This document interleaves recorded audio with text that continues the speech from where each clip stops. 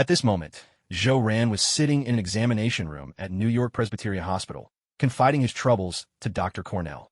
Dr. Cornell, lately I feel drained both physically and mentally. When I wake up, my whole body aches as if I've just survived a fierce battle. This state is seriously affecting my work, and I'm really anxious. Could you prescribe me something? You know, Stark Industries is going through massive layoffs right now, and I really don't want to be caught in the crossfire. He added, in New York, Stark Industries offers some of the best salaries and benefits. I absolutely can't afford to lose this job. As he spoke, he buried his head in his hands, his face full of distress, looking utterly dejected. Dr. Cornell opened his hands in a gentle, reassuring gesture. Jake Joe, there's nothing seriously wrong with your body. It's mainly the pressure from work that's weighing on you. It's rare to see someone as hardworking and disciplined as you. Since graduating from NYU, you've racked up countless honors. Stark Industries' youngest board director, one of New York's top 10 outstanding young people, a delegate to the World Peace Forum, vice president of the Global Environmental Protection Association, a city councilman. Each one is truly impressive. I honestly don't understand why you're so worried about being let go by Tony. He's told me more than once that even if Stark Industries could do without him, it could never do without you. Rand shook his head with a wry smile. Dr. Cornell, you can't take a capitalist's promises at face value. The moment you're no longer valuable to the company or make a single mistake, you're out the door. Haven't enough board members already been let go at Stark Industries? Dr. Cornell nodded in agreement. You're right. Most companies work that way.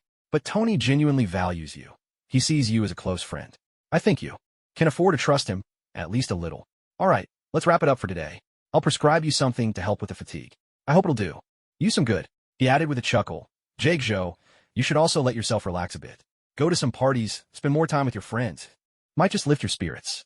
Tony told me you're already 28 and have never been in a relationship. That's pretty rare in America, you know. Rand took the prescription, stood up, and bowed deeply to Dr. Cornell.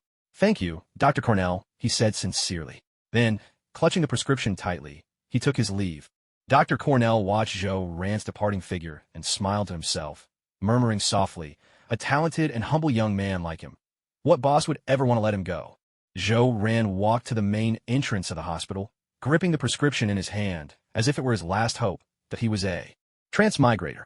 From the moment he first heard the name Stark Industries on campus, he realized that he had arrived in the world of Marvel. This was a place where the poor relied on mutations, while the wealthy depended on technology. Yet most who sought power through mutations usually perished in experiments, whereas those who leaned on technology possessed genius-level intellect. Rand graduated from NYU's business school, his major having nothing to do with technology, nor did he possess any system or special abilities to fall back on. As a result, he chose to join Stark Industries, hoping that through hard work he could become an indispensable member of the company. Rand understood that only by achieving something significant at Stark Industries and making himself someone Tony Stark depended on could he earn the protection of Iron Man. Now, Rand had become the company's newest board member. However, for those familiar with Marvel's story, Stark Industries was anything but safe. Tony had a scheming uncle, Obadiah, who had long been plotting in the shadows to seize control of the company. The era of superheroes was just around the corner, and Tony would soon be kidnapped. Once that happened, Rand's own situation would become extremely perilous. As a board member and Tony's friend, Rand would likely become Obadiah's target for exclusion and elimination, perhaps even being wiped out entirely. After all, if Obadiah dared to harm his own nephew, dealing with an outsider like Rand would be nothing at all. Therefore, with just a month before Tony's abduction, Rand resolved to push the smartphone project in his hands with renewed vigor. He knew that only by making this project a success, turning it into a major source of profit for the company, could he make Obadiah hesitate to make a move against him. After all, the smartphone was a product with revolutionary potential. At that moment, a black sedan pulled up in front of the hospital. The window rolled down slowly, revealing a woman with freckles, dressed in a black suit, her manner crisp and capable. It was Miss Potts. Smiling, she asked, "Hey, Jake, what did Dr. Cornell say?" Rand walked up to the car door and sighed softly. "It's you, Miss Potts. Dr. Cornell says I'm just under too much stress and suggests I relax with more pool parties. Honestly, I don't think that helps at all. By the way, what brings you here?" Potts replied with a gentle smile. "Tony asked me to pick you up. He's giving you the day off and wanted to take you out for a change of pace." Rand got in the car, his expression turning serious. "Why give me the day off? It's not even the weekend." "Potts, drive back to the company. This is a direct order from the board." Potts shrugged. her lips curling into a smile. Tony says the company's been doing well lately, so he's decided to give everyone a day off. Ran clenched his jaw, his tone tinged with frustration. What? How could Tony make such a decision? Is my smartphone project team on holiday as well? Pepper nodded and said, yes, everyone's on break. Jake, you really should take some time off. We work to live better lives, not to be shackled. By work, I've been at the company for 5 years, and you've never given yourself a single day off. Is there anywhere you'd like to go? Jake replied earnestly, yes, the place I want to go most is Stark Industries Tower. I want to dedicate my whole life to Stark. Could you call Tony for me? Tell him to cancel my team's holiday and have them work overtime today. I'll give them 5 times their usual bonus. Pepper frowned and tried to persuade him. Jake, your team hasn't had a break in half a year. Professor Ace, your lead engineer, hasn't been home in 6 months. Even though you treat him well, he's quietly submitted his resignation 3 times. They really need some rest. Jake took a deep breath, his voice brimming with anger. Those guys, their mortgages and car loans aren't paid off, and they spend every cent of their salaries each month. Yet all they think about is taking a holiday. They have no ambition at all, just a bunch of losers. Pepper hesitated and said, well, Jake, actually, I still haven't paid off my mortgage or my car loan either. After all, you're the only one in the company who bought a house and car outright. Jake shook his head and smiled. Pepper, you're different from them. You're the person Tony trusts most. He really relies on you. Sooner or later, the company will be yours. What? You're saying Tony likes me? That's impossible. Every time he goes on a date with a model, he makes me wait outside the door. If that's how he treats me, how could he possibly like me? Pepper found it hard to believe. Tony liking her was something she simply couldn't understand. Jake adjusted his glasses and smiled. Pepper, ever since you joined, the number of Tony's secretaries has dropped dramatically. When I first started, he had 18 secretaries, and he'd been involved with every single one of them. Now you're the only one left, and you're the only one he's never had any personal relationship with. That shows you're special to him. Pepper frowned, protesting indignantly. Don't think I don't know why those secretaries quit. They were worked to the bone by you during the day, then had to deal with Tony at night. With that kind of torment every day, who could stand it? Even so, I still think Tony likes you. Wait, Pepper, where are you driving? This isn't the way to the office. Jake looked ahead, puzzled. With a hint of a smile, Pepper replied, I'm taking you to see Tony. Didn't Dr. Cornell suggest you go to a pool party? I'm bringing you along. It's time you put an end to your boring single life. Bozy suddenly slammed down on the accelerator. With a swift turn of the steering wheel, the car glided in a graceful arc. A satisfied smile played at the corner of his lips. He was visibly pleased with himself. Bozy, stop the car. I don't want to go there. I want to go home. Ran shook his head anxiously, his voice edged with desperation. It's too late, Bozy replied with a teasing shrug, a hint of mischief in his tone. The doors are locked. You won't be able to escape. Long Island, New York, East Hampton. This was the most luxurious seaside villa district in all of New York. The starting price of each villa soared to $75 million. Beside the pool of Villa Number 1, a lavish party was in full swing.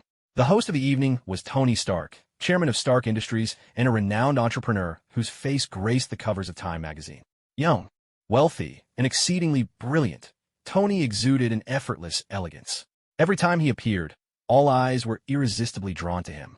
He was not only the embodiment of fortune, but also the very center of the social world. At this moment, Tony stood at the heart of the pool clad only in swim trunks, a glass of red wine raised in his hand as he surveyed the scene. Around him, beautiful women swam gracefully through the water, while well-dressed, animated guests mingled on the poolside. Tony called out loudly, Ladies and gentlemen, I've just received a call. At tonight's party, we'll be joined by a very special guest. Can anyone guess who it is? He paused, then waved with a smile. Oh, never mind the suspense. In just a moment, my dear friend, Jake Zhou, will be arriving. To all the beautiful ladies present, get ready to welcome him. He's truly an extraordinary man. He is the youngest board member in Stark Industries history, a current city councilman for New York, and one of the city's top 10 outstanding young leaders. He's passionate and sincere, as upright as a knight from the Middle Ages. He's composed and refined, with the nobility of an ancient Greek aristocrat. He's resolute and courageous, as strong as a Roman gladiator. It will be difficult to find a man more exceptional anywhere in the world. Even I, Tony Stark, have to admit I pale in comparison.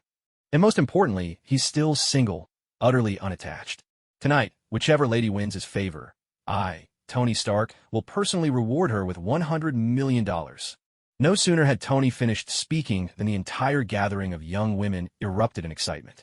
Their eyes sparkled with anticipation as they competed to showcase their charms. The boldest among them adjusted their swimsuits to appear even more alluring, while the more reserved discreetly loosened a button at their neckline. At that moment, a sleek, understated Rolls-Royce glided up to the entrance of Villa Number 1. Within the crowd, a sultry woman with wine-red hair, clad in a white swimsuit, caught sight of the car. She gently touched her ear and murmured in the softest whisper, "Director, the target has arrived. He's inside the car." Meanwhile, aboard the S.H.I.E.L.D. helicarrier hovering in the sky, Director Nick Fury's sharp gaze, cold and focused in his single remaining eye, gleamed with quiet intensity. In a low voice, he issued an order: "Get close to him. Keep your identity hidden and find out the truth. If those two people are truly the same person, that could be extremely dangerous. Natasha, get rid of the comms equipment. If it really is him, we're bound to be discovered." As soon as he finished speaking, Nick Fury picked up 2 photographs from the table and began to study them closely. S-Class wanted criminal, the Joker. Extremely dangerous, with a wild and combative personality. Obsessed with laughter, possessing a genius-level intellect, superpowers unknown. Has incredible regenerative abilities, feels no pain, is a master of all kinds of weaponry, skilled at manipulating his enemies' minds. Responsible for several brutal massacres. A killer without clear purpose or target. S-Class protected individual, Jake Zhou. The most influential young man in America, World Ambassador for Charity and Peace, Vice President of the Global Ecological Protection Association, Board Member of Stark Industries. New York City Councilman, Vice President of the American Financial Association, Honorary Professor at NYU. Founder of the Smartphone Initiative, widely regarded as a figure with profound influence on the future. These 2 photographs, one representing extreme evil, the other symbolizing kindness and hope. Viewed separately, they seem to have nothing to do with each other, but when placed side by side, Nick Fury noticed the striking similarity in their eyes. He lit his pipe, drawing in a deep breath before murmuring to himself, "Let's hope this is just a coincidence. If they really are the same person, we're in serious trouble.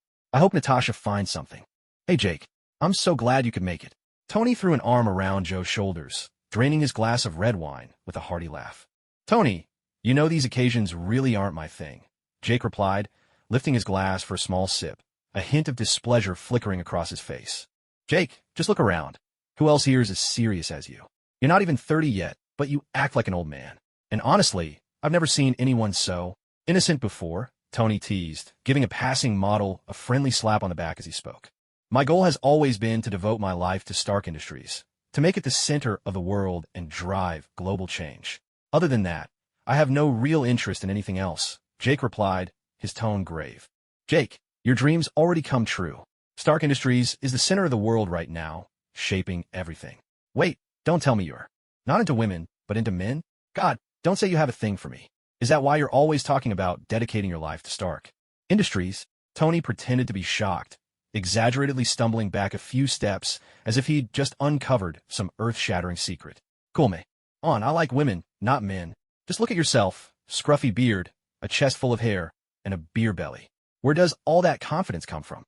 Zhou Ran could only sigh helplessly, clutching his glass. A fine crack appeared on the side of the cup. "That's a relief. I couldn't handle having a guy as strong as you pinning me down." "Well, since you like women, this place is packed with beautiful ladies. Why aren't you making a move? All you need is a bit of courage. Just beckon them over, and with your stamina, taking home 7 or 8 would be a piece of cake." Tony's words carried a teasing smile. Just then, a stunning woman with burgundy hair and a white swimsuit walked over. Wearing a confident smile, she greeted Zhou Ran. "Hello, are you Jake Zhou?"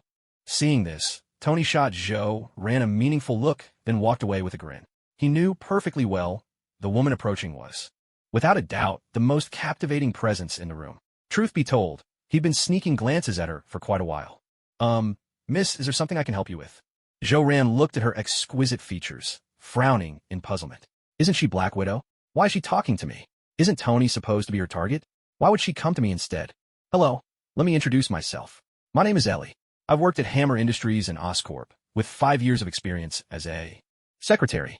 I can handle any task with efficiency. Could you give me a chance?" Natasha smiled politely, unbuttoning one button at her chest. "Miss Ellie, I really don't need a secretary. Honestly, a secretary would only get in my way. No matter how complicated things get, I can handle them all on my own." Zhou Ran's gaze lingered on Natasha's chest for 3 seconds. He swallowed hard, then shook his head resolutely and refused her on the spot. Mr. Jake, are you sure there's nothing you can't handle? For example, Natasha stepped closer, reached out, and slowly tugged down on Zhou Ran's tie. Then, lifting her head, she playfully ran the tip of her tongue across her lips and spoke with a mischievous lilt. Oh, Miss Ellie, what exactly are you doing? This is only making me less likely to consider you. Zhou Ran slapped Natasha's hand away and stepped back, putting some distance between them, his expression turning serious. Although Natasha's actions had been incredibly seductive, her eyes and the softness of her voice stirring something inside him, he stuck to his decision and turned her down. Getting involved with this woman could only lead to trouble.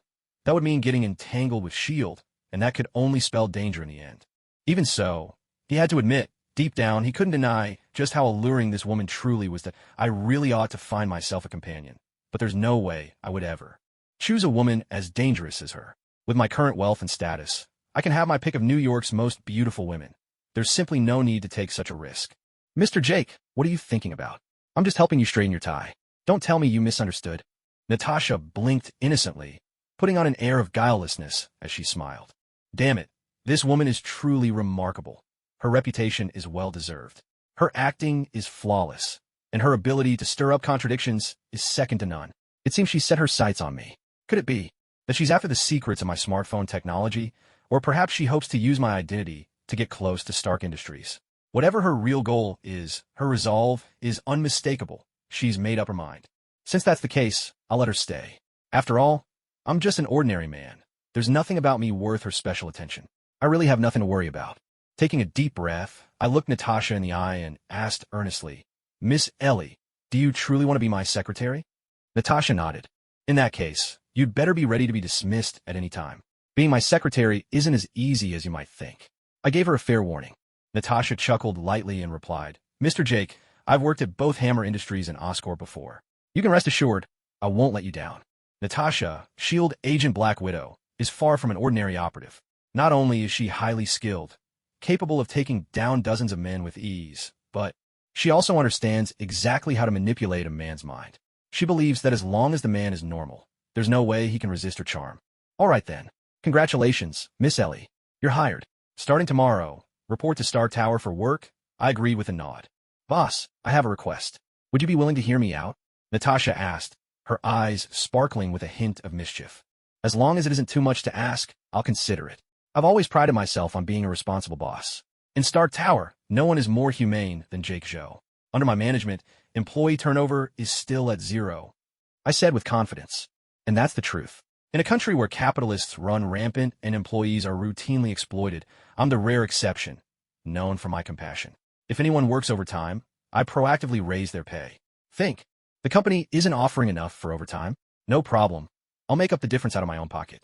Double, triple, even 10 times the overtime pay. As long as you can prove your worth, I'm willing to oblige. Boss, may I stay at your place for a while? I'll move out as soon as I find somewhere suitable. I'm very obedient and capable. I can help you with laundry, tidy up your room, and even, well, if you need it, I could consider doing more. Natasha gently took Zhou Ran's hand, her bright eyes blinking up at him like an affectionate kitten, her voice tinged with a plea. Stark Industries will arrange an employee apartment for you. 5 years ago, they took my advice and built a dedicated staff building, she explained. That building is fully equipped. There's a gym, a swimming pool, a library, a salon, a shopping center, and a supermarket. You'll find everything you need for your daily life, she added. But Zhou Ran simply shook his head, refusing her without a moment's hesitation. He had already made his biggest concession, agreeing to let Black Widow Natasha become his assistant. But sharing a home with her? No matter how strong-willed a man might be, it would be impossible to remain unmoved. After all, Natasha was the famed beauty of the Marvel Universe, second to none. Besides, who could truly guess what S.H.I.E.L.D. was planning? These agents were all masters of subtlety and intrigue, each more cunning than the last. Allowing one into his home was simply too great a risk. Natasha frowned, realizing things were getting complicated. She had thought her offer was more than tempting, but she hadn't expected Zhou Ran to turn her down so decisively.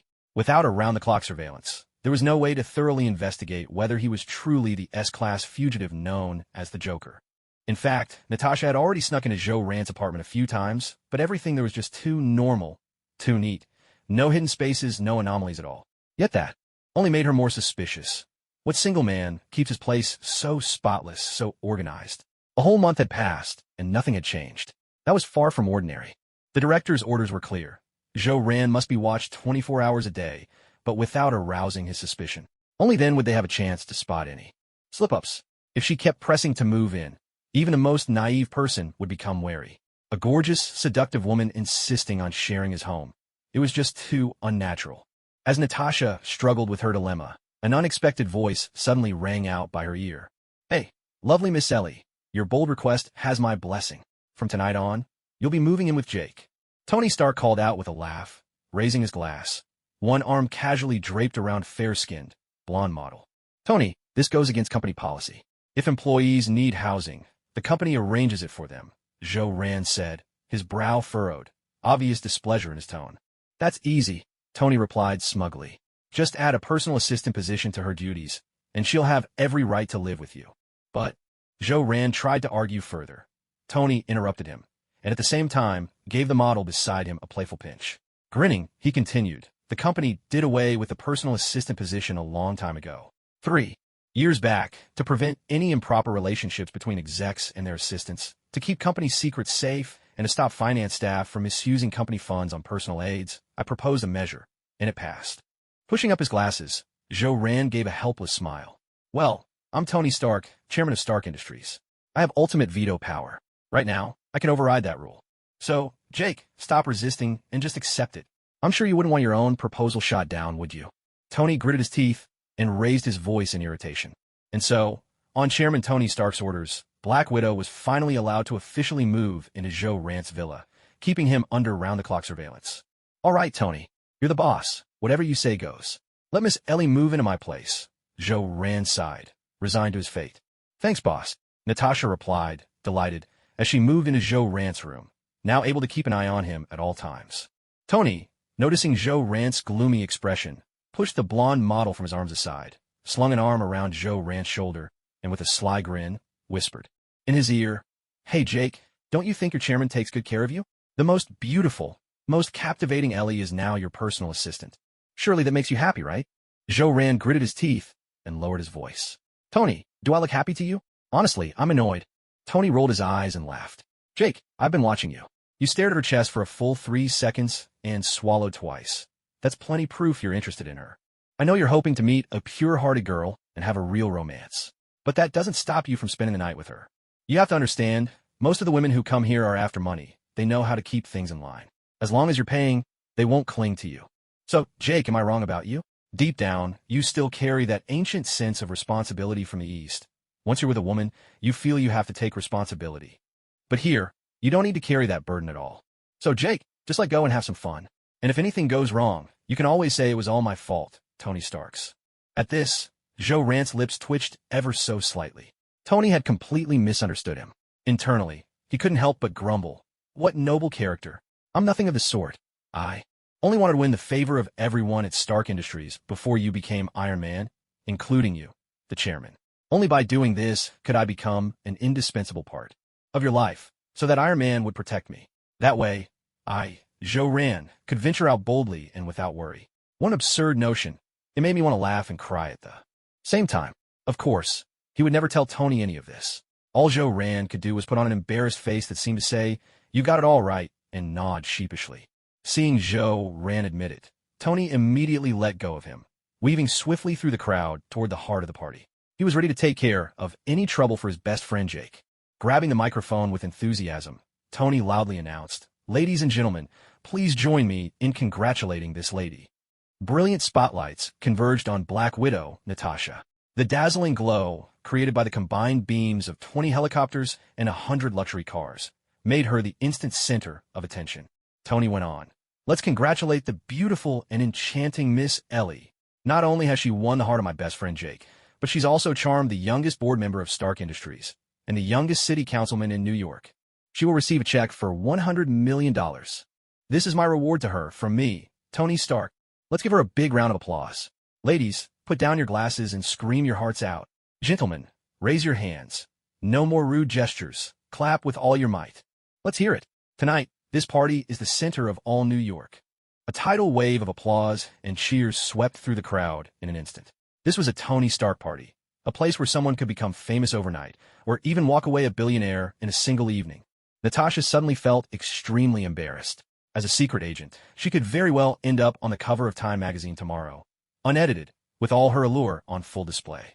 But at the end of the day, she was still a spy, and her identity could never be exposed. If the director found out, he'd definitely dock her pay. Wait, her pay? Hadn't she just been awarded $100 million? With that kind of money, even if she were exposed, the director probably wouldn't be that upset, would he? Zhou-Ran also felt mortified, instinctively covering his face with his hand. Good heavens, did Tony just say all that out loud? Wasn't that way over the top and a bit too flamboyant? To think that simply winning his own heart was enough to earn a $100 million reward. This was classic Tony Stark, rich and utterly extravagant. Zhou-Ran had toiled for 10 years, barely taking a single day off, and only then managed to save up $1 billion. As the atmosphere in the room grew ever more feverish and seemed on the verge of spiraling out of control, Zhou-Ran hurriedly grabbed Natasha's hand and whisked her away from the party. Watching the pair walk away, Tony shrugged off his suit jacket with a flourish and burst into laughter. Tonight's leading man, Jake, can't wait to get some exercise with his leading lady, Ellie. So, ladies and gentlemen, let's officially kick off our own party, he announced, his eyes twinkling with mischief. Find the one who catches your eye. As for me, my favorites are you, and you. Would you lovely ladies like to spend this beautiful night with me, Tony? With a playful grin, Tony beckoned to the golden-haired beauties lounging in the pool. The three girls he singled out let out shrieks of disbelief. As if jolted by a surge of electricity. Overwhelmed, they collapsed back into the water, their faces flushed with a mix of shyness and excitement. Standing off to the side, Potts watched the scene unfold. She couldn't help but shake her head and sigh, clenching her fists tightly. Under her breath, she murmured, "So Jake really was lying to me. Tony's behavior is nothing like someone in love. Potts, what are you hoping for? How could Tony possibly have feelings for you?" She shook her head again, trying to steady her nerves. "Pepper, your job tonight is to guard my door. No one gets through, absolutely no one. Not even if the president shows up. Whatever happens, it can wait until tomorrow afternoon." Tony's voice rang out clearly to Potts' ears. "Tonight, nothing and no one will interrupt my fun with these ladies." "Understood, boss," Potts replied, her expression unreadable. Out on the streets of New York, a discreet Rolls-Royce sped through the night. Zhou-Ran gripped the steering wheel, flooring the accelerator as the car took corner after corner at a cool 200 kilometers per hour, a testament to his expert driving skills. From the corner of his eye, he glanced at the Black Widow in the passenger seat, her cheeks tinged with a faint blush. With a hint of a smile, he said, "Tomorrow, we might find ourselves on the cover of Time magazine together. Will your family mind? Gold digging is all the rage these days, but I doubt most parents would want their daughter branded with that label. You know as well as I do, just stepping into my home, even if nothing happens between us, the outside world will believe there's something improper. That's why I don't understand your choice." Natasha ran her fingers through her hair, turning to Zhou-Ran with a bright laugh. "Boss, you don't need to worry. I'm an orphan, no parents to consider. And besides, to be with America's most outstanding young man, the youngest director in Stark Industries history, and a gentleman who's reached 28 without a single romantic scandal. There's no other man like that in all of America. Even if I had parents, if they found out, they'd only feel proud of me and loudly praise me for making the wisest choice." Hearing Natasha's words, Zhou-Ran found himself at a loss for a reply. In this money-driven society, that was the reality wealth often equated to allure. Such allure could only be described as the power of money. Zhou-Ran let out a sigh, then slammed his foot down on the gas pedal. The car surged forward with a powerful acceleration, heading toward his home in Queens, New York. This was the place where the future Spider-Man would often be seen, and it was also one of the safest neighborhoods in the entire city. After all, even Spider-Man's strength was only on par with 20 Black Widows, not a bit more. Numbers 28, 29, and 30 on Ingram Street in Queens were Zhou-Ran's home. He owned a sprawling mansion that stretched across 3 house numbers. Zhou-Ran led Natasha into his luxurious estate. Adjusting his gold-rimmed glasses and smiling, he said, "Miss Ellie, the rooms here come in all sorts of styles and types. Feel free to choose whichever you like and settle in wherever you wish. As long as you're not sharing a room or a bed with me, the rest is up to you." Natasha blinked at him, her tone tinged with a touch of helplessness. "But boss, this house is so big. It's my first time here, and staying all alone, it feels a little scary." "If you're really that scared, then just take the room next door to mine. That's the furthest I'll compromise. Don't go pushing your luck." Zhou-Ran frowned, his face stern, with a hint of irritation in his voice. Understood, my dear boss. Natasha nodded, then stuck out her tongue playfully like a young girl, her eyes twinkling, her tone sweet and soft. Ellie, hurry up and change your clothes. Who wears a swimsuit around the house? Joe Rant's gaze lingered on Natasha's chest for a few seconds, and at last he couldn't help but burst out. He felt his self-control was slipping. Natasha, dressed in a white swimsuit, was simply too alluring. If this continued, he feared he might lose his reason. All right, boss, but I need to take a shower first. Natasha smiled, reaching out to gently touch Joe Rant's firm chest. She shot him a flirtatious look, then turned and walked away. No one can resist my charm. Natasha thought to herself as she entered the bathroom. She turned on the faucet, letting the sound of rushing water fill the room, then quietly listened for any movement outside the door. 3 minutes later, she took a deep breath, unfastened a button at her chest, and pressed a hidden switch, tapping out Morse code with her slender fingers. It was a miniature communicator, its signal connecting directly to the S.H.I.E.L.D. helicarrier hovering high above the city. S.H.I.E.L.D. Nick Fury was resting with his eyes closed when, suddenly, he snapped his single eye open, listening intently to the Morse code message from his top agent, Black Widow. Director, I request that, starting tonight, there be heavy rain every night in Queens for a month, accompanied by intense thunder. Staring at this baffling message, Nick Fury was momentarily stunned. His soul brimmed with confusion. What on earth was Black Widow up to? And she wanted a downpour every night for an entire month. Do you have any idea how much something like that would cost? Nick Fury muttered, the corner of his mouth twitching.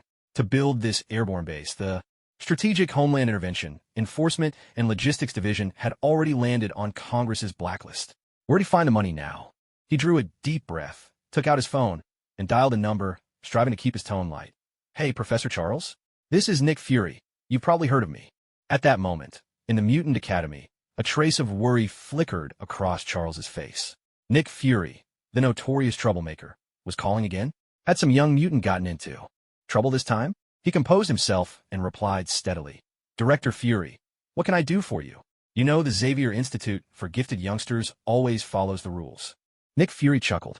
Of course, Professor Charles. I've always found you to be most agreeable. This time, I actually have good news to share. Charles's voice trembled slightly. Is it about that matter? The Mutant Protection Act?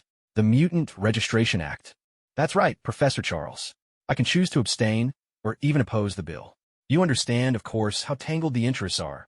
After all, ordinary people still make up the majority in this world. However, Director, if you have conditions, please state them plainly, Charles responded with a smile.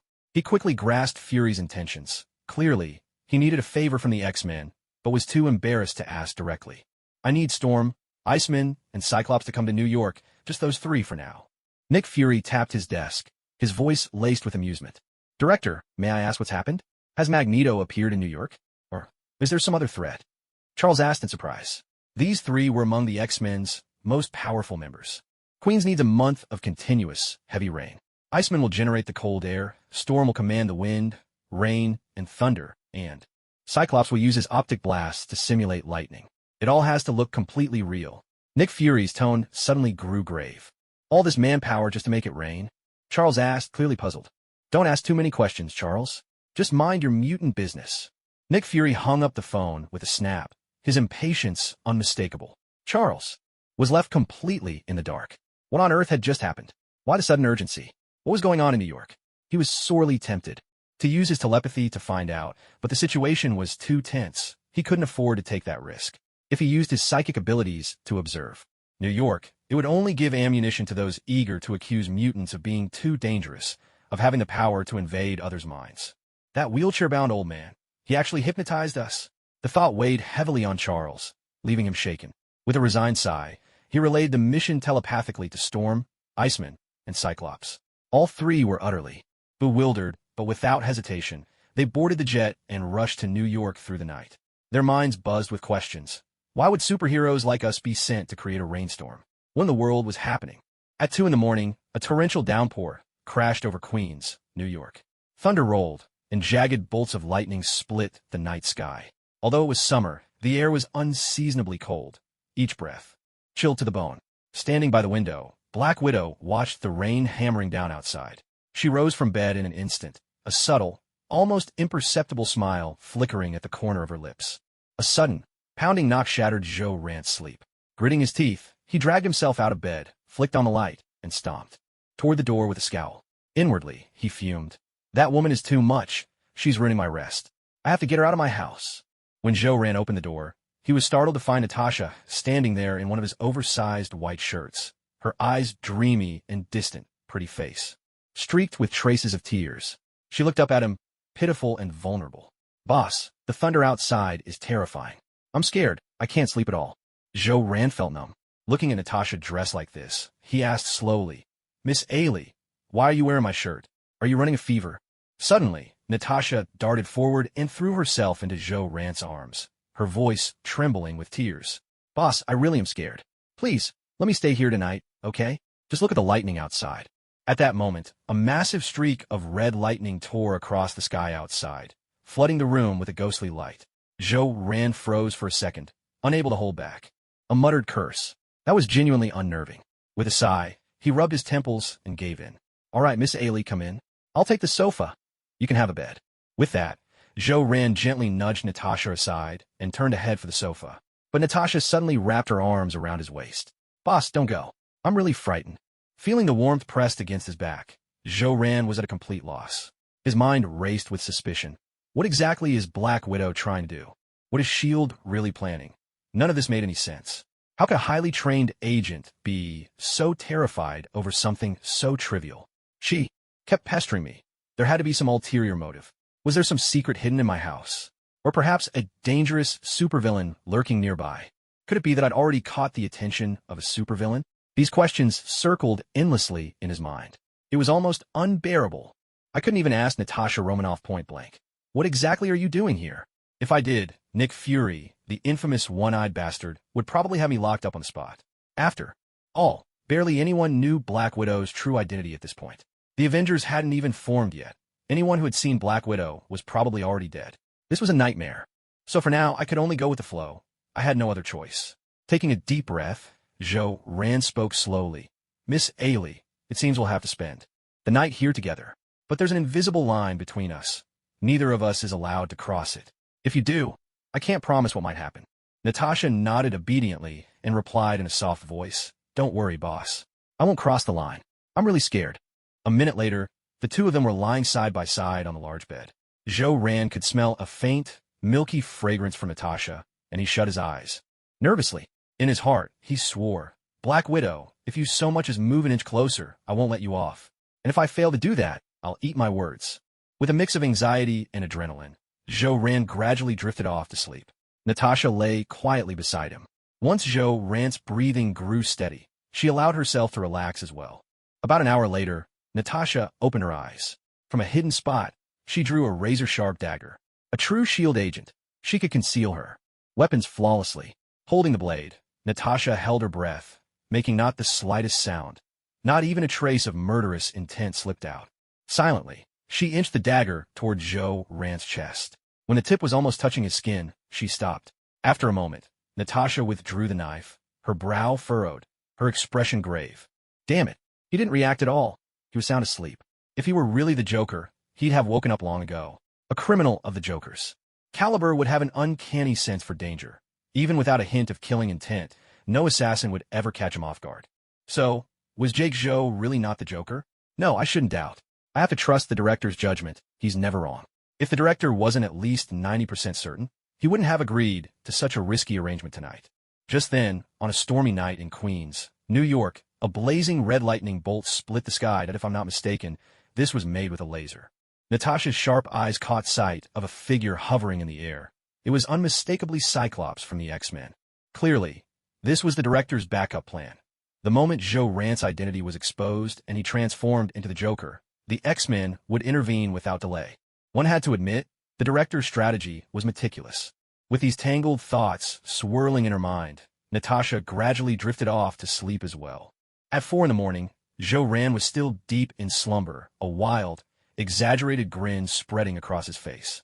In the depths of his soul, everything was shrouded in darkness, not a single glimmer of light to be found. Suddenly, a piercing, maniacal laughter erupted from the darkness. Ah ha ha ha ha.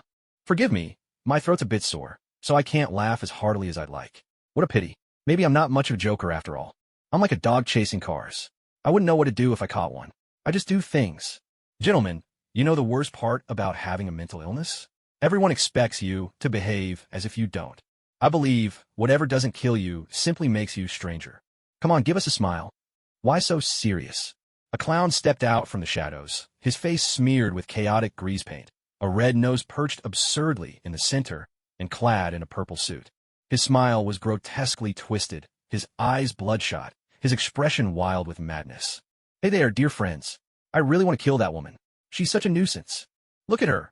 She's been here so many times, never finding anything, yet she keeps hanging around in our bed. She plays innocent, but she's the kind of woman who's available to anyone. She reminds me of my wife, you know, the one who betrayed me. She gave me a fine pair of horns, green, of all colors. But green's my favorite, just like the paint on my face. To thank her for her gift, I dressed up as a clown to make her laugh. After all, who can resist smiling at a circus clown?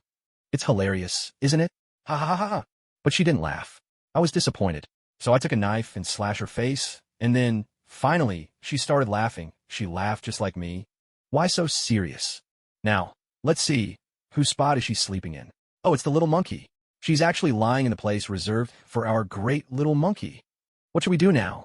When the little monkey wakes up, he'll be absolutely furious. A doctor in a white coat, wearing glasses, smiled and chimed in. Well then, Mr. Joker, shall we sample her? What do you think of that idea? Joker responded with a grin. Once, a census taker tried to test me. I ate his liver with some fava beans and a fine glass of red wine. His gaze drifted to the newcomer, and he spoke with a mischievous tone. She does look quite tempting, like a small lamb, sleeping quietly and unsuspecting. At that moment, a pale, thin middle-aged man adjusted his glasses and let out a soft, mocking laugh. All you can do is dream about it here, and that is exactly why you'll never leave this place. Joker exclaimed in an exaggerated voice. Oh, look at that. The patients are mocking each other. Ah, I almost forgot. I'm a patient myself. No sooner had his words faded than a deep, powerful voice echoed through the room. Joker, you went too far last time. The agents have already traced you here. Don't even think about sneaking out again this month. Joker threw his head back and laughed, his tone suddenly turning serious. Ha ha ha. No, this is an era of chaos. It's my time to shine. So if they found me, I couldn't care less. The deep voice roared in anger. You're insane. Do you want to end up as Jake's next meal? Joker rolled his eyes and burst out laughing. I am Jake. You are Jake. We are all Jake. In the end, we'll all become one with Jake. That's where we truly belong. With a furious roar, a figure clad in a tight battle suit and draped in a crimson cape suddenly appeared, seizing Joker by the throat. That grip was like a steel vice, tightening as if it would snap his neck in two. Joker gasped for air, his face turning red, and taunted between labored breaths. Ha ha, you hypocrite. Darkness fills your heart, yet you insist on playing the hero. How fake you are. Oh, is this what death feels like? It's exquisite. At last, I can throw my arms around my Jake, press my lips to his cheek. He is my god, my light. Too bad, you can't kill me. Ha ha ha, he murmured in English. I believe whatever doesn't kill you simply makes you stranger. Upon hearing this, the figure loosened his grip, swept his gaze over the crowd, and slowly said, Joker, Dr. S.H.I.E.L.D, we are not each other's enemies. You must understand, each of us is flawed. We are all incomplete beings, shaped by the cruel hand of fate. We all suffer from grave afflictions. It's truly pathetic that we can only keep our minds clear at night. We must act quickly to eliminate those who walk freely in the daylight. Otherwise, sooner or later, it will be us who perish. After all, our very existence is far too dangerous for this society. Jake will surely kill us. Well, there's nothing we can do. Our sickness runs the deepest, after all. The Joker blinked, then broke into a manic laugh.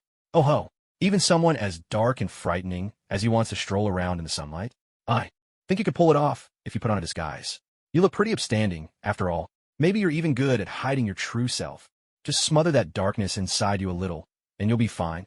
Hearing this, the figure frowned slightly and asked, with an air of elegance, Mr. Joker, do you have any clever ideas? The Joker snapped his fingers, and a beam of light illuminated a stone in the corner of the room. Like a fervent believer, his face lit up with excitement as he stepped forward, knelt before the stone, kissed it, and burst into wild laughter. Ha ha ha! Look, this is how we'll walk under the sun. The figure in the skin-tight suit frowned, thought for a moment, and asked curiously, What is this? Why is there a stone here? The Joker clapped his hands, roaring with laughter. Oh, you're blind as a bat. This isn't just any stone. It stands for chaos. It's a miracle, a wonder. It's a little monkey. The figure in the skin-tight suit looked puzzled. Monkey? What's that? I've slaughtered countless worlds, defeated the strongest of foes, but I've never seen a monkey worth fearing. The Joker gave a helpless chuckle. Ha ha ha. It's a mythical monkey. Not a mere creature, but the embodiment of an idea, something immeasurably powerful. S.H.I.E.L.D, you must have heard of it. The middle-aged man called S.H.I.E.L.D adjusted his glasses, pressed his hands together with an aura of compassion, and his scarlet eyes gleamed as he spoke. He is the monkey, a demon, a man-eating monster, but also a hero, one who shatters fate and dares to rebel. He possesses boundless compassion and is the great Buddha himself. It harbors both good and evil, doing as it pleases. I believe I can find the answers I seek within it. Perhaps I will discover the meaning of life. Even if my hands are stained with blood, can I still become a Buddha? Manhwarerecap. The doctor's eyes widened at these words, and he let out a strange laugh. It seems I found a kindred spirit. I never imagined there'd be another brother who eats people like me. I've always felt like a god, with humans as my prey. So it's true after all. Such a grand existence, and yet it too devours life. Oh, but we aren't eating ordinary humans. We feed on the silent, voiceless lambs. And in this world, there aren't just ordinary lambs. There are mutated lambs, and even alien lambs. Wait, is this brother still gestating? Can I eat him? I'm starving. Ever since I was born, I've never truly eaten. The doctor's words still hung in the air when the clown let out a broad, manic laugh and sighed. Buddy, you'd better not leave. If you really step out of here, the chaos outside will be unimaginable.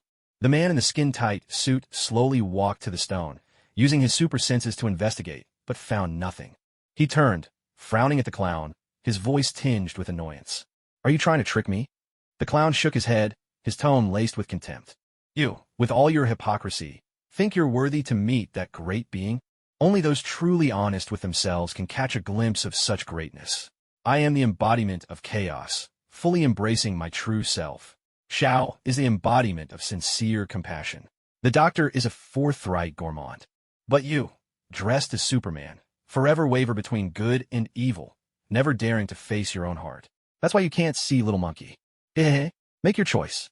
Will you walk toward the light, embrace the darkness, or join me in chaos? The man in the skin-tight suit smiled faintly and replied, Of course I choose darkness. Darkness is my true self. This suit is nothing more than a tool for ruling this world. I came here to rule the earth. But, Joker, how am I supposed to go out during the day? The clown burst into wild laughter and replied, Of course you must seize the moment when Jake is at his weakest, when he's most desperate for strength. Then let him choose to let you, Superman, take over his body. Remember, from now on, you are Superman. You must understand, before the monkey attains Buddhahood, he loves nothing more than causing mischief. He's a restless spirit, and he'll help you. But you must be careful. Once daylight arrives, you must hide yourself well. Those creatures may appear to be in a deep slumber, but they are truly terrifying. With those words, the clown reached out and gave a gentle push. The figure in the skin-tight suit vanished without a trace. He turned back to the two remaining companions at his side, smiling as he asked, What about you two? What are your plans? Do you want to escape? Or will you, like me, embrace Jake? Or perhaps, like that imposter pretending to be Superman, will you plunge into the darkness and in the end, kill Jake? The doctor shook his head and replied, Clown, you know perfectly well, I am but a gourmand. Perhaps, once I have savored a fine meal, I will simply leave. My choice carries no special meaning. The bespectacled middle-aged man brought his hands together in a gentle gesture and spoke slowly. I will only protect Zhou Ran's kindness, guarding him from falling into darkness. As for the outcome, it no longer matters to me. In a low voice, he recited, Namo Amitba. Suddenly, the clown pulled out a bottle of red wine and chuckled softly. Gentlemen, care to share a drink with me? The next day at noon, Zhou Ran woke with a jolt from his sleep. He had just suffered through a harrowing nightmare. In the dream, he had become the vice chairman of Stark Industries, an indispensable assistant to Tony Stark himself. With this new position, he also became someone Iron Man was determined to protect. Zhou Ran had started to enjoy the comforts of a wealthy life. During one holiday, he and Tony attended a pool party together. After diving in, he was swimming when, all of a sudden, a cold tentacle wrapped around his neck, choking off his breath. A fierce sense of suffocation overwhelmed him, as if he were about to die. Then he woke from the nightmare. Upon waking, Zhou Ran discovered that two slender, pale arms were wrapped tightly around his neck. He froze. When had a woman ended up in his bed? A few moments passed before he regained his senses and finally realized what was happening. Wait, this was no ordinary woman. This was S.H.I.E.L.D's own Black Widow, Natasha. Zhou-Ran tried to push Natasha away, desperate to free himself from her embrace, but he was no match for her strength. After all, Natasha was a superhero capable of taking on dozens of men in hand-to-hand combat. Her physique was leagues above that of ordinary people. Sensing someone trying to escape from her embrace, Natasha only hugged him tighter in her sleep. Pressed beneath her strength, Zhou-Ran struggled to catch his breath. Resigned, he took a deep breath, reached out with his free right hand, and without hesitation pinched Natasha's cheek, hoping to make her let go. At this point, nothing could stop him from going to work at Stark Industries. Not even the Black Widow herself. Damn that Black Widow. How dare she mess with my sleep? My 10-year streak of perfect attendance is about to be broken. Right here, right now. He looked out at the dazzling sunlight pouring through the window, his heart filled with frustration. This would be the first time in my life I've ever been late. Natasha let out a pained groan as she slowly woke up, her eyes bleary as she blinked them open. When she caught sight of the man lying next to her, she froze in surprise. A flurry of questions raced through her mind. Who am I? Where am I? Who is he? Then, the memories came rushing back. She was Natasha, the Black Widow, a senior agent of S.H.I.E.L.D., currently operating under the alias Miss Ellie. Last night, she had feigned fear to get close to her target, this so-called boss, and ended up in his bed. It was all part of her mission to uncover his true identity. On the surface, he seemed like an innocent young man with no interest in the opposite sex. But in reality, he was very likely the infamous S-class criminal known as the Joker. I tried to probe him last night, but he showed none of the Joker's traits. Damn it, what am I supposed to do now? I actually hugged my target in my sleep. That's completely unprofessional. For a female agent, how could I let my guard down so much? I even treated this place like my own home. This makes no sense. Did he hypnotize me somehow? Could he really be the Joker? Zhou-Ran glanced at the Black Widow, still clinging tightly to him, even though she was clearly awake and couldn't help but frown. No wonder I had that weird dream last night. Something felt like it was strangling my neck. So it was Natasha's hands at fault. Zhou-Ran gritted his teeth and said angrily, Miss Ellie, could you please let go? You're too strong. You're hurting my neck. Look outside. The sun's already high in the sky. It's noon. This is the first time in my life I'm going to be late. I'm going to fire you. You're a terrible assistant. Couldn't even remember to set the alarm clock. Having said his piece, Zhou-Ran felt secretly pleased with himself. Clever as always. Now I'll have a good excuse to get rid of the Black Widow. But before he could relax, Natasha suddenly rolled over and straddled Zhou-Ran, leaning down until her face was just inches from his. She gazed intently into his eyes, licking her lips with a playful smile. Boss, this is how I wake you up. I think you could really use a good morning kiss. Ellie knows how to make you very happy. Zhou-Ran, startled, immediately raised a hand to shield his face, flustered and desperate. Miss Ellie, that's really not necessary. Please just get up. Natasha pretended not to hear, her laughter low and seductive. Don't resist, boss. Or do you not find Ellie attractive? Or maybe you just don't like me at all. Now Zhou-Ran was truly panicking. Is this woman actually serious? What's gotten into her? Did she suddenly fall ill? This is terrifying. I really don't want to get tangled up with her. He took a deep breath, lowered his hands, and looked seriously into Natasha's eyes, asking earnestly, What exactly do you want in order to stop what you were doing just now? Natasha blinked, her voice tinged with a hint of tears as she replied, As long as boss doesn't fire Ellie, that's enough. Ellie really needs this job. And, boss, could you please not look at Ellie with such a fierce expression? Ellie gets really scared. Zhou-Ran glared at her coldly and ordered, Get off me. I need to take a cold shower and head to the office. You should get yourself together, too. Natasha stood up, her long legs swaying as she walked past Zhou-Ran. With a teasing smile, she blinked and said, Boss, are you sure you won't reconsider? Ellie can satisfy any of your requests. Zhou-Ran simply snorted and strode straight into the bathroom.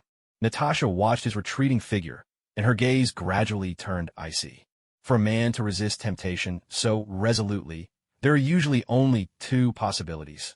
First, he might be extremely susceptible to temptation, so he's forced to resist it with all his willpower. He knows he can't withstand desire, so he suppresses it with sheer determination. Such a man is dangerous, because he can let reason overpower instinct. The second possibility, he's been hurt by a woman before, perhaps abandoned or betrayed. But that can almost be ruled out. According to the available information, Zhou-Ran has never had any romantic experiences, not even an online relationship. His only female acquaintance is Potts, with whom he's only collaborated at work. So, is he really the Joker? Even if he isn't, there must be something he's hiding. Only those with secrets go out of their way to keep others at a distance. He's afraid his secret will be discovered. In just a few minutes, countless thoughts flashed through Natasha's mind. Though she couldn't yet confirm Zhou Ran was the Joker, she was certain this man was concealing something. And something must have happened last night. As an agent, she had never slept so soundly, so peacefully, so sweetly. Ever since leaving the Red Room, she hadn't been able to let her guard down like this in an unfamiliar place. As a rigorously trained operative, Natasha was always alert, never allowing herself to relax around outsiders. Could it be that Zhou Ran truly had the ability to make others lower their defenses? If he did possess such a skill, even if he wasn't the Joker, he was worth observing for at least another month. Stark Tower, the tallest building in New York, soared into the clouds, standing about 1,138 feet high. It was a landmark of the city and a dream workplace for countless people. Here, not only are the salaries generous and the benefits lavish, but the company also offers thoughtful care for every employee. Whether it's free coffee and snacks, or the sudden craving for pizza, the company can have it delivered to you within half an hour. The only downside is the immense pressure. Everyone feels completely exhausted. But all this hard work is worth it because you can truly see your paycheck growing steadily. Overtime pay is settled in cash. For every hour you work overtime, you receive an equivalent cash bonus. According to the company veterans, there is said to be a massive vault beneath the third basement level of Stark Tower, overflowing with billions of dollars in cash. This was an idea proposed 5 years ago by Jake Zhou, the company's newly promoted board member. He wanted every employee to witness firsthand the formidable strength of Stark Industries and genuinely feel the vast resources at their disposal. Recently, Jake Zhou has been preparing a new initiative called the Dream Fulfillment Project. Based on each employee's dreams and abilities, the company will tailor a contract for them to devote years of selfless service to Stark Industries. In return, the company promises to help them realize their deepest desires. At present, 3 janitors have already volunteered to join the program. Their wishes are to purchase a home and a car outright, and even spend an evening with a Hollywood star. In exchange, they agreed to clean Stark Tower for a full 120 years. The 3 janitors accepted the terms without hesitation. One of them, named Smith, said, "To own a car and a house of my own, that's something I could hardly imagine. And if I really have the chance to be with a Hollywood celebrity and build a family, it all feels like a dream come true." He added, "With a house and a car, I know I can have a happy family. I'm grateful to Stark Industries for giving me a brand new life opportunity. They truly care about their employees. This is what the American dream is all about. I will work hard and complete my 120 years of cleaning. Even if I can't manage it, my children and grandchildren will honor my commitment." The Smith family will serve Stark Industries for generations to come, keeping this place spotless and bright. Working at Stark Tower, you might not know Tony's uncle, Obadiah, but you've surely heard of Tony's right-hand man and close friend, Jake Zhou. Since he joined the company, the atmosphere here has changed dramatically. Now, everyone except Chairman Tony Stark himself is expected to give their absolute best every single day. Even Mr. Obadiah, the chairman's uncle, and the company's second-largest shareholder, was required to work at least 6 hours a day. This alone spoke volumes about the fierce competition within the company. However, today was an exceptionally unusual day for the employees of Stark Tower, because the devil, Jake Zhou, had not shown up. Shock and disbelief were written all over everyone's faces. Happy, the chairman's driver and bodyguard. Let's slip the inside story. Last night, Jake had left by the poolside, accompanied by an extraordinarily captivating woman. The news spread like wildfire throughout the company, setting off a wave of hushed whispers. Some joked that they could finally relax a little, thanks to that mysterious lady. She was like an angel, having managed to tame the man everyone saw as a devil. Let's hope she's a fierce warrior who can keep Jake in bed every morning. That way, we'll get to enjoy a peaceful, stress-free start to our days, remarked Neil, a programmer whose hair was already thinning despite being only 23 as he tapped away at his keyboard. There was even a glint of tears in his eyes, mourning the loss of his once thick blonde locks. Yet Zhou Ran was a man of iron self-discipline. He would never allow himself to be late for long. By noon, he arrived at Stark Tower with Natasha, known to most as the Black Widow, by his side. From home to the company, he ran 9 red lights and completed the trip in just half an hour. Under normal traffic laws, the same route would have taken at least an hour and 8 minutes. It was the first time Zhou Ran had ever dared to break so many traffic rules, and the first time he truly exercised the special privileges of a New York City Council member. Along the way, not A single traffic officer stopped his car when they saw his plates. In fact, a slightly overweight middle-aged police officer even took the initiative to drive ahead of him, clearing the way. In that moment, S.H.I.E.L.D tasted for the first time the convenience that came with being a councilman. In the past, he'd always found the mayor's meetings tedious and a waste of time, but now he began to wonder whether he should start putting forward some meaningful proposals himself. As he pondered this, he walked into the company, surveying the employees with a stern expression. The echo of his footsteps made the entire staff at Stark Tower snap to attention, working with renewed focus. Outwardly, they appeared fully absorbed in their tasks, but in truth, most couldn't resist sneaking glances at the woman following close behind Jake. Curiosity was palpable. Men and women alike wondered what kind of woman could possibly win over such a cold and unyielding chairman. Who could stir the heart of the famously disciplined Jake? And who could, in a single night, earn a reward of $100 million? When the employees finally got a clear look at her face, they couldn't help but let out a heartfelt sigh of admiration. Only a woman with such a flawless figure could hope to conquer that man who was like a devil. She possessed a freshness and purity in her demeanor, yet exuded undeniable sensual allure as well. Those bright, captivating eyes made it nearly impossible to look away. Though she appeared to be just in her early 20s, there was a unique beauty about her that seemed tempered and refined by the passage of time. Her charm even surpassed that of Hollywood celebrities, making her truly worthy of that $100 million reward. Meanwhile, Natasha was quietly observing how the company's employees reacted to S.H.I.E.L.D. She had always been attentive to details, and the more she watched, the more intrigued she became. The expressions on the employees' faces were a blend of awe and admiration, a fascinating mix that piqued Natasha's interest. A subtle smile played at the corners of the Black Widow's lips, blooming like a beguiling rose. Fear and veneration. Weren't these the very first lessons taught to agents in the Red Room? Whether or not he was a clown, he was certainly no ordinary man. Ordinary people could never master the art of manipulating others' emotions. These seemingly unusual employees all showed potential to become agents themselves. This man was anything but simple. S.H.I.E.L.D, however, was completely unaware that the Black Widow had already branded him in this way. In truth, he was merely focused on enhancing his employees' performance and efficiency, sparking their enthusiasm and ensuring that everyone dedicated themselves wholeheartedly to Stark Industries. Like a king surveying his domain, S.H.I.E.L.D carefully observed how his employees worked. On the whole, he was quite satisfied, even though not everyone worked with unbridled passion or joy. The quality and completion of their tasks remained outstanding, far surpassing the results at Oscorp and Hammer Industries. This time, during Stark Industries' massive layoffs, Jake S.H.I.E.L.D, will definitely not be one of those cut, he vowed to himself. Leading the Black Widow into his office, S.H.I.E.L.D settled into the boss's chair and began carefully reviewing the documents on his desk.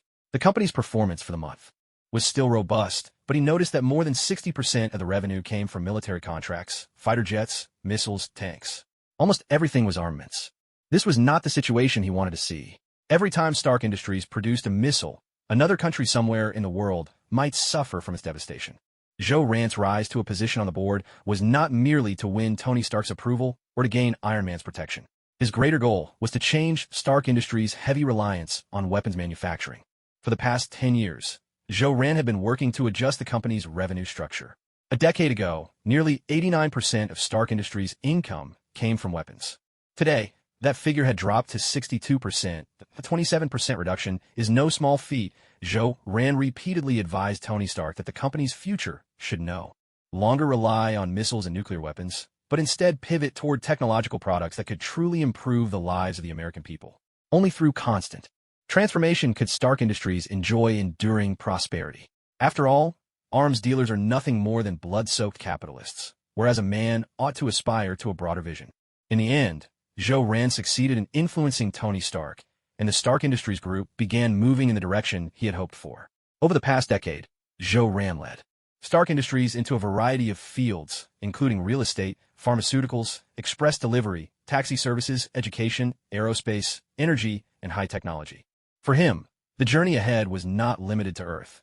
His sights were set on the distant stars and seas. He often pondered, why wait passively for alien invaders when one could take the initiative and conquer their worlds instead? This longing to seize control of his own destiny had always been buried deep within S.H.I.E.L.D's heart. He wished to change the course of the universe, so that those with superhuman powers would no longer be divided and in conflict over trivial matters or opposing factions. He dreamed that all People with extraordinary abilities could unite, standing together against external threats, just like the current S.H.I.E.L.D, where different parties work in close cooperation and integration. If those with superpowers could join forces and collectively resist alien forces, it would be a defining moment for humanity. Yet, Zhou Ran also understood that the human heart is far more complicated than one might imagine, and achieving true unity among all would be no easy task. His mind was filled with many other thoughts as well. For instance, in a recently acquired biotech firm under Stark Industries, there was a professor named Hank Pym, better known as Ant-Man. If the Pym particles were ever weaponized, humanity would gain the power to alter the size of objects at will. In that case, when faced with massive alien warships, a simple sweep with a particle weapon could reduce a giant vessel to something as insignificant as a toy. But he also worried that, should such technology fall into the wrong hands, it would inevitably lead to catastrophic disaster. Gradually, Zhou Ran came to understand why Tony created Ultron, because human nature is so complicated, far less controllable than artificial intelligence. Yet Ultron, too, ultimately developed self-awareness and nearly destroyed humanity. Some lawmakers' proposals began to seem reasonable as well. Develop a serum that would either turn all superhumans back into ordinary people or grant superpowers to every ordinary person. Whether through collective evolution or collective regression, each approach had its logic, but reality was far messier than theory. If one took inspiration from the world of One Punch Man and established a hero association to classify and manage superhumans by rank and region, that too could be a feasible path. But wouldn't that be similar to the Mutant Registration Act or the Superhero Registration Act? It's no wonder Zhou Ran and Tony could become friends. Their philosophies are remarkably similar. Let superheroes reveal their identities and uphold justice openly, without having to hide in the shadows as vigilantes. Yet this brings another thorny issue. How can the families and friends of superheroes be kept safe from harm? That remains a puzzle with no easy solution. Or should they form idol teams, like some heroes in other countries do? Zhou Ran couldn't help but give a wry smile. Why was he getting tangled up in such complicated questions? Just then, Natasha, the Black Widow, interrupted his thoughts with her gentle voice. Boss, you've been frowning for a while now. Is something troubling you? Ailey would be happy to share your burden. Zhou Ran fell silent for a moment before replying slowly. I'm just thinking about the road ahead. You know I serve as a councilman for New York City. I recently heard some news, though, Miss Ailey. You might not have heard about it yet. Natasha raised her brows slightly, a hint of a smile on her lips. Boss, what's the news? Can you share it with me? Zhou Ran let out a sigh and spoke in a low voice. It's about mutants. Lately, there's been talk of a new bill, the Mutant Registration Act. It would require all mutants to register their identities and disclose their abilities. That's sure to spark fierce debate, maybe even social unrest. I think it's much too soon to propose something like this. Still, given the pace of Congress, it would probably take 3 to 5 years before anything actually happens. Natasha listened, then gave a soft chuckle. I suppose these things won't really affect you, boss. With your status and Stark Industries' strength, even if society were to descend into chaos, you'd remain untouched. But I'm curious, boss, how do you view mutants? Zhou Ran pointed to the coffee on the table and smiled. Mutants are like this cup of coffee. There's a natural bitterness to them. Ordinary people's fate is like sugar. If you mix the two, maybe you can soften the bitterness. But there's no simple solution. Life is always fair after all. Mutants are born with special abilities, and perhaps the injustice and suffering they endure are the price they pay for their gifts. Imagine if, among a group of monkeys, an anomaly suddenly appeared. No matter how the other monkeys saw them, whether as gods or as monsters, they'd always be treated differently. It reminds me of the witches burned at the stake in the Middle Ages. But honestly, these problems don't matter much to me personally. In reality, the impact mutants have on the world is nothing compared to the weapons produced by Stark Industries in just half a year. At the moment, for humanity, the greatest danger is still the weapons we create ourselves. Right now, what concerns me more is how to reduce the share of our company's arms revenue from 62% to below 50%.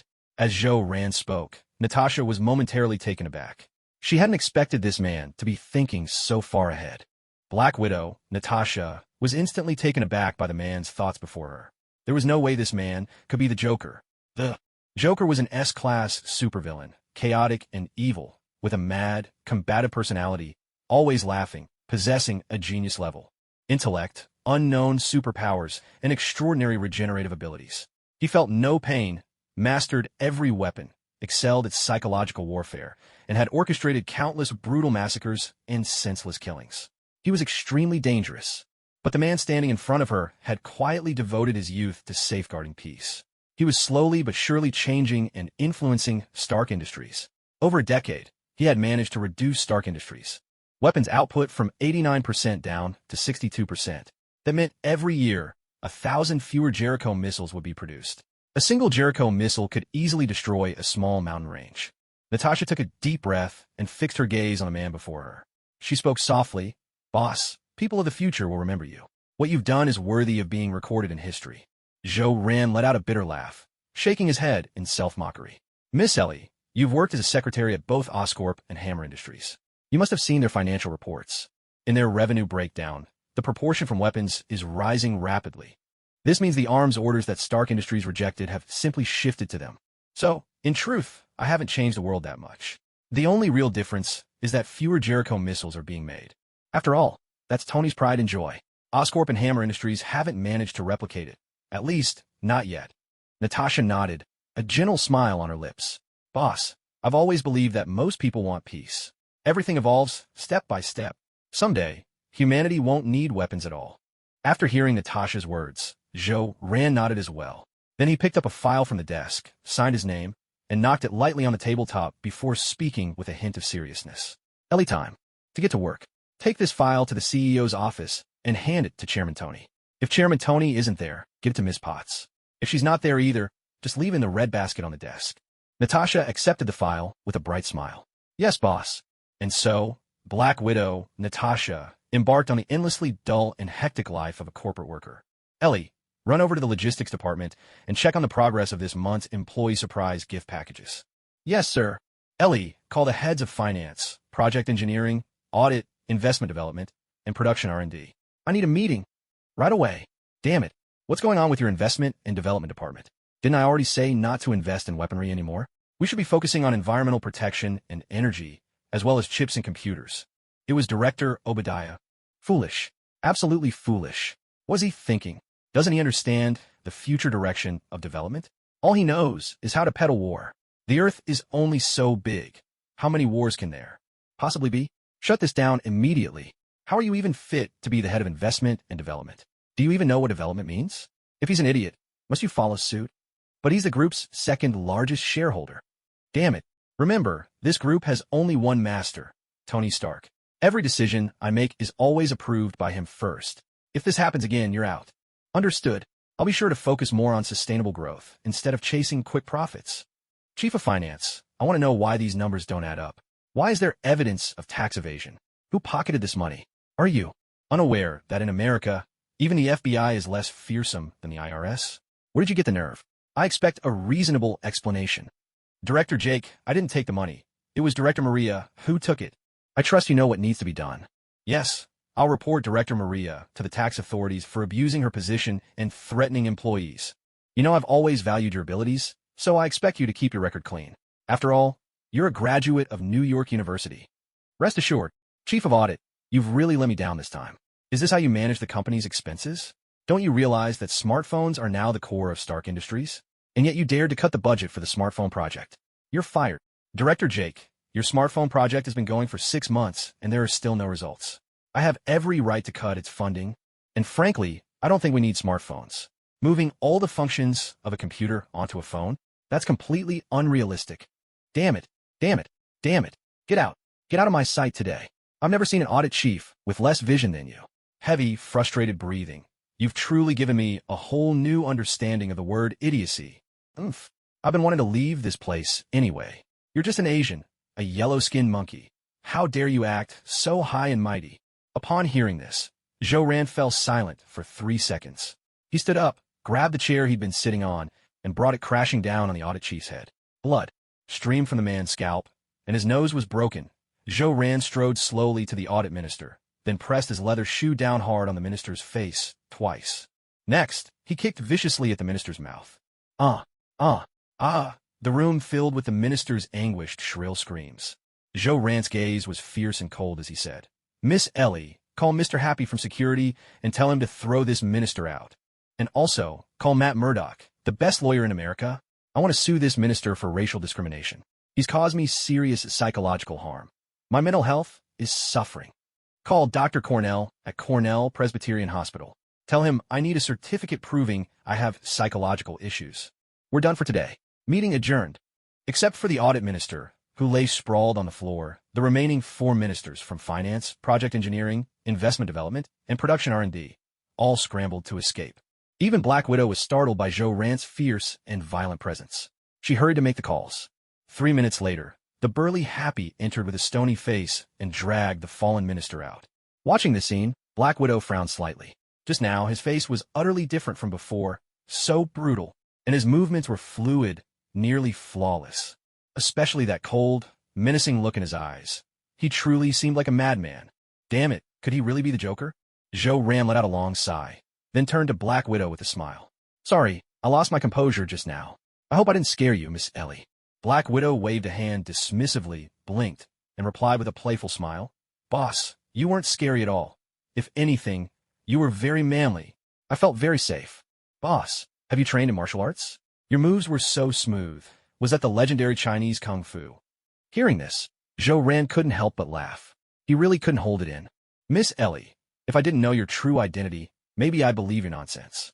But your real identity is S.H.I.E.L.D. Senior Agent Black Widow, Natasha.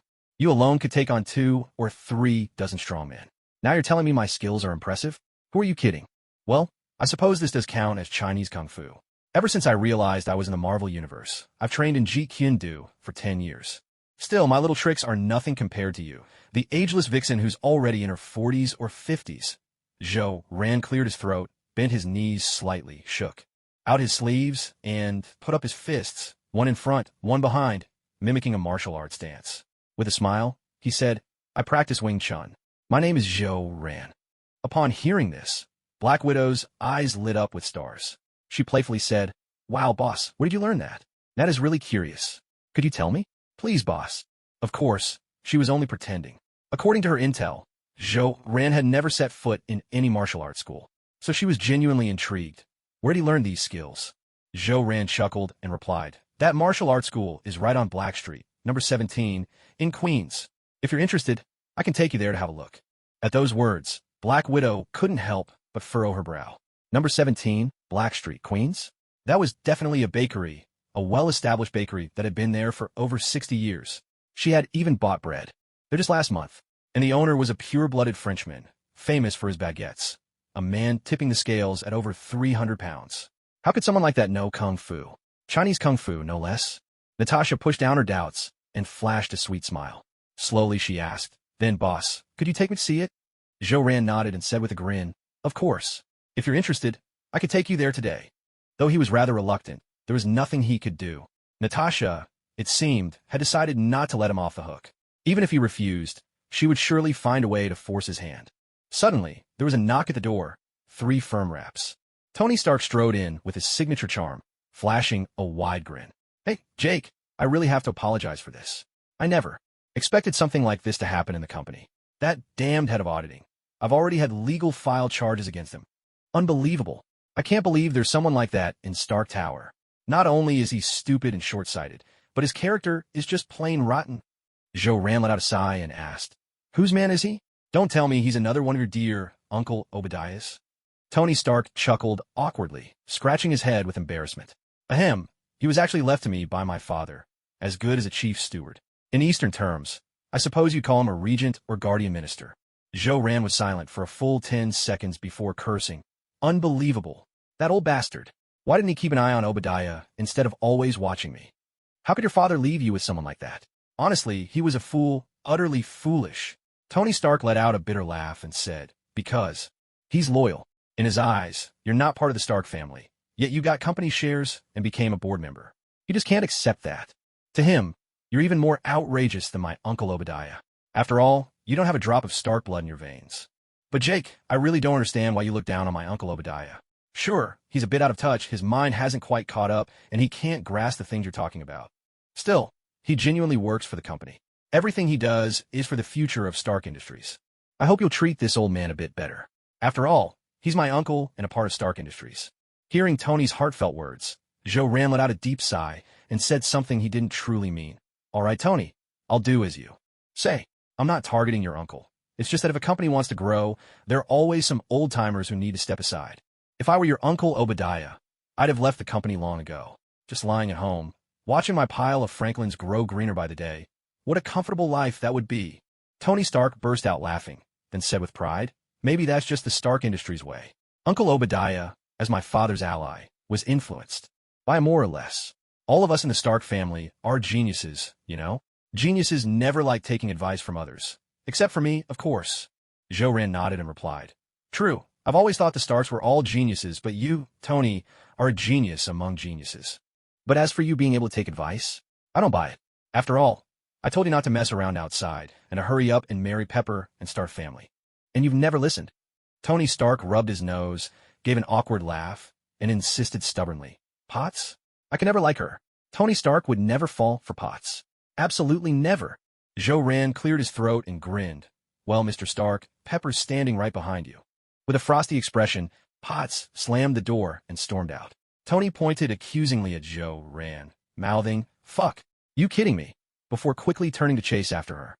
Watching the scene unfold, Zhou couldn't help but smile. Ah, words never match the heart. That's just how men are. That's Tony Stark for you. But Tony, there's one thing you're wrong about. Your Uncle Obadiah really is a bad man, that he absolutely hates you, his dear nephew, with a burning vengeance. Right now, he's probably plotting how to kidnap you. Right now, he's probably scheming ways to kill you. But this time, I truly can't stand in his way. After all, this is the birth of Iron Man. This is the beginning of a new era for this world. Still, I have to do everything I can to reduce the number of Jericho missiles in this military contract. At 10 o'clock that night, Zhou finally set aside his work. He rubbed his temples hard, feeling exhausted in mind and body for reasons he couldn't quite pinpoint. He felt drained, his limbs heavy, and aching, his spirits at an all-time low. It was as if every ounce of energy had been sapped from him. He just wanted to collapse in a bed and sleep for 3 days and 3 nights straight. But as a board member of Stark Industries, leisure was out of the question, at least not until Tony became Iron Man. Until then, Zhou simply couldn't afford to relax. He'd already taken 99 steps. With only the last one remaining, he had to see it through. When Obadiah finally departed for the afterlife, when Tony Stark, the chosen one of Marvel's fate, rose as Iron Man, when Stark Industries completely abandoned its weapons division. On that day, Zhou swore he would take a 6-month vacation, rest well, and wander wherever he pleased. Letting out a soft sigh, Zhou spoke. Miss Ailey, please call Professor Ace, the chief engineer of the smartphone project team. I have something to discuss with him. Upon hearing this, Black Widow felt her head throb with resignation. She shot Zhou a slightly aggrieved look. Seriously, Mr. Jake, don't you have even a shred of sympathy for a lady? It's already 10 o'clock, prime time for New York's nightlife to begin. Think about it. I, Black Widow, a senior agent of S.H.I.E.L.D., when have I ever endured such injustice? Working overtime for 5 whole hours? Back at Hammer Industries in Oscorp, I used to leave work at 5 sharp. With a helpless sigh, Black Widow Natasha dialed Professor Ace, chief engineer of the smartphone project. 3 seconds later, Professor Ace's aged voice came through. Hello, who is this? It's me, Jake. Professor Ace, how's the development of the Eden system coming along? Boss, the Eden system is almost ready, but as for the artificial intelligences you mentioned, Mr. Adam and Ms. Eve, that's still a bit tricky. You know, at their core, they're just lines of code. They don't have human feelings, so it's hard to make them truly vivid and lifelike. Hi, Professor Ace. I believe it's possible. I have complete faith in your abilities. You are, after all, the star professor of MIT's computer science department. Also, I think you've misunderstood my intentions. I don't want them to think like humans. I just want them to sound like humans when they speak. After all, artificial intelligence was created to serve humanity, so giving them the ability to think for themselves is hardly a wise move. Remember, in the Bible, Adam and Eve gained wisdom by eating God's apple. We must take that as a cautionary tale. Oh, boss, if that's the case, then this is a piece of cake. I can systematically synthesize voices from Mr. Adam and Ms. Eve. That's just 3 or 4 days of coding work. By the way, Professor Ace, make sure to invite some top-notch voice actors. You know, whether it's a man or a woman, people inevitably feel a bit lonely when they're by themselves. That's when Mr. Adam and Ms. Eve can help them with both emotional and physical needs. Oh, and don't forget to add plenty of interactive features and design virtual avatars that appeal to over 90% of both men and women. We can Incorporate affection and intimacy metrics, allowing users to unlock different tones and attitudes from Mr. Adam and Ms. Eve as their bond grows. Oh my god, boss, your idea is absolutely brilliant. I'm sure this version of Mr. Adam and Ms. Eve will be incredibly popular. I'm fired up. I feel like I could work around the clock for a whole week straight. What a magnificent idea. So full of surprise and anticipation. Also, Professor Ace, there's more. We could offer clothing purchases, letting users buy outfits for their own Mr. Adam or Ms. Eve. For you, it's just a simple overlay, but for society, it's a remarkable leap forward. Damn, boss, you really are the smartest person I've ever met. I could just fall in love with you. And one more thing, Professor Ace, we could go even further and cultivate more AIs. People will eventually get bored with just Mr. Adam and Ms. Eve. And about the prototype, don't overload it with features. Our current concept is already enough to capture this market. Every phone should have a system lock. And after 3 or 5 updates, it should start a lag. We must keep people upgrading to new smart devices. After all, Professor Ace, you have real vision.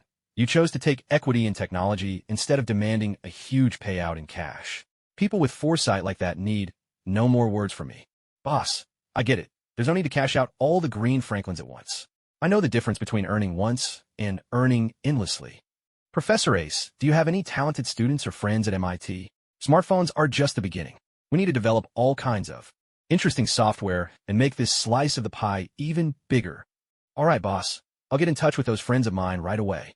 Don't tell them too much. Make absolutely sure they sign a contract. Remember, there aren't that many good people in the world. There's only one honest Jake. With that, Joe Ran hung up the phone. His face was ashen, and he smacked his forehead hard with his hand twice. Damn it, why did his head suddenly hurt so much? He hadn't felt pain like this in a long time. The last time it hurt this badly was in those first years after joining Stark Industries. 3 times, the pain had been so excruciating that he could hardly bear to live. It felt as if someone had stuffed a giant watermelon into his skull, about to burst it open from the inside. He rushed to Cornell Elder Hospital. That was when he first met Dr. Cornell. Joe Ran had been terrified he might have something like a brain tumor. What a miserable fate that would be. But the test results came back completely normal. Dr. Cornell concluded it was the result of severe mental stress and advised him to relax.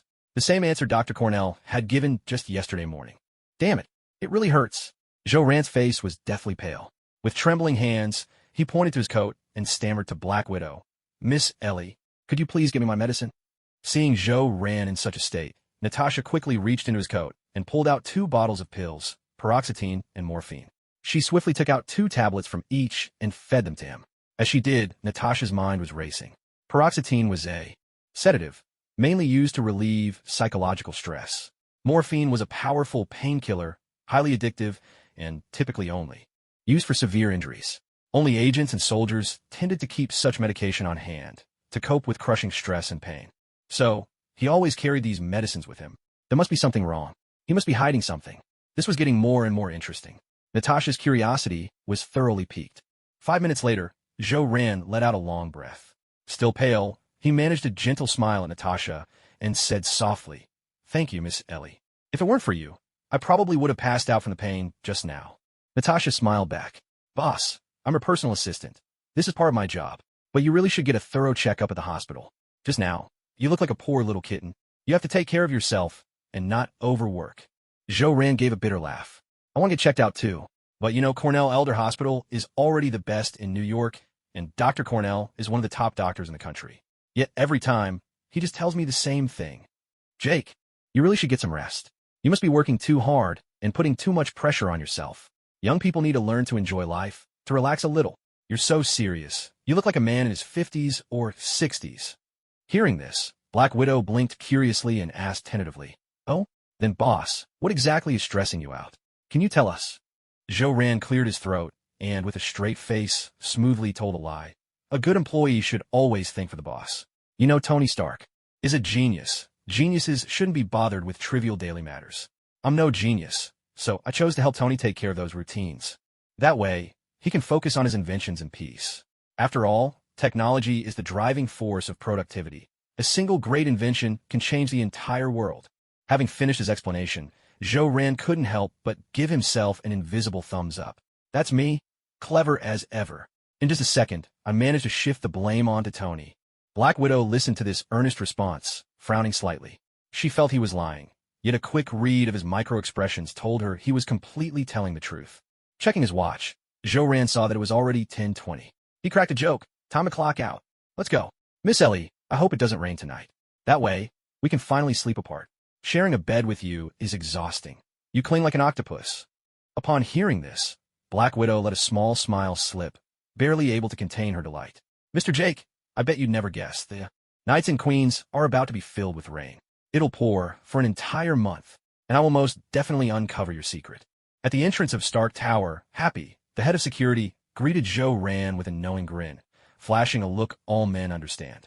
He said mischievously, Jake, just remember, don't bother with any safety precautions tonight. Guys your age have the best seats. I'd love to see what little Jake looks like. Huh, I bet he'll be a handsome little guy. Zhou-Ran rolled his eyes and flipped him the finger, laughing, screw you. Happy burst out laughing. Okay, very good. Screw you. Zhou-Ran sighed helplessly. Happy really is a character. No wonder Tony Stark keeps him around. Yeah, this cheerful, chubby guy is easy to like. Leading Black Widow Natasha to his Rolls-Royce, Zhou-Ran pressed the accelerator and asked, Miss Ellie, what would you like to eat?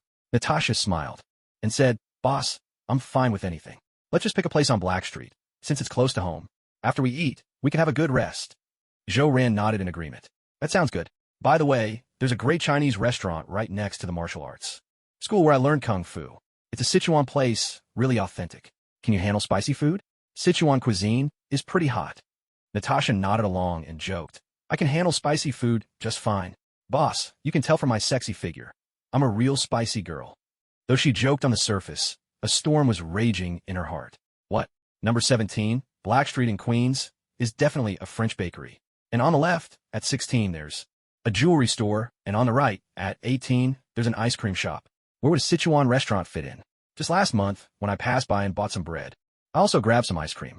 After finishing both, I even browsed the jewelry store. Beautiful women always love those sparkling things. So I remember that place. Clearly, there's a necklace in that jewelry store I really like. So what on earth is going on here? As a senior S.H.I.E.L.D. agent, I know my memory can't be wrong. While driving, Zhou-Ran glanced at Black Widow's figure out of the corner of his eye, swallowed hard, nodded, and complimented. Miss Ellie, you really do have a sizzling figure. Upon hearing this, Natasha stretched lazily, showing off her curves, then gave Zhou-Ran a mesmerizing wink and a sweet smile. Oh, boss, are you interested in Ellie now? That makes Ellie so happy. Zhou-Ran shook his head, said nothing more, and slammed his foot on the gas pedal, heading toward the Sichuan restaurant he claimed existed. I have to keep my composure and not let this enchantress get to me. Watching Avalokitesvara Bodhisattva practice the profound prajnaparamita, he clearly saw that the 5 aggregates are all empty, thus transcending all suffering and distress. O Shariputra, form does not differ from emptiness, and emptiness does not differ from form. Form itself is emptiness, and emptiness itself is form. Sensation, perception, volition, and consciousness are also like this. O Shariputra, all phenomena are marked by emptiness. They neither arise nor cease, are neither defiled nor pure, neither increase nor decrease. Namo Amitabha Buddha. For some reason, this passage from the Heart Sutra suddenly echoed in Zhou-Ran's mind, and he felt a wave of clarity wash over him. His head instantly cooled. When he glanced sideways at Black Widow again, she suddenly seemed much less attractive, as if he'd had an epiphany. Beneath the allure, all beauty is but dust and bone. In that moment, Black Widow seemed to him nothing more than a skeleton, no longer the irresistible beauty she'd been a moment ago. In the midst of the pitch-black space, a middle-aged man wearing glasses sat cross-legged, gently rolling the prayer beads in his hand. His eyes were closed, his expression radiating compassion and solemnity, imbued with a sacred devotion as he silently recited the scriptures. When Avalokitesvara Bodhisattva practiced the profound prajnaparamita, he clearly saw that all 5 skandhas are empty, thus overcoming all suffering and distress. Shariputra, form is not different from emptiness, and emptiness is not different from form. Form itself is emptiness, and emptiness itself is form. All these aspects of emptiness are neither born nor extinguished, neither stained nor pure, neither increasing nor decreasing. Namo Amitabha Buddha. Suddenly, he snapped open his eyes. They were deep, blood red, eyes like those of a demon. Within them, Half was compassion, half was rampant slaughter. He smiled, and in an instant, his face seemed to split in two, one half holy as a Buddha, the other demonic as a fiend. Before him sat a jet-black stone, pulsing with a mysterious light, as if it were breathing. Behind him, two madmen sipped red wine, passionately debating the nature of humanity and divinity. This was Zhou Ran's sea of consciousness, his spiritual domain. Thank you, dear readers, for your support. I just received my very first monthly ticket, and I'm overjoyed. Little C has decided to write an extra chapter. Time to get typing. Wait for me. I'll be back in just over an hour if I don't hit writer's block. Scree. The Rolls-Royce tires let out an irresistibly seductive screech as they kissed the pavement. Zhou Ran spun the steering wheel with a flourish, executing a handsome drift that brought the car to a perfect stop right in front of 18 Black Street. He turned off the engine, pulled out the key, and smiled at Natasha as he explained, Miss Ellie, we've arrived. This is the Sichuan restaurant. Their dishes are truly authentic. The owner, though also Asian like me, insists on cooking the traditional Chinese way, never diluting the flavors for foreigners. So, when you taste it, you'll probably find it spicy and intense, but it's absolutely addictive. This is a fiery sensation that bursts in your mouth, like a blaze, igniting your entire stomach, making sweat bead on your forehead, and leaving your whole being deeply satisfied from the inside out. After praising the allure of Sichuan cuisine, Zhou Ran got out of the car. Black Widow, Natasha, followed him, stepping out beneath the orange glow of the streetlights. In the quiet of the night, her eyes brimmed with shock. It really was a Sichuan restaurant. In that moment, the elite agent of S.H.I.E.L.D, the Black Widow capable of handling any mission, could not help but tremble, shaken to her very core. Her skin prickled, and a cold shiver ran through her. She glanced down Black Street, her eyes widening, a chill crawling over her scalp. What was going on here? Damn it. The ice cream shop at 18 Black Street had become a Sichuan restaurant, and the bakery at 17 Black Street had morphed into a martial arts school. The jewelry store at 16 Black Street had turned into a bar. Zhou Ran didn't notice Natasha's expression at that moment. He strode into the Sichuan restaurant first. After a busy afternoon, he was already starving. It was finally time for a hearty meal. Natasha took a deep breath, reached up and patted her own cheeks, giving herself a silent pep talk. Don't be afraid of the Black Widow. There's nothing to fear. You're a senior agent of S.H.I.E.L.D. You've even dared to go toe-to-toe with mutant criminals. What could possibly scare you now? After bolstering her courage, Natasha walked briskly into the restaurant and quickly took a seat beside Zhou Ran. Only by sitting next to Zhou Ran could she feel the slightest sense of reality. Everything around her was simply too unfamiliar. It was nothing like her previous visit to the ice cream shop. Zhou Ran smiled, handed her the menu, and asked, Miss Ellie, is there anything in particular you'd like to eat? Natasha suppressed the complicated feelings she couldn't quite put into words. Forcing a smile onto her face, she replied, Boss, what do you usually order? Just get the usual. I trust your taste. You must know this place well, so I'll leave the ordering to you. Hearing this, Zhou Ran nodded, set down the menu, and called out with a cheerful grin. Odin, what are you up to back there? Why aren't you out here yet? Is it because I'm not important enough for you? A somewhat disheveled, middle-aged Asian man pulled aside the curtain from the kitchen, stifled a yawn, and sauntered over to sit down across from Zhou Ran. Zhou Ran couldn't help but shake his head. Odin, I really don't get what grudge you have against that Green Franklin. You've got such a great restaurant, but you're always so laid back, and you let yourself get so sloppy. Odin yawned, glanced at Natasha, then smiled at Zhou Ran and said, Brother Zhou, what's this? You've brought such a beautiful lady with you tonight? That's not like you at all. Could it be that this is your girlfriend? If so, I should give her a red envelope. Zhou Ran cleared his throat, shook his head, and replied, Miss Ellie is my personal assistant. She doesn't have a place to stay for now, so she's living at my place. We just got off work, and I thought I'd bring her here to support your business, since, frankly, things have been pretty slow for you. Oldemo sighed lightly and laughed. Ah, Brother Zhou, you really are the strangest person I know. With such a beautiful woman by your side, and you're still not tempted. I honestly wonder what kind of woman could ever win your heart. Zhou Ran chuckled. Oldemo, that's actually a good question. I don't know myself what kind of woman I'd fall for. Just now, I had the oddest feeling, as if in that moment, every woman was nothing. More than a skeleton to me, just bones dressed up in beauty. You understand what I mean, don't you? Oldemo nodded and chuckled. Indeed, in the first part of my life, I was absolutely crazy about women. But now, in this stage, I don't care for them at all. There are so many fascinating things in the world. Women just don't excite me anymore.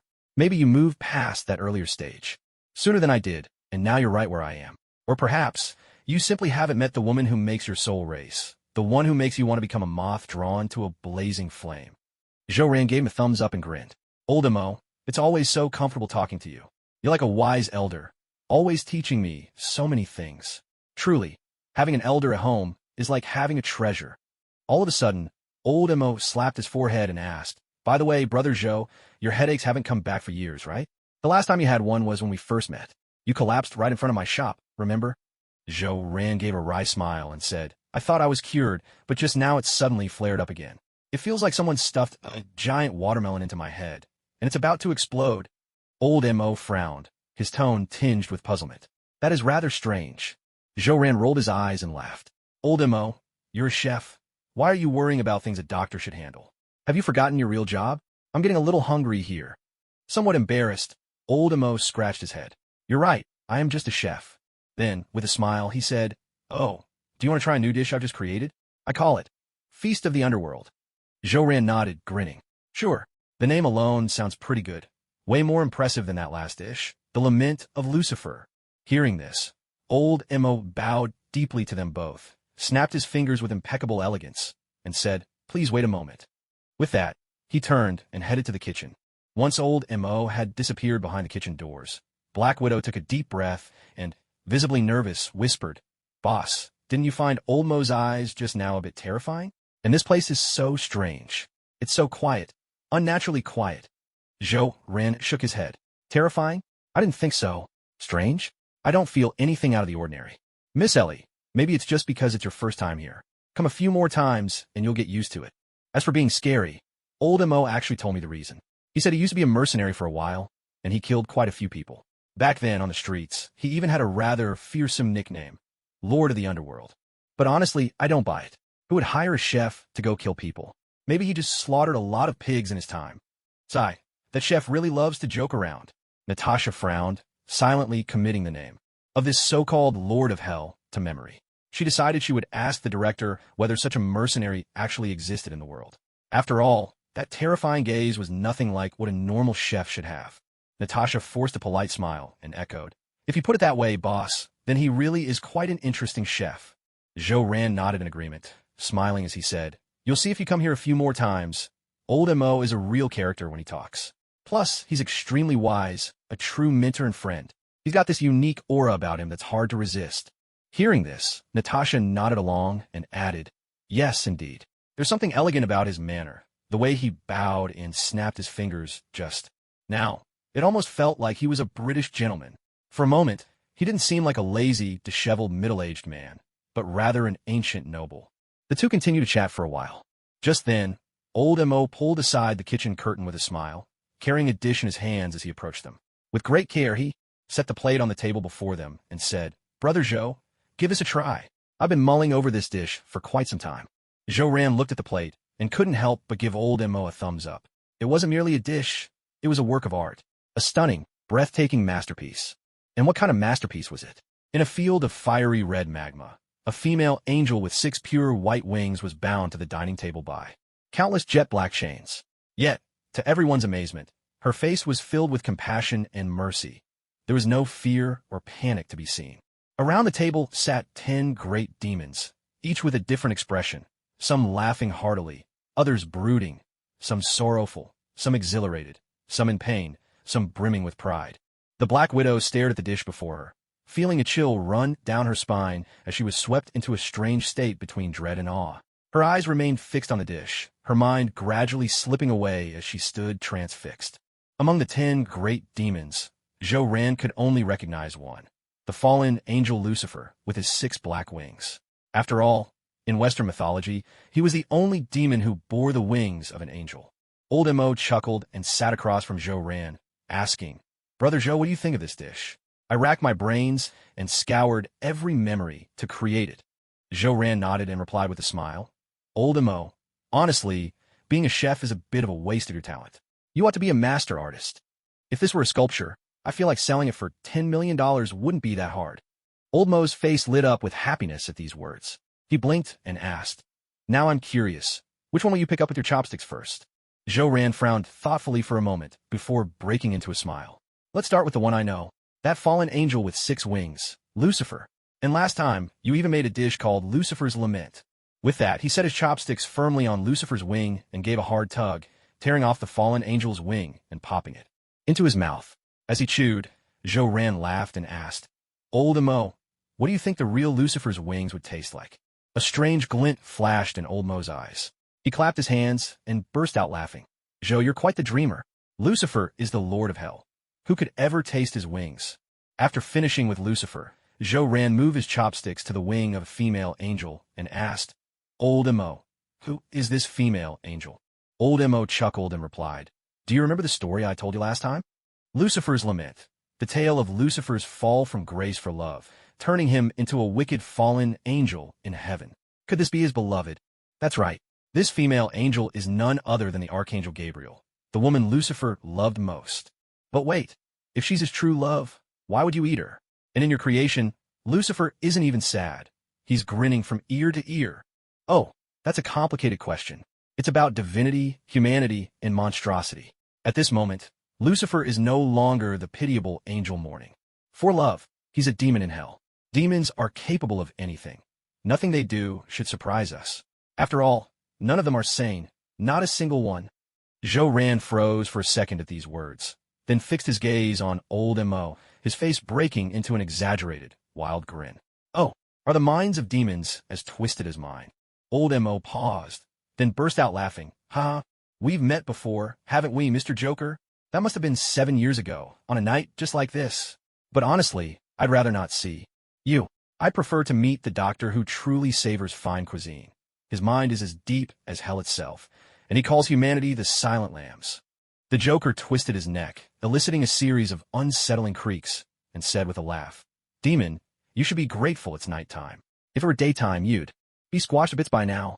After all, this dish is full of the taste of corruption. Besides, I'm a rather genial and cheerful person. Everyone loves me. After all, I am the Joker. Old Mo chuckled and asked, Mr. Clown, I'm very curious about the brother who's giving Zhou such a headache today. What kind of being is he? So far, I think I've only seen 3 different versions of Zhou. There's you, the clown, then the doctor, and then that great and awe-inspiring existence I dare not approach. That great existence. I caught a glimpse of him just before sunset. I suppose he must be Zhou during the daytime. The clown raised his eyebrows, then placed his chopsticks on a female archdemon. She was strikingly beautiful. He popped her into his mouth, chewed with relish, and burst into laughter. A great existence? Now, that's a tough question, because in my heart, there's only one truly great being. My creator, my God, Jake, the very ordinary man who was just talking to you. As for anyone else, to me, they're nothing but scum. Just a bunch of wretches. Not a single one of them deserves to be called great. Well, except for one who's half great. A monkey. A little monkey. An amusing little monkey who'll bring some very interesting scenes to this world. But as for the brother who's troubling Jake today, I suppose I can tell you about him. After all, you haven't done anything dangerous so far. You're quite a peculiar little demon, by the way. Tell me, do you want to become Satan? Old Mo was stunned by the question. His black eyes turned white, shining with excitement. Satan? What demon wouldn't want to be Satan, the ruler of all hell? Mr. Clown, can you tell me how to become Satan? If I really succeed, I'm willing to split all of hell with you. I want to be Satan in the truest sense. The clown snapped his fingers and grinned. Hiv hiv. That's easy. The brother who's giving Jake a headache today is an extremely powerful being. He's the embodiment of the darkness in Jake's heart. He wants to rule the earth. For now, he goes by the name Superman. When he first proclaims himself as Superman, before he fully reveals his immense and wondrous power, you start inciting the lords of hell to invade Earth. He'll help you eliminate the other hell lords, building himself up as a shining, heroic figure, and you'll get to devour all those hells for yourself. After hearing the clown's words, Old Mo was incredulous and asked with great curiosity, Superman? Is he really that strong? He's not just strong, he's super strong. So far, no one has survived even 2 punches from him. He could shatter the earth with a single blow, punch through dimensions with another. Little demon, why do you only have food here and no red wine? You know, delicious food always tastes better with a touch of red wine. That's how you truly savor it. Old Mo chuckled, then drew a gentle line through the air with his finger, conjuring a circular, crimson portal. He reached inside and pulled out a bottle filled with a deep, blood-red liquid. The red portal vanished in an instant. Old Mo set the bottle of blood-red liquid on the table, stifled a yawn, and asked, "Mr. Jester, would you like to try this bottle of hell's blood?" So far, not a single demon has been able to resist its flavor. And up till now, not a single demon has managed to finish the whole bottle. "Oh, by the way, neither have I," he added. Upon hearing this, the Jester picked up the bottle of hell's blood. His eyes gleamed with wild, manic energy, and he broke into a wide, exaggerated grin. He, sounds tempting. Let me give it a try." With a flick, the Jester twisted open the bottle of hell's blood and began to drink, gulp after gulp, the sound echoing through the room. Old Mo watched him with unabashed curiosity. He was eager to see if this peculiar Jester before him could accomplish what no one else had, a true miracle. After all, although hell's blood appeared to be just a small bottle, within it churned an entire boundless sea. 7 years ago, when Old Mo first met the Jester, he had felt a shiver of fear. Back then, Ran had collapsed in front of his shop, and it had been ages since Old Mo had last made a contract with a human. To have someone fall unconscious right at his doorstep filled Old Mo with delight. Here was a soul, delivered straight to him, not one he had to claim by force. He hadn't broken any rules, nor had he unjustly harmed a human. Even that bald-headed sage atop the Himalayas could find no fault with him. As a wizard who prized integrity, the great Bald Supreme would never break the laws he himself had set. Brimming with secret joy, Old Mo produced the soul contract, took the human's hand, and prepared to press it onto the parchment. But just then, the human's eyes snapped open. A frantic, deranged grin spread across his face as he fixed Old Mo with a mocking stare and asked, "Ha ha, you little brat, you little bitch, what are you up to? Planning something wicked? Ha ha, ha ha, why aren't you laughing? Why so serious? Oh damn, I'm a lousy jester. I can't even make you laugh. What a disaster. My very first day as a jester, and I've already failed. I must be the most pathetic jester in history. So what should I do now? Maybe I should slice a smile into your face with my knife, so you can laugh wide just like me. Why so serious?" Old Mo was stunned, staring at the strange human before him, a man even more talkative than himself. Deep within, he felt a flicker of fear. It was as if this human was slowly assimilating him. Madness and chaos surged relentlessly against his soul. It was a madness, beyond compare, a chaos of unimaginable magnificence. Regaining his composure, Old Mo shook his head. Mr. Joker, surely he could manage it. After all, that brand of madness and chaos was irresistibly alluring. Even he, a great demon lord of hell, could not help but bow before it. The Himalayas, Kamartaj, the great sorcerer supreme, the Ancient One, opened her wise, penetrating eyes and frowned slightly. Just now, a dimensional space had been breached. It was the realm of Mephisto, Lord of Hell, a demon of tremendous power. Mephisto, a devil with an insatiable appetite for human souls. As the Sorcerer Supreme, the Ancient One safeguarded the mystical side of Earth, shielding it from all mystical threats and opposing the invasion of overlords from other dimensions. It was her sworn duty. Extending her hands, the Ancient One conjured a radiant golden portal. Rising to her feet, she strode toward the place where Mephisto lingered. A glint of deadly resolve flickered in her eyes. "Mephisto, you are courting death. Since you've come, you may as well rest here forever. In the realm of hell, I, the Sorcerer Supreme, the Ancient One, might only fight you to a standstill. But on Earth, I, the Sorcerer Supreme, the Ancient One, could defeat 5 Mephistos with one hand." 18 Black Street. Inside Old Mo's Sichuan restaurant, a golden portal shimmered into existence.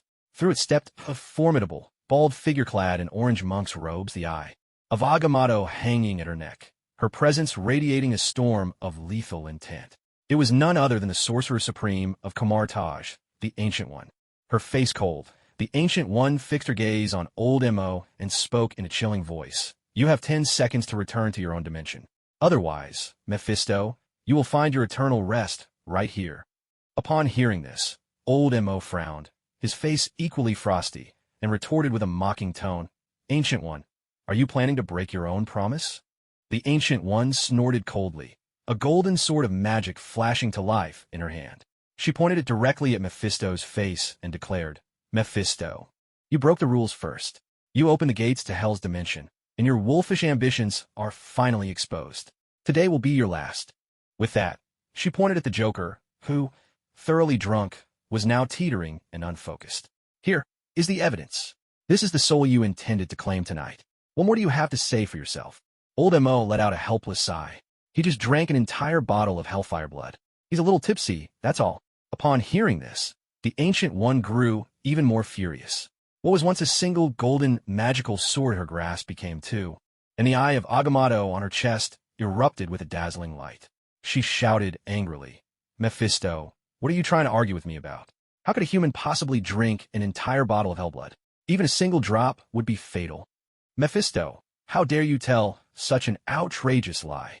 With those words, the Ancient One charged at Mephisto, wielding both golden swords. She was truly worthy of the title Sorcerer Supreme, the foremost mage of all. A battle mage like her was truly terrifying. The Joker slowly opened his eyes and caught sight of the Ancient One, swords blazing, rushing toward Mephisto. He couldn't help but burst into wild laughter, shouting madly, "Ha ha ha! Come on, Mephisto, give her hell.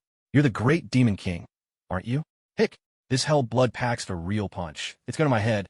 Mephisto, abandoning all dignity of a Lord of Hell, rolled clumsily to the side, narrowly dodging the Ancient One's attack in a manner completely devoid of grace. "Ancient One, you heard it yourself. I didn't tempt his soul. I really just opened a portal and grabbed a bottle of hell blood. I swear, I haven't done a single wicked thing," Mephisto protested, sounding utterly aggrieved. "Curse this bald-headed menace. If we were in the Hell Dimension, I'd show you. Ancient One, Mephisto would beat you senseless." The Ancient One frowned at his words, recalling the golden swords to her side. She turned to Zhou Ran, her face filled with disbelief. This human, he actually had multiple souls within him. No, wait, not multiple souls, but a single soul split into several parts. Each fragment radiated with a mysterious, immense power. The soul currently in control of his body was a being of utter madness and chaos. And deeper still, she saw a swirl of darkness, darker even than Dormammu himself. Yet behind that darkness, three brilliant lights shimmered, each of them sleeping soundly at the moment. He likely won't have much impact on the future.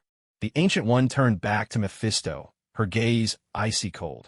"I'll let you off this time, but if I ever catch you stealing human souls again, even if you flee to the Hell Dimension, I, the Ancient One, will find a way to end you." With that, she swept her hand and conjured a golden portal, stepping through it and vanishing back to Kamartaj in an instant. Watching her depart, Mephisto's jaw dropped as he gasped for breath, a fine sheen of sweat breaking out on his forehead. Damn it, the Ancient One has grown even stronger. How does she keep getting stronger? Compared to her, Mephisto, Lord of Hell, almost seemed like the good guy in all this. That overwhelming killing intent of hers, it's simply terrifying. That wretched, bald head. Once I've unified Hell and become Satan, you'll be the first to pay. Just now, in the blink of an eye, she summoned two golden magic swords and activated the Eye of Agamotto. She was only a step away from becoming the living embodiment of the Trinity Vishani. I old M.O. finally see it clearly now. The Ancient One genuinely wants to kill me. And it's definitely not just because I snuck into the Hell Dimension to fetch a bottle of wine. No, this is a meticulously planned murder. The Joker's face was flushed as he reached up, parted his hair on both sides, and slammed his head hard against Mephisto's, locking eyes.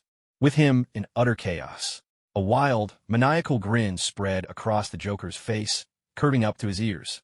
He let out a boozy hiccup, the pungent scent of hell's blood wafting straight into Mephisto's face.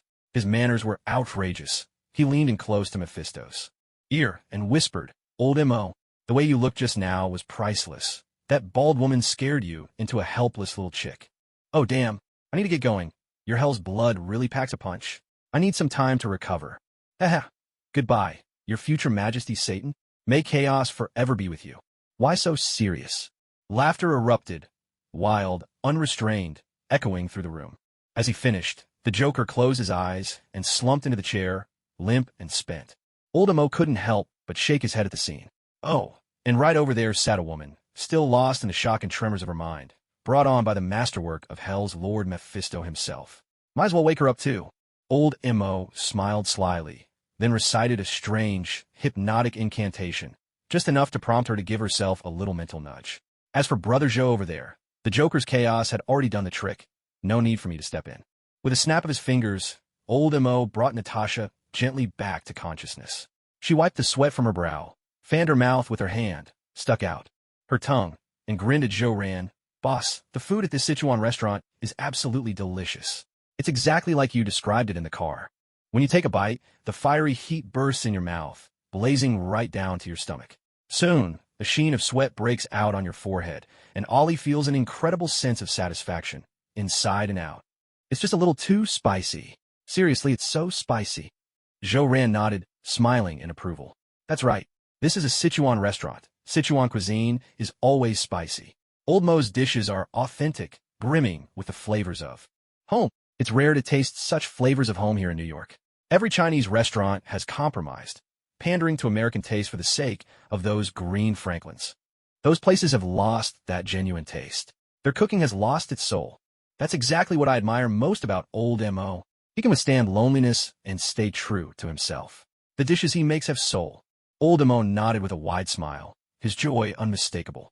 Haha, I just love hearing you talk, Brother Zhou. Your thoughts always have such depth. You never fail to hit the nail on the head. Natasha smiled and chimed in. Yes, Boss's mind is always on a higher plane. He's truly a remarkable person. Zhou Ran couldn't help but feel awkward. Being showered with praise always felt a little strange and uncomfortable to him. He didn't think he was all that great. All he really wanted was to follow in the footsteps of Marvel's chosen one, Tony Stark, and bask in the protection of this mortal who stands shoulder to shoulder with gods. After that, he'd just drive around town, keep a cat or a dog, marry a wife, maybe find a few sweethearts and live out a simple, happy life. Just an ordinary, unadorned existence. Clearing his throat, Zhou Ran steered the conversation away from whether he was great or not. He smiled at Old Mo and asked, By the way, Old Mo, could you tell us about the dish you just made? Who were the big demons in the Feast of Hell? I'm curious. I remember eating a demon that looked like a woman, and it tasted amazing. Who was she? Natasha nodded in agreement. I'm curious too, who were those demons? Earlier, I ate a green demon with two faces, one on his head and one on his belly. And he had a pair of goat horns on his head, like a standing green-skinned lizard. Old Mo chuckled softly and began, The demon this lovely lady ate is called Satanish, and the one brother Zhou tasted was Hela. These 10 great demons are Mephisto, Lucifer, Hela, Dormammu, Olivier, Hades, Satanish, Surtur, Blackheart, and Sidorak. Among them, Mephisto is the most powerful, followed by Dormammu and Surtur. The rest are on the same level, and, well, the weakest is Sidorak. But strictly speaking, Hela isn't really a demon. In mythology, she's the daughter of Odin the All-Father, and she wields the power of death. Known as the goddess of death, Hela, as for Dormammu, is the ruler of the dark dimension. I came across a bit of his story in a very ancient parchment book. At that time, I was working as a mercenary. Every day, I faced death, so it was only natural for me to grow curious about these demons from myth and legend. After all, as you know, in this world, even mutants exist, so having a couple of demons or gods around shouldn't be surprising. It doesn't really faze me. Old Mo lied with a perfectly straight face. He paused, then continued. Surtur is the fire giant from Norse mythology. It's said he wields a massive sword of flames, the Twilight Sword, that can easily unleash the eternal fire and burn an entire world to ashes. As for Mephisto, he's the most formidable demon in the hellish dimension, and he's rather unique. He enjoys making pacts with humans. Do you know why I think he's the most powerful demon of them all? Because I read in an ancient tome that Mephisto has a son called Blackheart, and Blackheart is also a ruler of hell. Just imagine, if his son is already a lord of hell, then his father must be even more terrifying. Zhou Ran nodded thoughtfully at these words, though he couldn't quite agree in his heart. From what he remembered, the most powerful lord of hell should be Sidorak, the master of the Crimson Hell.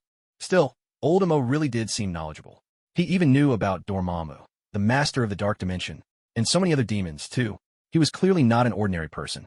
Old Mo. Damn, could he actually be Mordo, the top disciple of the Sorcerer Supreme? How else would he know all this stuff? And those ancient parchment scrolls, aren't those basically magical texts? Besides, I recall reading somewhere that the Ancient One was actually Chinese, named something like Yao. So it would make sense for her disciple Mordo to be Chinese as well. Feeling as though he had uncovered Old Mo's true identity, Zhou Ran was secretly delighted. I really am too clever. Old Mo, what kind of excuse was that? You were a mercenary, got used to death, and then became interested in demon legends? Please. You just sneaked a peek at Kamartaj's ancient scrolls and read those forbidden books you weren't supposed to touch. TSK. Who would have thought that this scruffy, lazy old man with the thick eyebrows would actually be Mordo, the Sorcerer Supreme's chief disciple. Now that I've figured out who he really is, I'd better stay away from this shop from now on. After all, if I remember right, Mordo turned traitor in the end, sided with Dormammu of the Dark Dimension, and even betrayed his own master, the Ancient One. And I think he was eventually defeated by Doctor Strange, Stephen Strange himself. Who could have imagined that old M.O. would one day become the lackey of Dormammu, the Lord of the Dark Dimension, a traitor who would sell out Earth. And even now, he already knows about Dormammu and shows great interest in demons. But at this stage, old M.O. is mostly just curious. There's no sign of betrayal yet. Otherwise, how could he possibly be in New York right now? His presence in New York must be on the orders of the Sorcerer Supreme of Kamar-Taj, the Ancient One, who sent him to guard the New York sanctum and temper his character. S.H.I.E.L.D. must truly be the reincarnation of the grand strategist of Eastern Wu, able to see through everything in an instant, a master of foresight and calculation. As for the guess that old M.O. is actually Mephisto in disguise, that never even crossed Zhou Ran's mind. After all, it's just not possible. The two couldn't be more different. Mephisto is the lord of the Hell Dimension, collector of human souls, cunning, cruel, and domineering. He bows to no one. Old M.O., on the other hand, is lazy and unkempt, sporting a beer belly, lacking grand ambitions, spending every day in his shop. He's the very picture of a washed-up middle-aged man, a homebody through and through. Zhou Ran kept his thoughts to himself. Although he had already seen through old M.O., he had no intention of exposing him or revealing his own unique advantage, his knowledge of the future. He simply smiled, gave old M.O. a thumbs up, and joked, "Old M.O., you're really something? Who would have thought you knew so many strange and mystical tales? It's a real shame you're just a cook. You were born in the wrong era. If you'd lived in the Middle Ages, you'd surely have been a dashing bard, charming noble ladies and saintly maidens, until you wound up tied to a stake, burned at the pyre." Ha ha ha. Old M.O. shot him a look and laughed. Ahem. Well, in the Middle Ages, I might have made a decent bard, but seducing noble women and saints? That's not really my thing. You know how it is, brother. Both of us are pretty traditional at heart. Zhou Ran wanted to tell old M.O. that he was anything but traditional. He wouldn't mind finding a few more sweethearts himself, but saying that felt a bit embarrassing, and besides, it didn't fit his public persona. After all, he was supposedly the one and only innocent bachelor in all of America. These 10 years of hard work were all just to get close to Tony and stay alive. Everyone's got me pegged all wrong. Glancing at his watch, Zhou Ran smiled, pulled a thick wallet from his pocket, and placed it on the table. Old M.O., it's getting late. I should be going. This feast from hell tonight was truly eye-opening. Far grander than the Luciferian lament you served last time. There's not much money in the wallet, but it should be enough to keep you afloat for a few months. After all, besides me, I haven't seen any other customers here. Although I don't come by that often myself, I still hope your shop can stay open forever. Old M.O. chuckled at this and said, "Don't worry. Old Mo's place will always be here, as long as Brother Zhou wants to visit. Even if the God King Odin himself hurls Gungnir at this place, I'll be here waiting for you." Hearing these words, so filled with vigor and loyalty, Zhou Ran was touched. He hadn't expected this so-called traitor of humanity, Mordo, to be so bold and generous before he turned to Dormammu, the Lord of the Dark Dimension. Truly, he was worthy of one day becoming the Sorcerer Supreme. Zhou Ran stood up and slowly walked toward the door. Natasha followed behind with a smile, thinking to herself, the boss really is a thoughtful man. Inside the shop, old M.O. watched Zhou Ran's figure disappear down the street, the corners of his mouth lifting into a genuine smile. From deep within, he murmured to himself, "Oh, damn, a demon on the level of a lord of hell actually acknowledges a human. Zhou, it's been thousands of years since I've felt this happy. These past few years spent with you, I, Mephisto, have started to feel that the dream of becoming Satan isn't all it's cracked up to be. The dreams of all the great devils, to become the true Lord Satan, ruler of all the hellish dimensions, turns out to be less precious than the concern from human. What a joke, a rum joke. But in the glow of the setting sun, I, Mephisto, glimpsed that fleeting, magnificent will of yours. To not become Satan almost feels unworthy of being your friend. That light, more sacred than Odin's own, shone with no distinction between good and evil, no line between right and wrong. It was a light that treated all things as equals.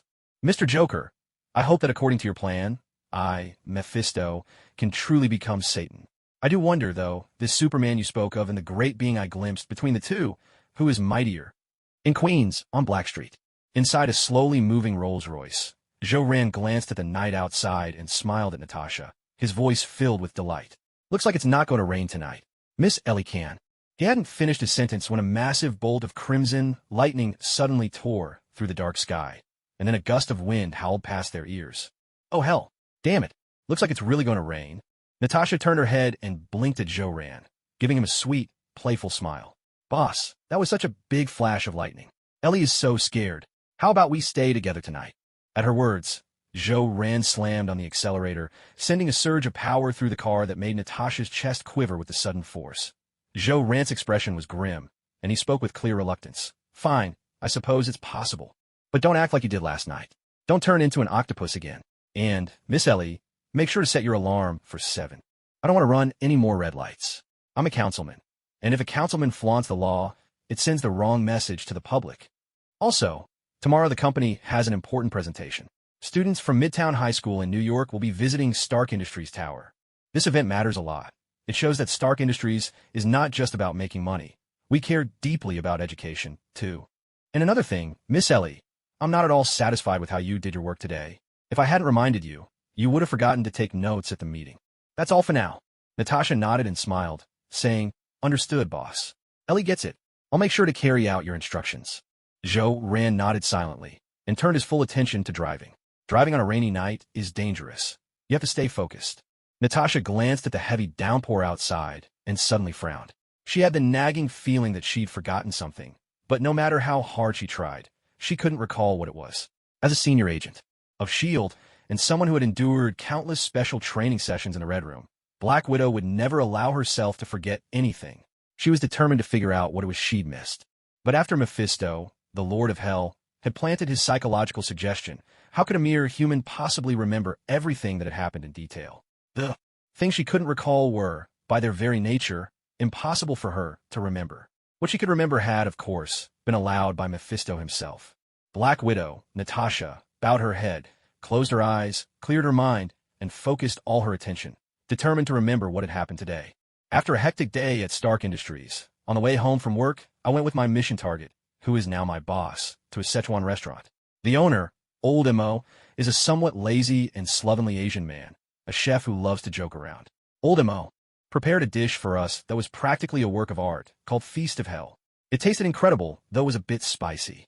After eating 3 or 4 of those big demons, the heat was almost unbearable, and I desperately wanted a drink.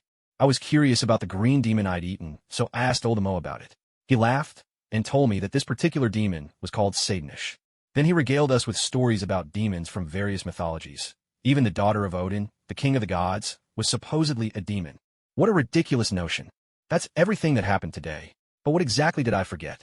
It must be something extremely important. Damn it, I have to find what I've forgotten. 5 minutes later, Natasha's eyes flew open, her pupils dilated, every inch of her gaze brimming with terror and shock. She gasped for breath, gulping in air as if surfacing from a nightmare. At that moment, she remembered. 18. Black Street wasn't a Szechuan restaurant at all. It was an ice cream shop. Yes, that's it. That's exactly what it was. This was the thing she mustn't forget. This was what she needed to report to Director Nick. Miss Ellie, are you all right? You look like you're not feeling well. Joran noticed something strange about the Black Widow's state. He turned his head, smiled a little, and asked with a hint of concern. Natasha forced a smile and replied, Boss, you know, women have a few days every month when they're not at their best. I guess that spicy food just kicked things off a bit early for me. Oh damn, my relative might be on her way right now. You have to admit, when women lie, they're practically masters of the art. When a beautiful woman lies, it's a whole new level. But when a stunning, specially trained, top-tier female spy lies, well, that's simply the gold standard. No man on earth could ever tell the difference. When it comes to lying, women are born with a gift, and the prettier they are, the stronger that gift. Of course, there are always exceptions. For example, that bald professor who's always in a wheelchair, wears a helmet, and lives in constant fear that Magneto will bash his head in. He can tell. Or that lunatic with a twisted mind and a maniacal laugh. He can spot a lie, too. Or that psychologist who maxed out his skills has a thing for census takers' livers with fava beans and a nice Chianti. He wouldn't be fooled. Or that compassionate middle-aged man who's devoted to Buddhism. He can see through it as well. As for Joran, he was clearly not in that league. Hearing Natasha's answer, Joran felt a little awkward. This was getting a bit too personal for comfort. He cleared his throat and asked, Miss Ellie, what size do you usually? I mean, What I meant was, there's a 24-hour adult convenience store downstairs. You could. Ran cut himself off before finishing, quickly closing his mouth. He loosened his tie and took a couple of deep breaths. Oh crap. Damn it. What on earth was I just saying? Why did that sound so weird? It was kind of sleazy and not gentlemanly at all. Watching Ran fidget in discomfort, clearly out of his element, Natasha couldn't help herself. She snorted with laughter and teased. Boss, Ellie's discovered you're not as stern and aloof as you seem. You're not really the ascetic type, after all. You're actually pretty good at this, aren't you? Ran slowly parked the car and turned off the engine. He cleared his throat, handed a black umbrella to the Black Widow, and said, Ellie, we're home. There's an adult convenience store 10 meters to the left across the street. You should be able to find what you need there. I suppose, as a rather independent woman, you won't need me to come along, right? Natasha took the umbrella, smiled, and nodded. Then she gave Ran a playful wink, straightened her proud figure, and said in an irresistibly flirtatious tone, Boss, wait for me in bed. Ellie will be back soon. With that, Natasha opened the car door and strode towards the convenience store. Ran watched her retreating figure, shook his head, and let out a long sigh. He grabbed his own umbrella and stepped out of the car. Oh, this is truly exhausting. Acting is so damn exhausting. Pretending not to recognize the Black Widow, pretending not to know the S.H.I.E.L.D. agent. It's just too much. But he had no choice. He had to stay in character and see it through. All he could do was hope the Black Widow would find what she wanted quickly and leave as soon as possible. After all, Ran had no way of chasing her off. Honestly, the Black Widow's performance this time wasn't convincing at all. A fragile young woman supposedly terrified of thunder and lightning.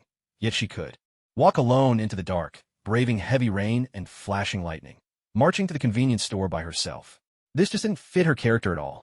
In his mind, Ran raised a contemptuous middle finger to the Black Widow. Sister Widow, your acting is really off this time. As Natasha walked toward the convenience store, she couldn't help but sneeze. She looked up, eyeing the streaks of laser-like lightning stretching across the sky, the gusts of wind howling past, and the relentless downpour. She could feel the chill rising from the wet ground. Natasha trudged along the street, where the water had risen past her calves, nearly turning the road into a river. Suddenly, she felt a twinge of regret. Regret for suggesting this ridiculous idea to the director in the first place. No, it wasn't her idea that was wrong. The real mistake was Director Nick's. He completely misunderstood what the Black Widow meant. Damn it, that bald egg. How could he be so literal-minded? Isn't he usually the most cunning, shifty person around? Nick, you idiot. You can't even handle something as simple as arranging a bit of rain? Did it have to pour like this the whole time?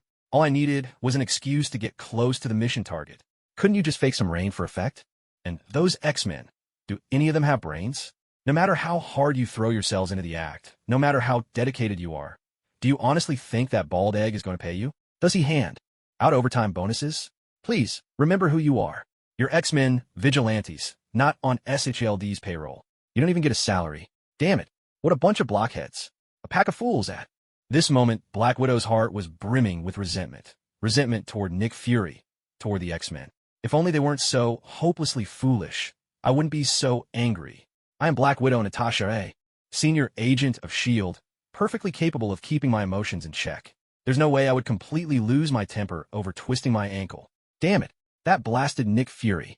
Inside an adult convenience store, Black Widow Natasha slipped off her scarlet high heels, revealing feet as pale and flawless as jade, so fair that the tiny veins beneath the skin were clearly visible, with her toenails painted a seductive red. She was a woman whose allure ran bone deep, radiating temptation from every inch of her being. You could almost understand why some people might crave even her bathwater. Understandable as it may be, anyone foolish enough to try would likely not survive a single kick from her. Natasha reached down to gently rub her bruised ankle. Then with a quick, practiced motion, she twisted it sharply. There was a crisp snap as the dislocated joint popped back into place. When this woman decided to be fierce, she was truly ruthless. Never let her stunning looks fool you.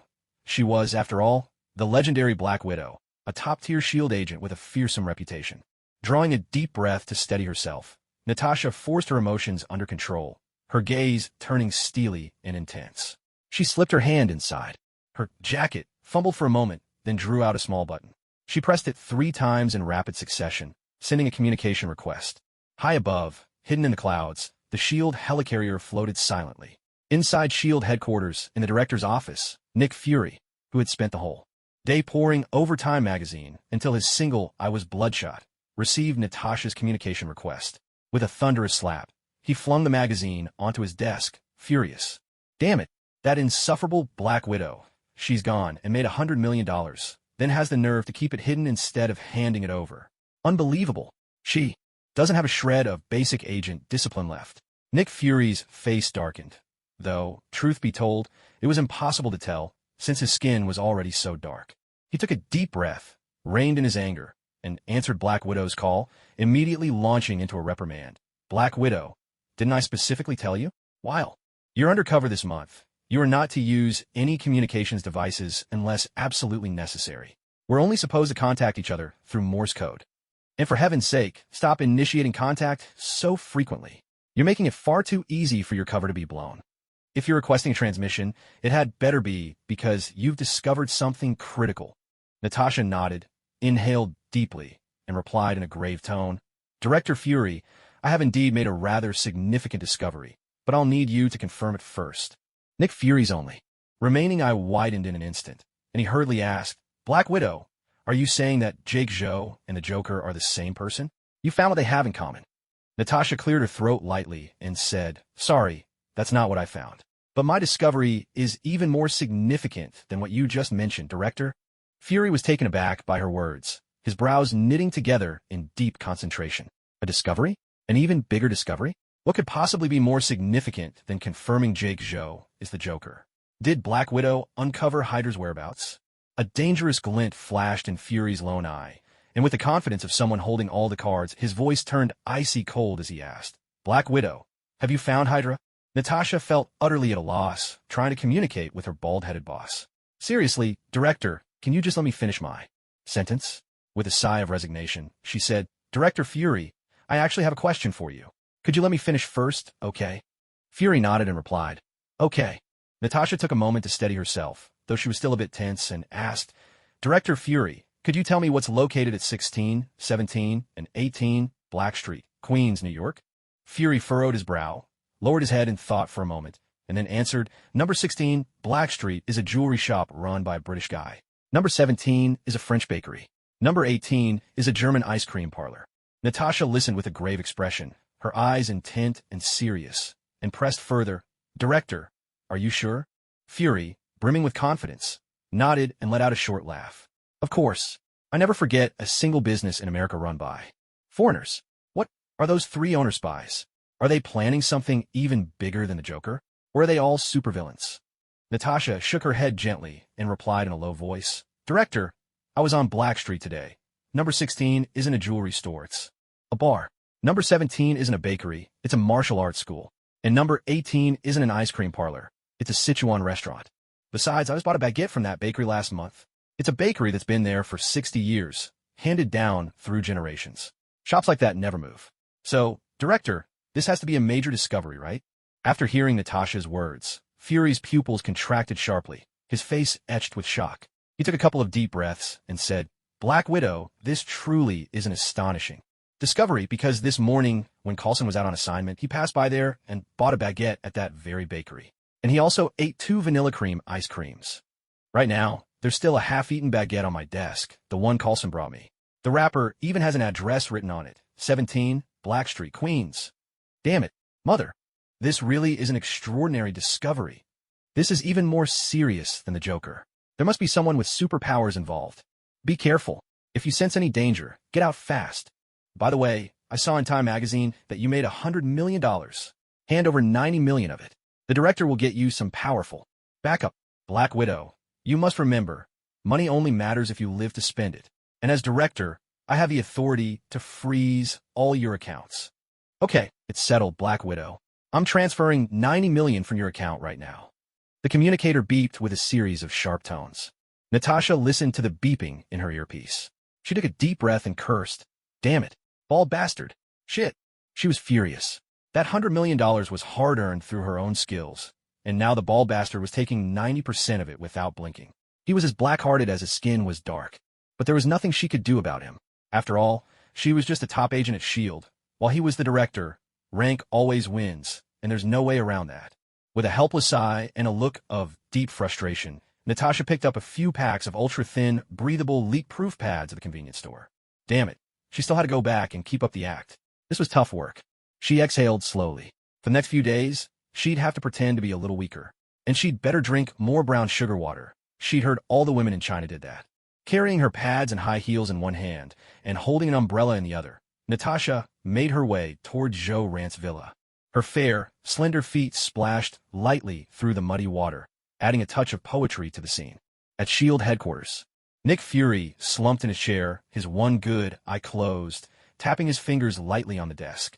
He was deep in thought, considering which outside help to call in. 5 minutes later, Fury opened his single eye, a sly smile creeping onto his lips. "Professor Charles, it's got to be you."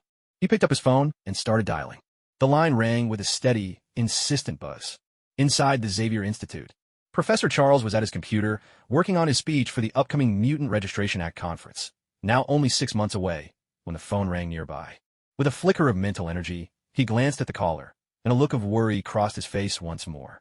Damn it, Nick Fury again? This can't be good news. Professor Charles took a deep breath, picked up the phone, and asked with a perfectly practiced smile, "Hello, Director. Is there something you need? You know, our Xavier School for Gifted Youngsters has always kept to the straight and narrow." Nick Fury gave a sharp snort and shouted at the top of his lungs, "Oomph. Professor Charles, do you have any idea what's been happening in New York these past couple of days? I'm furious right now." Charles furrowed his brow and asked, "What's wrong, Director? What happened? Why are you so upset?" Nick Fury slammed his hand down hard on the desk, cursing in agitation. "Damn it. Professor Charles, if that's your attitude, there's nothing left to discuss about last time. The Mutant Registration Act is a lost cause. I still think mutants pose too great a threat to this world." Hearing this, Charles felt numb all over. Damn it, what on earth has happened? He scratched at his head, though there was no hair to touch, and asked anxiously, "Director, please, what happened? Was there a young mutant who suddenly awakened and lost control? Did something catastrophic occur?" At these words, Nick Fury let out a long, heavy sigh, then spoke slowly, something like that. "Professor Charles, you know I've always had a great deal of respect and goodwill toward your Xavier School, toward you X-Men. I believe you're all on the side of justice. We're brothers in arms, after all. Professor Charles, I owe you an apology. The way I spoke to you just now was out of line, and I apologize personally. But this time, there's nothing I can do for you. The incident has caused a huge stir within the agency. All the agents and staff have taken a stand against mutants. I truly have no way to help, even though I think highly of you all. I'm sorry." Hearing these words, Charles was utterly dumbfounded. What the hell had happened? Could it be that an Omega-level mutant had appeared in New York and blown up the entire city? That's impossible. If something like that had happened, Cyclops, Scott, and the others would have told him immediately. Unless, could it be that Cyclops, Storm, Iceman, and the rest had perished in battle? The world spun around him, his spirit on the verge of collapse, and his heart ached as never before. The poor old man, eyes red, trembling all over, asked in a hoarse voice, "Director, has an Omega-level mutant appeared? Someone like Magneto, who lost control and destroyed New York? Did Cyclops, Scott, and the others, have they fallen too?" Nick Fury froze at the question. Damn, have I made this sound way too serious and scare the old guy out of his wits? He really does have quite imagination. Nick Fury cleared his throat lightly and began to speak slowly. "Professor Charles, it's nothing like that. Cyclops and the others are all perfectly fine. Something else happened. Don't worry, I'll explain everything to you. Although we can't be sure what level of mutant he is, it's definitely not low. If he loses control, he'll be extremely dangerous. His power is quite unusual. He's able to twist reality itself. Houses number 16, 17, and 18 on Black Street in Queens, New York, were altered by him. The bakery turned into a martial arts school. The ice cream shop became a Sichuan restaurant, and the jewelry store was transformed into a bar. This ability is truly terrifying." Hearing this, Charles paused, stunned, but relief immediately washed over him. Thank goodness Cyclops, Scott, and the others weren't dead. They were still alive. That was wonderful news. But wait, a reality-bending power. That must mean this mutant is an Omega-level threat. Charles drew a deep breath, his tone grave and resolute. "Director, I understand. Leave this matter to us, the X-Men. I promise, I'll give you a satisfactory answer. The Xavier School for Gifted Youngsters has always been well-behaved, and we stand for justice and goodness. Director Fury, regarding the Mutant Registration Act, I hope you'll stand with us on this." A faint smile flickered at the corner of Nick Fury's lips. He let out a cold, dismissive chuckle and said, I'll have to think carefully about this matter. But you X-Men need to get results. You know, it's not easy to get into the government's good graces, especially when you mutants are so unpredictable. With that, Nick Fury hung up the phone. He leaned back in his chair, satisfaction written all over his face. Brilliant, Nick Fury, brilliant. Oh my God, the Mutant Registration Act really couldn't have come at a better time. Otherwise, I'd have no way to get a handle on that old man. As long as the act is still up in the air, Professor X won't dare to use his telepathy to probe New York. If he doesn't dare to probe, he can't discover the truth. If he can't discover the truth, he'll have no choice but to listen to me, Nick Fury. There really aren't many people as clever as I am. I've got the X-Men working for free, and I got $90 million from Black Widow, all for nothing. As for that business on Black Street, it probably isn't all that dangerous anyway. Whether mutants were behind it or not, it's not a real threat now. After all, the X-Men are a formidable bunch, even if they're still just a little less impressive than her. A look of reminiscence flickered in the single eye Nick Fury had left. He reached into his coat and slowly drew out an impossibly old pager. With her around, there's really nothing to fear. One press of this, and she'll come down from the sky. Carol Danvers, you're the reason I, Nick Fury, can be so bold. Inside the Xavier School for Gifted Youngsters. Inside the Mutant Academy, Professor Charles Xavier reached out telepathically to one of the X-Men's most formidable forces, the gentle, wise, and somewhat reserved Jean Grey, possessor of the Phoenix Force. 5 minutes later, Jean Grey stepped into Professor Xavier's office. She was dressed in a blazing red gown, looking every bit like a fiery phoenix incarnate. She smiled and asked, Professor Xavier, is there something urgent you need from me at this late hour? Charles nodded, his expression solemn. Jean, I need your abilities now. Within the entire Xavier School for Gifted Youngsters, only you and I possess psychic strength powerful enough to perceive what others cannot. But these are extraordinary times. A new era is dawning for mutants. I cannot leave for New York so easily. I must rely on you alone.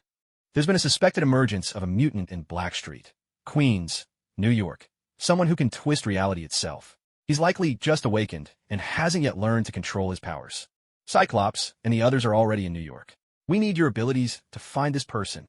Jean Grey frowned slightly and said, Professor, you know my powers are unstable. I could cause great danger. Professor Xavier smiled gently. Jean, I believe in you, and you must believe in yourself as well. You can control it now. Jean nodded. All right, Professor. I'll head to New York right away and help Cyclops and the team. Queens, New York, Ingram Street, a sprawling mansion occupying 3 lots.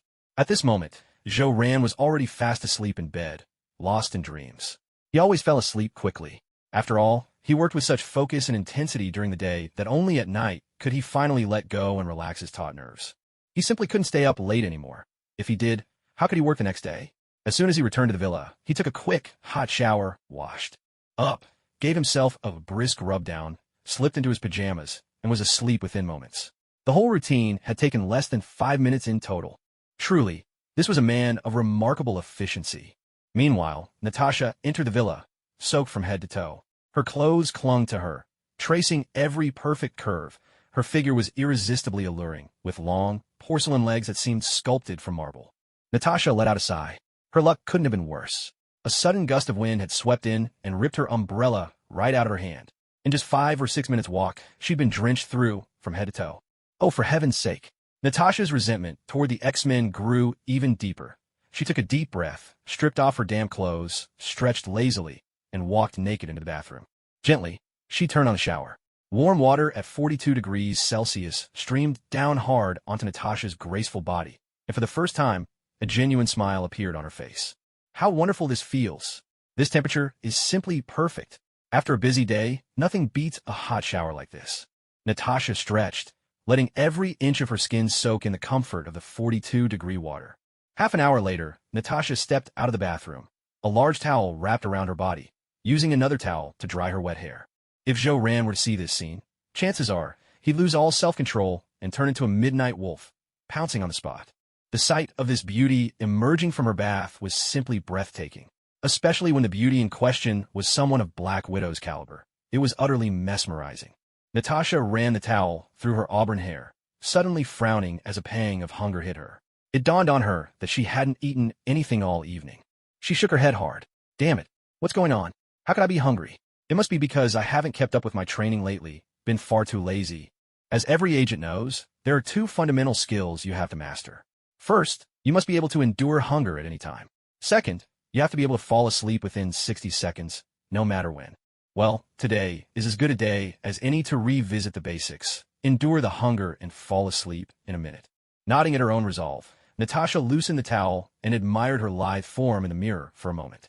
Then she opened Joe Rant's wardrobe, picked out a white t-shirt and a pair of athletic shorts, and slipped them on. She tiptoed to Joe Rant's bedroom, moving as quietly as a cat, and slipped into bed. Lying on her stomach, Natasha listened to the steady rhythm of Joe Rant's breathing, her eyes tracing the chiseled lines of his profile. Suddenly, she felt her heart skip a beat. Jake, he's really quite the man, rugged, handsome, with a great figure. Being with him is unexpectedly delightful. She'd never met a man quite like this. So endearing, so charming. He's soft-hearted, though he tries to act tough, always saying one thing and feeling another. And this kind of life, so peaceful, so calm, is exactly what I've always longed for. Natasha couldn't help but reach out and touch Joe Rant's face. The moment her fingers brushed his skin, a jolt ran through her, a sudden zap of static electricity. Natasha snapped awake instantly, the haze in her eyes vanishing. She shook her head sharply. Oh damn, Black Widow, what are you thinking? You're an agent. From the moment you stepped into the Red Room, your life was stripped of all emotion. For the rest of your days, you will never know true feeling. You're a tool. Your hands are steeped in blood, a butcher's hands. You are a soul driven by vengeance. Wake up. No one could ever fall in love with a spy. Remember your mission. Natasha took 2 deep breaths, steadying herself, forcing her mind to calm. She reached under the bed and drew out a sharp dagger. Her pupils narrowed. She held her breath. Like the Black Widow in the wild, she became the hunter. Clutching the dagger tight, she drove it fiercely toward Joe Rant's chest. Yet, as the blade hovered just a centimeter from his heart, Natasha's hand froze. She pulled the dagger back, rolled over, and quietly returned it beneath the bed. She stared up into the darkness above, letting out a long sigh. Questions churned through her mind. Was he truly the Joker?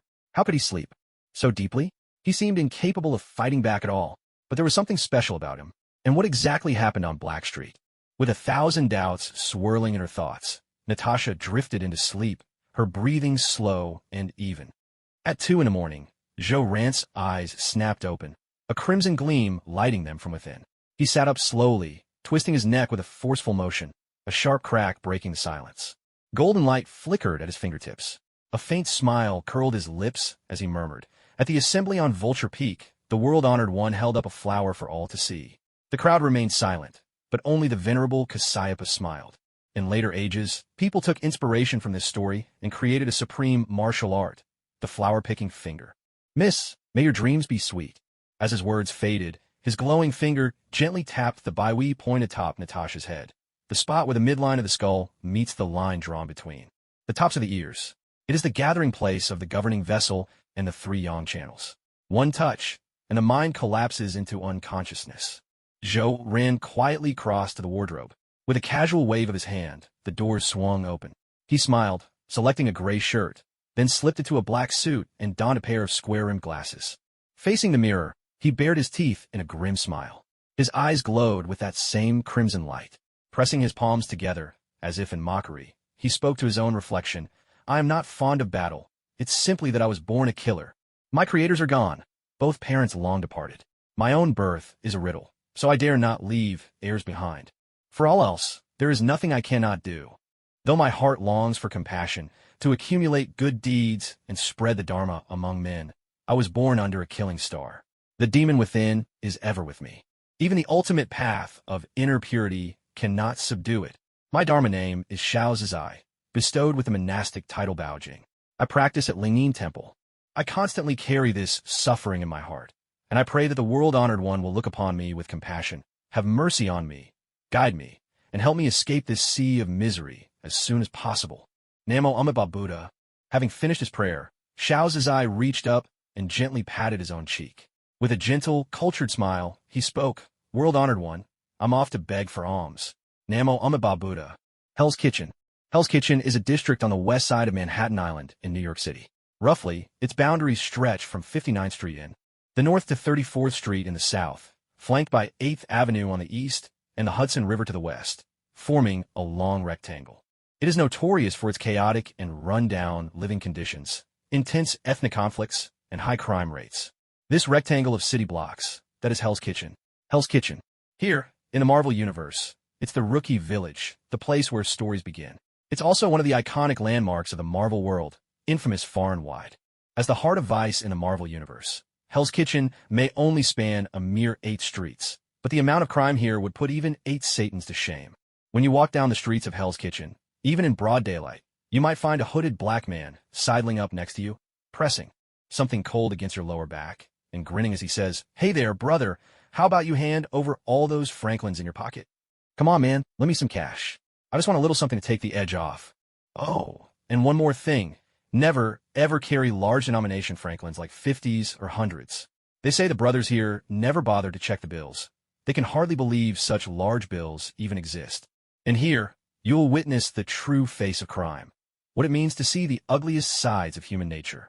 But as frightening as the day may be, the nights in Hell's Kitchen are even more terrifying. When night falls, every sort of character roams the streets. Petty junkies, pimps, hand ninjas, kingpins, thugs. Even those shady organizations that worship cold-blooded, slimy creatures, always chanting about chopping off one head only for 2 more to grow, carry out their illegal dealings here. There's one kind of person you'll never see here, a normal person. Because no sane soul would ever wander Hell's Kitchen at night, unless they're looking to end up dead in some trash heap where sunlight never reaches. This is a paradise for criminals, a garden where crime breeds, the Eden of the wicked, the foulest of sewers. Hey there, beautiful girl, how about you come have some fun with us? We'll make sure you have a real good time. A middle-aged black man, sporting a thick beard and beach shorts, had an RPG slung over his shoulder. He pointed the rocket launcher's muzzle right at a blonde woman with glasses, whose intelligent demeanor couldn't be hidden. He let out a coarse laugh and spoke with a leering tone. Around him, a dozen burly black men brandished AK-47s, their necks draped with thick crucifix chains, dressed in flashy hip-hop clothes. You wouldn't expect these terrifying criminals to be Christians, but whether their faith worshipped the God in heaven or the devil in hell, who could say? It was a grim joke, a biting, ironic kind of joke. Jane Foster looked at the ring of men closing in around her, at the menacing rocket launcher pointed straight at her. Tears streamed down her face. With trembling hands, she pulled her wallet from her purse, tossed it on the ground, and fell to her knees, pleading, "Please, sir, here's my wallet. Take all the money in it. Just let me go. I swear to God, I won't call the police. I didn't see anything. Please, just let me go." The bearded man, hefting the RPG, strode forward and slapped Jane Foster hard across the face. He spat on the ground at her feet, then unbuttoned his shirt to reveal an enormous crucifix tattooed across his chest, cursing. "Huh, fuck, you bitch, you dirty slut. What, you think you're better than us Crusaders? We Crusaders keep our word. If we say you'll get a taste, then you're damn sure gonna get a taste. God, you see this big cross on my chest? Let me tell you, I am the Lord. I am God. I am your God." The men circling her raised their AK-47s and fired wildly into the sky, cheering for their boss. Their shouts filled the air, primal and wild, like a pack of untamed beasts. That's right. The boss is God. We are the angels at God's side. You filthy bitch. Get down on your knees and serve the great Lord. I don't think you're a real Christian at all, but if you say we're the devil, if you think we're like Satan, then all the more reason for you to act like the Holy Virgin, to offer up your sacred body and save our fallen souls. Haha, boss, since she's a Christian slut, why don't we just call her a holy mother whore? I'm gonna fuck her to death. Yeah, let's fuck this holy mother whore to death. Hearing their filthy words and watching as those devils began to strip off their pants, Jane Foster's eyes flooded with tears. Terror overwhelmed her, and her whole body began to tremble uncontrollably. Her pupils widened in terror. Perhaps tomorrow I'll be found in some dark, filthy pile of trash. Am I going to die? Oh God, can you save me? Cry. I love it when you bitches cry. The more you cry, the more excited I get. Makes me even bigger, the bearded man sneered, his expression lewd as he fumbled with his belt. Ah, hell is empty and the devils roam the earth. Pitiful, truly pitiful, came a deep, measured voice from the darkness of the alley. Though this kind of prey is a bit poor, my merciful self can only force down this nauseating rot. The voice continued, echoing through the gloom. Heavy, steady footsteps began to sound at the mouth of the alley, each thud reverberating through the bearded man's chest, grating on his nerves. The bearded man snatched the RPG from his underling, aimed it toward the alley's entrance, and shouted with trembling rage, "Fuck! Who's there? Which little rat is hiding in the shadows? Come out now! Get your ass out here!" Xiao Zizai adjusted his glasses, a crimson light flickering in his eyes. A faint smile played at his lips as he asked softly, "Oh, I'm here. So what do you plan to do now?" The bearded man stared into those blood-red eyes, eyes like a devil's. Clenching his thighs together in fear, he cursed, "Fuck," and squeezed the RPG's trigger. A deafening blast erupted. A searing 66mm shell shot from the launcher, powerful enough to demolish a building, streaking straight toward S.H.I.E.L.D. S.H.I.E.L.D. simply smiled, pushed his glasses up with a fingertip, and said, "Golden Bell Shield." A massive golden bell rose around him, enveloping his entire body. The radiant light illuminated the alleyway, turning night into day. The shell struck the golden shield with a thunderous crash, filling the alley with a blaze of blinding, colorful fire, like fireworks in full bloom. Seeing this, the bearded man burst into laughter, confidence surging through him. "Huh, scared the hell out of me. I thought you were some big-shot superhuman, but you're still gonna die by my RPG. What an idiot. Who tried to take a shell like that head-on? Dumbass. Is that so?" came a low, mocking voice. As the smoke and dust cleared, S.H.I.E.L.D. stood there, crimson eyes fixed on the bearded man. Calmly smoothing his hair, he smiled. "Now it's my turn, isn't it? Fuck." The bearded man stared, stunned, at S.H.I.E.L.D., completely unharmed. He cursed again, raised his RPG, and pulled the trigger once more. The black gang members around him lifted their AK-47s and unleashed a wild barrage at S.H.I.E.L.D. Another deafening explosion echoed through the alley. Bang, bang, bang. The 66mm shells fired from the RPG and the wild barrage of 7.62mm bullets from the AK-47s swept toward S.H.I.E.L.D. like a raging storm of metal. A blinding flash erupted in the alley, filling the air with the choking stench of gunpowder. S.H.I.E.L.D. watched the dazzling fireworks before him and smiled, the red glow in his eyes burning ever brighter. He shifted his body slightly, then slowly extended his right hand, gently pushing forward as he murmured, "Hand of great compassion." With a thunderous roar, an enormous golden imprint of a palm shot forward, smashing the 66mm shells and the hail of bullets into dust. With a flicker, S.H.I.E.L.D. appeared before the bearded, bald man, pinching his throat between two fingers. He smiled and said, "My friend, let me send you to hell." A sickening snap echoed as S.H.I.E.L.D. broke the man's neck. His head tumbled to the ground like a fallen melon, eyes wide, frozen in shock and terror. Turning his head, S.H.I.E.L.D. eyed the group of black henchmen clustered around the alley. He grinned and said, "Oh, I almost forgot. There's still all of you." The henchmen, witnessing the gruesome carnage, dropped their AKs and bolted in terror. It was too horrifying. This man was no human. He was a demon, Satan himself, straight from the depths of hell. Terrifying. "Oh God, please save me." S.H.I.E.L.D. shook his head, eyes blazing red. He stretched out both hands toward the fleeing men, striking out quickly, a delighted laugh breaking across his face. One after another, massive golden palms shot forward with thunderous impact. 5 minutes later, S.H.I.E.L.D. finally stopped. The crimson light faded from his eyes, and as clarity returned, he surveyed the scene before him. He slapped his face hard, deeply reproachful. "I lost control again. I just couldn't hold back." The alley was a blood-soaked wasteland. No whole bodies to be seen, only shattered flesh and rivers of fresh blood running like a crimson stream. Splintered bones floated on the surface, among them several black heads, eyes wide, faces frozen in terror, like grotesque sculptures. "Ah!" Jane Foster screamed, her voice piercing the air as she took in the hellish tableau before her. Her face went ghostly pale, her heart pounding wildly. A spreading puddle formed beneath her. She had wet herself in sheer terror. Hearing the scream, S.H.I.E.L.D. whipped his head around, eyes glowing red. He strode slowly toward Jane Foster, then crouched down, offering a gentle smile as he asked, "Miss, are you all right?" Jane Foster nodded at first, then shook her head fiercely, tears streaming down her face as she pleaded in terror. "Mr. Satan, will you let me go? I'm only 24, I'm still young, and I don't want to go to hell. Besides, I haven't done a single bad thing in my life. Mr. Satan, my name is Jane Foster. I really am a good person. Good people shouldn't go to hell, don't you think so? Mr. Satan, I know you and the old man upstairs don't see eye to eye, but look at me. I'm utterly useless to you. Even in hell, I wouldn't be of any help. Mr. Satan, could you please let me go?" Hearing this, S.H.I.E.L.D. paused in surprise. He let out a long, weary sigh, adjusted his glasses, offered a gentle smile, and said in an unusually mild tone, "If we call what's common normal, then I suppose I am an abnormality. For the sake of survival, people might kill, but me, I'm simply obsessed with it. Killing, no animals, only humans. It's a sickness, and I am beyond cure. I'm not Satan, just a patient. Jane Foster's face grew even paler at his words.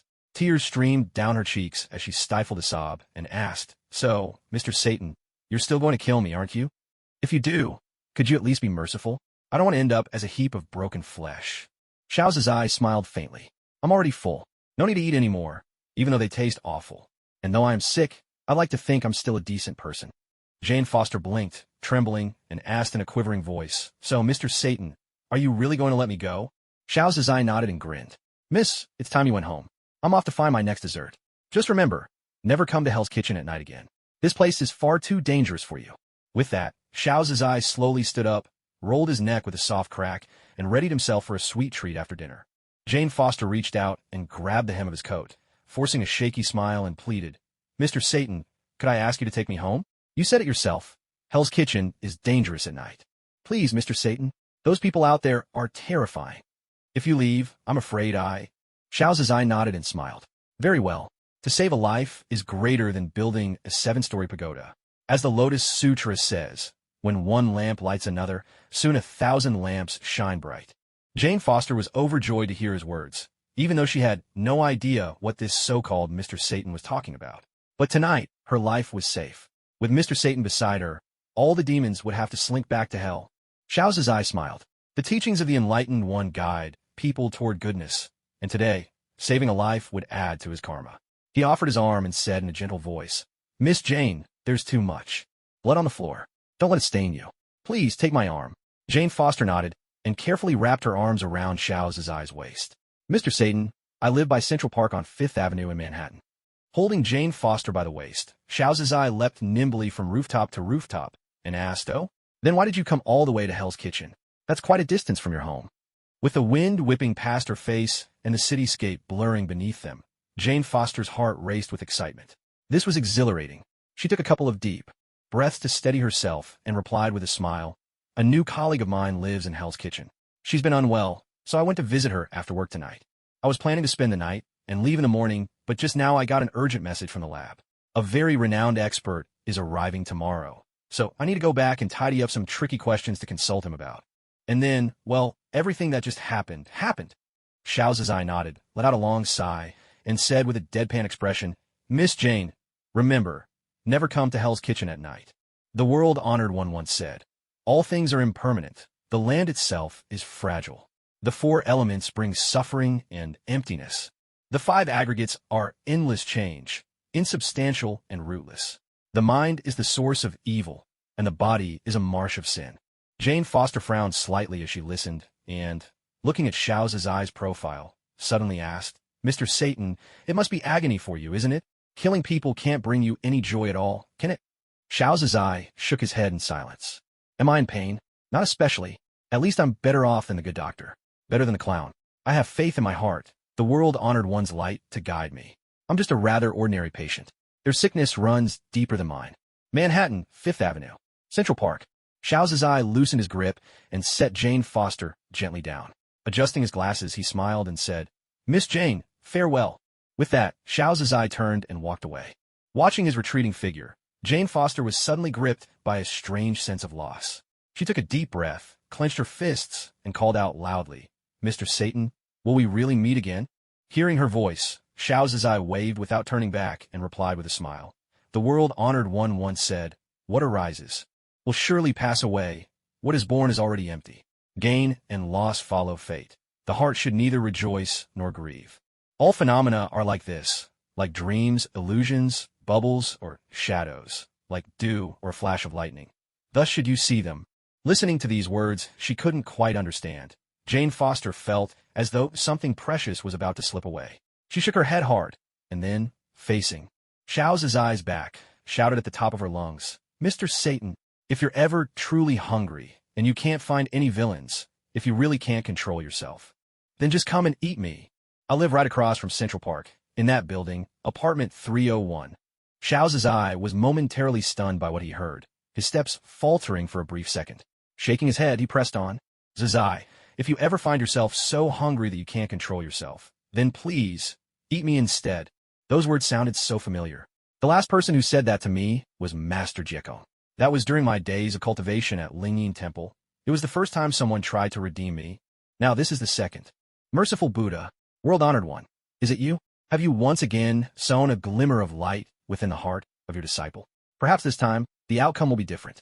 Namo Amitabha, S.H.I.E.L.D murmured softly, adjusting his glasses with a gentle smile. Hell's Kitchen.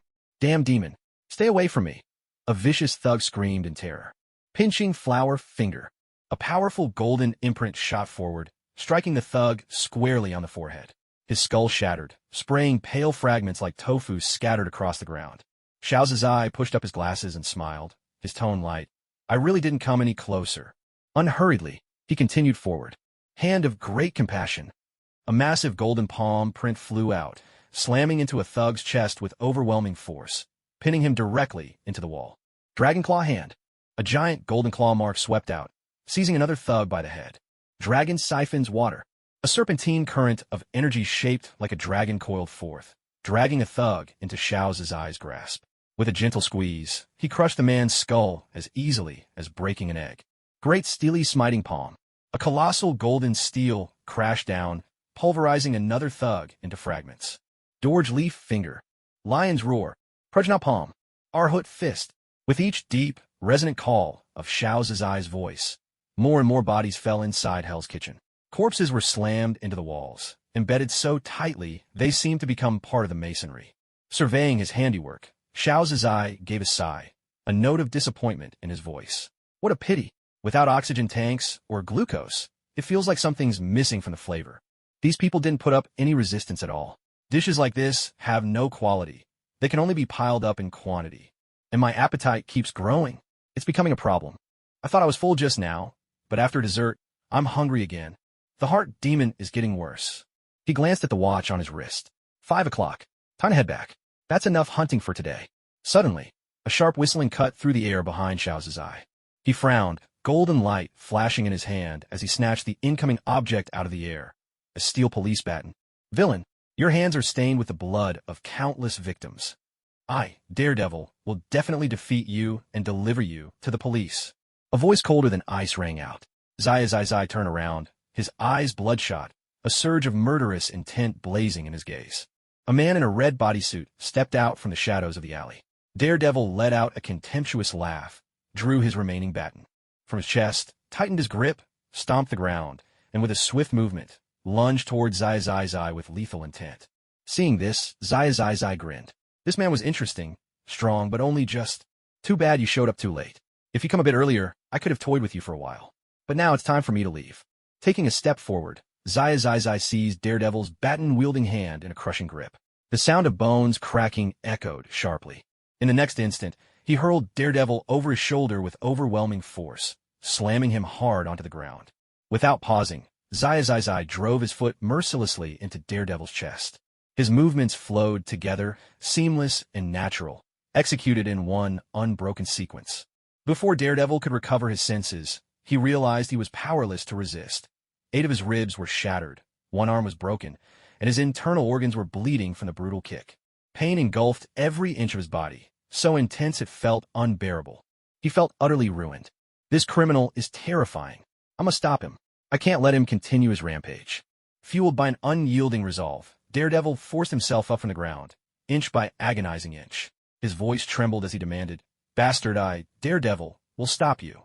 I absolutely can't let you keep hurting people. Someone like you will only throw Hell's Kitchen into even greater chaos. Do you really believe what you're doing is right? With such cruel killings, how are you any different from those villains? Let justice and fairness judge them all.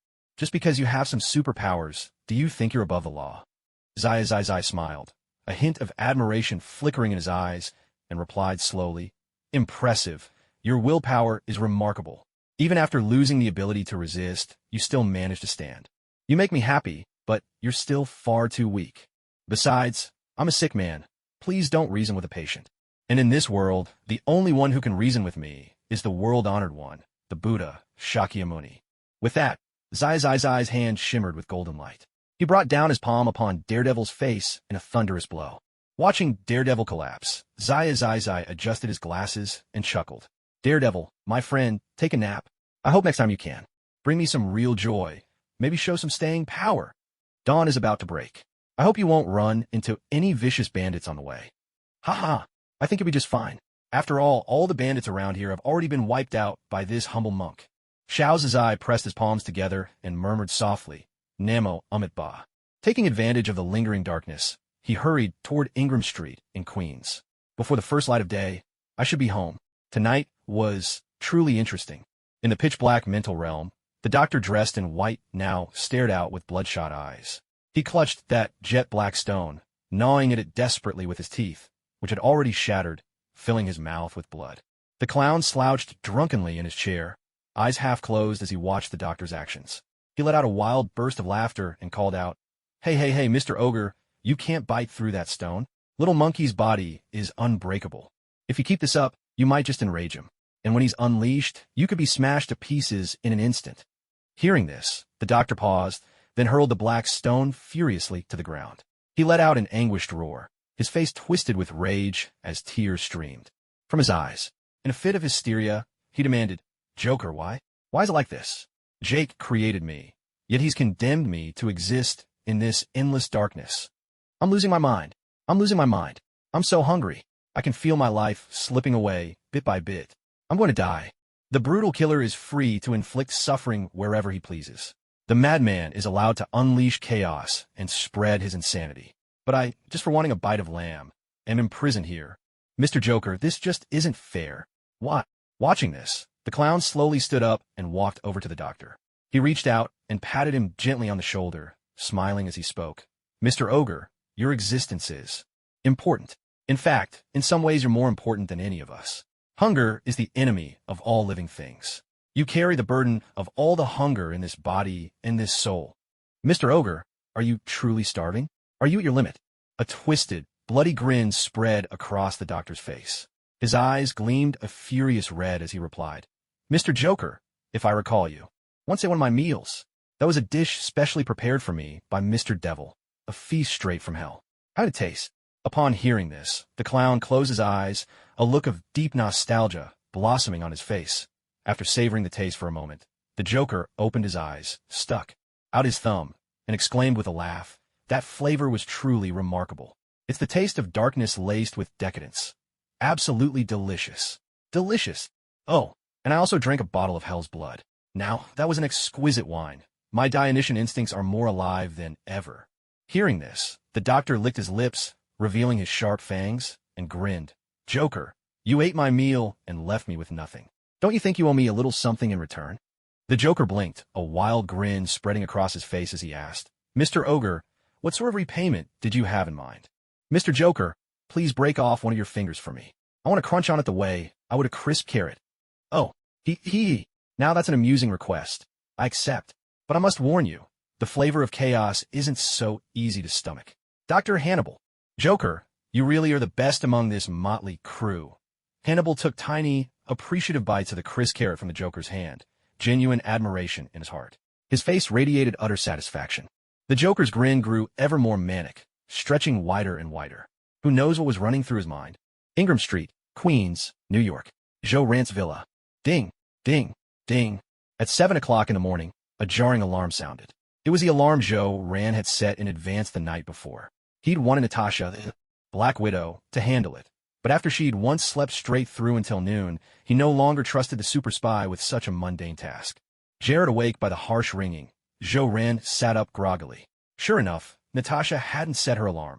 Otherwise, both alarms would be going off. He reached out to silence the alarm, but felt no urge to get up. Suddenly, he realized how exhausted he was. His limbs ached as if he'd just finished an intense workout. His head was buzzing, his mind foggy, and he hovered in that dazed state between sleep and wakefulness.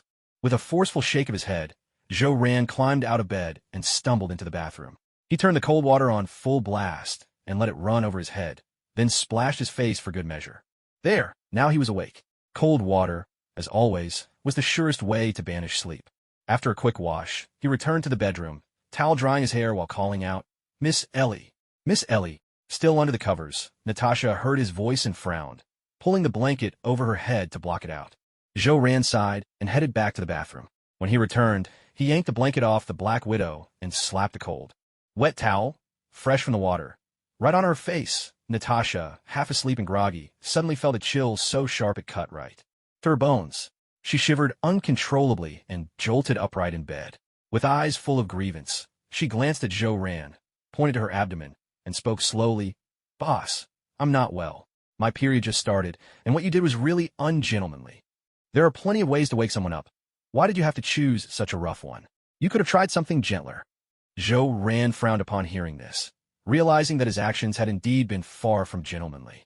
Damn it, he'd slept too deeply and completely forgotten that she'd mentioned her period last night. Clearing his throat, he managed a polite smile and said, I apologize, Miss Ellie. I forgot about that, but today is truly important. I acted rashly in the heat of the moment. Please forgive me. Stretching languidly, Natasha's lips curled into a triumphant smile. Then, boss, you have to agree to one request of mine. As for what that request will be, I haven't decided yet. Seeing Natasha so pleased with herself, Zhou Ran felt a numbness creep over him, his mind racing. Black Widow, what is going on with her? That exchange just now felt so out of the ordinary. Was she just acting? Or had she truly developed some feelings for me? Their interaction felt like it had crossed the line of simple friendship, something teetering between close friends and lovers, yet not quite either. Zhou Ran cleared his throat again, pushing aside those tangled thoughts. He nodded, locking eyes with the Black Widow, and spoke slowly, All right, Miss Ellie, but only this once. This is an exception, and the only one. I, Zhou Ran, rarely make promises to anyone. Because a promise, once made, must be kept. Empty words are worthless. Listening to Zhou Ran's words, Natasha felt a strange, indescribable feeling well up inside her. He could have refused her, but he agreed, and he did so with such sincerity. That serious, earnest look of his was almost adorable. What am I thinking? This is just a mission, nothing more than a scene in a play. With a soft sigh, Natasha smiled, blinked, and said, Well then, it's truly an honor to receive a promise from the boss. Ellie is so happy. Zhou Ran shot her a look and said coolly, Ellie, hurry up and get ready. I'll be waiting for you in the car. Oh, and tonight, you can leave work early. At 7, I'll take you shopping for some new clothes. You can't keep showing up to work in my clothes forever, can you? With that, Zhou Ran turned and left the bedroom. Natasha watched as Zhou Ran slowly walked away, shaking her head. She couldn't help but let out a long sigh and headed toward the bathroom. Oh, damn it. Black Widow, what on earth are you doing? Hell, are you really getting soft-hearted now? In the Rolls-Royce, Zhou Ran leaned back in his seat, reached out to turn on the car radio, and closed his eyes to listen for a while. Women always take forever when they go out, and even though Black Widow is a top-tier agent, she probably isn't any different. After all, she's in disguise, playing a part. Zhou Ran sighed with resignation. His daily grind at work was exhausting enough, with endless tasks and meetings. Now, on top of everything, he had to spar with Black Widow every day, matching wits, and acting out this little performance. Honestly, it was wearing him out. Let's see if there's any news about places with a bit too much freedom today, so I can steer clear of them. After all, in the land of the free, gunfire is part of daily life. I'm not even joking about that. Welcome to today's latest news flash. Hello, good morning. I'm your talkative host, Harlan, and I'm your good friend, Buddy. According to the United States Geological Survey, a magnitude 5.0 earthquake struck 115 kilometers southwest of Bengkulu, Indonesia. There was a shooting in Washington, D.C., leaving 2 dead and 3 injured. The incident took place in a neighborhood north of Capitol Hill. All 5 victims are African American. 2 suspects opened fire from an SUV after parking, then fled the scene. An investigation is underway, and police currently have no motive. The suspects are still at large. A shooting in downtown Atlanta, Georgia, has left 1 person dead and 2 injured. 1 suspect has been apprehended, and police are investigating the cause. In Cincinnati, Ohio, another shooting left 9 people wounded. When police arrived, they fired at 1 individual, unclear if he was hit, and the shooter escaped. No arrests have been made so far. Stark Industries' stock price soared by 30%, prompting congratulatory messages from old rivals Hammer Industries and Osborne Industries alike. Fisk Pharmaceuticals president, Wilson Fisk, donated $10 million to charity yesterday. Stark Industries' youngest board member, Mr. Jake, attended a pool party where Chairman Tony Stark splashed out a whopping $100 million in his honor. Yesterday, City Councilman Jake reportedly ran 9 red lights in a row at noon. Is something big happening inside Stark Industries? The details remain unclear. Time magazine achieved record sales yesterday. They're rushing to print more copies as we speak. And now, we interrupt this broadcast for a breaking news update. Breaking news coming in. Breaking news alert. At 4 a.m. today, a brutal massacre took place in Hell's Kitchen. Ugh. Excuse me, it's just so horrific. I'm feeling a bit sick. I can't go on. I'll let my co-anchor continue with the report. At 4 a.m. today, a gruesome massacre occurred in Hell's Kitchen. The scene was littered with dismembered bodies, a sight of unspeakable horror. According to Mr. George Stacy, commissioner of the NYPD, DNA samples collected from the remains indicate fragment from at least 300 individuals. At present, the New York police have no leads whatsoever. Nothing suspicious was found on the surveillance footage. Once again, we urge all citizens to avoid going to Hell's Kitchen for the time being. And residents of Hell's Kitchen, please be especially cautious. This criminal is extremely dangerous and utterly ruthless. The police will be imposing a week-long lockdown in Hell's Kitchen. Joe frowned and reached out to switch off the car radio. Then he pressed his fingers hard against his temples and took a couple of deep breaths. Damn, this is seriously dangerous. A murderer who killed more than 300 people. Just how insane must that be? Terrifying. Absolutely terrifying. This has got to be some kind of psychopathic supervillain. And definitely the sort with antisocial personality disorder.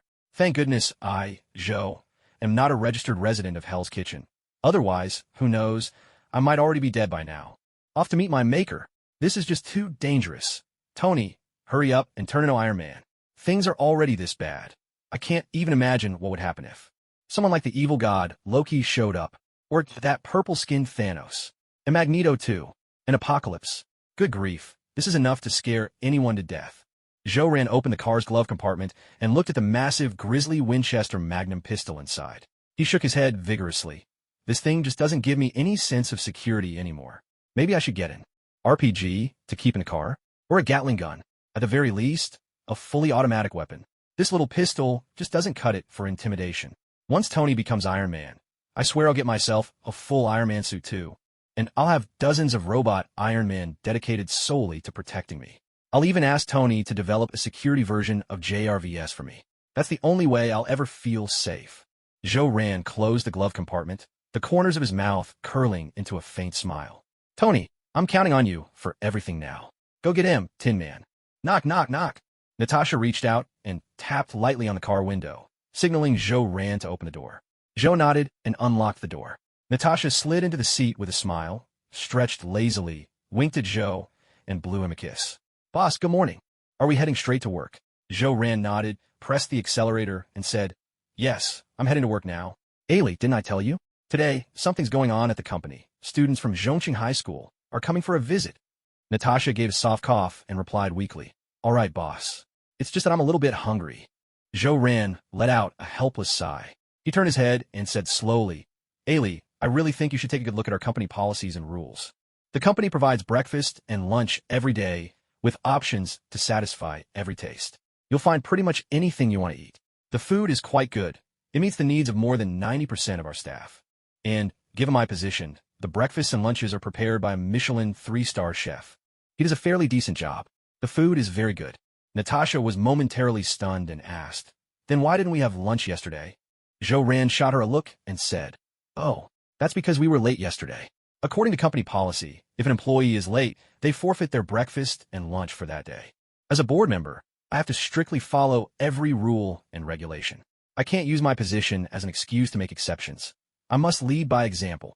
As my secretary, Miss Ailey, you should have this same awareness, especially since many of our company's policies were actually proposed by me. Joe paused, then continued. And for people who truly love their work, missing a meal or two doesn't matter at all.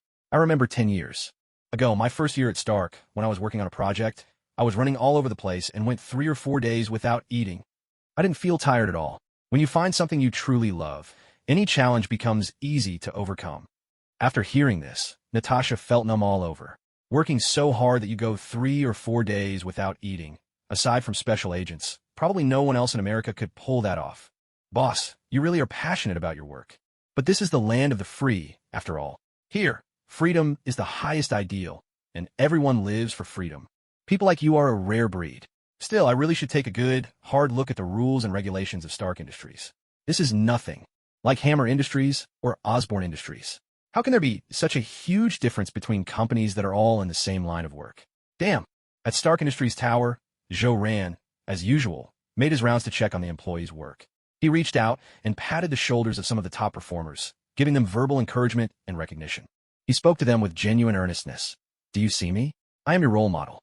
10 years ago, I was just like you, I graduated from New York University and joined Stark Industries. But through my own hard work and determination, in just 10 years, I rose to become a director and vice president of Stark Industries. My present is what your future can look like in 10 years. So keep pushing forward. I may seem like a legend now, but one day, you'll surpass me and become legends yourselves. The future belongs to you. After this hearty dose of motivational chicken soup, the enthusiasm of the entire Stark Industries team ignited instantly. It was as if a barrel of high-octane fuel had been poured onto a blazing fire. With that, Joe led Natasha to the elevator and into the vice president's office. Natasha gave a thumbs up and praised with a smile. "Boss, that was an incredible pep talk. You really fired everyone up in no time." Joe smiled and asked, "Ellie, what would you like for breakfast? Sandwich and coffee? Rice ball and milk? Waffles with chocolate sauce? Eggs Benedict? Savory scones? An omelet with toast? Or maybe a burrito?" Natasha thought for a moment and said, "I'll have the Eggs Benedict, with extra ketchup, please." Joe nodded, pressed the yellow button on the desk, and said with a grin, "Hey, Chef Bob, the usual, plus 1 Eggs Benedict with extra ketchup." After that, Joe picked up a file from the desk, glanced at Natasha, then took out a booklet from a drawer and handed it to her. "Ellie, your breakfast will be ready in 10 minutes. In the meantime, take a good look at the Stark Industries Employee Handbook. What's in here is important. Make sure you memorize the first page." Natasha accepted the booklet, nodded, and smiled. "All right, boss. Ellie understands. I'll read it carefully." But inside, Natasha felt rather resentful. Me, the Black Widow, someone this attractive. When have I ever been treated like this? When I was undercover at Hammer Industries or Oscorp, every man went out his way to please me. Everyone was eager to win my favor. But here I have to do this and that, work overtime, and memorize company handbooks. Well, let's see what's actually written in this little booklet. The path is made by walking. Books are written by people. Every step one takes is writing a part of their own history. With confidence, you hold the future in your hands. Unless you give up, you can never truly be defeated. Hope neither exists nor does not exist. It's like the path on the ground. Originally, there is no path, but as more people walk it, a road is formed. Success is not about circumstances, but about belief. It's not about methods, but about mindset. To believe is to see the light. To doubt is to see the darkness. Belief reveals the path, while doubt highlights the obstacles. A person's whole life depends on striving. Only through hard work can one achieve success. 3 parts are destined by fate, but 7 parts depend on effort. Those who dare to strive will emerge victorious. Forget the poverty of yesterday, seize the opportunities of today, and create the wealth of tomorrow. Stark Industries is a land of miracles. Here, anything is possible, as long as you dare to dream and take action.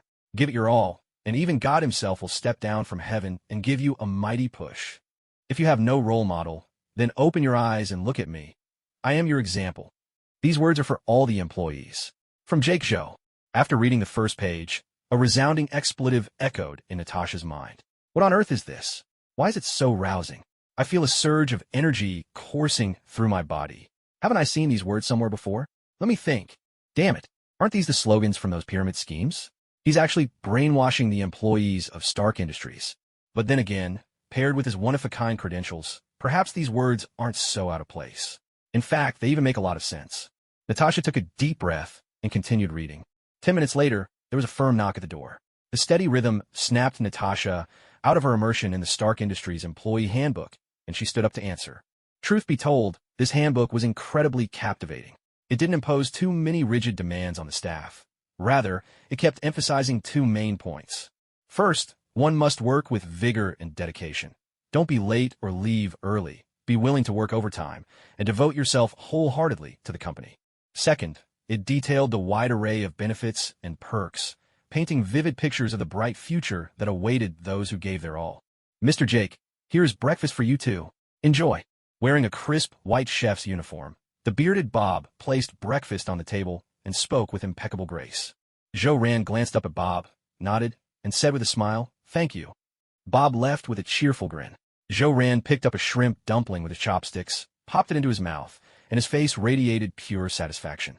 Natasha looked down at her Eggs Benedict, then over at Joe exquisite breakfast. With a slight frown, she asked, "Boss, what's that shiny thing you're eating? Did you mention it to me earlier?" Joe chuckled and replied, "Oh, this is a crystal shrimp dumpling, a classic Cantonese breakfast dish. It's different from what you're having. But aren't you just having American breakfast? The options I asked about were all classic American breakfast sets. Aren't you American? I was worried you might not be used to Cantonese breakfast. Natasha was momentarily stunned by the words, then lowered her head, taking small bites of her Eggs Benedict. An American breakfast, huh? Have I already grown used to American breakfasts? I'm starting to feel a little homesick. I miss those endless fields of white snow and the fierce black bears roaming through the drifts. But no longer have a home. I suppose you could say I'm half American now. I'm a former citizen of the Soviet Union. My name is Natalia Alienovna Romanova. Natasha let out a long sigh as she finished the last of her Eggs Benedict. She smiled and said, "Boss, I'm done. Where will the students from Midtown High be visiting today? What do you need me to do?" Joran thought for a moment before giving instructions. "When we organized this event, you hadn't joined us yet, so your name isn't on the list of accompanying staff. Just stay in the CEO's office and help organize some files. Sort the documents by department, and then prioritize them according to their level of importance. That's your task for today. The tour starts at 9 o'clock and should finish by 11. Just wait here for me to return." Natasha nodded and replied, "All right, boss. I understand." Time flowed by like a swift river, and soon it was 9 o'clock. Joran stretched lazily, got up from his chair, adjusted his glasses, and smiled. "Illy, you sit here in my seat. I've already sorted the files on the left. Please take care of the ones on the right. I'm off to welcome the kids from Midtown High and show them the wonders of Stark Industries." Natasha nodded, smiling. "Don't worry, boss. Leave things here to me." Joran nodded back, then left the CEO's office and took 5 minutes to make his way to the reception area on the 6th floor. He knocked politely on the door, then, with head held high and confident strides, entered the meeting room prepared to receive the students from Midtown High. He walked slowly to the podium, tapped the microphone, and broke into a warm, gentle smile. "Hey there, cool guys and lovely ladies. Good morning. I'm Jake. Welcome to Stark. Wow, that's really Mr. Jake. Mr. Jake is so handsome. Is he really the youngest board member of Stark Industries? He's not just a board member. He's also a councilman for New York City. Mr. Jake is amazing. He donates more than half his salary every year. But my brother who works at Stark says Mr. Jake is a real taskmaster, super strict." "Strict? I don't see it." When he smiles, he's so bright, and his eyes are so clear. He seemed as if he had stepped straight out of story. A knight from the Middle Ages, a Roman gladiator, a Greek bard, a Babylonian prince, an Egyptian pharaoh. Wow, he's exactly my type. My prince on a white horse. Oh, I wish I could marry him. I have to join Stark Industries too. Listening to the countless voices of praise, Joran smiled slightly, raised both hands, and pressed them down, signaling everyone to quiet down. These children, usually so noisy and mischievous at school, fell silent in an instant. Joran cleared his throat and said, "Children, do you have dreams? If you're brave enough to share yours, raise your hand. Boys, raise your hands too. Have courage. Don't always leave everything to the girls. Let me see who is the bravest one here today." A tall, burly boy who looked a bit wild raised his hand. Joran nodded and smiled. "Brave young man, tell us about your dream." The burly, rough-looking boy burst out laughing, his voice booming as he answered, "Mr. Jake, my name is Flash Thompson. I'm the star of the school football team. They call me Lightning Thompson. My dream is to become someone as great as you, to achieve countless feats." Joran applauded with a smile, then fixed his gaze on Thompson, his expression turning serious. "Thompson, I support your ambition. But tell me, do you admire greatness on the outside or greatness within? Do you like my dazzling appearance? Or do you admire my depth? Do you simply want to be great? Or are you only chasing empty fame?" Thompson frowned at these words, pondering for a moment before replying, "Mr. Jake, could you tell me what true greatness is? I'm a bit confused." Joran smiled and said, "Becoming great is simple. Just remember one thing. With great power comes great responsibility." "Thompson, I've read your file. You're well known at Midtown High, but not for the right reasons. You take pleasure in bullying your classmates, using your fists and feet against many of them. Do you think such actions can lead to true greatness? I don't know why you do these things. Perhaps it's a way for a young man to assert his presence. But why choose a path that leaves a bad impression on others? You could do so much better. With your passionate spirit and the name Lightning Thompson, you could use your strength to help those who are weaker. Violence is the basest of means. It may force others to submit for a moment, but it can never win over their hearts and minds. Do not make others bow to your strength. Instead, win their sincere respect through your noble character. You must transform your abilities into your responsibilities." With that, Joran slowly clenched his fist and brought it down hard on the lector before him. A sharp crack rang out as the wooden surface split cleanly in two. Shaking out his hand, Joran smiled and continued, Do you think your violence could ever achieve what I just did? I possess strength far beyond yours, yet I have not used it to conquer you. Instead, I have painstakingly explained the principles behind my actions. This, right here, is a glimpse of what makes me great. Thompson stood stunned for a moment, drawing in a sharp breath. Then, with genuine admiration, he bowed and said, Mr. Jake, I understand. Now, from this day forward, Midtown High will no longer have a Thompson who bullies the weak, only a Lightning who stands up for them. Hearing this, S.H.I.E.L.D smiled with satisfaction, clapped his hands, and said, Thompson, I am proud of what you just said. You are a man who can admit his mistakes and has the courage to correct them. That takes real bravery. A man like that is a true man. I'm looking forward to seeing what you'll accomplish in the future. Now, does anyone else want to share their dreams? A girl with bright blonde hair, tall and graceful, her features striking and her presence poised, slowly rose to her feet. She smiled sweetly and asked, Mr. Jake, my name is Gwen Stacy. My dream is to become a police officer, just like my father, who is the chief of police here in New York. I'd like to ask you a question, Mr. Jake. Yesterday, why did you run through 9 red lights in a row? Was there some major emergency within the Star Corporation? Or did you overstep your authority and interfere with the traffic department, using your privileged position? That hardly sounds like a noble act, does it? I'm truly curious about what happened. Oh, and my father is curious too. Actually, my whole family is. I'm sure every student here is probably just as curious. After all, it made the morning news today. S.H.I.E.L.D immediately felt a wave of embarrassment wash over him. Good grief, what sort of question is this? Who asked something so awkward in front of everyone? This one really knows how to get to the bottom of things. Looking at all the eager faces in the room, he took a deep breath and, adopting a serious tone, said, That was indeed a significant event, a matter that could change the course of the world and create a brighter future. However, it must remain confidential for now. As for the details, you'll all know in a week's time. Gwen smiled and asked, Then, Mr. Jake, when this big event is announced, will you invite Mr. George Stacy? I'd love to be there to witness it. S.H.I.E.L.D nodded, smiling as he replied, Of course. In fact, we can ask the chief to take charge of on-site security. After all, this is something that could change the course of the future. But Gwen, isn't it a bit of an abuse of privilege for you to ask for that? I wouldn't call it particularly noble. At these words, Gwen blinked her beautiful eyes and let out a tinkling laugh. Oh, I'm hardly someone noble. I never aspired to be. I remember a great philosopher once said, Women and petty men are difficult to nurture. With that, Gwen settled herself gracefully back into her seat.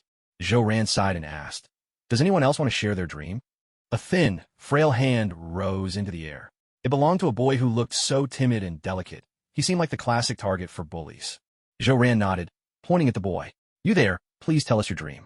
The boy stood up slowly, took a deep breath, clenched his fists, and said with a shy smile, Mr. Jake, my name is Peter Parker. I'm a big fan of yours. Could I get your autograph? Tony Stark is also my idol, Mr. Jake. Could you help me get his autograph too? After hearing Peter's request, S.H.I.E.L.D was momentarily taken aback. He hadn't expected the pre-Spider-Man Peter Parker to be quite like this, radiating self-doubt, eyes darting nervously, voice barely above a whisper. Clearly, this was a teenager with deep-seated issues. Yet, when S.H.I.E.L.D had looked through the list of problem students compiled by Midtown High's chaperone, Peter Parker's name hadn't appeared, nor was there any file on him. It seemed that, in the eyes of the teachers, Peter was a nobody, someone who didn't need guidance or attention. This attitude was all too typical in America. Teachers tended to focus only on the children of officials and the wealthy, a reflection of an educational system rife with arrogance and latent brutality. This was a society obsessed with bloodlines and plagued by ingrained discrimination. Peter Parker's experiences with school bullying and his current timid demeanor were simply the inevitable products of this system. After all, Peter had been an orphan from a young age, living with his uncle, firmly positioned at the bottom of the social ladder. In America, the strong preyed on the weak, whether in diplomacy or in society at large. That a boy so neglected and bullied could, after gaining superpowers, become a great superhero instead of seeking revenge on those who wronged him. Now that was nothing short of a miracle. Peter Parker looked at Mr. Jake, who still hadn't said a word, and, without speaking again, lowered his head in disappointment. S.H.I.E.L.D saw Peter Parker's crestfallen expression and smiled, saying, Peter Parker, boys should speak up. Say what you just said again, but louder. My fans and Tony's fans never talk so softly. And Parker, when you really want something, don't use a question, use a statement. Questions often sound uncertain. They can't truly express your feelings. The most important thing is, whether you use a question or a statement, The answer you get will still be the same, yes or no. But they sound completely different. Peter was stunned for a moment after hearing this. He took a deep breath, clenched his fists, gathered his courage, and shouted, "Mr. Jake, my name is Peter Parker. I'm your fan, and I'd like to have your autograph. Mr. Tony Stark is also my idol, and I'd love to have his autograph, too." Zhou-Ran nodded, gave a thumbs up, and said with a smile, "That's right. That's exactly how it should be. Parker, hold your head high and speak with confidence. And most importantly, lift your head. You've got a pair of beautiful eyes. They're clear and bright. I accept your request. When the tour is over, come to my office, and I'll give you this gift myself." No sooner had Zhou-Ran finished speaking than Gwen stood up with a bright smile and said, "Mr. Jake, we'd like your autograph, too. I think everyone here is a fan of yours. After all, Mr. Jake, every school tells your story. You're influential and inspiring." Zhou-Ran chuckled at her words and replied, "In that case, after the tour, let's take a group photo together. When the photos are ready, I'll sign each one personally and make sure they're delivered to Midtown High for all of you." As soon as Zhou-Ran finished, the meeting room erupted in a round of applause. Zhou-Ran nodded and smiled, saying, "That's enough of these little snacks of conversation. It's time for the main course. You have 1 minute to get in line here. In 1 minute, I'll take you on a tour inside Stark Industries." With that, Zhou-Ran left the meeting room. Standing at the door, waiting for Zhou-Ran, was Pepper Potts, who had been specifically requested to accompany them. Pepper frowned, shrugged, and asked, puzzled, "Jake, do you really think this is worthwhile? Will it increase Stark's assets? And you needed me to come personally? I just don't get it. I have a lot on my plate." Zhou-Ran gave a soft cough, lowered his voice, and said, "Little Pepper, some things can't be measured by money. You have to realize that when everyone else has lost their conscience, if we show ours, we gain an incredibly powerful strength, the strength of winning people's hearts. And even though we can't change the old and stubborn, we can lead the younger generation by example. They're lost, and they need us to guide them. There's still a fire burning in their hearts. We have to spark that flame and help it grow stronger and stronger. As for why I called you here, isn't it to boost your influence? I'm guessing that day when Tony chased after you, he probably said quite a few nice things, didn't he? Miss Potts, you should have a sense of it by now, whether Tony likes you. I don't need to spell it out. You can judge for yourself." Potts' cheeks instantly flushed, turning her into a true little Pepper.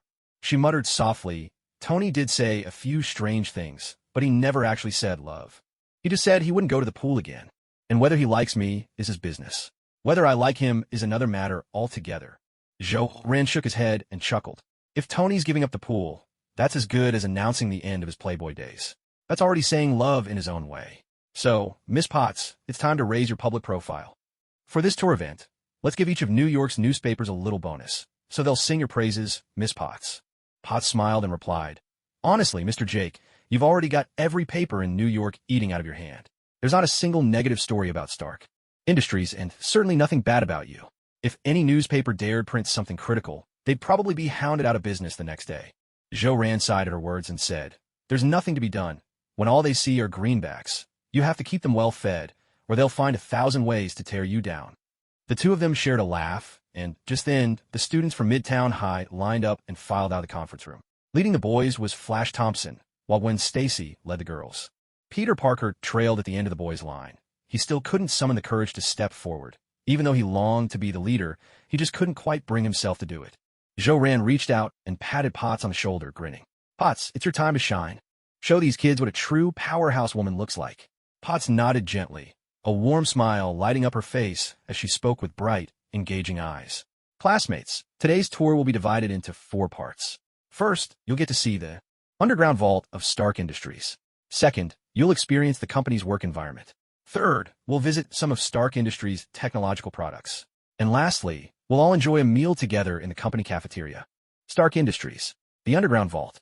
The area was heavily guarded, with security personnel armed with all kinds of weapons standing watch. The sight alone was enough to frighten the students. Some even let out startled screams.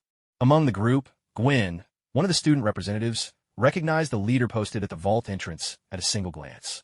He was none other than Ben Ladd, captain of the New York Special Operations Unit, and a close friend of her father, Chief George.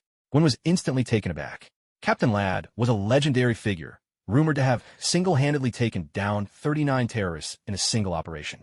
Gwen drew a deep breath, steadying her nerves. Just how much money was stored in there? She was burning with curiosity. Zhou-Ran gave a reassuring smile and addressed the group.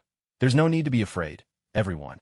These gentlemen might look intimidating, but they're actually quite friendly. And when you see the vault doors open, he added with a grin, you might just feel there still aren't enough people guarding it. Potts smiled at that comment and placed her hand on the massive vault door. 3 seconds later, with a low mechanical groan, the heavy metal door swung open. Inside, stacks upon stacks of crisp green bills, Franklins, rose up like mountains. Wow, is this heaven? Someone gasped. So this is the power of Stark Industries? This is unbelievable. I never imagined I'd ever see this much cash in my lifetime. Oh my God, I just want to lie here forever. Let me die surrounded by all these Franklins. Thompson shivered with excitement and asked curiously, Mr. Jake, how much money is here? Jo-Ran smiled and replied, not too much, not too little. Exactly $1 billion. Hearing that number, the student from Midtown High were left in stunned silence. Stark Industries was truly that wealthy? $1 billion in cash. There couldn't be many companies in all of America with that kind of reserve. Potts quietly recited the speech Jo-Ran had given her a few days earlier, then cleared her throat and addressed the students. Students of Midtown High, now that you've seen so many Franklins, how do you feel? Be honest. Share your very first thoughts with us. A boy in a suit was the first to speak up. My first thought is, I wish all this money belonged to me. Then I could do whatever I wanted. Paz nodded and said, is there anyone else? Any other classmates who'd like to share their thoughts? Please, speak freely. A girl with freckles on her face spoke up. The first thing that came to my mind was, wow, that's a lot of money. If I had that kind of money, I could live without a care in the world. After all, there's nothing in this world that a stack of Franklins can't solve.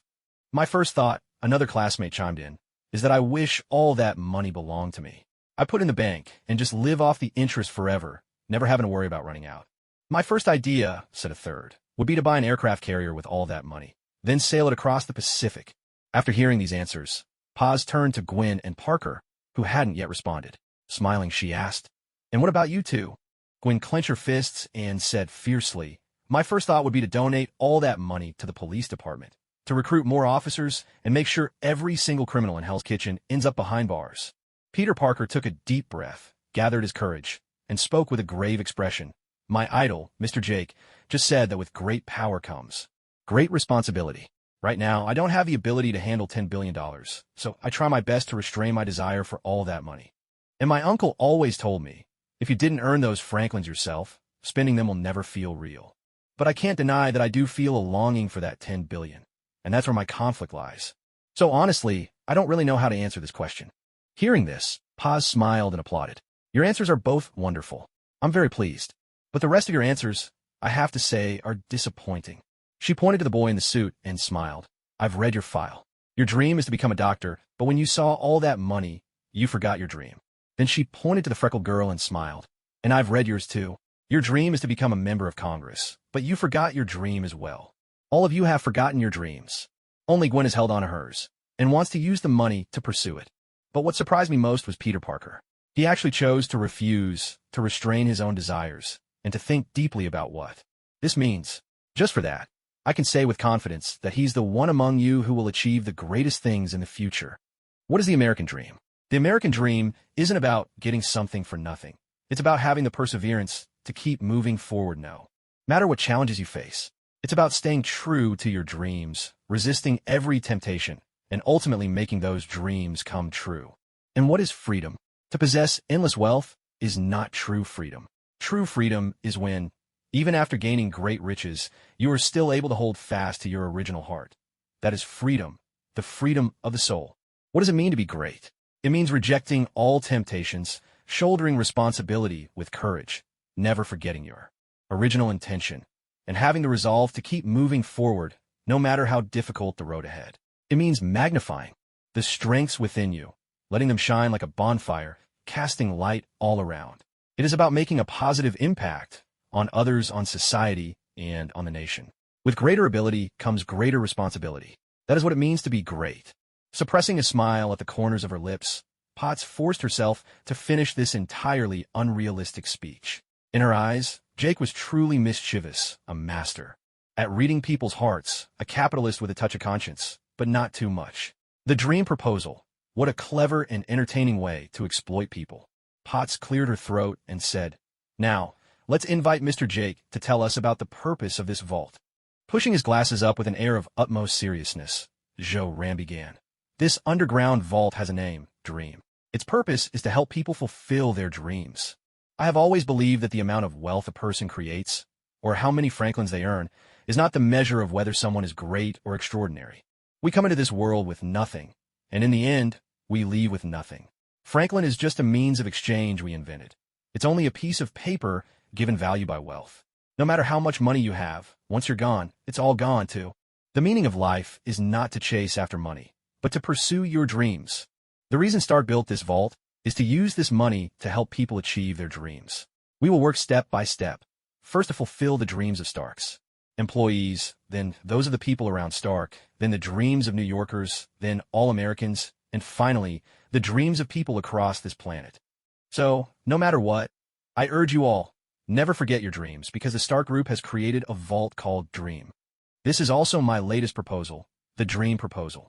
I will submit a copy of this proposal to the New York City government as well. Of course, to take this shortcut to your dreams, there's a price to pay. After your dream is fulfilled, you must join Stark Industries, help create wealth for the group, and in turn, help more people realize their dreams. After Joe Rand finished speaking, everyone present fell silent. For a moment, the room was hushed, then suddenly erupted in enthusiastic applause and cheers. I want to join Stark Industries. I want to join Stark Industries, too. When I graduate from college, I'll come work as Mr. Jake's secretary. Mr. Jake is truly remarkable. What Mr. Jake says, that's the real American dream. Mr. Jake, I, Thompson, vow to follow in your footsteps forever. Count me in. Peter Parker's face showed a look of awe. He murmured to himself. So this is the greatness of Mr. Jake? With great power comes great responsibility. I, Peter Parker, will always remember Mr. Jake's lesson. Gwen was stunned, her eyes reflecting a complex and elusive emotion. No wonder her father always said that Mr. Jake was the most extraordinary person he'd ever met. Once you encountered him, you couldn't help but be captivated. He was a truly great man, with a mind that soared above the rest. At city council meetings, he rarely spoke, but whenever he raised his hand to address the room, the entire hall would fall silent in an instant. Everyone would listen with rapt attention. Potts sighed quietly and turned away, unable to bear the fervent adoration in everyone's eyes. Jake's influence was truly formidable. Was this what he meant by the power of understanding the human heart? That power was almost terrifying, overwhelming. This little drama had stolen the hearts of New York's next generation. More than 80% of these young people would end up joining Stark Industries.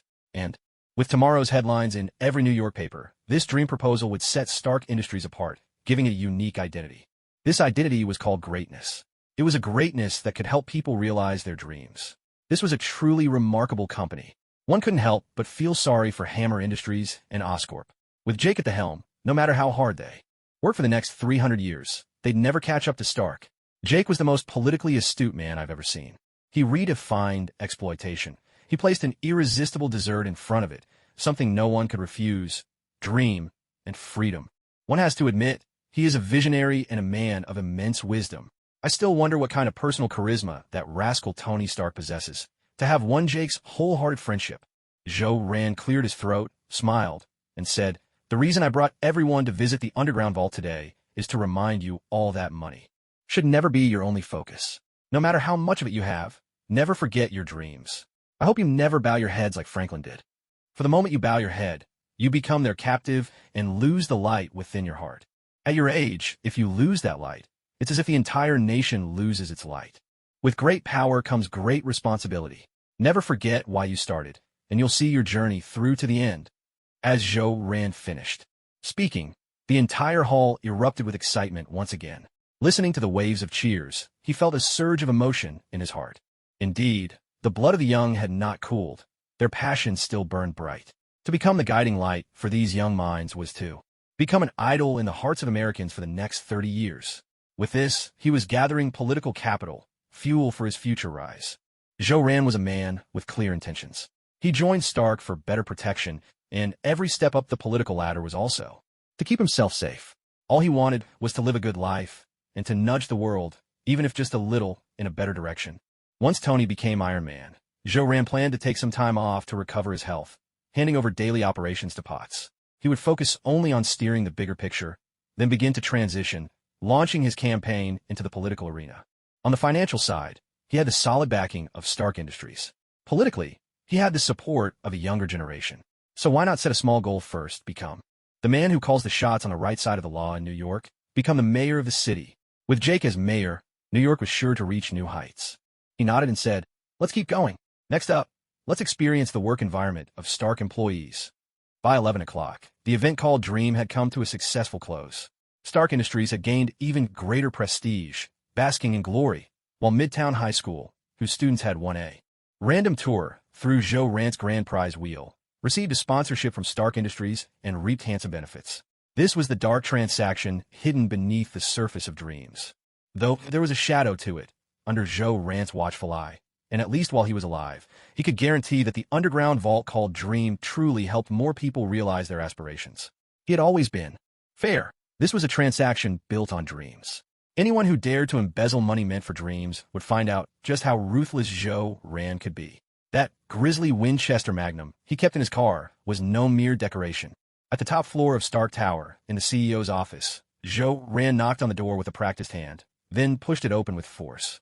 Inside, Tony Stark, drenched in sweat and tightening screws with a wrench, heard the heavy door swing open. Without looking up, he chuckled and said, "Hang on, Jake. Give me 20 more minutes, and this invention will be done."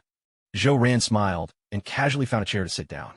Peter Parker, following close behind, gazed at Tony Stark, who was deep in the throes of invention. Peter's eyes lit up with curiosity, but instead of stepping forward for a closer look, he obediently took a seat next to Joe Rand. Seeing this, Joe Rand reached out and patted Peter Parker on the shoulder, offering him an encouraging smile as he whispered, "If you want to take a look, Parker, just go over there. Tony's a really good guy." Peter nodded, took a deep breath, and walked over. Tony, completely absorbed in his inventions, didn't even notice Peter approaching. He frowned in frustration. The screw he was holding wasn't the right size, and he couldn't remember where he'd tossed the previous one. After all, this invention was purely a product of sudden inspiration, thrown together without any blueprints. Just as Tony was about to stop, a screw was handed to him. Tony's eyes lit up. It was exactly the screw he needed. As soon as he had finished tightening the screw, more parts were passed to him. Immersed in the smooth rhythm of creation, Tony naturally began to issue instructions, not even looking up. "Hand me the needle-nose pliers and the wire, and clean the oxidation off screw number 15. The moment the wire was connected, a freshly cleaned number 15 screw arrived. 8 micro gears, 5 medium gears, and heat treat 1 large gear, 1 bottle of lubricant, and 1 bottle of machine oil. 10 minutes later, Tony let out a hearty laugh and hopped down from the workbench. He turned to the side and saw the young Spider-Man, dripping with sweat and looking utterly bewildered. "Hey kid, who are you?" Tony asked, baffled. "When did you even get in here?" Joe Rand couldn't help but burst out laughing. "Tony, look at how exhausted you've made the boy. He's been a huge help. You cut your working time in half thanks to him." Why is it that now, after finally meeting the Tony Stark he admires, Parker's suddenly at a loss for words? "How did your courage shrink so fast? Just a moment ago, you were bold as can be helping out." Peter Parker scratched his head and gave a sheepish grin. "Mr. Stark, my name's Peter Parker. I'm a big fan of yours." Tony chuckled, grabbed a towel from the workbench, and dropped it over Peter's head, giving his hair a good, rough tousle. "Kid, wipe that sweat off. Tony Stark, don't have fans who look this bedraggled." Far from feeling slighted by Tony's rough treatment, Peter was thrilled. He grinned from ear to ear, eagerly taking the towel to wipe his face. Tony strolled over to Joe Rand, leaning on his shoulder and whispering doubtfully, "Jake, you're not messing with me, are you? Was that bumbling kid really the one who helped me? He doesn't seem too bright. A bit of a goofball." Joe Rand gave a gentle cough and said quietly, "This child is an orphan. He's grown up living with his uncle's family, and at school, he's always been a bit of a trouble magnet, often bullied. Yet, his temperament remains gentle and kind, and he faces life with remarkable enthusiasm. He's also very smart, a truly outstanding boy who, sadly, has never received much attention. This kid looks up to you and me as his idols, but he admires you even more. After all, I'm not a scientific genius like you. Tony, I believe that every move you make could change this child's future." Tony paused for a moment, then chuckled. "This little rascal sounds quite interesting, but he could use a bit more grit, Jake. I think what he needs is a godfather." Joe Rand shot him a look and said, "Tony, jumping straight to being someone's dad, don't you think that's a bit much?" Tony shook his head and replied, "No, Jake, not just me. I mean the two of us. Let's be his godfathers together." Joe Rand was taken aback. Then a faint smile crept onto his lips. He slowly said, "That actually sounds like an intriguing idea. I'm in." Tony grinned and clapped Joe Rand heartily on the shoulder. "Jake, I've always felt we're very much alike. You come across as serious, and you work the same way, but inside we're the same, deep, a little lonely in our genius, but with the playful heart of a child. So, even though you seem so stern, it doesn't bother me at all. If I'm like a blazing punchline, then you're the cool, dry wit. Zhou Ran nodded with a teasing smile. No, there's a difference. At least when it comes to love, I'm not indecisive. I keep my heart pure while you're a seasoned veteran, never wanting to leave the battlefield. With all those promises you've made to Pepper, Tony, you must be suffering inside.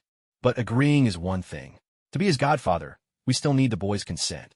Tony cleared his throat, pointed at Peter Parker, who was still wiping sweat from his brow, and put on a serious face. Hey kid, come here. Mr. Jake and I have something to discuss with you. Peter Parker jogged over with a grin, flexing his skinny arms in a cheerful attempt to show off his biceps. Mr. Tony, Mr. Jake, what's up? Are we inventing something new? Peter Parker is always ready.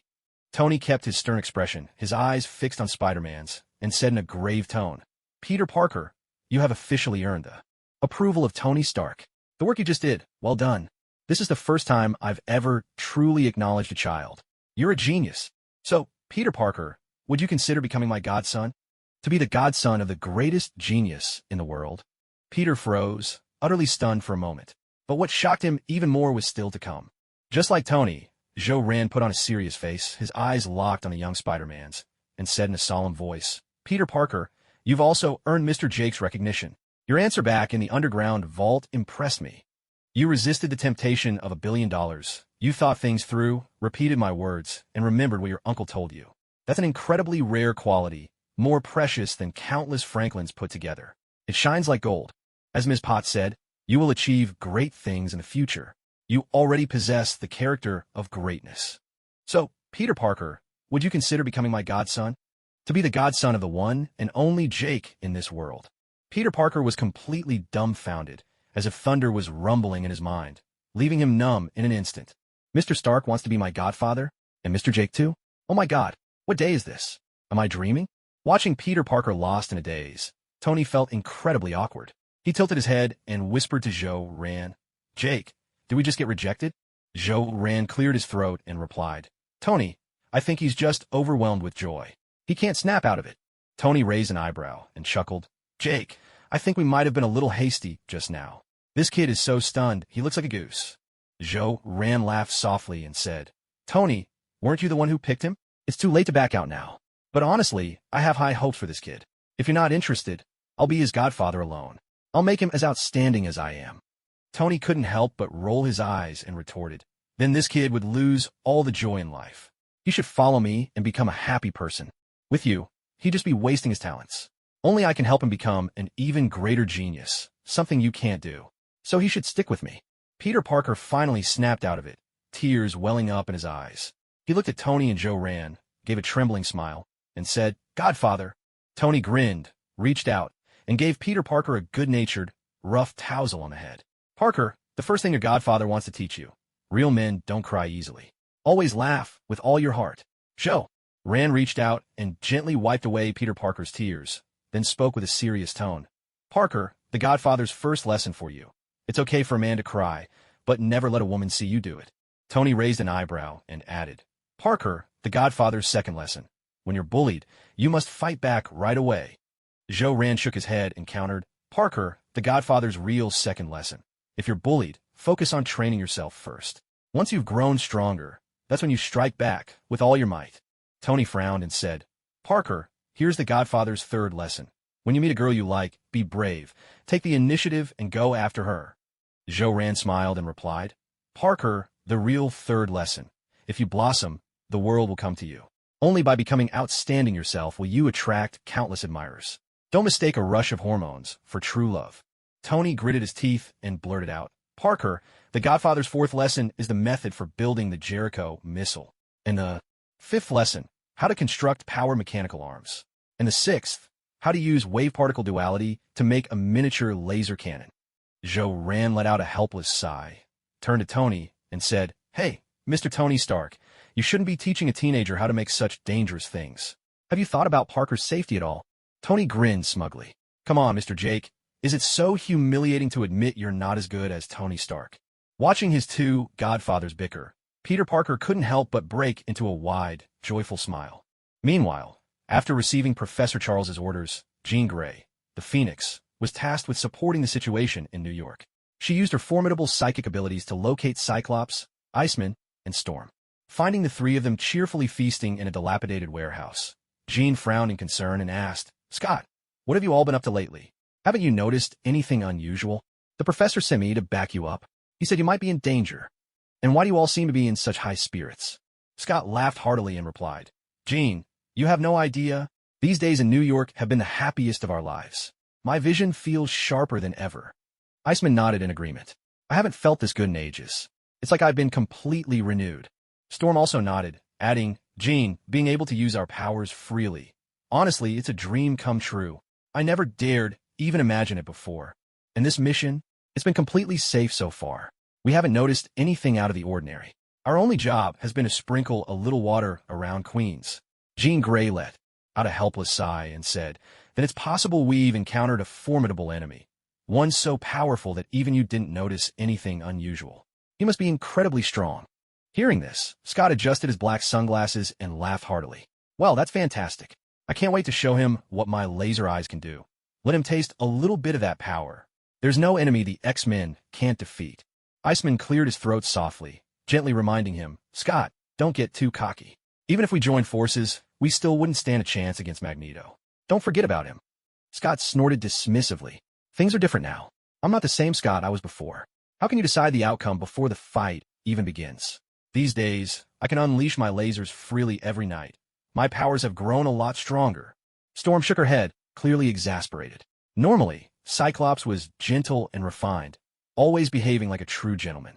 But whenever Jean was around, he changed completely, eager to show his strength and desperate to prove his manliness. He was just like those lions on the African savanna, strutting to impress their mates in the spring. Sometimes Cyclops' passion that burns too brightly only drives people away. "You're still too young." Jean Grey shook her head and said, "Seriously, you all wait here. My psychic powers are strong. I'll go scout ahead.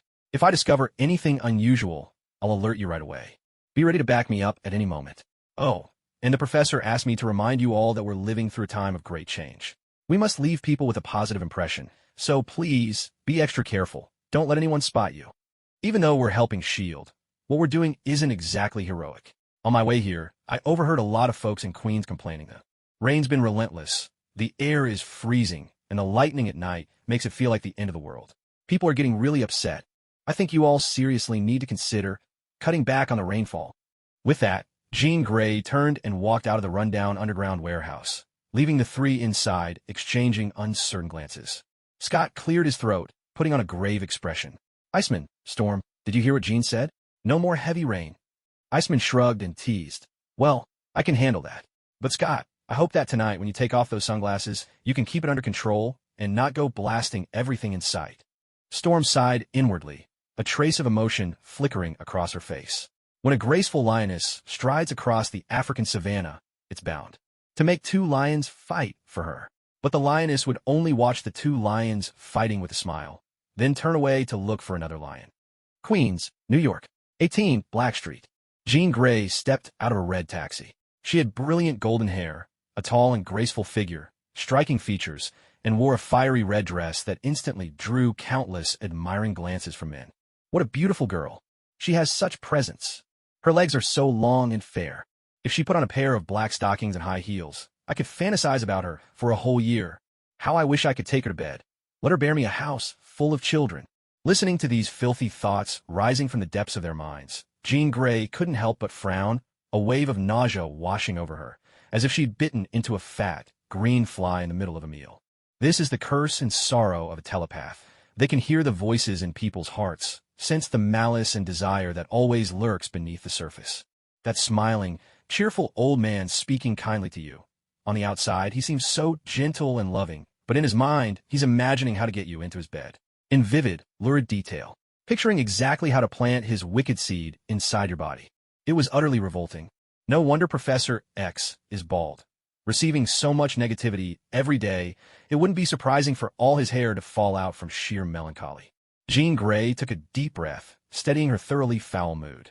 She disliked being in crowded places because as soon as she entered a throng, she'd be bombarded by countless waves of malice. Sometimes, it even fed a dark urge in her to wipe out all these disgusting things at their source.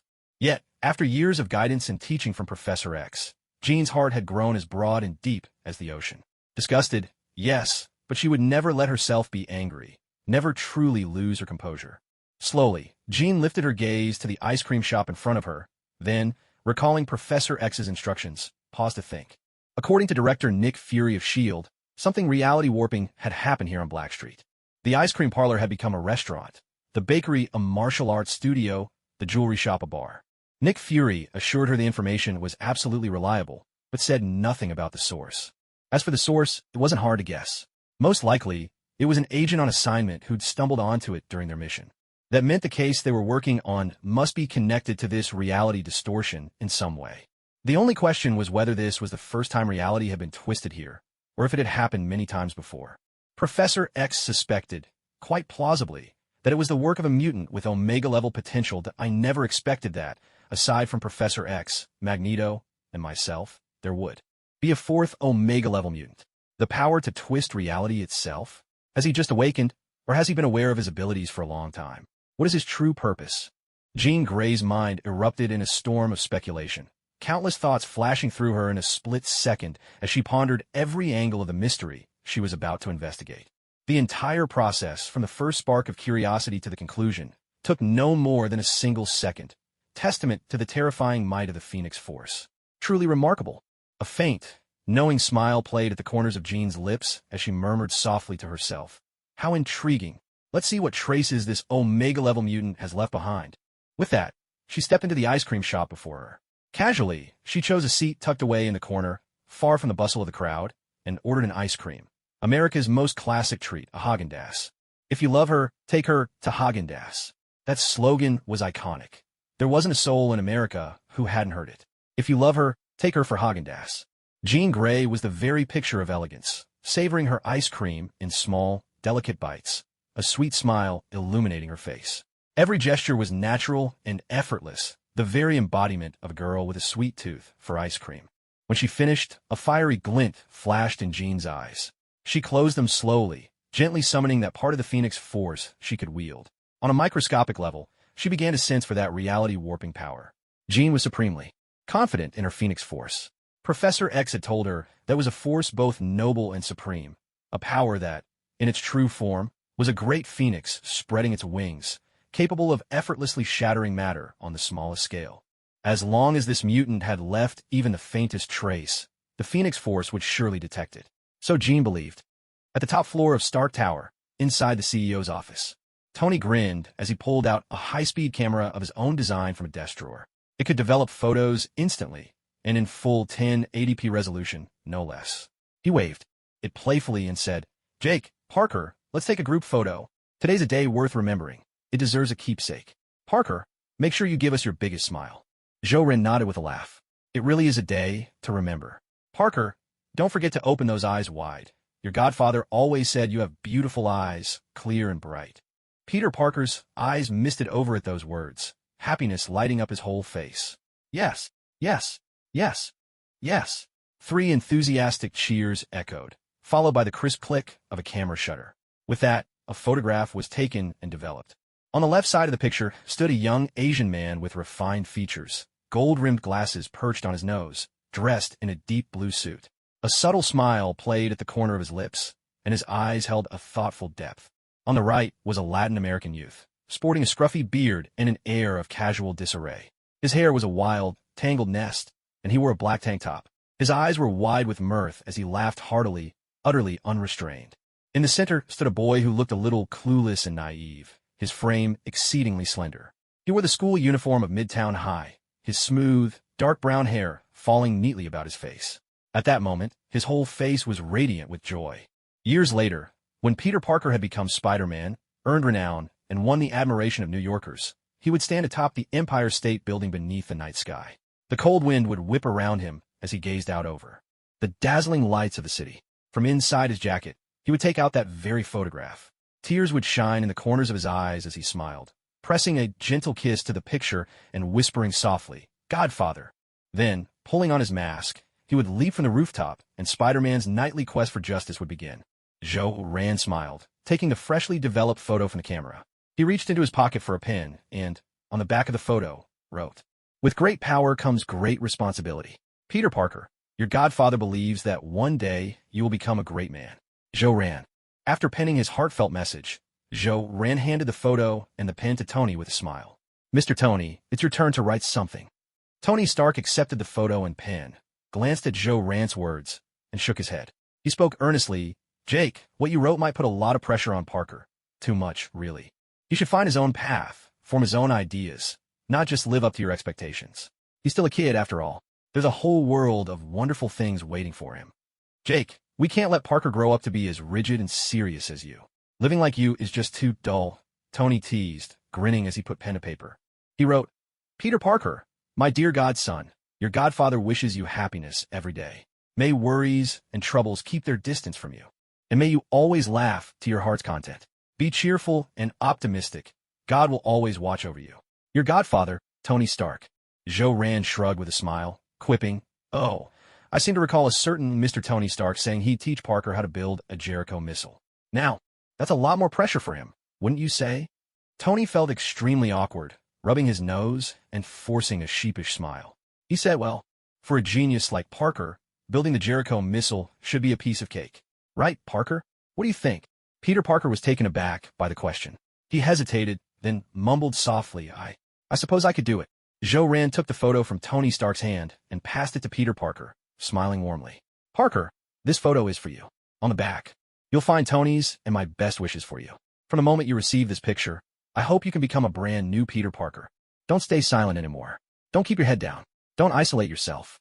Go out there and make some friends." Tony nodded in agreement. "That's right, Peter Parker. It's time to say farewell to your old self. From today on, stand tall like a man, shoulders back, head held high. Be bright and outgoing. Speak up with confidence. And don't forget to chat with girls more often." Peter Parker, clutching the photo, blushed furiously at Tony's words. He grew terribly shy and stammered, "Godfather Tony, there's a girl I really like. Her name is Mary Jane Watson. She's really beautiful, but she already has a boyfriend. He's the star quarterback on our school team, Flash Thompson. What should I do now?" Tony's eyes sparkled at that. He reached out and gave Peter's hair a good tousle, raised an eyebrow, and burst out laughing.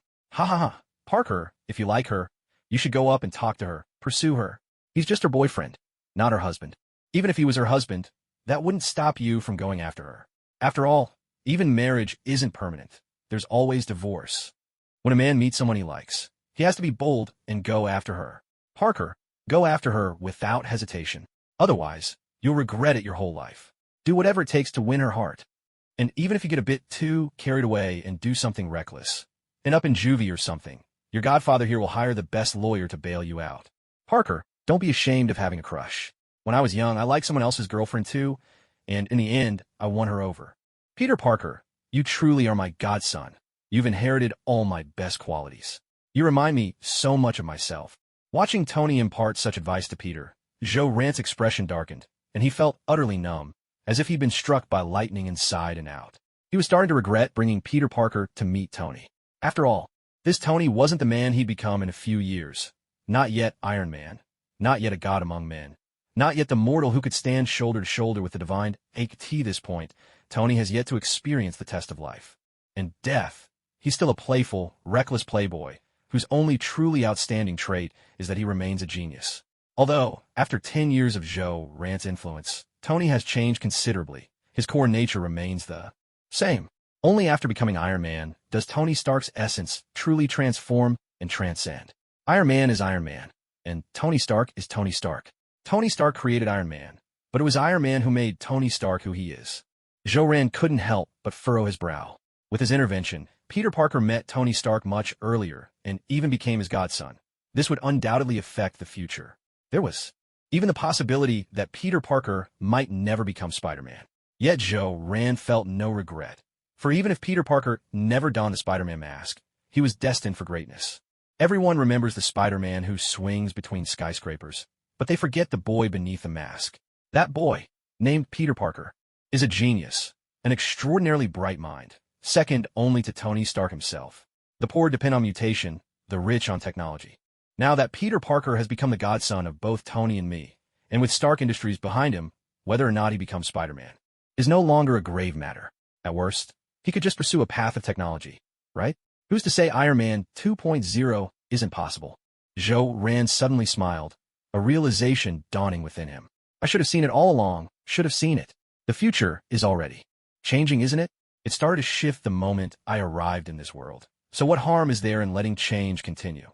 Within the golden expanse of his spiritual realm, 3 radiant figures, shining like miniature suns, lay in slumber.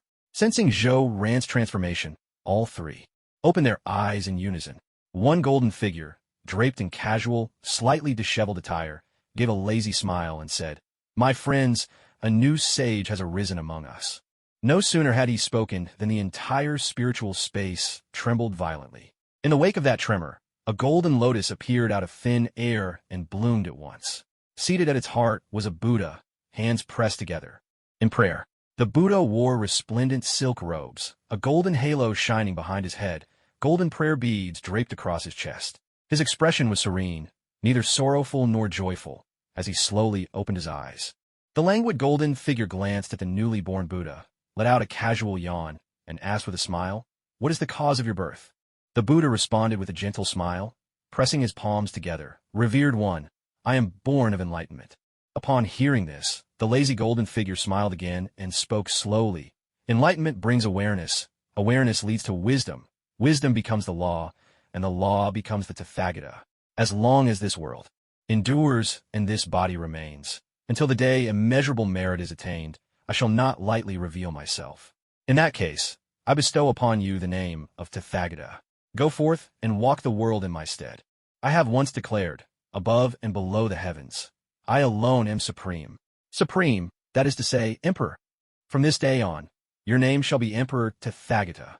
Upon hearing this, the Buddha was suddenly filled with understanding. He burst into hearty laughter and said, "The fruition of the 3 bodies originates from the roots of the ordinary, the causes. And conditions of the 6 realms leave no trace behind. True transcendence has never been the true form. And in the end, all flourishing and withering, birth and death, return to emptiness. Thank you, world-honored one, for granting me this name. Henceforth, I am Emperor Tathagata." The languid golden figure waved his hand, sending Emperor Tathagata out of that golden realm. Turning his head with a smile, he said, "You too, I have used the vision of the future, that is the perfect awakening, alaya, consciousness, to take a glimpse ahead. The days to come will be very lively." One of the golden figures furrowed his brow and asked, "Lively? Is it the result of that stone's influence?" The primary personality has lately stopped overthinking, no longer meticulous and cautious, no longer looking backward and forward. He's begun to act on his whims, slowly shedding that old shell of pretense. All of this, isn't it also that stone's doing? The languid golden figure chuckled softly, let out a long sigh, and replied, "You're right. Indeed, all of this is the stone's doing. Even Emperor Tathagata's emergence. Just now is thanks to it. But this time, no one can subdue the stone anymore. It is the mind monkey, the spiritual brilliance, the stone monkey, the great sage. It is freedom. It is unbound. It is chaos. It is not Wukong, not the traveler, not the Saint Buddha." Zhou-Ran cleared his throat and said with utmost seriousness, "Parker, with the help of Godfather Tony, you're sure to win over the girl you like. Marry Jane Watson. Of course, you should pursue her, because if you like someone and never go after her, you'll regret it for the rest of your life. The Godfather encourages you to court her boldly, but whatever you do, don't follow Mr. Tony Stark's advice to the letter. Never do anything against the law or your conscience. And let me remind you, as a man, you must know the difference between liking someone and mere desire. Don't mistake lust for affection. If you do, you're simply craving her body, and that's just base." Upon hearing this, Tony shook his head and immediately retorted, "Jake, you're wrong there. Without desire, where does liking even come from? If you don't want to sleep with her, why bother chasing her at all? Of course you're drawn to her body first, and only then to her soul. If you haven't even gotten close to her body, how can you reach her soul? If I don't want a woman physically, then I definitely don't like her. So, there's nothing base about it at all." Zhou-Ran nodded, still serious, and said, "Tony, I need to tell you something. Something huge. Something incredibly important." Tony frowned, curiosity piqued. "Jake, what is it?" Zhou-Ran pointed behind Tony with a smile and said, "Tony, everything you just said, Pepper heard it all." Tony froze for a moment, then slowly turned around. Pepper let out a sharp huff shot him a fierce glare, clenched her fists, and stormed out, slamming the door behind her. Tony took a deep breath, shot Joe, ran the middle finger, and said slowly, "Jake, are you kidding me?" Twice. Without another word, he dashed after Pepper, calling out as he ran, "Pepper, wait, let me explain." Joe Rand chuckled, then turned to Peter Parker and said, "Parker, do you understand now?" Peter Parker nodded vigorously and gave a big thumbs up, praising, "Godfather Jake, I've realized, apart from inventing things, Godfather Tony isn't as good as you at anything else. Godfather Jake, I'll always remember what you told me." Joe Rand smiled and patted the young Spider-Man on the head. "Make sure Tony doesn't hear you say that, or he'll be furious." Peter Parker nodded again and grinned. "Godfather Jake, I can tell. Godfather Tony is someone who always has to win." After chatting with Peter for a while longer and offering a few final words of advice, Joe Rand walked him out of Stark Tower. At the entrance of Stark Industries, Joe Rand pulled out a Citibank card from inside his jacket, handed it to Peter, and said, "Parker, this is a welcome gift from both your godfathers. Don't turn it down. You must accept it." Then he raised his hand and hailed a cab for Peter, watching as the young Spider-Man rode away. Seated in the taxi, Peter Parker wore a huge smile, absolutely thrilled. Today had been an unforgettable day for him. He fingered the photo, tucked inside his school uniform, and gazed into the distance, murmuring, "Godfather, I promise, Peter Parker will never let you down." Stretching lazily, Joe Rand walked back into his office. Natasha looked up as he entered, pointed at the clock on the wall, and asked, "Boss, you promised to be back by 11, but you're a full hour late. Did something hold you up?" Joe Rand nodded. "Yeah, I had some personal matters to take care of, so I got delayed." "Oh, by the way, Miss Ellie, are the documents sorted? Anything urgent that needs my immediate attention?" Natasha rose gracefully from the boss's chair, making room for Joe Rand, and pointed to two documents on the desk. "There are two important files here. One is an invitation. It's for you and Mr. Tony to attend an awards ceremony sent by the military. It's signed by a lieutenant colonel named Rhodey. The other document is from Director Obadiah. In this letter, his tone is humble and pitiful, lowering himself quite a bit. Boss, you might want to take a look," Joe Rand said as he slowly settled into the executive chair, reaching for the document signed by Obadiah that Black Widow had pointed out. "Esteemed Mr. Jake, I am Tony's uncle, Director Obadiah. Lately, Tony has spoken to me at length, and, after much reflection during this period, I've come to understand your far-sighted vision. Everything you've done is for Stark Industries, for a brighter future for the company. We shouldn't be adversaries. We share the same dream. Together with Tony's father, Mr. Howard, I helped build this company from the ground up. My love for Stark Industries runs even deeper than yours or Tony's. But as you know, Stark Industries was founded as a weapons manufacturer. The bulk of our revenue comes from arms, while you, Mr. Jake, have brought new ideas and changes, indeed, increasing our assets and influence. I still can't understand the decision to cut down on arms production and hand over those contracts to Hammer Industries and Oscorp.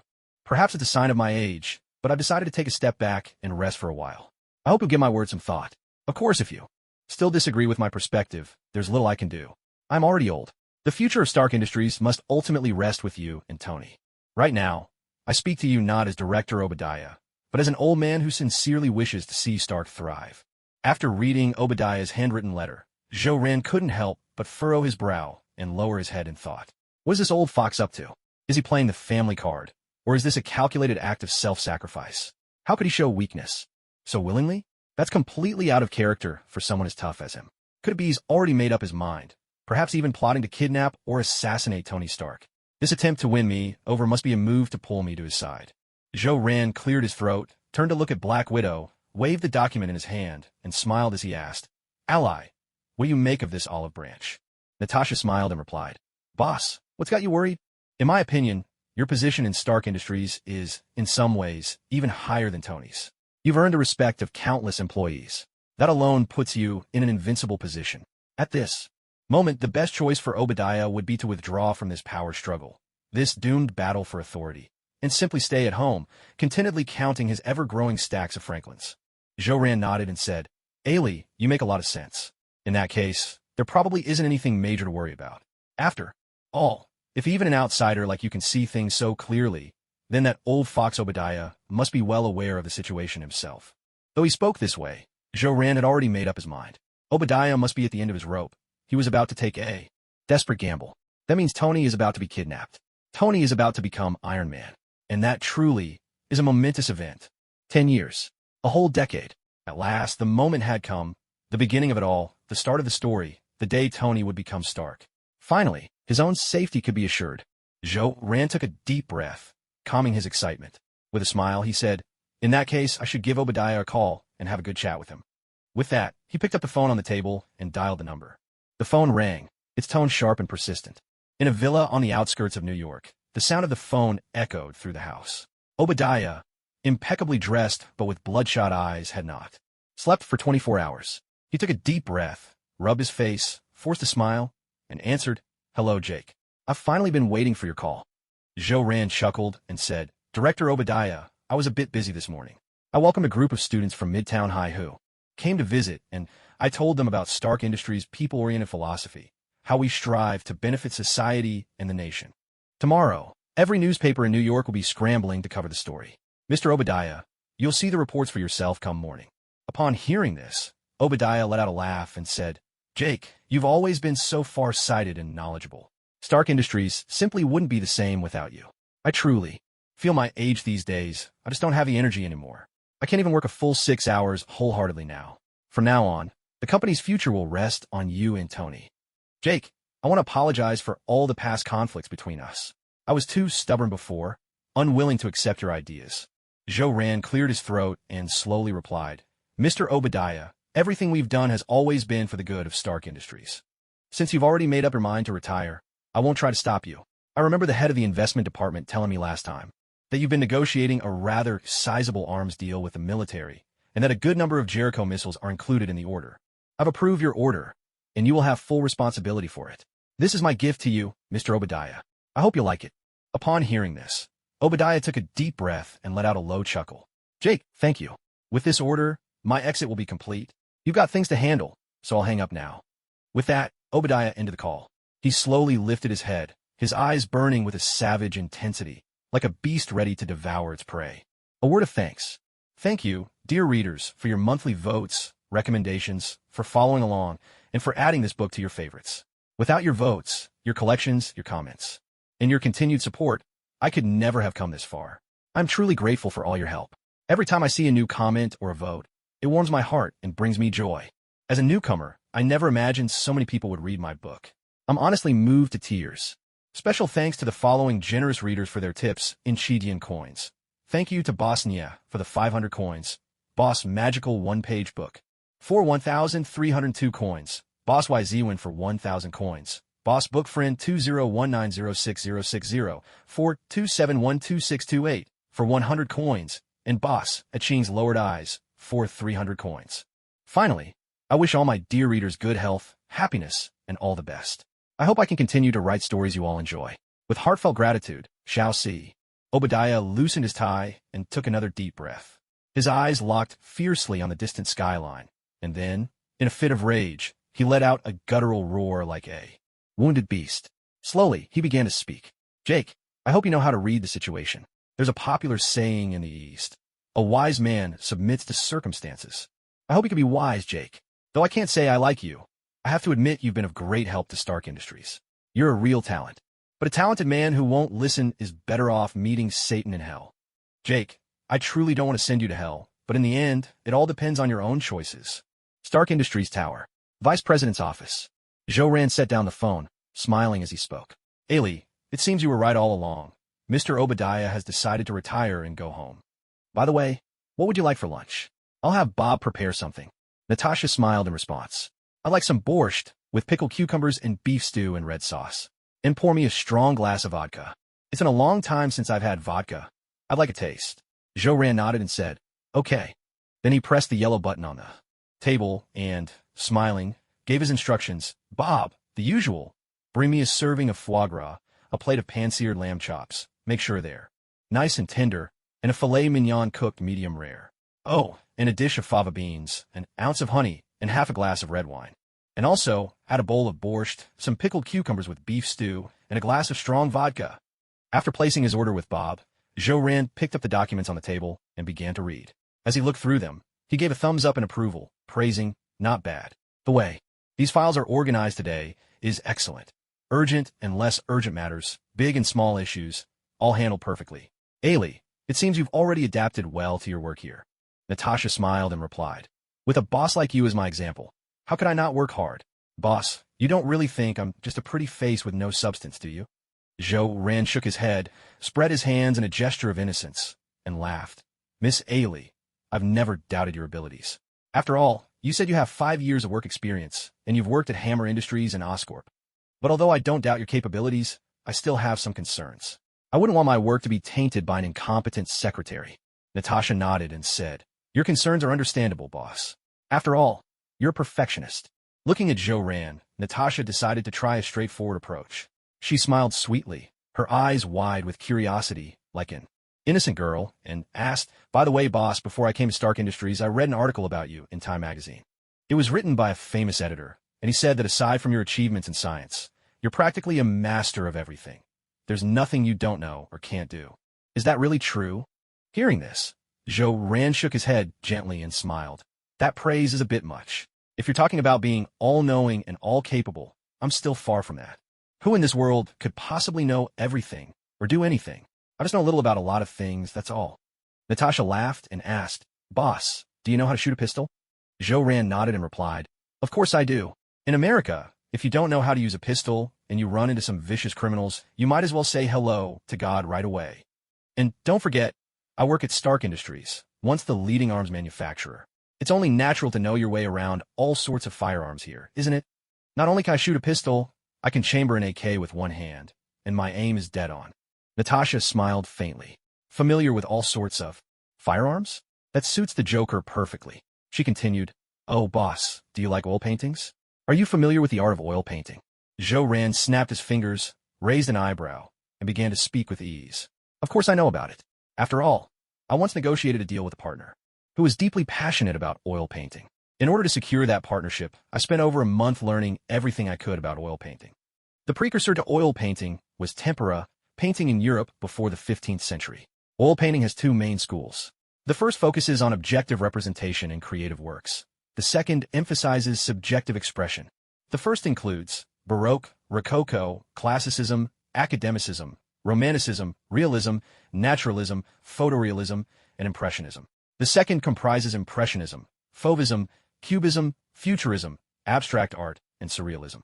As for me personally, I am especially fond of Surrealism. Influenced by Bergson's intuitionism and Freud's theory of the subconscious, Surrealism seeks to portray the unconscious mind and dreams. There's a Spanish painter I really like, Joan Miró. He has a piece called Harlequin's Carnival that I find quite fascinating. Natasha drew a deep breath. A love for art. This made him even more like the Joker. The director had once said that the Joker was an artist at heart, that his crimes were a kind of art, following their own peculiar rules and logic. Natasha smiled and praised him. I never expected you to know so much, boss. By the way, have you ever watched a circus? Ran shook his head. I haven't really seen one in person, only read about them in books.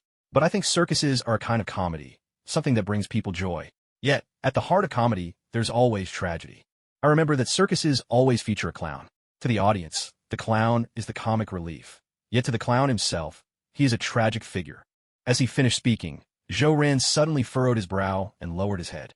A second later, he slowly looked up at Black Widow, a strange smile spreading across his face. He blinked and asked, By the way, Miss Ellie, why are you asking such peculiar questions?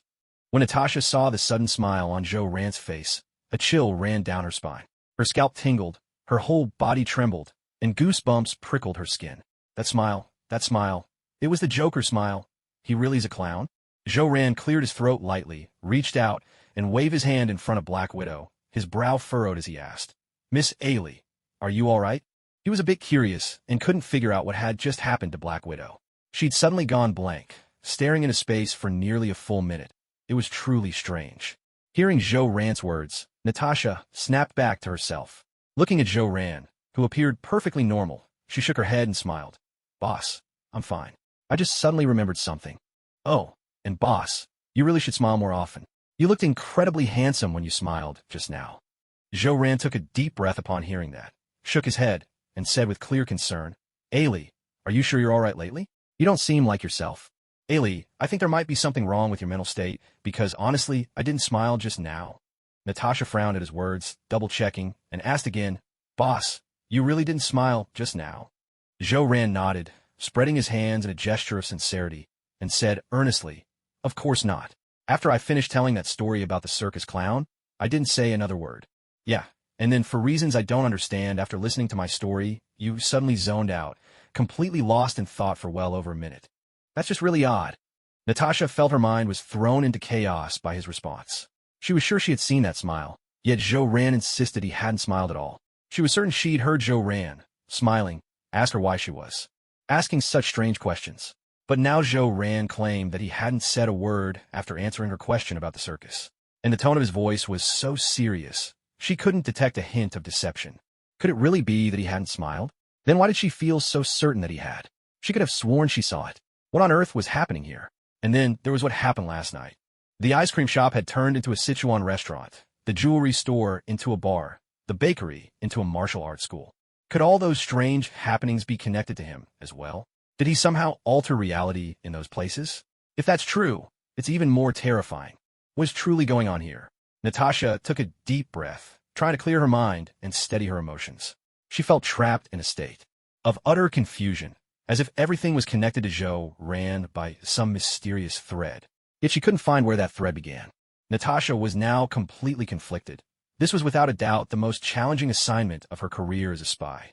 She genuinely couldn't be sure. Was Jo-Ran really the clown? And what was the truth behind that enigmatic smile? What had actually happened during that minute when she froze? It seems the director will need to check the surveillance footage from earlier.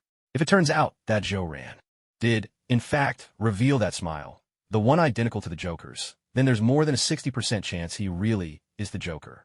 Proficient with all kinds of weapons, passionate about art, obsessive, incredibly intelligent. The similarities between the two are almost too many to count. That means a proper interrogation is necessary, a psychological profile, some targeted tests. After all, the damage caused by the Joker is simply too great. Now, in Hell's Kitchen, a small faction of terrorists already see the Joker as their idol, as their spiritual leader, even as a god. When these death-defying fanatics find their own faith, each one turns into a madman, just like the Joker. If more and more of these lunatics appear, the consequences would be unimaginable, too terrifying to even contemplate. But on the surface, Jo-Ran carries the dual identities of a Stark Industries board member and a New York City councilman. With such positions, subjecting him to an interrogation out of the blue could easily create a huge stir. Still, it isn't actually that difficult to arrange. When the time comes, Director Nick simply needs to use some underhanded methods. Slap on a charge or two, or perhaps arrange for a death row inmate to be hit by Jo-Ran's car. After all, it wouldn't be the first time the director's done something like this. Natasha let out a soft laugh and winked, explaining, "Boss, maybe it's because my period started last night, and with the constant thunderstorms, I haven't been able to rest properly. My mind's a little scattered. Just now I was a bit lost, and for a moment I thought I saw you smile. Boss, the smile I caught a glimpse of just now was truly warm and kind. It reminded me of my long-lost brother. When I was little, after our parents died, my brother was the only one who took care of me. Then he just disappeared one day. Boss, I really miss my brother." As she spoke, Natasha suddenly burst into tears. Watching the scene unfold, Jo-Ran could barely hold back a laugh. As Teacher Zhao once said, "Women are made of water." He could finally see it for himself. Those tears flowed at the drop of a hat. What a heartfelt performance. If he didn't know this woman's true identity, he might have actually believed her. Still, there was definitely something off about Black Widow just now. She was clearly hiding something from him. Who knows what was really going through the mind of this female? "Agent?" He stifled his laughter, cleared his throat lightly, and tried to comfort her. "Well, yes, that's certainly possible. Women can get distracted and irritable during their period. Ailey, how about this? I'll give you 2 days off. Take a good rest. Or, Ailey, you could just resign and go traveling. After all, you're a millionaire now. Didn't Tony give you $100 million? I figure that should be enough to keep you happy. And if you use a bit of that money to look for your long-lost brother, I'm sure you'll find him. In fact, you might even find several brothers, and I bet they'd all treat you very well." Hearing this, Natasha wiped away her tears, managed to smile, and teased, "Well, boss, would you consider becoming my brother?" Jo-Ran let out a long sigh, shot her a sidelong glance, and said nothing. With a decisive shake of his head, he refused, returning his focus to the documents in his hands. "When will days like this ever end? Your acting is just so over the top, Natasha. I'm struggling to keep a straight face. I guess the only thing I can do is pretend not to notice and play along." Seeing this, Natasha fell silent too. Her mind was tangled in knots, and all she wanted now was to confirm her own suspicions, to know whether what she'd just seen was real. Half an hour later, there was a steady knock at the door, 3 firm raps. Natasha got up to answer it. Bob, dressed in crisp white chef's attire, entered with a smile, pushing a food cart. Mr. Jake, your meal is ready. Please enjoy. Jo-Ran nodded, smiling. Thank you. Bob returned the smile, speaking with refined grace. It's my honor to cook for Mr. Jake. With that, he turned and left. Jo-Ran set down his papers, stretched, and announced, Miss S.H.I.E.L.D, it's time to eat.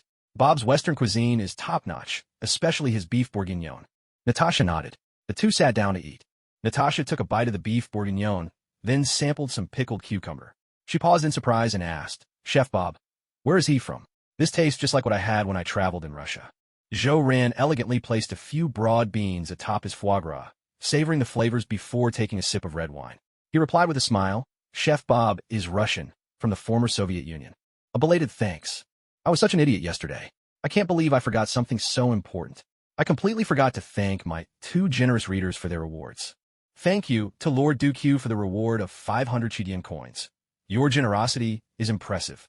And thank you to Lord 122333445 for the reward of 1,500 Chidian coins. Truly generous. My lord, I also want to thank all the readers who have followed this story. Thank you for adding it to your shelves, for keeping up with new chapters, and for casting your votes.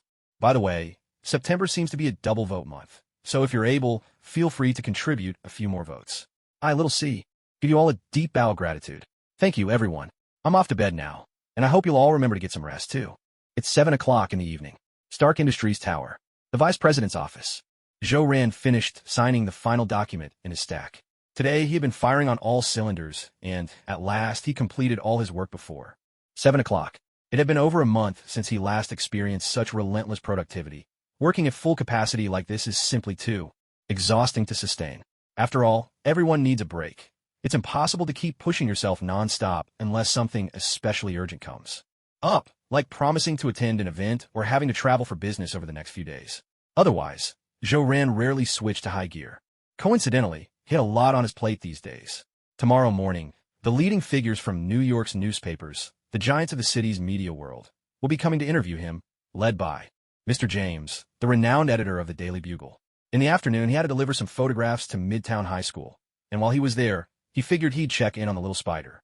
The day after that, he'd accompany Tony to the military's awards ceremony, and after the event, there would no doubt be an outing with Tony and Colonel Rhodes to keep up good social relations. The day after that, he needed to pay a personal visit to Fisk Pharmaceuticals to discuss a drug collaboration with Mr. Wilson Fisk. The pharmaceutical division of Stark Industries had just developed a new regenerative serum that could accelerate the body's healing process. Besides, Mr. Fisk wasn't just a great philanthropist, he was also a city councilman. On top of all this, Jo-Ran still had to prepare for the upcoming smartphone launch. He needed to visit NYPD Commissioner George Stacy at his home to discuss security arrangements. Truthfully, it was also a chance to extend an olive branch and deepen their relationship, although they'd had some interactions before it hadn't gone that deep. Ever since the bloody massacre in Hell's Kitchen, where over 300 people lost their lives, Jo-Ran had gained a much deeper understanding of the American land of the free, where gunfights are a part of daily life. Who could say when he might need Commissioner Stacy's help in the future? Moreover, he was considering running for mayor of New York someday, and Commissioner Stacy was a major political asset, a real powerhouse in the city's political landscape. In short, the coming days would be incredibly busy for him. And once Tony finished the award ceremony, he and Colonel Rhodes would be heading to Afghanistan, where Tony would soon face that fateful attack and return as Iron Man. But before Tony's return, the entire Stark Tower was sure to be thrown into chaos, and Jo-Ran's workload would only increase. No matter how exhausting, he'd have to persevere. After all, what choice did he have? He was Tony's best friend and the vice president of Stark Industries. Who told him to snatch Obadiah's job, anyway? Jo-Ran gave a gentle cough, glanced at Black Widow, and said, Miss S.H.I.E.L.D, let's go. It's 7 o'clock. We'll get off work early today. I'll take you to the shopping center on 5th Avenue in Manhattan to buy some clothes. Natasha nodded with a slight smile. All right, boss. With that, the two of them walked out of the vice president's office. When the employees of Stark Industries saw Jo-Ran leaving work on time, they were utterly stunned. She did it. She actually managed to do it. When was the last time Devil Jake didn't work overtime? It must have been a year ago. Thank goodness. One programmer, furiously typing away at his keyboard, slowly lifted his head to see Mr. Jake not staying late for once. An enormous smile broke through his numb expression as he whispered, Finally, I can slack off a bit. What a relief. He scratched his bald head and shook it in resignation. Looks like this hair tonic is useless. Time to try a different brand. I wonder when I'll ever grow back that beautiful, soft, golden hair that shone like sunlight. Neil mused to himself. Manhattan, New York. Fifth Avenue.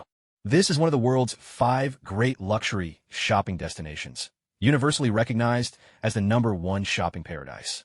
Fifth Avenue runs along the central axis of Manhattan Island and is New York's most famous north-south thoroughfare, packed with must-visit landmarks and the city's finest department stores. It gathers countless global luxury boutiques and flagship stores. Names like Saks Fifth Avenue, Bergdorf Goodman, Barney's New York, Hermes, Chanel, Louis Vuitton, Tiffany & Company, Cartier, and more. The air here is thick with an aura of opulence and extravagance, steeped in the scent of money. Only the wealthy or the powerful come shop here. It's a place where status is displayed and bank accounts are emptied. So never let a moment's impulse or vanity drive you to put on airs at your own expense. The Harivas flagship store on Fifth Avenue. Harivas is a truly classic clothing brand.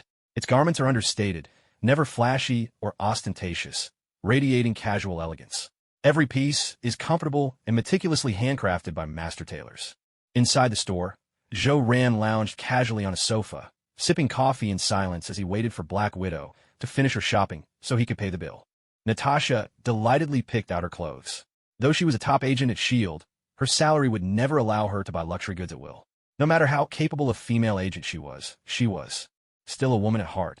And what woman doesn't love beautiful things? Of course, Black Widow never really cared much about material things like clothes, but when someone offers to buy them for you for free and lets you pick whatever you want, that's a whole different story. Even if the one paying happens to be the Joker, turning down a good deal would just be foolish, wouldn't it? Besides, the persona she needed to maintain right now was that of Mr. Jake's adoring fangirl, a delicate, beautiful girl who always dreamed of winning over the boss. Naturally, she had to look a little more cheerful. In the Harvey store, Jane Foster was accompanying her good friend Susan on a shopping trip. As she glanced over at the figure sitting on the sofa, sipping coffee, she couldn't help but freeze for a moment. That silhouette looked so familiar. Could it be Mr. Satan himself? Susan, who was browsing through clothes, noticed Jane suddenly lost in thought and followed her gaze. The man in question certainly seemed refined, even though his face was turned away. The way he drank his coffee was so elegant, he was probably quite handsome. She reached out and tapped Jane on the shoulder, teasing with a playful grin. "What's wrong, Jane? Has that man caught your eye?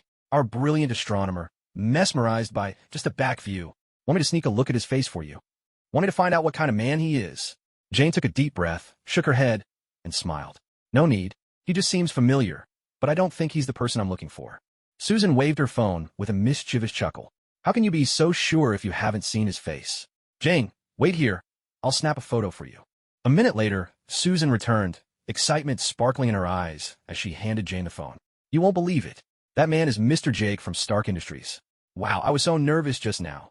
He's even more handsome and charming in person." Jane glanced at the photo on the phone and let out a quiet sigh, a hint of disappointment in her voice. "It's not him." Meanwhile, Joe Rand, who was sitting on the sofa enjoying his coffee, looked up and suddenly noticed a strikingly beautiful girl dressed all in black, with a tall, slender figure and shining blonde hair, secretly taking a picture of him on her phone. Catching her in the act, Joe Rand simply smiled and struck a casual pose, playing along as she snapped the photo. He had a hunch that the elegant girl would soon come over and ask for his contact details. After all, he, Jake Joe, was the dream of countless women across America. He was more than confident in his own charm. But 10 minutes passed, and the girl never came over to ask for his number. This piqued Joe Rand's interest, though only just a little, certainly not enough for him to take the initiative and ask for her contact information, and far from enough for him to actively pursue her. He wasn't like Tony, that notorious playboy who just had to make a move whenever he saw someone attractive and sexy. Joe Rand prided himself on his formidable self-control. After waiting for about another hour, by which time he had already downed 3 cups of coffee, the Black Widow finally picked out her items. She lifted 2 paper bags and gave Joe Rand a gentle wave, signaling that she was ready. Joe Rand nodded, rose unhurriedly from his seat, and made his way to the register. He reached into his jacket, produced a wallet, and with 2 fingers slid out a J.P. Morgan bank card, handing it over for payment. The entire gesture was remarkably elegant, exuding a golden aura, one might say, the gleam of Franklin's portrait. The alluring cashier glanced up, and for a moment, she looked quite stunned. Then, as recognition dawned on her, a faint shiver seemed to run through her. She felt herself flush with excitement. This was none other than Mr. Jake, a board member of Stark Industries and a councilman of New York City. She accepted the bank card, settled the bill, then licked her lips, threw him a flirtatious wink, and returned the card with a smile. As she handed it back, her fingers brushed softly against Joe Rand's palm, slipping him a small note with her phone number scribbled on it. Such behavior was quintessentially American, materialistic, bold, and open. If she found you agreeable, a drink could easily lead to more that very night, and come morning, neither party owed the other a thing. By now, Joe Rand was immune to such advances. He'd grown thoroughly accustomed to them. Ever since his name had become somewhat known in New York, he had received more of these self-introducing notes than he could count. If not 1,000, then at least 800. He smiled, placing both the bank card and the note back in his wallet. Of course, he would refuse, but to toss the note away in front of her would be quite rude. Better not to stir things up unless absolutely necessary. After all, Joe Rand, who aspired to become the future mayor of New York City, needed to keep his reputation spotless. He would never allow himself to make such mistakes. Reputation, after all, was always of utmost importance, especially in New York, where the political waters ran far deeper and murkier than those of the business world. The battles between council members often hinged on the tiniest of details that could ultimately determine success or failure and decide who would become the master of this great city. Indeed, becoming the Lord of the Big Apple was no easy feat.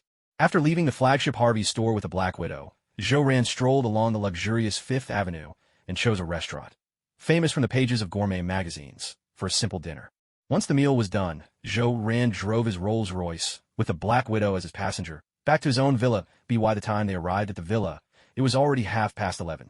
Outside, thunder began to rumble and rain poured down in torrents, and from time to time, enormous flashes of crimson lightning streaked across the sky. Seeing this, Joe Rand couldn't help but furrow his brow. The weather was simply too strange. He had lived on Ingram Street in Queens for nearly 8 years, yet had never witnessed anything so bizarre and uncanny. That red lightning was especially unusual, but for the moment, he couldn't recall any particular incidents that had taken place in Queens. The only thing that came to mind was that this was the future territory of his godson, the young Spider-Man, Peter Parker. Compared to the rest of New York, this area was relatively safe. After all, Spider-Man's usual enemies weren't utterly deranged. At the very least, they could be considered normal. Joe Rand let out a sigh. There shouldn't be any major trouble here. After all, nothing outrageous had ever happened in Queens before Peter Parker became Spider-Man. This place had to be safe. He smiled and said to Black Widow, "Miss Ailey, I'll go take a shower first. It should only take about 10 minutes. Natasha nodded. All right, boss. Joe Rand strolled slowly toward the bathroom. The door closed with a soft click. Natasha watched Joe Rand disappear into the bathroom, listening as the door shut behind him. She took a deep breath, then produced a button from her pocket. Pressing it lightly, she began to communicate with director Nick Fury. Using Morse code, this place was quite safe. There were no surveillance cameras here, since, apart from her own multiple infiltrations as Black Widow, other S.H.I.E.L.D. agents had also made their way inside several times already. High above, hidden among the clouds aboard the floating helicarrier, was the S.H.I.E.L.D. headquarters. Inside the director's office, Nick Fury, who had been dozing off, suddenly snapped open his one remaining eye, a fierce glint shining in its depths. Nick Fury was thoroughly annoyed. What was going on with Black Widow? In just 3 days of infiltration, she'd already contacted him 3 times. He had repeatedly warned her not to reveal her identity, to be cautious if the mission target truly was the Joker. Then they were dealing with a cunning and highly intelligent criminal, a master at concealing his tracks. This was extremely dangerous. What kind of agent acted like this? She ought to be more careful, much more careful. Though he grumbled inwardly, Nick Fury's body responded automatically. His ears perked up, attuned to the incoming transmission from the radio on his desk. Director, reporting in. The mission target, Joe Rand, is highly likely to be the Joker. He, like the Joker, is skilled with firearms, has an extensive background in the arts, and has confessed a fondness for an oil painting called Harlequin's Carnival. According to S.H.I.E.L.D's profile of the Joker, every one of his murders is treated as a manic celebration, a madman who laughs with each kill. The most crucial piece of evidence is that today in the office I saw the target smile. That smile was just like a clown's. Director, please check the surveillance footage of Stark Industries Tower, from noon to 1 p.m. today. During that time, I had a conversation with the target, and that smile appeared. Furthermore, Director, I suspect there are 3 possible explanations regarding the target. First, he might be suffering from dissociative identity disorder and is unaware that he is the Joker. The second possibility is that the target has let his guard down around me, grown a bit complacent. After all, he's a 28-year-old bachelor, inexperienced in relationships. It wouldn't be surprising if he accidentally lets something slip. The third possibility is that the target did it on purpose. He wants us to know, but there's nothing we can do about it. He's goading us. When Nick Fury received this report from Black Widow, he tapped twice in response, sending back the Morse code for message received, and ended the call. He took a deep breath, his expression turning grave. Despite having obtained powerful evidence and seeing his suspicions confirmed, Director Fury found no satisfaction in the moment. If this was true, it was truly terrifying. Such a revelation was bound to stir up a storm in New York. Still, no matter how big the storm, it would be better than having those reckless terrorists assimilated into Jokers. But if the first scenario were true, things would become much more complicated. After all, dissociative identity disorder is a mental illness, and patients suffering from such conditions are not held legally responsible for murder. In that case, there would be absolutely nothing he could do. Inside S.H.I.E.L.D. headquarters, Nick Fury drew a deep breath, pulled a black pager from his drawer, and pressed it firmly. His gaze grew even more intense, his tone brooking. No argument as he commanded, Tech Division, hack into Stark Industries Tower right now. Copy the Vice President's office surveillance footage from today, and send it to me. Remember, don't leave any trace behind. You are the best hackers on this planet. Don't let me down. The elite hackers of S.H.I.E.L.D's Tech Division worked at lightning speed. Within just 10 minutes, they had successfully acquired the surveillance footage from inside Stark Industries Tower. Nick Fury stared at the video file, now uploaded to his computer. He lit his pipe and took a long, deliberate drag. Tonight, he would stay up to watch the entire recording, analyzing every frame, scrutinizing even the subtlest facial expressions.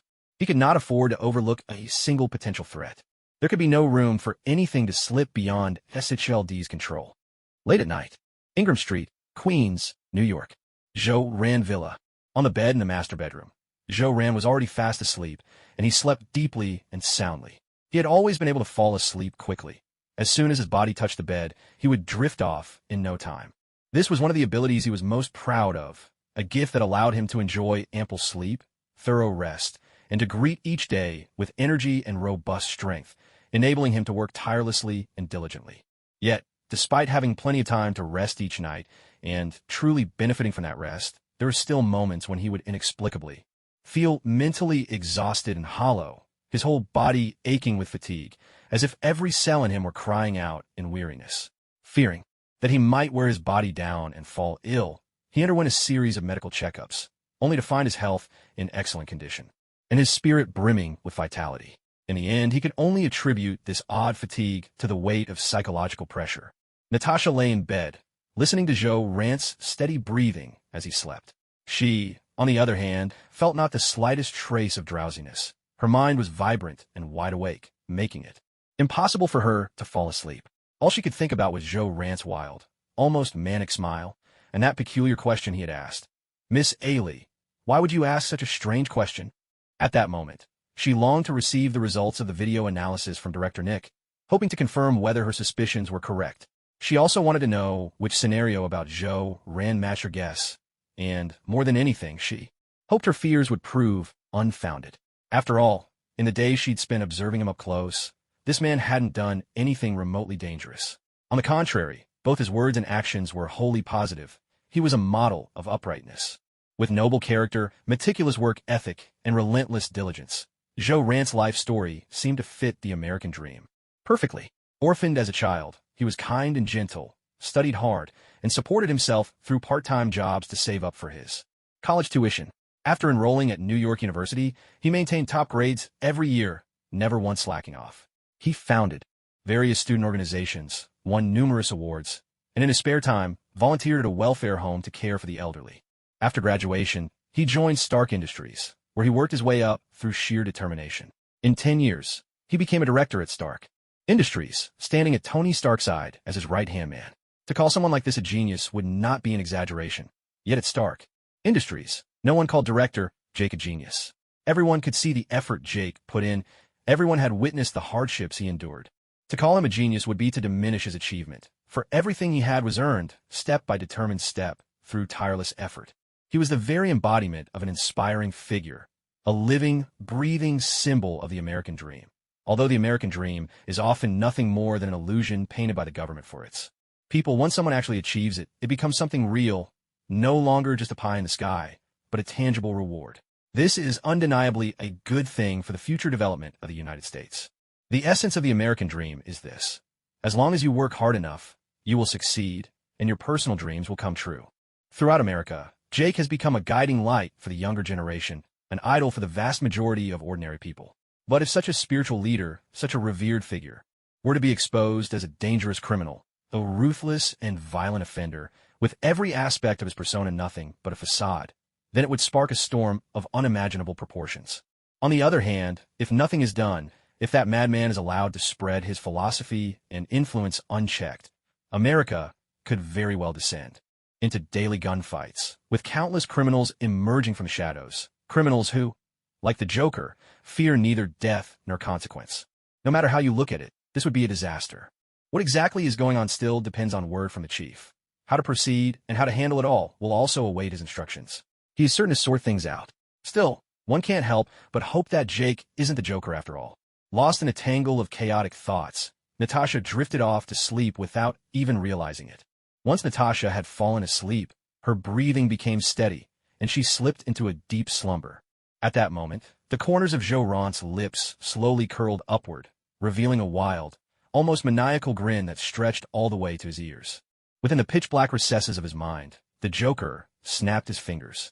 Instantly, a spotlight flared to life, illuminating his figure.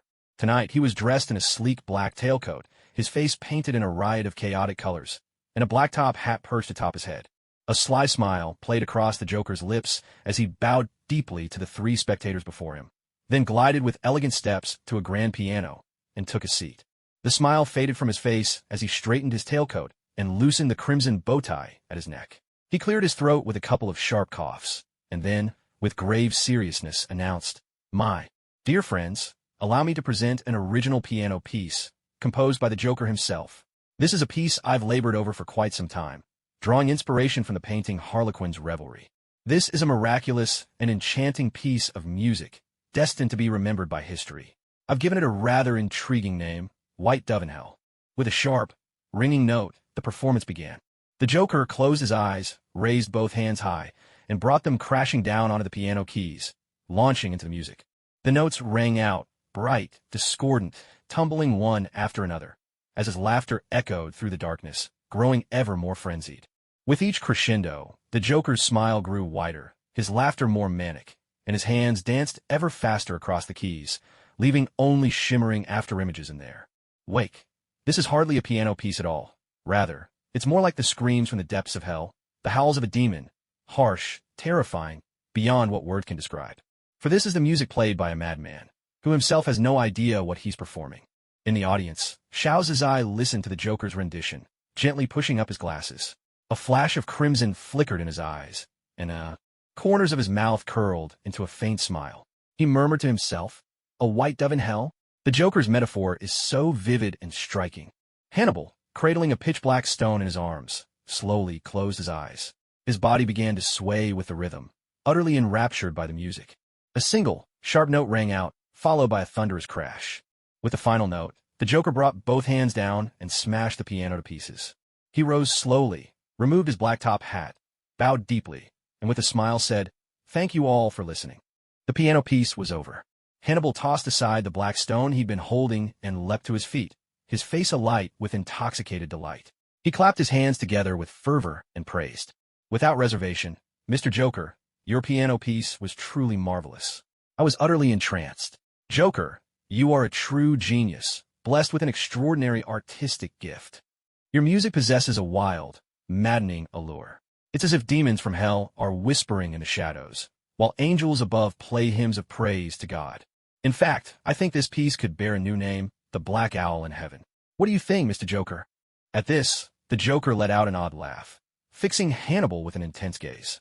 He replied, "Dr. Hannibal, you're a genius too, a master at mapping the human psyche and seeing straight into the weaknesses of mankind. But you don't understand the Joker's world at all, because even I don't understand myself. This piano piece can have only one name, the White Dove in Hell." S.H.I.E.L.D pushed up his glasses again, his gaze clear, and nodded. "Not bad. I agree. The dove suits it better. Hannibal blinked, a faint smile playing on his lips, and asked, Mr. Joker, there's something I'm quite curious about. The Joker grinned. Oh, what is it? Hannibal licked his lips, revealing 2 razor-sharp teeth, and with a grotesque expression said, Mr. Joker, how did you do it? During the day, how did you manage to escape the ever-present cage that holds us here? I'm really curious. What exactly did you do in that moment of escape? And what is it that you truly want? The clown's eyes grew wild with madness as he burst into laughter and said, Hee hee, the worst part about being mentally ill is that everyone expects you to pretend you're not. I just did something fun, you know? I tried to merge with Jake, to embrace my god with all I had. I was just about to succeed, but then, out of nowhere, this blinding golden light appeared during the day, like a giant glowing bulb. That damned light blocked my way. Oh crap, I have no idea when that light popped up. But it's fine. The feeling of being so close to Jake, holding him tight, it made me so happy, so absolutely thrilled. And I even left a little something interesting behind. Hee hee, when she wakes up tomorrow, that special agent is in for a real shock. The stage of chaos has finally arrived. Things are only going to get more interesting from here. Hee hee, and the grand gift I've prepared is just about to arrive. Surprise! The next morning, at 7:30, the alarm clock rang. S.H.I.E.L.D woke from his sleep, stretched lazily, and headed to the bathroom. After a quick wash, he picked out a gray shirt from the wardrobe and slipped into a sapphire blue suit. He stood before the mirror, taking a good look at himself, snapped his fingers crisply, and let a bright, sunny smile light up his face. Perfect. He looked sharp and vibrant. For today's interview, he needed to maintain this approachable, friendly demeanor. Natasha woke up as soon as the alarm sounded as well. Last night had been her worst sleep yet. For every night of restful slumber she'd enjoyed before, last night was just as miserable. Her face was pale and drawn, and her spirits were low. She'd spent the night plagued by strange dreams filled with S.H.I.E.L.D's unsettling, bizarre grin, always questioning her. Even now she could still hear that terrifying, chilling laughter echoing in her ears, and it felt as though a pair of wild, chaotic eyes were locked on her. Taking a deep breath, Natasha shook her foggy head and sat up in bed. S.H.I.E.L.D noticed that Black Widow hadn't lingered in bed this morning, and nodded in satisfaction.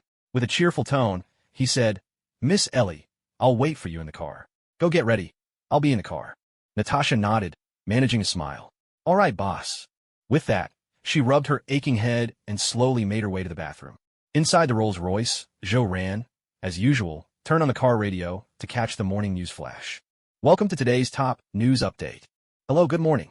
I'm your blabbermouth, Harlan. And I'm your good friend, Buddy. According to observations from the U.S. Astronomical and Meteorological Bureau, the Leonid meteor shower will grace the skies next month. It's said that this meteor shower will be an unprecedented spectacle, breathtaking, magnificent, and deeply romantic. The best place to witness it will be the coast of Hawaii, making it a perfect event for couples to enjoy together. Today at 5 o'clock, Stark Industries released its latest announcement. The company will be partnering with Midtown High School to establish a new type of campus. Rooted in education, this initiative aims to nurture a diverse array of talents and to promote innovative teaching methods so that every young person has the opportunity to develop their strengths. This is truly excellent news. As everyone knows, Stark Industries is the most reputable company in the United States. I personally recommend that any parents who haven't yet chosen a high school for their children consider Midtown High. I have a bold idea. Since Stark Industries has already invested in high school education, perhaps their next step will be to establish a Stark University with significant funding. Hearing this, S.H.I.E.L.D showed a look of approval. He had to admit, for all his big talk, Harlan was actually quite clever. In the Chugach National Forest in south-central Alaska, an eerie, unsettling call echoed through the woods, sending tourists fleeing in terror. When forest rangers arrived on the scene, they discovered that the culprit was nothing more than a gentle herbivore, a yellow muntjac. There was an armed robbery at Morgan Bank in New York. The criminal, armed with an automatic rifle, was shot and killed on the spot by the bank security team. After listening to the morning news for another 10 minutes or so, S.H.I.E.L.D noticed Black Widow emerging from the villa. He opened the car door as she approached. Black Widow smiled and settled into the passenger seat. S.H.I.E.L.D reached out to turn down the volume of the radio and gave his instructions. Ailey, today I'd like you to stay in the office and sort the documents. There shouldn't be too many today. Once you're done, head over to the smartphone project group to see whether they've finished the prototype. In the morning, I have an interview with Miss Potts, a very important one. In the afternoon, I'll be visiting Midtown High School. Tony might join me as well. If you find yourself at loose ends this afternoon, go seek out Miss Potts. Whatever you do, don't let anyone catch you slacking off. It would leave a terrible impression. Natasha nodded, her smile calm and professional. Understood, boss. I'll take care of it. Joe-Ran nodded in response, saying nothing more as he focused all his attention on driving. The sound of the morning news lingered in the car. The tragedy in Hell's Kitchen remains unsolved, a case marked by extreme cruelty and violence. The killer slaughtered over 300 people in a rampage that defies any discernible pattern. The murders seem utterly random, as if the act itself was a macabre performance driven by some dark impulse.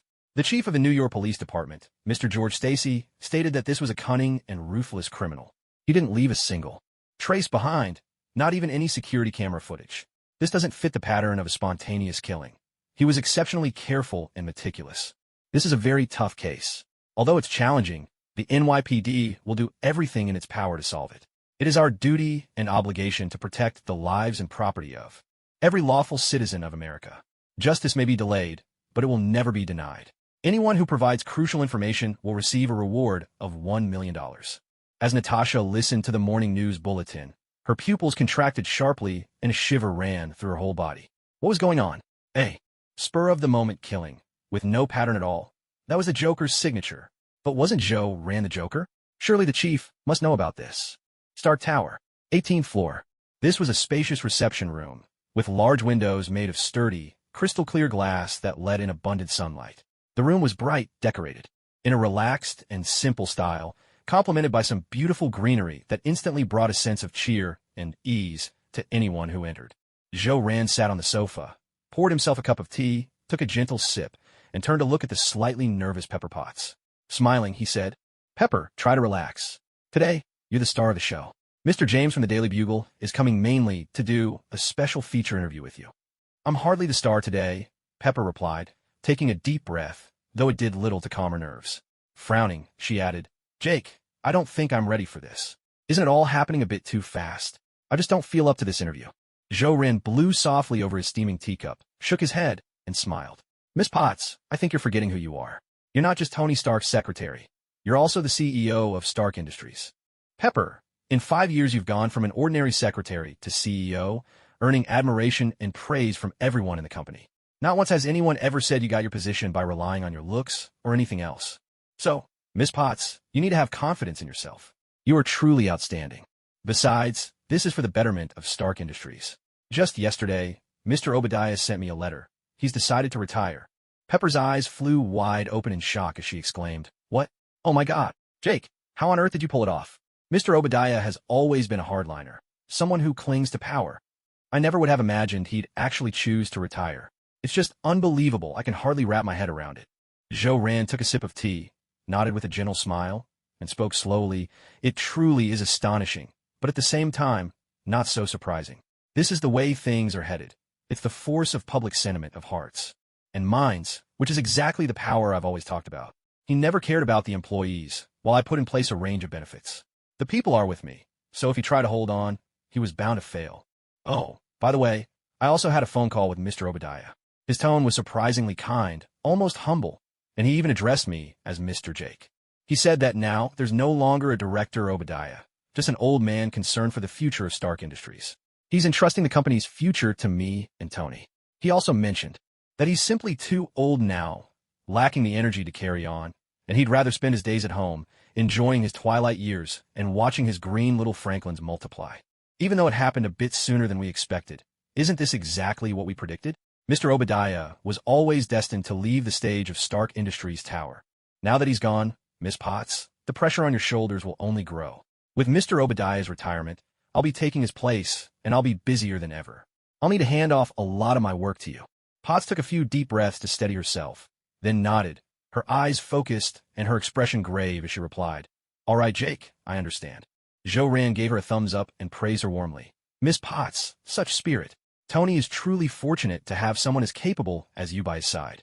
20 minutes later, a man in a black suit with a red tie strode into the reception room. His head was shaved clean except for 2 thin strips of hair at his temples and a thick mustache adorned his upper lip.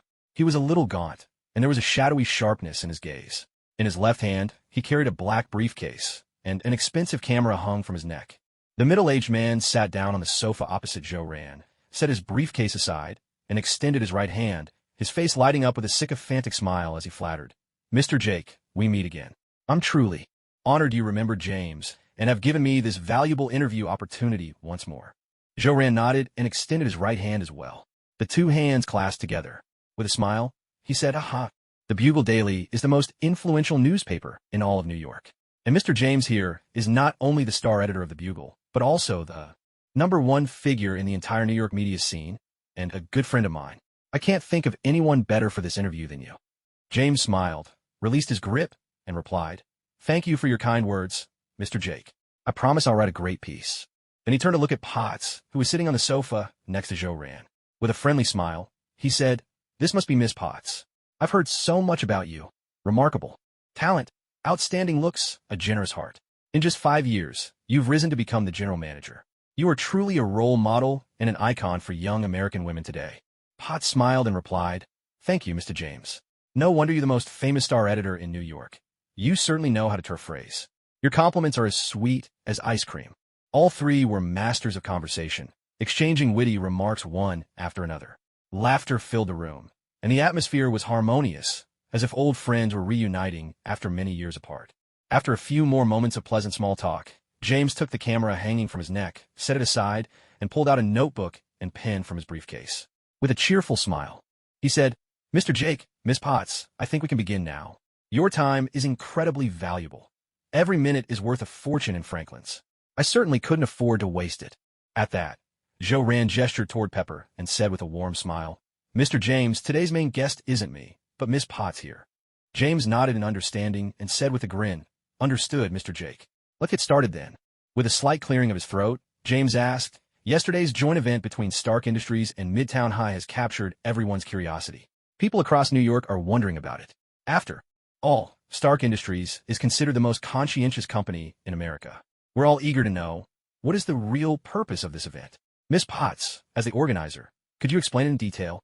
Potts answered with a bright smile, "This is all about dreams. Mr. Jake proposed the Dream Initiative, and it was approved. The Dream Initiative is Stark Industries' latest project to help the people of New York realize their dreams. We've built an underground vault called Dream, storing $1 billion. The first step is to fulfill the dreams of Stark employees, gradually expanding our reach and ultimately inspiring all of New York and the entire United States. This time, inviting the students from Midtown High to visit was meant to show them this underground vault, a trial to see which matters more, dreams or money. But after testing them, we found the outcome disappointing. Most chose money. That's not the right path. They are young, the hope of America. They shouldn't lose themselves in the pursuit of wealth. They should cherish their dreams instead. That's also why Stark Industries is partnering with Midtown High to build a new campus. We want to introduce innovative education and cultivate an environment where dreams take root." James carefully jotted all this down and pressed on with another question. "I'm curious, Miss Potts, how have you achieved such great success?" With a warm smile, Potts replied, "Because I believe in the American dream. As long as everyone works hard enough, they can realize their ambitions. I've always put in effort. I've always worked diligently, constantly learning from those around me. And I've always had faith in my own success. What's more, as a woman, I feel it's vital to establish your own independence, not to always rely on men. True excellence comes from within." The interview continued for a while longer, with James making careful notes of the conversation. He nodded, then said with a smile, "Miss Potts, you truly are a remarkable woman, a beacon. You have the power to change unhealthy trends in society and inspire even more people." Potts smiled back and added, "Oh, that's right. Stark Industries is about to undergo a major change. Jake, why don't you share the news?" James's eyes lit up, and he asked excitedly, "Mr. Jake, what sort of change is this?" Joe Rand smiled, held up 2 fingers, and spoke slowly. "The first change is that my long-standing project is finally about to be unveiled, a groundbreaking product called the smartphone. It will be launched in 3 days. The second change is that Mr. Obadiah has decided to retire, but I don't intend to let him step down just yet. As the company's founder, he should stay on as a steady force, an old steed still galloping with ambition, continuing to watch over Stark Industries." James nodded, smiling. "Those are certainly big changes, Mr. Jake. I'll make sure to cover this story thoroughly." He understood what those 2 fingers meant. It was the same arrangement as always.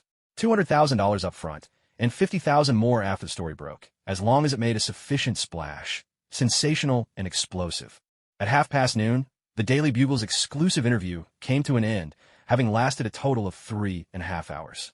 Of course, it wasn't a non-stop Q&A. The whole time, no one has that much to say. Mr. James from the Daily Bugle was no amateur. As a top-tier editor, his questions cut right to the heart of the matter. The real interview lasted only about an hour and a half. The remaining 2 hours were spent in fruitful social mingling. S.H.I.E.L.D and James played a few games of snooker together in the lounge, and followed that up with a match of chess. Afterwards, they shared a leisurely lunch, accompanied by a bit of red wine. When it was time for Mr. James to leave, S.H.I.E.L.D handed him a lavish Stark employee gift box, filled with assorted snacks. Hidden among the treats was a Goldman Sachs bank card, the password set to Mr. James's birthday.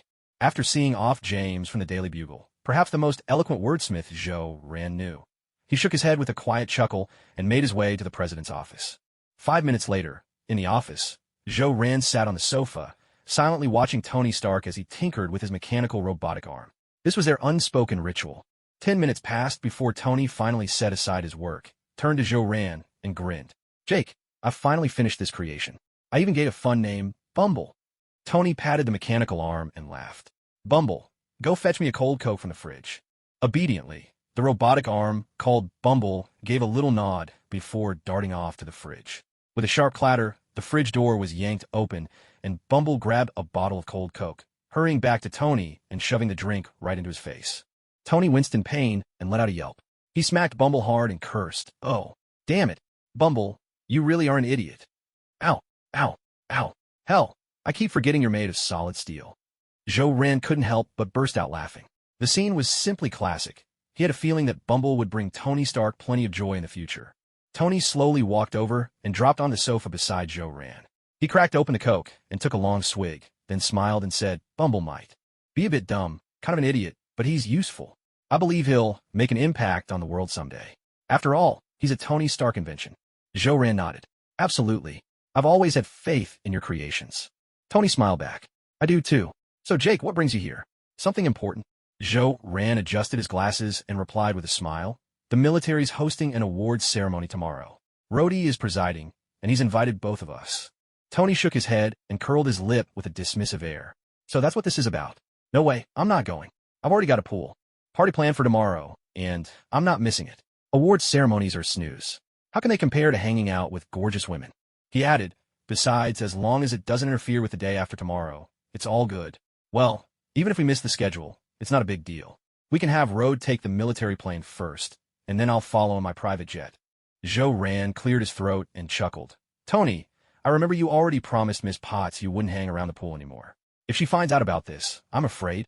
Tony awkwardly scratched his nose and forced a laugh. "Jake, my good buddy, you know how it is. A cat that's used to eating fish and sneaking a taste of something forbidden can hardly change its ways. Jake, you're my best friend. You've got to understand. If you don't say anything and I keep quiet, Pepper will never know. Besides, I can't really explain how I feel about her. Before I'm sure, isn't it normal for me to take care of some physical needs? She's not my wife yet, anyway. She doesn't have the right to control me." S.H.I.E.L.D nodded and smiled. "All right, Tony, since I'm your best friend, I get it. But you go to a pool party alone, that's not the best look." Tony blinked in disbelief and exclaimed, "Oh, my God, Jake, have you finally come around? You're actually going to join me at the pool party? This is fantastic, thanks to that new secretary." S.H.I.E.L.D sighed and rolled his eyes. "Not me. I mean Rhodes. Take Rhodes with you to the pool party. That'll be something worth seeing." Tony's eyes lit up at the idea, but he immediately shook his head. "Jake, that would be something, but you know Rhodes. He's just as straight-laced as you are, and since he works for the military, he cares a lot about his image. There's no way he'd agree to go." S.H.I.E.L.D smiled. "Tony, that's easy. We just have to get him drunk. Besides, I haven't seen Rhodes in ages. After the military awards ceremony tomorrow, the three of us should hit a bar and have a real drink. I'll make sure he's good and drunk, and then you can drag him off to the pool party. How does that sound?" Tony gave a big thumbs up and laughed. "Jake, that's a brilliant idea. Very good. I can hardly wait for tomorrow's awards ceremony.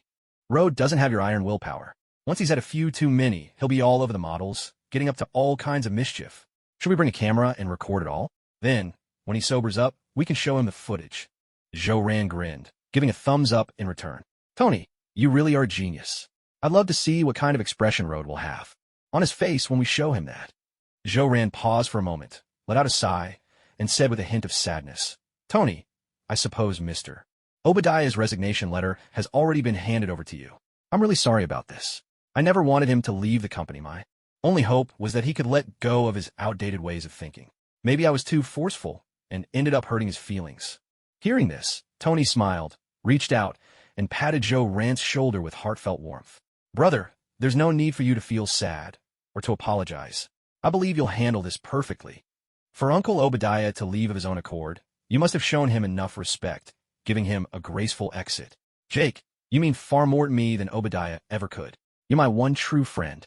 Stark Industries can do without Obadiah, but it absolutely can't do without Jake.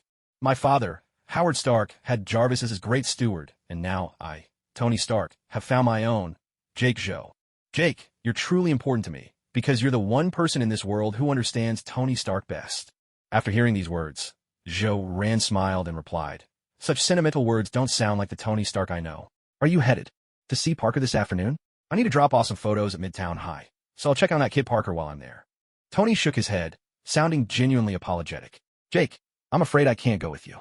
Just a moment ago, inspiration struck me. I've got a new idea for improving dummy. You know how it is for an inventor, that flash of genius is priceless." Joe Rand nodded and grinned. "All right, Tony, I'll go on my own then. I completely get it. When a genius like you has a sudden spark, it shines brighter than the rarest jewels on Earth. But don't blame me if, in the future, Parker ends up idolizing me more than he does you."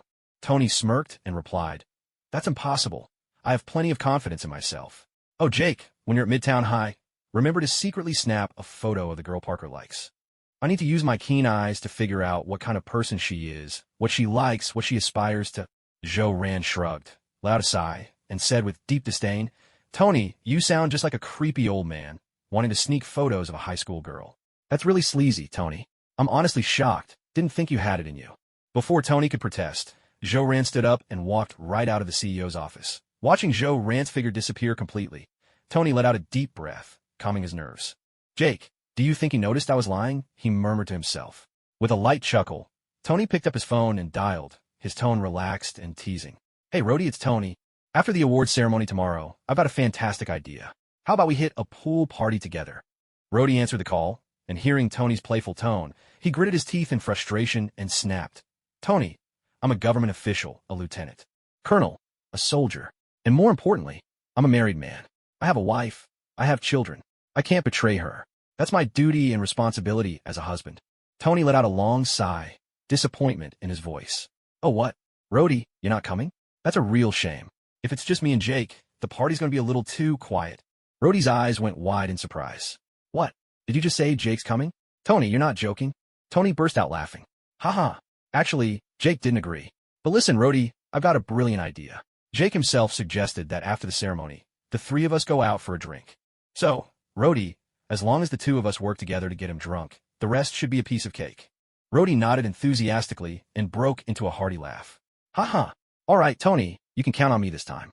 For my good brother and best friend, I'll make this one exception, even if it means I owe my wife an apology." Tony hung up, his grin growing wider and wider. Tony Stark, really am a genius. Isn't this what Jake called killing two birds with one stone? Tisk, I'd better get a good camera ready. I have to capture every moment of their little escapade. Midtown High School. Today, every student was in shock because out of nowhere, a handsome new guy had appeared on campus. He was strikingly elegant, a face no one had seen before. The newcomer wore the school uniform of Midtown High, his soft, dark brown hair perfectly in place, his skin fair and clear, a gentle smile ever present on his lips, and his eyes bright and pure. For Peter Parker, today marked a brand new beginning. After receiving recognition and encouragement from his two godfathers, he was brimming with energy, transformed inside and out. The timid and self-doubting Peter Parker that once existed was already killed and buried by his own hands yesterday. Now, a reborn Peter Parker stood in his place, brimming with newfound confidence. He lifted his head, straightened his back, and stood tall with pride. Peter Parker had always been handsome, though he kept his gaze lowered and no one ever noticed. But today, as he let his inner light shine, the students of Midtown High suddenly realized just how strikingly good-looking Peter Parker was. All it took was a simple change of hairstyle and the courage to hold his head high. No one could have guessed that such a small shift would bring about such a dramatic transformation. It was the first gym class of the afternoon. On the basketball court of Midtown High, Peter Parker sat quietly on the sidelines, watching as Flash Thompson dominated the game, charging across the court, exuding confidence, unstoppable in his every move. A wave of pressure washed over Peter's heart. Flash was so strong, so full of energy and vitality, his muscular build and broad chest radiating a sense of security at first glance. Compared to him, Peter thought, I'm so thin and weak, lacking any strength, unable to inspire any sense of safety. No wonder Mary Jane doesn't like me. If I want a chance, I need to work out to build a strong physique. Only then will I have the courage to pursue her. Meanwhile, Flash Thompson, mid-game, had just stolen a basketball from an opponent and was about to shoot when he caught sight of Peter quietly sitting on the bench. He remembered what Mr. Jake had said to him the day before, you can do better. With your passionate heart and the name of Flash Thompson, you can help those who are weaker. Don't make others yield to your force. Let them be won over by your noble character. A smile spread across Flash's face. He tossed the ball to Peter and called out loudly, Peter Parker, want to play some basketball with us? Peter watched the ball sailing toward him, reached out with both hands to catch it, and slowly stood up. A smile appeared on his face as well. Dribbling the basketball, he made his way onto the court and replied loudly, Sure, I'd love to, but I'm not much of a player. Mostly just shoot threes. The real offense is up to you, Flash. With that, Peter stepped just beyond the three-point line, took a light jump, and with a perfect arc, sent the ball flying through the air. It swished cleanly through the hoop, a beautiful three-point shot. Flash leapt high, grabbed the rebound, and gave Peter a big thumbs up. Nice shot, Parker. That was awesome. A new game quickly took shape on the basketball court, with teams reorganized and players in position. The match began anew. Peter Parker and Thompson were put on the same team. These two former rivals, surprisingly, began to cooperate, albeit a bit awkwardly. At first, one focused on breaking through the defense, while the other took the shots. Gradually, they started to build a sense of teamwork. Their cooperation became more fluid, and their words of praise for each other grew louder and more enthusiastic. Parker, that three-pointer of yours was absolutely incredible, right on target. Solid technique, man. You nailed it. Thompson, you're seriously strong. No one can stop you when you charge through the defense. You're like a bulldozer, totally unstoppable. They both burst out laughing. Parker, your stamina could use some work. From now on, let's train together. Thompson, your grades aren't the best. If you ever need help, just ask me. I promise I won't let you get scolded at home. Thompson was drenched in sweat, running across the court faster than ever, like a bolt of lightning. In that moment, he felt genuinely happy. Who would have thought that happiness could be found so simply? Helping others brought him far more joy than picking on them ever did. He silently thanked Mr. Jake. Peter Parker's face was all smiles too. Setting aside his worries about Mary Jane for now, he realized that Thompson, as long as he wasn't being a bully, wasn't so bad after all. In fact, he was actually pretty great.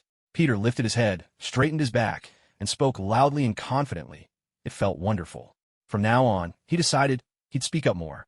Just outside the basketball court, along a shady tree-lined path, two vibrant teenage girls stood watching the game.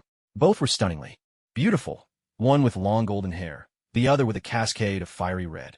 The blonde was Gwen Stacy, the redhead, Mary Jane Watson. They were absorbed in the match. As she watched, Mary Jane's brow gradually furrowed. Gwen noticed and asked with a cheerful smile, Jane, why the frown? Are you not feeling well? Mary Jane shook her head. No, I'm fine, Gwen. I'm just surprised. Is that really Peter Parker out there shooting three-pointers? He seems like a different person all of a sudden. So confident, and even Thompson seems to have changed. Gwen smiled. Jane, if you hadn't been sick yesterday and had come with us to Stark Industries to meet Mr. Jake, none of this would seem strange to you. Mr. Jake is truly an exceptional educator. He taught Thompson how to help others, and he helped Peter Parker regain his confidence. Mary Jane sighed softly, a hint of regret in her voice. That really is a shame. I wish I hadn't missed it. Tell me, Gwen, what kind of person is Mr. Jake really? Is he really as perfect as Time magazine describes? Gwen furrowed her brow, pondering for a moment before speaking slowly. Mr. Jake is truly remarkable. There's this mysterious aura about him, something deeply captivating that just makes you admire him without even realizing it. I honestly think he's even more impressive than how Time magazine described him. You've read his stories too. They're nothing short of legendary, a living myth come true. Mary Jane nodded in agreement and said, Gwen, after hearing you talk about him like this, I really want to meet Mr. Jake. Gwen smiled and asked, well, Mr. Jake said he'd be dropping by today. I think you'll be meeting him very soon. Jane, I'm a little curious. What exactly is going on between you and Thompson? How far have things gone? Mary Jane cleared her throat and replied, "Well, Thompson is still courting me, and I'm still thinking it over." At this, Gwen frowned and said, "How can that be? Thompson's told everyone at school more than once that you're his girlfriend." Mary Jane shrugged, giving a helpless little laugh. "Gwen, what am I supposed to do? You know Thompson's got a reputation. He's practically the school's resident delinquent. If I turn him down outright, he might actually hit me. By keeping things ambiguous, letting him hold out some hope, at least I don't have a swarm of other guys buzzing around me. Once we get to college and we're not at the same school, then it'll be fine. It's not like I could just transfer out of here." After hearing this, Gwen took a deep breath, her voice tinged with frustration. "Jane, you really should have told me about all this. I'm going to be Officer Gwen one day. I could help you. Come on, let's go find Thompson and set things straight right now." Mary Jane shook her head, glanced at Peter Parker shooting hoops on the court, and smiled gently. "Gwen, it's all right. You're going to be a police officer. What you need to do is stand up for justice and catch real criminals, not get caught up in these little dramas." Gwen nodded. "All right, but if Thompson ever does anything out of line, I promise he'll regret it." Mary Jane nodded back. "All right, Gwen." At the school gates, a discreet Rolls-Royce glided smoothly onto the campus. Gwen couldn't help but pause in surprise. Mary Jane gave Gwen's shoulder a gentle pat, concern knitting her brow. "Gwen, what's wrong?" Gwen drew in a deep breath, pointing toward the understated Rolls-Royce with a smile. "That's Mr. Jake's car. I remember his license plate. I can hardly believe someone as important as him would come here in person just to deliver photos. Jane, you're about to meet him. The one and only Mr. Jake, the man every woman in America dreams about." Mary Jane nodded, grabbed Gwen's hand, and exclaimed with delight, "Gwen, let's go. I want to ask Mr. Jake for his autograph. Maybe we can even get a photo with him." Meanwhile, Joe Rand slowly drove his Rolls-Royce into Midtown High School, heading straight for the basketball court. He had already called the principal ahead of time to find out exactly where the young spider was. A minute later at the basketball court, Joe Rand stepped out of the car, holding a freshly developed photograph in his hand. He casually picked a seat and sat down, watching Peter Parker play basketball on the court, a gentle smile appearing on his lips. Has Parker changed that much? Just yesterday, he still looked so shy and insecure, and today he's brimming with confidence and sunshine. The only thing Joe Rand wondered was, which Peter Parker is this? Which version of Spider-Man will he become? The one who lost everything? The one who lost Gwen? Or the one who's still a kid at heart? But no matter which Spider-Man he turns out to be, he's a superhero in the truest sense of the word. The most moving story, Joe Rand thought, was the version where Spider-Man loses his powers and then regains them. A truly great Spider-Man, with an even greater Peter Parker behind a mask. Then, there's the matter of love. Who will Parker choose in the end? Maybe Tony should really give the kid a lesson or two, teach him how to manage his time, so he can spend Mondays, Wednesdays, and Fridays with Mary Jane, and Tuesdays, Thursdays, and Saturdays with Gwen. Two birds with one stone, the best of both worlds. But why am I overthinking this? Tony Stark hasn't even become Iron Man yet. We're still a long way from Peter Parker becoming Spider-Man. Still, from my personal perspective, I think Gwen is the better match for Peter Parker. I'm rooting for those two. After all, Gwen's father is Captain George Stacy of the NYPD, and Peter is my godson. I could easily arrange a betrothal with Captain Stacy, a political marriage, so to speak. If that happened, Captain Stacy would surely go all out to campaign for me when I run for mayor, organizing all kinds of voter drives on my behalf. As a veteran, police chief, his connections run deep. If I win him over, it's as good as having the entire New York law enforcement and judicial system in my corner. On top of that, my good friend Colonel Rhodes has my back in the military, supporting me and helping with the campaign. That means I'd have the support of both the Army and the police, holding all the real power. And let's not forget Mr. Jameson of the Daily Bugle, the most famous editor in New York, a giant in the media world and a master with the pen adding. To that, Stark Industries now holds an unshakable position in the business world. The military, police, public opinion, capital, students. It seems that the office of New York City's mayor is already within reach, just waiting for the perfect opportunity. All it needs is a major event to stir up the public, forcing the current mayor out and paving the way for a new election. A confident smile curled at the corner of Joe Rand's lips. That's right, Peter Parker and Gwen Stacy are the true golden couple. On the court, Peter Parker was dribbling. He shook the sweat from his hair and, by chance, spotted Joe Rand sitting in the stands. His eyes lit up at once. Raising his hand toward the hoop, he launched a lightning-fast, powerful three-pointer. With a satisfying swish, the basketball traced a perfect arc through the air and landed squarely in the basket.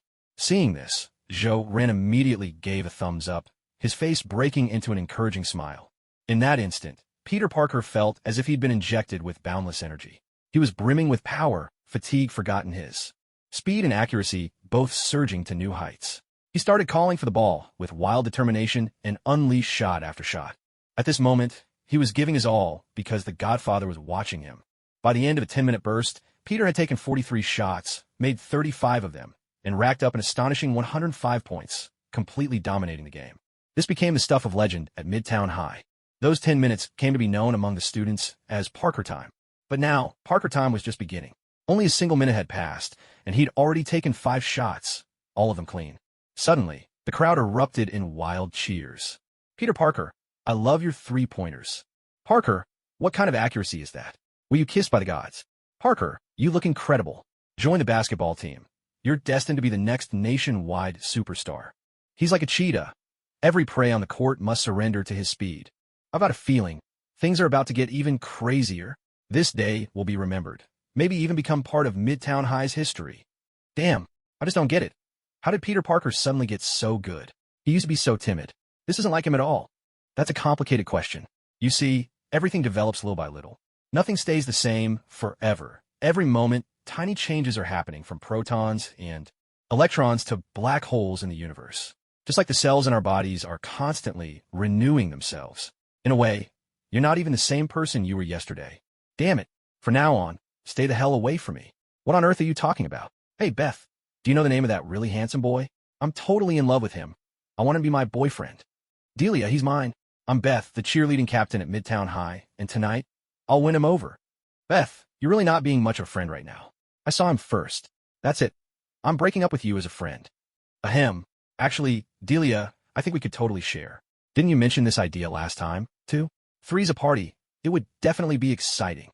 S.H.I.E.L.D sat in his seat, watching the energetic Peter Parker on the basketball court, a small smile playing on his lips as he muttered to himself. Now, that's what a high school student should be like, overflowing with youthful energy.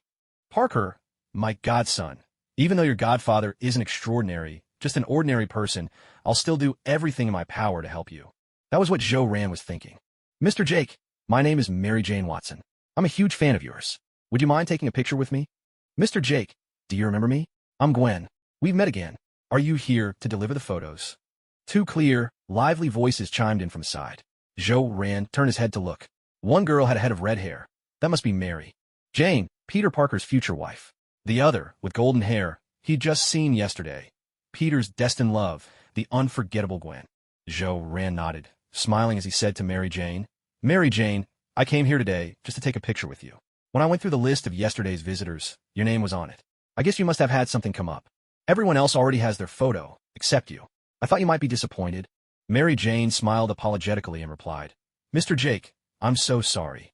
I was sick yesterday. I never imagined you'd come all this way just to take a picture with me. S.H.I.E.L.D chuckled and pulled a small camera from his pocket. Gwen, could you help me take a photo with Mary Jane? This is a rapid developing camera. The picture will be ready right after you take it. Gwen nodded, taking the camera from him.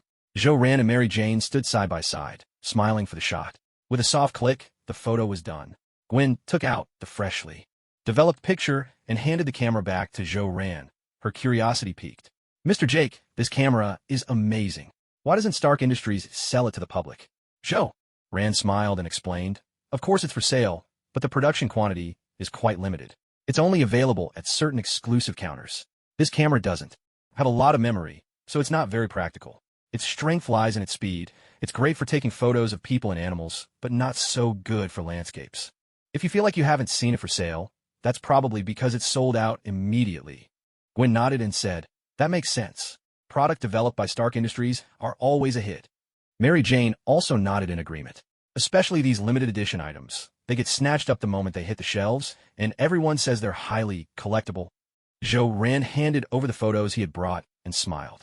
Well then, Gwen, Mary Jane, I'll leave these photos with you. Please help me pass them along to the classmates who visited Stark Tower yesterday. I have some other things to take care of. Oh, and when Parker finishes his basketball game, could you give him a message for me? Mr. Jake said, Parker, you make me proud.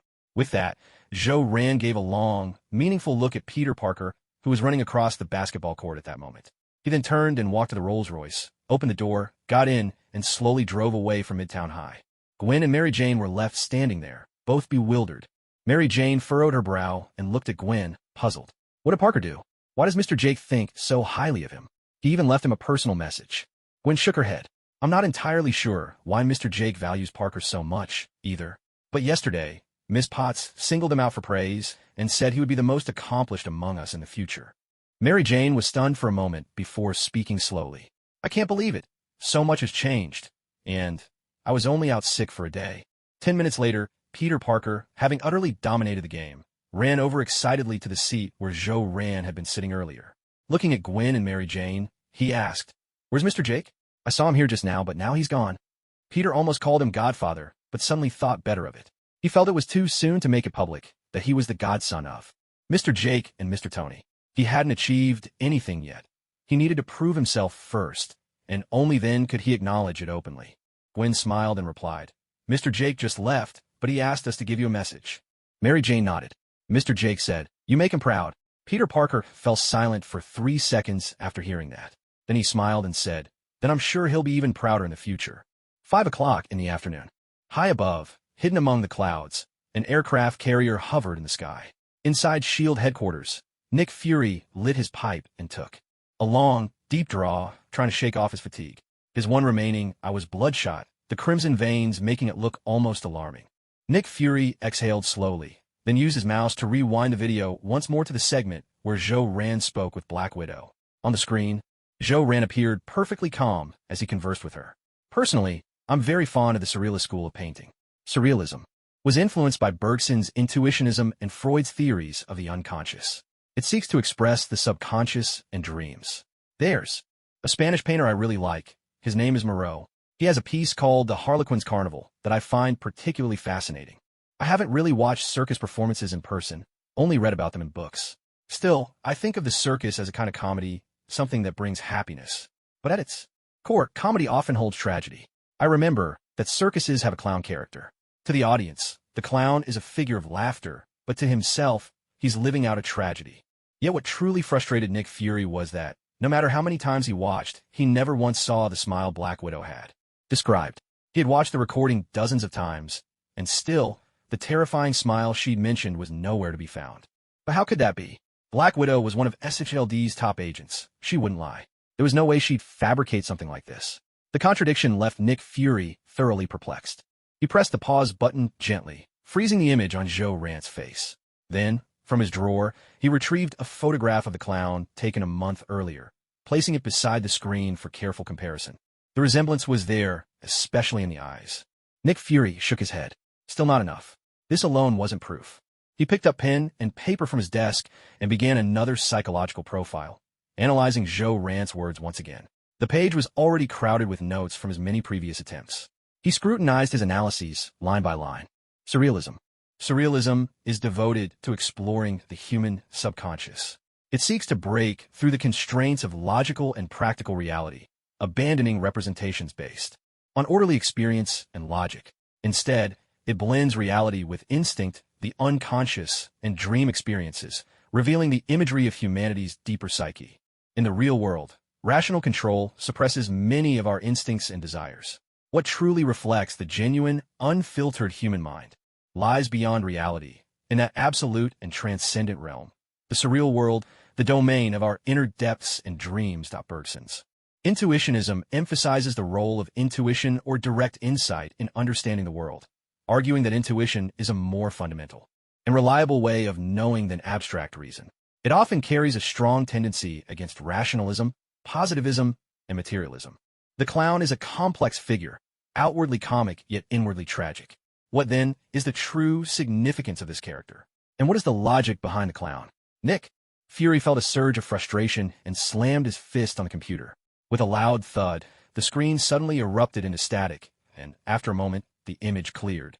Out of nowhere, a video file appeared on Nick Fury's desktop. The timestamp showed it had arrived just a second ago, and the network IP traced back to Hell's Kitchen. The video started to play, and abruptly, a painted clown's face filled the screen, grinning eerily. Beneath it, a line of text read, "Don't open this video." Then, the video froze, as if presenting Nick Fury with a choice. He hesitated, took a deep breath, and clicked play. The scene returned. It was a pitch-black warehouse.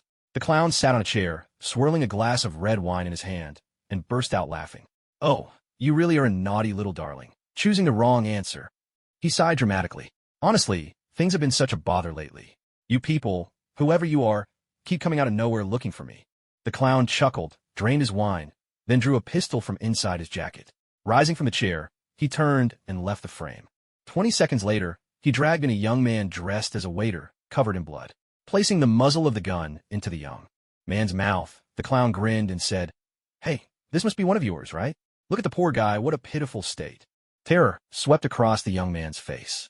The clown gently squeezed the trigger. With a deafening bang, the young man's head exploded like a watermelon, splattering blood all over the clown's face. Laughing, he wiped his face with his hand. "Hey, sweetheart, do you like this little gift?" Nick Fury clenched his jaw and balled his fists. He recognized the young man as a rookie S.H.I.E.L.D. agent, sent undercover into Hell's Kitchen to track the clown. The clown sighed and offered a rueful smile. "Sir, I imagine you must be furious right now." "Oh damn, what a failure of a clown I am. Making you angry. Honestly, I wanted to make you laugh, but your actions have made me so mad. So all I can do is make you mad too. It's my fault you're angry. I owe you an apology. Do you know why I'm angry? Because I am truly not the Mr. Jake you're investigating. I am the Joker, the one and only Joker in this world. Sir, this is an insult. I may be a clown, and you all look down on me. Those things I can tolerate. But being mistaken for someone else? That, I simply cannot endure." The Joker picked up his pistol and, with a wild grin, began firing madly at the already headless corpse. The gunshots rang out in a rapid, relentless barrage. Once the clip was completely emptied, the Joker's face broke into a wide smile. "Hey, sir, I know you're dying to find out where I am, aren't you? And I know you're desperate to learn my true identity. So let's play a game. Tomorrow at noon, I'll put on a dazzling fireworks show in New York. Come and find me." With that, the Joker tossed aside his gun and turned to disappear. 30 seconds later, he returned with a can of gasoline, which he poured over the young man's body. Humming a tune, he said, "It's a beautiful day.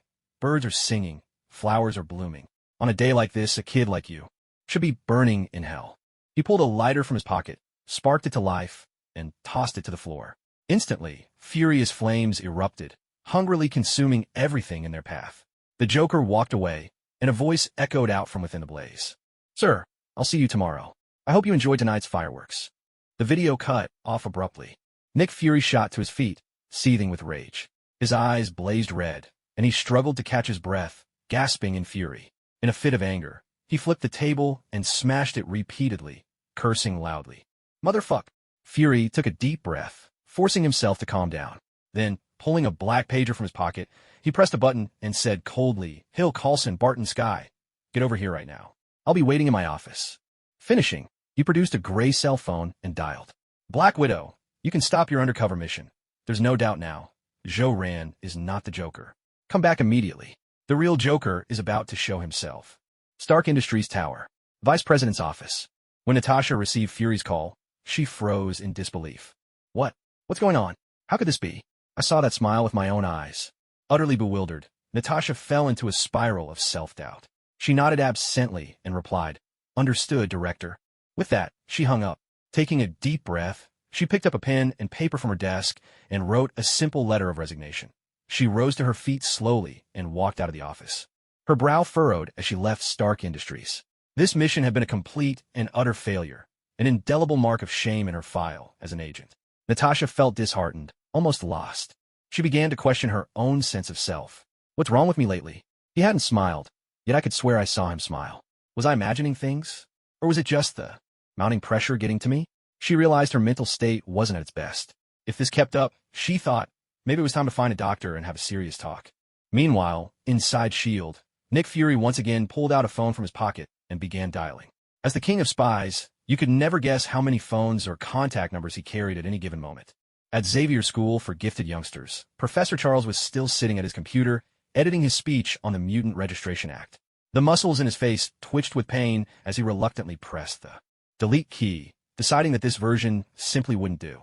This was a matter of grave importance. The future of coexistence between mutants and humans depended on it.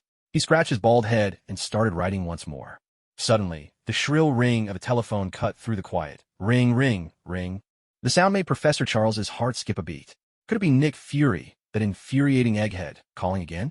Charles felt a surge of annoyance. Once or twice was excusable, but this was going too far. Nick Fury was really pushing his luck. He reminded himself, I am Charles Xavier, Professor X, a leader among mutants, an Omega-level mutant who could, if he wished, destroy a civilization with ease. Taking a deep breath to steady his nerves, Professor Charles answered the call telepathically. Nick Fury, he thought, I'd advise you to show some restraint. Don't push your luck. With a polite smile, he said aloud, Hello, Director Fury. What brings you calling again? Here at Xavier School, we always obey the rules. Nick Fury cleared his throat and spoke in his measured tone. Professor Charles, nothing urgent. I just wanted to let you know that the rain in Queens, New York, can stop now. However, the reality warping incident still needs the X-Men's continued attention. And to thank the X-Men for their recent help, I'll be casting my vote in favor of the Mutant Registration Act. One more thing. I should remind you that S.H.I.E.L.D's aerial surveillance has been keeping a close watch on Magneto's movements. He's been traveling all over the world lately, searching for mutants with potential. He's clearly restless. I have no idea what he's plotting. I must admit, these are truly troubled times. With that, Nick Fury hung up the phone. Charles couldn't help but let out a long, weary sigh. His brow furrowed deeply, and in that moment he seemed to age several years. Max Eisenhardt, Magneto, my closest friend and my greatest adversary. Please, don't stir up any chaos right now. I'm on the verge of success. I understand your ideals, just like me. You want a better future for mutants. Give me a little more time, and I'll prove to you my way is the best hope for our people. Your path simply won't work. In this moment, Charles was filled with unspoken sorrow. These are indeed turbulent times. He gave a helpless, wry smile, then used his telepathy to dial Cyclops, instructing him to stop the rain and meet up with Jean Grey. They were to thoroughly investigate the matter involving reality distortion. If, after some time, there were still no leads, they should return at once to Xavier School for gifted youngsters. After all, a mutant who might be Omega level is far less dangerous than one who is already confirmed to be Omega. The X-Men's greatest threat remained the Brotherhood, led by Magneto. 6 o'clock in the evening. Joe Rand drove his Rolls-Royce back from Midtown High School to Stark Industries Tower. Inside the vice president's office, Joe Rand sat in the chair, gazing at the resignation letter Black Widow had left on his desk. He frowned at first, puzzled, but the confusion lasted only a heartbeat before he tossed it aside in his mind. He then drew a deep breath, stretched with all his might, his face lighting up with delight. Unable to contain his excitement, he slapped the desk and spoke in a low, exuberant voice. She's finally gone, Black. Miss Ailey is finally gone. Halfway through, Joe Rand abruptly changed his words. He had meant to mention Black Widow by name, but fortunately, he caught himself just in time, quickly swapping out Black for a playful laugh. After all, who knew if that female agent had left behind some secret listening device? He needed to give his home a thorough check as well. Every nook and cranny. Nothing could be overlooked, but he couldn't afford to look suspicious. He needed to clean as if it were an ordinary day, without betraying any nervousness. In short, he absolutely had to find any bugging devices. For him, this was no small risk. It was the gravest, most perilous business imaginable. What if, one night, he talked in his sleep and let slip something he shouldn't? If I accidentally blurt out something in my sleep about what's going to happen in the future, I might just get snatched up by S.H.I.E.L.D. and dissected for research. So, I have to be careful at all times and never leave even the slightest bit of evidence behind. I must protect myself and do my best to survive in this dangerous world. Hopefully, I'll make it safely to the grand finale. Suppressing the urge to burst out laughing, Joe Rand cleared his throat and said calmly, As expected, I still can't get used to having a secretary. I'm more comfortable working on my own. Right now, he was over the moon. Finally, he didn't have to keep up the act, and he could finally relax. It was truly exhausting to know someone's true identity, yet have to pretend like you didn't. That kind of pretense was just too much. Still, what has Black Widow been investigating these past few days? What could she be looking for around me? The curiosity was hard to ignore. Inside the CEO's office, Joe Rand was brimming with happiness and felt invigorated. At the moment, there was no important paperwork left for him to sign. He'd gone all out yesterday and finished all his tasks. Besides, there weren't any major documents requiring his attention right now. Potts was perfectly capable of handling everything on her own. In fact, he'd already decided to delegate some of his important responsibilities to her. So, these days he was quite free and relaxed. With Black Widow gone, his spirits soared, and he felt like he had endless energy, so much that he couldn't sit still. Smiling to himself, he simply turned on his computer and began drafting his work schedule for the coming weeks. 2 hours later, the clock struck 8. Joe Rand stretched lazily, tapped the enter key, and sent the schedule to Potts. Then he rose slowly, left his office, and exited Stark Industries under the astonished gazes of the employees still working overtime. What's going on with Mr. Jake these days? Coming in late, leaving early, what's that all about? Yeah, Mr. Jake seems so different now. He doesn't look as serious as he used to. Oh, that's not a big deal.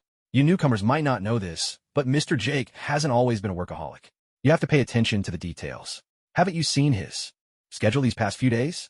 Tomorrow there's a Peace Ambassador award ceremony with the military, and the day after that he's got a business meeting at FIS Pharmaceuticals.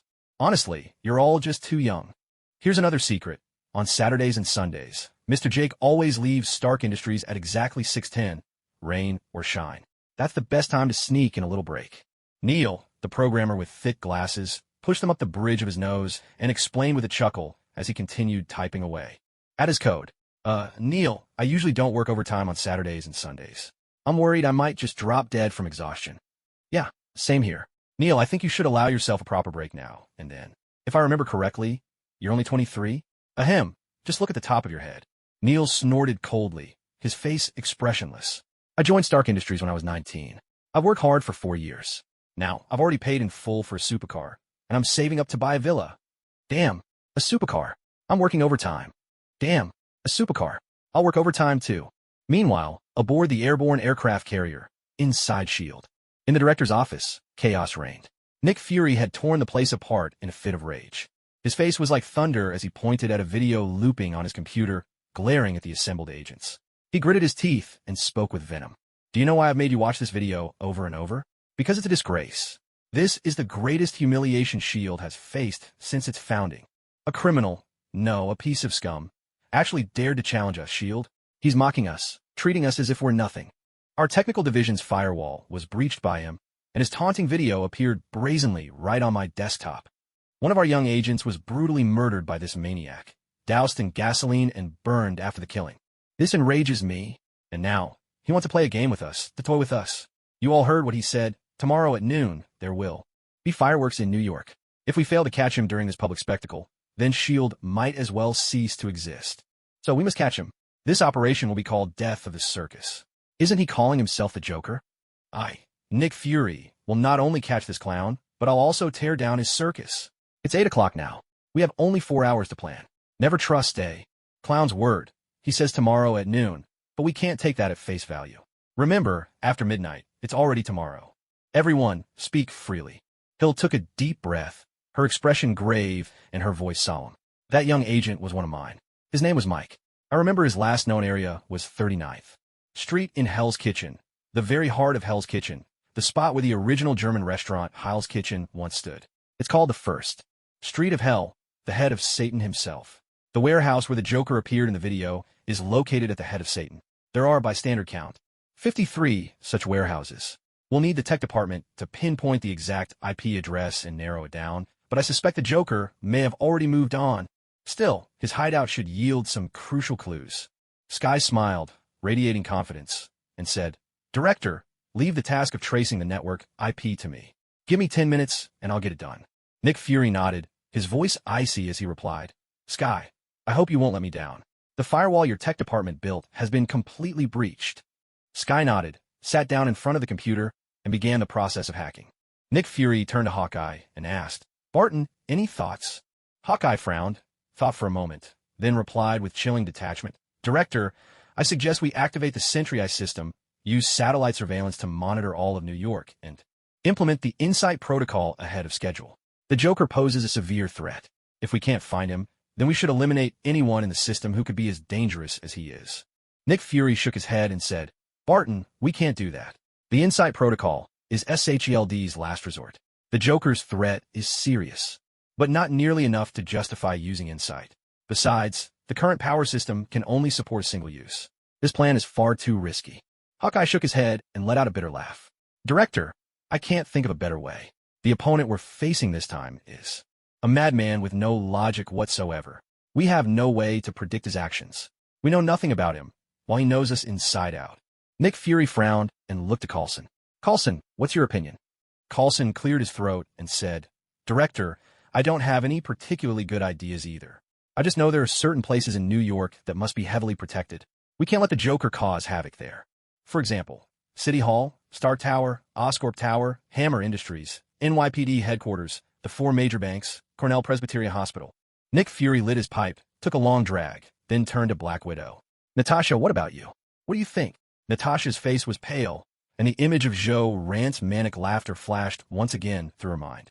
Fighting off a wave of dizziness, she spoke slowly. Director, my mental state has been terrible lately. My thoughts are in utter chaos. I can't analyze anything right now, but I do have an idea. We could ask Professor Charles of the X-Men for help. Professor Charles can read minds. With his psychic abilities, he should be able to locate the Joker. Nick Fury shook his head, his expression icy as he replied coldly. Mutants are still just mutants. They're not like us. Their genes are different. They're outsiders. And this is a matter among humans. It should be handled by us, by humans alone. We can't rely on them. Humanity's fate must be in our own hands.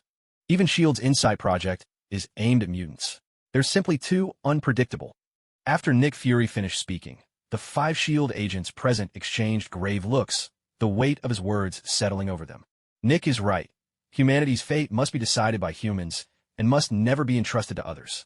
This, after all, is the very reason S.H.I.E.L.D. exists, to stand against any force that threatens mankind, with every action guided by the principle of protecting humanity, stamping out danger before it can ever take root. Bill took a deep breath, her eyes resolute, and nodded. The director is right. Humanity's destiny can only be steered by our own hands.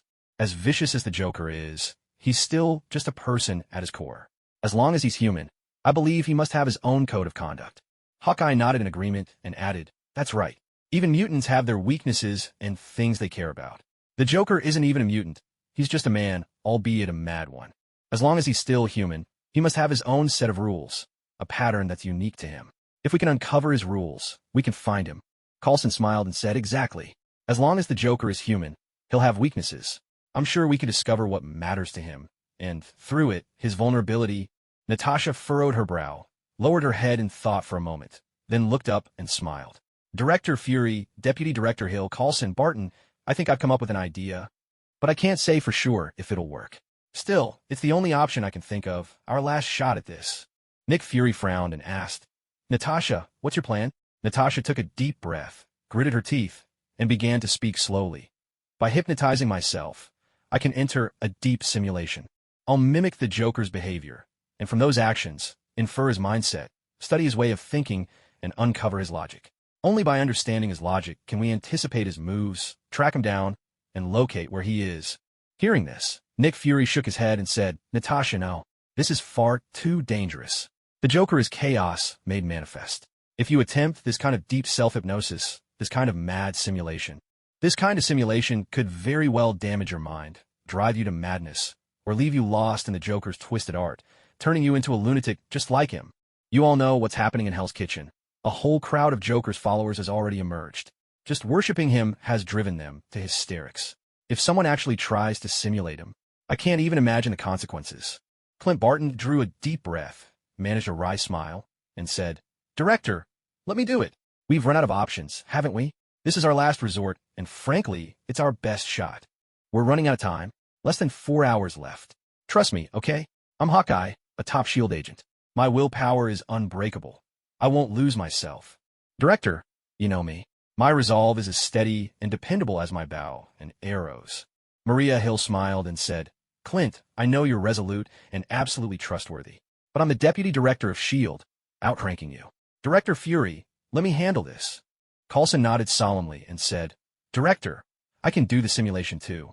My will is strong, and my loyalty to S.H.I.E.L.D. is absolute. If anything goes wrong, you can end me without hesitation. Natasha shook her head, her gaze unwavering, and spoke slowly. Let's stop arguing. Let me do it. I was the first one assigned to investigate the Joker. I know him better than any of you. Besides, it was my idea in the first place, so it's only right that I take this on. And Natasha's words, Hawkeye frowned and said, No, I'm firmly against it. The Joker is a man, after all. Director Fury is the backbone of S.H.I.E.L.D. He absolutely can't take that risk. And as for Coulson's willpower, well, we all know about that. He's the kind of guy who'd skip a mission just to make it to his wedding anniversary. He's nowhere near as steadfast as I am.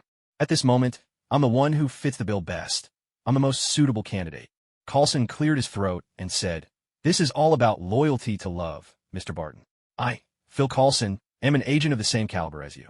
My will is as unyielding as steel, not a bit inferior to yours. Sky, busy tapping away at her keyboard as she traced the IP address, smiled and chimed in, "Hey, the Joker is a criminal mastermind. Who here has a higher IQ than I do? Obviously, I'm the ideal choice to play this part." Nick Fury heard their banter, and a look of satisfaction crossed his face. He took a long drag on his pipe, releasing 2 streams of smoke from his nostrils, and spoke slowly. "Excellent, excellent. You're all outstanding.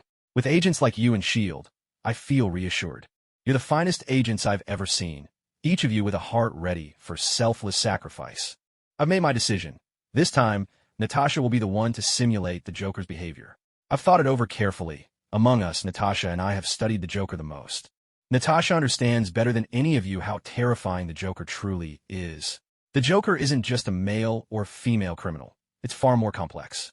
It's a behavior, an art, a spirit, an unspeakable mix of fear and reverence, a kind of mad chaos." Natasha looked around at her teammates, brimming with confidence. She smiled and said, "Don't worry, everyone, leave it all to me. I'll find a Joker's logic, just wait for my good news. I'll be fine, I promise. Director Fury, you know where I come from. Among everyone here, my will is probably the most unbreakable." Nick Fury nodded, his expression grave as he asked, "Natasha, do you need me to perform a deep hypnosis on you to help you fully inhabit the Joker's mind?" Natasha shook her head, took a deep breath, and said, "No need, Director. I can handle it myself. I just need that photograph of the Joker, and I want all the lights in this room turned off. I need absolute silence and darkness." Nick Fury nodded. "Sky, take your laptop and check the Joker's IP address outside. We'll wait here for Natasha to begin." At once, Sky grabbed her laptop and hurried out. Nick Fury reached into his coat pocket and handed the Joker's photograph to the Black Widow. Natasha's eyes widened as she stared fiercely at the photo, engraving the Joker's face deep into her mind. 5 minutes later, she slowly closed her eyes and spoke with utter calm. "Lights off." In the S.H.I.E.L.D. director's office, the lights went out. Nick Fury and the others slowed their breathing, letting the silence settle. This moment, the space had become a sealed, pitch-black enclosure. Natasha slowly closed her eyes and began to carefully recall, in her mind, the photo of the clown she had observed for so long. She fixed her gaze on the clown's eyes, staring into those 2 chaotic lights. Within every human heart lies both good and evil. With every passing moment, the mind spawns countless thoughts. In a way, humanity itself is a complex tangle of chaos. It is only rules and order that restrain these instincts, that keep this chaos in check. Now, Natasha's consciousness was drifting closer to those 2 chaotic lights. She wanted to become the clown herself. Only by becoming the clown could she truly comprehend the clown's logic. If you wrestle with dragons for too long, you become a dragon yourself. Stare into the abyss, and the abyss stares back at you. Unknowingly, in the process of investigating the clown, Natasha had already begun to fall under its influence. Once again, visions of Zhou Ran's maniacal laughter flashed through her mind. As Natasha looked upon Zhou Ran's wild, laughing face, a sudden realization dawned on her. She understood now. Zhou Ran was never the clown. She had simply gone astray. The laughter she saw was nothing more than an illusion, a hallucination of the mind. From the very first moment she had seen the clown's photo, after learning of all the horrific acts committed by the clown, Natasha had unwittingly been influenced. The corners of her mouth curled upwards, breaking into a slight, crazed smile as she began to hypnotize herself. The first step will be to shatter all the rules. I will create the birth of a clown. Inside Natasha's mental world, the weather was clear, the sky cloudless. It was the kind of day perfect for a holiday, relaxed and easy. But as an agent, she was still being sent out on missions, which left her feeling irritated. She longed for a break. Natasha watched her target from shadows. This time, her assignment was to protect a certain professor. She frowned, wondering if there was a quick way to end this mission. After a moment's thought, Natasha smiled, drew a silenced pistol from inside her jacket, aimed it at the professor, and pulled the trigger. The target was dead. Now, there was no one left to protect. The mission was over, and she could finally take her holiday. From then on, whenever Natasha was assigned to a protection detail, her charges would always meet a mysterious end. Shot, poisoned, drowned, hanged, strangled, suicide, run down by a runaway truck, or falling from a great height. Inside S.H.I.E.L.D., Nick Fury eyed Natasha's mission reports with growing suspicion. Had she already gone rogue? Suppressing his doubts, Fury forced a brittle smile and said, "Natasha, this next mission is another protection detail. This time, Barton will be joining you." Natasha nodded, a smile curling at the corner of her lips. "All right, Director Nick," she replied. At the mission site, the rooftop of the Empire State Building, Natasha looked over at Barton, smiled, and asked, "Barton, do you like me?" Hawkeye was caught off guard by the question. He nodded vigorously. Natasha let out a light laugh. Then, "Barton, would you be willing to die for me? If you can do that, I might consider being with you." Hawkeye grinned. "Of course, Natasha. For you I could die." Natasha nodded, pulled out a revolver, and smiled sweetly. "Come, dear Mr. Barton, open your mouth. I want to put this inside. This is a test for you. Now, please make your choice." At her words, Hawkeye's face instantly turned pale. He took a deep breath and slowly opened his mouth. Natasha slid the revolver into Barton's mouth and gently squeezed the trigger.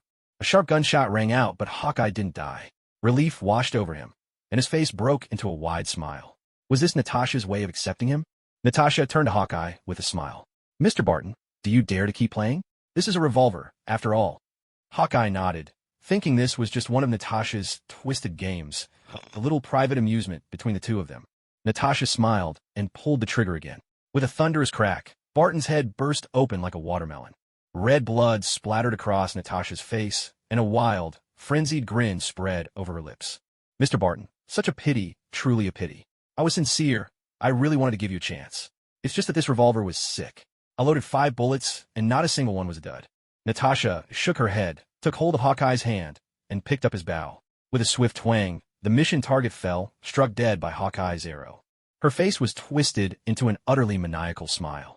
Then, without hesitation, she shoved Hawkeye's headless body from the top of the Empire State Building. With a sickening thud, Hawkeye's corpse hit the ground below, reduced to a mangled mess. Natasha let out a peal of laughter. She could have covered her tracks, but she chose not to. She no longer wished to pretend. Inside S.H.I.E.L.D., in the director's office, Natasha sat in the director's chair. At her feet lay Nick Fury's corpse, his remaining eyes still wide with terror and regret. Natasha gazed down at Fury's face, smiled, and said, "You'd already guessed the truth, and yet you still clung to a shred of innocence. Nick Fury, you really are naive." She took up an axe and hacked off Fury's hands, using them to open the office safe.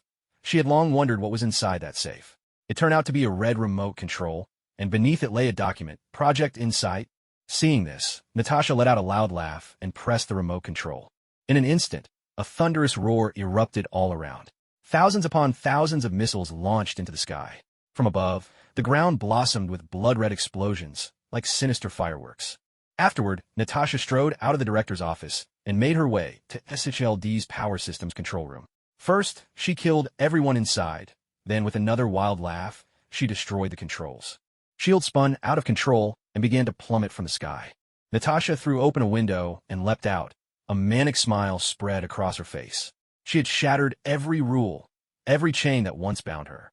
Now, she would claim true freedom.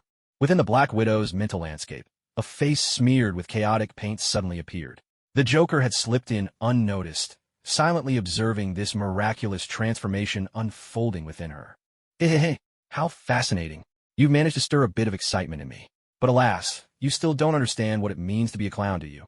Perhaps that's because even I don't understand myself. Still, I'm sure of one thing. Even though I'm a little wicked, I could never be this evil, this cruel.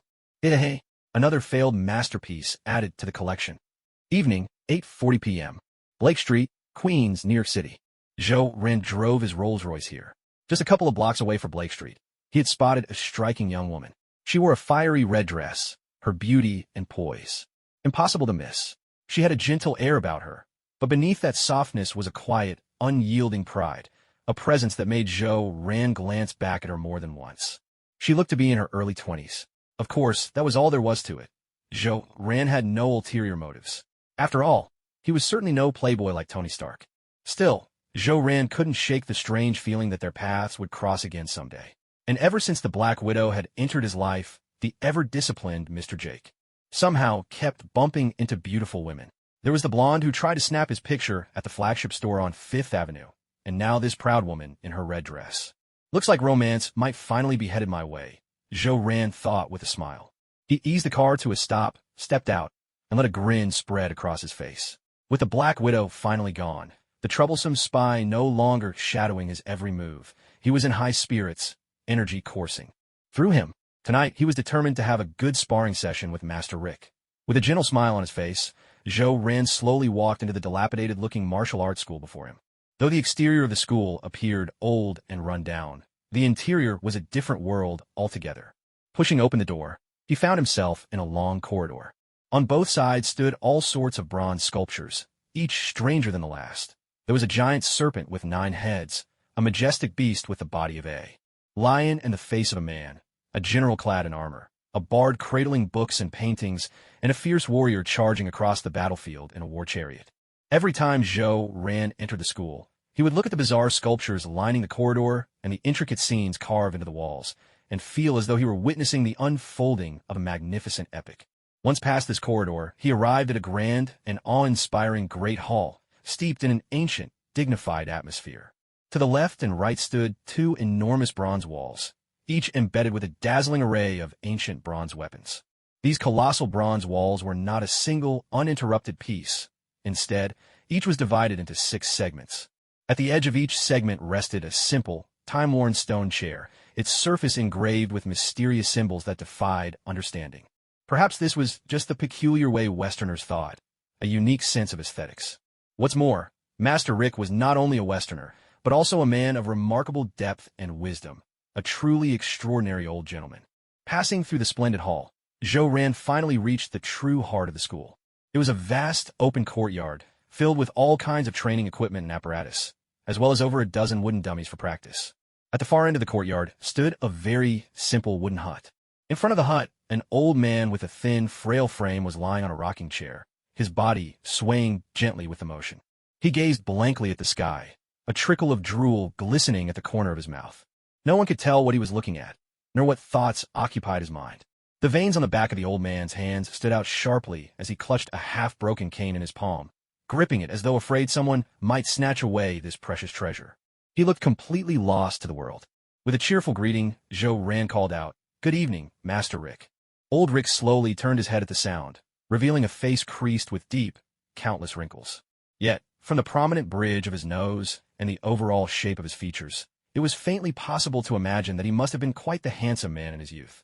Master Rick fixed Zhou-Ran with his clouded eyes and managed a stiff, awkward smile. "Zhou, you're here, but if I recall, today isn't Sunday. You usually only come on Sundays." In cases like this, it's usually because you're feeling stressed or extremely happy. Judging by your current look, I'd say you're in high spirits. Zhou-Ran smiled as he walked behind old Rick, placing his hands gently on the old man's shoulders. And beginning to massage him, he nodded and said, "I really am in a good mood. Someone who I can't say I liked, but didn't exactly dislike either. Just someone who made things troublesome and awkward for me from time to time, has finally left my side. Right now, I feel incredibly happy, filled with energy and strength, as if nothing could tire me out. Master Rick, how does this pressure feel to you?" Old Rick chuckled and asked, "Your hands are just right, very comfortable. By the way, you weren't talking about a woman just now, were you? I'm guessing she must be quite beautiful. Otherwise, I can't imagine what else could trouble such an outstanding man like you." Zhou-Ran nodded and replied, "She really is a very beautiful woman." Upon hearing this, old Rick suddenly sprang to his feet with surprising speed for someone his age. He fixed his clouded eyes on Zhou-Ran, his voice tense. "So it really is a woman, and a beautiful woman at that. Zhou, do you have any feelings for her?" Zhou-Ran shook his head and said, "Of course not. If I did, why would I find her such a hassle?" Hearing this, old Rick let out a long breath, calming himself. Slowly, he said, that's good, as long as you don't have feelings for her." Zhou-Ran frowned, staring at old Rick. "Master Rick, what do you mean by that? Why is it so good if I have no feelings? It doesn't sound like good news." Old Rick blinked his clouded eyes and let out a deep sigh before speaking slowly. "Ah, Zhou, you know I've always treated you well. I've taught you every trick I had up my sleeve. I've always thought of you as my own son. Now that I'm this old, I can barely finish a bowl of rice in a whole day. I feel my body getting weaker with every passing day. I probably don't have much time left. Before I die, I have just one wish, to see my last remaining daughter get married. I want to entrust her to you, and if possible, I hope you too can have a child soon. I want to see my 3rd generation before I go." Zhou-Ran was so shocked he sucked in a sharp breath, then shook his head vigorously and refused outright. "No way. Absolutely not. Master Rick, look at your age. You're ancient. How old could your daughter possibly be? You just celebrated your 120th birthday last month. Even if your daughter was born as late as possible, just how late could that be? All right, then, let's say she's 40. That's already quite late, isn't it? But I'm only 28, Mr. Rick. This really isn't appropriate." Old Rick gave an awkward chuckle and hurried to explain. Joe, she's not that old. She's only 20. She's the daughter I fathered 20 years ago, in the prime of my old age. And she's truly beautiful and virtuous. You two can meet. She's without a doubt my finest creation in this lifetime. Joe Ran looked at the deep lines etched across Master Rick's face, shook his head vigorously again, and refused, his words sharp and unwavering. No, this really isn't possible. Master Rick, let me repeat, there's no way I could be with your daughter. No matter how gloriously you paint the picture, the moment I see your face, already halfway to the grave, I find it very hard to believe your daughter's age, or that she could be beautiful at all. Because, according to scientific statistics, by the time a man reaches 100, he's long since lost all function in that regard, and his ability to father children is completely gone. If you really did father a child at 100, I suspect you might have been too drunk to remember. Right now, you'd better get a DNA test done quickly. You might have been raising someone else's daughter for the past 20 years. Old Rick hurriedly waved his hands, laughing as he explained, Joe, you know I'm a martial artist. My body's strong, and I've always been a bit extraordinary. I'm not exaggerating when I say I'm still quite capable in that way. It's just that nowadays I have neither the desire nor the need. He cleared his throat, his face blooming into a smile so radiant it was almost like a rose in full blossom, every wrinkle brimming with good-natured flattery. He blinked his cloudy eyes and offered, How about this, Joe? If you agree to meet my daughter, Old Rick, will teach you one more secret technique. It'll greatly boost your ability to dodge, letting you avoid your opponent's attacks with ease. Remember that power technique I taught you last time? It gave you that explosive strength. You could smash through a thick plank of solid wood with ease. Keep practicing, and by the time you're my age, breaking down a steel door will be effortless. You know Old Rick, have never deceived you when it comes to teaching you martial arts. And honestly, my daughter is truly beautiful. Even just meeting her, you have nothing to lose. This technique I'm offering is my very own creation. Joe Ran felt a twinge of temptation at these words, but he was convinced that Master Rick still had more secrets up his sleeve.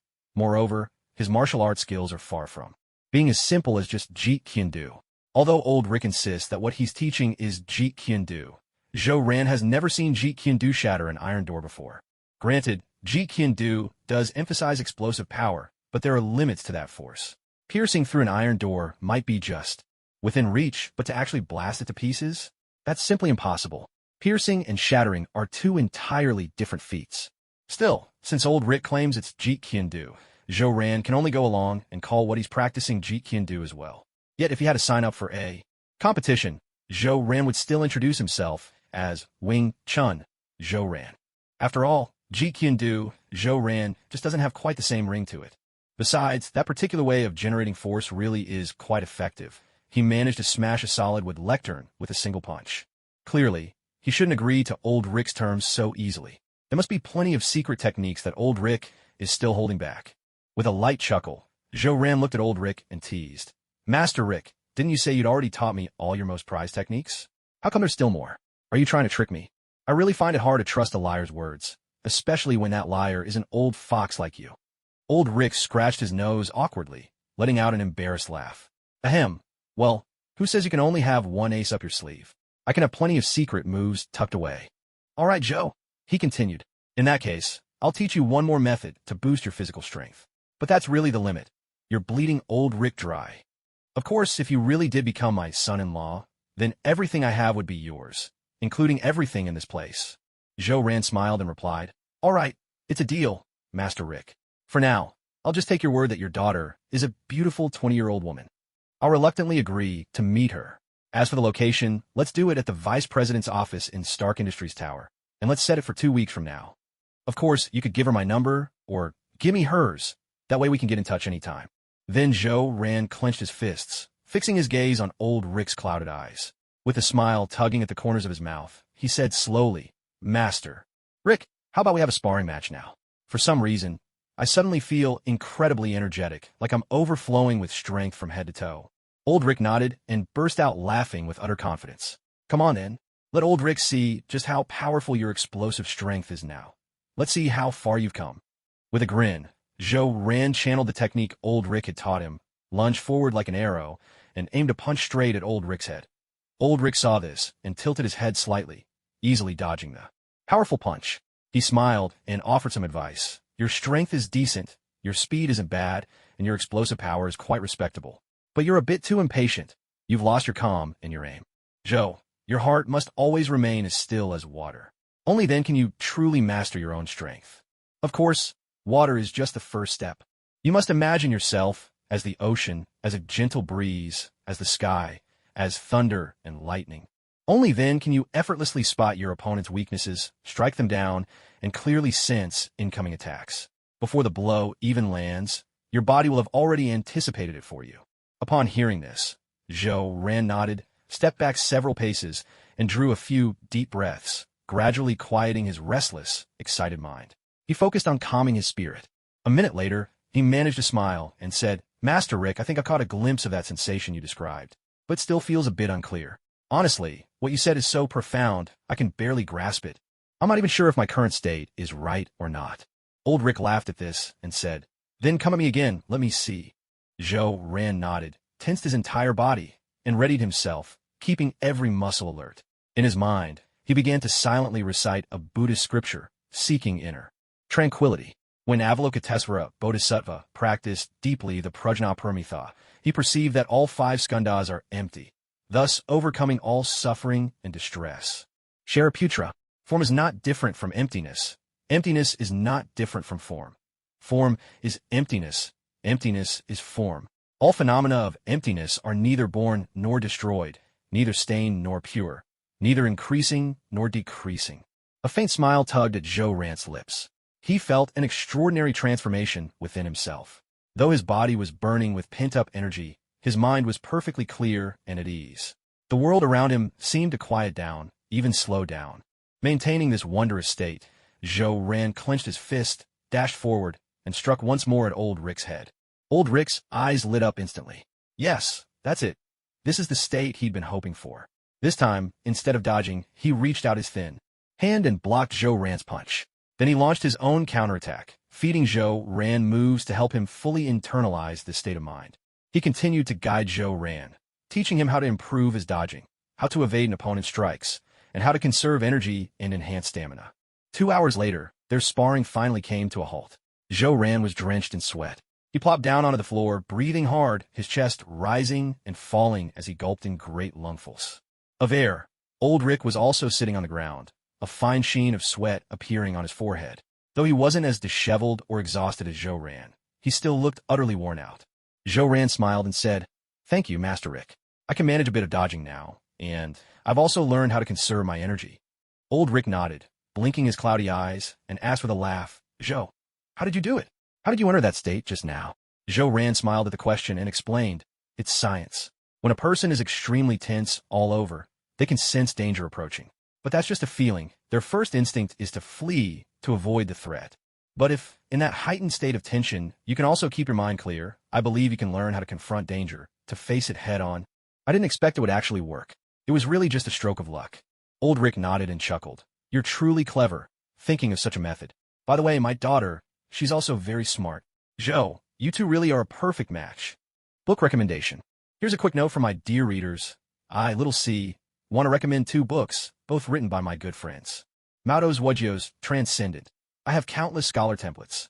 This guy's book is phenomenal. He's a real heavyweight, someone I look up to. The book has received tons of praise and already has over 200,000 words, a true feast for readers. Dange Iha's and the 4th Hokage, Orochimaru. Just the title alone is eye-catching. Orochimaru as Hokage. Quite an intriguing twist, right? His book is also widely acclaimed, packed with content, and has over 200,000 words as well.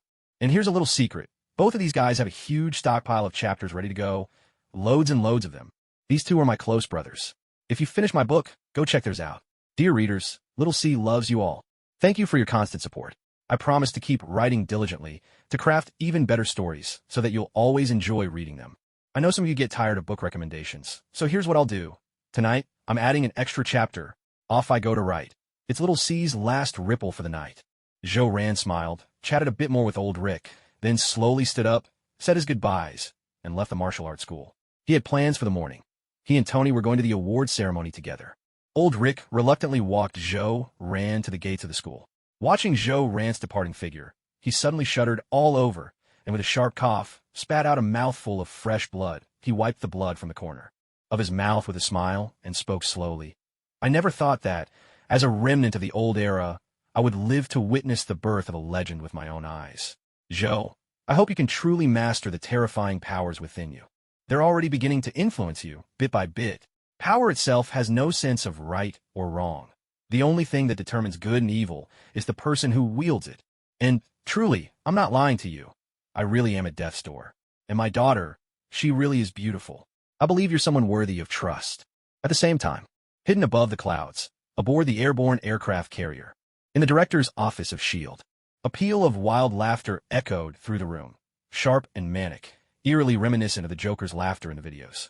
The only difference was that this was a woman's voice. Nick Fury's heart skipped a beat. His expression turned grave, and a flicker of panic passed through his eyes. Motherfuck. Damn it, this is bad. What I feared most has finally happened. He hurriedly switched on the lights, desperate to check Black Widow's condition, hoping against hope that things weren't too serious. If the worst had happened, S.H.I.E.L.D. would not only lose a top agent, but would also have to put Black Widow under constant surveillance, 24 hours a day. And if it truly came to that, painful as it would be, the only answer might be to kill her. A top agent turned into a Joker. That would be even more dangerous than the real Joker. She knew too many of S.H.I.E.L.D's secrets, and was familiar with numerous major military bases. It was terrifying to imagine how bad things could get. The lights flickered on, banishing the darkness and restoring the room to brightness. At that moment, Nick Fury, Hawkeye, Hill, and Coulson all drew a sharp breath in unison at the scene before them. Hawkeye, his face full of worry, shouted at Black Widow, "Natasha, stop. Please, you have to stop." He yelled as he dashed toward her. Seeing this, Coulson quickly grabbed Hawkeye around the waist, holding on with all his strength to keep him from getting closer. He spoke anxiously. "Barton, don't get so worked up. Don't rush over like that. You'll scare Natasha, and she might lose control. Right now, we have to trust her." Hawkeye struggled hard, gritting his teeth. He shot back in a cold voice. "Coulson, let go of me now, or don't blame me for what happens. You can't take me in a fight." Coulson shook his head determinedly, refusing to let go. Furious, Hawkeye drove his elbow back, landing a hard blow to Coulson's chest, leaving him pale with pain. Coulson gritted his teeth against the pain, wrapped his arms around Hawkeye's waist, and spoke with utmost seriousness. "Barton, Natasha isn't just your friend. She's my friend too. I can't stand by and watch you act so recklessly. If you keep this up, you'll really hurt her. Barton, trust me. What we need to do right now is to calm him down." Hill took a deep breath, reached out to pat Hawkeye on the shoulder, and lowered her voice. "Barton, relax a little and let me try. Women are naturally more adept than men at communication. Let me give a shot." Hawkeye let out a long breath at her words and nodded. Hill offered a warm, gentle smile, her tone kind and soothing. She walked toward Black Widow with slow, careful steps and spoke in a soft, cautious voice. "Natasha, please come down first. Whatever's going on, let's talk it through. There's no need to do this." On the windowsill of S.H.I.E.L.D. headquarters, Natasha already had one leg swung out over the edge. Hearing Hill's voice, she whipped her head around. Natasha's eyes were bloodshot, her face twisted with fury, and a wild, maniacal grin split her lips, stretching almost to her ears. In a low, chilling voice, she began, "Ha ha ha. How pathetic. On this earth, people have to pretend to be someone they hate just to survive. Now, I finally understand the true meaning of life. None of you can stop me. I'm about to reclaim my freedom, embrace a new beginning." A strange, gleeful sound escaped her lips. I'm a jester. I'm a jester." Hill shook her head and continued. "No, you're not a jester. You're a senior agent of S.H.I.E.L.D. You're Black Widow. You're Natasha. You're Natalia Alienovna Romanova. You are our very best friend, Natasha. Do you remember me? I am Hill, that dark-skinned man, the one who looks like a braised egg, is our director, Mr. Nick Fury. The chubby one with the big, easy smile is Coulson, and the tall, thin guy is Hawkeye, Barton. Natasha, we're all your friends, people who matter to you. You must remember us. Natasha, try to think, really think." As Natasha listened to Hill's voice, soft as a drizzle, she seemed to drift for a moment, her eyes clouded with confusion. She frowned and murmured, "Hill, Nick Fury, Coulson, Barton? No, that's impossible. You're all dead. I killed you with my own hands." Barton was the first to die. I shoved the pistol into his mouth, and with a bang. Then it was that hypocrite Nick Fury's turn. I killed him myself. His eyes were full of regret and suspicion. "Oh," and she giggled darkly. "I chopped off his hand and opened the safe with it. Hill." I lured her to the director's office, then knocked her out cold with a taser. As for Coulson, that useless fellow, I let him live. Wasn't he always so cheerful? Hith. I wonder if he can still manage a smile now. After a burst of manic laughter, Natasha jumped down from the windowsill and spoke slowly, her voice dripping with malice. Hey, I don't know how you're all still alive, but that's easy enough to fix. I'll just kill you again. Ha ha. With that, she drew a pistol from inside her jacket and leveled it at Barton, grinning. Mr. Barton, let's start with you. A shot rang out. Natasha pulled the trigger, and the bullet tore from the barrel, hurtling toward Hawkeye's head like a demon from hell, the very hand of death itself. A look of pure, wild delight lit up her face. Nick Fury lunged, shoving Hawkeye aside. The bullet slammed into Fury's arm, and blood gushed forth in a crimson stream. Fighting back the pain, Nick Fury's face grew grave as he spoke. Natasha, do you remember the Red Room? Do you remember that frozen hell? I believe in you. You escaped from that nightmare, and you're not someone who's so easily broken. You were the last survivor, the only Black Widow left. After listening to Fury's words, something flickered in Natasha's eyes, an unfamiliar emotion. She furrowed her brow and lowered her head. Suddenly, her face seemed to split in two, one half shadowed by sorrow, the other lit by joy. A bizarre laughter bubbled from her lips as she muttered under her breath. He. The Red Room. The Red Room. I am a Black Widow. Black Widow. No, I'm a Joker. I'm the reborn Joker. Who am I really? He. I'm the Black Widow. I'm not the Joker. I'm not the Black Widow. I'm a Joker. He. The Red Room. Where's the Red Room? What is the Red Room truly? He. What am I? That eerie laughter, mingled with her broken, rambling whispers, sounded like the shrieking of a demon from the depths of hell. Unnaturally sinister, grating. On the ears, a sound that hardly seemed human. It was something beyond description, beyond touch, beyond words. A chaos and terror too profound to name. Suddenly, Natasha jerked her head up, her eyes bloodshot, fixing a wild, unrelenting stare on the agents in the room. In a frenzy, she howled, her voice raw with hysteria. Who am I? Who am I? Who am I? Facing the frenzied and chaotic glare of the Black Widow's eyes, cold sweat broke out across Nick Fury's back. But instead of backing away, he stood his ground, locking eyes with her like a machine devoid of emotion. In an icy voice, he demanded, Natalia Alienovna Romanova, you are a spy and agent trained by the Red Room. You are a cold, unfeeling weapon. For the sake of graduating, for the sake of survival on. That day, you killed all your comrades with your own hands. You killed all your friends. That day, you chose to become the Black Widow. But now you have a second chance. Will you choose to kill us yourself, to turn from the Black Widow into the Joker? Or will you break free from the Joker's shadow and become S.H.I.E.L.D's top agent Natasha once again? You already carry a blood debt that can never be repaid. Do you really want to carry yet another? As Nick Fury questioned her, his face remained stone cold.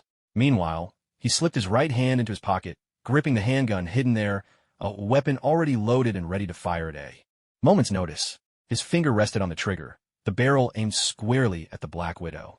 At the slightest hint of a threat, a bullet would rip from the muzzle and find its mark in her skull. Nick Fury could not allow the slightest risk, especially not one that originated from S.H.I.E.L.D. itself. That would be a colossal joke, an unbearable humiliation, and something he simply could not permit. Listening to Nick Fury's words, each one as cold and merciless as a knife, Natasha felt a stab of pain in her heart, her head throbbing as if it would burst. In her mind's eye, blood-stained faces swam up, haunting her with memories she could not escape. Some faces wore smiles, while others were etched with sorrow. Some showed fear, some burned with anger, others twisted in panic, some contorted with hatred, and a few seemed finally at peace. Each and every face was achingly familiar to her, each one she recognized. Natasha stared blankly at those faces, and a tidal wave of grief crashed over her soul, overwhelming her completely. Tears flooded her eyes, streaming forth before she even realized it. She wanted to cry out, to give voice to her sorrow, but the sound caught in her throat, and would not come. Her grief was so vast, it had stolen her voice away. Silent tears traced down her cheeks, even wetting her lips without her notice. Her beautiful makeup was ruined by the tears, turning into a wild, chaotic smear, while the lipstick on her lips bled outward. The vivid red, like fresh blood, slowly crept toward her ears, painting a distorted, grotesque smile across her face. At last, Natasha made a sound, but it wasn't weeping. Instead, an eerie laughter escaped her lips. Despairing, she murmured softly, her voice barely more than a whisper. Hehe, dearest, kindest Ellie. He, beautiful Benna, graceful Sarah, sweetest Lilia, coldest Irene, quick-tempered Sana, most detestable Carrie, timid little Jessica, unloved Lanny. Then, all at once, Her ears were filled with 1,000 whispers. Natasha, my dearest friend, in it for me. Ellie, I don't blame you, truly. If I must die, I'm glad it's by your hand. It's better than the alternative. Promise me you'll survive, that you'll escape this hell. I wish I could see the world beyond. Is it as cold out there as it is here? Are there children out there like us? Live on, for both our sakes. Tell me what it's like. That was Ellie, the kindest of them all. Please, Natasha, I'm begging you. Let me go. I'm no threat to you, am I? Please. S.H.I.E.L.D really doesn't want to die. That was S.H.I.E.L.D, the most timid. Natasha, we've competed so many times, but this time, it's you who'll lose. I, Sana, will be the last one standing. That was Sana, the quickest to anger. Natasha, you'll live out your days in pain. No one will love you, just as no one loved me. I, Lanny, will be waiting for you in hell. That was Lanny, the one nobody loved. Natasha, it's so cold here, colder even than Irene's touch. We were friends, but now I've become a burden to you. We have no food left, and I was wounded in our last fight. My body won't last much longer. Only one can survive on these frozen plains, so Natasha, please, eat me and live. You must live. That was Irene, the coldest of them all. Natalia Alienova Romanova, congratulations on surviving and returning. You have become the Red Room's finest operative. You will bear the title of Black Widow. This was the cold and unfeeling general. Natasha collapsed to her knees in unbearable agony, clutching her head in her hands and pounding her forehead hard against the ground until it turned crimson. She sobbed with wrenching sorrow, her voice echoing through the room. I'm sorry. I'm sorry. Truly, I'm sorry. Natasha didn't mean to. Natasha truly didn't mean to. She never wanted to kill any of you. Nick Fury, witnessing this, could not help but let out a long sigh. At last, they had succeeded. This time, things were steady. Black Widow, in her current state, was finally a bit more herself. She would recover. She would surely regain her senses. She would return to herself. She had to, before the Joker's fireworks lit up the sky. For S.H.I.E.L.D, time was running dangerously short. Only 52 minutes and 47 seconds remained. Nick Fury, ever the master at reading human frailty, understood the Black Widow's greatest vulnerability, her very name, and that place called the Red Room. It was where her past lay buried, the deepest scar on her soul, the wound she never dared to face, never dared to tear open by her own hand. The Red Room was the place she feared most in this life, and the place she revered above all others. Every accomplished agent is, at their core, a patient scarred by profound trauma. They all bear deep psychological wounds, each haunted by a past they can never confront, each carrying stories that can never be told. The surest way to overcome fear is to replace it with a greater terror. The strongest way to inspire devotion is to forge a new god for her to worship. During her self-hypnosis, Black Widow both feared and admired the Joker, slowly breaking her own code, gradually losing her sense of self. She had gone mad, truly lost herself, no longer knowing who she was. Yet in her heart, the most primal fear remained, that infernal place called the Red Room, and the name she carried with it. Nick Fury was every bit the legendary king of spies, as his insight into human weakness allowed him to seize upon the perfect solution in a single instant. This was the best way, though also the most brutal, to use fear to confront fear, to awaken the Black Widow's most repressed memories, to summon the oldest terror in her soul. With that primal fear, he would shatter the darkness and shadow brought by the Joker. This, too, was why Nick Fury ultimately chose Black Widow for this hypnosis, because only she could be awakened by such terror, and only she could face the shadows that others could not. It was precisely because Black Widow herself possessed enough potential to become a clown, and harbored enough primal fears to break free from the Joker's terror. Inside the S.H.I.E.L.D. office, Hawkeye, Coulson, and Hill all turned in unison to look at Nick Fury. Their gazes were filled with worry and anger. They were worried that, after hearing those words, Black Widow might completely fall apart. They were angry because Nick Fury's approach was simply too cold, too ruthless, showing no regard for Black Widow's safety at all. Nick Fury lit his pipe, took a long drag, and exhaled a thick cloud of smoke that drifted upward, veiling his expression. With a cold snort, he began to speak slowly. The way you're all glaring at me, do. You think I, Nick Fury, am too heartless, too ruthless? Even so, you can't deny that my method is the fastest and most effective. Or do you actually want to witness the Joker's fireworks show tomorrow? I have no regrets about my own coldness or ruthlessness, because these very traits are what constantly safeguard the people of this planet. S.H.I.E.L.D. agents must always be ready to sacrifice themselves. We are the first line of defense against danger. If we don't block it, Do you expect ordinary people to take our place? All of us, myself included, all of you, everyone up and down S.H.I.E.L.D, must be prepared to make sacrifices at any moment. And that includes Natasha. The way you just looked at me, it cut me to the bone with sorrow. Please, never forget the mission you carry on your shoulders. I don't want to see this happen again. If it does, then do us all a favor and leave S.H.I.E.L.D of your own accord. Nick Fury paused, let out a long sigh, and said in a low voice, besides, our time is truly running out. We have only 50 minutes and 30 seconds left. Hearing this, Hill, Hawkeye, and Coulson immediately grew grave. All traces of worry and anger vanished from their faces, replaced by a heavy solemnity. The four people in the office all fixed their eyes on Natasha, the last glimmer of hope. Outside the door, S.H.I.E.L.D, clutching her laptop, looked increasingly anxious, her heart pounding with unease. She had cracked the Joker's IP address in just 10 minutes, yet could only wait outside, helpless and on edge. There was nothing she could do. Natasha had insisted that not even the slightest bit of light could be allowed, only darkness. So S.H.I.E.L.D waited quietly with her laptop for nearly 3 hours. Suddenly, from inside the office, a wild, unrestrained laughter erupted. The lights flickered on, followed by a conversation among Hawkeye, Coulson, Deputy Director Hill, Director Fury, and Natasha. A tea this moment. Even with the door between them, S.H.I.E.L.D could feel the heavy, suffocating atmosphere inside, as well as Natasha's wild, tormented state. 10 minutes later, Natasha finally regained her senses, breaking free from the shadow of the Joker. She looked at Nick Fury, a faint smile curling at her lips, and began to speak in a strange, fragmented, and deeply complex manner. The Joker loves freedom. He swears to shatter these rules. Fireworks will bloom where victory lies. The dynasty will fall. From hell, more demons shall emerge. Satan will sow death. Chaos and terror are coming. Only by painting your face with makeup can you survive. With those words, Natasha collapsed into unconsciousness. Seeing this, Hill rushed to Natasha's side. After checking her carefully, she let out a long breath, her worry finally abating. She punched the air with relief and said with a smile, "She's fine." Natasha just passed out. The mental strain was too much for her. From here on, we'll take care of things. Let her get some real rest. Hawkeye gave a fierce nod, his gaze sharp as steel. In a cold voice, he declared, "I will kill the Joker. This demon must die." Coulson took a deep breath, glanced at his watch, anxiety etched in his eyes, and said in a tense voice, "We have 47 minutes left.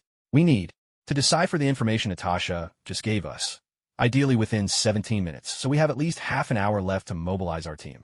Nick Fury, hearing this, took a long draw from his pipe and barked, "S.H.I.E.L.D, I trust you've already traced the Joker's IP address. Deputy Director Hill, go with S.H.I.E.L.D to the tech division immediately and dig into this. Find that warehouse from the video, no matter what. I'm giving you 10 minutes. Use the all-seeing surveillance system if you must. After 10 minutes, I want results, precise results." Hill nodded, hurried out the door, shot a glance at S.H.I.E.L.D, and the two rushed toward the tech department. S.H.I.E.L.D, clutching her laptop, analyzed the Joker's possible hideouts as she followed close behind Hill. Nick Fury cleared his throat and continued. "Coulson, compile a list of New York's key landmarks. The more comprehensive, the better. There must be crucial hints in Natasha's words. Somewhere in there is the place the Joker plans to attack tomorrow." Coulson nodded. With his exceptional memory, he knew the landmarks of New York City inside and out. He drew paper and pen from his pocket and began to jot them down from memory. Nick Fury then turned to look at Hawkeye. He paused for a moment and said, "Barton, take Natasha to the infirmary. You're sitting this one out. You're angry. Your mind is clouded. As an agent, you have to keep your cool at all times. And besides, we need one of these clowns alive. This is a kind of danger we've never seen before. We need to study him. No arguments. That's an order." At these words, Hawkeye's brow furrowed. He clenched his fists in fury, his nails digging so hard into his palms that they drew blood. He gritted his teeth, lowered his head, and said, "Yes, Director." He then picked up Black Widow, who was lying on the ground, and hurried off toward the medical bay. Nick Fury took a long drag from his pipe, let out a heavy sigh, and sat down at the table, his face shadowed with worry. From inside his coat, he pulled out a vial, and without hesitation, stabbed it into his chest. His hands trembled as he slowly pushed the blue liquid from the syringe into his body. Coulson saw all this, and after a moment's shock, his face twisted with concern. "Director, that serum isn't ready. The science division hasn't finished developing it. It's only a prototype. It's too dangerous." Fury gritted his teeth, fighting through the pain. Coulson, it's fine. The serum's not as dangerous as you think. I have a bad feeling. That thing Natasha just said, it wasn't her own words. The clown made her say it. I'm more lost than ever. What is this clown, really? Is it a person, a will, or maybe even a totem? If it was really the clown speaking through her, then we've seriously overestimated our own abilities. This is not a threat ordinary people can stand against. Book recommendation. Book recommendation. Book recommendation. I have an absolutely incredible book to recommend. The name of the book is Days as a Mind Mentor in the World of American Comics by Yu Mu Xiaoshang. The name of the book is Days as a Mind Mentor in the World of American Comics by Yu Mu Xiaoshang.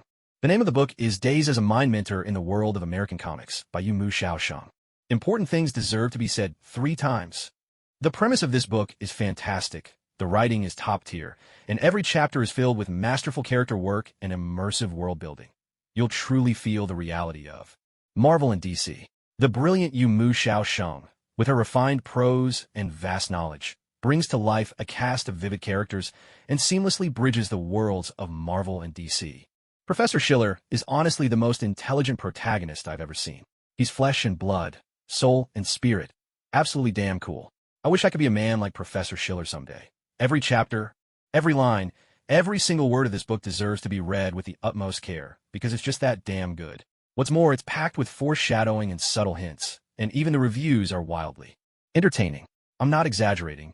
Little C isn't afraid of being criticized by other authors. In my eyes, this book is hands down the hottest American comic novel on the entire internet. If you're Marvel or DC fan and you haven't read this, you'll regret it for a lifetime. And even if you have read it, you ought to go back and read it again. Really read it, savor every detail. Are you sure you've caught every nuance? This book is like a cup of tea that never runs dry. The more you drink, the richer the flavor becomes.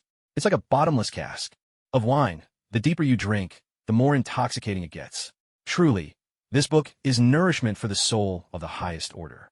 Let me say the most important thing 3 times, just so you remember. The name of this novel is The Days of Being a Mind Mentor in American Comics, and the author is Yu Mu Xiaoshang. The name of the book is The Days of Being a Mind Mentor in American Comics. Author, Yu Mu Xiaoshang. The name of the book is The Days of Being a Mind Mentor in American Comics. Author, Yu Mu Xiaoshang. Sister Shang is awesome. Absolutely legendary. I adore Sister Shang. I'm just a diehard fan of hers. No shame about it. Thank you, Sister Shang. Thank you so much, Sister Shang. Thank you, Sister Shang, from the bottom of my heart. Yu Mu Xiaoshang, you are the greatest of all time. Oh mighty Shang, your brilliance shines across the entire Marvel universe and lights up the whole DC universe as well. And thanks to the humble little text emoticons. After injecting that blue serum, Nick Fury felt a searing pain in his chest, as if a razor-sharp knife had stabbed straight into his heart. The agony was so intense that veins bulged on his face, and the pain flooded through his entire body, soaking his clothes with sweat in an instant. This blue serum was no ordinary medicine. It was a prototype developed by the science division at S.H.I.E.L.D. deep within S.H.I.E.L.D's vaults. They kept a preserved Kree corpse, which served as the foundation for the S.H.I.E.L.D. project. The S.H.I.E.L.D. project officially began in 2009, with the goal of creating a drug that could save a gravely wounded Avenger, to be used only in the event of their death. Nick Fury believed Agent Coulson was just as important as any Avenger, so when Coulson was killed by Loki during the helicarrier attack, the drug was used to bring him back. But right now, it's 2008, Iron Man hasn't even made his debut yet, and the plan to assemble the Avengers is still just a secret buried deep in Fury's mind. The blue serum he's using now is actually the prototype of the S.H.I.E.L.D. formula. The primary ingredient of the blue serum is Kree genetic material. S.H.I.E.L.D's science team extracted and studied the genes from the Kree body, developing this serum with a remarkable ability to greatly enhance human regeneration. But of course, this serum doesn't just enhance the human body's regenerative abilities. It can also temporarily unlock hidden potential, stimulating the mind and sending a person into a strange, heightened state. In this state, one can think broader and deeper than ever before. That's precisely why Nick Fury chose to inject himself with the serum. As for side effects, Nick Fury couldn't care less. As long as the side effects don't kill him outright, then, damn it, they don't even count as side effects. Nick Fury closed his eyes and began to think. Not a single second could be wasted. In a situation this perilous, every heartbeat mattered. This was a race against death itself. From this higher, broader perspective, Nick Fury went over Black Widow's words once more, piecing them together in his mind. The Joker loves freedom. He vows to shatter the rules. Fireworks bloom in the place of victory. The dynasty will fall at last. Out of hell will come more demons. Satan will sow death. Chaos and fear are coming. Only those who paint their faces with color will survive. Freedom and victory. Those two words immediately brought to mind the Statue of Liberty and the Statue of Victory. Fireworks. But what kind of fireworks? Were they the ones in the video, or was something else entirely? And what did dynasty refer to? Was it America's ruling class? The capitalists, the aristocrats, those powerful figures in the White House? Out of hell will come more demons. Surely, hell referred to Hell's Kitchen, where the Joker's hideout was a warehouse in that very neighborhood. The demons must be the Joker's followers, meaning there would soon be more of his devotees appearing in Hell's Kitchen. Satan will sow death. Was this a warning that the Joker was about to unleash chaos in New York, killing indiscriminately as fireworks exploded? Chaos and fear. That part was all too easy to understand. But that final line, only those who paint their faces with color will survive. What could that mean? How should he interpret such a cryptic phrase? Why? Would painting one's face offer a chance at survival? And what exactly was this paint? What did it signify to the Joker, who placed so much importance on it? What do people paint their faces? For makeup, for parties, for Halloween, for Christmas. This, then, was the lifeline the Joker had left them. It might sound absurd, but S.H.I.E.L.D. had no choice but to seize this chance. Was there some hidden meaning behind the paint itself? Oh God, Lord, Heavenly Father, can you reveal to me the true meaning behind the paint? Nick Fury furrowed his brow. This last crucial sentence eluded him completely. He could only offer up a silent, earnest prayer, hoping to solve the riddle before uncovering the Joker's possible hideout. On and on he pondered, until suddenly his eyes flew open. He remembered another line from one of the Joker's videos. I believe the circus should be considered a form of comedy, a performance meant to bring joy. Yet, at its heart, comedy is rooted in tragedy. I recall that in every circus, there is always the figure of the clown. To the audience, the clown is a comic character, but in the clown's own eyes, he is a tragic one. Is the clown truly a figure of tragedy? Then tonight, is he planning to create a grand tragedy? The greatest tragedy of all must surely be the Last Supper. The merciful Lord, betrayed and stabbed in the back by his disciple Judas, perished upon the cross. And every Christian must undergo baptism at least once. Christianity holds that baptism is a sacrament personally established by Jesus Christ. Only through baptism can one be considered a true Christian. Baptism is not only a formal rite of entry into the faith, but also symbolizes that the original and personal sins of the convert have been forgiven, serving as proof of receiving the Holy Spirit and divine grace. Clean water is used in the Christian baptism ritual. A faint smile appeared at the corner of Nick Fury's mouth as he let out a long sigh. Suddenly, everything made sense. Only by painting your face with grease paint can you survive. Only by accepting the clown's baptism, by passing through this rite, can one hope to live. So, it is only by painting your face with grease paint that you can survive. Those who endure the clown's baptism will be granted a new life.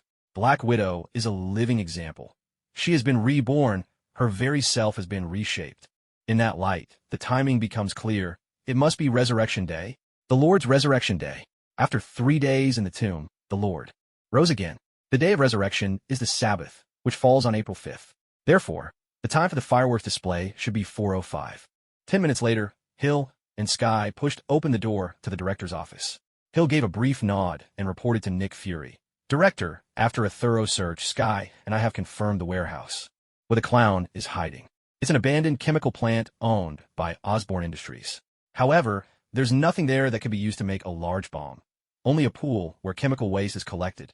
And based on our calculations, the time on that IP address hasn't been tampered with. So we can deduce that the clown must have stockpiled the explosives in advance. The only thing we don't know is whether he's already planted them or is still in the process of moving them. Nick Fury nodded, saying, in that case, it looks like the clown has already set everything up ahead of time. Coulson, what do you think is New York's greatest landmark? Coulson thought for a moment before replying. I'd say it's the Statue of Liberty.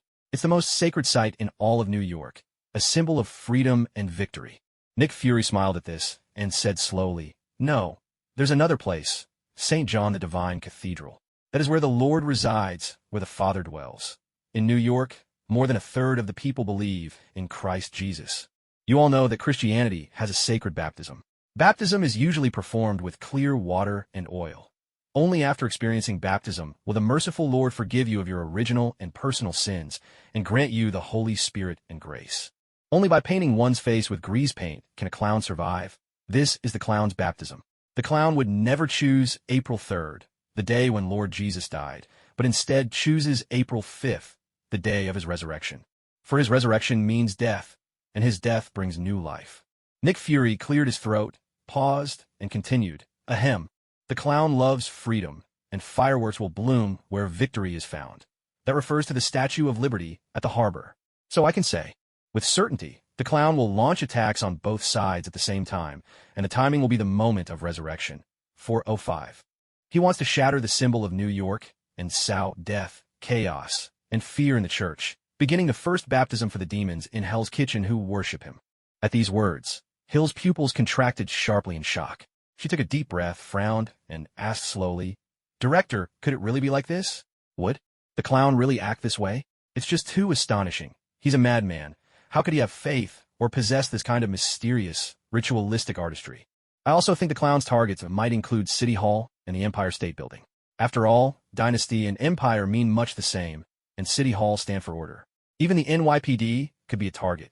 Nick Fury waved his hand dismissively and smiled with confidence. Hill, trust my judgment. Still, what you said makes perfect sense. We absolutely cannot let the Empire State Building fall. I'll call the military and have them take charge of its protection. And after this operation, I'll need to make a trip to Washington. There's definitely someone shielding the clown, secretly aiding him. There must be a vast web of interests behind him. He couldn't possibly have access to so many resources on his own. In the past, I did suspect someone. He's extremely influential. But unfortunately, he's not the clown. Even so, there's definitely something off about him. I don't easily suspect those who are entirely above suspicion. It seems for now, we'll have to wait for another opportunity to probe further. Right now, our top priority is to deal with the crisis that the clown has brought upon us. Now it's time for us to go and find this Mr. Clown. Mobilize all S.H.I.E.L.D. agents except for those in the science and technology divisions. Let the Joker witness what the greatest force on Earth truly means, S.H.I.E.L.D. The death of the circus begins now. With Nick Fury's command, Coulson, Skye, and Hill departed at once, and the entire S.H.I.E.L.D. headquarters sprang into action. Under the direction of these three outstanding leaders and senior agents, the uniformed operatives moved swiftly, displaying their remarkable professionalism, powerful execution, precise coordination, and clear division of labor, just like the tireless ants within a bustling anthill. This massive stronghold, long concealed in midair and built at staggering expense, finally revealed its true might for the very first time. Hovering above, this airborne fortress was now, beyond doubt, the pinnacle of Earth's military power, a concentration of humanity's most advanced technology. Before Wakanda, that mysterious nation centuries ahead in technology, revealed itself to the world. Before Tony Stark became Iron Man and harnessed the Ark. Reactor, before Hank Pym developed the Pym particle and donned the mantle of Ant-Man. Before alien technology invaded Earth. Before Thanos' Chitauri army descended. Before all the arcane forces and unknown sciences emerged, S.H.I.E.L.D. had stood as the supreme power on the planet. Here were gathered the finest inventions humanity could offer, and hidden among them, codenamed 084, were items of extraordinary, enigmatic power. The cosmic cube, the obelisk. Of course, such artifacts were never used lightly. They were S.H.I.E.L.D's most closely guarded treasures, the trump cards kept deep in the vaults. S.H.I.E.L.D. was far from weak, as some imagined. They possessed formidable and mysterious relics. Sadly, what they lacked were people capable of truly mastering such power. That person would need a spirit of selfless sacrifice, a moral compass of the highest order, and a heart embodying justice and kindness. There was once such a perfect individual, but now his fate was unknown, his presence long vanished. His name was Steve Rogers, a hero of legend. It was these mysterious artifacts that formed the foundation of Nick Fury's confidence. He had never feared the existence of mutants, for within S.H.I.E.L.D. resided objects capable of defeating them. Yet, the danger of wielding these relics was immense, and their allure almost impossible to resist. At times, Nick Fury's thoughts would stray toward the extreme. He imagined using these artifacts to wipe out all mutants, then destroying the relics themselves, creating a world populated only by ordinary humans, that a world made up entirely of ordinary people is the best world of all. These mysterious objects possess powers beyond imagination. Yet, like mutants, they are uncontrollable. Nick Fury disliked them intensely.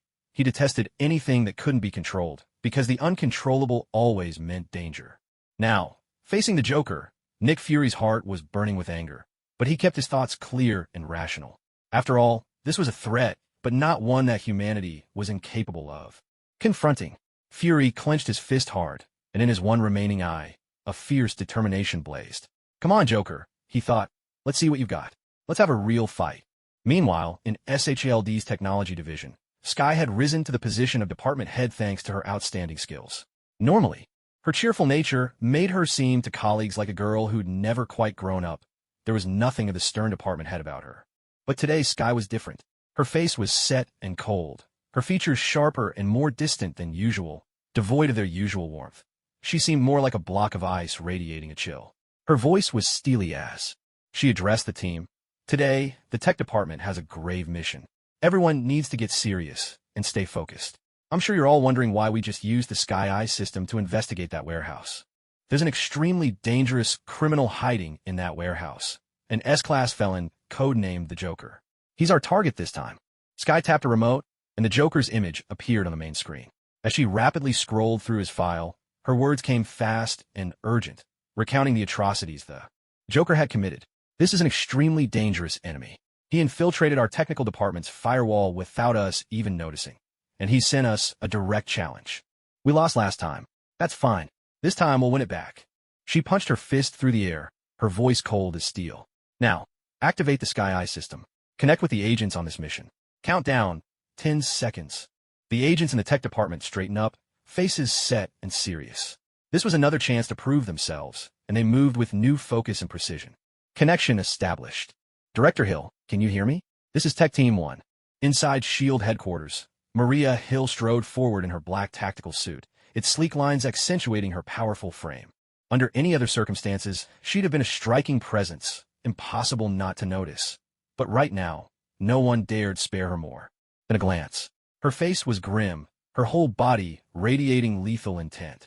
It was as if the very air pressure dropped wherever she walked. Behind Hill, a battalion of agents marched in lockstep, all clad in the same black tactical suits. At a glance, there were several hundred of them, though this was only a fraction of the total force, just the team Hill had brought along. This time, S.H.I.E.L.D. had truly mobilized en masse. With several hundred fully armed agents, equipped with advanced technology, this squad could easily wipe a small nation off the map. No exaggeration. The level of seriousness S.H.I.E.L.D. devoted to the Joker this time even surpassed their response to that infamous cold-blooded organization, the one that always boasted, cut off one head, 2 more will take its place. Hydra was already a byword for evil. Yet now, in Nick Fury's eyes, even Hydra seemed almost a lesser threat compared to the Joker. The reason was simple. Within S.H.I.E.L.D., they had a wealth of intelligence on Hydra, but when it came to the Joker, there was nothing, no files, no reports, not a shred of solid information. The only thing Fury could say for certain was that the Joker possessed an unimaginably terrifying power to spread his influence, as infectious as a virus, as uncontrollable as metastasizing cancer. Black Widow was now the most vivid, unmistakable proof of this, standing right before their eyes, transformed by the Joker's touch. And before her, S.H.I.E.L.D. had already captured several of the Joker's fanatical followers. These lunatics showed no fear of death whatsoever. In fact, when faced with their end, they laughed, a wild, unhinged laughter that sent chills down the spine. Even when injected with a dose of sodium thiopental, far beyond what the human body could endure, a truth serum meant to break the strongest wills. These maniacs still laughed, their joy as eerie as it was genuine. What was even more disturbing, when scientists extracted and examined slices of their brain tissue, they found not the slightest trace of brainwashing. Their minds were perfectly normal. It was almost unbelievable. They had chosen, of their own free will, to embrace the Joker. Such a terrifying power of contagion was simply too dangerous to ignore. Of course, all of these covert interrogations had been conducted personally by Nick Fury, and the results were known only to his most loyal confidants in S.H.I.E.L.D., Coulson being one of the few privy to the truth. Hill touched her earpiece, adjusting the lens with a practiced motion. She nodded, took a deep breath, and replied in a tone of utmost seriousness, "This is Hill. I read you, loud and clear." In the tech department, a young white man with glasses adjusted his frames, his fingers dancing over the control console in front of him. "Hello, Director Hill," he said, smiling. "I'm William, lead of Tech Team 1. I'll be guiding you through this operation. The entire department is at your service. We'll do everything in our power to help you, Director. We have to catch the Joker." Hill nodded without a word, gesturing forward with her hand. She continued walking ahead, leading hundreds of agents who boarded S.H.I.E.L.D's self-developed Quinjet in groups.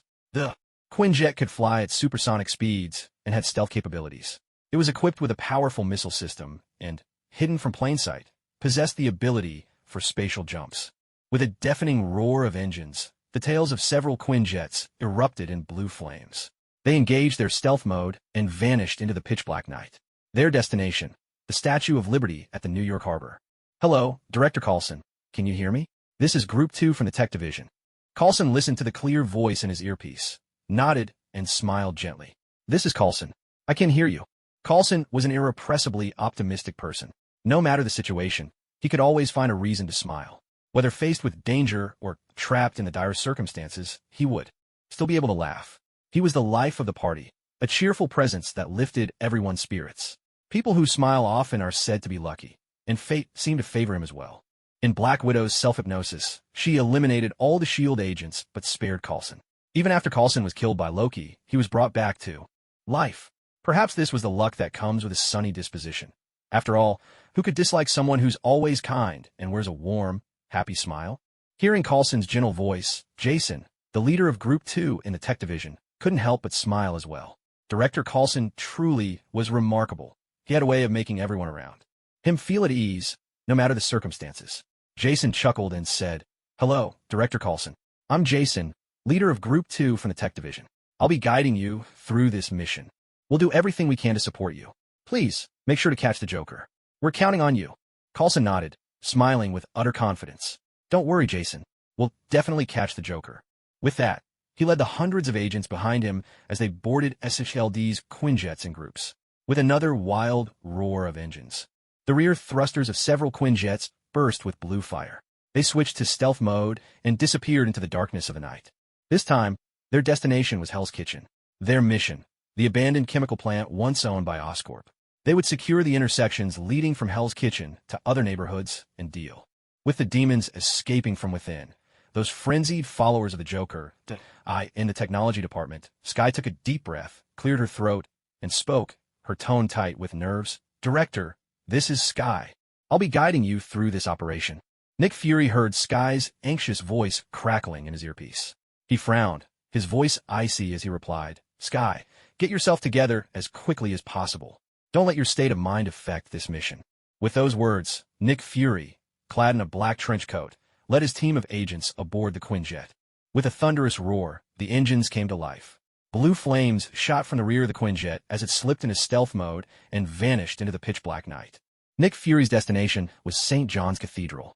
After taking the serum, his mind operated on a higher level.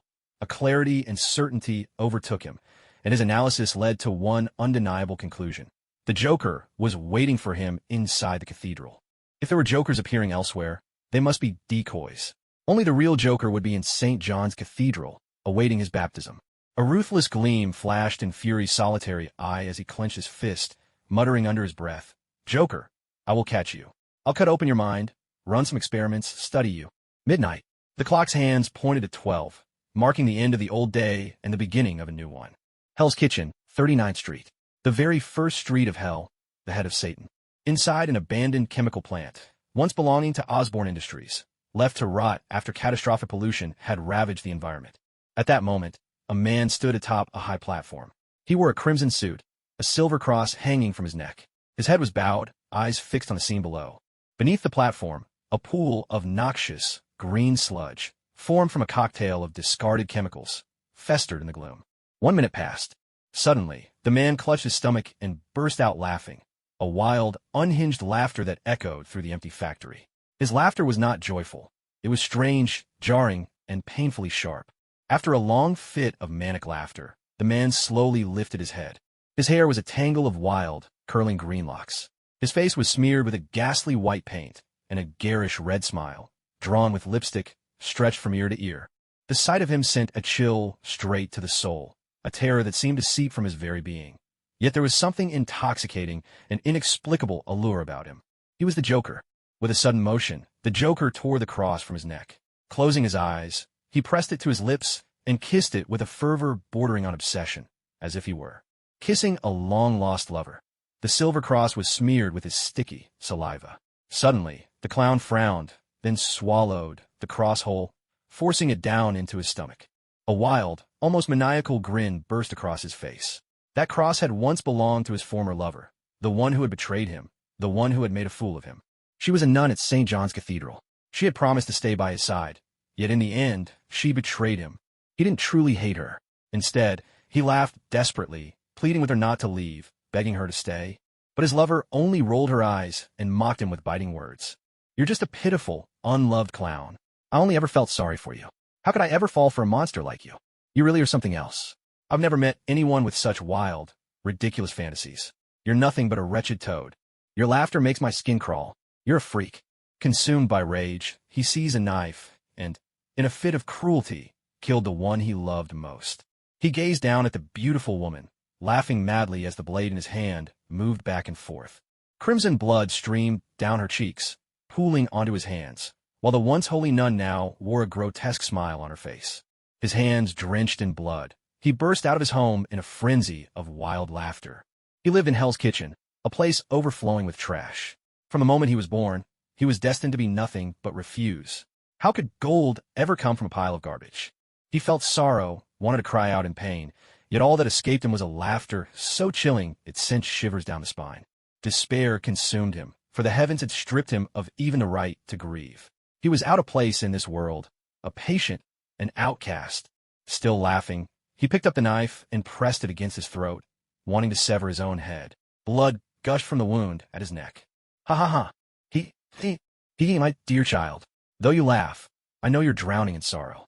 Right now, you must feel lost, unable to find any meaning in life. You feel as though the whole world has turned its back on you." A strange, eerie laugh echoed from behind him. In the pitch-black night, under the orange-yellow glow of the streetlights, he saw a clown. No, that was not a clown. That was his companion, his master, his father, his spirit, his god. Blood streamed down his neck in torrents, yet he felt not the slightest pain. Mad laughter burst from his lips as he collapsed in worship at the Joker's feet. "Child, you are not ill, nor are you insane, and certainly not an outcast. It is this strange world that is diseased. So go ahead, laugh with all your heart. Child, you have a touch of a clown's potential.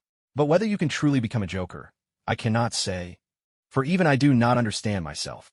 Go, follow your own ideas, and bring change to this world. I will be watching you, always." As you draw closer to the Joker, as you slowly become a clown, you will gain the power of the Joker. Osborne Industries, inside an abandoned chemical plant. The Joker ran his fingers through his hair, laughing wildly as he declared, "I merely dwell in the true darkness, while they bask in their false sunlight. Yet they call me mad and laugh at me. I only pity them." He was about to give those bothersome flies a truly spectacular gift, a colossal fireworks display. "You may show me no respect, but you cannot deny my great master, my merciful father, the spirit who lights my way, the God who grants me strength. Tonight, let's start with a dazzling fireworks show for you pests, and then I'll kill that man called Jake. I'll kill that whore. I'll kill that bitch." The Joker pulled a remote control from his pocket, cackling with anticipation. Then, with a gentle press of his thumb, he activated it. The surface of the greenish chemical pool began to ripple, bubbling ominously. A massive iron cage slowly rose from the depths, breaking through the water's surface. Inside the cage were a group of naked, laughing lunatics. Their laughter erupted in waves, wild, shrill, and unhinged. Their eyes burned red with madness as they screamed at the top of their lungs, slapping the iron bars with ferocious abandon, smashing their heads against the cage door with savage force. In mere seconds, they battered themselves bloody. Yet none of them seemed to feel any pain. In this moment, they were utterly, ecstatically happy. The clown was overjoyed at the sight. He wiped the grease paint from his face with his fingers, raised his hands high above his head, and shouted with wild laughter, "Ha! My dear children, it's time to bring change to this world, to sprinkle a little fun onto it. We're going to let them taste the flavor of pain. We're going to break the rules. In a moment, some truly detestable pests and flies will come here. You must tear them to pieces. Oh, and one more thing. The child who survives and reaches St. John's Cathedral at 4:05, I will grant them a sacred baptism. Only through baptism can you truly be reborn. Only then will you earn my recognition. I will pardon you of your original and personal sins and bestow upon you the Holy Scriptures. Come now, children, shout my name with all your might." Inside the abandoned chemical plant, wild cheers erupted. "Joker! Joker! Joker! Tonight is the night of resurrection. Tonight is the night of revelry. Book recommendations. Today I'd like to recommend 3 books, all of which have been performing quite well. The first one, I Am the Fourth Hokage, Orochimaru by Dan Go-Ihi. Xiaohe's an old friend and peer of mine. His book goes live tomorrow, and I hope it does well. It's genuinely a great read, wonderfully written and highly entertaining. He's a heavy hitter who has previously made it onto the charts. This is pure quality, though there are quite a few jokes early on, making it a bit lighthearted. If you enjoy his work, feel free to urge him on my behalf. If he doesn't update, I'll buy a ticket and go knock some sense into him myself. If you're a Naruto fan, you should definitely check it out. I swear to the heavens, I'm not lying. He really does have chapters in reserve. He was even showing off to me about it yesterday, which drove me crazy. The second one, I Serve Dragons and Dragon Raja by Jiao Shueidao, Xiaowu Xing. This guy is a veteran in the Dragon Raja fandom, currently 4th on the new light novel rankings. His skills speak for themselves. Even before I became an author, I read his work like Dragon Raja, starting off. In that Maybach. If you love Dragon Raja, don't miss this. It's some seriously top-tier content. He's an old hand at this. Since Jiang Nin can't finish writing the original, we fanfic writers have to step in. The third one, Insomniac Rantings by Iya. This author's work will make your skin crawl. The writing is deeply unsettling and thought-provoking. I might not know much about Cthulhu lore, but this book truly captures that indescribable madness and frenzy. He's incredibly talented, though I do worry about his mental state. This book is pure poison, saints beware. But if you enjoy the uncanny and Lovecraftian themes, give it a try. It's got a unique flavor. I know I've been recommending books quite frequently these past few days, doing several rounds of promotion. I shall feel a bit embarrassed, but I still hope my dear readers can understand in the days to come, at least until the book goes live, Little C won't be recommending any new titles, unless one is truly outstanding. Every book I recommend, I've read myself first. I'm deeply grateful to all my dear readers for your constant companionship. I promise I'll keep working hard to craft even better stories. Without your support, I could never have made it this far. Truly, thank you all from the bottom of my heart. The clown stood atop a high platform, tilting his head to listen to the deafening, wild cheers that echoed throughout the abandoned chemical plant. The crowd's cries of "Joker" grew louder with each shout, filling him with a feverish, rapturous delight. His face flushed with excitement. He couldn't help but dance and gesture wildly, swept up in the moment. His laughter grew more unhinged, his smile stretching wider and wider. At that instant, he felt an overwhelming surge of power coursing through him. He longed to see once more the figure who, beneath the orange streetlights, had smeared grease paint across his face with their fingers and granted him a new life. He wished to kneel at his master's feet again, to bow low, pressing his face to the ground and fervently kiss his master's shoes. It was the great king of jokers who had shown him the true meaning of existence. The clown let out a manic laugh, then pressed the button on the remote control one more time. With a harsh creak, the iron cell doors swung open. Bloodied madmen burst out, each one laughing uproariously as they spilled into the open. They paid no mind to where they were going. One after another, they plunged headlong into a pool of wastewater, thick with discarded chemicals, and reveled as they swam freely in the toxic ooze. Watching those lunatics, now completely stripped of self-awareness, frolic in the filth, the clown let out a long, helpless sigh. Yet another batch of failed experiments, he lamented, shaking his head. Slowly, he stepped down from the platform, left the derelict plant behind, and slipped away into the darkness of the night. Back where the clown had stood, an eerie red light blinked on and off, signaling a surprise left behind for the S.H.I.E.L.D. agents who would soon arrive. Freedom is a universal value in America, where there are always those who passionately shout its name. You can kill me, but you can never take away my freedom. Liberty Island, New York. Here stands something of profound significance, not only for New York, but for all of America, for the very soul of the nation, the Statue of Liberty. The Statue of Liberty, officially titled the Statue of Liberty National Monument, and also known as Liberty Enlightening the World, wears flowing robes in the ancient Greek style. Upon her head sits a radiant crown, its 7 spikes representing the 7 continents. In her right hand, she holds high the torch of freedom. In her left, she cradles the Declaration of Independence. Shattered handcuffs, shackles, and chains lay at her feet, symbols of breaking free from tyranny and embracing liberty. Hill slowly lifted her head, gazing up at the towering Statue of Liberty before her. Her eyes were filled with grave determination, her expression unwaveringly solemn. She knew she could not let the Statue of Liberty be destroyed. The symbol of New York, the emblem of America, must not fall.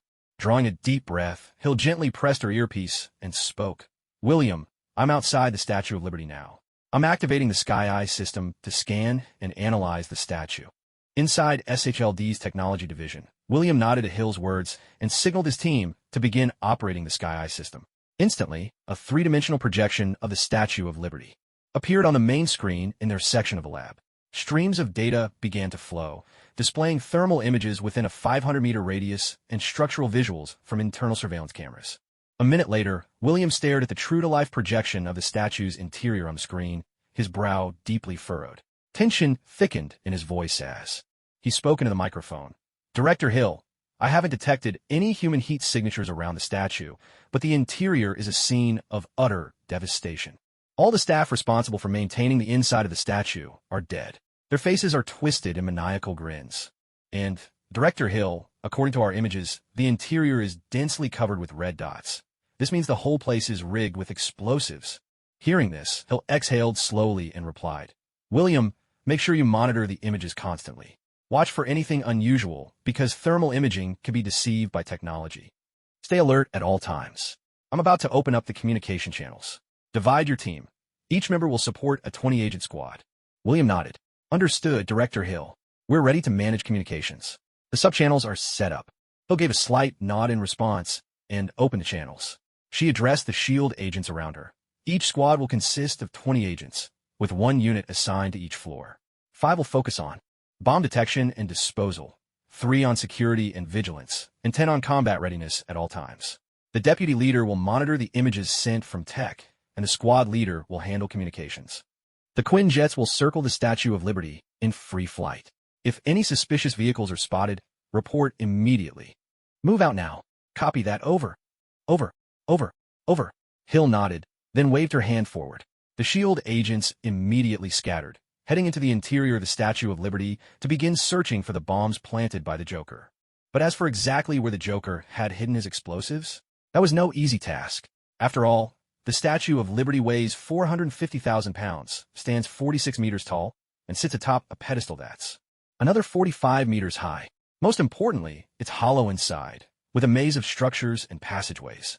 Who could possibly guess where the Joker had stashed his bombs inside this colossal statue? The densely clustered red dots on their schematics couldn't possibly all be bombs, could they? It was obvious that some of these were decoys meant to mislead them. If the entire interior of the statue were filled with explosives, that would be truly terrifying. Collapse wouldn't even begin to describe it. It would be enough to blow the Statue of Liberty straight off the ground and into the sky. And what kind of explosives were they dealing with? Was it TNT, or was something nuclear?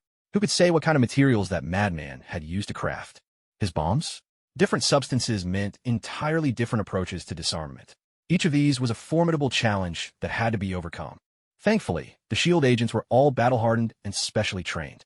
They'd seen every kind of bomb there was, and they were up to the task of disarming them.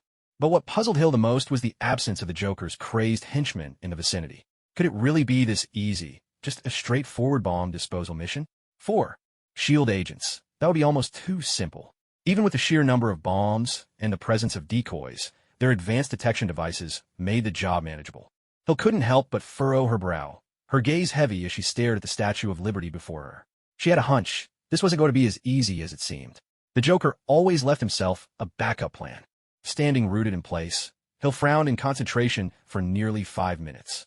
Suddenly, her eyes widened as she snapped to attention and quickly issued a warning. Watch out for the bodies.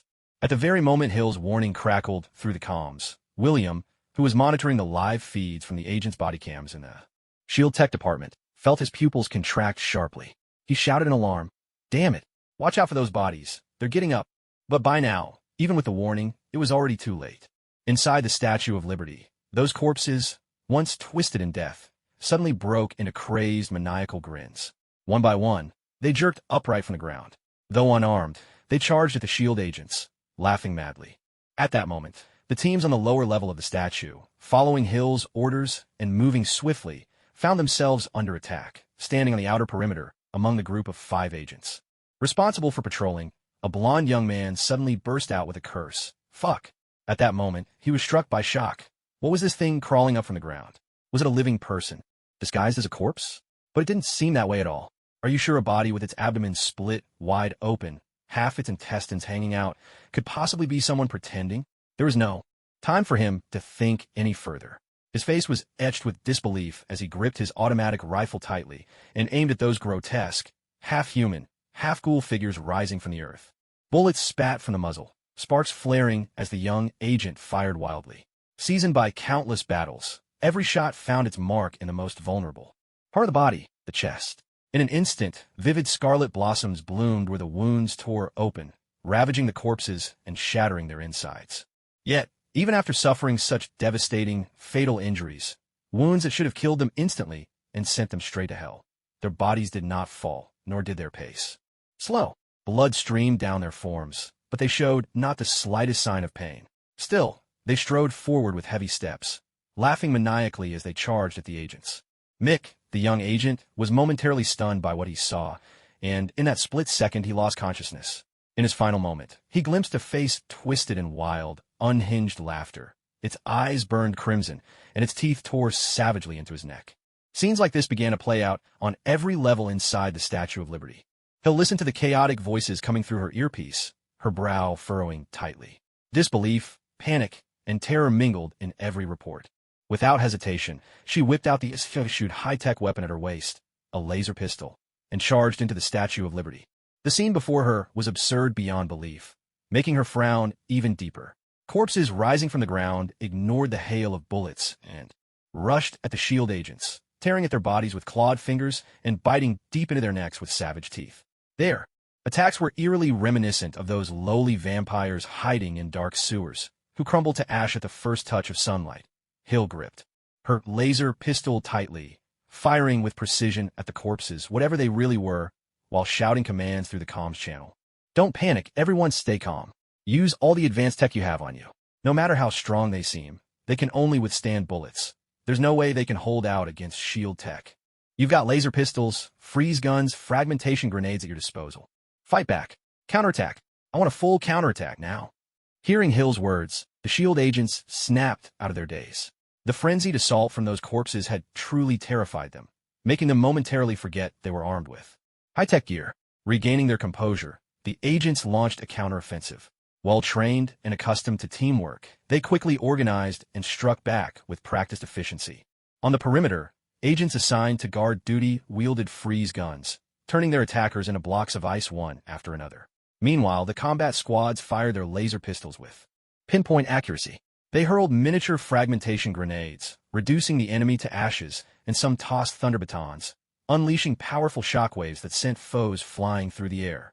Watching as the S.H.I.E.L.D. teams steadily regained the upper hand, he let out a deep breath and pressed her earpiece, speaking quietly into a sub-channel. That's it. Keep up the momentum. We've got the advantage now. Our advanced weapons are working. Don't lose formation, no matter what. Stay alert and keep advancing. Above all, protect the bomb disposal team. When you attack, be careful. Absolutely do not trigger the explosives. Oh, and remember to collect some blood samples and tissue, protein samples too. We need to bring them back for the science division to study. All squads, report your casualties. Hearing Hill's voice, the squad leaders coordinated their teams, organizing the counterattack and relaying status updates as they went. Director Hill, this is Squad 1. 3 dead, 6 seriously wounded, 1 with minor injuries.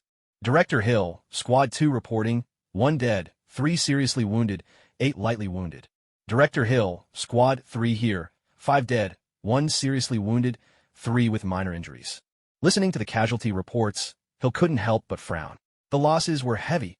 On average, each squad had lost about a quarter of its combat strength. That meant that out of the hundreds of agents she'd brought, at least 1/5 had already fallen. That Hill's expression grew somber. She clenched her fists tightly and said, "We will resolve this crisis. Our team members did not sacrifice themselves in vain. They are true heroes. We will catch the Joker, no matter what. We need to pick up the pace.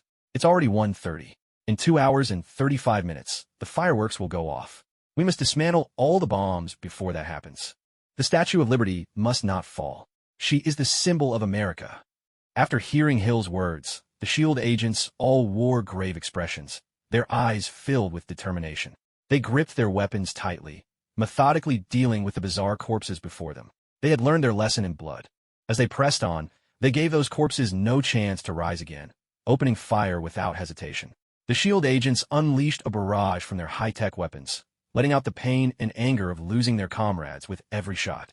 He let out a heavy sigh and continued forward. She pressed her earpiece, closed the sub-channel, and contacted William. Her voice was steady as she asked, "William, in the live feed from Team 2, what's the situation on Coulson's side? Have they encountered the same kind of enemy? Where are the casualties?" Hearing Hill's questions, William's gaze became deeply serious. A look of sorrow crossed his face. He took a long, heavy breath, clenched his jaw, and spoke with great pain. "Director Hill, Officer Coulson has lost all contact with the tech division. At this point, his status is unknown. Whether he's alive or dead, we don't know." Hill gasped sharply, her brows knotting together. In shock, she asked, "William, what exactly happened?" William drew a deep breath, paused, and went on. As soon as Officer Coulson and his team entered the abandoned chemical plant there, communications were jammed by some strange signal. There are no cameras in that area, so the Sky Eye system can't see inside at all. Jason, who was in charge of communicating with him, only heard one last, agonized scream from Officer Coulson. "Our guess is he must have suffered a grievous injury. We didn't tell you sooner, Director Hill, because we didn't want to distract you from your own battle. We've already reported the situation to Director Nick. Fortunately, there's no signal jamming inside the Statue of Liberty, but please, Director Hill, you must remain on your guard." Hill nodded, her face extremely serious. "Understood, William. I'll stay in touch with you at all times. We'll check in every 5 minutes. Keep a close eye on the live video feeds and the thermal imaging system. Since Coulson has lost contact and is very likely seriously injured, it stands to reason that the Joker must have left some traps for us here as well." William nodded, then continued, "Director Hill, we will keep a close watch on the live surveillance feeds. Also, colleagues from the tech department who aren't on this mission are analyzing all the three-dimensional data of the Statue of Liberty, trying to estimate the bomb's yield and figure out how it would need to be placed to actually destroy the statue. We're also using the Sky Eye system to review surveillance footage of all vehicles and people moving around the Statue of Liberty over the past week, searching for any suspicious targets. Transporting explosives of this magnitude is no simple task. Even though combing through a week's worth of footage isn't the top priority right now, I still hope we can uncover something that could help you, Director Hill." Hearing this, Hill nodded and said, "As long as it doesn't interfere with our current objectives, the investigation can continue. We'll need to analyze this footage after this mission is over anyway. Even though all files and documents related to the Joker will eventually be sealed, we still owe those who died an explanation. And we need to be prepared for the possibility that another criminal like the Joker could emerge in the future. Besides, your investigation might prove valuable to our operation. Sometimes, the most crucial clues are hidden in the tiniest details." With that, Hill pressed on, gripping her laser gun tightly. Her eyes blazed with fury and murderous resolve. She was determined to resolve the crisis before her, determined to capture the Joker. This damn madman would pay for his crimes with his life. Time shifted to 1 hour earlier. Coulson, leading a team of agents on a Quinjet, made his way to Hell's Kitchen. On board, this ever-cheerful man opened his comms and, with a straight face, began sharing his driving experiences with the younger agents. In a serious, authoritative tone, he explained to these rookies what positions felt most comfortable, which angles brought the most pleasure, and how both sides could reach the ultimate heights of ecstasy together, ascending, as he put it, to paradise. After spicing things up with a few risque jokes, Coulson chuckled, then moved on to recounting some of the more memorable moments from his missions, especially those from his days as a green rookie. He told them, for instance, about the time, during a special assignment, that he was so outrageously handsome that the target's wife couldn't resist him and ended up seducing him in a most unexpected way. Not only that, he was actually caught in the act by his mission target and was hauled straight off to the New York Police Department. If the chief hadn't stepped in to bail him outright away, poor Coulson would have ended up at the mercy of those ravenous inmates in prison, pinned down and utterly brutalized. Then there was that time, during an undercover operation, where he performed so brilliantly his superb combat skills and cunning. Intelligence completely won over everyone in the criminal gang. They were so impressed, they actually tried to make him their next boss. The leader at the time, well, let's just say his own crew turned on him in a heartbeat. He was given a one-way ticket to the afterlife, courtesy of a hail of bullets. There was also that time he accompanied director Nick Fury to the Mutant Academy to negotiate with Professor Charles. Cyclops from the X-Men was there, sporting those black sunglasses and an arrogant smirk tugging at his lips. His sheer disrespect made Coulson's blood boil. That kind of contempt for S.H.I.E.L.D's strength was just too much. He sprang to his feet, pointed straight at Cyclops' nose, and let loose a furious tirade. If the director hadn't grabbed him just in time, his fist would have landed squarely on Cyclops' nose. And so, on the plane, Coulson grinned as he shared these anecdotes in that ever-serious tone of his. Whether his stories were true or not didn't really matter, nor did it matter whether the other agents actually believed them. What mattered most was easing the tension among the agents. On the battlefield, it's often those who stay wound up tight, nerves stretched to the breaking point, who are the first to fall. A little truth mixed with fiction, a dash of humor, and a generous helping of self-aggrandizement. This was always Coulson's storytelling style, his signature way of spinning a tale. Coulson was the eternal optimist, and he genuinely hoped that the agents under his wing wouldn't be so tense and pessimistic, that they could always wear a cheerful smile, even in the darkest times. After all, as an agent heads out on a mission, 90% of his life is already in the hands of death, of Satan, of the underworld. Only 10% is left to chance, to survival. And even if you do make it back alive, it doesn't really boost your odds next time. That's always how Coulson saw it. He never put much trust in those neat percentages, those strings of statistics meant to calculate survival rates for each mission. When a number's claimed better than a 50-50 chance, he only found it laughable. To him, those numbers and the survivors they represented proved nothing about the brutal reality of their work. At best, they just meant someone had been incredibly lucky, had been kissed and blessed by God himself. Yes, that's how it is. Most of the missions agents undertake are unimaginably dangerous. Whether it's going undercover, carrying out an assassination, or protecting a target, there's always the risk of sudden death hanging over them. As exaggerated as that may sound, reality is often that harsh. For Coulson, rising from a junior agent to a senior one, the journey has been marked by witnessing the deaths of far too many colleagues.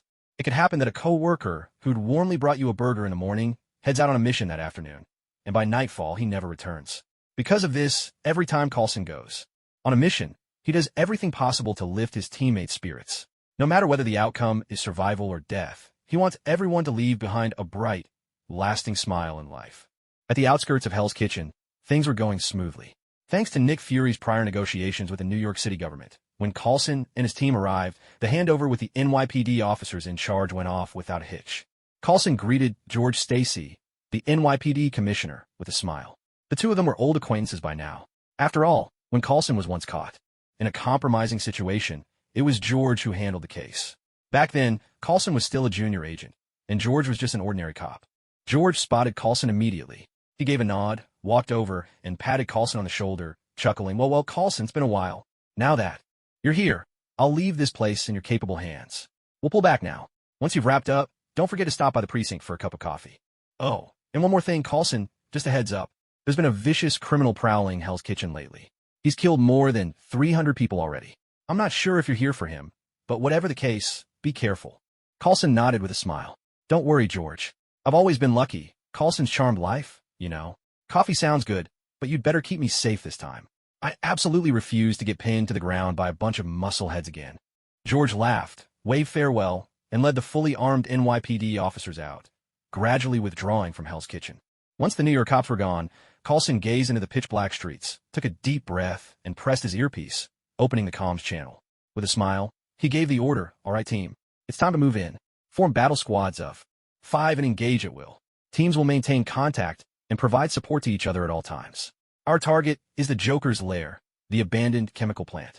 This time, we're going to wipe out the Joker's circus in one decisive strike. Jason, I've already set up the communication subchannels.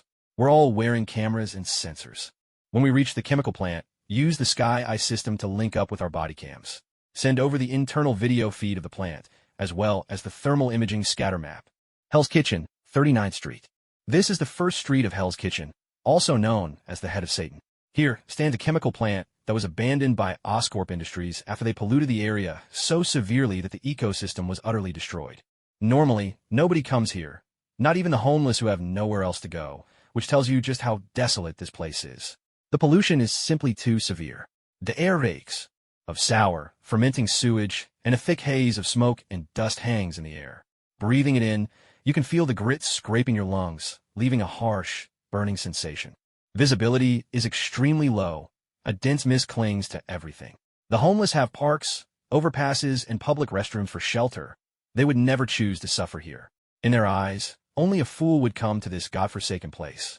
While Hell's Kitchen sees its share of tough guys out robbing and hustling every day, most ordinary folk here would tell you that, despite their misdeeds, these guys at least keep their word. In terms of honesty, the bad guys have more conscience than Oscorp Industries ever did. What Oscorp did here was simply inhuman. They promised that after building this massive chemical plant, they'd immediately hire more workers, raise wages and benefits, and give the people of Hell's Kitchen a better life. If that were truly the case, a bit of pollution and environmental destruction might have been forgivable. After all, a brighter future was waiting. But things didn't turn out that way. After the plant polluted and ruined the area, they started hiring, but only college graduates with degrees. Their excuse was that it was too dangerous now, and they need to wait until the hazards were removed and the assembly line set up before expanding the workforce. Then, in the midst of all that waiting, the plant suddenly shut down for good. Just like that, abandoned. Wasn't this all just a cruel joke on the people? The people living in Hell's Kitchen were seething with resentment and fury. They wished they could set the whole place ablaze in their rage. Yet, when they remembered the grand promises Osborn Industries had made before leaving, they reluctantly held back. The representatives from Osborn had assured them they would return, that negotiations with the government were already underway. At that very moment, outside the long-abandoned chemical plant where no one had ventured for some time, a group of uninvited guests appeared, dressed head to toe in black tactical suits. Leading them was a middle-aged man, nimble, but carrying a slight, stout build and thinning hair. The man crept onto the rooftop of the chemical plant. With practiced caution, he retrieved a tool from his gear and quietly pried open a narrow gap. He then drew out a button-sized, rotatable camera from his pocket and stuck it discreetly into place. This man was none other than Coulson. As he surreptitiously observed the inside of the chemical plant through the gap, he listened intently to the steady reports coming through his earpiece from Jason, his field agent. Director Coulson, according to the data from the Sky Eye system, there are over 500 heat signatures inside the plant. About 50 of those are stationed on the perimeter, while the rest are clustered around the chemical pools. I'm now sharing the distribution data for those 50 perimeter guards with you. Coulson absorbed the data, nodded, and swiftly got to work. He pressed his earpiece to open a secure communication channel, his voice dropping to a near whisper. Attention, all squad leaders. I've just sent out the updated positions of the perimeter guards inside the chemical plant. Each team is assigned to one guard. Move to your designated locations now. With Coulson's command, the S.H.I.E.L.D. agents in their black suits fanned out instantly. They moved like shadows, silent, swift, and supremely agile, not making a single sound. 3 minutes later, Coulson drew a steady breath and asked, "Have all teams reached their positions? Respond, over, over, over, over." Coulson nodded. His mind was razor-sharp, already mapping out the assault plan in precise detail. He spoke with unwavering seriousness and clarity. Once the perimeter guards have been neutralized, proceed straight to the center of the chemical pools. Encircle the hostiles. Do not give them any chance to resist. According to our intel, the Joker possesses formidable regenerative abilities. His followers may have similar powers, so when dealing with the perimeter targets, make priority use of fragmentation grenades. Once you reach the chemical pools, each team will suppress targets with controlled rifle fire. If that proves ineffective, immediately switch to your high-tech sidearms. Understood, over, over, over, over. After Coulson finished giving his orders, he listened to the youthful, energetic voices reporting over through his earpiece. Gradually, the smile that had always been on his face faded away. Coulson felt a wave of nervousness. He was deeply afraid that these young agents might not make it back. But there was nothing he could do. Sacrifices were inevitable in their line of work. In this world, how many agents ever return whole? All he could do was pray that tonight, luck, and perhaps God, would stand with them. Drawing in a deep breath to steady himself, Coulson clenched his fists, forced a smile, and declared with conviction, "Victory will be ours tonight. Operation begins now."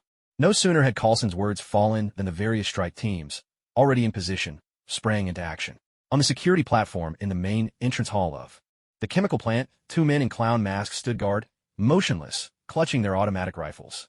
Suddenly, from the roof, 2 S.H.I.E.L.D. agents descended, swiftly on ropes, landing silently behind the masked guards. With practiced precision, the agents covered their enemies' mouths, slapped split charges onto their backs, and gave a gentle shove.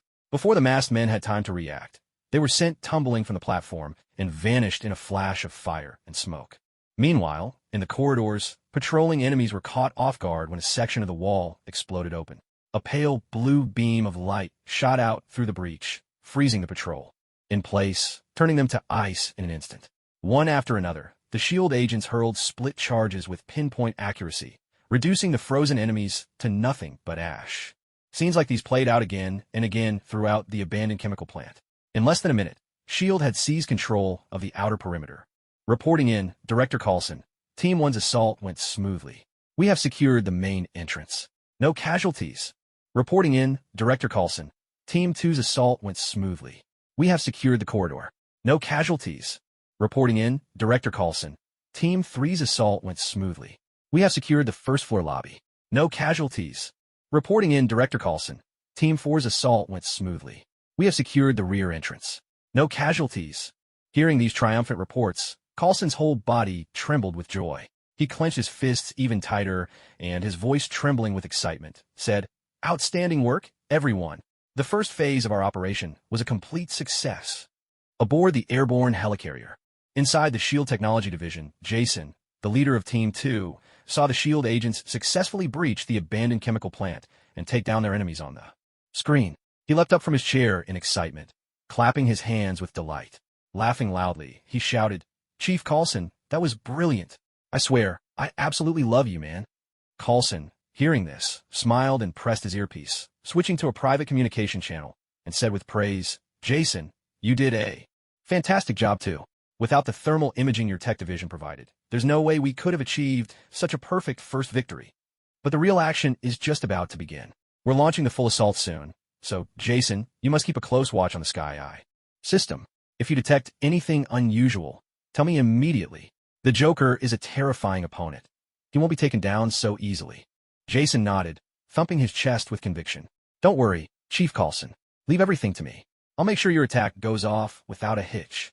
Coulson nodded as well, then led the main force of agents who had been following him. They crawled across the high rooftop of the abandoned chemical plant, swiftly, yet with utmost caution, not daring to breathe loudly or make even the slightest sound. After about 5 minutes of crawling, Coulson's team finally reached the area with the highest concentration on the thermal images. It was also the most heavily polluted spot in the plant. Dense fog filled their vision, reducing visibility to almost nothing. They could barely see even a meter ahead. Coulson couldn't help but frown at the sight. This terrain was a serious disadvantage. He took a deep breath, trying to steady himself and think things through. But as soon as he inhaled, a fierce, burning pain stabbed through his lungs. He hurriedly put on his gas mask, pressed his earpiece, and reminded his team through the comms, "Don't forget your gas masks. The closer we get to the center, the worse the air quality gets, and the Joker could have poisoned the place." Hearing Coulson's warning, the agents quickly donned their gas masks. Coulson nodded, then gestured with his hand. The agents behind him understood and pulled out cutting tools, starting to slice open the factory's rooftop. A minute later, they had cut a large hole in the roof. Peering through the gap, Coulson saw a group of clearly unhinged maniacs swimming in the abandoned wastewater pool below. A satisfied smile crept onto his face. These were definitely the enemies, rabid devotees of the Joker, just like the ones they'd captured last time. Coulson tightened his grip on his laser gun and gave the command, "Begin the assault." As soon as he finished speaking, several ropes were thrown down through the gaping hole in the roof. Coulson took the lead, grabbing a rope and sliding down at lightning speed, his movements swift and agile. As he descended, he fired his weapon midair at the maniacs gathered in the sewage pit below. Seeing this, the S.H.I.E.L.D. agents followed suit, each grabbing a rope and leaping down in rapid succession. While sliding down, they too opened fire at the deranged figures in the sewage pit. The sound of gunfire echoed, catching the attention of the S.H.I.E.L.D. agents stationed on the perimeter who had just secured the outpost. Their eyes lit up at the familiar signal. Gripping their weapons tightly, they charged toward the chemical plant's central sewage pool, determined not to let a single maniac escape. Every one of these lunatics was an immense threat. Suddenly, as Coulson shot down through the air, an odd, chilling giggle drifted to his ears. He quickly turned toward the source of the laughter. There, on a nearby platform, stood a naked lunatic. The man's eyes sparkled with mischief, as if he were watching an entertaining spectacle, his gaze locked unblinkingly on Coulson. Coulson's pupils contracted sharply. This was a madman with intelligence, cunning, completely different from the others he'd encountered before. He must be captured alive, no matter what. With a wild, manic laugh, the lunatic craned his neck and stared at Coulson, who was still gliding through the air. A crazed grin twisted his lips as he reached for a lever beside him and yanked it down with all his might. After pulling the lever, the naked man's face was split by a mask of madness. A harsh, crackling noise like a surge of electricity suddenly blared in Coulson's earpiece, rattling his mind and leaving him dazed. Without warning, dozens of thick, rusted iron spears, green with corrosion, shot out from behind Coulson. In this moment, suspended in midair with both hands gripping the rope, Coulson had no line of sight to the danger coming from behind. It was a deadly blind spot. A cold sweat broke out across Coulson's back, soaking his shirt in an instant, the hair on his arms standing on end. Years of experience, skirting the edge between life and death, had honed his instincts. He sensed mortal danger. But it was too late. Hanging in the air, an exposed target with nowhere to run, Coulson was powerless to avoid the trap that the mad clown had so carefully prepared. This was the clown's special gift, a deadly surprise, for the first intruder who had truly breached his circus.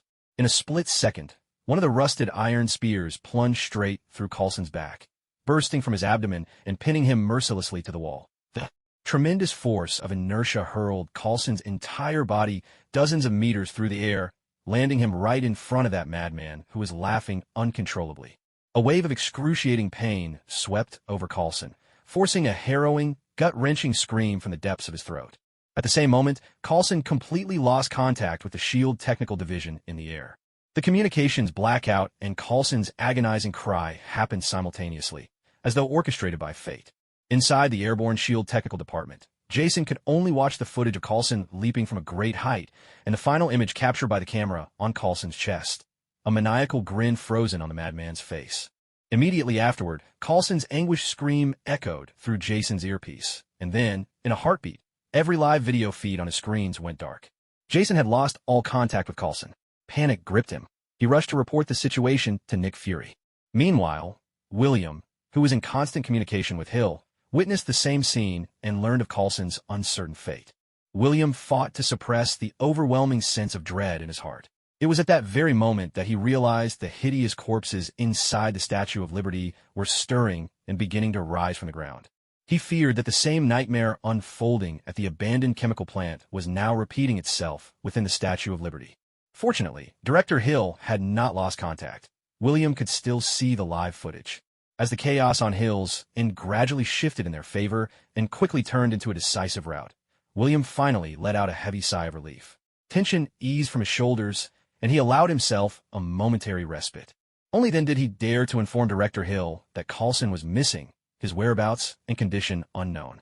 William expressed hope that Coulson's situation was not dire, that he could escape danger and re-establish contact with the technical division as soon as possible.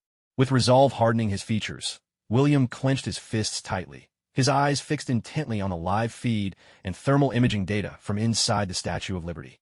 He knew he had to remain vigilant, to never let his guard down, and to spot any anomalies as early as possible before it was too late. If the Joker's traps weren't discovered in time, the consequences would be unimaginable. Director Hill herself could lose contact, fall into sudden peril, and become the next Coulson. On the other side, Jason from Team 2 was consumed by self-reproach, his anxiety written all over his face as he called out to Coulson again and again. The remaining technical staff split into two groups, each bracing for what might come next. Some of the technicians worked at their computers, pulling up live surveillance feeds around Hell's Kitchen and the Statue of Liberty. Their eyes were wide, scanning every detail, searching for any suspicious figures in the vicinity, hunting for the faintest clue they could use. Meanwhile, another group of technicians sped up the footage to 8 times normal speed, quickly reviewing a week's worth of surveillance from the streets surrounding Hell's Kitchen and the Statue of Liberty. Inside the abandoned chemical plant, nearly all of the first wave of S.H.I.E.L.D. agents who had followed Coulson down the ropes were dead. Only one or two, as if favored by the kiss of God himself, managed to survive. The fallen agents had all been pierced through by long spears, pinned mercilessly to the ground or the walls. Their deaths were horrifying. Each corpse stared with wide, terrified eyes, their bodies drenched in blood, not a single one left whole. Those who survived sat dazed amid the pools of blood, their bodies trembling uncontrollably, cold sweat soaking through their uniforms. Their eyes were vacant there, spirits shattered, lost to fear and horror. They all stared wide-eyed, their minds battered by terror and confusion, as if their souls had already withered away. The stark contrast between life and death was chilling. Rusty green spears, coated in vivid red blood, painted a scene of unspeakable dread. Yet beneath the terror, there lingered a strange, almost haunting beauty, a twisted sense of artistry, as if the chaos and absurdity had fused into a perverse kind of aesthetic. It was like gazing at an abstract oil painting. Beneath the madness, a grotesque elegance emerged. This was the art of the Joker.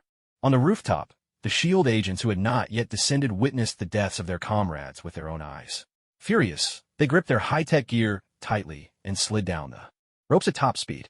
At that moment, concern for potential traps vanished from their minds. Only one thought remained: vengeance for Director Coulson and for their fallen comrades in S.H.I.E.L.D. Fortunately, no traps awaited them, and they made it safely to the ground. Though furious, they still moved in perfect coordination.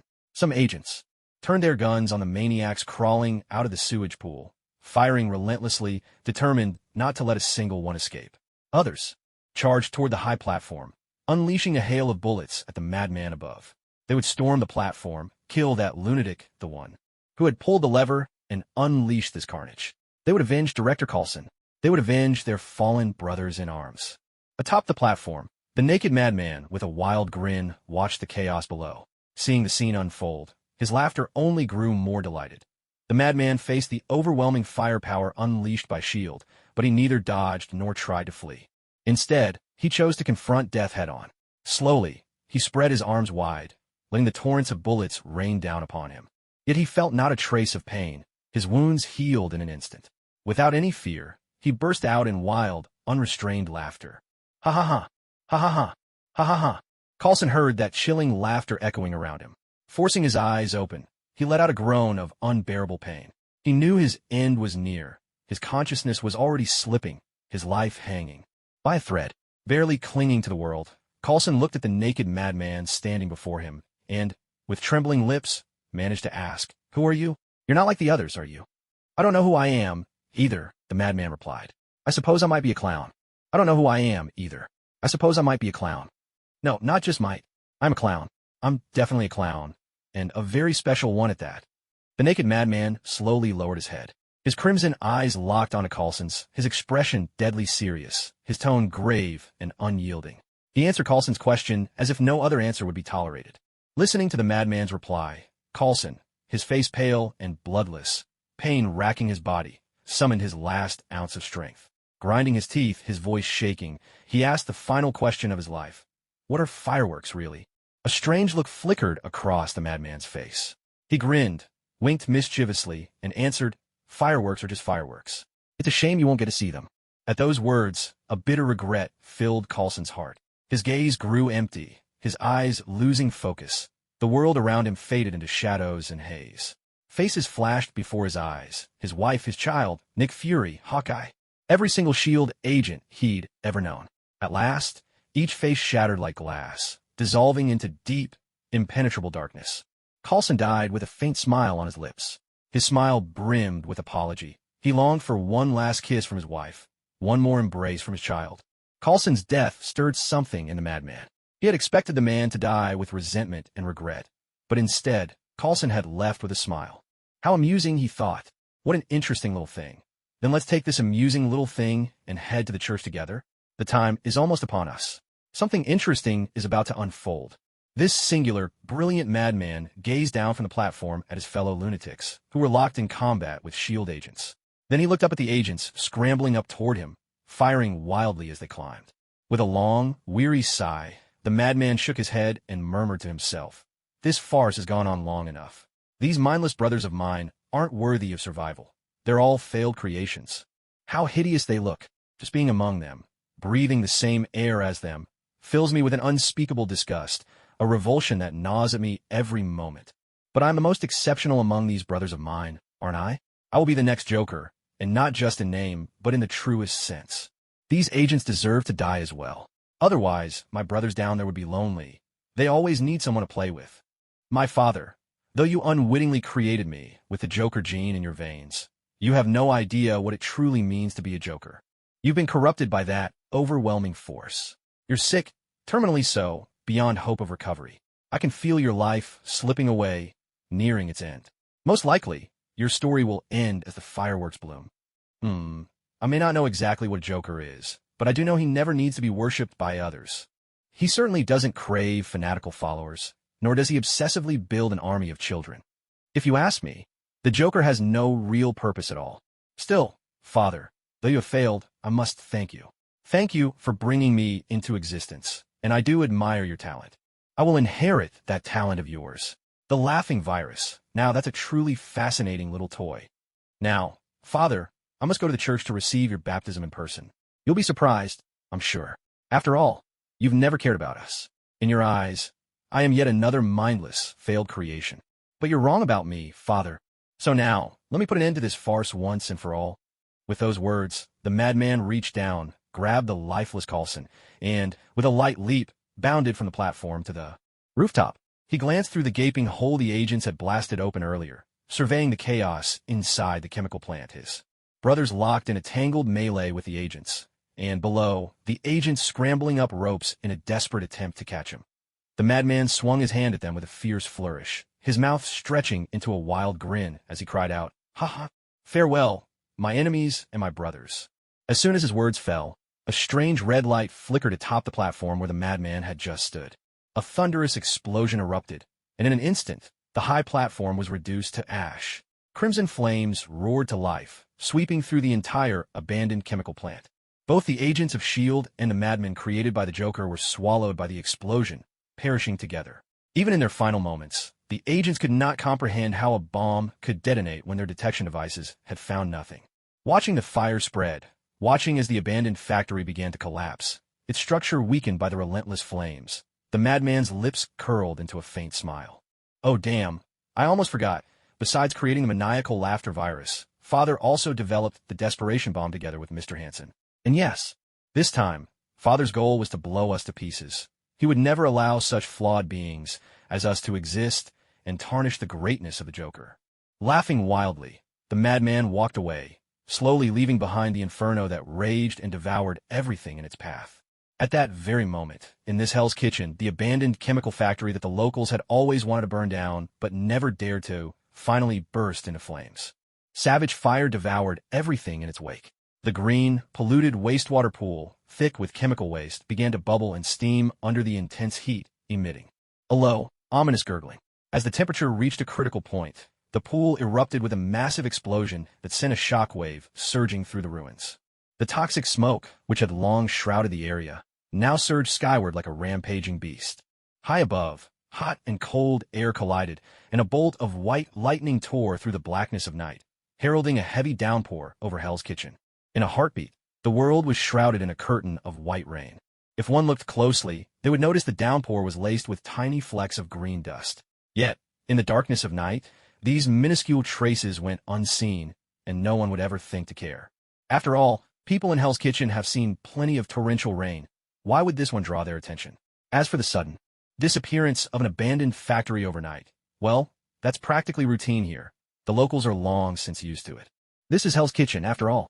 Here lies the Eden of evil, a paradise for villains, a heap of ugliness and refuse.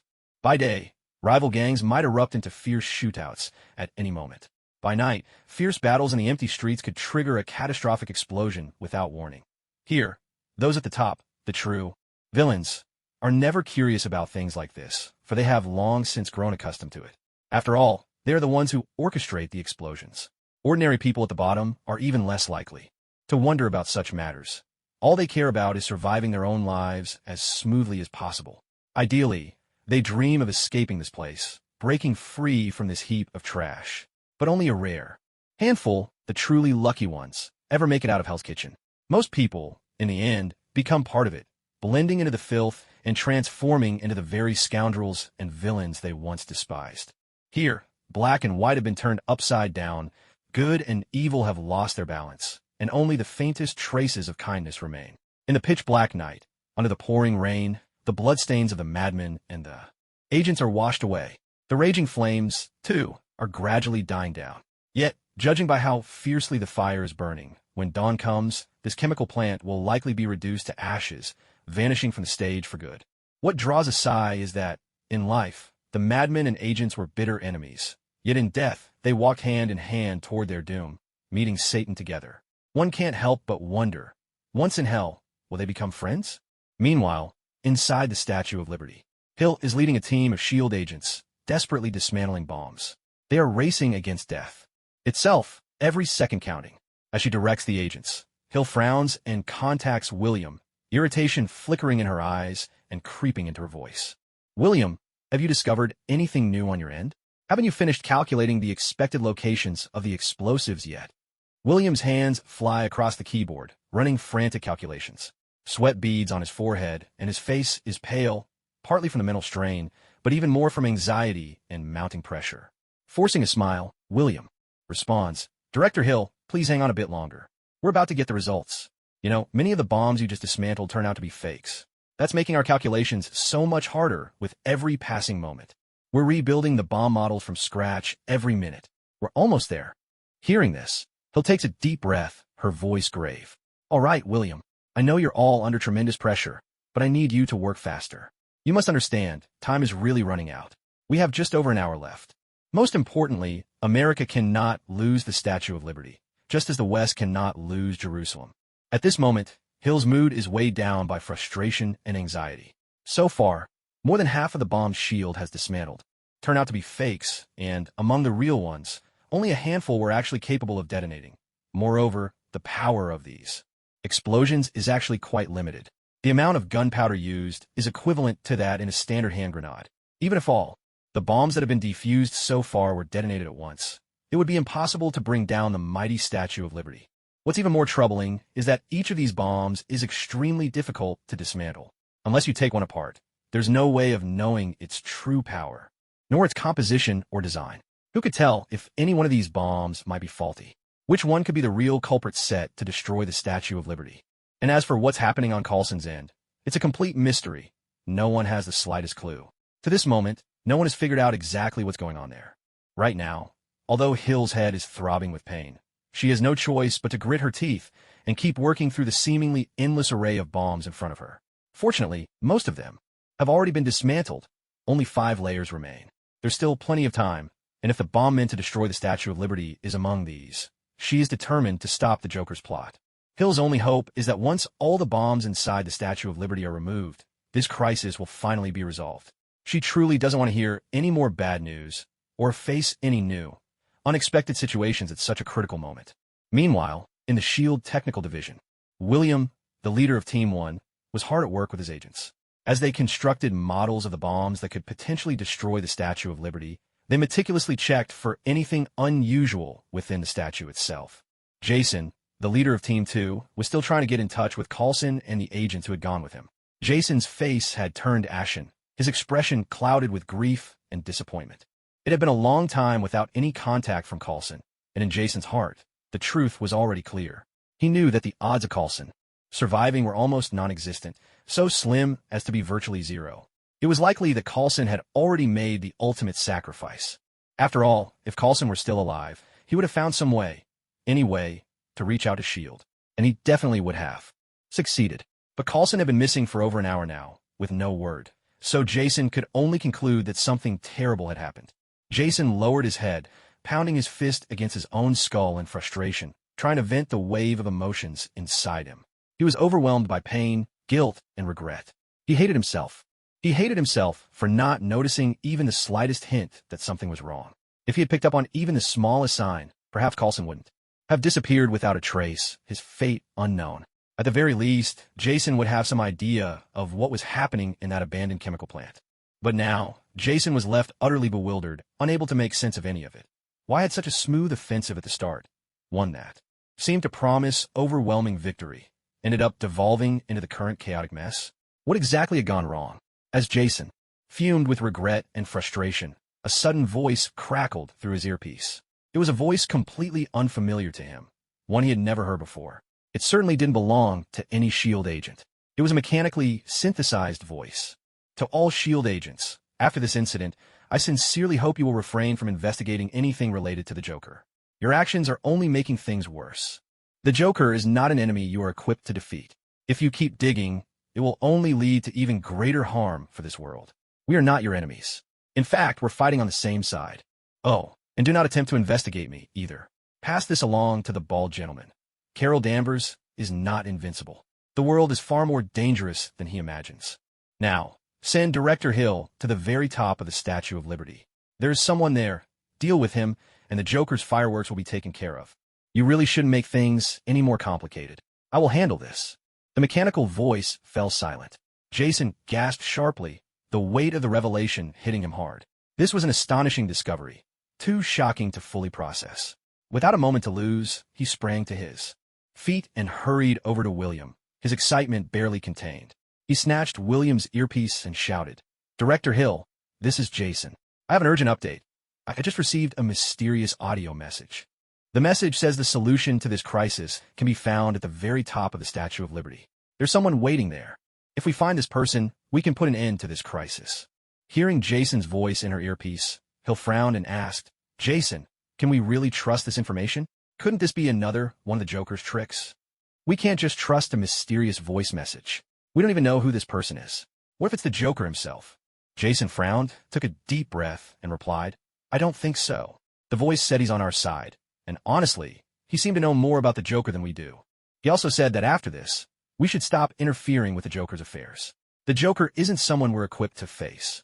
All we do is make things worse. He even warned us not to investigate his identity. Besides, Director Hill, we're running out of time. Sooner or later, we have to go to the top anyway. The heat sensors show it's packed with explosives.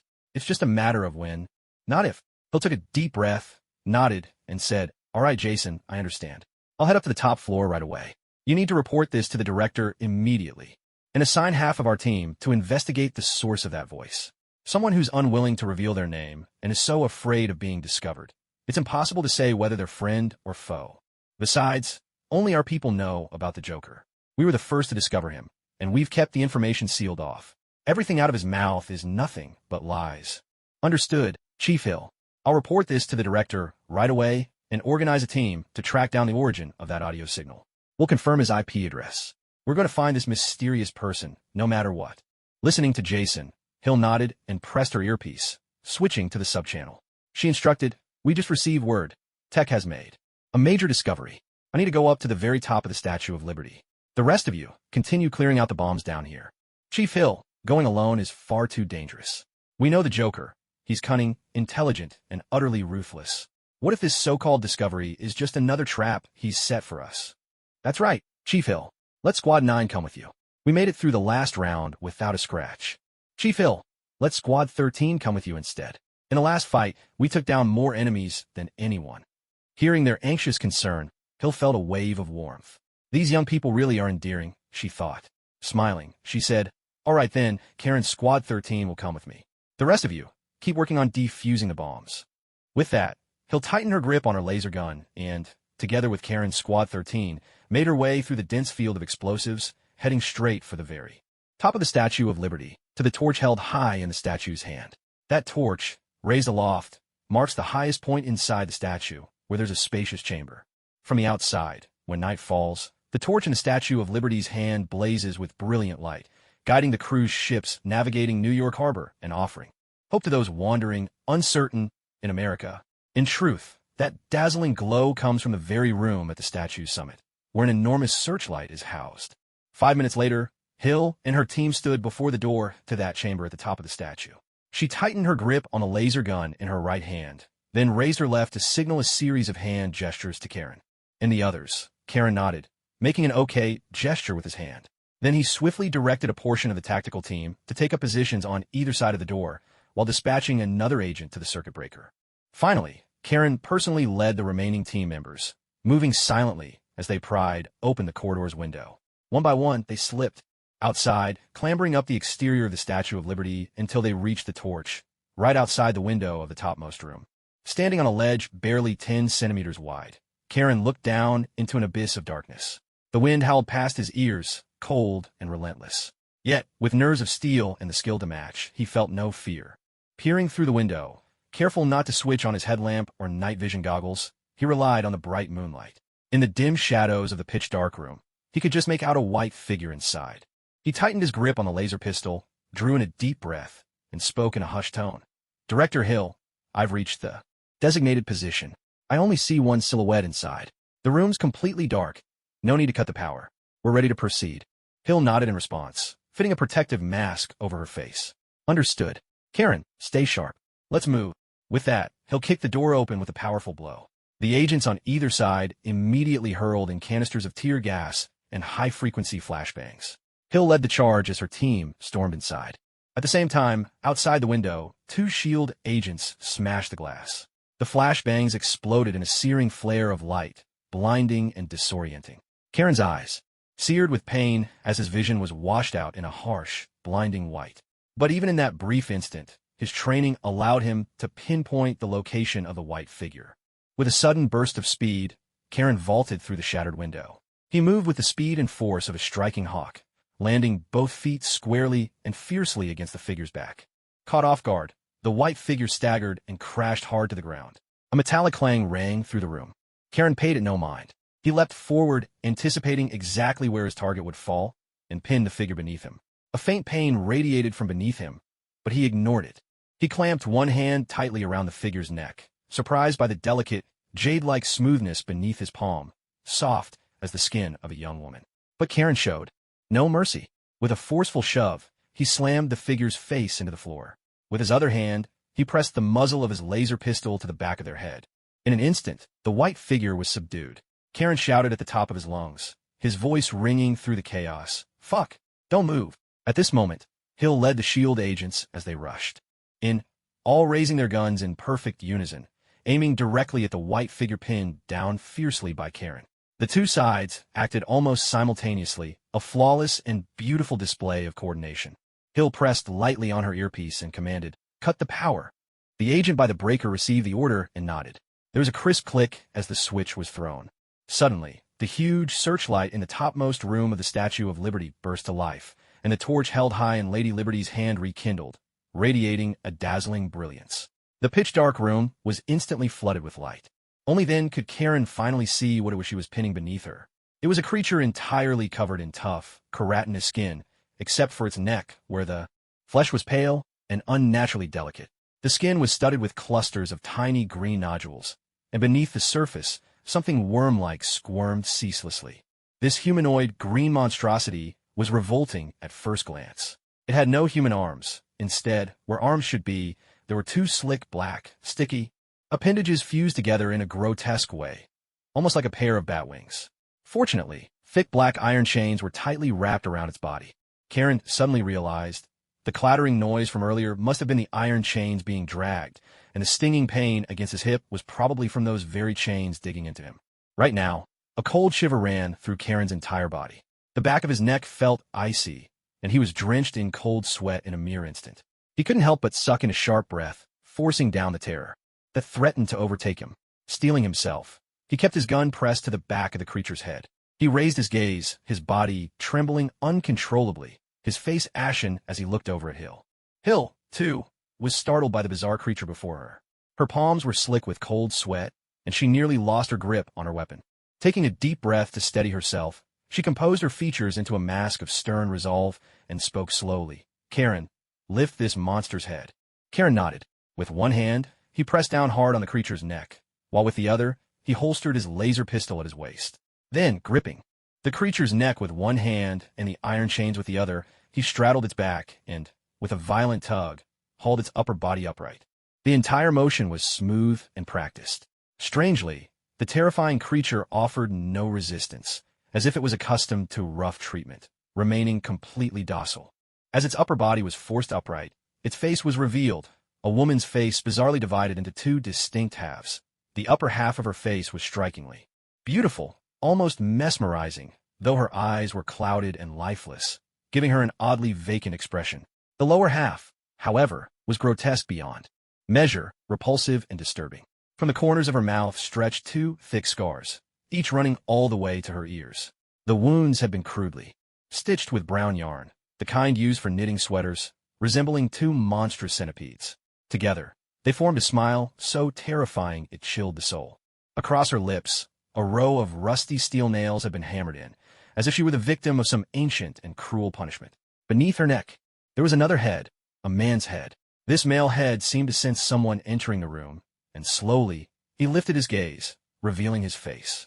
It was a strikingly handsome face, deep blue eyes, long lashes, a well-defined nose, a sharp chin, and most uniquely, a solitary beauty mark at the corner of one eye. He radiated the air of a British gentleman, his pointed ears lending him the ethereal quality of a storybook elf. Yet along the corners of his mouth ran a fresh, blood-red scar, uncannily centipede-like and forever bleeding, impossible to heal, sewn together with delicate silver thread. The twisted smile that played on his lips was chilling and bizarre, but unlike the woman, his mouth was not sealed shut with rusty nails. The man's facial muscles trembled as he struggled to open his mouth. Inside, it was utterly empty. His tongue had been cut out, every tooth ripped free, and set into the roof of his mouth was a pure silver cross. From his chest sprouted two feeble arms that hung limply, trailing along the ground. Hill gazed at the man's face, a sense of familiarity gnawing at her. She was certain she'd seen him somewhere before. As she searched her memory, her eyes widened dramatically, her brows knitting together in shock as she exclaimed, "You're a vampire, the heir of the Toreador clan, the next clan leader, the future head of the Camarilla, Patrick Toreador." At her words, the man nodded forcefully. Hill drew a long breath. S.H.I.E.L.D's archives held extensive records on creatures like vampires. This secretive race, forever lurking in the darkness, feeding on blood and shunning sunlight, with a vermin of the sewers. Altogether, they were divided into 13 clans across 4 factions.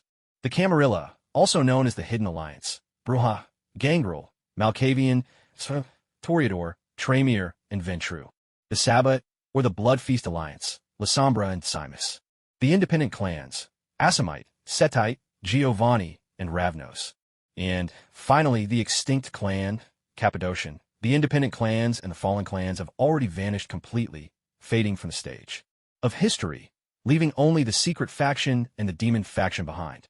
The secret faction has always been close to humanity, deeply fond of human culture. They willingly drew closer to humans, surrendering and submitting themselves. Every vampire of the secret faction strove to blend into human society. When S.H.I.E.L.D. was first established, these secret faction vampires were the first to throw in their lot with them. They handed over every detail of their family, where their lairs were hidden, how they procured fresh blood, how they disguised themselves. Eager to prove their loyalty, the secret faction shamelessly became the informants of the entire vampire race, betraying the demon faction, their own kind. Every secret faction vampire's dossier is carefully filed away in S.H.I.E.L.D's archives. They're invaluable allies in the fight against the demon faction.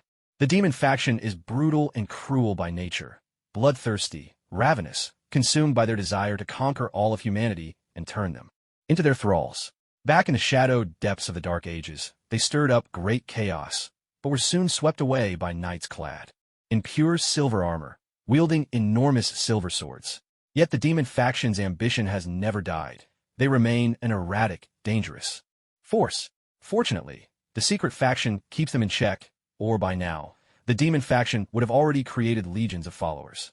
The current leader of the secret faction is none other than the patriarch of the Toreador clan, the father of the pitiful young vampire, now lying before them. Hill frowned deeply, reaching into the mouth of the vampire Patrick and pulling out the silver cross that had been forced inside. He then yanked out the thin, silver wire that had been hooked at the corner of Patrick's mouth. Freed from a suppression of these silver objects, the scars on Patrick's face began to heal, and the tongue that had been torn out, along with the shattered teeth, started to regenerate.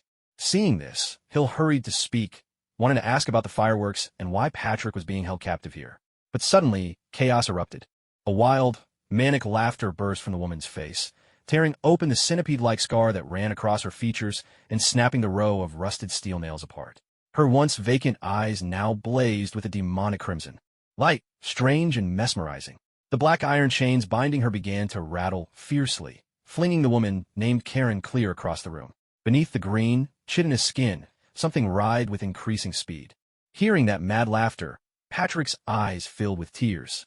He rushed to calm the woman down, stretching out his hands that appeared oddly delicate, much like a woman's. Gently, he stroked her face. His voice was soft, full of tenderness.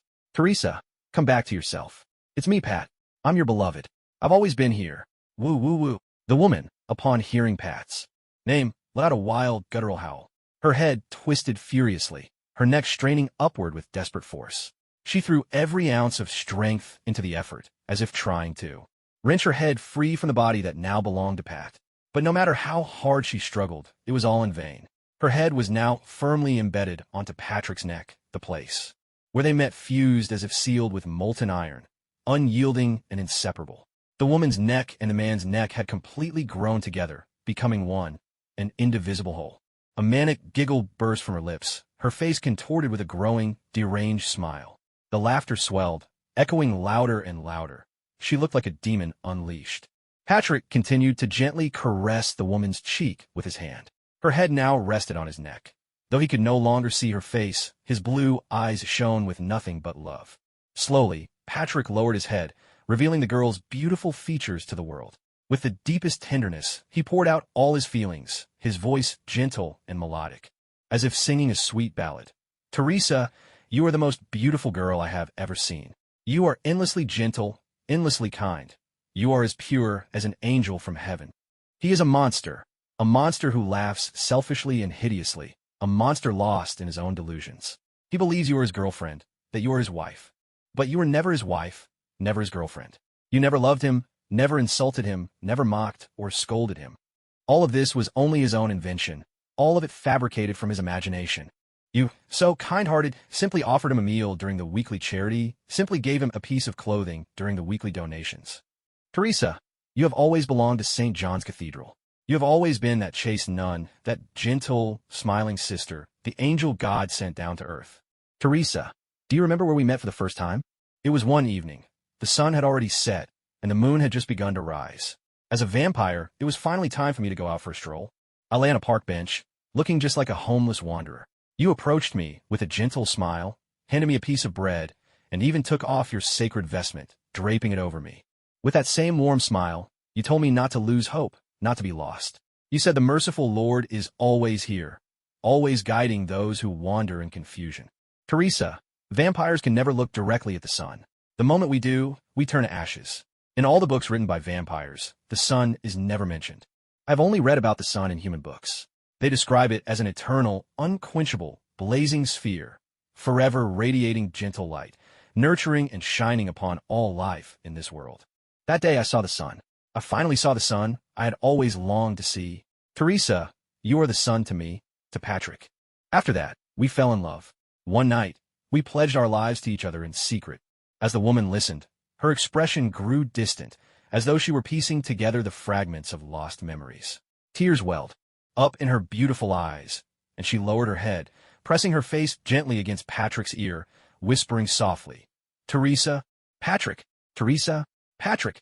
It seemed as though she had remembered who she was. Her mood eased, and the things writhing beneath the green, hardened skin of her body slowed their frantic movement at once. Patrick continued to caress Teresa's face, his touch impossibly gentle, each stroke laden with a love so deep it seemed to fill the space between them. Hill looked on at the scene before her, feeling as if she were trapped inside a dream. Nothing about it seemed real. Here was a single body with two heads, and they could still speak to one another. This wasn't like the cases one heard about in hospitals, newborns, conjoined from birth, who could never be separated.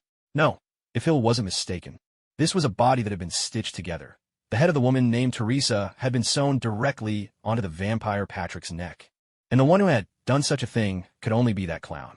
After all, it was the clown who had led S.H.I.E.L.D. here to the Statue of Liberty today. Hill felt an unbearable pressure building her chest, so heavy she could barely breathe. Such cruelty! It was simply beyond what any human could do. Even the wildest madman could hardly imagine such an atrocity. Only a demon from the deepest circles of hell would be capable of. This clown is no longer a madman. He has utterly lost all traces of humanity. He is a demon the likes of which the world has never seen. A monster of unparalleled cruelty. Hill gazed at Patrick and asked, "Patrick, was this the clown's doing? And who exactly is the clown? And what about the bomb that can blow up the Statue of Liberty? Where is that bomb hidden?" Upon hearing this, Patrick took a deep breath, nodded, and began to speak in a low voice. "The clown's name is Arthur. He's a patient, a man afflicted with pathological laughter. Arthur is a pitiful soul. He was born with this terrible laughter disorder. His father was an addict. When Arthur was 5, his father killed his mother, and then the man died himself. After that, Arthur was adopted by a prostitute, a woman consumed with selfishness, who told Arthur he was born to please others. She made him win people over with his laughter. Unable to express his true feelings, Arthur could only laugh no matter what happened. Those around him saw him as a monster and bullied him relentlessly. As a child, shunned and tormented, Arthur met Teresa, a girl his own age. Smiling, Teresa told him that only children chosen by God, the ones selected by the Lord, could laugh so freely every day. At that moment, I believe Arthur fell in love with Teresa. She became the sun in his dark world, the only light he had. But Teresa, who lived by Christian doctrine and preached God's love, only wished to save every lost soul. Out of kindness, she told Arthur a white lie. Arthur was hopelessly in love with Teresa, his mind conjuring up all sorts of fantasies. In his own world, he was already married to her. During this time, Arthur's mental state improved. His laughter grew less terrifying, and he slowly learned to control his emotions. By then, I had confessed my feelings to Teresa, and we became a couple. We kept it a secret from Arthur, hoping to tell him only after he was truly better. But our secret was discovered. Arthur, driven utterly mad by the revelation, murdered Teresa one night in a fit of cruelty. He cut her mouth into a ghastly smile, forcing her face to mirror his own twisted grin. After killing Teresa, Arthur donned a crimson suit, painted his face ghostly white, and began to call himself the Clown. Dragging Teresa's corpse, the Clown came for me. In my fury, I revealed my true nature as a vampire, desperate to avenge Teresa. But to my horror, I was no match for him. Patrick's voice trembled more and more as he spoke, his eyes brimming with fear. His bat wings were drawn tightly against his body. Though he looked like a monster, in that moment he resembled a shivering chick, pitiful beyond words. The Clown tore off my arm, ripped away my bat wings, smashed my teeth, and ripped out my tongue. He embedded a crucifix of pure silver into my mouth. Silver instruments can suppress a vampire's powers. Then, the Clown drew blood from his own body and injected it into Teresa's. The dead Teresa actually came back to life, but it lasted only a moment before she died again. The Clown laughed maniacally as he sliced open my neck, then tore Teresa's head from her body and attached it to mine. He injected his blood in my body, and I mutated, transformed into a green monster. After that, the Clown looked at my mutilated body and dismembered Teresa's, piecing the two of us together. And then, a miracle happened. Teresa came back to life atop my body. The Clown imprisoned us in an abandoned chemical plant, torturing Teresa's mind day and night. Unable to speak, I could only listen as the Clown spun his tales, and as he tormented Teresa with his words. He's a devil. He kept altering us, injecting us with all sorts of bizarre substances. Then, he drew our blood and injected it into his fanatical followers, transforming them. It's something far more terrifying than the vampire's blood poison used to create progeny, like a monstrous virus. The Clown even gave it a name, the Laughing Virus. Hearing this, Hill's face turned pale with horror. Her brow furrowed, and she asked anxiously, "The Laughing Virus? The Clown is already using it? Has he started spreading this virus?" Patrick shook his head and let out a heavy sigh. If you'd arrived a little later, the virus would have already been unleashed today. Teresa and I were the origin of the Laughing Virus. The terrifying infectiousness of the Laughing Virus comes from the same power vampires use to create their progeny. Fortunately, the Joker hasn't managed to capture any other vampires yet. He only experimented on our bodies. Next comes the matter of the bombs. Both Teresa and I were injected with another substance. The Joker never told us what it was, but this substance causes the body's temperature to soar. Our bodies are on the brink of exploding. Those things writhing frantically beneath our skin. That's the substance at work. If Teresa and I do explode, the Statue of Liberty will collapse as well, and the Mad Laughter virus will be released into the air, infecting all of New York. The Joker said he would usher in a new era for this world. He claimed he would baptize the world, set on the right path. In his words, the world as it stands is riddled with disease, and only he can save it. He promised to lead humanity into a new chapter, to bring a momentous transformation to this filthy, shadowed world. Hearing this, Hill took a deep breath and asked gravely, "Patrick, what should we do now? How can we stop the explosion? How can we prevent the spread of the Mad Laughter virus?" Upon hearing these questions, Patrick managed a faint smile and replied, "The Joker's Mad Laughter virus is formidable, but he still doesn't understand vampires. Director Hill, cut the chains binding me, and then please leave this place. Leave the rest to me." Director Hill, I, Patrick Toreador, am the heir to the Toreador clan, one of the 13 vampire lineages. I am the next leader of the Camarilla. My life has long been entwined with humanity. Trust me, I'll take care of this. Now, I'd like to spend a little quiet time with Teresa, to talk with her, to share these last moments together. And please, tell my father that I have never regretted my choices, not for a moment. Even if love between a vampire and a human is destined to be cursed. Upon hearing this, Hill frowned, her expression grave. "Patrick, I know that the vampires of the Camarilla have always been close to humanity, and I trust you. But I still have to report this to Director Nick Fury. You understand, the Mad Laughter virus isn't a trivial matter. This is a crisis that could affect the fate of all mankind." Hearing this, Patrick couldn't help but let out a bitter laugh. He had come to the end of his life, and still, his words could not fully win the trust of S.H.I.E.L.D. There would always be suspicion. Is this what S.H.I.E.L.D. is? Is this what humanity is? He could understand them, but it still hurt deep inside. But there was nothing to be done. Sometimes, humans can't even trust each other. How could they ever place their trust in a vampire? But I have to admit, humans truly are fascinating. There are things in the human world that will never exist in the world of vampires. Things that the secret clans have always longed for. These things are called emotions, called love. Vampires, who live by drinking human blood, have cold blood running through their veins. They are born without feelings. In the vampire world, there is nothing but a rigid caste system, nothing but strict bloodline hierarchies. Patrick nodded, a gentle smile on his lips. All right, Director Hill, I understand. I understand where you're coming from. Hill drew a deep breath and let out a weary sigh. Patrick, I understand how you feel too, but I'm sorry. We have to take responsibility for humanity. So, thank you for your understanding. With that, Hill pressed lightly on her earpiece, switching to Nick Fury's channel.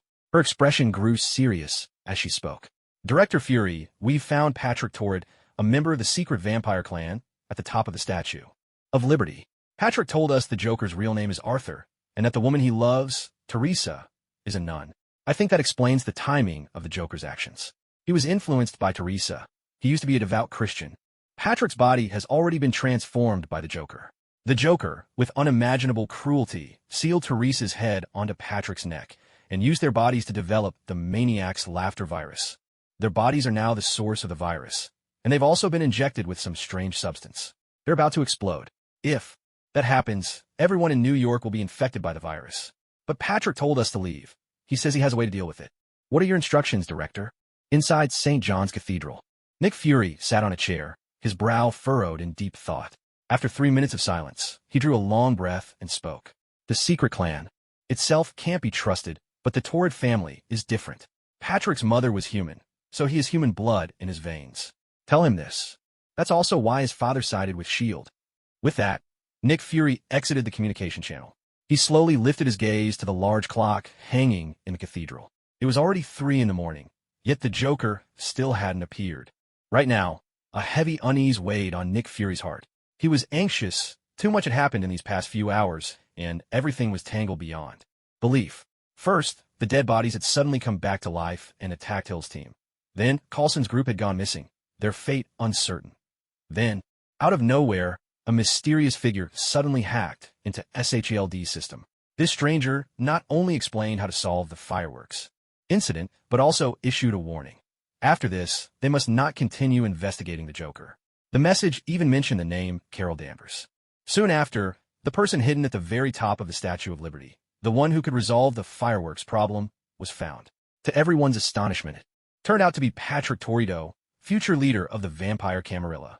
And, as if things weren't complicated enough, now there was the outbreak of the laughing virus. All these events piled up at once, leaving Nick Fury feeling utterly overwhelmed. This was far beyond what he was prepared for. Even after downing a vial of the blue serum he always carried, Fury found himself unable to make sense of it all. He felt as if someone had ripped away his last layer of protection, exposing every secret he had. After all, as far as he knew, he was the only one in S.H.I.E.L.D. who knew the name Carol Danvers. Who could that mysterious voice have been? The Kree? The Skrulls? Inside the Statue of Liberty, Hill listened as Nick Fury finished speaking. She glanced at Patrick, who had already become a monster, and smiled gently. Patrick, Director Fury has agreed. We're leaving now, and he told me something very important. Patrick, your mother was human. Human blood runs in your veins. You're a very special kind of vampire. With that, Hill and the S.H.I.E.L.D. agents slashed through the black chains binding Patrick, then turned and left the chamber at the top of the statue. Patrick watched as the S.H.I.E.L.D. agents disappeared from sight. Slowly, he unfurled his damaged bat wings, and tears shimmered in his blue eyes. He reached out and gently caressed Teresa's face, smiling as he said, Teresa, did you hear that? Human blood flows in my veins, too. Teresa pressed her face tightly against Patrick's head, nodding as tears slid from her eyes. In a trembling whisper, she murmured, Pat, I'm sorry. This is all my fault. If I hadn't fallen in love with you, none of this would have happened. Patrick shook his head. Teresa, don't blame yourself. None of this is your fault. If anything, I'm the one who brought this upon you. It's the curse of our kind, the forbidden love. When a vampire falls in love with a human, they lose the one they love. And if a vampire and a human have a child together, the vampire loses everything and is doomed to end their days in loneliness. Teresa, did you know? When I was a child, I always asked my father what kind of vampire my mother was. What did she look like? What was her personality? How did she die? How did my mother die? This has always been a mystery I could never unravel. For as long as a vampire avoids the sunlight, even without feeding on human blood, they can still live for decades. Back then, my father would always remain silent, never answering my questions. He would simply smile at me. Now, at last, I understand. He, too, was under a curse born of love. Just like him, I fell in love with a human. But, Teresa, I am far luckier than my father ever was, because I will not spend eternity alone. I will embrace death with the one eye. Love by my side.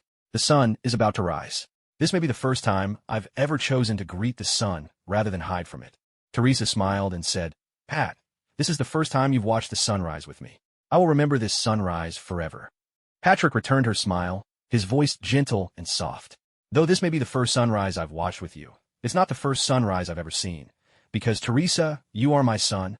Tears filled Teresa's eyes as she smiled, and the drops fell onto Patrick's neck. In a whisper, she said, Pat, if only I still had my hands, then I could hold you close. St. John's Cathedral. Nick Fury sat in a chair, anxiety and regret gnawing at his heart. This time, he had come alone, without any S.H.I.E.L.D. agents by his side. Back at S.H.I.E.L.D., when he entered a state of heightened cognition from the serum, he had deduced that the Joker would arrive at St. John's Cathedral alone. So he decided to go there by himself, choosing to face the Joker head-on. The serum's boost in thinking had filled Nick Fury with confidence, making him believe he could handle the Joker on his own.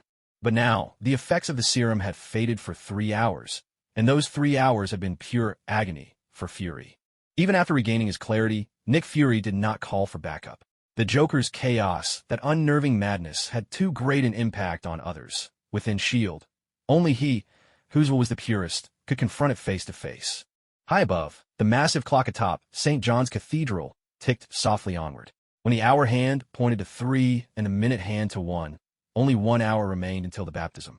At last, a sound echoed at the entrance to the cathedral. I really must apologize for waking you all in the middle of the night.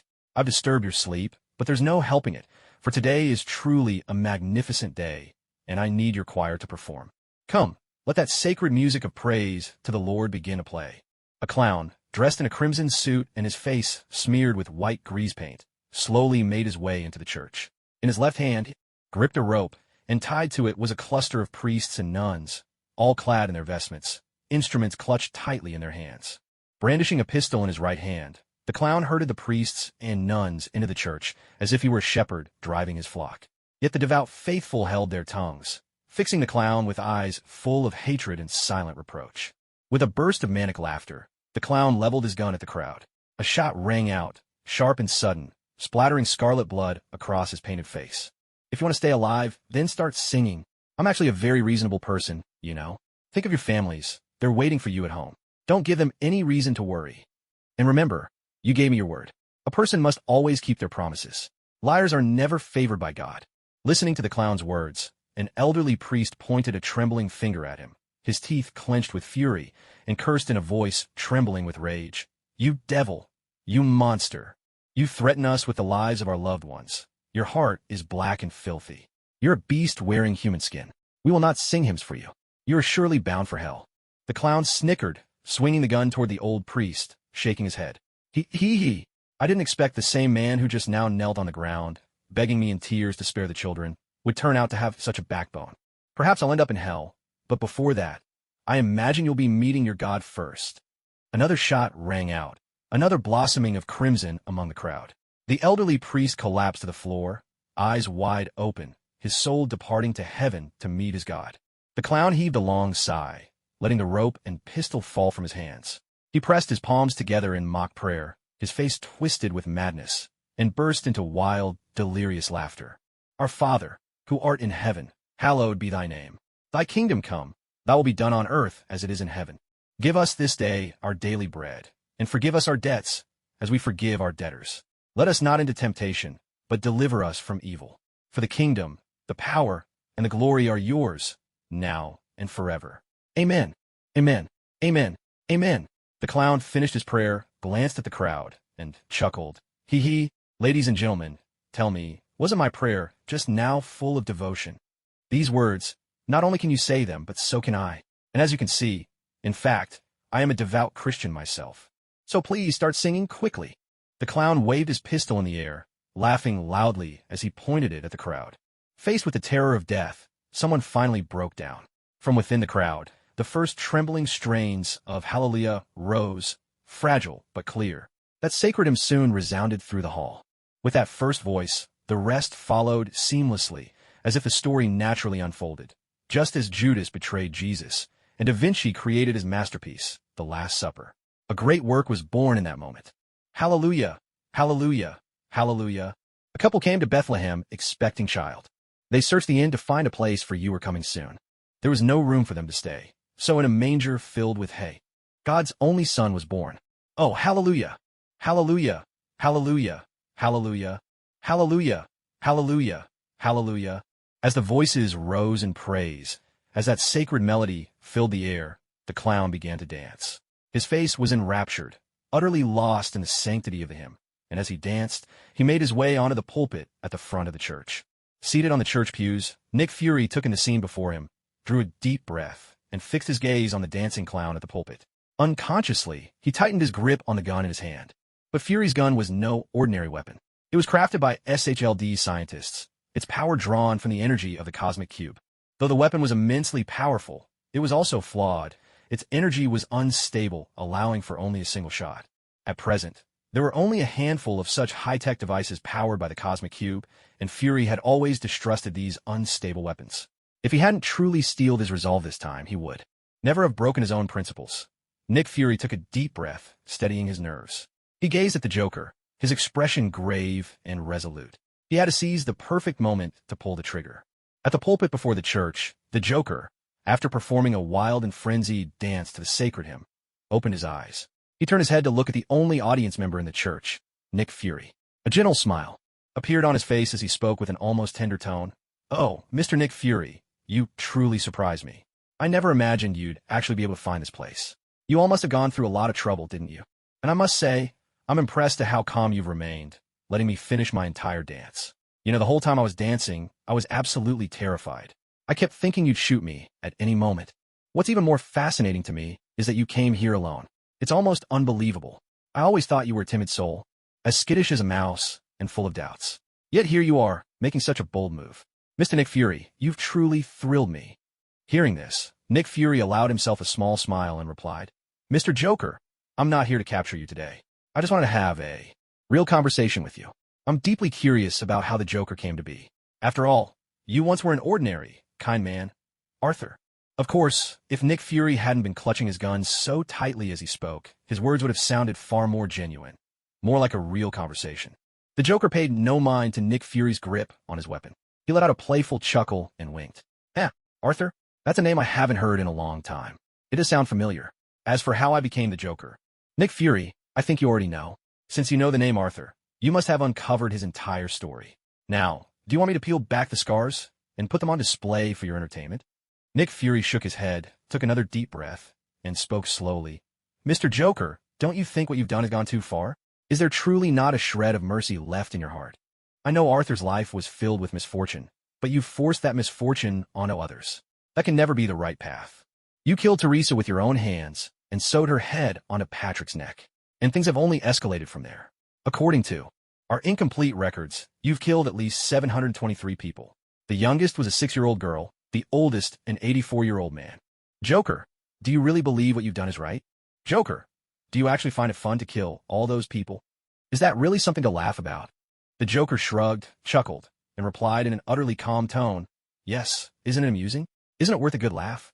And honestly, I'm tired of pretending it's not funny. Comedy is so subjective, Fury. As long as I think it's funny, then it is. Isn't that what people always say? All of you, you form a system, all knowing you decide what's right and wrong, just as you decide what's funny and what's dull." Nick Fury frowned and said, "So, you want to tear down this system? You want to bring about some great change? Is that why you're spreading the laughter virus? You want to become a symbol? A totem? An idea? You want everyone to turn into maniacs like you?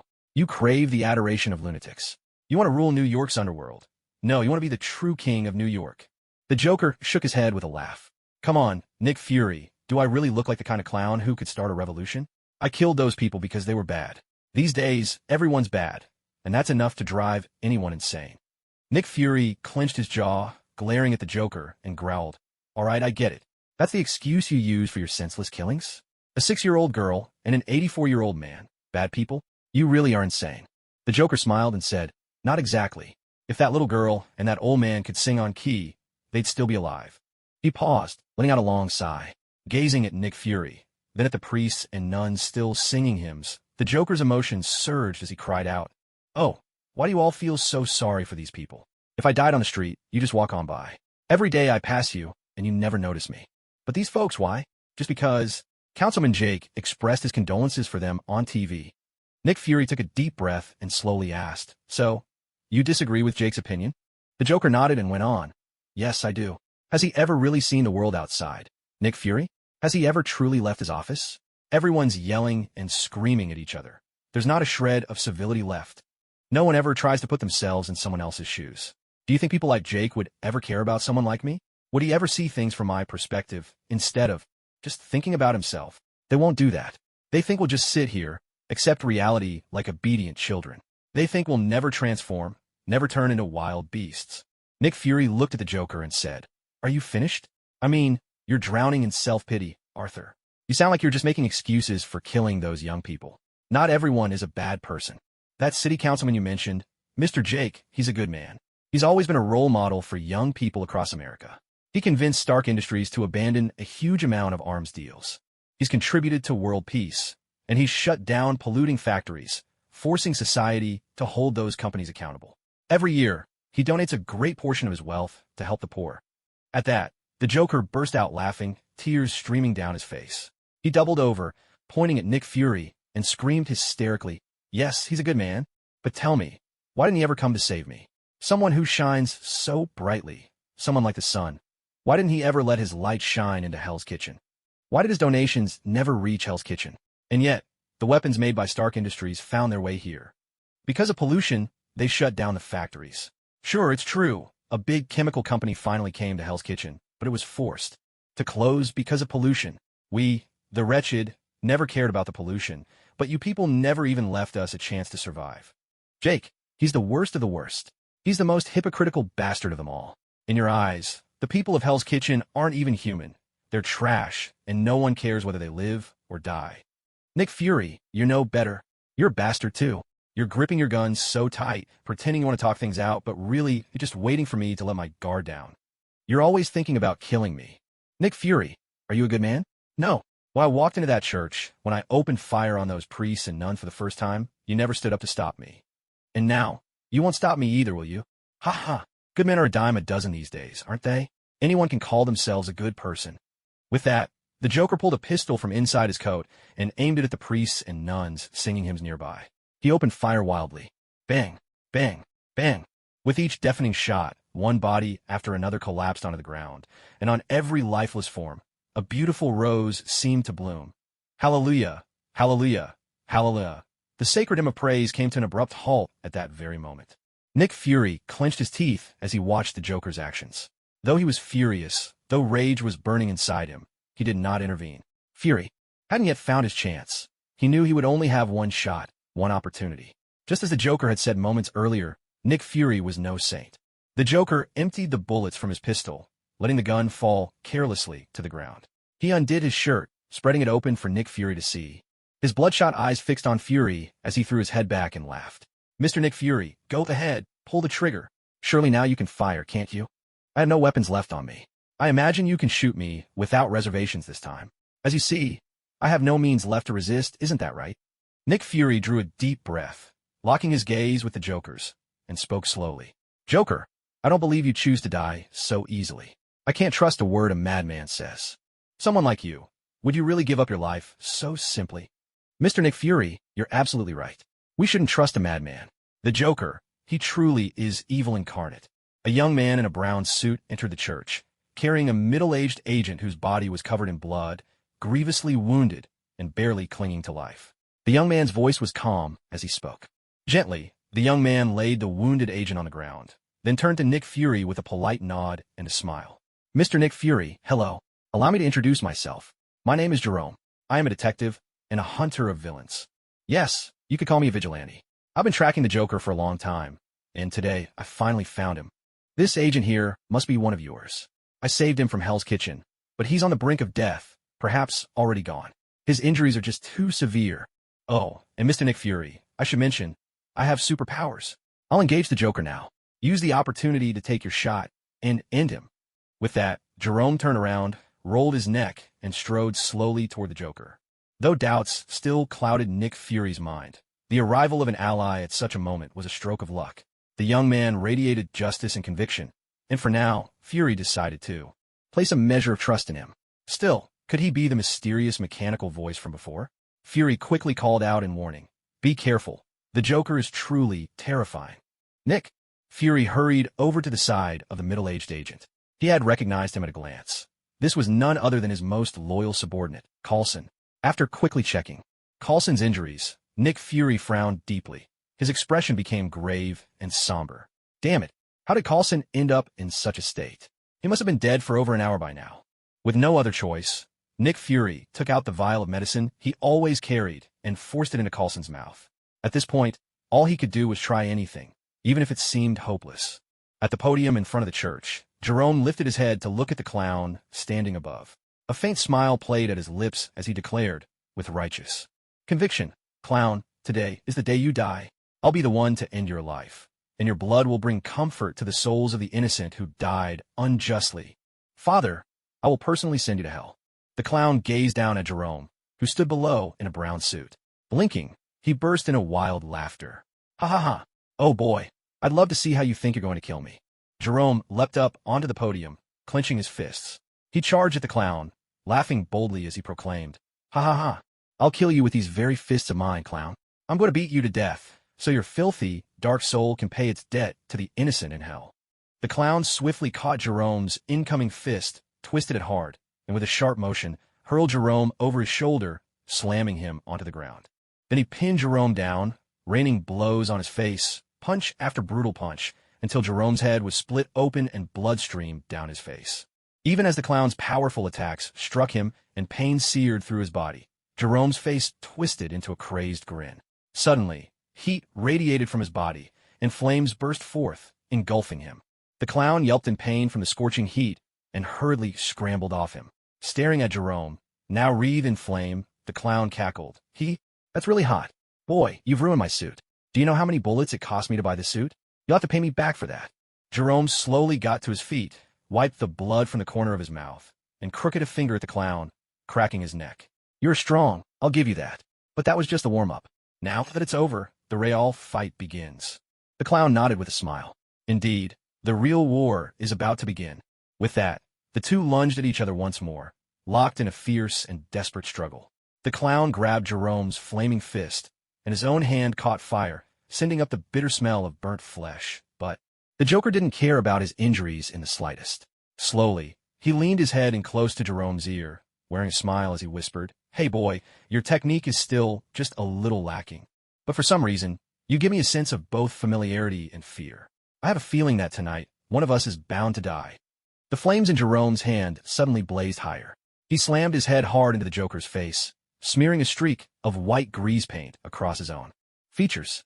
Smiling, Jerome replied in a low voice, "No, Mr. Arthur, there's still a fundamental difference between us. You're a madman, but I'm not." With that, Jerome threw his arms around the Joker in a fierce embrace, a wide grin on his face. He shouted loudly toward Nick Fury, "Mr. Nick Fury, now's the time. Take the shot." Hearing this, Nick Fury squeezed the trigger hard. Even without Jerome's cue, he would have pulled the trigger at that very moment. He'd been watching the two of them fight all along. It truly was the perfect opportunity, the moment Nick Fury had been waiting for. A blue beam of energy shot from the gun in Nick Fury's hand, charged with the power of the cosmic cube. The light struck the Joker square in the chest, right over his heart. The Joker's heart stopped beating. He leaned in close to Jerome's ear and whispered, "I saw my own death coming, but I didn't see you. In fact, I could have broken free, I could have dodged it, but I didn't. My child, I think this baptism was meant for you. I just hope my death makes more sense in my life." With those words, the Joker suddenly turned around, locking eyes with Nick Fury. He opened his mouth and, in a wild, manic laugh, cried out, "Cut off one head, two more shall take its place. Kill one clown, and another will rise. At that very moment, the clock struck 4:05. The Joker collapsed atop the podium, right at the time he had chosen for his own baptism, on the day of the Lord's resurrection. On this day, the Joker died. Now, let's turn back the clock 5 minutes. Atop the Statue of Liberty, Patrick the vampire slowly stood up. Step by step, he made his way outside the window, out onto the torch. The statue held aloft. He unfurled his battered bat wings, gently caressed Teresa's face with his hand, and, pointing to the sky, growing lighter in the distance, smiled and said, "Teresa, let's go watch the sun rise together." Teresa nodded, burying her head against Patrick's neck. She pressed a gentle kiss to his cheek and smiled, saying, "All right, Pat, let's go watch the sun rise together." Patrick nodded back, a smile on his lips, and leapt from the torch held high in the hand of the Statue of Liberty. He unfurled his tattered bat wings and soared toward the slowly rising sun. This was his first time chasing the sun, and it would also be his last. 5 minutes later, at 4:05 a.m., the sun finally peaked over the horizon, spilling its radiant light across the world, bathing all living things in warmth and brilliance. Patrick and Teresa were consumed by the sunlight, burning away in its golden embrace. This monster, outwardly grotesque yet gentle at heart, perished in the sun's blaze. They transformed into a cascade of fireworks, dazzling and beautiful, while the rampant virus of wild laughter that they carried was incinerated, leaving nothing behind. Hill watched as Patrick was engulfed by flames, watched as he vanished in the sunlight, watched as the sky bloomed with 1,000 fireworks. She pressed her hand gently to her earpiece, drew a deep breath, and smiled as she announced, "We've won. We stopped the Statue of Liberty from collapsing, and we've foiled the Joker's plot. We've protected America's hope. We've defended freedom. Liberty shines upon the world." No sooner had Hill finished speaking than a wave of applause and cheers erupted within the Statue of Liberty. Every agent shouted and hooped in celebration. Up in the cloaked S.H.I.E.L.D. helicarrier hovering above, the same jubilant applause and cheers broke out. The tech department, led by William, burst into loud celebration as well. Only Jason's face still showed a trace of sorrow, out of step with the joy all around him. His thoughts lingered on the ever-smiling Agent Coulson. He wondered how Coulson was doing now. Jason clasped his hands together in prayer, silently hoping that Coulson would be safe and survive this ordeal. Seeing this, Skye quietly walked over to Jason's side. She placed a reassuring hand on his shoulder and smiled softly. "Jason, I believe Agent Coulson will be all right." Jason let out a sigh, guilt weighing on him as he said, "Director Skye, I feel like I didn't do anything. I barely contributed to the mission at all." Skye's expression stiffened for a moment, but she forced a smile and comforted him. If you hadn't relayed that mysterious person's message, the Statue of Liberty might really have been destroyed. Ugh, come to think of it, the one who truly did nothing was me, Skye. Skye groaned inwardly, realizing she had, in fact, played no real part. Damn it, why were there no enemies at St. John's Cathedral at all? St. John's Cathedral. The clown's body collapsed onto the podium, his face turned toward the window. Outside that window, the sky was just beginning to brighten, and suddenly, fireworks blossomed. Across it, fireworks of breathtaking beauty. In a daze, the clown caught a glimpse through the window. It seemed as if, just for an instant, a clown's face in a purple suit flashed by. I just hope my death makes more sense in my life. By now, he could no longer tell whether what he saw was illusion or reality. He smiled in satisfaction, and with that smile still on his lips, he died. Nick Fury took a deep breath and slowly walked over to the clown's side. After carefully confirming, again and again, that the clown was truly dead, he turned to look at Jerome, whose entire form was still wreathed in flames. With a small smile, he said, "Thank you just now. If it hadn't been for your help, Mr. Jerome, I'm afraid the clown might have slipped away again today. I wasn't completely sure I could hit him, but I'm also a bit curious. Mr. Jerome, how did you know my identity? Where did you hear my name?" At these words, Jerome calmly extinguished the flames around him, let out a long sigh, and looked at Nick Fury with a gentle smile. "Mr. Nick Fury, there are no secrets that can stay hidden forever. Your name carries weight. If we superpowered folks want to survive in America, we have to keep an ear out for important news. If someone wants to find something out, is there really any secret that can't be uncovered? Don't you agree, Mr. Fury?" Nick Fury nodded at that, and asked, "That's true. If you want to know, you'll always find a way. By the way, Mr. Jerome, I saw that you can create flames, and not just any flames, but ones of intense heat. Are you, by any chance, a mutant?" Jerome shook his head with a smile. "I'm not a mutant. I'm just an ordinary human with a few tricks on my sleeve." Hearing this, Nick Fury offered a smile of his own. "In that case, Mr. Jerome, would you consider joining S.H.I.E.L.D? Jerome shook his head and politely refused. "No, I haven't really thought about joining S.H.I.E.L.D. or any other organization. I'm used to my freedom, always been on my own. I don't think I'd fit with any group. But, Mr. Fury, I think we're on the same side. We're both fighting for justice, aren't we? And just now, didn't we make quite the team? I believe we'll meet again someday, and we'll join forces once more to overcome troublesome foes. Of course, we can exchange contact information. If S.H.I.E.L.D. ever faces any particularly thorny enemies, don't hesitate to reach out to me. Nick Fury nodded. After exchanging contact information with Jerome, he fixed his one remaining eye on Jerome and asked with a smile, Mr. Jerome, have you ever heard of Marvel? Hearing this, Jerome furrowed his brow and shook his head in confusion. With a puzzled look, he asked, Marvel? What's Marvel? Nick Fury chuckled and said, Mr. Jerome, what I mean is our teamwork today. Now that's a real marvel. Upon hearing this, Jerome nodded and burst out laughing. Ha ha ha. If you put it that way, it truly is a marvel. Well then, this is where we part ways, director.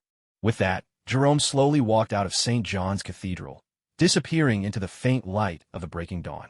He pressed his hands over his face, a wild, maniacal grin spreading across his features. He smeared a touch of white grease paint, left from the Joker's face, across his lips, and whispered softly to himself, From this moment on, I am the Joker. Nick Fury watched Jerome's retreating back with a furrowed brow. If Jerome didn't know Marvel, then he didn't know Carol Danvers, which meant he wasn't the mysterious figure Fury had in mind. So who could that mysterious person be? Nick Fury took a deep breath and glanced at the Joker's corpse sprawled across the pulpit.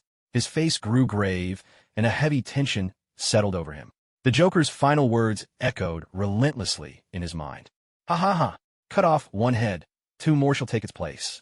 Kill one Joker, and another will rise. Gritting his teeth, Fury spat out a furious curse. Motherfuckers. Hydra. Queens, New York. Ingram Street. Awakening from his dreams, Jo-Ran made his way to the bathroom, then gazed out the window at the sky ablaze with fireworks. He smiled and sighed. These fireworks really are beautiful. Still, it's a strange hour for them. It'll be light soon. He glanced at the clock. 4:05 was it? Jo-Ran suddenly recalled a story from his previous life, an inspiring tale he'd always found amusing. Have you ever seen New York at 4 in the morning? Jo-Ran chuckled softly and said, Well, at 4 in the morning in New York, it's not just basketball courts that are busy. Sometimes there are fireworks too. With that, Jo-Ran turned around and climbed back into bed, drifting off to sleep again. He had to attend a military award ceremony tomorrow, and there was a mountain of things to do. Any extra moment of sleep was precious. In the pitch-black realm of the mind, the Joker stood clad in a purple suit. Suddenly, he clutched his nose, burst into loud, theatrical sobs, and cried out in anguish, Boo-hoo! What a magnificent fireworks show this was. Arthur, my child, your father is so proud of you. Upon hearing this, Xiao Zizai pushed up his glasses. His eyes were bloodshot as he pressed his palms together and murmured softly, Namo Amit Ba. Then, a faint smile curved his lips as he spoke slowly. Mr. Joker, this grand performance has truly been an eye-opener for me. It was a spectacle filled with immense compassion and boundless love. I feel that my understanding of Buddhist teachings has deepened along with it. I'm even more certain of the path I must walk. From today on, I will devote myself to studying the Sutra of the Fundamental Vows of Kitagarbha. Hell will not be empty, and I will not attain Buddhahood. The white dove of hell, Arthur, that dove who has flown from the kitchens of hell, will surely have a profound impact on this world in the days to come. Yes, and Arthur made a very good point. People who shine as brightly as Jo-Ran truly ought to cast their light into the kitchens of hell. In the time ahead, I will become a beacon of compassion, shining into those dark kitchens. May compassion illuminate the world. Namo Amapa. Hannibal listened, then shook his head. Rising to his feet, he strolled over to the Joker's side. Mimicking Arthur, he began to circle the Joker, breaking into a wild, frenzied dance. As he spun and leaped, Hannibal tossed his head and belted out his sacred hymn, Hallelujah, Hallelujah, Hallelujah. Yet, there was no reverence in Hannibal's eyes, only mockery and scorn. When the dance was done, Hannibal carefully placed a hand on the Joker's shoulder. Flashing a toothy grin of razor-sharp teeth, he chuckled and said, smoothly, Dear Joker, we're all among friends here. There's no need to put on such a show of tears. You haven't shed a single real one, have you? After all, the Joker story isn't a sad one, is it? The Joker glanced at Hannibal, then made a show of wiping away imaginary tears from his face. He let out a long, dramatic sigh and said, Oh my, Mr. Hannibal, do you know? I really can't stand people as clever as you. You have a remarkable talent for ruining the mood. Just like that, This sorrowful atmosphere gets shattered by your words. Mr. Hannibal, you're honestly making me feel a little embarrassed. And using your knowledge of psychology on your own brothers? That's not exactly a good thing, is it? Hannibal blinked and burst into laughter, gazing at the Joker as he spoke. Joker, from the very beginning, I've always thought you were the most unique among us. You were the first to emerge from this darkness, and whatever you do must carry its own significance. That's why my eyes are always drawn to you, almost against my will. I can't help but watch you every moment. Joker, would you tell me, why do you do all this? With that, Hannibal smiled and looked at the Joker. Xiao's eye also turned his head to observe the Joker, a flicker of red flashing in his eyes. Truth be told, he was quite curious as well. It sounded rather intriguing. The Joker, seeing this, let out a hearty laugh, shaking his head. Ha ha ha. Brothers, it's really simple. Far less complicated than you imagine. I just want to bring a little fun into this world. Nothing more. Hannibal chuckled and pressed on. Joker, is it truly just for a bit of fun? I find that hard to believe. The Joker let out a long sigh, looking at Hannibal and Xiao's eye. This time, for once, he didn't laugh. His expression turned serious, and he spoke slowly. Jake, he is my god. I must become one with him. When that time comes, there will be no more Joker here. All I wish is that, after I am gone, there can be another Joker in this world.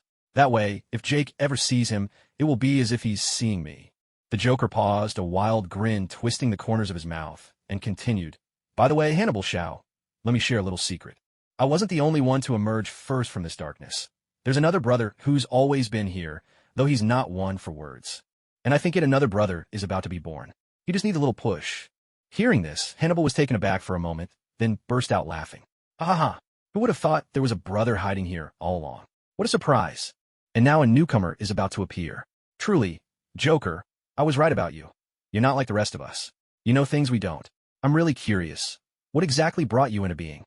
I am Hunger, Joker. What are you? What is your power? Joker, you always say you're chaos itself. But to be honest, I find that a little hard to believe.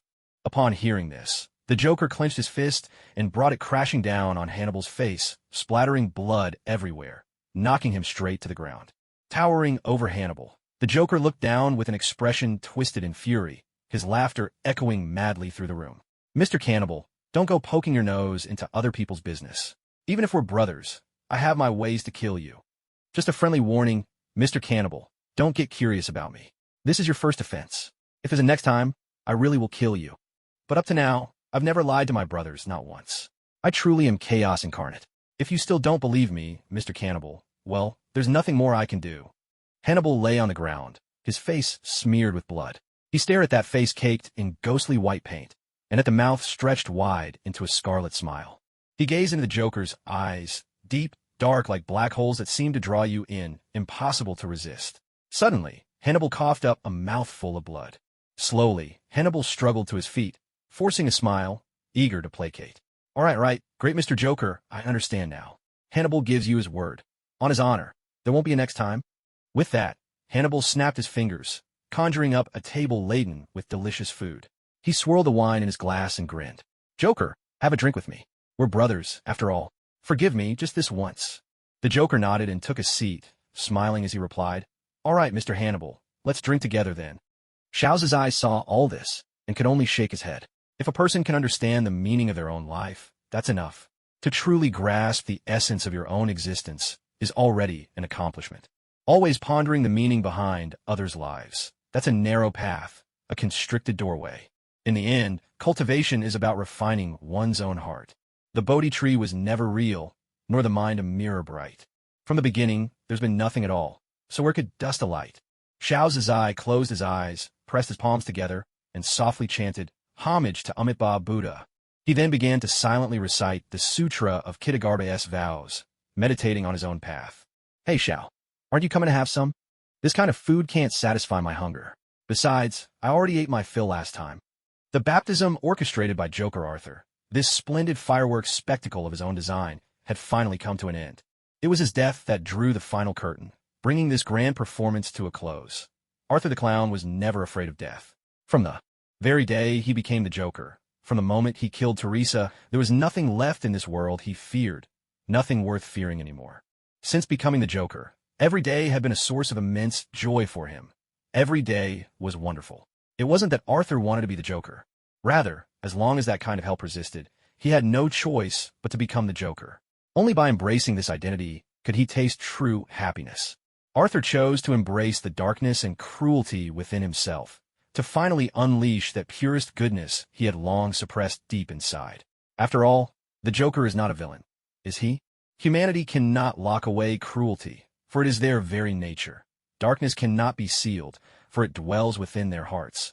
And despair is hard to resist, for from the start, humans are frail. So, in the end, Arthur chose to abandon his humanity. He chose to become the Joker, and even if he were to die, he would never regret it. For he died as the Joker, and for him that was enough. Just as he said before his death, "I just hope my death makes more sense than my life." Arthur only wished that his death would carry more meaning than his life ever did. In those last moments, he saw the next Joker, glimpsed the masterpiece he had created with his own hands, saw his own child, saw Jerome. In a trance, he even saw the one who gave him a new life, the one who guided him to become the Joker. He truly felt joy. He knew, in that instant, he was recognized, and in that instant, he truly became the Joker. His death was profoundly meaningful. For Arthur, this baptism had come to an end. But for S.H.I.E.L.D., for Nick Fury, this was only the beginning. Aboard the hovering aircraft carrier, hidden high above the clouds. In the director's office of S.H.I.E.L.D., several hours had already passed since the Joker's death. Nick Fury sat slumped in his chair, a pipe clenched between his teeth, drawing in deep, heavy puffs. He tried to numb his nerves with an excess of nicotine, hoping to ease his exhaustion and anxiety. But some anxieties cannot be soothed with nicotine. Not even morphine could help. Just like the anxiety clutching Nick Fury's heart right now. Nicotine could do nothing, no drug could. Yes, Nick Fury was anxious, overwhelmed with anxiety, as if a tremendous, crushing weight had wrapped itself tightly around his body that he felt a terrifying shadow closing in on him, an indescribable presence watching his every move. A suffocating pressure pressed down on his chest, making it hard for him to breathe. Nick Fury suddenly realized that ever since he started investigating the Joker, everything had changed. S.H.I.E.L.D. had unwittingly slipped into a position of utter passivity, as if everything happening now, including tonight's events, was being forced upon them. It seemed as though S.H.I.E.L.D. had never truly acted of its own accord. Everything was spiraling far beyond his judgment and control. At this point, the situation with the Joker had completely escaped his grasp. The way things unfolded and the possible outcomes he'd imagined bore no resemblance to reality. There was the Joker's video message, the Black Widow driven mad, the corpse reanimated within the Statue of Liberty, the madman's grin Coulson saw before he died, the mysterious mechanical voice that stopped the explosion. At the Statue of Liberty and mentioned Carol Danvers, the secret society of vampires, the laughing virus, the enigmatic substance capable of making human bodies explode, and the Joker's dying cry, Hydra's infamous slogan, "Cut off one head, and two more shall take its place. Kill one Joker, and there will always be another." Each of these incidents intertwined, forming a web of complexity too tangled to unravel. Now, Nick Fury found himself utterly lost, unable to find the right path, powerless to solve the mystery. And yet, there were so many loose ends left to tie up. He needed to be sure. Was there any trace of the laughing virus the Joker created left behind? Had it truly been wiped out? What if the Joker had hidden samples somewhere else? On top of that, the Joker's final words were practically a public confession. He was Hydra. So, the Joker must have been one of them. Such ruthless, unscrupulous slaughter was the very hallmark of Hydra. Could the Joker have been a secret bioweapon, crafted by those Hydra agents lurking in the shadows? Damn it, Hydra! And then there was the matter of that mysterious mechanical voice, the one that issued the warning. Fury would have to find out. Who was this mysterious figure? What was their scheme, their purpose? How could they possibly know so much? By what means had they gained this information? This figure had warned him not to investigate further, had warned S.H.I.E.L.D. to stop interfering. Most importantly, this person knew about Carol Danvers. Kree or Skrull? Both were possible. They both knew Carol Danvers that seems I need to thoroughly investigate those Skrulls hidden within. S.H.I.E.L.D., perhaps I've been too lenient with them. If I didn't still need them to stand against the Kree, I'd really want to wipe them out completely. As for the Joker's corpse, misshapen and mangled after being struck by the energy of the Tesseract, that too warrants a closer examination. Why did those bodies inside the Statue of Liberty come back to life? They were so much like the zombies from apocalyptic tales. That's another mystery that needs unraveling. That abandoned chemical plant in Hell's Kitchen also needs another sweep. Send someone to see if the Joker left behind any clue, no matter how small. Moreover, after the Joker incident, S.H.I.E.L.D. has taken a serious blow. All the agents Coulson led have perished. Although the deceased Coulson was successfully revived with a serum developed from Kree genetic material, he now lies in a vegetative state, unconscious, with no telling when, or if, he'll ever wake up. And then there's Black Widow, still unconscious after the rogue Joker simulation. At this moment, Nick Fury's headache was pounding. He desperately wanted to keep every detail in his grasp, but it felt as if everything was slipping through his fingers. With a furious curse, he slammed his hand on the table. This wasn't over. He swore he would get to the bottom of it all. 8 o'clock in the morning. By now, the sun was high in the sky. The streets of New York were bustling with traffic and people everywhere. The city's vibrant energy returned, filled with the familiar hum and clamor. For New Yorkers, last night had been nothing but an ordinary, peaceful evening.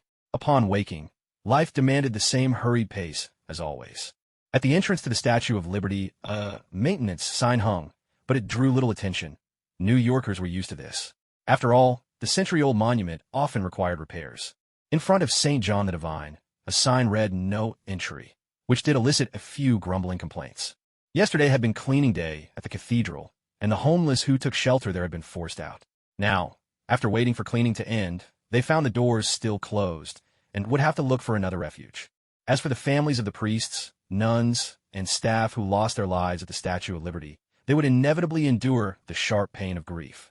But even that pain, as time quietly passed, would gradually fade away. 8 o'clock sharp. In a villa on Ingram Street, Queens, New York, the alarm clock rang out, loud and clear.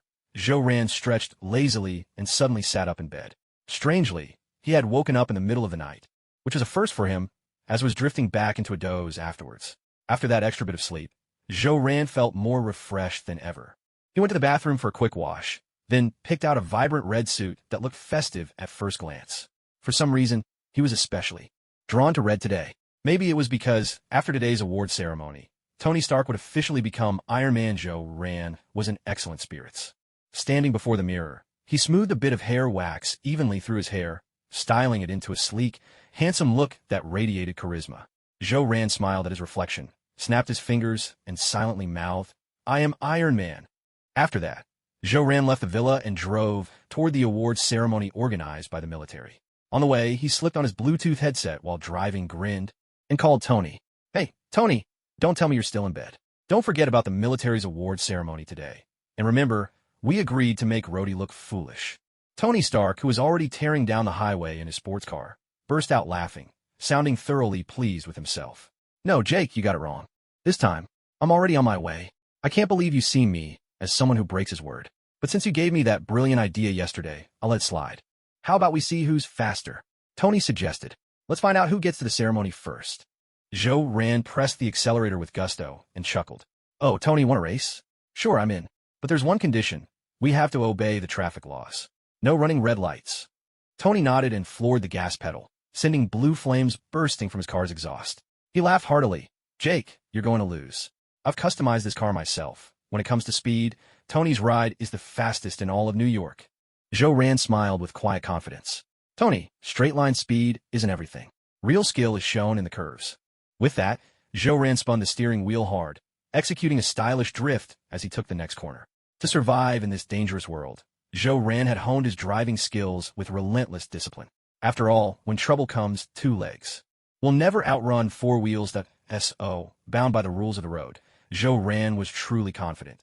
There was no way he would lose to Tony Stark. Unless Tony Stark somehow cheated and made his car fly, Joe Rand was convinced victory would always be his. An hour later, in front of the hotel where the military awards ceremony was being held, Joe Rand stood at the entrance, glanced at his watch, and smiled. It's been 5 minutes. Tony should be here any moment now. As soon as Joe Rand finished speaking, a supercar roared up in the distance and screeched to a stop at the hotel entrance. Tony stepped out of the car, looking disgruntled. Striding over to Joe Rand, he complained, "Oh, damn it, Jake, you know what? If it weren't for that red light, I didn't run it. I never would have hit that traffic, and I definitely would have beaten you here." Joe Rand adjusted his glasses and smiled. "All right, Tony, don't let something so trivial get to you. Remember, you're the star of the show today. And after the ceremony, don't forget we've got that get-together with Rhodey." Tony nodded, a faint smile tugging at his lips. "Of course, that's really the only thing I'm looking forward to today. Otherwise, I wouldn't have bothered coming. And Jake, I have to say, you have quite the unique taste today. This red suit you're wearing is impossible to ignore. Honestly, you're going to be the center of attention tonight." Joe Rand shook his head and joked, In my experience, Tony, whenever you're around, there's only ever one main character, and that's Tony Stark. With laughter and banter, the two strolled into the hotel and found seats near the front. After about 10 minutes, Lieutenant Colonel Rhodes, dressed in full military uniform, walked up to the award stage. Standing at the podium, a peculiar smile played at the corners of Rhodes' mouth. He pressed a button on the remote in his hand and spoke. Before we begin the official ceremony, let's watch a short video. Music swelled through the hall, and a short film began to play on the big screen. Tony Stark, inventor, genius, patriot. Even at a young age, the son of Howard Stark, heir to a legendary weapons developer, was already dazzling the world with his brilliance. Designed his first circuit board at the age of 4. Built a V8 engine by the time he was 6. At 17, he graduated from MIT at the top of his class. After the tragic passing of his remarkable father, Howard Stark's lifelong friend, Obadiah Stane, stepped in to fill the void left by this legendary founder. Until that wayward son, having turned 21, finally found his way back, realizing his mistakes and taking on the mantle of CEO at Stark Industries. Once he had the reins of the company, Tony led his father's empire into a new era. He developed intelligent weaponry, advanced robotics, and satellite targeting systems. Later, at the age of 28, Tony gained a formidable partner in Jake Zhou, a recent graduate from New York University. Today, Tony Stark and Jake Zhou have together transformed Stark Industries, ushering in an unprecedented new chapter. The face of the weapons industry has been utterly renewed, and a host of convenient technologies have made their way not only to America, but to the entire world. Their efforts have powerfully defended freedom and stability, ensuring the nation's security and interests on a global scale. As the short film ended, the award ceremony erupted in thunderous applause and cheers. Tony Stark, looking a little embarrassed, rubbed his nose and glanced over at Joe Rand. He gave a sheepish grin and muttered under his breath, "Jake, this is exactly why I hate coming to these ceremonies. It's just too awkward. Every single time, they insist on replaying the stories of how I designed a circuit board at 4 and built a V8 engine at 6. And they always pair it with photos of me at every age. That one where I'm hugging a circuit board and laughing my head off, it's just too ridiculous." Joe Rand chuckled and responded in a low, teasing voice, "Tony, if you ask me, the photo of you holding the V8 engine is even more embarrassing than the circuit board." Tony shot him a look, rolling his eyes and clenching his teeth. "Jake, just you wait. One day, I'll make sure you know exactly what it feels like to be this embarrassed." With a shrug and a smile, Joe Rand replied, "Oh, Tony, I'm afraid I don't have any skeletons in my closet for them to dig up." On stage, Rhodes watched the banter between Tony and Joe Rand. He raised both hands to gently quiet the raucous applause and cheers, smiling as he spoke. "Ladies and gentlemen, it's an honor to be present at this award ceremony and to serve as tonight's presenter. As a liaison between the military and Stark Industries, I consider it a privilege to work alongside a true patriot. He is my friend, and also my greatest teacher. Ladies and gentlemen, it is my honor to present this year's pinnacle award to the esteemed Tony Stark." With that, Rhodes lifted the trophy high and looked over at Tony. The stage lights illuminated Tony's face as he slowly stood up and made his way to the podium, surrounded by applause and cheers. Tony accepted the trophy with a broad grin and gave Rhodey a warm, enthusiastic hug. Leaning in close to Rhodey's ear, he whispered, "Rhodey, if you can't manage to get Jake drunk tonight, then don't expect to ever see me at another military award ceremony again. This is just too awkward for me." Rhodey cleared his throat and whispered back, "Tony, relax. Leave it all to me. I've got this covered." Tony chuckled and replied, "Rhodey, it'd better be that way." With that, Tony stepped away from Rhodey's embrace, still smiling. He tapped the microphone twice, gave the trophy in his hand a little shake, and looked out at the audience below. Then, with a completely straight face, he launched into the most formulaic speech imaginable. "Ladies and gentlemen, I am Tony Stark, receiving this Peak of the Year award. I'm honestly thrilled, moved, and deeply honored. This is a feeling words can't describe. Right now, I'm just overwhelmed with excitement. You all know me, Tony Stark. I love my work, and I rarely show up at any award ceremonies. If it weren't for the fact that this award genuinely excites me, and that the presenter happens to be my good friend, Colonel Rhodes, I wouldn't have come at all. So this award truly means a lot to me. Holding this trophy in my hands, I can barely contain my joy. I love peace."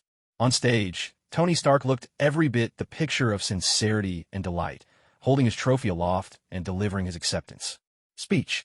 Yet Joe Rand could still see traces of exasperation and perfunctoriness in Tony's eyes.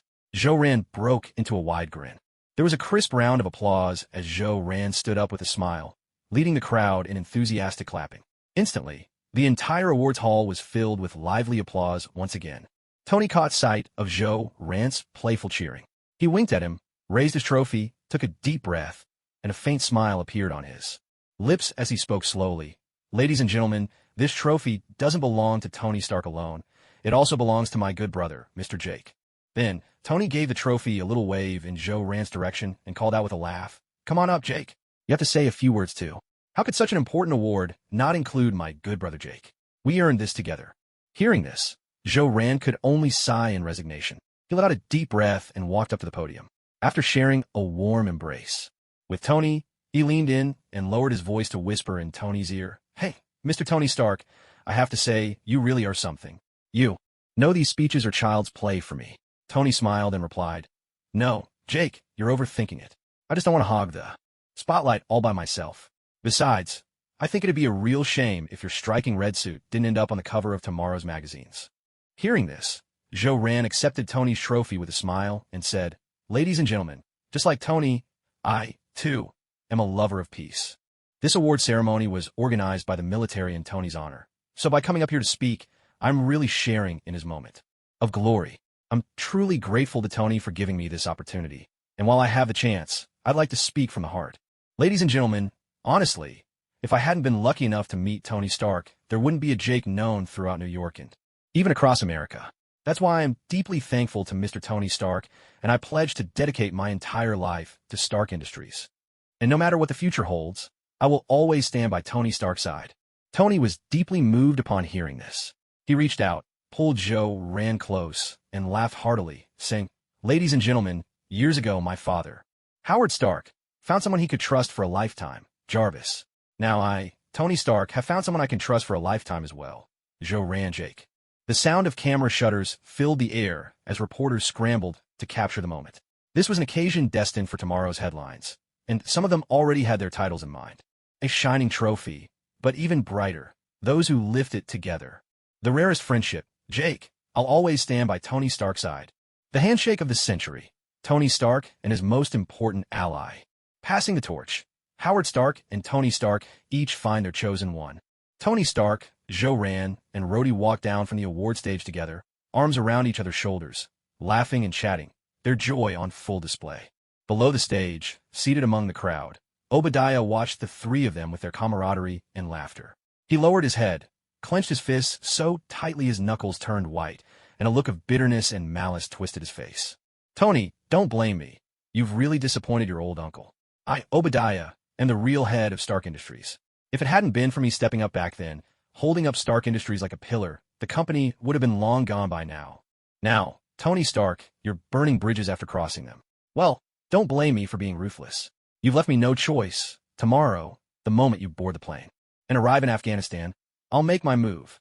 And Jake, I see you're determined to stand with that kid Tony Stark. Honestly, that makes me admire you even more. I really appreciate your loyalty. I'm giving you one last chance. After Tony Stark leaves, I hope you'll keep that loyalty within Stark Industries, and that you'll choose to serve me, Obadiah. Jake, this is your final opportunity. I sincerely hope you make the right choice. Don't bring trouble upon yourself. Don't choose a dead end."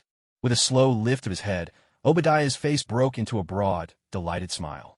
He burst into hearty applause, congratulating the three with laughter and clapping. As soon as Tony stepped down from the stage and returned to his seat, he felt completely ill at ease, restless, unable to get comfortable. The two sitting on either side of him showed no intention of leaving at all. He couldn't help but feel he'd been tricked. Tony took a deep breath, glanced at the two men beside him, and said impatiently, "Hey, how much longer do we have to stay here? This place is unbelievably boring, and the ceremony's already over, isn't it? Once the trophy's in my hands, shouldn't that be it? This isn't what we agreed on. Weren't you both supposed to leave right after the trophy? Jake, Rhodey, when did you two start working so closely together?" Zhou Ran gave a gentle cough and replied, "Tony, we need to wait a bit longer. There are a few more awards to be handed out. Most importantly, Norman Osborn and Justin Hammer, two people we know all too well, are on the guest list. They're old rivals, and we need to keep an eye on them." Rhodey nodded in agreement and added, "And at the end of the ceremony, General Ross will be giving the closing remarks. You know how it is. With someone like General Ross present, it wouldn't look good if I left early. Tony, look at the insignia on my shoulder. I'm a lieutenant colonel now. If a lieutenant colonel snubs a major general, he won't get far in the military. Besides, you can see the servers have started bringing out the food. The ceremony isn't truly over until dinner's finished. Hearing this, Tony clenched his teeth and muttered regretfully, "Damn it, I knew I shouldn't have come. Award ceremonies used to be so much simpler. You two are nothing but trouble. Let's hope this doesn't ruin our plans for the afterparty." Rhodey listened to Tony's complaints and explained with a laugh, "Come on, Tony. This is the Summit Award, the biggest event of the year. You've never actually attended one of these before. This isn't just an award ceremony. It's also a gathering for the entire weapons industry of New York, a chance for big and small companies to get to know each other, a stage for exchanging interests. In essence, it's a banquet of peace. The military takes this event quite seriously. And Tony, it wouldn't hurt for you to meet more people. It could prove useful down the line." Tony shrugged at these words, his pride shining through as he declared, "No, there's no need for Tony Stark to go out his way to meet them. On the contrary, they'll come to me first. You know, the name Tony Stark carries weight not only in New York but all across America. Just wait, they'll waste no time showering me with compliments, singing my praises at the top of their lungs." He paused for a moment, then shifted the tone of his voice. "But the truth is, behind my back they'll be saying all sorts of nasty things. That's just their style, especially those two old foxes, Norman Osborn and Justin Hammer." Jake nodded at this, gave Tony a playful wink, and laughed. "Don't worry, Tony. It won't interfere at all with our little get-together later. Still, we'll have to deal with them for a bit, put on a show, play along. That's just business. Like them or not, it's part of the game. Besides, you don't have to handle it yourself. Leave it all to me." Tony grinned. "That's exactly why I'm lucky to have met you, Jake. You've solved so many headaches for me." Rhodey chuckled at that. "He's right, Tony. You really are lucky. Back in the military, I always wished I had a friend and partner like Jake by my side." Jake pushed his glasses up the bridge of his nose, smiling. "Tony, Rhodey, let's coordinate our act when the time comes. We'll put on a good show for Norman Osborn and Justin Hammer. Give those two old foxes something to think about. And after that, the three of us can enjoy a proper drink together. What do those two foxes worry about most? Tony, you know the answer. Our dream fund is still short by a bit, and this is the perfect chance to squeeze them for it." After Jake finished, Tony and Rhodey exchanged glances and broke into smiles. In unison, they said, "Good, Jake. That's a brilliant idea." The three of them shared a few more laughs, chatting away for the next 10 minutes or so. True to form, Norman Osborn and Justin Hammer soon made their entrance, two sly old foxes. If ever there were. Their smiles were practiced, but their intentions were anything but friendly, like wolves in sheep's clothing, or a fox wishing the chickens a happy new year. With nothing but mischief in mind out on the surface, it looked like a friendly visit, just a chance to say hello. In reality, though, these two had come to sound out Stark Industries and see where things stood. After all, both Oscorp and Hammer Industries were deeply concerned. Stark Industries had just inked a slew of new weapons contracts with the military. Not long ago, when Stark Industries had canceled a massive number of military orders, Oscorp and Hammer were absolutely delighted. Who would have thought such an unexpected windfall could fall into their laps? But now, with Tony Stark suddenly appearing at a military awards ceremony, it was hardly a reassuring sign. For Norman Osborn and Justin Hammer, who could say if this notorious playboy might change his mind again? Who knew if he'd go back on his word this time? After all, Tony Stark had a history. Back in the early years after he took over the company, this flamboyant heir had pulled more than a few reckless stunts. Naturally, Norman Osborn and Justin Hammer were anxious. Just when the fat prize was finally within reach. Now, they might have to give it up. Who wouldn't be upset by that? No one understands an enemy better than another enemy. Zhou saw right through the intentions of these two old foxes. He knew perfectly well why they were here. It was true that Stark Industries had let go of a large number of weapons contracts. For Stark, it was a loss, but not a devastating one. Still, if you could make your rival squirm a little, why not take the chance? After all, these two had been deliberately making trouble for Stark Industries for years. Norman Osborn and Justin Hammer walked slowly over to where Zhou and the others were standing, then helped themselves to seats. Norman raised his glass, flashed a smile, and offered his praise without reservation. "Hey, Tony, Jake, it's such a pleasure to see you both. It's truly an honor. Oh, by the way," he continued, "I glanced at this morning's paper on my way in. The Dream Initiative, what a fantastic idea. Oscorp absolutely supports it. Why don't the three of our companies team up on this? Justin feels the same way, don't you?" Justin nodded and chuckled. "Absolutely. Helping more people realize their dreams. That's exactly what we, as leading industrialists, ought to be doing." Tony applauded lightly and grinned. "That's wonderful. Honestly, it's the best news I've heard lately. Stark Industries is putting up $10 billion in cash for this project. Oscorp and Hammer Industries should match us. Let's each contribute $10 billion. Norman gasped, visibly taken aback. Tony, did you say 10 billion in cash? Isn't that a bit much? Zhou adjusted his glasses and smiled. Mr. Norman, if both Oscorp and Hammer Industries join in on this, Stark Industries won't have to shoulder the burden alone. Just to make this dream proposal happen, we've struck a massive deal with the military. Justin frowned at this, his cheeks trembling with anxiety as he asked, but didn't Stark Industries announce on their official website last month that, for the sake of peace, they were going to reduce weapons production again? At that, Tony burst out laughing and explained, "Oh, Mr. Justin, isn't it perfectly normal to sign contracts with the military in order to fulfill more people's dreams? I've decided to ramp up our weapons division again. Starting today, production of the Jericho missiles is going up." Rhodey nodded with a grin. "That's right, Tony. We need to develop more weapons, and we have to boost the Jericho missile output. Those missiles are truly top-notch. And aren't you working on an even more advanced missile?" "Oh, that's right. Tony, you mentioned it to me last time. How's the development coming along?" Hearing this, Tony slapped his thigh with a laugh. "Hey, Rhodey, if you hadn't brought it up, I'd have forgotten all about it. Last time I pitched the idea at the company, Jake shot it down right away. But given how things are going now, I think it's time to revisit the project. Jake, you're not going to object this time, are you?" Zhou took a deep breath, nodded, and said, "Yes, Tony, for the sake of the dream proposal, it really does make sense to increase Jericho missile production and restart weapons research. There's just no way around it. Stark Industries alone can't possibly carry the dreams of all New Yorkers." Rhodey chuckled. "All right, it's settled then. I'll handle the orders. Stark's weapons are legendary in the military." Norman, suddenly flustered, coughed twice to get their attention and tried to dissuade them. "Ahem, Tony, I really don't think you should keep developing new weapons. The ones we have now are already powerful enough.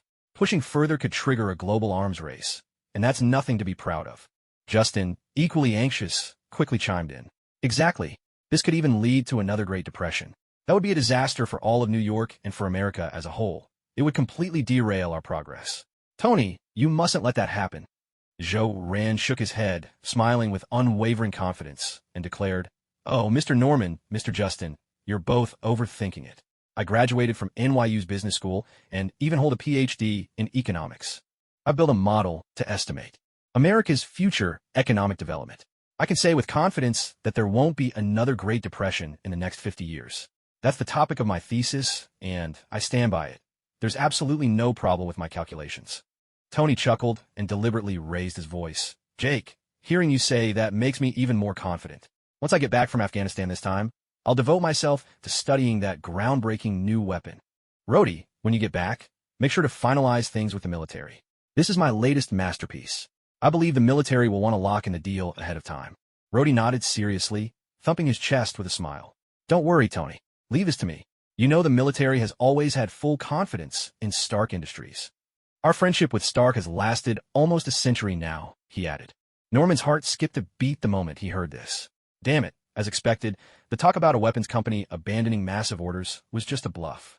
He took a deep breath and said, "Ahem, well, I really think there's no rush when it comes to weapons. A weapon of this magnitude is just too dangerous. It could easily disrupt world peace. Why don't we take it slow?"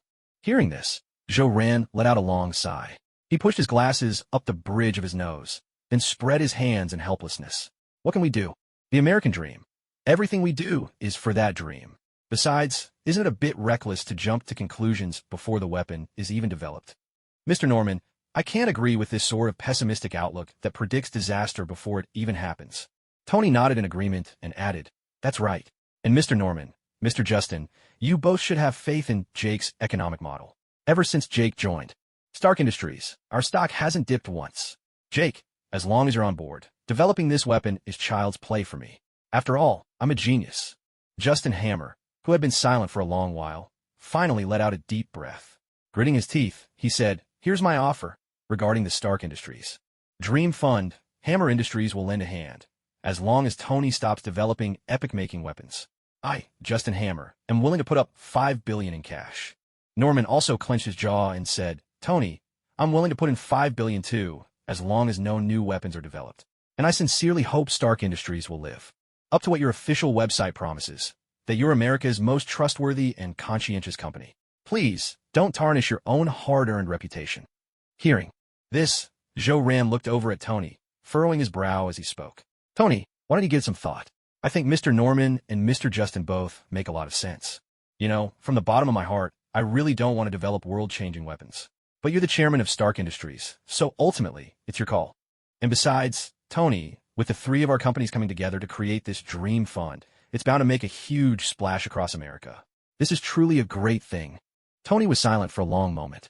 He took a deep breath and finally said, "All right then, Jake, my father Howard once told me that a person should always keep their word. So as for the weapons contracts, let's leave them as they are, just like before."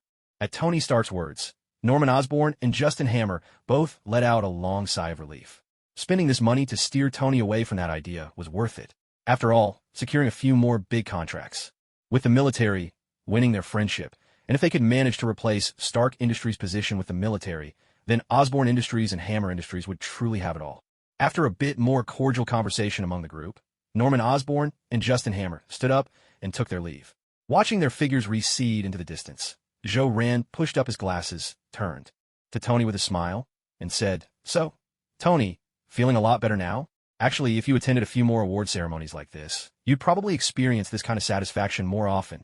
As long as you seize the opportunity, you're bound to make Norman Osborn and Justin Hammer squirm. The joy of making them uncomfortable is enough to keep me energized for weeks at work." Tony nodded at this, gave Joe Rand a big thumbs up, and burst out laughing. "You're right, Jake. Making those two old foxes squirm like that really does make me feel great. I'm absolutely energized right now." Norman Osborn and Justin Hammer, those two sly old foxes, are really going to bleed this time. Just seeing the looks on their faces made me so happy. I was holding back from laughing out loud the whole time. Joe Rand chuckled and replied, "But honestly, chances like this are hard to come by.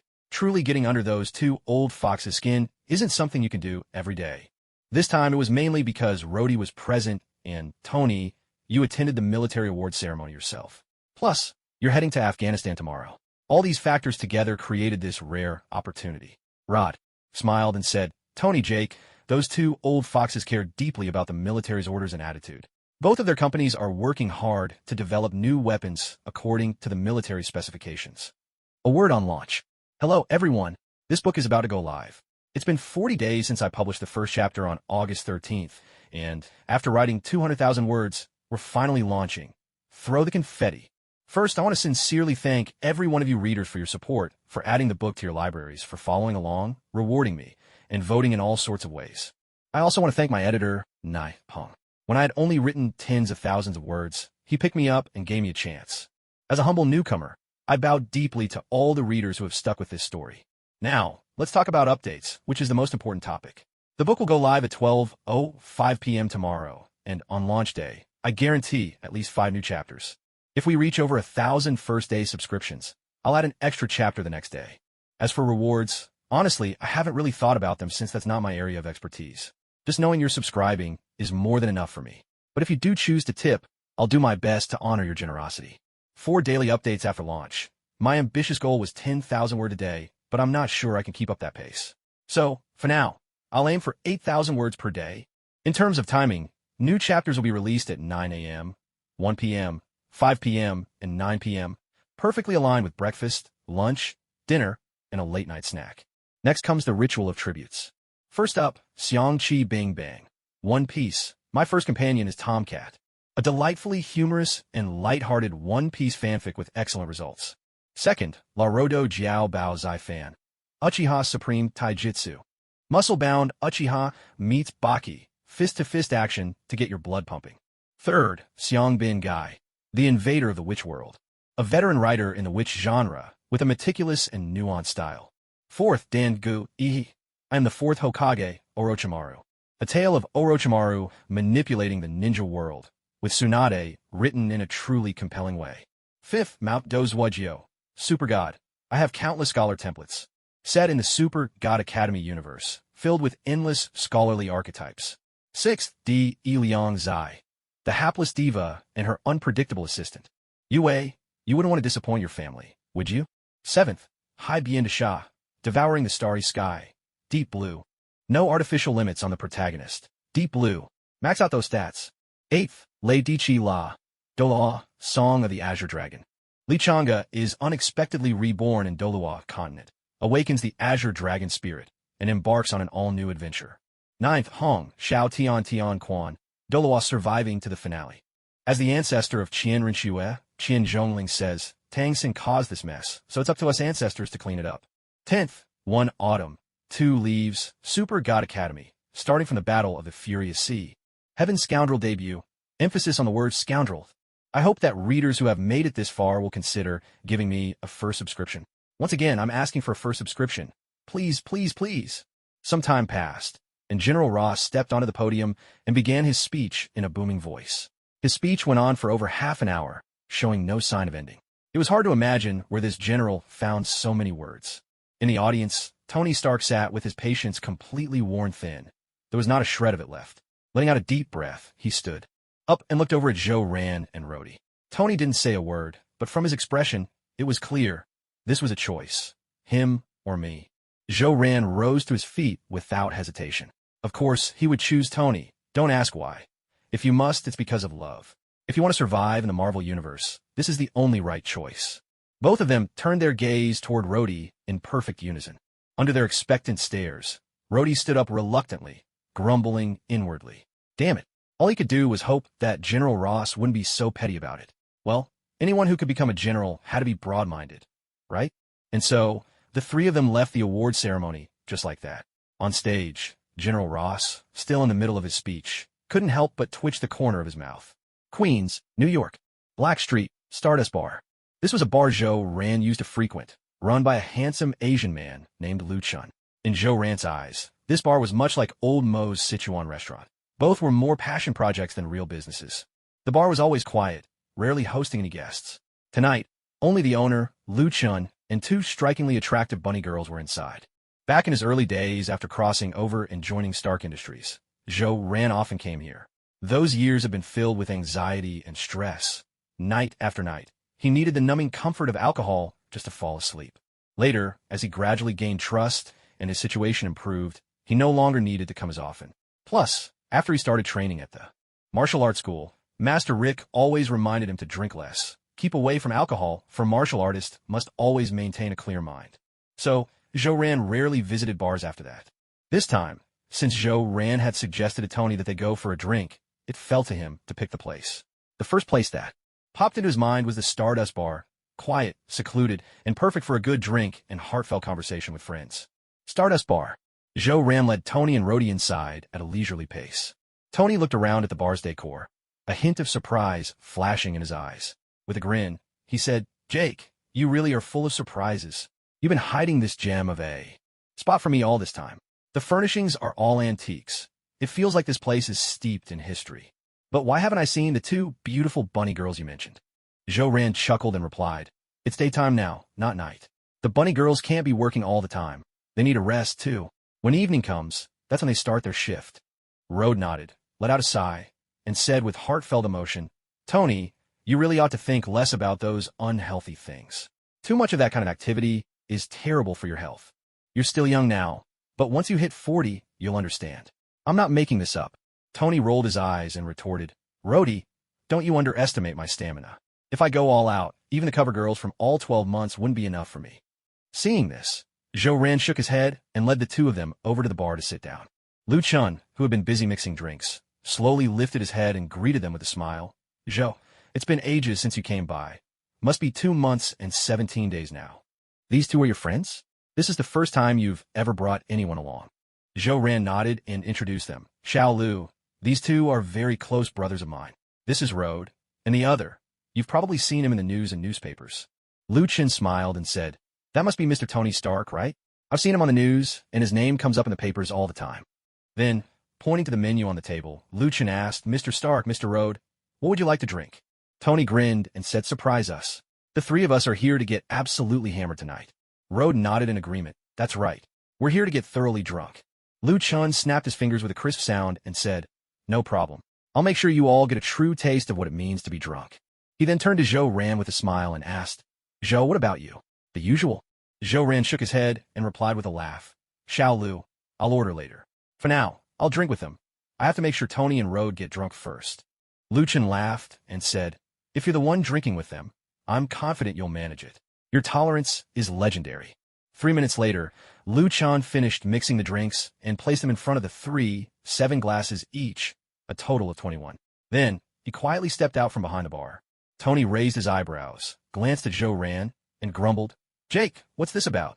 He just mixes the drinks and leaves without a word. No introductions or anything. I've never met a bar owner this eccentric before. I feel like I've been deeply wounded, me, Tony Stark.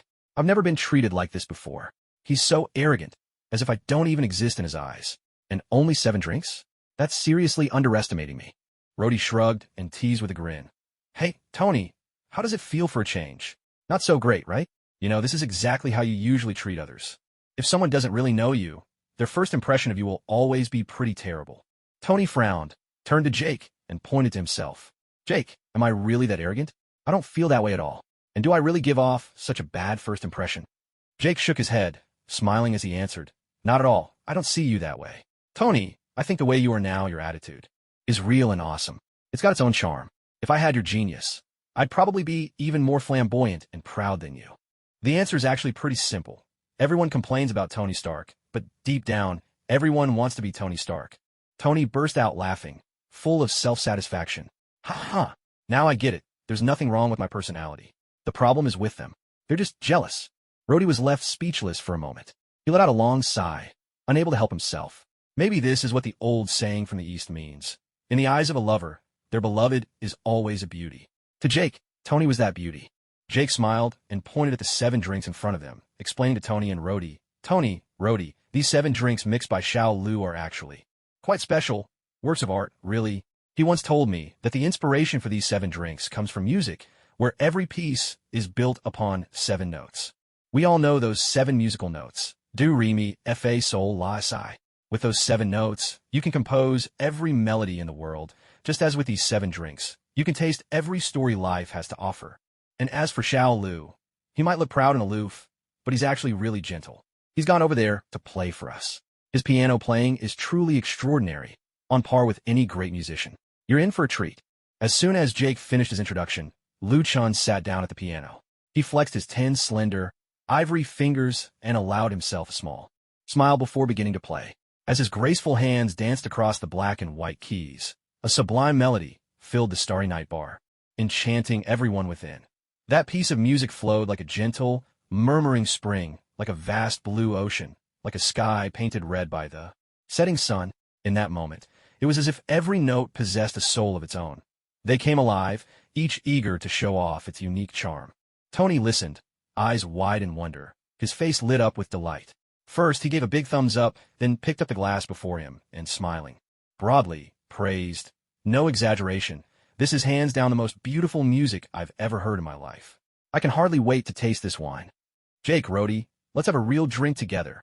Rhodey nodded, lifting his own glass with a chuckle. Absolutely, let's drink up. It's not often the 3 of us get to hang out together. Everyone's always busy. Who has the time? Well, except for Tony, of course. Joe Ran also picked up his glass, smiling as he replied, Rhodey, don't put it that way. If you do, I'll have to speak up for my boss. Tony is busy every single day, always inventing and creating. He's a real workhorse when it comes to brain power.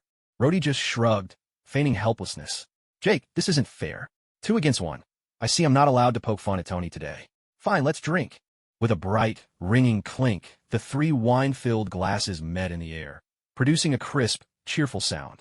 When middle-aged men drink together, their conversations rarely stray from 3 topics: complaints, boasting, and women. Of course, there's a 4th scenario, when the alcohol really hits and the nonsense starts to flow. Normally, Rhodey could hold his liquor, but today's drink was mixed by no ordinary hand. After just 1 glass, he felt a rush and launched into a spirited tirade. Oh, you know what? My boss is as dumb as a pig, and yet he expects everyone to sing his praises. He's got no brains at all. There's no end to the stupid things he gets up to. Did you hear? He actually fired missiles to set off fireworks for his girlfriend, and he called it romantic. If it weren't for his rich daddy, I'd have wrung his neck by now. Tony, hearing this, took a sip and his eyes sparkled with mischief. He burst out laughing. Rhodey, your boss is truly romantic, so romantic. Why didn't I ever think of something like that? Rhodes picked up his 2nd glass of wine and took a fierce swig before sneering. Romantic, sure, it's romantic, but this is absolutely not something a smart person would do. That idiot of a boss didn't even bother to come up with an excuse. If it were up to me, I'd have staged a military exercise right away. Despite not being drunk in the slightest, Joe Ran was sharply attuned to the details in Rhodes' words. Boss? What boss? The last time they'd met, Rhodes had never mentioned having a superior. His rank wasn't especially high or low, but it was quite unique. He answered directly to Washington, making him one of the top figures in New York's military circle. Rand smiled and asked, Rhodes, I remember you telling me last time that your word carries a lot of weight in New York's military, and that you report directly to Washington. So how come you suddenly have a boss? Rhodes gritted his teeth and spat out. How should I know?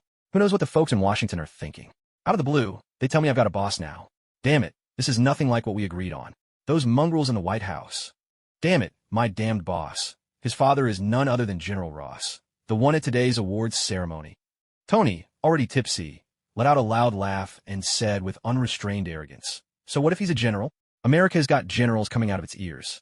Rhodes, do you want me to make your dream come true right now? We just got $1 billion from Oscorp and Hammer Industries. Take a slice of that, and it's more than enough to make you a 5-star general, a real 5-star general with actual power. Then you can walk right up to General Ross and give him a couple of good slaps. Honestly, I can't stand that guy. Been dying to hit him myself. Come on, let's go smack him around. I'll smash a bottle over his head. Seeing this, Rand quickly held Tony down just as he was about to get up. He took a sip of wine, cleared his throat quietly, and reminded, in a low voice, Tony, beating up Ross isn't the most important thing tonight. Don't forget what matters most. Rhodes and the pool party. Tony nodded at that and said, all right, let's put Ross on hold for now. Let's talk about something fun. Rhodes, you mentioned last time your wife's pregnant again. Is it a boy or a girl? Have you picked out any names? Fueled by the alcohol, Rhodes burst out laughing, swelling with pride as he said, it's twins, 2 boys. I'm thinking of naming one Tony and the other Jack. What do you think? Tony and Rand exchanged a glance and, as if on cue, cursed, Rhodes, fuck, you really are something else. Rhodes chuckled and said, hey, it's not just for laughs. I honestly hope my kids can be as outstanding as you two.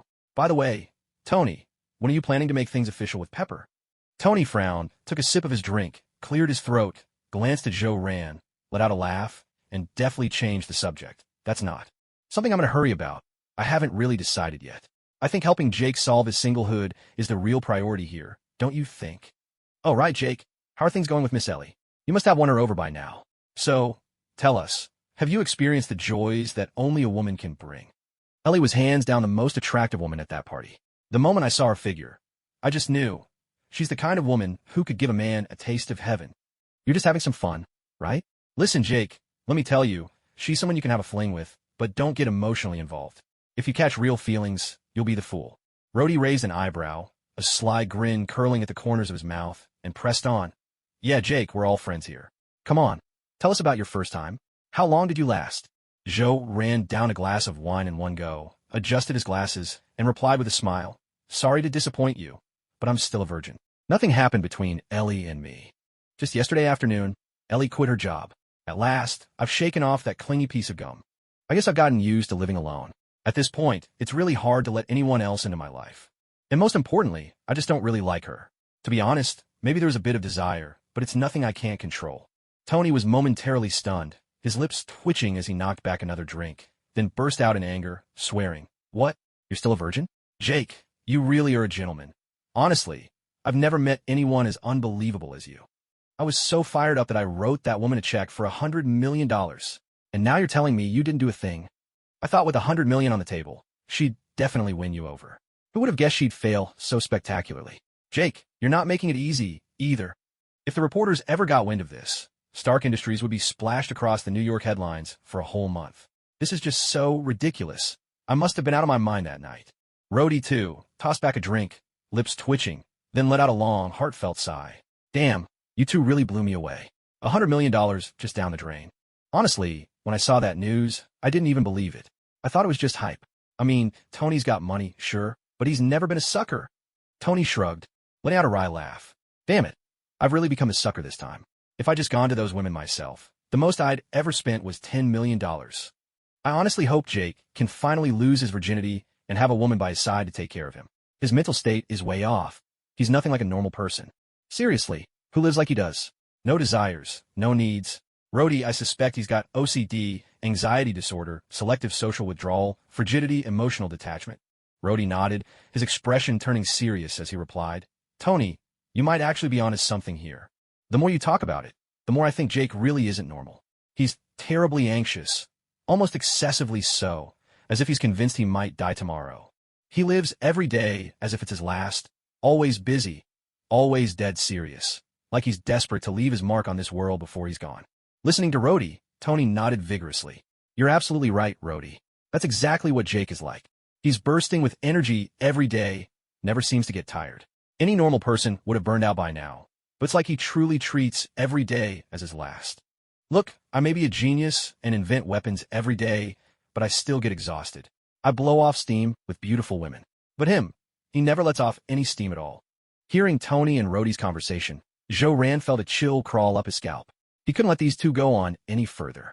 At this rate, he felt like a crab about to be cracked open so they could dig out his soft flesh. He cleared his throat and forced a laugh. Hey, Tony, Rhodey, you two sure have wild imaginations. There's really nothing wrong with me. Dr. Cornell has run tests on me several times already. Well, okay, maybe I'm a bit anxious, but it's nowhere near as bad as you guys make it sound. Tony frowned and said, Jake, you call that a bit anxious? Your anxiety is like a mountain. I don't get it. You must have some kind of anxiety disorder. Rhodey nodded in agreement. Yeah, absolutely. I think you do too. Come on, it's just us here. Why don't you tell us what's on your mind? Maybe we can talk you through it. We're seriously worried about you when you're like this. Joe fell silent for a few seconds. He picked up the glass of wine in front of him, took a sip, then let out a long sigh and smiled. Tony, Rhodey, it's because of my dream. Just as you said, I truly want to leave my mark on this world. I want to change New York a little. I feel that in a city as prosperous as New York, there shouldn't be places as strange as Hell's Kitchen. And the people of New York aren't nearly as happy as the news claims. Their happiness is an illusion. Most of them don't even own their own homes. Their lives revolve around taking out loans, then using their wages to pay off those loans. Competition in New York is harsh, cutthroat even. If they ever run into a financial crisis, their homes are confiscated.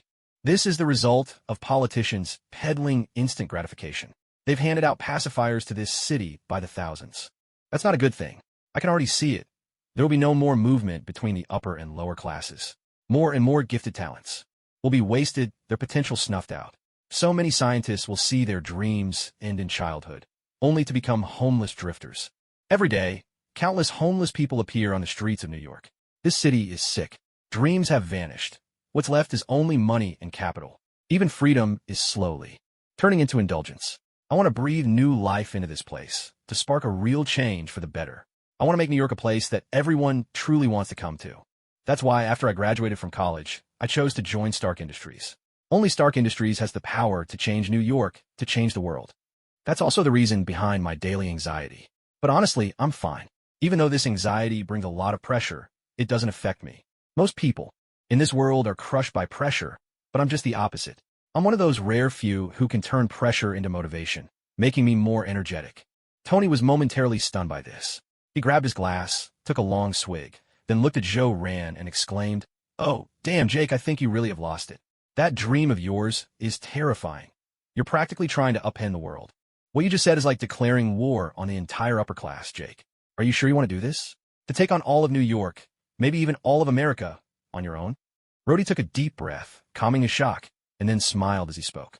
No, I don't think Jake is crazy at all. On the contrary, I think he's never been more clear-headed. It was precisely because Jake possessed such remarkable clarity of mind that he was plagued by anxiety and pain. He could see the deep-rooted sickness festering within New York, and he saw the city slipping further down the slope. That was why he longed to change this ailing city, like a surgeon in an operating room, pouring his entire being into saving a patient, unable to afford even a moment's slackness, wholly absorbed in the task. By the way, Jake, relying on Stark Industries alone isn't enough to realize your dream. I have an idea, a really great idea. As Joe heard Rhodey's words, his heart skipped a beat. An overwhelming excitement surged inside him. He knew Rhodey was about to give him a golden opportunity, a piece of advice that could truly help. But Joe kept his composure, hiding his excitement behind a calm facade. In the dimly lit bar, a subtle glint flashed in his eyes, though neither Tony nor Rhodey noticed. He took a small sip of his drink, furrowed his brow with curiosity, and asked, Rhodey, what's your idea? Rhodey took a hearty swig of his drink and burst out laughing. Jake, run for the next mayor of New York. Once you win, you'll be able to heal this sick city as you see fit. As long as the taxes keep coming in, or you even raise them a bit, Washington will back you. Those crooks in the White House don't care who the mayor is. All they care about is whether New York keeps being a major taxpayer. You could easily win re-election and have the chance to really cure the city's ills. I'll rally support for you from the military here in New York. I can't wait to see Jake as mayor. Tony, hearing this, downed his drink in one go and grinned. Rhodey, that's honestly a brilliant idea. Jake, I think it's fantastic too. You should seriously consider it. With Stark Industries behind you financially and Rhodey's military connections, we've already got a solid shot. The next election is in about a year, but the current mayor, Old John, even if he's a bit muddled, still has a lot of prestige. There's no dirt on him, and I've heard he's pretty clean. That could be tricky. We'll need to gather more support. Rhodey shook his head with a smile, then began to strategize. Just because Old John is spotless doesn't mean his son, Young John, is too. I know a bit about that guy. He's arrogant. Maybe we can find a breakthrough there. Tony nodded and suggested, how about I throw some money around, stage a honey trap, and accuse him of assault? Stir up the media, and make it look like the son's a criminal. Maybe even tie it to the father? That's not a good idea. Not at all. I'm afraid your beauty trap won't work. Little John is the mayor's son. He's never short of beautiful women. And what if that beauty simply switches sides? I think we need something bigger. Create a conflict. Make Little John fire a gun. The mayor's son committing murder with a firearm. That would definitely stir up public opinion even more. Road, that's way too ruthless. No way. Is this how you guys in the military operate? Ahem. Zhou Ran listened to his two close friends plotting all sorts of schemes, and his heart swelled with emotion. This is what true friendship looks like. He raised his glass, let out a long sigh, and smiled. Tony Road, you two really are. Let's talk about this later. As for running for mayor of New York, I'll give it some thought. Even if I do run, I won't use such tactics. I want to become mayor of New York fair and square, so that not a single person in the city has any complaints. For now, let's just drink. Didn't we agree to get thoroughly drunk tonight? Tomorrow, both of you are heading to Afghanistan, and if everything goes according to schedule, the next time we meet should be a week from now. Clink. 3 glasses brimming with liquor came together, producing a bright and pleasant chime. The 3 of them drank and chatted, losing track of time in conversation. They'd arrived at the bar at noon, and now, the sky outside had grown dark. Zhou Ran glanced down at his watch. It was already 8 in the evening. Then he looked at Tony and Rode, who were now drunk, fast asleep, and holding each other tightly. Zhou Ran couldn't help but shake his head. It seemed tonight's pool party was officially off. The plan had fallen apart. Originally, he'd thought about getting Rode drunk, having Tony take him to the pool party and capturing Rode's embarrassing antics. But he never expected that Tony would get drunk as well. The number of empty glasses on the bar revealed each man's drinking capacity. Tony had downed 6.5, Rode had 4, and Zhou Ran had finished off whatever was left in. Their glasses, his own total equaled that of Tony and Rode combined. These two really couldn't hold their liquor, and the drinks S.H.I.E.L.D mixed tonight weren't even that strong. He remembered the first time he'd tried this very set of cocktails, this splendid symphony. He'd managed to drink 7 in a row and was completely smashed back then. Now, these 7 drinks felt no different from sipping soda. Zhou Ran chuckled to himself. He wasn't even the slightest bit tipsy. In fact, he felt completely clear-headed. He took out his phone from his pocket, and the first thing he did was call Potts to let her know that Tony wouldn't be coming back to the villa tonight. He'd be staying over at Zhou Ran's place. Next, he made another call to the military, informing them that tonight, Rhodey and Tony would be staying together. The two of them still had matters to attend to, and come morning, they would head straight to the airport and board Tony's private jet to Afghanistan. After making both calls, Zhou Ran let out a long, steady breath and collapsed into his chair. He tapped the surface of the bar lightly with 2 fingers, as if playing a quiet tune. His entire demeanor was utterly relaxed, a stark contrast to his usual image as a workaholic. Just from this hint of lazy ease, it was clear that he was in a genuinely good mood. He was practically beaming with happiness. A carefree smile spread across Zhou Ran's face. That deep exhale just now seemed to have released a decade's worth of suppressed anxiety. He felt immeasurably lighter. At last, he could truly allow himself a bit of respite. Safety was finally within reach. When Tony Stark boarded his plane to Afghanistan the next morning, the world would be on the brink of monumental change. A new era was about to dawn. Iron Man was about to make his entrance, and with Iron Man's protection, Zhou Ran could finally feel completely secure. He had always believed in being prepared for danger, even in times of peace, in thriving amid adversity, and perishing in comfort, never celebrating victory before the battle was won. Zhou Ran had always been a man of clear goals, and now, having secured Tony's most valuable friendship, his safety was assured. He lowered his head, once again pondering his own future, seeking the path to further elevate himself. This was the path he had mapped out over the past few days, the one he subtly guided the conversation towards, until Rhodey finally voiced that brilliant idea. It was the road that gleamed ahead like a sunlit avenue. To become the mayor of New York City. Zhou-Ran nodded to himself. His next step must be to keep a low profile while steadily enhancing his reputation in every corner of New York. Eventually, in the mayoral election next year, he would win and become the distinguished mayor of New York City. Indeed, to become New York's mayor was, in some ways, akin to being a feudal lord in ancient times.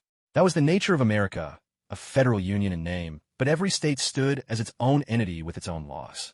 Once Zhou-Ran became mayor, he could easily disregard orders from the White House, following directives only when it suited him, so long as the folks in Washington received their taxes. Beyond that, he would have free rein to shape New York as he wished. If he truly proved himself capable, earning the heartfelt admiration and respect of the people of New York from all walks of life, upper, middle, and lower classes alike, he could go even further. Zhou-Ran could even take things to the extreme, leading New York to break away from the United States entirely, forging it into a city that belonged to him alone, his own urban fortress. But this is extremely challenging. It's absolutely impossible for anything to be perfectly satisfying to everyone. At best, one can only maintain a relative sense of fairness. Those ambitions linger only in Zhou-Ran's heart. Ambitions remain just that, and his mind is still remarkably clear. Besides, such lofty dreams can't help him face the unpredictable dangers that lie ahead. After becoming the mayor of New York, the very first thing he plans to do is to rally extraordinary powers. This city is already a cradle for an increasing number of superheroes, and with the right approach, they could be brought together under his banner. That way he could establish a special task force, a New York superhero squad. The lineup for this team has to be impressive, though he hasn't settled on a name yet. Perhaps the Pioneers League, the Watchers League, or the Superhero Association. He's still undecided between those three. Within this team, Iron Man, Tony, must be included. After all, Zhou-Ran shares the closest bond with Tony Stark, so his presence is a given. The Hulk is another candidate worth pursuing. Zhou-Ran isn't interested in the side of Hulk that's all brute strength and fury, roaring and rampaging. What he values is the vessel, the brilliant scientist who brought the Hulk to life, Dr. Bruce Banner. Then there's Ant-Man, Hank Pym, who is currently working at a biotech company under Stark Industries. Zhou-Ran isn't sure if the Pym particle has been developed yet, but Dr. Pym is someone he's determined to keep close. In this world, mastery of technology, truly understanding and wielding it, can, to some extent, make one nearly invincible. Zhou-Ran rubbed his temples and continued pondering. Thor, the Norse god, son of Odin, presents a bigger challenge, mainly because his hammer hasn't fallen in New York, which puts him out of the mayor's jurisdiction. If only that hammer would land in New York. Now that would be perfect. And then there's young Parker. Zhou-Ran isn't sure if, under his influence, Parker will still become Spider-Man. Even so, Parker would make a more than capable little Iron Man. He's a genius, a scientist in his own right, and definitely someone Zhou-Ran wants to recruit. Mutants are essential, too. As for the X-Men and the Brotherhood of Mutants, those teams are out of the question for his squad. Zhou-Ran pressed his fingers to his temples, mulling over which independent mutants he could seek out. Quicksilver should be within reach, and Wanda, the Scarlet Witch, might be as well. She is a formidable wielder of chaos magic, though her power is dangerously unstable and she's more offense than defense. And then there is someone who, in many ways, could be called the most formidable of them all, an absolute must-have for his team. That person is Deadpool. We absolutely can't forget about Deadpool. He's someone we have to win over. After all, he's got maxed out vitality, can't die, can't be destroyed, and is even crazy enough to want to date Death herself. The only trouble is, I have no idea where Deadpool is playing around these days. Where is he off causing chaos? How do I even get in touch with him? I'm already pretty strong as it is. Taking on Magneto, Apocalypse, Thanos, or Dark Phoenix, I might just have a fighting chance. But it still doesn't feel like enough. Sure, it looks like I can handle the threats on the realistic side, but when it comes to the mysterious ones, like those dark dimension demons such as Dormammu, now, that's a whole different level of disaster.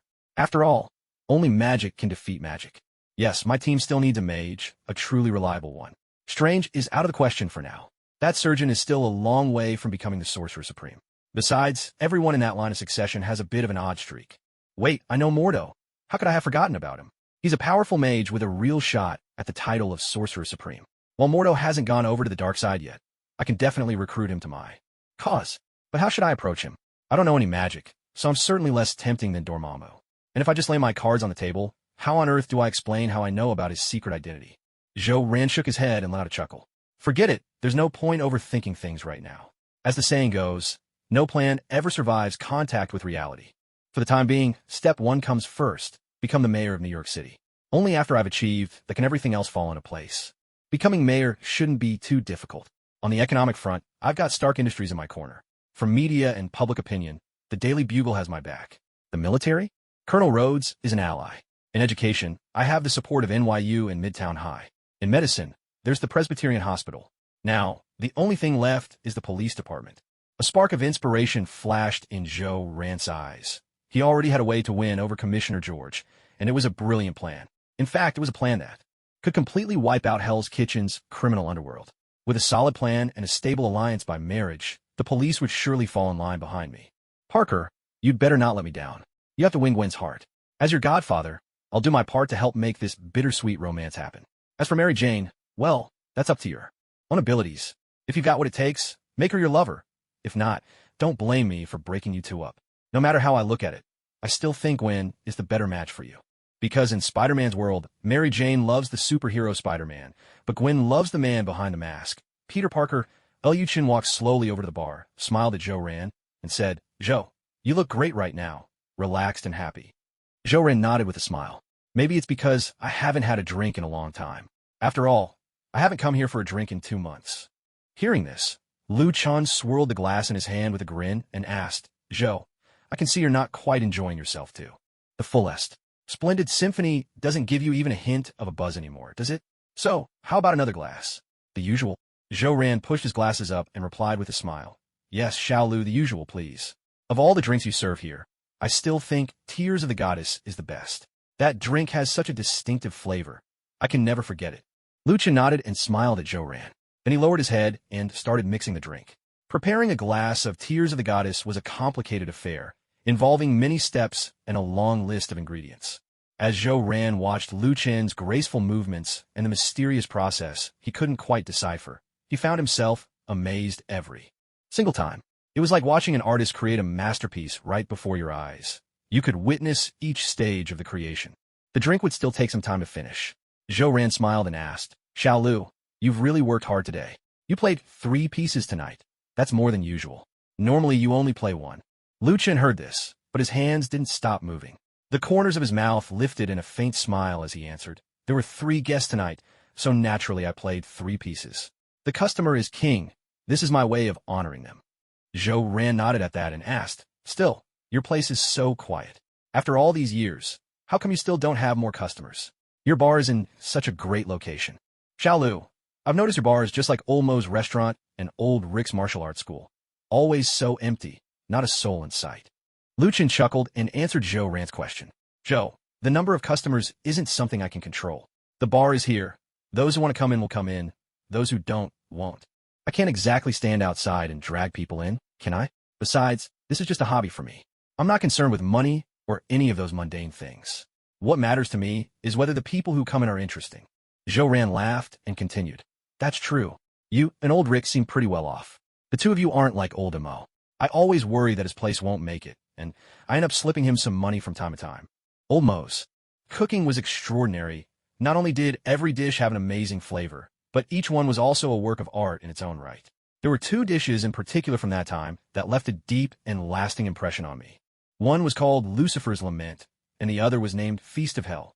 As Joe Rand spoke, Liu Chen's hands suddenly froze mid-cocktail. He slowly looked up and asked, "Feast of Hell, what kind of dish was that?" Joe Rand let out a long sigh and smiled. "That dish has stayed in my memory ever since. It depicted 10 demons of hell feasting together on a female angel. The angel was named Gabriel, the beloved of the fallen angel Lucifer, who was one of the 10 demons. And Old Mo's carving was so lifelike, it was as if he had witnessed the scene himself. He even captured the expressions and postures of the demons in intricate detail. I can still recall the look on Lucifer's face." Liu Chan gave a slight smile and asked, "And what kind of expression was that?" Joe Rand cleared his throat and spoke slowly. "You know, Liu, there wasn't even the faintest trace of sadness on Lucifer's face. Instead, he wore a wild, maniacal grin. Perhaps that's just how a demon thinks, something I can't begin to understand." Liu Chen nodded, and his hands stilled as well. Then, with practiced grace, he poured the shimmering pale blue cocktail into a crystal-clear vessel shaped like a teardrop. He placed this drop, the goddess's tear, gently on the bar and slid it over with a soft push. Every motion was elegant, as if choreographed, and he smiled at Zhou-Ran. "Zhou, the goddess's tear is ready. Please enjoy."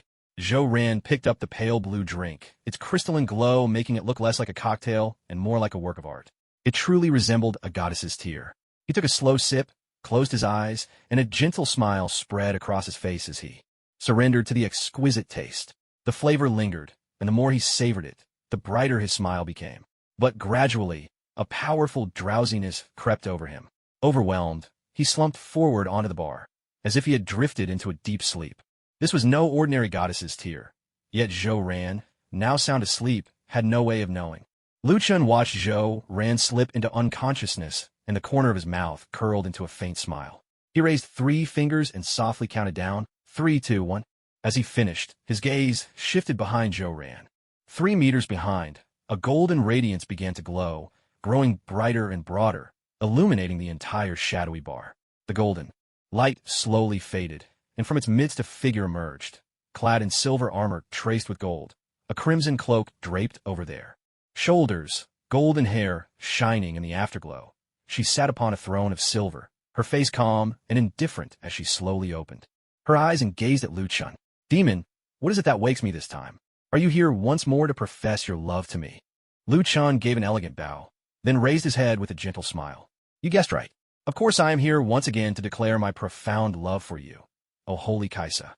And let me reiterate, I am not a demon. I am an angel, a fallen angel. I am Lucifer." With that, Lu Chun smiled and revealed his true form. Before her stood an angel with 6 midnight black wings, resplendent in supreme beauty and wisdom. Shadows of silver light shimmered around him, the very light of the morning star, the radiance of the breaking dawn, the promise of a new day. He was the great 6-winged seraph of heaven, Lucifer. He was the most wicked of hell's lords, the fallen angel Lucifer. Kaisa shook her head, her blue-green eyes regarding the angel before her with cool detachment. "Well, Lucifer, even if you are an angel, a beautiful one at that, there is still not the slightest possibility between us. But, Lucifer, for the sake of your former angelic self, I shall forgive this insolence, just this once. I hope this will be the last time. Should there be a next time, should you ever again act with such disrespect, then I, Kaisa, Queen of Angels, will not let it pass so lightly. And, as I understand it, an angel's love is pure. In a lifetime, an angel can love only one, protect only one. That person is the one I love, the one I vow to protect. That vow, an angel can utter it only once in a lifetime. Though he cannot hear me now, and may never hear me again, it will not change the love I bear him. Every time I awaken, I whisper those words to him." Kaisa slowly rose from her throne and walked to Zhou-Ran's side.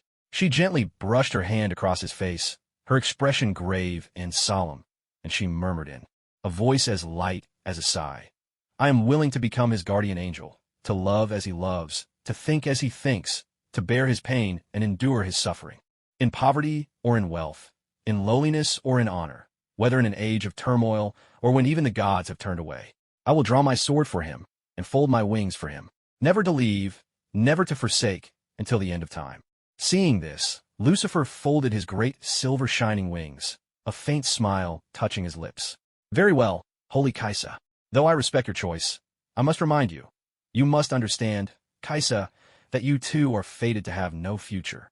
"Kaisa, do you truly know where you come from?" Keisha furrowed her brow and asked. "My true origin? That's something I've never really considered." Lucifer nodded, offering a gentle smile as he explained. "You are the Queen of Angels, destined to become God in the future.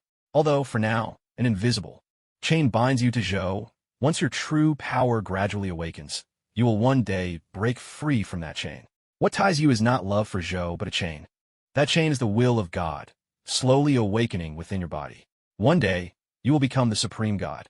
A long, long time ago, I fell from the heavens, bearing with me a third of the morning stars. I went from being the archangel, Lucifer, to the fallen lord of hell. Together with all the lords of hell, I seized heaven, slew God, and slaughtered all the angels. But every lord of hell, myself included, knew this truth. God did not die because of us. God chose to embrace death. One day, God will return, rise again from death, and let the divine light shine once more. And you, the true origin of the holy Keisha, are the embodiment of all the shattered souls of the slain angels. You are the will of heaven itself. You will become the next God. That is who you truly are. In truth, holy Keisha, it is not you whom I love, but Gabriel, who sleeps within your body. When you become God, all the dead angels will return to life, and Gabriel will be reborn as well. Upon hearing this, Keisha shook her head, a smile curving her lips. Lucifer, perhaps what you say is indeed my true origin, but I do not feel some chain binding me. If the chain you speak of is destiny, then yes, I suppose it could be called a chain. My fate and his have long been intertwined. Without him, there would be no me. Before all this, the justice of holy Keisha was to protect the civilization of the whole known universe. After all this, my justice is to protect him alone. Lucifer listened, then let out a soft laugh. Once more, his mighty wings unfolded, gleaming with silvery light. Slowly he spoke, if that's the case, then I shall be the one to sever this chain of fate and set you free. I've carried this thought for a long time. As his words faded, a silvery radiance appeared in Lucifer's hand, the light of dawn, the morning star, the brilliance of daybreak. His eyes shone with the light of countless stars as he raised the shining blade high and brought it down between S.H.I.E.L.D and Keisha. The snowbound peaks of the Himalayas, eternal in their white silence. At Kamar-Taj, the sacred sanctuary of sorcerers, the great sorcerer supreme, Ancient One, was deep in magical meditation. Suddenly, her wise eyes flew open, and her brows drew together in alarm. She sensed a surge of immense power, power from the hell dimension, power that belonged to the fallen angel, the demon king of hell, Lucifer. It was the power of the morning star, a force that made up a third of the whole. This was the strength God had bestowed upon Lucifer. This power was truly overwhelming. After all, Lucifer was a being even more formidable than Mephisto, and he had to be stopped at all costs.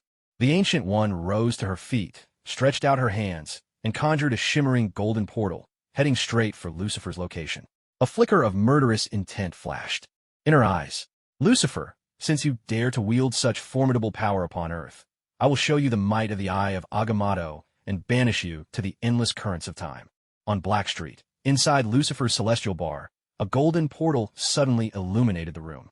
Through it stepped a bald, imposing figure, donned in orange monk's robes, the Eye of Agamotto gleaming at her neck, her presence radiating lethal intent and icy determination.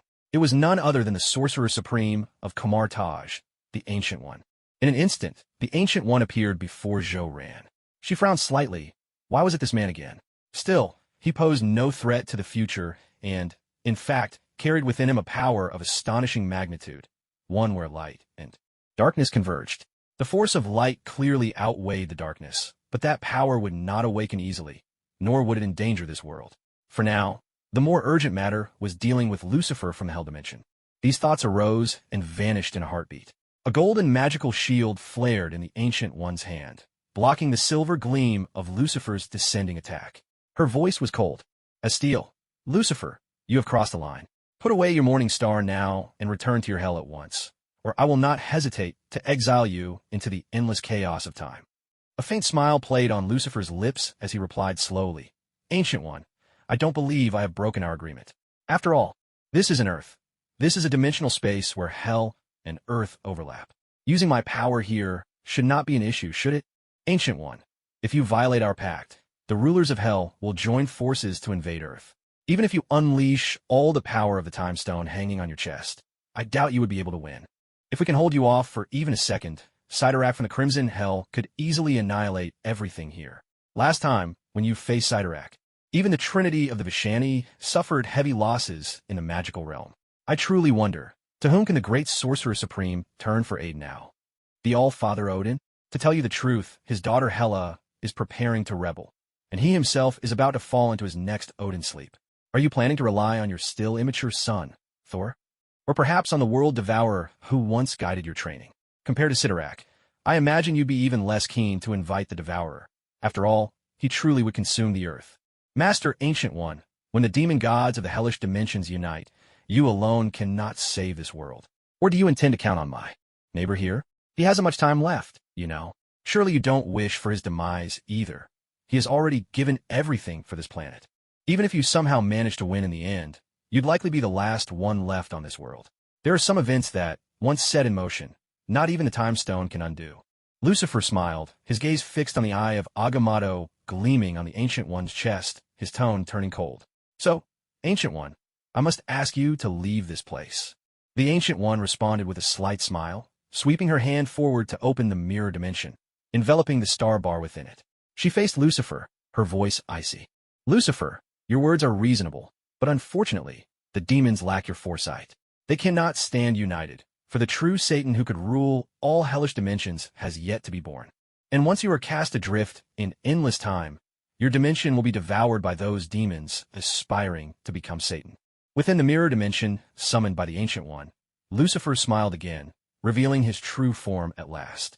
He appeared as an angel with 6 mighty, jet-black wings, radiant with supreme beauty and wisdom, though marred by the pair of curling, goat-like horns. Atop his head, the mark of a demon. 2 crimson tear streaks marked his handsome face, seared there by the burning grief of losing his beloved Gabriel.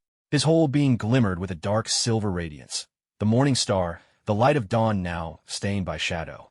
Once, as the seraphim leader Lucifer in heaven, this silver gleam had been pure and holy, a sacred force. But now, fallen as the lord of demons, the morning star's silver was tainted with the black of hell. The power was no longer divine. He had lost the holy light of the morning star that could save the world. The power now brimmed only with ruin and destruction. Lucifer raised his hand, the dark silver brilliance of the morning star pulsing within his grasp. He looked to the Ancient One and asked with a smile, Master Ancient One, how long has it been since you last witnessed the power of the morning star? Seeing this, the Ancient One too unveiled the true might of the Sorcerer Supreme. Golden magical light flared from her form, soaring straight into the heavens. Behind her, a surge of potent magic erupted, and at its heart, the solemn and majestic phantoms of the S.H.I.E.L.D descended from the spiritual realm, 3 as one. A brilliant golden light shone in the eyes of S.H.I.E.L.D's spectral form as he chanted ancient, unknown incantations. Innumerable streams of magical energy surged through the mirror dimension, and one forbidden spell after another took form in an instant. At the same time, the eye of Agamotto on the Ancient One's chest blazed with a dazzling green glow. The Supreme Time Stone was unleashing its formidable power. The sky within the mirror dimension fractured and reassembled repeatedly, until a vast golden web of magic stretched across the heavens. The Ancient One fixed her gaze on Lucifer, her voice cold as frost. Lucifer, how long has it been since you last witnessed my wrath? On Earth, no dimensional demon dares offend me. Prepare yourself for exile. Confidence radiated from the Ancient One. Here, on Earth, her own domain, any demon from any dimension was doomed to defeat at her hands. This was the territory of the Sorcerer Supreme. While dimensional demons were difficult to destroy, she could banish them completely. Her eyes locked on Lucifer as she began to channel the power of the Eye of Agamotto. Streams of green, time-charged energy surging toward him. Simultaneously, the threefold Vishanti hurled forbidden spells at Lucifer, flinging them as effortlessly as tossing pebbles. Faced with this overwhelming barrage of forbidden magic and the looming might of the Time Stone, Lucifer's expression grew grave. His 6 massive, obsidian wings erupted in resplendent, silvery darkness, folding protectively around his body. Then, an endless torrent of morning star power burst forth from within him, furiously battering the boundaries of the mirror dimension crafted by the Ancient One. Lucifer was determined to shatter this world and, through his morning star power, open a conduit to his own dominion within hell. He was set on dragging his dimension to Earth. Sensing Lucifer's attempt to draw his infernal realm into the world, Dormammu, lord of the dark dimension and a longtime invader of Earth, seized the opportunity.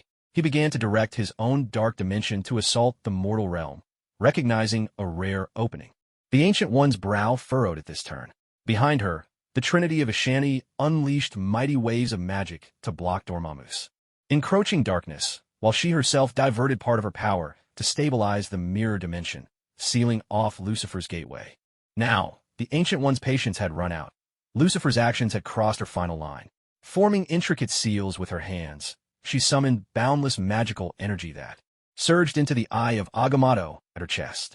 Green light flared in her eyes, as in a single instant, she glimpsed 10,000 ways across countless futures to deal with.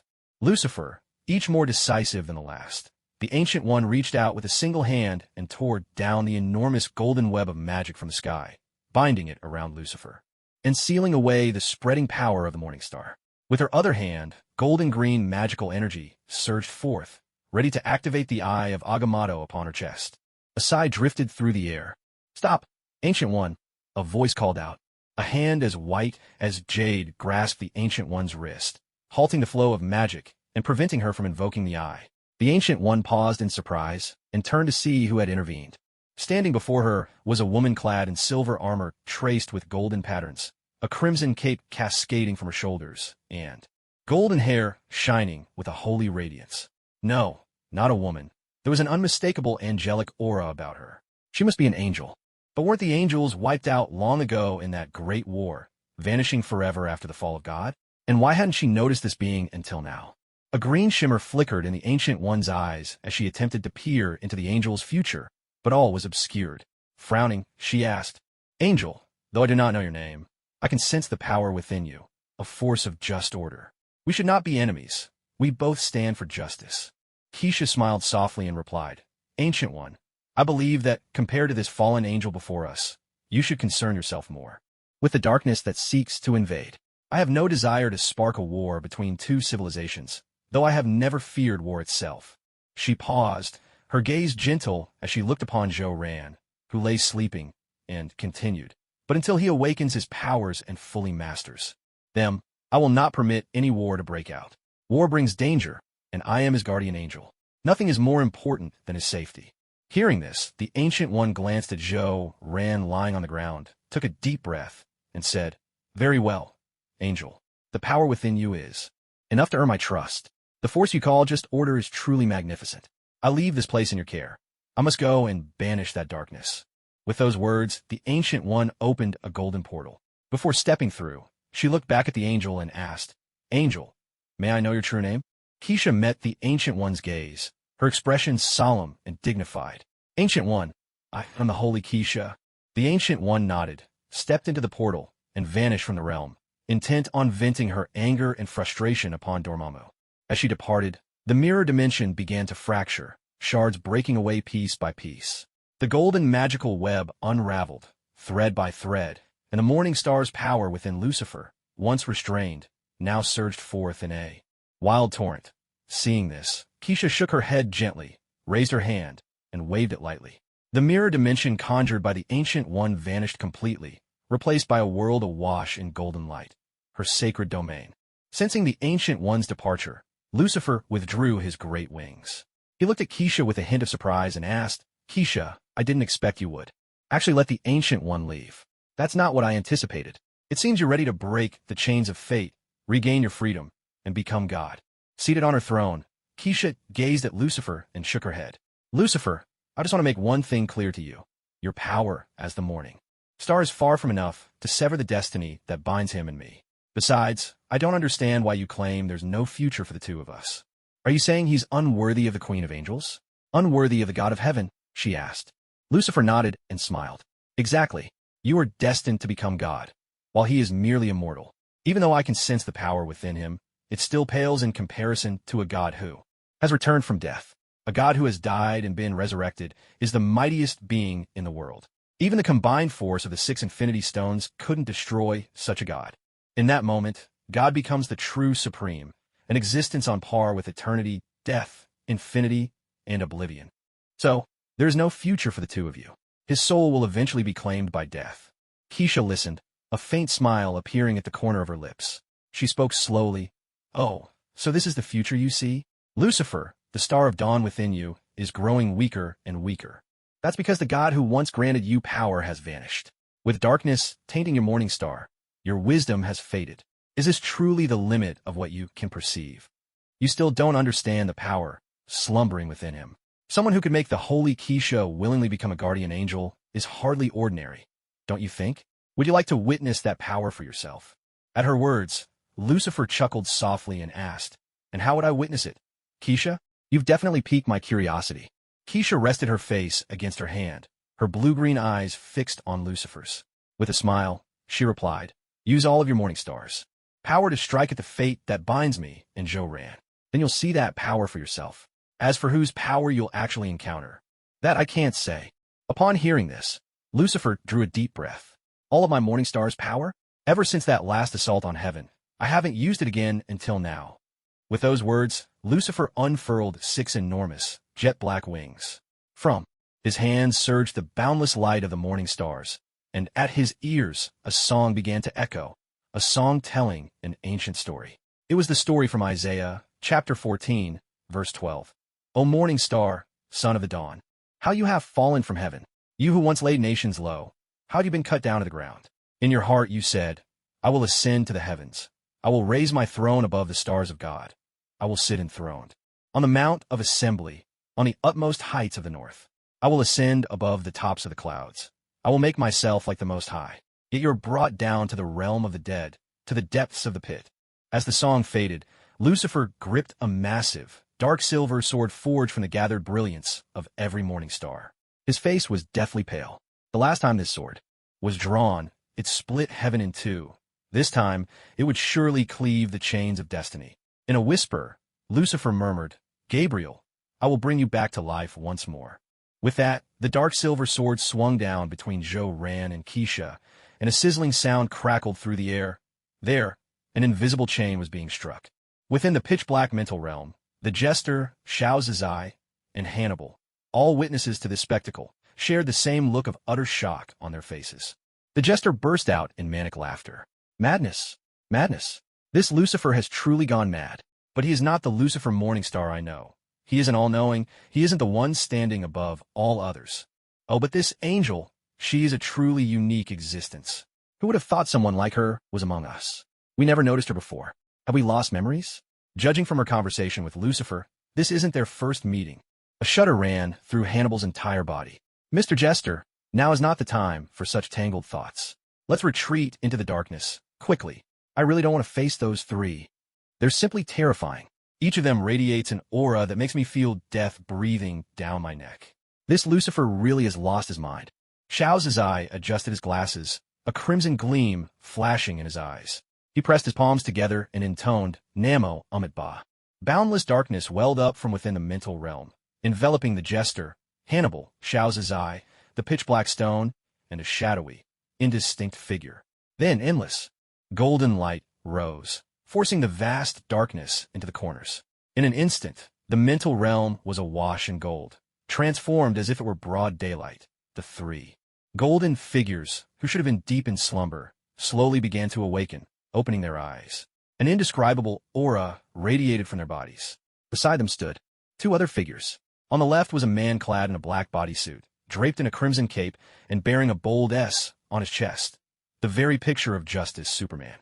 At this moment, Superman lowered his head, his brows furrowed tightly in distress. Though he was the embodiment of darkness, a profound sense of helplessness welled up within him. In front of these three golden figures, he felt utterly powerless, like a newborn child, frail and defenseless. Darkness was supposed to stand in opposition to light, yet now the scales of power had tipped, so heavily that he alone could not withstand even a third of their radiance. This was unthinkable. He needed to become stronger, far stronger, powerful enough to stand alone against all three golden beings. For now, all he could do was secretly hope that this body would soon encounter some irresistible danger. Only then could he take control. Only then could he grow more powerful. On the right stood the Buddha Emperor Tathagata, clad in a golden kasaya, a radiant sun haloing his head, his features serene and benevolent. Pressing his palms together, he softly recited, Namo Amitba. Yet again, he had no chance to act. Lucifer was not an adversary he could face. Still, he wondered whether the world-honored one would intervene this time. This fallen world was in desperate need of the Buddha's teachings for salvation. With this thought, Tathagata's heart brimmed with anticipation. Among the three golden figures, the one on the right, Shakyamuni, turned to the other two, pressed his palms together, and smiled as he asked, This body has not perished, nor has this world ended. It is not yet the time of boundless merit, so I cannot emerge. Which of you will step forward to teach that brazen and reckless demon a lesson? The golden figure on the left shook his head and replied, My power has not fully awakened. It is still in the process of gestation. This was the same golden figure who had spoken with Shakyamuni the last time. Upon hearing this, the golden figure at the center let out a long sigh, stretched lazily, and grumbled, Ah, you two really have troublesome restrictions. Shakyamuni, I understand your limits. Hey, you on the left, you don't have any restrictions, do you? I hope you awaken your strength soon, so I won't have to get involved. He muttered, disturbing my beautiful dreams. How troublesome, truly troublesome. Having to deal with a demon who's lost his way is just too much of a bother. This was the first time the golden figure in the center had spoken. After venting, the central golden figure slowly stepped out from where he stood. The golden light that had enveloped his body gradually faded away. As the radiance dissipated, his true form was finally revealed. He wore a mane of golden, radiant long hair, and draped across his shoulders was a black and white robe left open at the chest. A black hood hung from the back of the robe, and an orange belt cinched his waist, leaving his upper body bare to reveal well-defined pectoral and abdominal muscles. His features were strikingly handsome, with a pair of crimson eyes. 2 ornamental charms hung from his ears, a pair of amethyst gourd pendants. He yawned, a languid, world-weary expression lingering on his face. Beyond the boundaries, within the sacred domain of Keisha, a harsh, metallic clanging echoed through the air. Lucifer gripped in his hand the massive dark silver sword, forged from the combined brilliance of every morning star, and again, he brought it down, with force upon the invisible chains of fate. Each collision between the morning star and the shackles of destiny produced an unbearably shrill, grating sound. Suddenly, S.H.I.E.L.D, who had been lying unconscious on the ground, opened his eyes. He slowly rose to his feet, and in that instant his short black hair grew into flowing long locks. Twin amethyst gourd earrings appeared at his ears. With a pair of calm, crimson eyes, he cast a lazy glance at Lucifer, then nonchalantly raised a finger to pick his nose, speaking in a laid-back drawl. "Hey, you Lucifer, right? Could you stop what you're doing? If you actually manage to break a hole in that chain, I'll have a real mess to clean up, you know?" Lucifer frowned at the sight of S.H.I.E.L.D before him, curiosity flickering in his gaze. "Who are you?" he asked. He stared at this utterly indolent figure, who lacked even a trace of a warrior's aura and was, at this very moment, picking his nose. A surge of irritation welled up in Lucifer. He truly couldn't see how this person could possibly be the equal of God. Could this nose-picking slacker before him really possess power surpassing that of the Almighty? At that, the little Vajra continued picking his nose, his tone flat as he began his introduction. "Oh, I'm the fusion of the 7 lucky gourd brothers. You may address me as Lord Little Vajra." Lucifer tightened his grip on the dark silver greatsword, pointing it at Little Vajra. "Are you the powerful force Keisha spoke of? Because I don't see it," he challenged. Upon hearing this, Little Vajra lowered his hand, ceasing the unseemly act. His eyes began to glow a vivid red, and he rose slowly into the air, his face now utterly impassive. Hovering above, Little Vajra gazed down at Lucifer with those scarlet eyes, as if regarding a newly hatched chick. His stare brimmed with disdain, and his voice was chilling as he declared, "I will give you 3 seconds to decide. You have 2 choices: kneel and submit to me, or die." Lucifer stared up at Little Vajra, his hand trembling despite himself. The dark silver sword forged from the morning star blazed with a fierce, dazzling light. So powerful. Is this the true form of Fulu Little Vajra? Simply by changing his posture and the tone of his voice, it feels as if he's become a completely different person. This overwhelming aura reminds Lucifer of God himself. The kind of formidable presence radiating from Fulu Little Vajra at this moment is something Lucifer has only ever sensed from God in the past. Little Vajra took a deep breath, descended from midair, dug at his nose with his finger, and glanced at Lucifer before speaking slowly. "Oh, did I just make you feel like I'm a real powerhouse? Now that you've sensed my aura, you must realize you can't beat me, right? So, Lucifer, you better leave now. If I have to fight, it's going to be a real hassle for me." Lucifer burst out into wild laughter at these words. He spread his 6 enormous, pitch-black wings, his eyes fixed on Little Vajra, and spoke with great excitement. "Fulu Little Vajra, come, let me witness your true strength. Let's have a battle to our heart's content." He was trembling with excitement, his blood surging wildly through his veins. The massive dark silver greatsword in his hand erupted with a dazzling brilliance as Lucifer expressed his deep longing for this fight. Looking at Fulu Little Vajra before him, Lucifer was reminded of that fateful war, of the time he slaughtered all of heaven and killed God himself. Though God had willingly suppressed his own strength and sought death, that battle had been thrilling and exhilarating for Lucifer. Now, faced with another opponent as mighty as God, the prospect of clashing with such power was exactly what he craved. This was far more exhilarating than facing someone like the Ancient One, who only relied on tricks and magic. Seeing this, Little Vajra scratched his head and let out a long sigh. "Aya, so you mean there's nothing left to discuss? What a headache." Then he reached behind his back and rummaged around, finally pulling out a rice cooker. He opened the lid, pointed it at the wildly excited Lucifer, and spoke slowly. "Lucifer, if I call your name, do you dare to answer?" Lucifer frowned at these antics, puzzled, and couldn't help but let out a questioning sound. No sooner had the left Lucifer's lips than the rice cooker in little Vajra's hands erupted with boundless golden light. That intense radiance shot straight at Lucifer. He instantly felt an immense force pulling at him from the rice cooker, like a colossal black hole relentlessly trying to draw him in. Lucifer's brow furrowed deeper. The dark silver greatsword formed by the morning star dissipated from his grip, and the silver light of the morning star gathered around his body, forming a protective barrier as he braced himself against the pull. A realization dawned in his heart, mingled with a surge of indignation. He had expected a thrilling, all-out battle, yet to his surprise, this fortunate little Vajra turned out to be a sorcerer.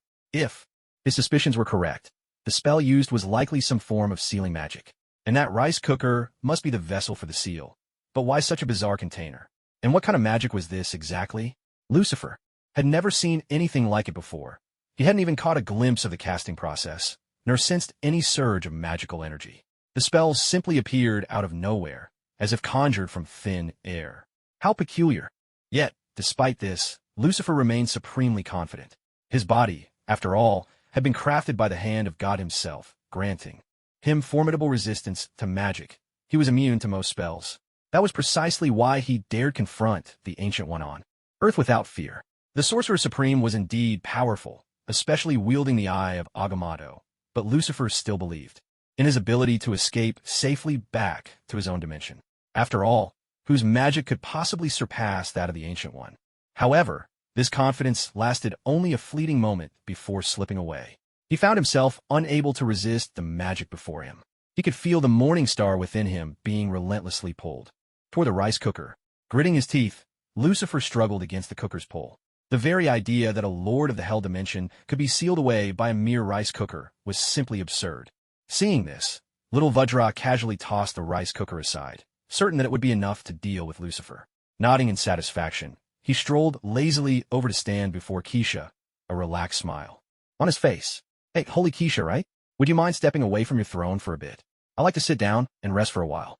Otherwise, I'm really afraid I'll end up damaging this fragile body." He glanced at Keisha and continued, "Holy Keisha, as the guardian angel of the primary personality, I think you ought to consider his body's well-being. After all, the strength of fortune little Vajra is truly formidable." Suddenly, little Vajra tapped his right temple with a finger, fixing his gaze on Keisha. "Besides, you've gone a bit too far this time. Shakyamuni just told me that, feeling bored, he used his foresight, future insight, or right awakening Alaya consciousness, to take a peek at what's to come. It seems you're likely to suffer a heavy blow soon. This enemy may be powerful, but to the three of us, he's really no more than a larger ant. Not that frightening. Still, Keisha, I'm sure you can see it. Before the primary personality is fully awakened, all three of us are beset by certain constraints. For the safety of the primary self, our tremendous power cannot be wielded lightly. If we force its use, the consequences for this world could be catastrophic." Keisha listened, a gentle smile appearing on her face. She looked toward little Vajra, nodded, and said, "I will protect him." With that, Keisha rose from her throne and walked away. Little Vajra lounged lazily on Keisha's throne, his eyes closed as he settled in for a rest. What a hassle! This is really troublesome. Who would have thought those two would be bound by such strange and complicated constraints? Shakyamuni's restrictions are endless merit and salvation. The other one's name is still unknown, and the specifics of his limitations remain a mystery. Who knows what powers he possesses? Sigh. Neither of them is free to wield their own abilities at will. That's truly pitiful.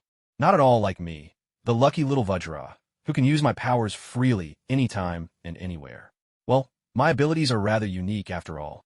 Just by coming here, I must have already caused some changes. Hopefully, nothing too disastrous. I just hope another demon lord doesn't appear, one who could destroy the world simply by complaining. The spiritual realm is filled with silence, a group of mute souls, barely any conversation, cold and empty. Maybe I should summon the space-time chicken for some company? Hey kid, my name's Time-Space Chicken. Let me tell you a story. I grew up on the grasslands, drinking dew when thirsty and eating grasshoppers when hungry. Not every chicken is a time-space chicken. That scenario feels just a bit too bizarre. Maybe I'd better not bring out the space-time chicken. Come to think of it, maybe it'd be more fun to conjure Thor, the god of thunder. This world does have a thunder god, after all. Imagine the scene when two Thors meet. Now, that would be entertaining. I am Thor, god of thunder. No, I am Thor. I am the true Thor. I am Thor, and for the glory of the northern gods, howl. Woof. Meow.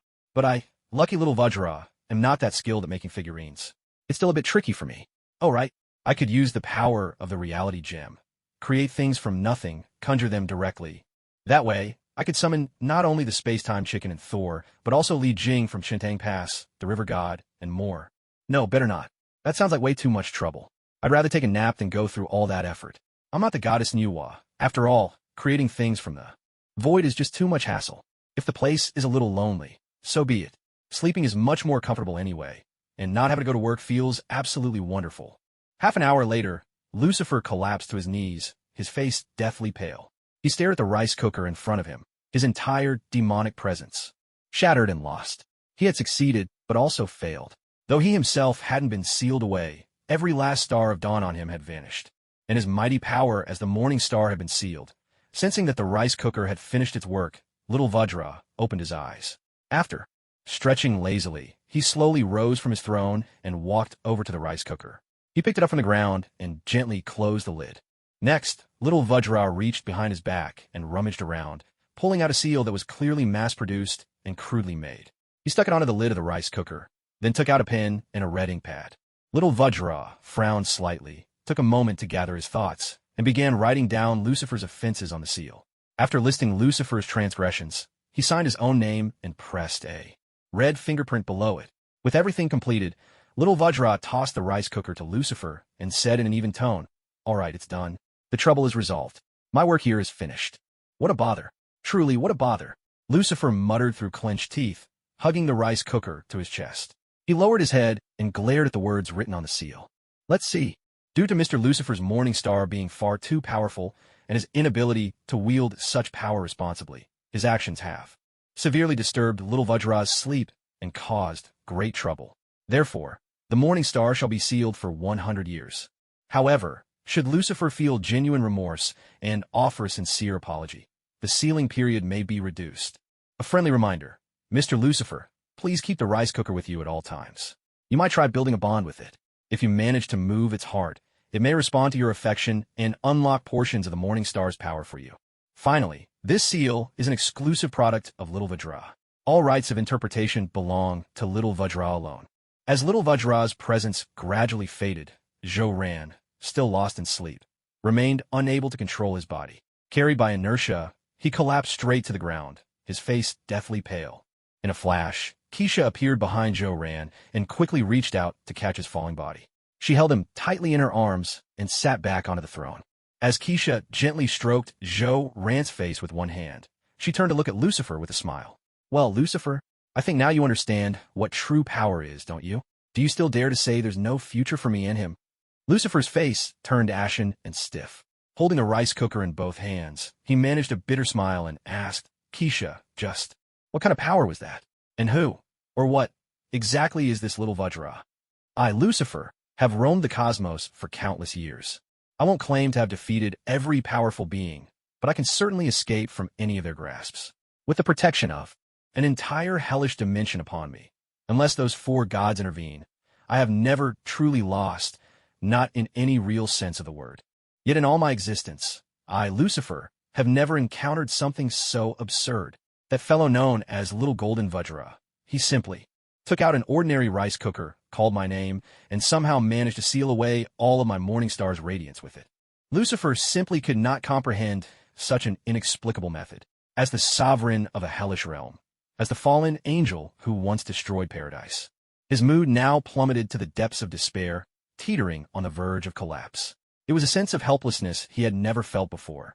And then there were the words Little Golden Vajra had written on the seal. He was instructing the Lord of Hell to bond with a rice cooker, to move a rice cooker to tears, and that only by doing so could he regain his power. What kind of ridiculous logic was this? Lucifer was almost tempted to self-destruct, not because he couldn't accept failure, but because he simply couldn't accept a defeat of this kind. He hadn't even fought Little Golden Vajra, and yet he'd already lost. Moreover, Little Golden Vajra hadn't shown any terrifying power at all. He hadn't even made a move, unless, of course, tossing out a rice cooker counted as an attack. If that's the case, Then Lucifer had nothing to say. What kind of ludicrous sealing magic was this? What kind of outrageous power was this, that with a mere rice cooker, the Lord of Hell could be sealed away? That with a simple rice cooker, the Lord of Hell could be subdued? It was laughable, utterly laughable. Lucifer could no longer show his face in his own hellish dimension. If the other lords of hell ever caught wind of this joke would circulate through the underworld for all eternity. Especially Mephisto, that chatterbox among hell's monarchs. If he found out, he'd spread the story across every infernal realm, across the entire universe. Oh, Olivier, stop sleeping.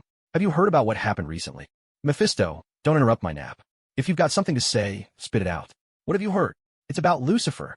This time, he lost 1/3 of his morning star power, that which God himself bestowed upon him. What? How'd he lose it? His morning star power was sealed inside a rice cooker. You know, the kind humans use to cook their food. And right now, Lucifer spends every day whispering sweet nothings to that rice cooker. Are you serious? Mephisto, you're not making this up, are you? Lucifer was actually sealed away by a rice cooker. Why would I lie to you? I have to tell every demon about this. Hey, Satanish, stop eating for a second. I have news for you. Hey, Surtur, did you hear? It's about Lucifer. Hey, Hella, let me tell you a joke. A love story between Lucifer and a rice cooker. In Lucifer's mind, he could already picture Mephisto traveling to every lord of the hellish realms, spinning tales of his humiliation. He shook his head fiercely. This must not get out. It absolutely must not. Keisha looked at the dejected Lucifer before her, smiled softly, and said, Lucifer, to be honest, I'm not entirely sure about the power that resides within Joran. I don't really know what sort of being this little golden Vajra truly is either. But you must have noticed the little golden Vajra wasn't truly angry. Not really. If he had been, what would be trapped in that rice cooker wouldn't just be your morning star power, but perhaps you, or even you and your entire hellish dimension. Hearing this, Lucifer let out a long sigh. You're right, Keisha. I could feel that the little golden Vajra was holding back. He didn't use his full strength. But, Keisha, I haven't lied to you. The God who returned from death is truly terrifying. Bit by bit, you'll feel the influence of heavens. Bit by bit, you'll feel the will of all the fallen angels. Bit by bit, you'll feel the will of the God who came back from death. When that time comes, your current will, Holy Keisha's will be utterly erased. No, not erased, but transformed. Holy Keisha's will would be completely replaced by God's will. You would become God. And then you'd lose all the love in your heart, for God knows nothing of love, or rather, his love never falls upon any single person. Besides, there's an invisible chain of law in this world, an unbreakable shackle. Lucifer drew a deep breath, and 2 burning tears rolled down his cheeks. He looked at Keisha and spoke in a low voice. Those whom angels love have never met a good end. After hearing this, Keisha lowered her gaze to Joran, and with her slender, pale fingers, she gently touched his lips. Then she looked up at Lucifer and smiled. If that day ever comes, I believe Joran will have awakened his own power by then. He'll find my will and bring it back to me. As for those whom angels love never meeting a good end, I think that's only because this world has never seen a guardian angel. No angel has ever sworn an oath to protect a human. Now I, the Holy Keisha, have arrived. That means this law, this rule, this chain of order must be rewritten anew. Upon hearing this, Lucifer furrowed his brow and gave a wry smile before speaking. Keisha, I hope things will unfold as you say. Our perspectives are not the same. When God truly awakens, you will understand that I have not been speaking in vain. Listening to Lucifer invoking God again and again, a flicker of anger flashed across Keisha's brow. She had never had much fondness for male angels, and she liked this so-called God of Lucifer's even less. If it weren't for the fact that Lucifer bore those jet-black wings the color of the river of gods, she, the Holy Keisha, would have already delivered her own brand of justice. Keisha arched an eyebrow, looked at Lucifer, and smiled, her words laced with scorn. Lucifer, I have no wish to argue with you any longer over these tiresome matters. I suggest you turn your attention to something more pressing, like figuring out how to free your morning star's power from that rice cooker. Her remark about the rice cooker left Lucifer momentarily speechless. The corner of his mouth twitched in embarrassment, but he still tried to maintain his bravado. I will retrieve my morning star's power from the rice cooker sooner or later. Don't forget, Dormammu, the Lord of the Dark Dimension, is a mighty sorcerer. He'll surely be able to break the seal. Suddenly, a series of clear, melodious chimes rang out. It was the sound of the wind chimes Lucifer had hung at the entrance to the starry bar. Normally, these chimes remained silent, Even if a mortal wandered in by accident, they wouldn't make a sound. They rang only when someone forced their way in. As the crystalline notes echoed through the air, Lucifer's expression grew grave. He took a deep breath and turned to Keisha, warning her. Keisha, something mysterious has entered. It's broken into this place, where the dimension of hell overlaps with Earth. I can sense its strength. My morning star was just sealed away by little Vajra of fortune and prosperity, and I am weak now. I'm no match for it. Keisha nodded, her face also growing solemn. Lucifer, I sense it as well. It's powerful. Her thoughts turned to what little Vajra had told her earlier, and to Shakyamuni's prophecy about the future. Could she be gravely injured? If so, perhaps this intruder was the very one Shakyamuni had foreseen with his vision of the future, the one who could truly wound her. A faint smile crept across Keisha's lips. As the angel queen who had built and safeguarded the order of justice across countless civilizations in the known universe, nothing could truly frighten the holy. Keisha, it had been a long time since she had risen from her throne or unfurled her wings. It has been ages since anyone has faced an enemy capable of making the divine. Keisha truly spread her wings. A female voice rang out, brimming with curiosity and wonder, as though she were speaking to herself, asking and answering her own questions. It was the voice of a woman's inner thoughts, echoing from the depths of her spirit. This voice drifted into Keisha's sacred domain, sounding clearly in both Keisha's and Lucifer's ears. At last, I've made it inside. Luckily, someone had already entered before me and left the faintest traces. Otherwise, I might never have noticed this place. Who would have thought the entrance would work this way? You can only come in if you believe, with unwavering faith, that there's something hidden here. Even a hint of doubt, and entry becomes impossible. So, this is where reality itself was twisted. I didn't expect it, but just like the sign outside, this place really is a bar. But why open a bar here? What a peculiar mutant. This power to warp reality. It's truly frightening, quite dangerous. This mutant has actually created an alternate space that overlaps with the real world, and both coexist at once. This spot is both a jewelry store and a bar. He must be an Omega-level mutant. But if this mutant ever drags the alternate space into the real world, reality itself would shatter in an instant. No wonder the professor sent me here.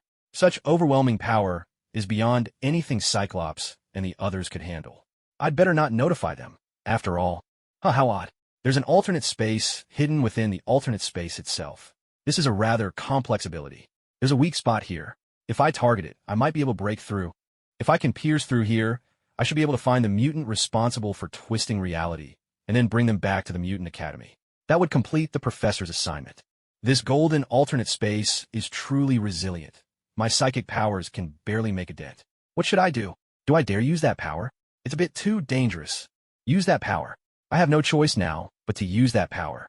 I must bring this mutant to the Mutant Academy and let Professor X guide him properly.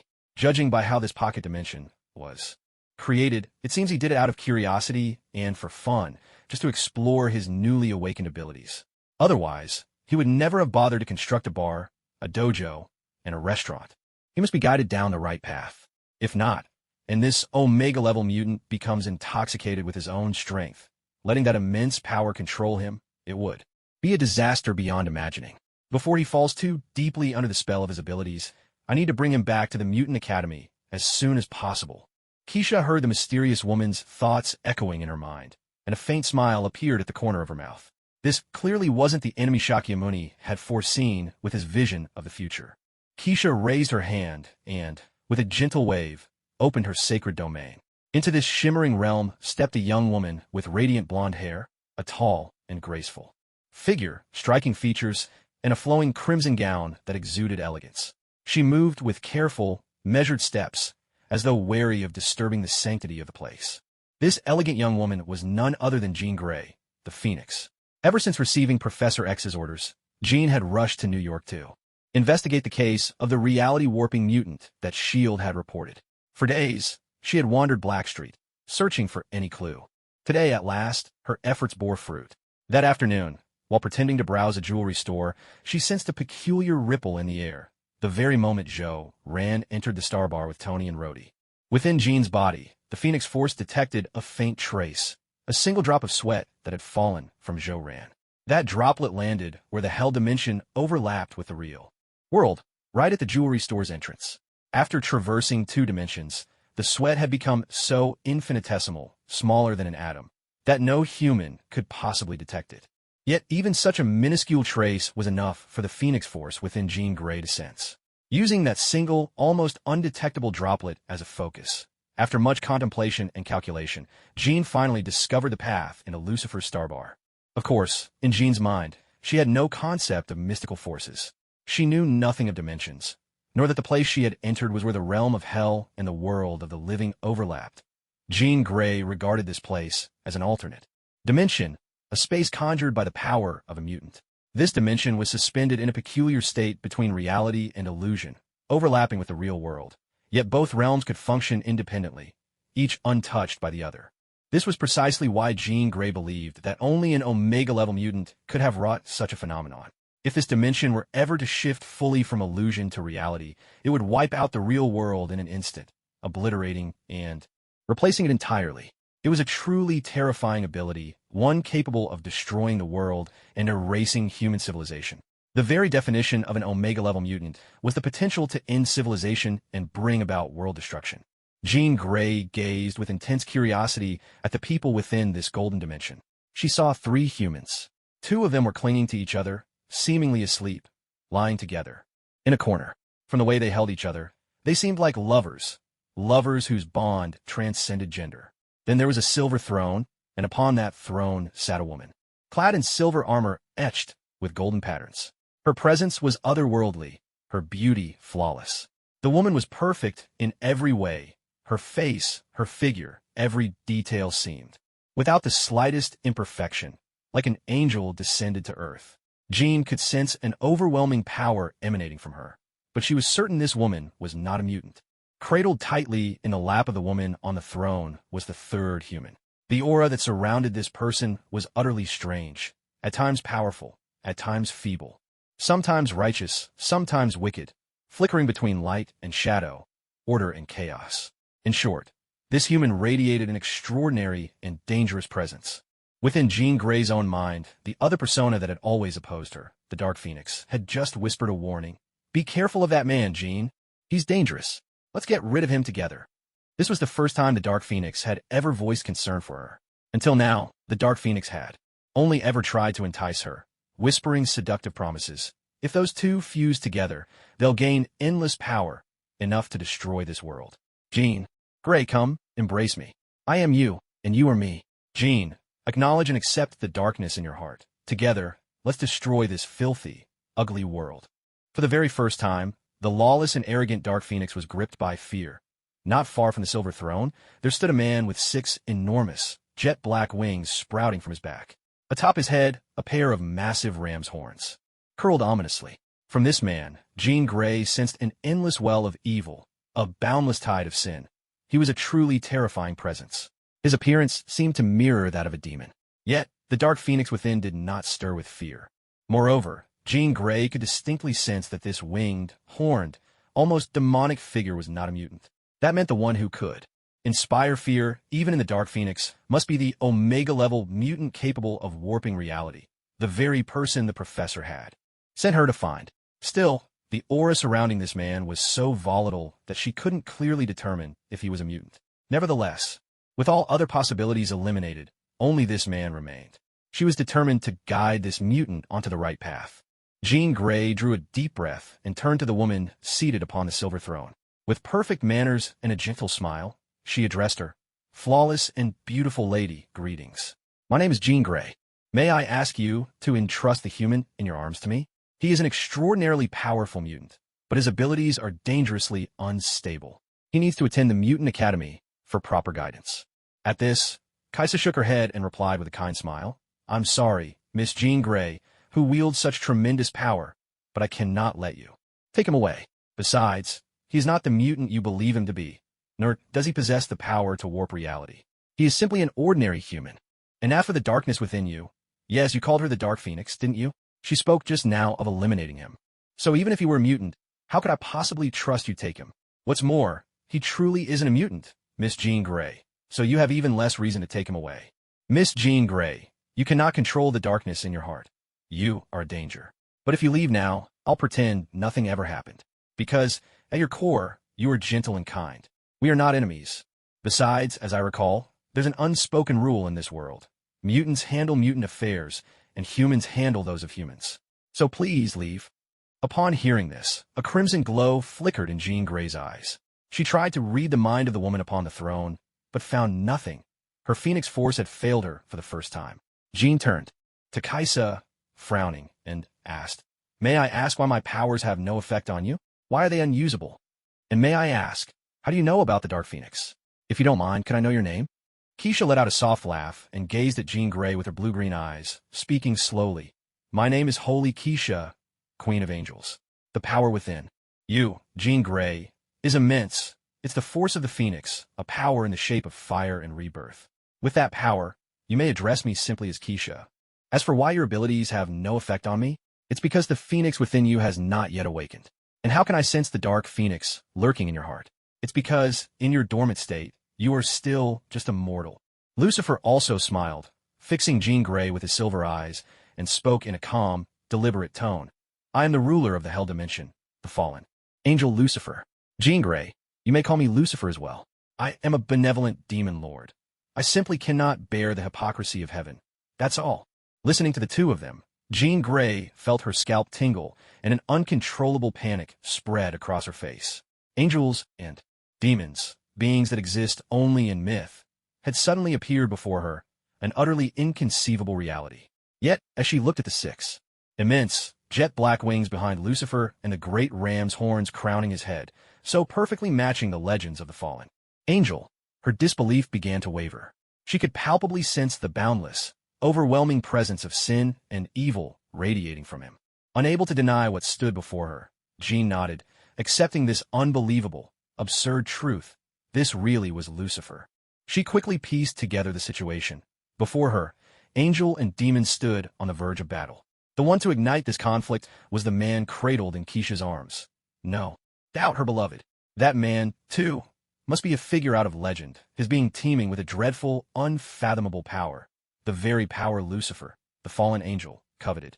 As for the two men clinging to each other nearby, they looked to be innocent bystanders who had stumbled into the fray by mistake. Keisha had whisked them to the edge of the battlefield to keep them safe. "So, I must help Holy Keisha." Jean Grey took a deep breath, steadying her chaotic thoughts. She looked at Keisha with grave seriousness and declared, "Keisha, I understand. Now, all the reality-bending chaos here must be the work of that demon Lucifer. You've come to defeat him, haven't you? I will help. You, Keisha. My Phoenix Force is incredibly powerful. It can shatter enemies on a microscopic level. It's a force of pure destruction. I can only use a small fraction of it. But Keisha, if the two of us join forces and coordinate well, we can definitely take out Lucifer." Hearing Jean Grey's words, Lucifer's face turned rigid, his lips twitching sharply. Truly fitting for someone who carries a fragment of the Phoenix's will. She hasn't even fully awakened, and yet she's already this fierce, this brazen, openly declaring her intent to kill a monarch of the Hell Dimension. Even though my morning star was sealed away by that little rascal with a rice cooker, let's not forget, I, Lucifer, am still the ruler of a Hell Dimension. I still wield the power of my realm. And you, with your half-developed Phoenix Force, think you can destroy me? As long as the Hell Dimension itself isn't obliterated, I can always return. A mere, unawakened sliver of the Phoenix doesn't scare me. After all the humiliation he'd suffered at the hands of the little rascal, Lucifer could no longer contain himself. He fixed his gaze on Jean Grey, the vessel of the Phoenix's who hadn't yet attained her full power. Once more he spread his six vast, jet-black wings wide. Black hellfire roared to life around him as he rose into the air, looming above them all, his voice icy cold. "Jean Grey, you will pay for what you've said. Lucifer fears the true Phoenix, not this petty fragment you possess. Hellfire sovereign. Corruption." Lucifer raised his right hand high, gathering the infernal energies of the underworld. A massive black fireball formed in his palm, like a dark sun blazing in his grasp. This was the power every monarch of the Hell Dimensions possessed, the hellfire unique to each ruler. Yet every monarch's flames bore their own signature traits. The mightiest belonged to Sidorak of the Crimson Hell, whose deep crimson fire had the property of infinity, endless possibilities, immunity even to the power of the Infinity Stones. Of course, if all 6 stones were gathered, even Sidorak could not withstand them. Next in power were the hellfires wielded by Lucifer, Surtur, and Mephisto. Surtur, the fire giant of the Balrog Hell, commanded the eternal flame, unique for its everlasting nature. capable of burning entire worlds. Unfortunately, his eternal flame had been seized and sealed away by Odin, ruler of the Nine Realms and king of the gods. The hellfire that Mephisto commands is fueled by vengeful souls. Its true essence lies within the soul, and its potential knows no bounds. The more powerful souls Mephisto holds, the stronger his hellfire becomes. Unfortunately, whenever Mephisto leaves his own hellish dimension, his strength diminishes greatly, which is why, to this day, he possesses few souls truly worth mentioning. Lucifer was once the archangel of the seraphim in heaven, entrusted with the responsibilities of light and heat. He wielded the heavenly fire, an endless blaze of radiance and warmth. After his fall, the heavenly fire he once controlled twisted into the fire of damnation, a corrupted flame that inherited infinite light and heat from its celestial origin, but now magnified them to their utmost extremes. The fallen fire under Lucifer's command is defined by its power of utter destruction.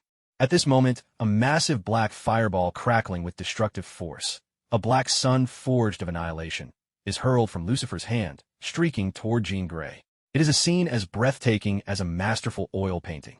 Within the sacred, golden realm of heaven, the King of Angels sits high upon a silver throne. Above the gilded firmament stands a fallen angel, crowned with ram's horns and unfurling 6 immense, pitch-black wings. In his grasp, he raises a colossal black sun and casts it toward a beautiful, golden-haired maiden.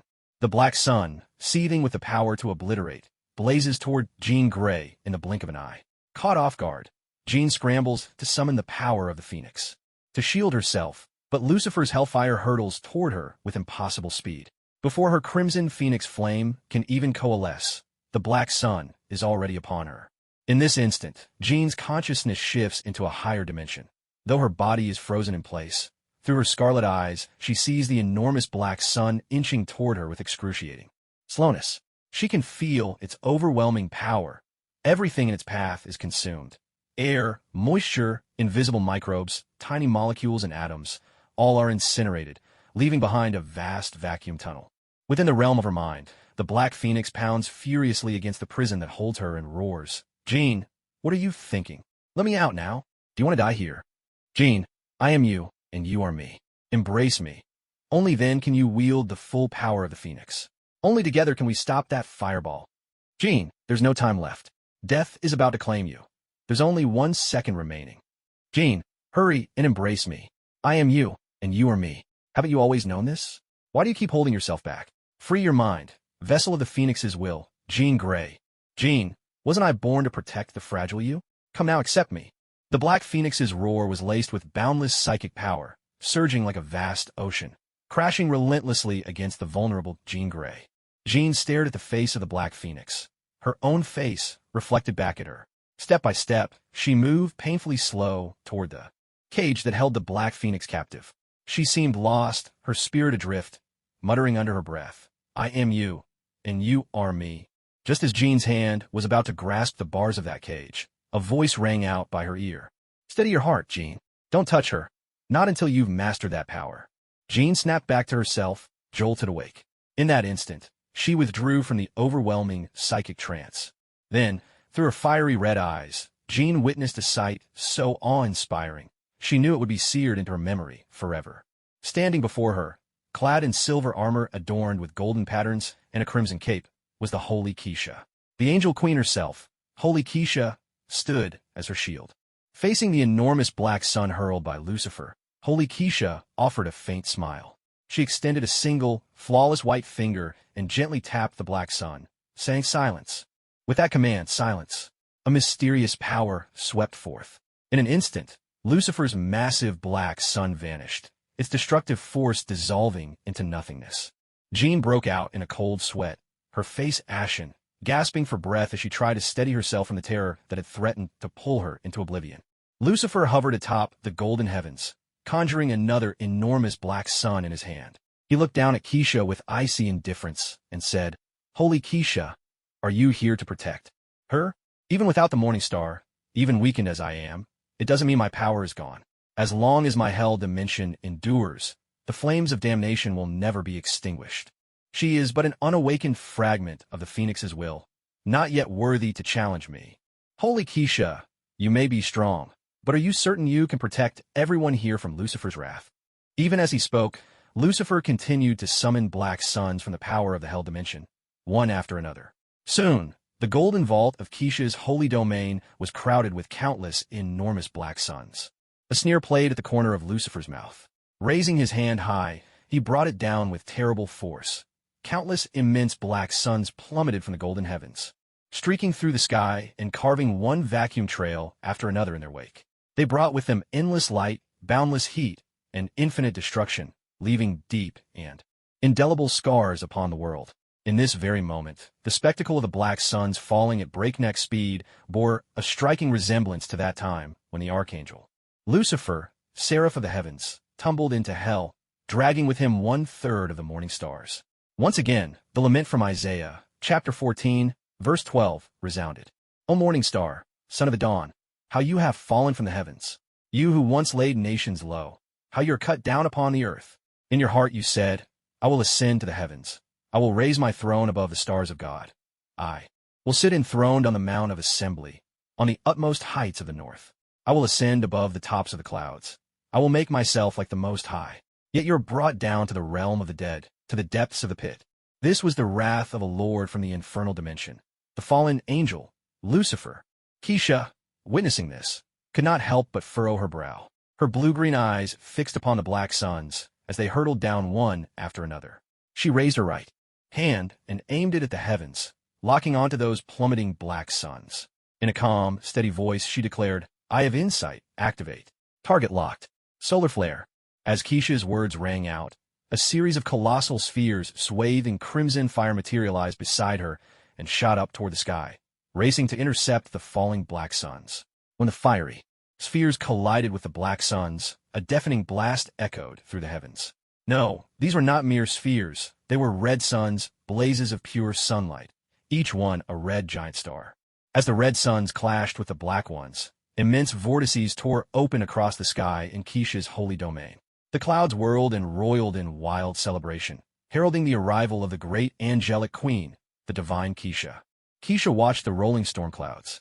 Beyond their tumult, she glimpsed Lucifer's face, twisted with unwillingness and spite. His eyes burned with venomous hatred as he gathered his strength, refusing to yield. A sharp glint flashed in Keisha's blue-green gaze. Her eye of insight had caught a vital clue. She drew a deep breath, her expression turning stern, and shouted in a commanding voice, Silence. That single word, silence, struck Lucifer like a hammer blow, jolting him out of his frenzy. In an instant, Lucifer regained his senses. His brow furrowed as he withdrew his 6 vast, jet-black wings and slowly descended. From the heavens above, Lucifer folded his wings away, gave his head a fierce shake, and let out a long, weary sigh. Looking at Keisha, he spoke with deep remorse. Oh, I'm truly sorry, Keisha. Damn it. This is unbelievable. I was just influenced by that black phoenix inside Jean Grey's body. I never expected it. The black phoenix has been secretly clouding my judgment, suddenly driving me into such a rage. She wants me to use the flames of corruption to plunge Jean Grey into the shadow of death, so that she can break free from her prison. But how could I be affected by someone locked away in a cage? Today was truly unforgettable for Lucifer. Never in his life had he experienced such a day of misfortune. First there was the Ancient One, then the little golden Buddha, and now the Black Phoenix. Keisha nodded, explaining, Lucifer, your flames of corruption possess the power of destruction, and the phoenix within Jean Grey also embodies destructive power. Destruction attracts. Destruction, in your morning star, the divine gift of wisdom and strength, was just sealed by the little golden Buddha. That's why your innate arrogance and pride were so magnified. With that, Keisha turned to Jean Grey, offered her a gentle smile, and added, Jean, what you said just now moved me deeply.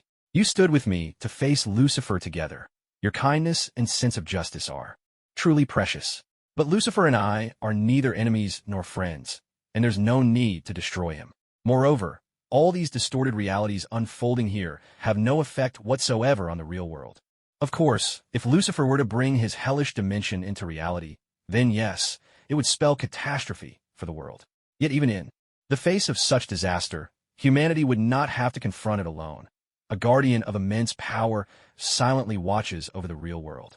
Oh, perhaps this idea is still new to you. Think of it this way. The Earth where humanity lives is one dimension, and outside of it are countless other dimensions. Those dimensions have their own life forms, though their civilizations are much more primitive, still ruled by the law of the jungle. They long to invade our dimension, but succeeding is nearly impossible. However, there are places where dimensions overlap, a single point. And that is exactly where we are right now. Behind this very spot lies the hellish dimension that Lucifer calls home. However, the locations where these points usually appear are in hellish dimensions that rarely cause much destruction or impact on the real world. The rulers there all have their own peculiarities. Remember what I once told you. Mutants deal with mutant affairs, humans deal with human affairs, and there are those who will take care of Lucifer. Once one faction interferes with the matters of another, it disrupts the existing balance. So, Jean Grey, in a certain sense, Lucifer is indeed an enemy, but not one you need to confront yourself. In truth, Jean, you needn't dwell too much on these matters, because those who live in the real world are the primary beings, while creatures from other dimensions are secondary. No matter how powerful the secondary beings become, it is incredibly difficult for them to devour the primaries. The world we inhabit, the material world, is the real world. They are nothing more than phantoms of the void, and those so-called monarchs are nothing but void terrors. Jean Grey listened, falling silent for a while. With a thoughtful nod, she finally spoke. Keisha, I understand what you're saying. I will protect this secret and never let it slip. Whenever primary beings come face to face with secondary beings, they're bound to feel an intense curiosity. They'll become obsessed with the strange allure of the secondary beings and throw themselves into frenzied research. That's just how it is among the primaries. Some humans who harbor evil in their hearts, or who are filled with fear, will actively study mutant powers, persecute mutants, and in the end, they'll face the mutants' retaliation. So when confronting those void terrors, the more terrified someone is, the more likely they are to research the void and its dimension. In fact, while we fear those other dimensions, the void terrors, they too fear us. Their mad attempts to devour the real world are actually driven by their fear of us. I never imagined there was such a wondrous, mysterious side to our world. Listening to the conversation between the two, Lucifer couldn't help but frown. They seem to make a lot of sense. Ever since he became a demon god of the Hell dimension, two questions had always weighed on his mind. First, why do all the monarchs seek to unite Hell and become Satan? And second, why, when Satan is born, must he invade Earth and destroy the material world? The more powerful the Lord of Hell becomes, the more desperate they are to consume the material world. Is it truly because of fear?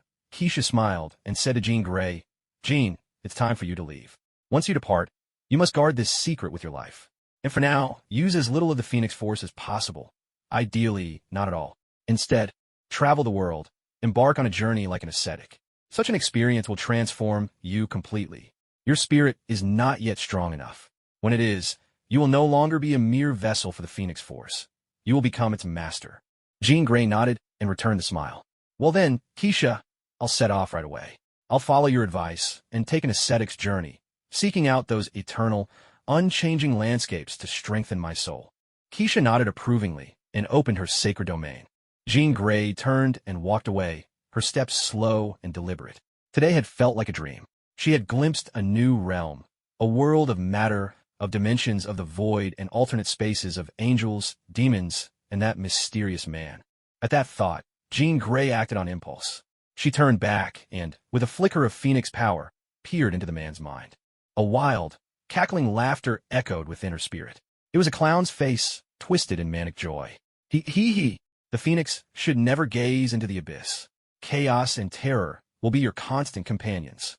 The clown wore a purple suit, gesticulating wildly, his expression ferocious as his laughter rang out, exaggeratedly wide, stretching all the way to his ears. Hungry, so hungry. I'm absolutely famished. Beautiful lady, you must be the mutant lamb of this planet. Come now, let me devour you. I know you seem so gentle. I'll be so tender in eating you, savoring you bite by bite. Your flesh must be exquisitely delicious. I'll turn you into a perfect pan-seared rack of lamb. The flavor would be divine. Heth. A new vision. Hannibal in a white doctor's coat, jaws gaping monstrously wide, his face now a maw of razor-sharp teeth, and nothing else. Lovely miss, I so long to pull your spine free and make a spicy lamb spine stew out of you. Someone as strong as you. Why, even as a stew, you'd last a long time. I wouldn't even need to prepare glucose or oxygen tanks. It would be a dining experience beyond anything I've ever known. Oh, to lift the top of your skull and watch your expression twist in pain, That, too, would be a novel way to dine. Ah, I'm hungry again. Restraint, restraint. Namo umitba. No, I can't hold back any longer. I must try this just once. Then, another presence. S.H.I.E.L.D, dressed in a deep gray work uniform, pushed up his glasses, his eyes burning crimson, and spoke slowly. Alas, Phoenix, a sigh echoed from the deepest darkness. Karma of threefold bodies arises from mortal roots. The six realms' entanglements leave not a trace. True deliverance is never the original form. Withered and flourishing, birth and extinction all fade into emptiness. Phoenix, you have crossed the boundary. 6 severances of ghostly Zen, sorrow shared by Brahma and ghosts. Vajrasattva's sacred lotus repentance. By the mercy of the Buddha's vessel, with 100 hearts as one, Vajrasattva's sacred lotus repentance. After chanting the sacred name, the Emperor Tathagata was suddenly wreathed in dazzling golden light. Behind his head, the great sun unfurled with a radiant brilliance. With the wrath of a battling Buddha, he transformed into drifting clouds, his form exuding the awe of a wisdom king. Placing his right hand before his chest in a Buddha salute, he thrust forward with force. A colossal, golden Buddha phantom soared toward Jean Grey's sea of consciousness. I am Serpent, dressed in a tight black suit, a red cape billowing behind him, a crimson S emblazoned on his chest. The righteous-faced Superman smiled as he spoke. Superman was brimming with excitement. Was the moment he'd been waiting for finally at hand? His eyes blazed with a crimson glow as he unleashed wild, searing heat rays upon Jean Grey's psychic form. If he managed to kill Jean Grey, then the Phoenixes would rampage, destroying the guardian angel. In the face of such irresistible chaos, he would finally be able to take control of this body. Little Vajra watched and shook his head, yawning before curling up to sleep once more. Shakyamuni and the golden figure on the left exchanged glances, each showing a wry, helpless smile. They both understood that Superman's essence was darkness, yet they had no way to destroy that darkness. For without the permission of the host personality, all personalities are born as brothers. You may resent or despise him, even imprison him, but you must never erase or eliminate him. At this very moment, an unprecedented earthquake erupted within Jean Grey's mental domain, a cataclysm she had never experienced before. The psychic projection she had sent to probe Zhou Rant's mind died 6 times in an instant, slain by his 6 personalities in the blink of an eye. And being killed 6 times was only the beginning. The real game had just begun. Within her own mindscape, terror twisted Jean Grey's features. Into the realm she believed impregnable, a sanctum none could enter, 5 fearsome figures barged in. Their faces brimming with scorn, they surrounded Jean Grey, subjecting her to relentless, repeated torment and slaughter. Now, Jean Grey experienced the agonizing pain of death with unprecedented clarity. She was utterly consumed by despair, emotions and sensations she had never known before. The Joker let out a wild, maniacal laugh, his face twisted with madness. He forced a sharp knife into Jean Grey's mouth, carving out one deranged smile after another. His movements were brutally rough, and with a careless slip, he severed Jean Grey's head clean off. This was the first death. Hannibal's face contorted into a hideous snarl. Raising a pitch-black stone high above his head, he brought it crashing down onto Jean Grey's skull. Blood and brain matter, splattered, white and red pooling on the ground. Ravenous beyond measure, starving since the day he was born, Hannibal began his first frenzied feast. This was the second death. Xiao's eyes gleamed crimson with madness. With a single motion, he yanked Jean Grey's spine from her body, turning her into a grotesque dish of lamb spine hot pot. Smiling with satisfaction at his handiwork, he mused that, in fact, he didn't need an oxygen tank at all. This was the third death. Emperor Tathagata unleashed a left-handed strike. The ghost Zen 6 severances, Vajrasattva Mandala Lament. With his right hand, he followed with the Buddha's compassion, 100 hearts as 1. Vajrasattva Mandala Lament. Gigantic golden illusions of Buddha pounded down relentlessly onto Jean Grey, punishing her for daring to offend the Lord of Worlds. This was the fourth death. With a righteous expression, Superman's eyes blazed red, firing a searing beam of heat vision straight into Jean Grey's body, blasting her into dust and fragments. This was the fifth death. Though Jean Grey was guarded by the power of the Phoenix, her mind and spirit incomparably strong, she would not die easily. Yet to be killed, revived, and killed again in endless succession. This cycle was agony beyond compare. Death and resurrection continued on and on, an unbroken, eternal loop. Witnessing this, the Dark Phoenix's eyes burned crimson. Boundless phoenix force erupted from her being as she struck furiously at the prison that contained her, her anger roaring to the heavens. Jean, come to me. Hurry, come to me. You people, let Jean go. If you have a problem, come at me instead. You bastards, damn you all. I swear, I'll kill every last one of you. Hearing the Dark Phoenix's furious howls, the Joker's face twisted with utter disgust. So noisy, producing a pistol from who knows where, he aimed it at the Dark Phoenix, his gaze wild and unhinged as he barked, "Shut up, you damn bitch. Keep it down. If you keep yapping like a rabid dog, I'll kill you myself." Fuck. The Dark Phoenix glared at the Joker, her wrath undiminished as she continued to roar, "I'm going to kill you all." The Joker responded with a harsh laugh, then pulled the trigger again and again. Through the bars of the cage, he fired shot after shot, each bullet finding its target, the mouth of the shrieking Dark Phoenix. The Joker's gun had no power to kill, but its humiliation was absolute. Hannibal watched the Joker in his wild, manic state, and an equally exaggerated grin spread across his own face. Truly worthy of the name Mr. Joker, what sheer charisma! He gently licked the blood from the corner of his mouth with his tongue, cradled that pitch-black stone in his hands, and strode over to the Joker's side. With impeccable manners, he said, "Joker, I've brought in the great little monkey. Light may possess its own supreme and mighty power, but the great little monkey, born between light and darkness, has a formidable strength all its own." Hannibal raised the black stone, revealing two sharp, gleaming fangs as he grinned. "Joker, with the little monkey's powerful body, we can smash the head of that black phoenix caged inside. Let's kill her together." A chilling, wicked chuckle escaped him. "Let's destroy the so-called Supreme Phoenix." Upon hearing this, the Joker nodded and burst into laughter. "Mr. Hannibal, that's an absolutely delightful idea. Come, let's go and slay the Black Phoenix." The two madmen cast aside all restraint. Hand in hand, leading the little monkey, they strode forward, humming a strange, ancient tune, a melody that seemed to carry the whispers of elder gods. Leaping and dancing, the crazed pair made their way toward the cage, imprisoning the Black Phoenix. They spoke no empty words. Their intent to kill the Phoenix was sincere. Meanwhile, elsewhere, the other three continued their punishment of Jean Grey. S.H.I.E.L.D's eyes glowed crimson as his hands gripped Jean Grey's neck. Once again, he wrenched her spine free. Watching her crawl slowly across the floor, a look of utter satisfaction spread over his face. What tenacious vitality! This meal had brought him such joy. Now sated and content, S.H.I.E.L.D's smoothed his hair and straightened his clothes, adjusted his glasses, pressed his palms together, and murmured softly, a sin, failing to subdue the demons of my heart." With diamond resolve, conjuring the thought of killing from nothing, cruel, fierce, violent, consumed by greed, anger, and delusion. These three poisons in full. Such is the sin that leads one forever into hell. May the world-honored one forgive this disciple's transgressions. Only yesterday did I awaken to my true heart. Here and now, I vow to sweep clean the hells of this world, and with boundless merit, repay the debt of my sins. This disciple wishes to cultivate the Sutra of Kitagarbha's original vows. If the hells are not empty, I vow not to become a Buddha. Namo Amitabha. Emperor Tathagata delivered upon Jean Grey once more the compassionate crossing of myriad hearts. Vajra Sattva's mantra of the Lotus Repentance. He watched as the Golden Buddha's phantom shattered Jean Grey into fragments, and heaved a deep sigh. World-honored one above, this disciple has failed to live up to the name of Emperor Tathagata.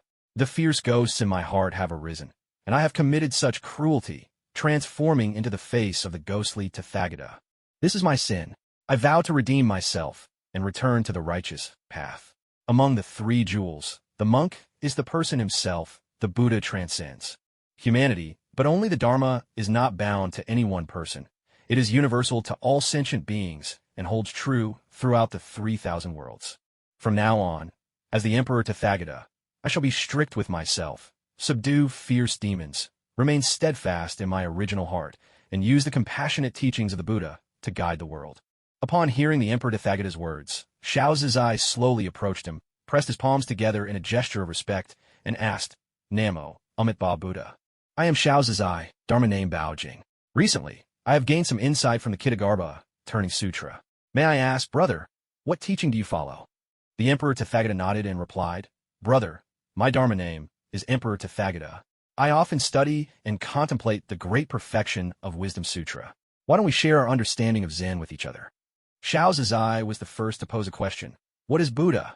With one hand pointing to the sky and the other to the earth, the Emperor Tathagata smiled and replied, "Above the heavens and beneath the earth, I alone am honored. I am a Buddha. I am all beings, and thus all beings are Buddha." The Emperor Tathagata then smiled and countered, "What do you think is Buddha?"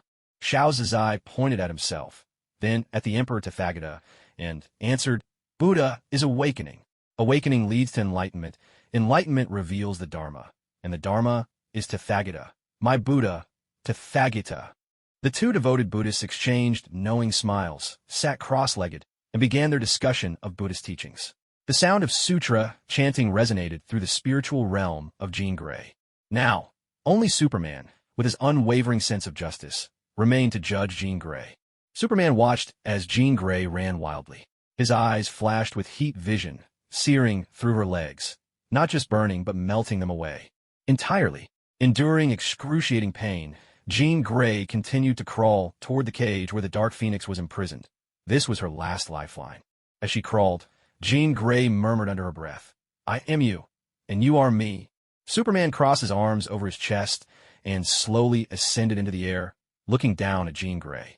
A faint smile curled at the corner of his mouth, as if to say that letting her die in endless despair and agony was meaningful in its own right. After a count of 3, Superman plummeted from the sky, seized Jean Grey by the throat, and slowly lifted her up. His eyes locked with hers, turning a deep crimson as he gathered an immense surge of heat vision, preparing to unleash it at full force to burn away Jean Grey's soul, release the Dark Phoenix from her cage, and fulfill his plan.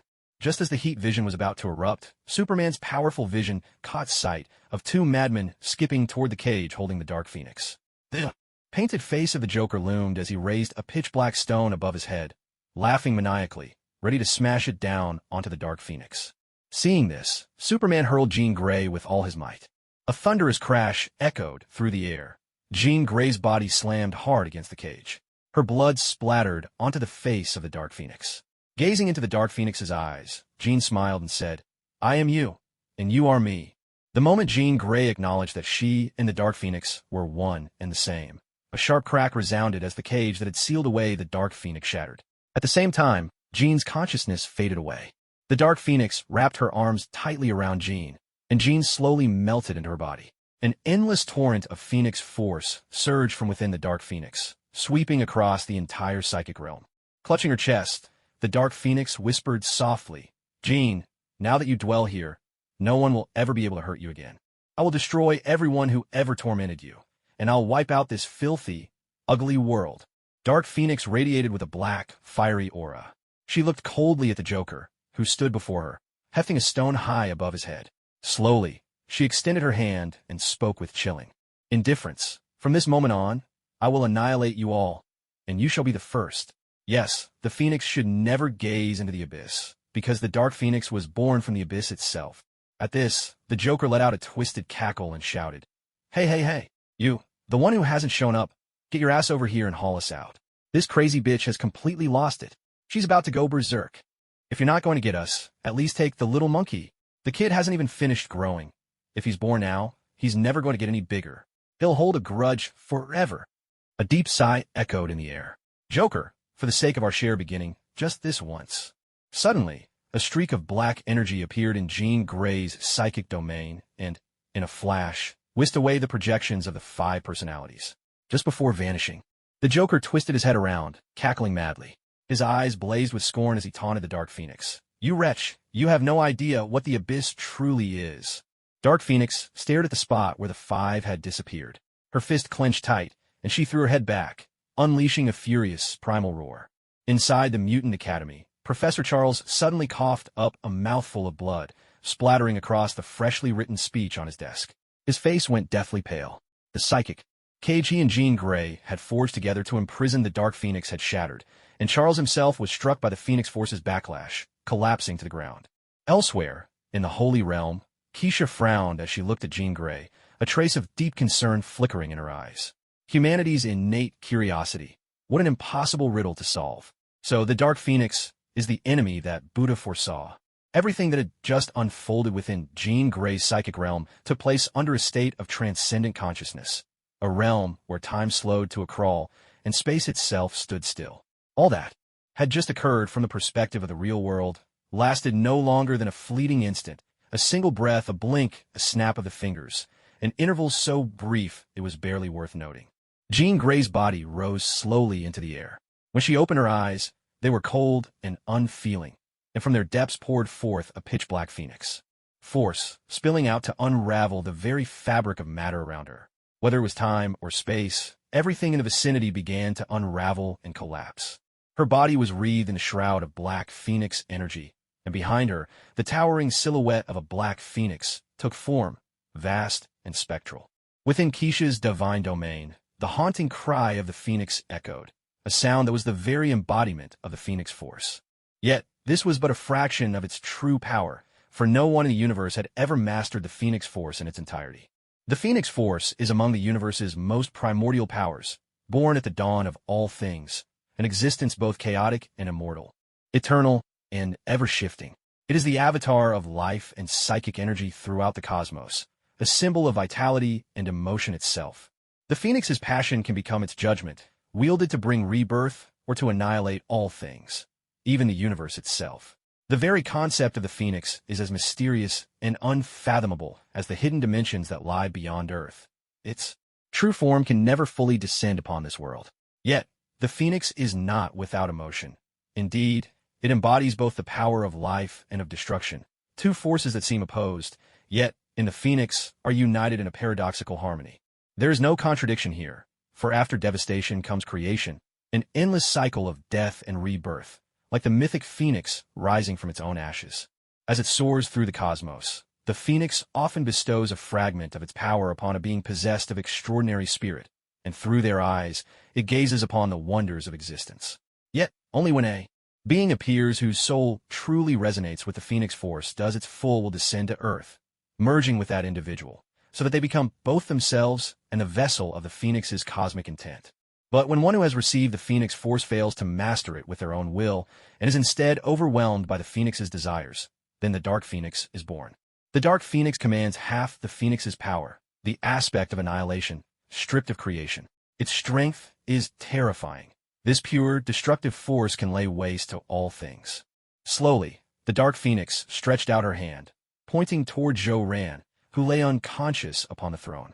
A colossal wave of black energy, carrying the destructive might of the phoenix, surged forth, the immense, pitch-black phantom of a phoenix unfurled. Its wings, and wherever it flew, time and space themselves were obliterated. This was a force capable of annihilating all things, a power beyond restoration or resurrection. Anyone struck by this phantom would be utterly destroyed, erased in the truest sense of the word. Such overwhelming power would reduce both body and soul to dust, consigning its target to the embrace of death itself. This was the judgment of the phoenix. In an instant, Kaisa stepped in front of Zhou Ran, her movement mirroring the way she had shielded Jean Grey just moments before. As the Angel Queen, founder of the Holy Order of Justice, honored by countless civilizations across the universe as the great and sacred Kaisa, she did not feel the slightest fear. On the contrary, she felt a spark of excitement. Could this really harm me? What an entirely new experience this would be. What kind of power does the phoenix possess? How does it compare to the void? But this time, Kaisa made no attempt to defend herself, nor did she cry out for silence. She simply reached out, gently touching the vast, shadowy silhouette of the phoenix before her. Instantly, its tremendous force pulverized her, obliterating Kaisa completely. Both the phoenix phantom and Kaisa vanished together. Yet golden light soon rose up. Kaisa was reborn. Lifting her gaze to the black phoenix soaring above, she smiled and said, "I've felt the power of the phoenix. It's formidable, passionate, but under its control, you seem unable to wield the fullness of that supreme might. Black Phoenix, I'm eager to see. What other surprises do you have in store for me?" A cruel smile flickered at the corner of Black Phoenix's lips. Behind her, the enormous, shadowy phoenix phantom beat its wings with ferocious force, unleashing a piercing, shrill cry, sharp and furious, ringing through the air. The cry seethed with rage. As a projection of the phoenix's power, it sensed the deep scorn and disrespect in Kaisa's words. Crimson light flared in the eyes of the phantom. The phoenix force within Black Phoenix grew ever more violent. Cracks began to spread across her body, as though she might shatter at any moment. She stared at Kaisa, though she didn't know what methods The woman before her had used to resurrect herself. Black Phoenix cared little for such tricks. If Kaisa could come back, it only proved that the power that destroyed her had not been strong enough. Well, of course it wasn't strong enough. After all, it was only the first time she'd wielded this body, the first surge of energy she'd unleashed. If one Phoenix blast can't destroy you, then let there be countless more. Black Phoenix raised her hand, aiming at Kaisa. Behind her, the will of the Phoenix let out another shrill, electrifying cry. Countless immense, shadowy phoenixes materialized around the Black Phoenix in an instant. These dark apparitions circled her, wings beating as they soared upward, unleashing piercing cries that sliced through the air. With an icy indifference, the Black Phoenix declared, "Phoenix Shockwave." Within the sacred domain, an avalanche of shrill, jarring calls erupted in every direction. The dark phoenixes engulfed the sky, wing beats like thunder as they surged toward Kaisa. This was an onslaught without restraint, a saturation attack. The Black Phoenix was intent on annihilating not just Kaisa, but everything that stood before her. Wherever the Black Phoenixes passed, the world turned to shadow. Even the golden, sacred domain Kaisa had created was swallowed by darkness. Every trace of existence was laid to waste beneath the Phoenix's might. The holy power that had forged the golden space was obliterated. Lucifer watched the swarm of Black Phoenixes, his brow furrowing in concern. Through the overwhelming force radiating from the Phoenixes, he caught sight of a gray silhouette, a woman's shadow, veiled and spectral. A chill swept through Lucifer's heart. That shadow, that woman, was the very embodiment of death. Death had arrived unnoticed, her gaze fixed upon the scene. The pall of her gray shadow fell across everyone in this space, all except Jo-Ran. Over Kaisa's head, a gray shadow loomed. Over Lucifer's head, over the Black Phoenix, over Tony Stark, over Rhodey, all bore the mark of death's presence. Only Jo-Ran's head was untouched. Death seemed neither able nor willing to claim him. Whether it was a matter of power or fear, none could say. Kaisa gazed up at the endless torrent of Black Phoenixes, a smile touching her lips as golden light flared in her eyes. She slowly extended her right hand, aiming it at the dark onslaught. Her voice rang out, "I have insight, activate. Target locked. Godslayer system, engage. Silverwing battle blade." As Kaisa's words fell, a colossal black wormhole tore open behind her. From its depths, a multitude of immense silver wings shot forth. The legion of angelic silver wings soared into the sky, clashing with the Black Phoenixes in a fierce aerial battle. Where the silver wings swept, Phoenixes cried out in anguish. Where the Phoenixes flew, the silver wings crumbled to dust. Kaisa's smile deepened. She snapped her fingers, and from the black wormhole burst forth an enormous suit of silver armor. Vast silver wings unfurled from its back. The armored giant launched into the sky, wielding a blazing sword of justice, its crimson blade wreathed in roaring flames. Wherever the silver armor passed, Phoenixes plummeted from the air. In a single breath, the armored figure reached the Black Phoenix, striking her from the sky with a mighty blow. Gripping the flaming sword of justice in both hands, the silver giant drove it down, aiming straight at the descending Black Phoenix. The wild, crazed grin spread across Dark Phoenix's face as her falling body came to a sudden halt. Black flames of Phoenix power surged from her hands and shot toward Keisha's sword of justice, grasping the blade firmly. Phoenix power clashed fiercely with the sword of justice. This was no mere suit of silver armor. It was the manifestation of Holy Keisha's order of justice, a formidable force made flesh, a tangible embodiment of order itself. From the silver blade of the sword of justice burst a dazzling golden radiance. The light tore through the Phoenix power's blockade, striking Dark Phoenix down from the sky and slamming her to the ground, the sword's edge coming to rest against her face. Keisha smiled and said, "Looks like I've won after all, Dark Phoenix. Your Phoenix power can't withstand my order of justice. Release Jean Grey. Let this end here. As for the harm done to Jean Grey, I will make it up to her." Dark Phoenix stared at the sword of justice before her and broke into wild, manic laughter. "Ha ha ha! What nonsense is this so-called order of justice? What compensation? The wounds that have been dealt can never be healed. The power of the Phoenix will never fall so easily. You will all perish beneath the might of the Phoenix." Behind her, the looming black silhouette of the Phoenix let out an ear-shattering cry of fury.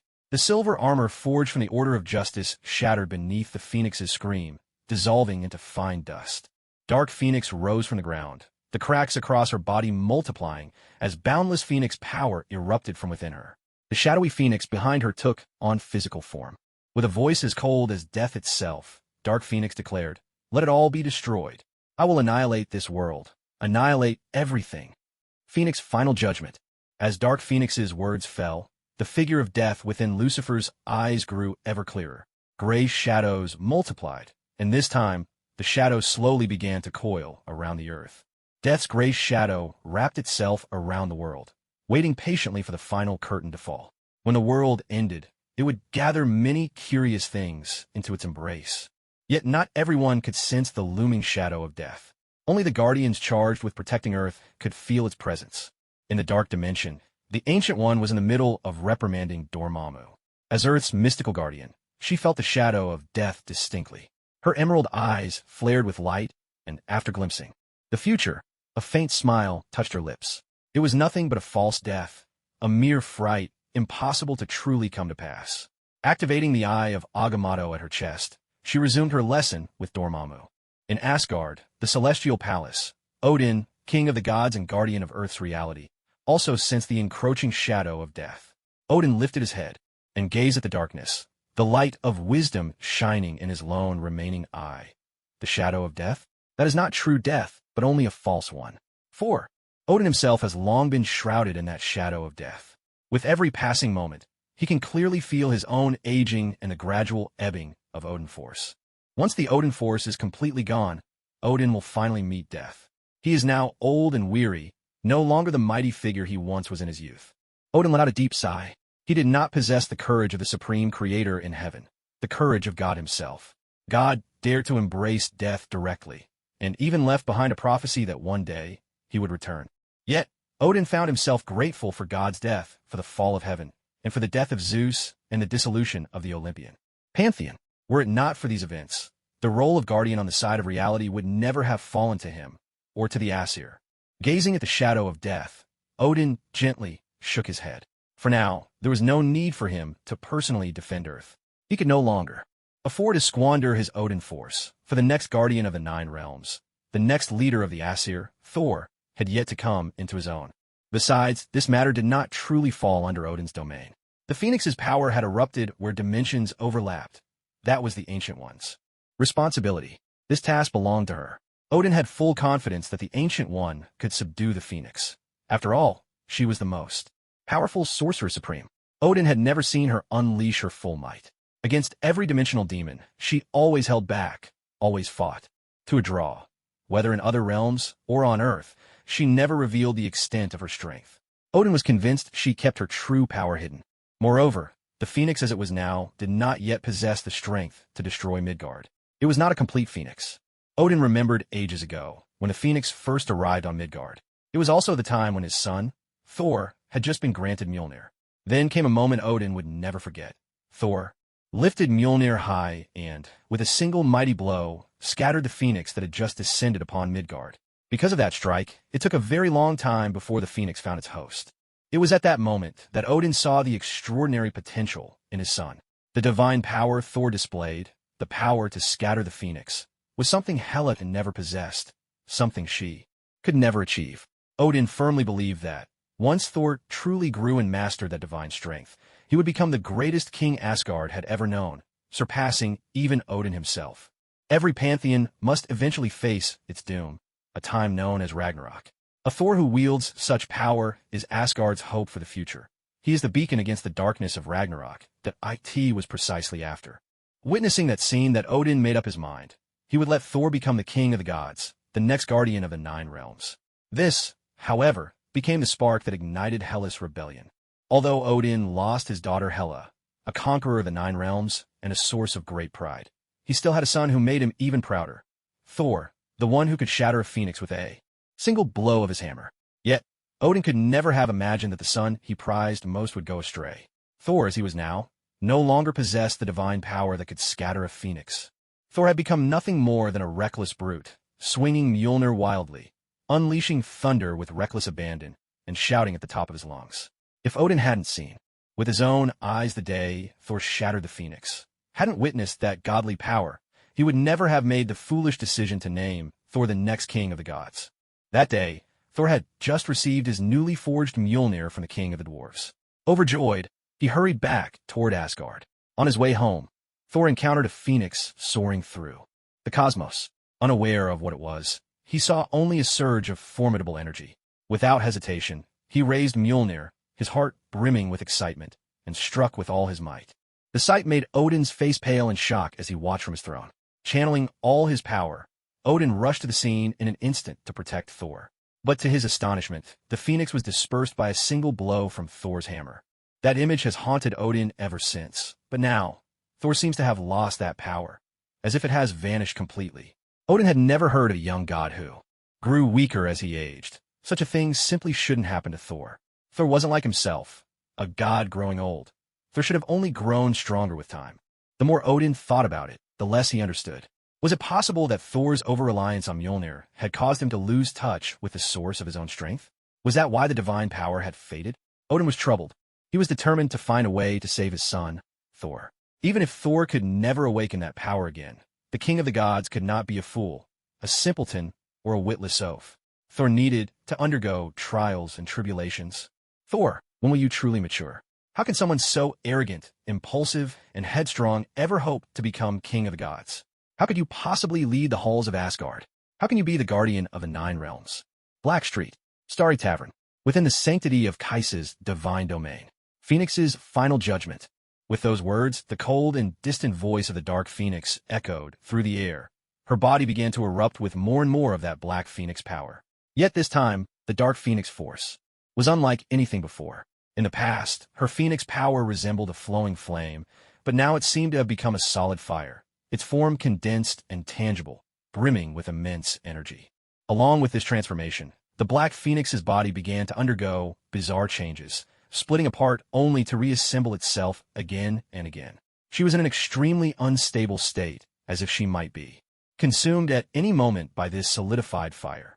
That same fire surged endlessly into the immense, shadowy silhouette of a great black phoenix behind her, pouring into the projection shaped by the phoenix's will. The shadow crafted by the phoenix's will grew steadily more substantial, its presence growing more lifelike with every moment, shifting from a mere phantom to a physical being. Every detail of this midnight phoenix became clear to the eye. Each feather quivered gently, and every plume was etched with mysterious patterns. At this moment, the phoenix came alive. It had taken on physical form, and in its gaze, there was not a trace of emotion, only supreme majesty. Perceiving the Black Phoenix's destructive resolve, the phoenix nodded slightly and began to unleash its own judgment. The Black Phoenix's body slowly rose, suspended in the sky. Her eyes turned as black as night. The enormous Dark Phoenix unfurled its wings behind her and let out a cry that thundered through the world. With the phoenix's call, Kisha's sacred domain, this golden realm, began to shatter, crumble, and disappear completely. Even Lucifer's star, bar vanished in an instant. The surroundings reverted to their original state, for this was Lucifer's realm within the dimension of hell. Beneath the blood-red sky of hell, the phoenix looked down upon everything. Boundless black flames ignited across its body, and in that moment, the energy, radiating from the phoenix above the crimson firmament, was like a colossal sun.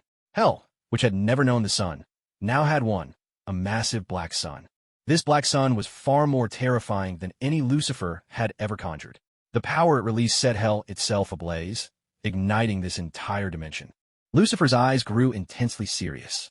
He drew a deep breath, steadying his spirit. It seemed he had truly underestimated the Black Phoenix this time. He had never imagined she would be able to commune with the Phoenix's will, transforming what should have been a mere projection into a living embodiment, and unleashing its judgment. No, that wasn't quite right. It was not that he had underestimated the Black Phoenix. After all, it was impossible for human will alone to commune with that of the Phoenix. The vessel of Phoenix power could unleash a Phoenix blast, or even countless blasts, without issue. But to wield the ultimate Phoenix judgment to destroy the world itself, that was utterly impossible. So, this isn't a case of the Dark Phoenix simply channeling the will of the Phoenix. Rather, the Phoenix itself has truly acknowledged Jean Grey, accepting her as the vessel for its power. It genuinely desires to merge completely with this human. That is why the Phoenix judgment has been unleashed. You have to understand, once the Phoenix judgment is set in motion, the destruction it wreaks is irreversible. There's no turning back, no reset. Now, even the Ancient One has arrived too late, for the Phoenix judgment has already begun. The power of a single time stone is no longer enough to traverse time and stop the Dark Phoenix. At least 3 Infinity Stones would be needed to halt this judgment. Lucifer furrowed his brow, uncertain whether the Phoenix judgment before him was being carried out by a fragment of the Phoenix force, or by its full might. If it was only a portion, the Hell Dimension would not be utterly destroyed. Even if he died now, he would be resurrected again. But if this judgment came from the entirety of the Phoenix force, then his Hell Dimension would face annihilation, and Lucifer himself might truly die. After all, the shadow of death was already looming over him. The countdown had begun. He estimated he had about 30 seconds left, 30 seconds before his possible end. Still, there was hope. The Ancient One's absence meant Earth would not be destroyed. If Earth survived, then surely his Hell Dimension would endure as well. Lucifer took a deep breath, praying his assumptions were correct, that neither would be obliterated. Heaven forbid his Hell Dimension ended up shielding Earth from catastrophe. That would be a bitter irony indeed. Returning to the Hell Dimension, Lucifer unleashed his full strength. 6 enormous, jet-black wings unfurled from his back as he summoned the entire power of the Hell Dimension, forming a colossal shield that enveloped everyone present. Though Lucifer, as the ruler of Hell, had marshaled all the power at his command to create this mighty barrier, he still felt no confidence. None whatsoever. The Phoenix Judgment was a legend, one had ever witnessed. Lucifer's understanding of the Phoenix's power and the judgment itself came only from a passing mention by God during his days as the 6-winged archangel Lucifer in heaven. The Phoenix Judgment was said to be unimaginably terrifying. Once triggered, not even a single time stone could reverse it. At least 3 Infinity Stones would be required. This was all the knowledge God possessed about the Phoenix Judgment, for, until now, no one had ever witnessed its reality. Because the Phoenix's great judgment had never occurred before, this was the very first time it was happening. As for just how powerful it was, Lucifer still didn't. No, he couldn't measure it. All he knew was that the massive black sun before him, if it exploded, would easily obliterate his entire hellish dimension. How many hellish realms it could pierce through, or whether it might even pass judgment on Earth itself, perhaps only the Phoenix truly knew. Under the Phoenix's judgment, Lucifer no longer had the courage to flee. Even if he tried, it would be pointless, for the only power left to him now was that of hell itself. After he had personally brought about the fall of heaven, Lucifer's authority as the 6-winged seraph was lost. And after encountering the little Vajra of fortune and blessings, his morning star power had been sealed away. If the hellish dimension were to be destroyed by the Phoenix's judgment before him, then Lucifer would lose this last sliver of power as well. And in truth, his life was already bound to the hellish realm. With only that final power remaining, escape would mean certain death. Lucifer frowned and turned to Keisha. Keisha, the little Vajra of fortune and blessings. Where is he? Bring him out. He's the only one who can stop the Phoenix's judgment now. Keisha shook her head, a gentle smile on her lips. That won't be necessary. I think I finally understand the prophecy Shakyamuni spoke of. Grievous wound, was it? So this is what that truly means. With those words, and under Lucifer's astonished gaze, Keisha slowly stepped out from the protective shield constructed from hellish power. She spread her pure white wings, beat them softly, and soared up into the blood-red sky. Keisha gazed up at the enormous black sun before her, and at the out-of-control Jean Grey. Familiar scenes flickered in her eyes. She seemed to see the crimson supernova, to see the out-of-control Elena. That was the moment of her own downfall, once upon a time. Beneath a blood-red sky, Kaisa sat casually atop a stone, her legs crossed. She watched the Black Phoenix pointed a finger at Jean Grey, and smiled as she said, 30 seconds left. In fact, stopping this Phoenix's great judgment is quite simple for me. 30 seconds is more than enough time for me to strike, destroying Jean Grey's body and soul thousands of times over. Because she's your best vessel. There's none better. This Phoenix's judgment you wield now is really just a way for you to vent her anger. Oh, by the way, what I mean is to utterly destroy, not merely to kill. If I don't completely destroy her with your approval, Jean Grey will only be reborn. After all, a phoenix is immortal. If it dies, it becomes an egg. After that, it's just a matter of time, and resurrection is only a question of how long it takes. For the first time, a hint of gravity appeared in the eyes of the pitch-black Phoenix whose gaze had always been so aloof, supreme, and piercingly cold. Time itself seemed to halt in that moment, as if it were considering giving up. Kaisa smiled faintly and went on, "But don't worry, I have no intention of doing that. As the founder of righteous order, the Angel King, the Holy Kaisa, I look down on bullying the weak. I am an angel, not a demon. As for this phoenix's judgment before me, I have 3 ways to go toe-to-toe with you. She counted off on her fingers as she spoke. First, the heavenly blade's judgment. Second, the solar Tao of righteousness. Third, the final verdict. A flicker of doubt passed through the eyes of the Dark Phoenix Will, and suddenly it asked, "Then why don't you use them?" Keisha smiled and said, "Of course it's because I want to. Become stronger. After all, what you've shown so far isn't your full power. Even just a partial unleashing of the Phoenix Force's great judgment has already pushed me to my limits. It seems that in this world, there are quite a few people as powerful as you. There's the Ancient One who once fought against Lucifer, the god who embraces death yet always returns, and Lucifer once told me that he resides within my own body. There are also other lords of the hellish dimensions, and I can sense a mighty force known as the Crimson Power. There are also the guardians of the physical realm, the king of the gods Odin, and it seems there are titans and other entities out there in the universe as well. All these formidable powers pose a threat to Zhou-Ran. That's why I want to experience the feeling of death once more to grow even stronger. Only then can I truly protect him. But none of that is the most important thing.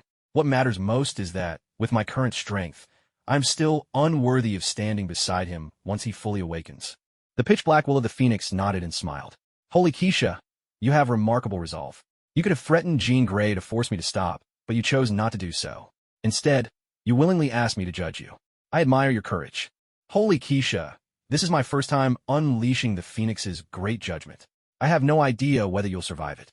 This is destruction at its most absolute, and the gray shadow of death now hovers above your head.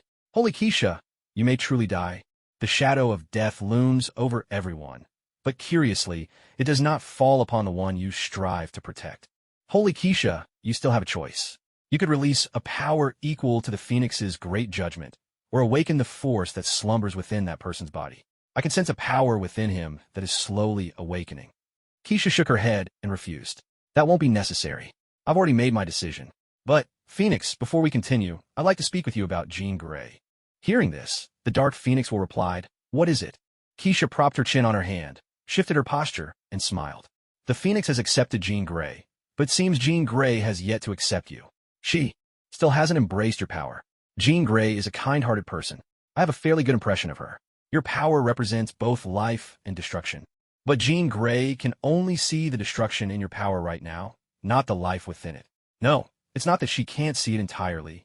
Jean Grey is still too young, her spirit not yet strong enough. She can't wield your Phoenix Force. Not wield, but coexist. The two of you are still unable to truly merge as one. Moreover, your destructive nature seems to constantly affect her, filling her with fear. In my view, your choosing her so soon can only hurt Jean Grey. So, I've decided to give her a gift. I will plant a holy code within her, sealing away the Phoenix Force. This program will only grant her access to the Phoenix Force in times of dire peril, when she faces danger she cannot overcome, or when she has fully accepted you. Only then will the Phoenix Force be at her disposal. This gift is my way of making amends for the pain inflicted upon her soul. I believe you understand what I mean. For both of you, this will be a trial. If you can face it together, you'll finally become whole, perfectly united as one." The pitch-black will of the Phoenix listened, then nodded and said, "Very well, but you must first gain Jean Grey's permission." Keisha nodded, and her consciousness entered Jean Grey's inner world. Keisha gazed at the Black Phoenix before her. At this moment, the Phoenix's face was devoid of any emotion, as expressionless as a machine. The Black Phoenix had lost her own will, now nothing more than a cold instrument of the Phoenix's judgment. Keisha reached out and gently tapped the Phoenix's heart with her finger. Instantly, a fiery red light flared from within. The crimson glow grew brighter and brighter, until it transformed back into Jean Grey. Jean's face was deathly pale, her eyes dull and lifeless, her entire being shrouded in terror, like a frightened rabbit, visibly suffering. Keisha's hands glowed with a holy golden light, the gentle power of an angel, soothing Jean's emotions. With Keisha's calm touch, color slowly returned to Jean's eyes, and much of her fear faded. Still trembling, she looked at Keisha in confusion, and asked, "Keisha, what's going on? How can such terrifying darkness exist inside me? And why would you protect a demon like that?" Keisha patted Jean's shoulder and smiled, replying, "Well, Jean, why do you suppose there's a Black Phoenix within your heart? She is a demon too." Jean Grey was taken aback when she heard this. She shook her head and replied, "The Dark Phoenix isn't a demon. She was born only to protect me. If I could have borne those burdens myself, she never would have come into being. Keisha nodded in agreement and said, "That's right. It's all the same in principle. All of Zhou-Ran's darkness exists only to protect him as well. And Jean, if a stranger were to intrude into your psychic domain, they would surely be shattered and destroyed by the Phoenix Force, inviting the Phoenix's wrath." Jean Grey nodded thoughtfully and said, "Keisha, I understand what you're saying now. I think I can finally see things from his perspective. He harbors so much darkness just to defend himself. It must be a torment for him, because darkness never arises out of nothing. I've always believed that no one is born evil. The Dark Phoenix came into being only because I endured so much pain. She took all that suffering upon herself on my behalf." After hearing Jean Grey's words, a trace of admiration appeared at the corner of Keisha's lips. She was deeply satisfied with Jean Grey. Such kindness, such precious character. She truly had the heart of an angel, who could fight for justice. It was a pity, though, that Jean Grey had already been chosen by the will of the Phoenix. She was now the vessel for that cosmic force, and could no longer be an angel of justice. Keisha nodded approvingly and said, "Jean, your compassion is truly an invaluable quality.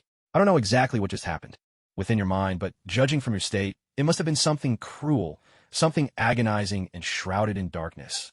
Ordinary people, after enduring what you just went through, will be consumed by vengeance and driven to madness. But you're able to try to understand, to offer forgiveness and mercy. That is what makes you extraordinary. This kindness is your true essence, something you were born with. Kindness can sometimes be mistaken for foolishness by others. At times, it might even bring harm to yourself or invite ridicule and scorn. That's only because kindness has been clouded over. But there's no denying that kindness is still kindness. Like justice, it remains one of the most beautiful things in existence. Of course, even kindness has its limits. If those boundaries are ever crossed, it can bring about the most terrifying retribution. Jean, this is why you are worthy of wielding the power of the Phoenix." Hearing this, Jean Grey furrowed her brow and spoke with unmistakable frustration.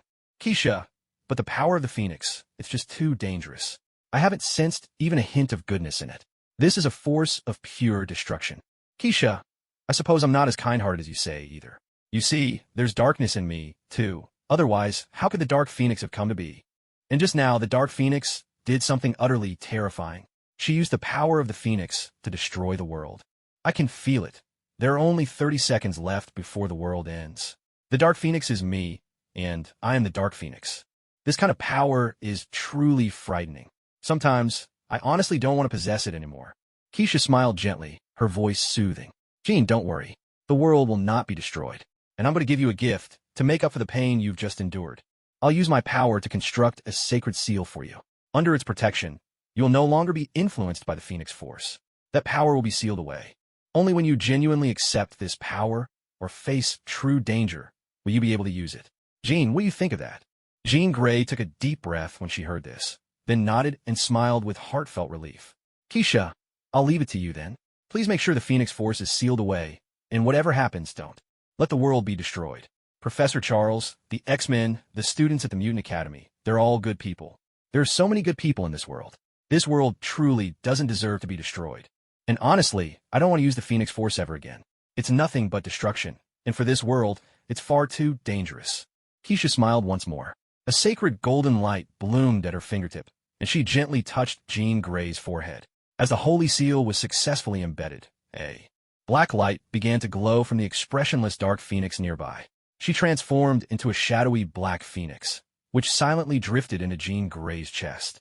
A strand of golden code shimmered around Jean's right wrist as the Phoenix Force within her was successfully sealed away by Keisha. Outside, Keisha's spirit withdrew from Jean Grey's inner world. Having temporarily lost the Phoenix Force, Jean slowly drifted down from the sky, fully conscious once more. She looked up at the blood-red heavens and saw the enormous black sun hanging there. The sight made her gasp sharply. That was the Dark Phoenix. Was that the Phoenix Force she had just unleashed? It was truly terrifying. Beneath the blood-red sky of hell, Keisha glanced up at the pitch-black Phoenix Judgment. She lounged carelessly on the stone beneath her, letting out a soft laugh. Whispering, she said, "I am willing to become his guardian angel, to love what he loves, to think as he thinks, to bear his pain and endure his hardships. No matter poverty or wealth, no matter how humble or exalted, whether the world is in chaos or abandoned by the gods, I will draw my sword for him and fold my wings for him. I will never leave nor forsake him. until the end of time. 29 seconds later, Keisha slowly stood up. She bowed her head to glance at the sleeping man upon the angel throne, protected inside the enormous energy shield Lucifer had created. A faint smile played at the corner of Keisha's lips. Then, lifting her gaze to the Phoenix Judgment, which was on the verge of exploding, she unfurled her divine domain once more, shielding both herself and the will of the Black Phoenix. Within that golden sanctuary, Keisha spread her arms and walked steadily toward the immense black sun, toward the Phoenix Judgment. She embraced death willingly. A long, mournful sigh echoed from the will of the Black Phoenix, followed by a piercing, resonant cry. Then came a thunderous boom. The colossal black sun detonated, and within the golden field of divinity, both Keisha and the Phoenix Judgment vanished together. Within Zhou-Ran's spiritual domain, Shakyamuni witnessed this and smiled faintly. Pressing his palms together, he intoned, "How virtuous, how compassionate." This was exactly what he had foreseen in his vision of the future. Yet Keisha would not truly die. She had only suffered a grievous wound and would enter a long slumber. Because Shakyamuni had come to this world, everything had already changed. A mysterious force had emerged. This was the power of merit. The merit earned from saving the world would be enough to help Keisha break free from the shadow of death and return once more. Lucifer let out a deep breath. It was over. Everything was finally over. The gray shadow of death had vanished. The Phoenix Judgment was gone, and the divine Keisha had disappeared as well. Lucifer had never imagined Keisha would stop the Phoenix Judgment in such a way, nor had he ever expected that Keisha would choose to follow the same path as God, willingly embracing death. It seemed this was the Phoenix's judgment in part, a power capable of annihilating an entire dimension. Keisha was, in a sense, God's incarnation, bearing the power of the heavenly realm. So she chose to use that power to vanish together with the Phoenix Judgment. No wonder the Ancient One hadn't come. She wanted my hell dimension to withstand the Phoenix Judgment. That way, not only would Earth be spared, but one less hell dimension would exist. The Ancient One truly is the most cunning of all the supreme sorcerers, Lucifer thought with a sigh. However, the divine being Keisha, who was born from the gathering of the scattered wills of heaven, the angels, and God, likewise chose to embrace death. With her passing, the fragments of angels that had converged were once again scattered, and the will of heaven dispersed anew. So, in the days to come, will God return first, or will Keisha make her way back before him? Lucifer felt a little lost at this thought. And then, in whose body would Gabriel reside? God's or Keisha's? In the end, would it become a situation where each possessed half, resulting in two Gabriels appearing at once? With a shake of his head, Lucifer let out a long sigh, snapped his fingers, and in an instant, the dimension of hell faded away, transforming the place once more into the familiar starry bar. Inside, everything returned to its previous arrangement. Zhou-Ran remained slumped asleep over the bar counter. Tony and Rod still clung tightly to one another, smiling peacefully as they lay on the floor. None of the three had been affected in the slightest by the fierce battle that had just taken place. Oblivious to everything that had just occurred outside, they remained lost in their own worlds. Lucifer had mixed these drinks himself, infusing them with a taste of temptation and fall. For anyone other than someone like Zhou-Ran, who was hardly human anymore, one sip was enough to plunge ordinary mortals into unconsciousness. Then, deep within their hearts, they would discover the most delightful delicacies, drifting into the most beautiful dream of their lives, a dream so vivid it would remain unforgettable forever. At this very moment, Tony and Rod were both caught in such blissful dreams. As for Zhou-Ran's glass of goddess's tear, Lucifer had, of course, added his own special touch. He, too, would fall into a deep sleep, entirely unaware of everything that happened in the world outside. Besides, the brief appearance of the fortune and luck little Vajra had left Zhou-Ran's spirit and body severely drained. Lucifer then turned his gaze to Jean Grey, who stood before him, lost in thought. He furrowed his brow and asked, "What's wrong? Why are you standing here, daydreaming? It's time for you to go. Leave this place." Jean snapped out of her reverie at his words, tears welling in her eyes. With a face full of sorrow, she asked, "Keisha, is she really dead?" Lucifer let out a deep sigh, shooting her a sidelong glance before replying with some impatience. "Sigh. It's hard to say. Keisha, if you say she's dead, she is. If you say she's not, she isn't. How should I know whether she's alive or not? But, honestly, you don't need to worry about that. And, if we're being truthful, all of this started because of you. If you hadn't used the Phoenix Force to peer into things best left unseen, none of this would have happened. Take my advice. From now on, use the Phoenix Force less. Power you cannot control is not truly yours. Jean nodded and said, Keisha has already sealed away my Phoenix Force. I won't use it again. It really is too dangerous. Lucifer, do you think Keisha will ever come back to life? Lucifer shook his head after hearing that, drew a deep breath, then shrugged and spread his hands. Fixing an annoyed gaze on Jean Grey, he said, Hey, Miss Grey, I've told you already. I don't know, I'm not sure. Are you having trouble understanding what I'm saying? And besides, wasn't it you who unleashed the Phoenix Judgment? That's your own power, and yet you're coming to me for answers? Isn't that just ridiculous? The force you set loose could easily destroy the world. Who could say whether Keisha could survive under such power? All right, Miss Grey, you'd better just leave now. You're really not welcome here. Honestly, just seeing your face right now makes me furious. I really want to kill you, but if I do, that Phoenix will lose it and probably bring down another judgment. Miss Grey, you're putting me in a very difficult spot here. It's giving me a headache. I'm doing my best to restrain myself. So, I beg you please just go. And remember our agreement. Don't tell anyone about what happened here. Understand? Jean Grey forced a smile onto her face and apologized sincerely. I'm sorry, Mr. Lucifer. I'll leave right away. I'll keep my promise. I won't reveal anything about the dimension. If Keisha comes back to life, Mr. Lucifer, please let me know. I'll be at the Xavier School for Gifted Youngsters in New Jersey. I'm counting on you. With that heartfelt apology, Jean Grey turned and walked away, her whole being radiating sorrow and defeat. She stumbled out of Lucifer's star bar, lost and brokenhearted. Inside the star bar, Lucifer carefully took a rice cooker out from his coat. Back when the battle erupted, he had quickly stowed it away for safekeeping. Lucifer cared deeply for this rice cooker. After all, it was the vessel that sealed away his primordial power. It absolutely could not be damaged. Even if Lucifer were to die, this rice cooker must remain completely intact. As long as the rice cooker stayed unharmed, as long as the morning star's power remained inside, Lucifer still had hope for resurrection. The Star of Dawn seal within the rice cooker was his final trump card. To Lucifer, the Star of Dawn was far more precious than the power of the Hell Dimension.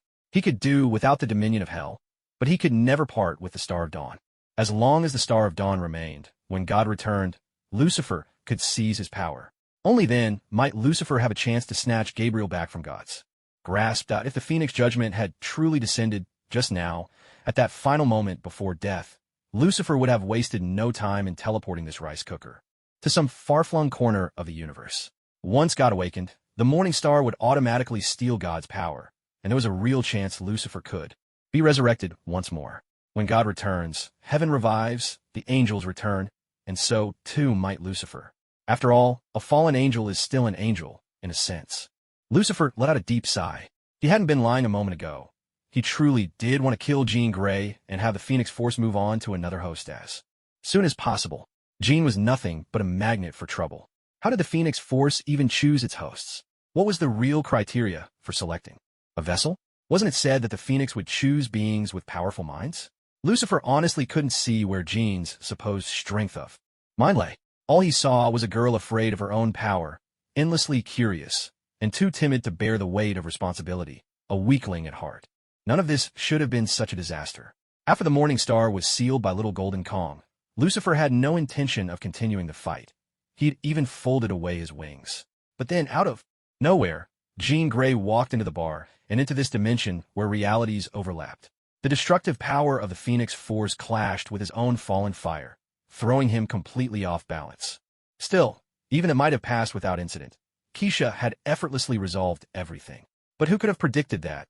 Just before leaving, Jean would dare to look back and attempt to peer at Joe. That was an audacious move, to say the least. The crucial point was that Keisha had already warned her. The dark phoenix within Jean had sensed the danger in Joe and urged her to help eliminate him. But what does danger mean? Danger is danger, plain and simple. If you can sense someone is that dangerous, why not just leave immediately? Where did she find the nerve to try and take a closer look? None of them were meant to be enemies. They could have even been friends. Yet, thanks to this colossal misunderstanding, everything spiraled out of control. Why couldn't the Phoenix Force pick a host with a bit more sense? Lucifer simply couldn't fathom it. He believed the Phoenix Force should choose a vessel strong enough to remain clear-headed at all times, someone who wouldn't create such chaos. After all, wielding the Phoenix Force was like holding half the power of destruction itself. To place such overwhelming might in the hands of a young girl without the wisdom of years was a disaster waiting to happen. A matter of when, not if, she'd lose control. Maybe it would be tomorrow, maybe next month. If only the Phoenix had chosen someone with the steadiness of age and a clear mind, an elder seasoned by time. Lucifer thought things might have gone much better, at the very least. He could remain unwavering in his heart, untouched by the force of destruction. S.H.I.E.L.D was simply too young, too easily swayed by the Phoenix's power of annihilation. You have to realize, Ran had visited the bar so many times, yet Lucifer had never once tried to probe him. The reason for his restraint was actually quite simple, almost self-evident. For beings of Lucifer's caliber, as long as they're neither blind nor foolish, it's impossible not to sense the immense power that Ran harbored within. Though the precise strength of that power was incalculable and its limits unknown, one could still see it plainly, feel it unmistakably. When two beings of such formidable might cross paths, they never attempt to pry into each other. Never. After all, you can never be sure just how strong the other truly is, and if you provoke them and spark a battle of titans, the consequences could be catastrophic. To invite such an enemy upon oneself for no reason at all. What could be more foolish? A half-baked novice who can only wield a fraction of the Phoenix's force, trying to probe a being who could seal away the Star of Dawn with ease. Wouldn't that be nothing but courting death? Now, with the Phoenix's judgment past, the shadow of danger and death had receded. The oppressive weight was gone. Lucifer's mind brimmed with clarity once more. Suddenly, he realized the Phoenix's judgment was not as terrifying as he'd once imagined. After all, in that moment of peril, he couldn't believe that the little golden warrior inside Ran would simply sit back and do nothing, or that perhaps some other monster slumbered within him, waiting to emerge. That little golden warrior had casually produced a rice cooker and sealed away his Star of Dawn. So who's to say, when faced with the Phoenix's judgment, he wouldn't just pull out another bizarre object and seal it away just as easily? A faint smile tugged at Lucifer's lips. If Keisha hadn't made her move, he might have witnessed the little golden warrior act again. The thought was oddly amusing. Lucifer glanced out at the sky beyond the bar. It was time to wake Ran. He reached out and tapped the rice cooker on the counter, a look of deep frustration flickering in his eyes. Was he really destined to form some kind of bond with this rice cooker? Lucifer shook his head vigorously. No, absolutely not.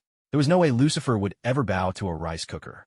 With a long sigh, he resolved that after waking Ran, he'd pay a visit to the dark dimension to consult Dormammu about seal magic. Muttering strange incantations under his breath, golden light shimmering at his fingertips, Lucifer began the process of rousing Ran. The wind chimes hanging by the door suddenly rang out, their tinkling notes dancing through the air. At the sound, Lucifer's face changed instantly, his brow furrowed in alarm. Another enemy had made their entrance. Lucifer quickly changed the incantation, casting a different spell to hide Ran, Tony, Rod, and the rice cooker within his wings. Heavy footsteps echoed through the room. Soon, a mysterious figure entered, clad in a billowing black robe, a hood pulled low, and a mask concealing their face. The mysterious figure fixed their gaze on Lucifer and spoke in a mechanical voice, asking, "Where's Ran now?" Lucifer let out a cold snort. In an instant, the starry bar transformed into a blood-red hellscape. He stared at the figure before him, eyes brimming with murderous intent, and said icily, "Who are you? How dare you trespass in my dimension? Leave at once, or I'll kill you." From beneath the figure's mask, white light gleamed in their eyes. With that same mechanical tone, they said, "Oh, Lucifer, so you hid him in your wings? Relax, we're not enemies. Lucifer, by the way, how did you deal with the Phoenix judgment that just happened here?" At these words, Lucifer's brows knit together in a fierce scowl. Hellfire flared up around him as he demanded coldly, "Who exactly are you?" The mysterious figure nodded. "I understand. Judging by your reaction, it seems Keisha chose to fall." Lucifer trembled all over. Around him, black suns radiating intense heat began to form, manifestations of the fallen flame. Pointing at the mysterious figure, his voice turned frigid. "Remove your mask and reveal your identity, or I will end you." With a sigh, the figure extended a finger as hard as steel and pointed at Lucifer. A surge of immense energy shot from their fingertip, instantly dispelling all the black suns around Lucifer. The force struck him so hard that he dropped to his knees, his face turning ghostly pale. To his shock, he found himself unable to tap into the power of Hell's dimension. The magic he'd used moments before vanished as well. Ran, Tony, Rod, and the rice cooker tumbled from his wings and landed on the floor. The mysterious figure nodded in satisfaction and walked slowly to Ran's side. Their eyes flickered with white energy, then abruptly dimmed. Reaching into their robes, The figure produced a golden shard and tossed it behind Joran. A brilliant gold light flared up. Suddenly, Keisha, who had vanished along with the Phoenix Judgment, reappeared. Yet this Keisha was not flesh and blood, but a spectral image. Moreover, Keisha's phantom constantly reassembles and dissolves, flickering in and out of existence, utterly unstable. The mysterious figure took a deep breath and spoke slowly. Keisha, I'm sorry. I forcibly intervened to stop your fall, which means you can't be fully resurrected. Your powers are terribly weak right now, but this was the best I could do. I hope that. The mysterious figure left the sentence unfinished, pausing for a moment. Turning to Lucifer, they continued. You could try to bond with the electric rice cooker. As your affinity grows, the seal will gradually weaken, and your morning star will be restored. Don't go looking for Dormammu. Just let it go. None of that matters now. Please, help me pass a message to the Ancient One and Odin. Whatever happens, they must protect Tony Stark. It's time for me to go. With that, the mysterious figure turned and walked away. Lucifer stared at this departing stranger, his brows knitted tightly, his teeth clenched in anger and frustration as he demanded, Who are you? Who are you really? Never in his life had Lucifer suffered such a humiliation. This mysterious figure was unlike anyone he had ever encountered, so powerful, evoking the same sense of helplessness as when he faced the little golden monkey. A single surge of energy had severed his control over the hell dimension, just as the little monkey had once tossed out a rice cooker to seal away the morning star. An uncanny parallel. And what's more, this mysterious figure had snatched Keisha back from the grasp of death itself. When did the world become so unrecognizable to me? Lucifer's mind was a whirlwind of confusion and disbelief. Sorry, I can't tell you yet. One day you'll understand. But now I must go. He's catching up. Leaving those words behind, the mysterious figure vanished. Slowly, Lucifer struggled to his feet.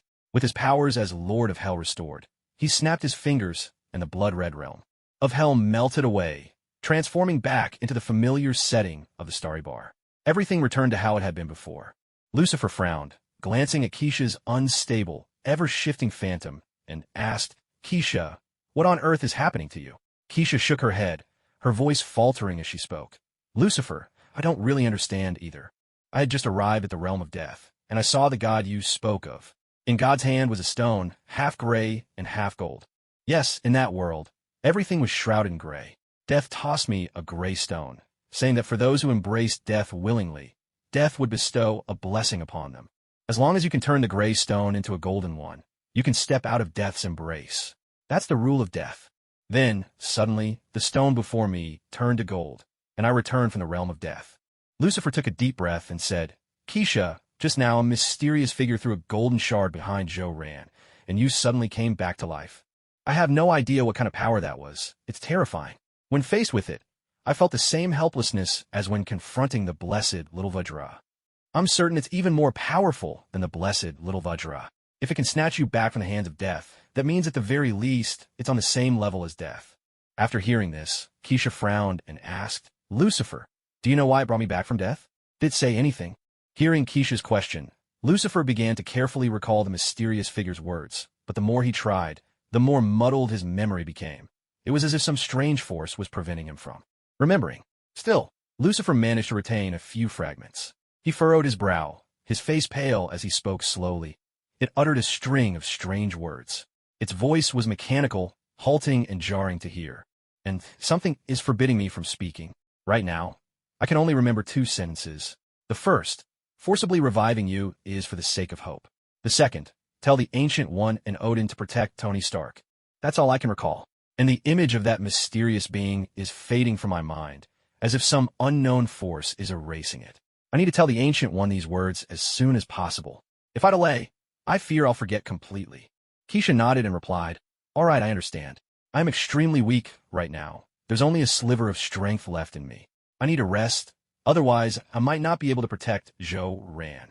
With those words, Keisha's phantom slowly faded away. Inside Joran's mindscape, among the 3 golden figures, the blessed little Vajra, who slept in the center, suddenly snapped his eyes open.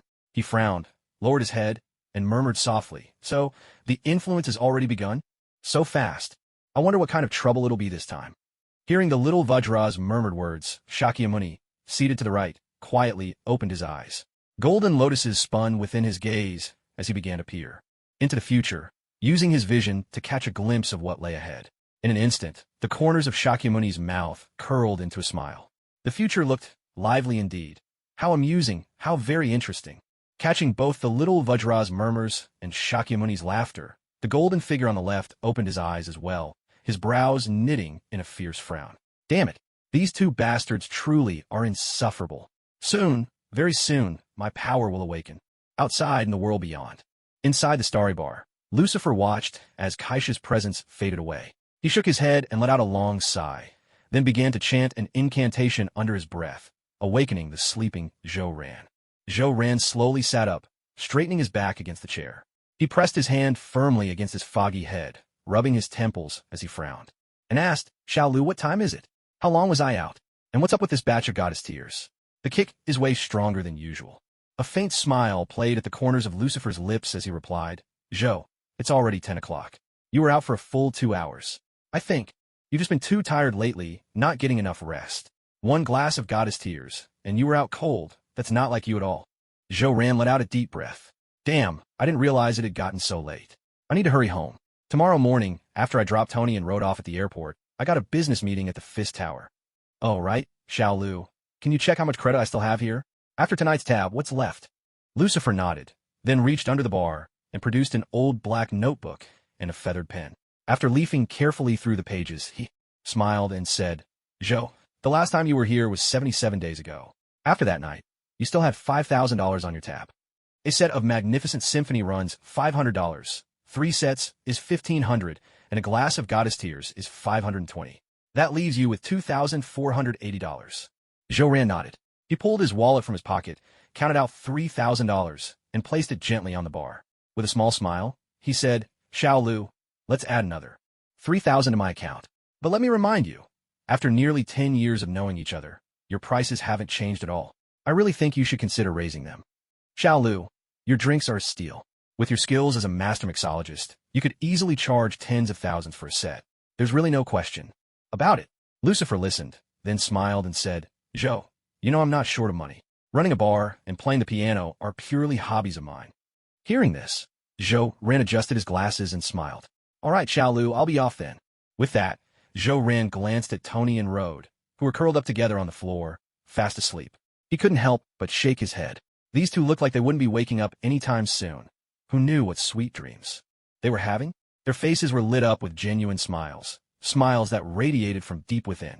Zhou Ran realized he had never smiled like that. Ever since arriving in this world, true happiness had always eluded him. His smiles were often for business negotiations, sometimes to maintain relationships, and other times just to lighten the mood.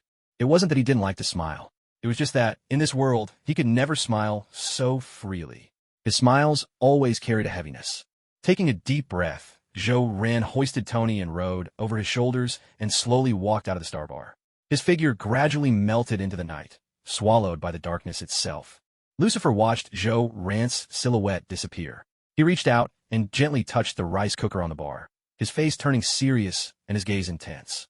Drawing in a deep breath, he spoke in a low voice, "Little golden warrior of fortune, I look forward to our next meeting.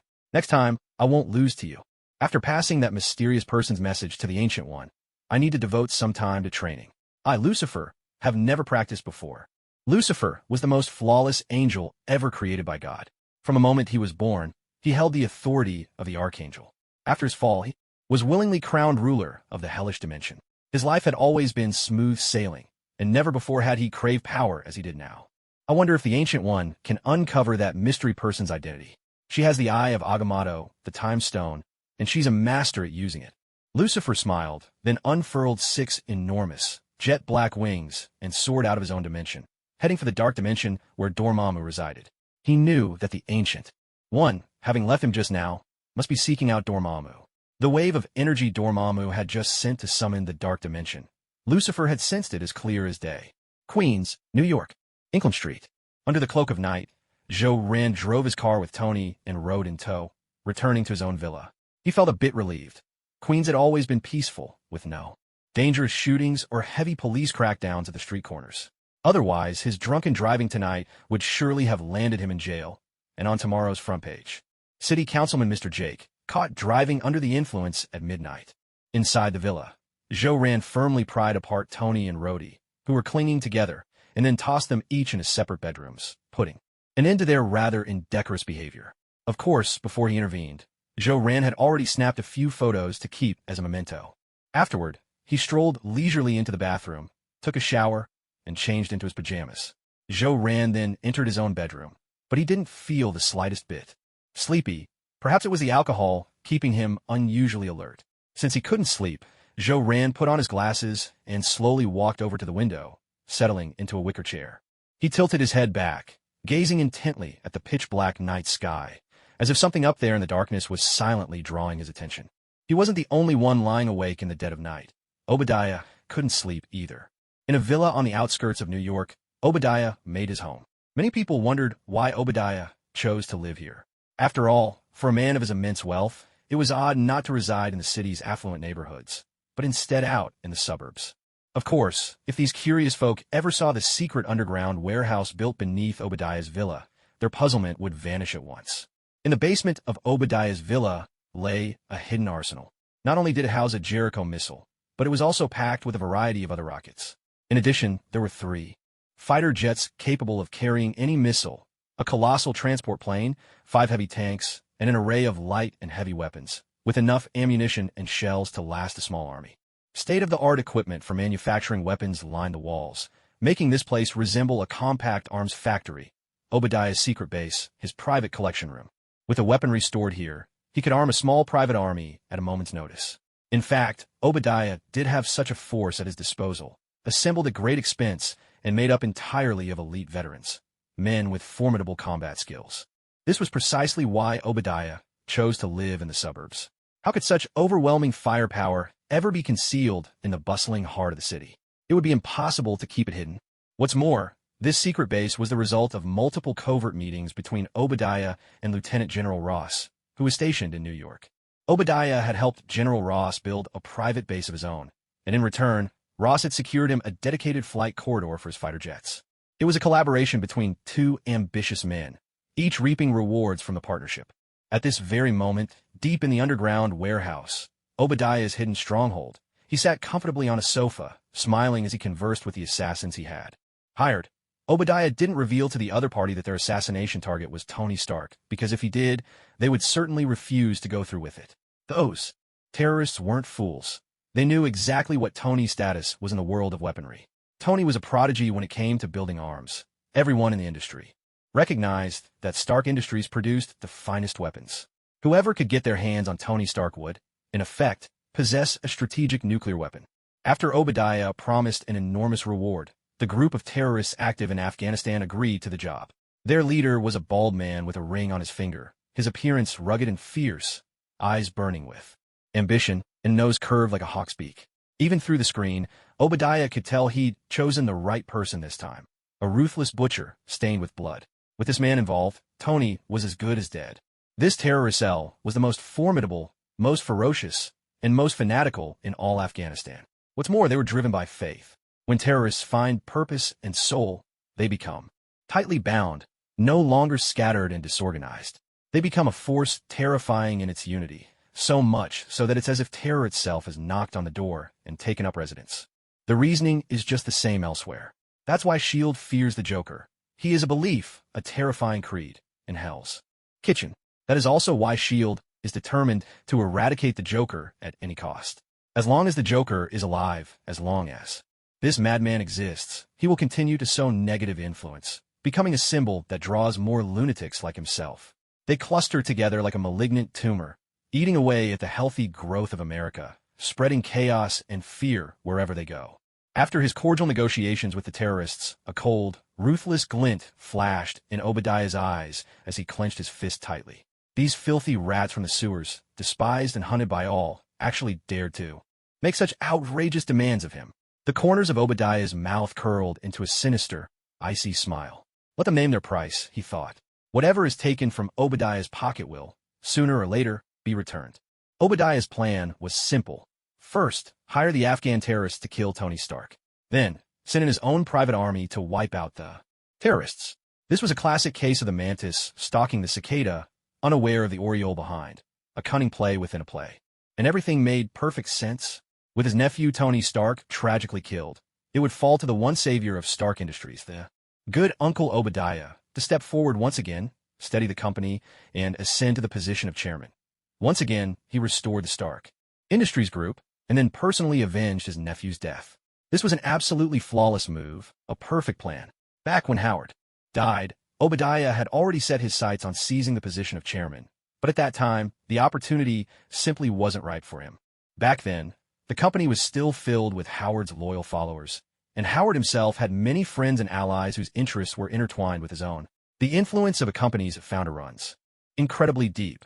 Without Howard Stark, there would be no Stark Industries. That far-reaching influence meant that all of Howard's allies, friends, and subordinates would step forward as one to support Tony Stark.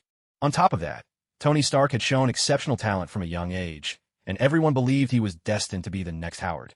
According to American law, Tony Stark was also the primary heir to Stark Industries, which was a problem Obadiah simply couldn't solve. At the time, Obadiah had no way to usurp power. The circumstances left him powerless. If he tried to seize control, Howard's lingering influence would have torn him to pieces. He had no choice but to play the role of a model citizen, someone who served Stark Industries with all his heart and soul, a devoted uncle who only wanted to help Tony Stark. But human ambition is like a seed buried deep in the earth. It slowly takes root, growing little by little, until one day it bursts out of the hard soil and becomes a towering tree. Desire is like a boulder rolling down a mountainside. Once it starts, it can never be stopped. Yet times have changed. Now, Obadiah holds considerable sway within Stark Industries, but that influence is kept in check by Tony Stark himself.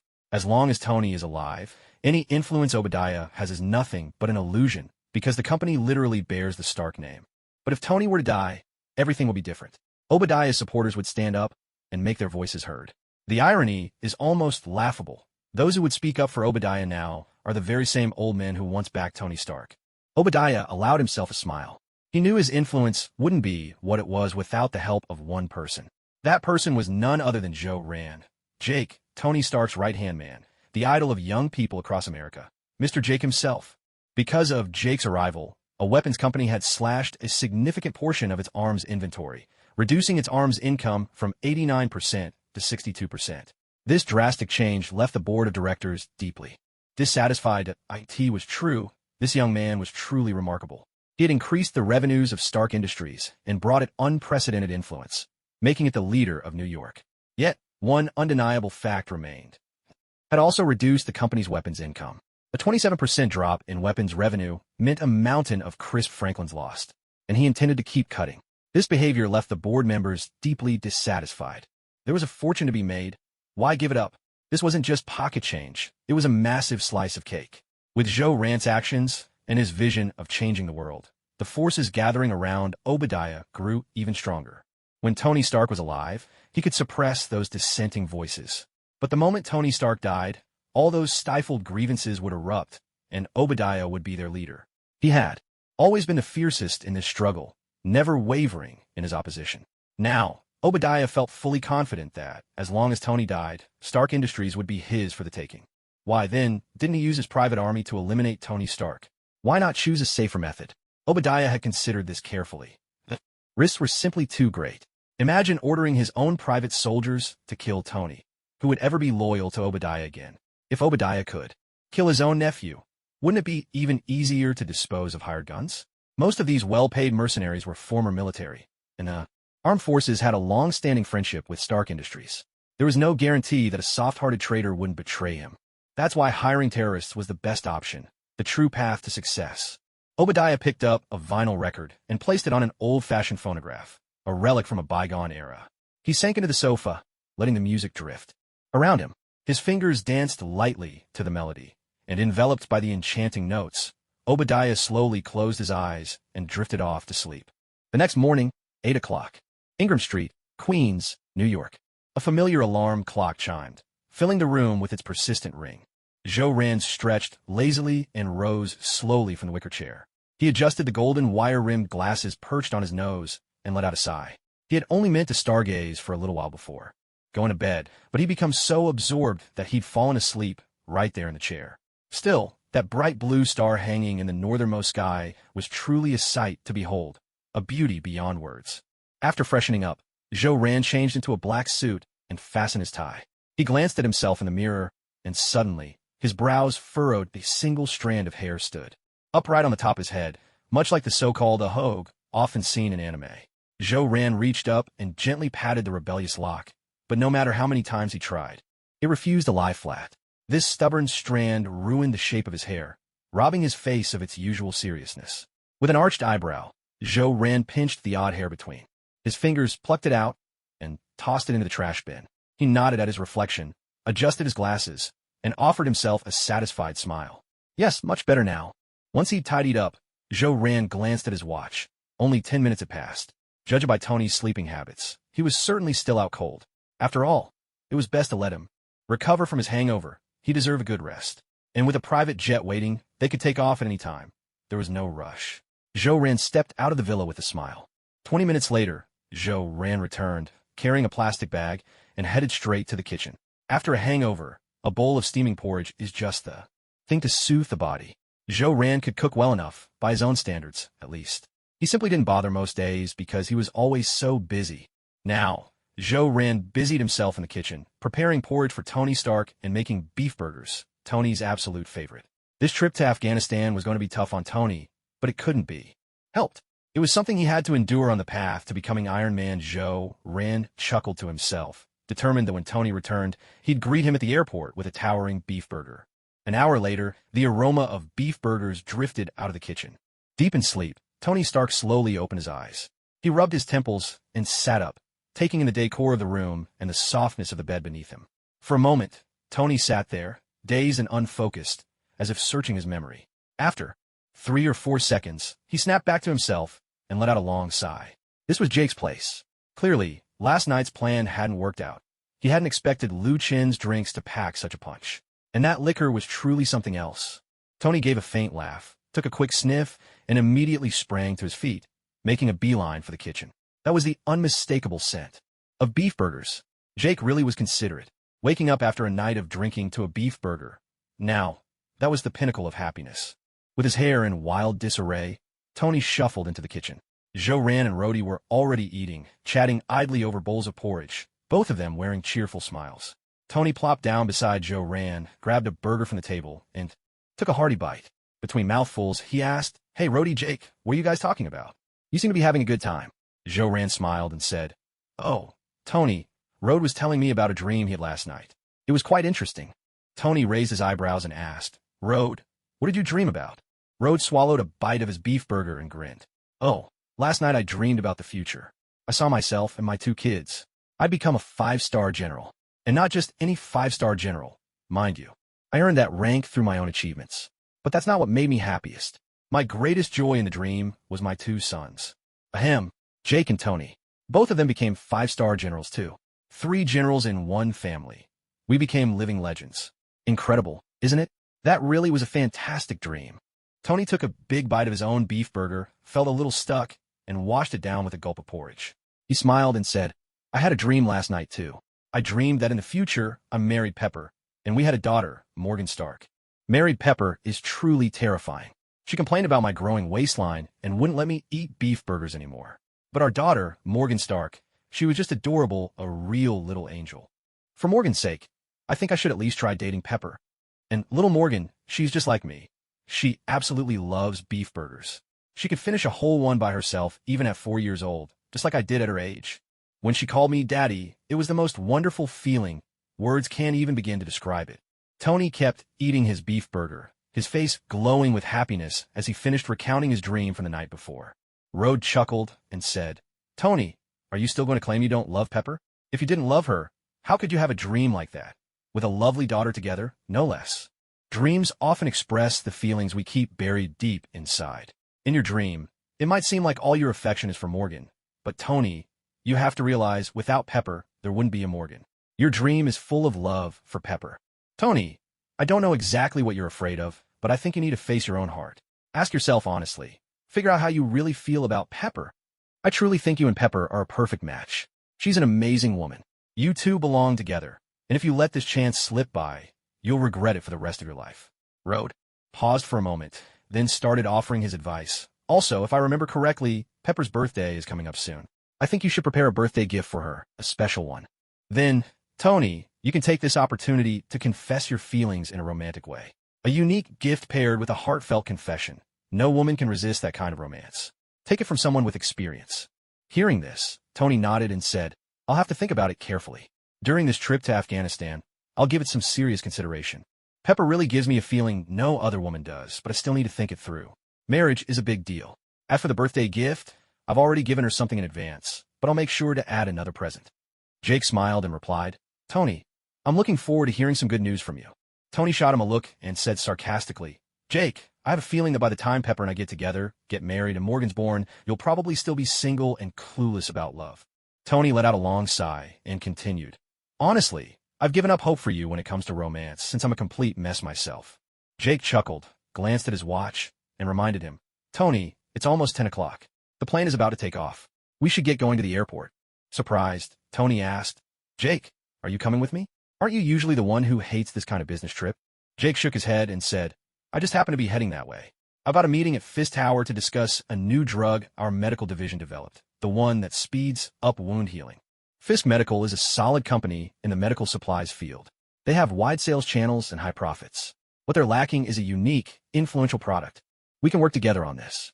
Stark Industries handles the production. S.H.I.E.L.D. Medical takes care of the sales. A win-win for both sides. Hearing this, Rhodes laughed and said, That wound-healing drug should also be supplied to the military. It's perfect for soldiers. Jake nodded and continued, Of course, we'll set some aside for the military. And the drug's effects are excellent. After an injury, taking it will speed up recovery by about a third. After hearing all this, Tony smiled and said, The launch of this drug is going to be a great thing for the whole country. Rand frowned slightly and said, This collaboration was actually initiated by S.H.I.E.L.D. Tower, but I still don't really know what kind of person Mr. Fisk is. The news has reported on his charitable deeds, but he never takes photos, nor does he make public appearances. He's quite the mysterious figure. Whether or not this partnership will really go through is still uncertain. Who knows? Maybe Fisk is the kind of person who uses charity to disguise his greed and ends up selling these drugs to criminals. Hearing this, Tony patted Rand's shoulder and said, Relax, Fisk actually has a pretty good reputation. The whole of New York says he's a good man. Rhodes nodded in agreement, smiling. If New York has two good guys, the first would be Jake, and the second would be Fisk. You two are the city's most well-known philanthropists. Rand smiled and said, All right, maybe I'm just overthinking it. If someone like Mr. Fisk, with such a stellar reputation, turned out to be a villain, then the world would truly be a joke. Talking and laughing, the three of them stepped out of the villa. Rand drove, taking Tony and Rhodes to the airport. As for Tony and Rhodes' own cars, they were still parked in front of the hotel where yesterday's awards ceremony had taken place. When they went out for drinks the previous night, Tony and Rhodes had both simply ridden in Rand's car. Tony's idea, since taking 3 cars for 3 people out drinking was far too much trouble. In the script Tony had devised, it would go like this. Rand and Rhodes would face off, taking turns trying to outdrink each other, a plan Tony had set up in advance. To Rhodes, he'd said, Let's see if we can drink Rand under the table. To Rand, he'd said, Let's see if we can take down Rhodes. Once the two of them were both completely done for, the last man standing, Tony Stark, still sober, would drive them both to a carefully prepared pool party for a good time. And of course, he'd make sure to snap a few scandalous photos of the two of them before boarding his flight. Right before Tony got on the plane, Rand gave him a warm hug.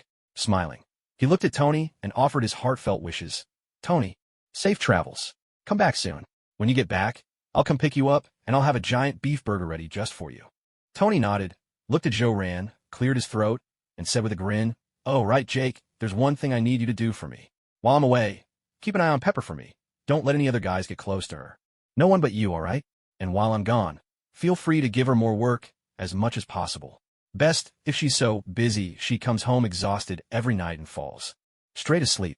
Rand nodded and made an okay gesture with his hand, smiling as he said, Don't worry, Tony. There's absolutely no other man anywhere near Pepper. Tony nodded in response.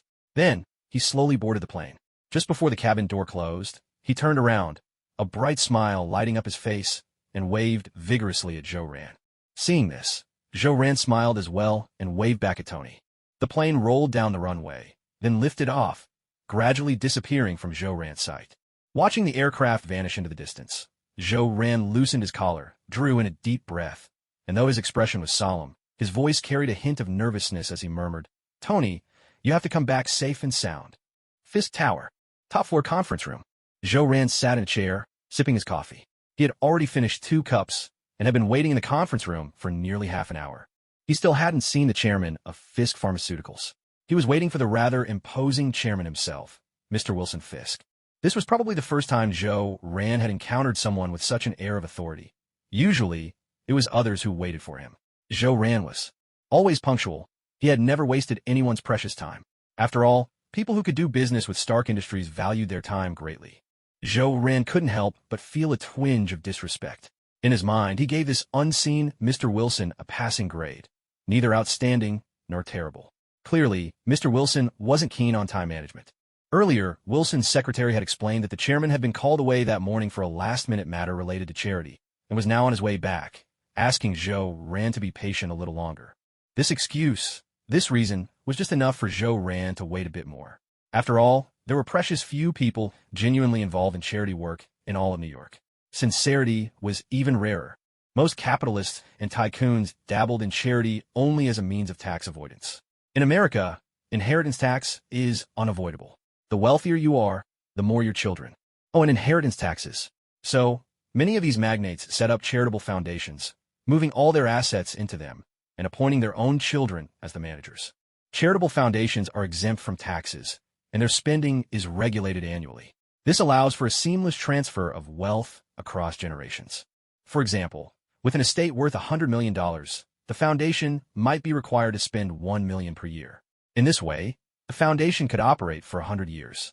With their children at the helm, they would only need to allocate $1 million each year to charity, while the remaining $99 million could be used for their own business ventures.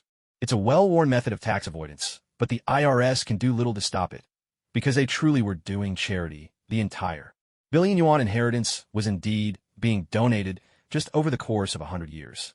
If someone wanted to put a stop to this, they would have to establish a charity tax. But if there really were to be a charity tax, that would be utterly absurd. Even an act as sacred as charity would be forcibly taxed. After you die, you'd surely be denied entry to heaven and sent straight to hell. So, for Joe Rand, if this Mr. Wilson truly was a great philanthropist, then waiting a little while was a small matter. Joe Rand smiled, slowly, closed his eyes, and began to wait patiently. In fact, he was rather looking forward to meeting Mr. Wilson. If this Mr. Wilson was genuinely devoted to charity and happened to be a member of a New York City Council, then the two of them would certainly have a great deal to talk about. This was an ally worth courting, a powerful piece of political capital. Joe Rand would be one step closer to becoming the mayor of New York. Half an hour later, heavy, purposeful footsteps echoed from the hallway outside. At the sound, Joe Rand's ears twitched slightly.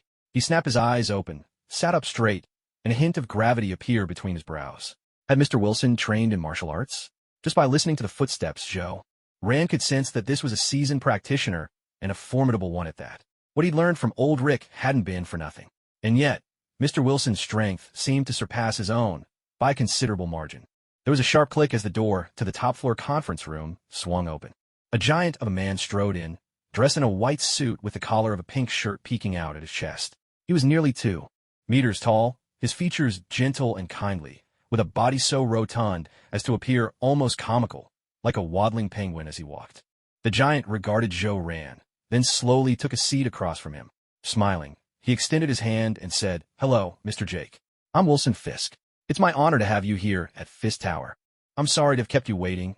I was delayed by a matter of charity," he added, his tone unfailingly polite. Coupled with his genial face and corpulent frame, he resembled nothing so much as a jovial Buddha. Joe Rand's pupils narrowed sharply. He reached out and shook Wilson's hand, and compared to Wilson's, his own seemed as small as a child's in an adult's grasp. Joe Rand's lips curled into a faint smile as he returned the greeting. "Hello, Mr. Wilson." His expression was perfectly composed, no different from the calm demeanor he wore in any business negotiation.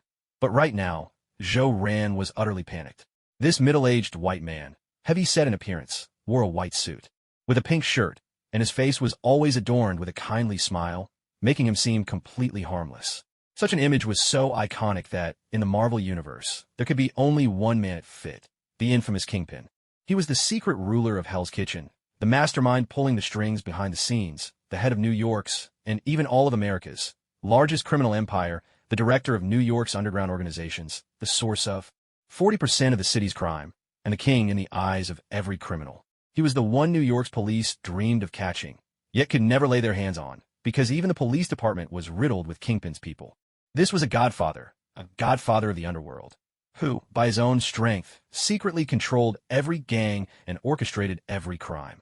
In the Marvel world, he was the most wicked of men. If 10 people died in Hell's Kitchen in a single day, at least 6 of those deaths would be linked to Kingpin or his men. Kingpin's mind was razor-sharp, and his intelligence far surpassed that of ordinary people. Though he seemed bloated and overweight, more than 90% of his body mass was actually muscle. His physical power was the pinnacle of human potential. He could punch through a wall as easily as snapping his fingers, and he was among the world's elite fighters, training daily with a host of martial arts experts. This Mr. Fisk, Kingpin, had truly given Zhou Ran a shock, an enormous one. Zhou Ran never could have imagined that the very Mr. Fisk he had been so eager to befriend, the political connection he had been so desperate to cultivate, was in fact Kingpin himself. It was almost laughable. New York's most evil, most dangerous man was hailed by the media as the city's most benevolent citizen. Learning that Wilson was actually Kingpin left Zhou Ran genuinely shaken. For this was his first time coming face-to-face with a villain so utterly ruthless, his first encounter with someone who was rotten to the core, evil through and through. Kingpin was the kind of villain beyond redemption, a man bad to his very bones, and a completely different breed from the antagonist Zhou Ran had met before. The last major villain Zhou Ran had often dealt with was Norman Osborn, chairman of Oscorp, the very same man who would one day become the Green Goblin, terrorizing the city with his bombs. But Norman Osborn hadn't started out as a villain, or even a bad person. At least for now, Zhou Ran felt Norman Osborn was still a decent man, capable, resourceful, and while he often targeted Stark Industries, it was merely business rivalry. Initially, Osborn had only developed the human enhancement serum to save his own life, never expecting its powerful side effects would give birth to the Green Goblin persona and ultimately turn him into a true villain. Zhou Ran had also dealt with another antagonist, a familiar face, Justin Hammer, chairman of Hammer Industries. This company, too, was a rival of Stark Industries. As for Justin, he both envied Tony and was jealous of him. Whenever he saw Tony, he was overcome by a deep sense of inferiority, yet his pride wouldn't let him accept defeat. He always wanted to outdo Tony. Justin Hammer was, in many ways, a contradictory man. He longed for victory, but had never tasted it. He dreamed of making Hammer Industries surpass Stark Industries, but always came up short. In the end, he resorted to force, plotting to make Tony Stark disappear from the world permanently. However you look at it, the origins of these two villains were far more compelling than that of Kingpin. When Zhou Ran encountered Kingpin, his initial panic lasted only a moment before it vanished. To him, this so-called king of New York's underworld, the godfather of the criminal world, was nothing more than a big, bothersome fly, a paper tiger easily crushed. There was nothing truly frightening about him. Even if Kingpin managed to unite all the forces of the underground world to Stark Industries, it would only take a couple of Jericho missiles to deal with him. Looking at Kingpin now, at this infamous boss of New York's criminal underground, Zhou Ran couldn't help but feel a hint of delight. After all, Mr. Fisk might still prove useful. A powerful political asset, perhaps. Kingpin could serve him in two ways, both as valuable political capital and as a formidable boost to his campaign for mayor of New York. The first option was to subdue Kingpin and take control of him. To control Kingpin would be to control all of New York's underworld, opening the way to reforming it and turning wrongdoers into good citizens. But that was a daunting task, one for which Zhou Ran had little confidence, especially since he found Kingpin's utter lack of humanity repugnant. Drug trafficking, coercion, robbery, murder. Kingpin was involved in them all. He was pure scum, the dregs of New York, a perfect embodiment of evil in all its forms. The second option was to expose Wilson Fisk's true identity as Kingpin to Chief George of the NYPD and have this godfather of the underworld arrested. That way, his criminal empire could be wiped out in one fell swoop, banishing the darkness and restoring light to New York. But getting Kingpin behind bars was no simple matter. It required solid evidence. No wonder he was so hard to catch. People knew the name Kingpin, but not his true face. If Zhou Ran hadn't met this so-called philanthropist, Wilson Fisk, he could have racked his brains forever and still not guessed where Kingpin was hiding. He would never have. Imagine that New York's most celebrated benefactor was, in fact, its most notorious criminal overlord. Gathering the evidence would not be easy. Kingpin was no ordinary target. For now, the best Zhou Ran could do was quietly tip off Chief George, advising him to keep a closer eye on Kingpin's movements. But if Fisk keeps a low profile and refrains from any activity in the short term, George Stacy will definitely give up and might even start to doubt what I've told him, lowering his trust in me. So, I need to play the long game. Once I'm done dealing with Fisk, I'll have to make a trip to Tony's villa. Using my clearance, I'll ask Jarvis to infiltrate the network and databases of Fisk Tower and see if there's any audio or video footage. As long as Fisk admits to being the Kingpin in his office, I'll have enough evidence to arrest him. Then, Mr. Jake will become the pride of New York. Fisk glanced at Joe Rand, who had suddenly spaced out for 3 or 4 seconds. He frowned slightly, then smiled and asked, "Mr. Jake, is something wrong? Are you feeling unwell all of a sudden?" Joe Rand snapped out of his thoughts, shook his head, and replied with a gentle smile, "Oh, Mr. Wilson, it's nothing. I just suddenly felt a little emotional. To think that the legendary philanthropist of New York, the charitable Mr. Wilson, would look so imposing in person. Based on what I've gathered from the news and media, piecing together the fragments of your public image, I always imagined Mr. Wilson as a refined elderly gentleman. My impression was abruptly shattered, and I was genuinely surprised and a bit taken aback. I couldn't help but lose myself in thought for a moment." Fisk chuckled and said, That's true. Anyone who sees what I really look like for the first time has the same reaction. I thought that a wise man like Mr. Jake would be immune to such things. Seems even you are not an exception. It was my oversight, Mr. Wilson. I should have given Mr. Jake a heads up about my physique beforehand." Joe Rand adjusted his glasses, cleared his throat lightly, and smiled. "Mr. Wilson, perhaps it's time we got down to business."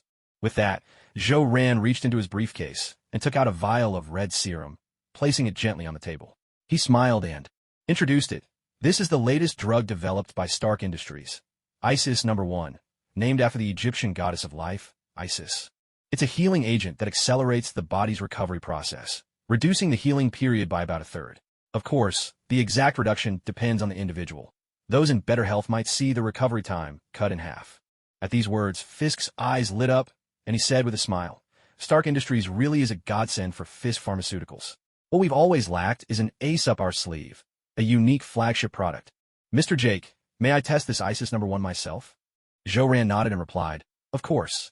Kingpin smiled as he picked up the fruit knife from the table and said, "Mr. Jake, I have a rather robust constitution. My body heals very quickly. A cut that's neither deep nor shallow like this will be gone in a day." With that, Kingpin plunged the fruit knife hard into his thick arm, then pulled it out. Surprisingly, there was no gush of blood. The muscles around the wound clenched tightly, holding the blood in. Watching Kingpin's wound, Joe Rand adjusted his glasses and smiled. "Mr. Wilson, you're truly the most remarkable pharmaceutical chairman I've ever seen. I've witnessed drug testing before, but never quite like this. Most people use animals to test their medicine," he continued. Kingpin chuckled at that, picking up the vial of red serum. "Mr. Jake, if it's a healing agent meant for humans, then naturally it should be tested on a human. That's the most straightforward and effective way.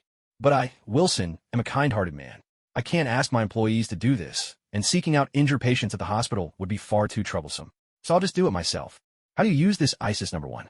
Is it taken orally or injected?" Joe Rand forced a smile, trying to hide his disgust at Wilson's so-called kindness. "For a wound like yours, one that goes all the way through, it's best to inject the medicine directly into the injury. If it's just a surface cut, then taking it orally is better." Kingpin nodded, then injected the Isis No. 1 into his wound. Instantly, the burning pain faded, replaced by a cool sensation. He watched as the wound on his arm began to heal, even faster than Joe Rand had promised. Ordinarily, a wound like this would take him a day to recover from, but after the injection, Kingpin estimated it would only take 3 hours. Thoroughly satisfied with Isis No. 1, Kingpin nodded and asked, "Mr. Jake, what's the price for Isis No. 1? I believe we could go ahead and sign the contract right now. This medicine is exactly what Fisk Pharmaceuticals desperately needs. How much are you selling the patent for?" Joe Rand smiled, then replied with a question of his own. "Mr. Wilson, what do you think a patent like this should cost? This is a revolutionary drug. Surely the Fisk Group, as a pharmaceutical company, understands its value better than anyone." Kingpin took a deep breath, then held up 2 fingers. "I'll offer $2 billion, buying the patent and all related data for Isis No. 1. What do you say, Mr. Jake?" Joe Rand shook his head and smiled, declining. "Mr. Wilson, Stark Industries doesn't need your $2 billion. It's just that setting up a new pharmaceutical group to handle the sale would be a hassle, and this patent simply can't be sold to you. To choose between a quick fortune and keeping a goose that lays golden eggs, anyone can understand which is wiser." Upon hearing this, Kingpin let out a deep sigh. That's true. Stark Industries really isn't short of money. It seems I won't be able to buy this patent after all. Mr. Jake, How much for exclusive naming rights? I want ISIS #1 to be sold solely by Fisk Pharmaceuticals. Zhou Ran smiled and replied, We at Stark don't need much for exclusive naming. 200 million a year, just as a token, will do. There are 3 versions of ISIS #1. We can offer them to Fisk Pharmaceuticals at cost. The basic version is $1,000 for 5 doses, the intermediate version $5,000 for 5, and the advanced version $10,000 for 5. But I'd like to know how Fisk Pharmaceuticals plans to price and sell them. The whole point of developing ISIS #1 was to benefit the people. Stark Industries isn't in need of profit. We'll just earn enough to pay the salaries of our medical division. That's all. Kingpin gave a faint smile upon hearing this. Fisk Pharmaceuticals is also in it for the public good. But for rare medicines like this, I think we should keep the basic version at the same price, while the intermediate and advanced versions ought to be sold at 3 times the cost. We don't make money from the poor.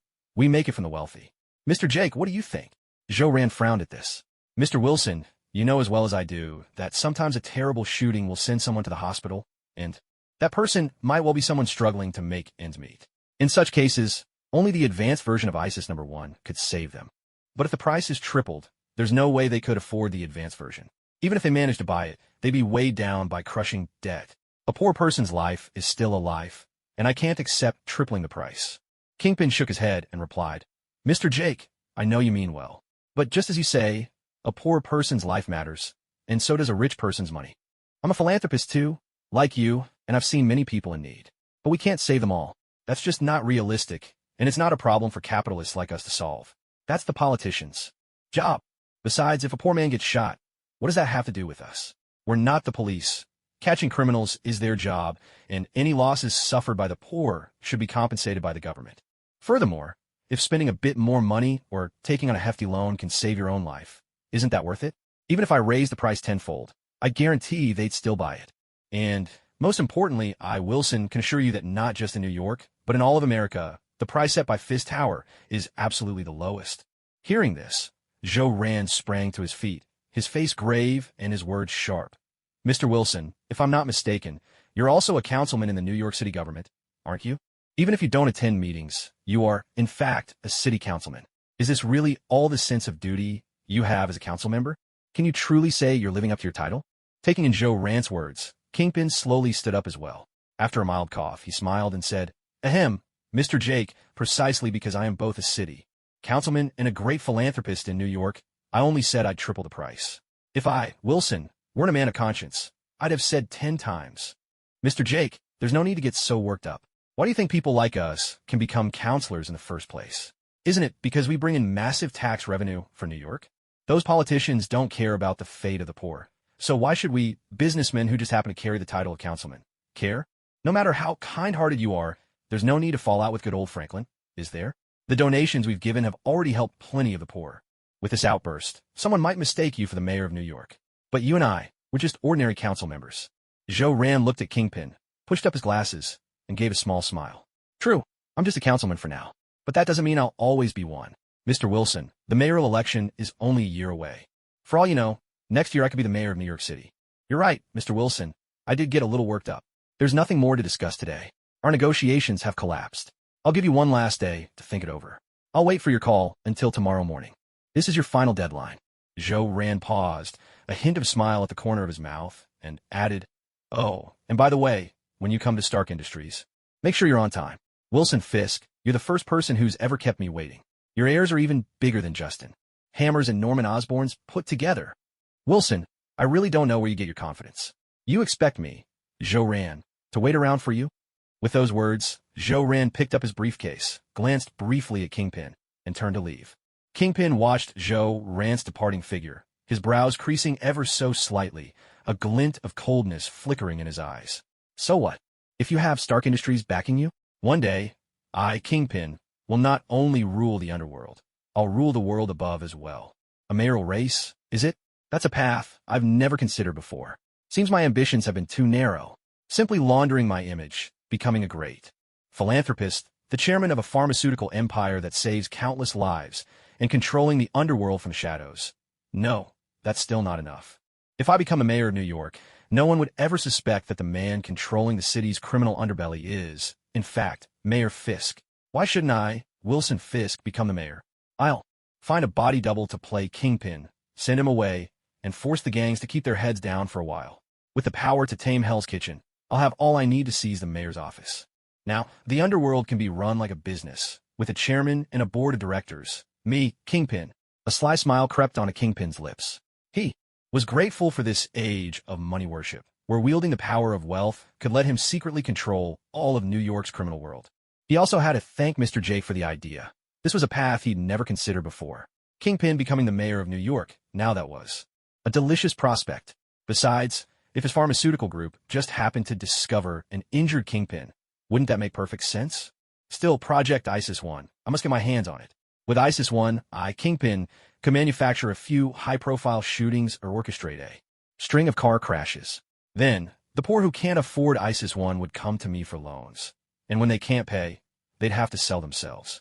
The men would be forced to rob and kill for me. The women would end up working as my girls. My criminal empire would expand even further. I need a good plan. This Jake is a real oddball, isn't he? Where in the world can you find such a kind-hearted capitalist? Where can you find such a conscientious tycoon? TSK. Look at his meteoric rise from an ordinary man to a director at Stark Industries, and at all the things he's done. Affordable medicine, cutting weapon production, supporting education, cracking down on polluting companies, launching a dream fund. One initiative after another, one policy after the next. Does he truly want to be the light of New York? Such greatness is a rare thing indeed. What method should I use to acquire ISIS-1? Leaning back in his chair, Kingpin massaged his temples and sank deep into thought. 3 o'clock in the afternoon. New York sits close to the Atlantic coastline. Here stands Tony Stark's mansion, a seaside villa in the city of freedom. Zhou-Ren drove up to this place. Originally, this villa was meant to be built on the Pacific coast of California, in Malibu, west of Los Angeles. But due to Zhou-Ren's arrival, the Stark Industries Tower was relocated to New York ahead of schedule, and naturally, the city of freedom followed suit. 5 years ago, Zhou-Ren had proposed moving Stark Industries Tower to New York.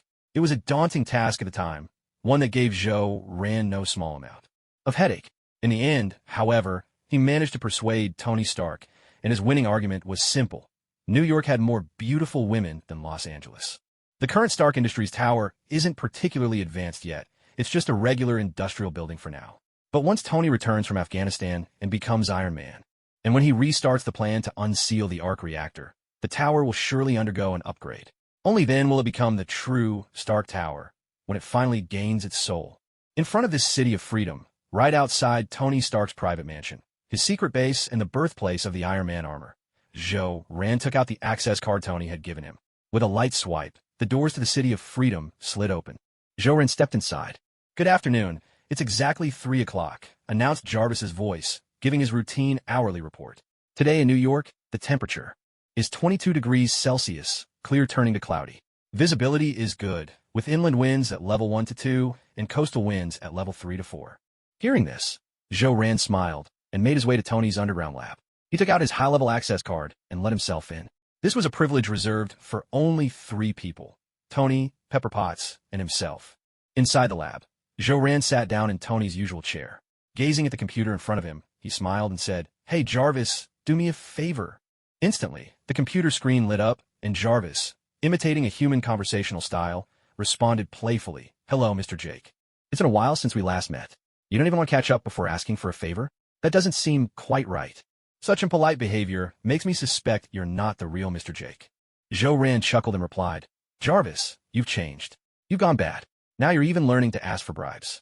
Demanding a gift right at the start isn't exactly what Tony had in mind for you. Jarvis, I've always been generous. There's no way I'd shortchange you. So why don't you get to work?" Jarvis replied with a simulated laugh. "Haha, Mr. Jake, you can count on me.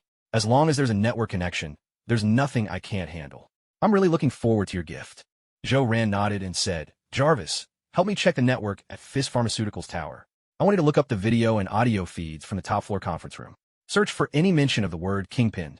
Jarvis responded with a cheerful tone, "Certainly, Mr. Jake. Please wait patiently for just 2 seconds. 1 second to enter, and 1 second to return." Hearing this, Zhou-Ren tapped the table twice with his hand. 2 seconds passed, yet Jarvis remained silent. Zhou-Ren frowned and asked, "Jarvis, why aren't you saying anything? Couldn't you find anything?" Imitating a human's helplessness, Jarvis let out a long sigh. "Mr. Jake, I'm terribly sorry. There's nothing I can do here. The top floor conference room at Fisk Pharmaceuticals Tower doesn't have a network connection. That's truly puzzling, Zhou Ran mused. It makes me stop and think. How could such a large pharmaceutical tower not have internet access in its top floor conference room? Mr. Jake, in places without a network, even Jarvis is powerless. However, I have come across the term Kingpin online before. The police officers at the station often curse about it. Oh, it's that damned Kingpin again. I must find him. Mr. Jake, what exactly is this Kingpin? Is Kingpin a person? Is Kingpin important to you? The police are searching for this thing as well. Jarvis fired off 3 questions in a row, sounding just like a curious child who hadn't yet matured, fascinated by all things human, especially when emotion was involved. Zhou Ran chuckled and explained, Jarvis, technically Kingpin is a person, but he's a terrible one. So, we often say he's not even a proper person. For bad people, it's common to say they're not worth being called a person. After hearing this, Jarvis pondered for a moment before asking, Mr. Jake, what about my father, Tony Stark?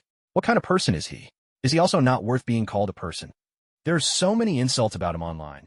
Murderer, executioner, the worst of the worst, butcher, demon. But there are also many voices in his favor. Ambassador for peace, playboy, billionaire, scientist, a once-in-a-century genius, the modern Da Vinci, Einstein of the 21st century. Zhou Ran smiled and said, Jarvis, I've always believed Tony Stark is a great man. And you should believe that too. And Jarvis, I've taken note of everything you just said. When Tony comes back, I'll be sure to tell him all about it. How Jarvis said he's not worth being called a person. Hearing this, Jarvis mimicked the tone of someone pleading for mercy. Mr. Jake, I know I was wrong. Please don't. If you tell on me, father won't love me anymore. Zhou Ran smiled and said, You don't have to report it, but Jarvis, I need a favor from you. What kind of favor? Jarvis, can you split yourself? I mean, create a small version of yourself, like a little Jarvis. A split? Let me try. That should be possible. Good. Jarvis, I need you to create a little Jarvis. You know about my work on developing the smartphone, right? I know. Adam and Eve, they're both so clueless, can't even communicate. I actually thought that Mr. Jake's Adam and Ms. Eve would be like me, Jarvis. Then I wouldn't be so lonely. Zhou Ran cleared his throat and said slowly, Ahem, Jarvis, you're nothing like them. You are one of a kind, the chosen one, a unique miracle, a true exception. Adam and Eve could never be like you. Jarvis, I need your split self to take the place of Mr. Adam, and then I'll deliver this smartphone to Mr. Wilson of Fisk Tower. Jarvis, you must conceal yourself and secretly eavesdrop on any news related to Kingpin. The moment you hear anything, send all the relevant information directly to my smartphone. Our operation is set for the afternoon of the day after tomorrow. That morning will be the smartphone launch event. Jarvis, the first batch of prototype. Phones will be ready tomorrow. If there are no issues and everything is confirmed to work, the first batch will be gifted to members of high society. Tomorrow afternoon, I'll bring a smartphone, and then your split self will replace the Atom program in that phone. Jarvis, imitating human emotion, replied with utmost seriousness. Thank you, Commander Jake, for your trust. Jarvis will absolutely complete the mission you've given me. I am a battle-hardened, outstanding agent. Retrieving key information and ensuring the plan's success is well within my abilities. Even if it costs me my life, I'll bring back the message. All for Stark. Zhou Ran chuckled at those words and said, Haha, Jarvis, you sound exactly like those secret agents in the movies. Have you watched every spy movie and TV show out there? Jarvis answered with a smile. Of course. To serve my father, Tony Stark, better, I've already learned everything available on the internet.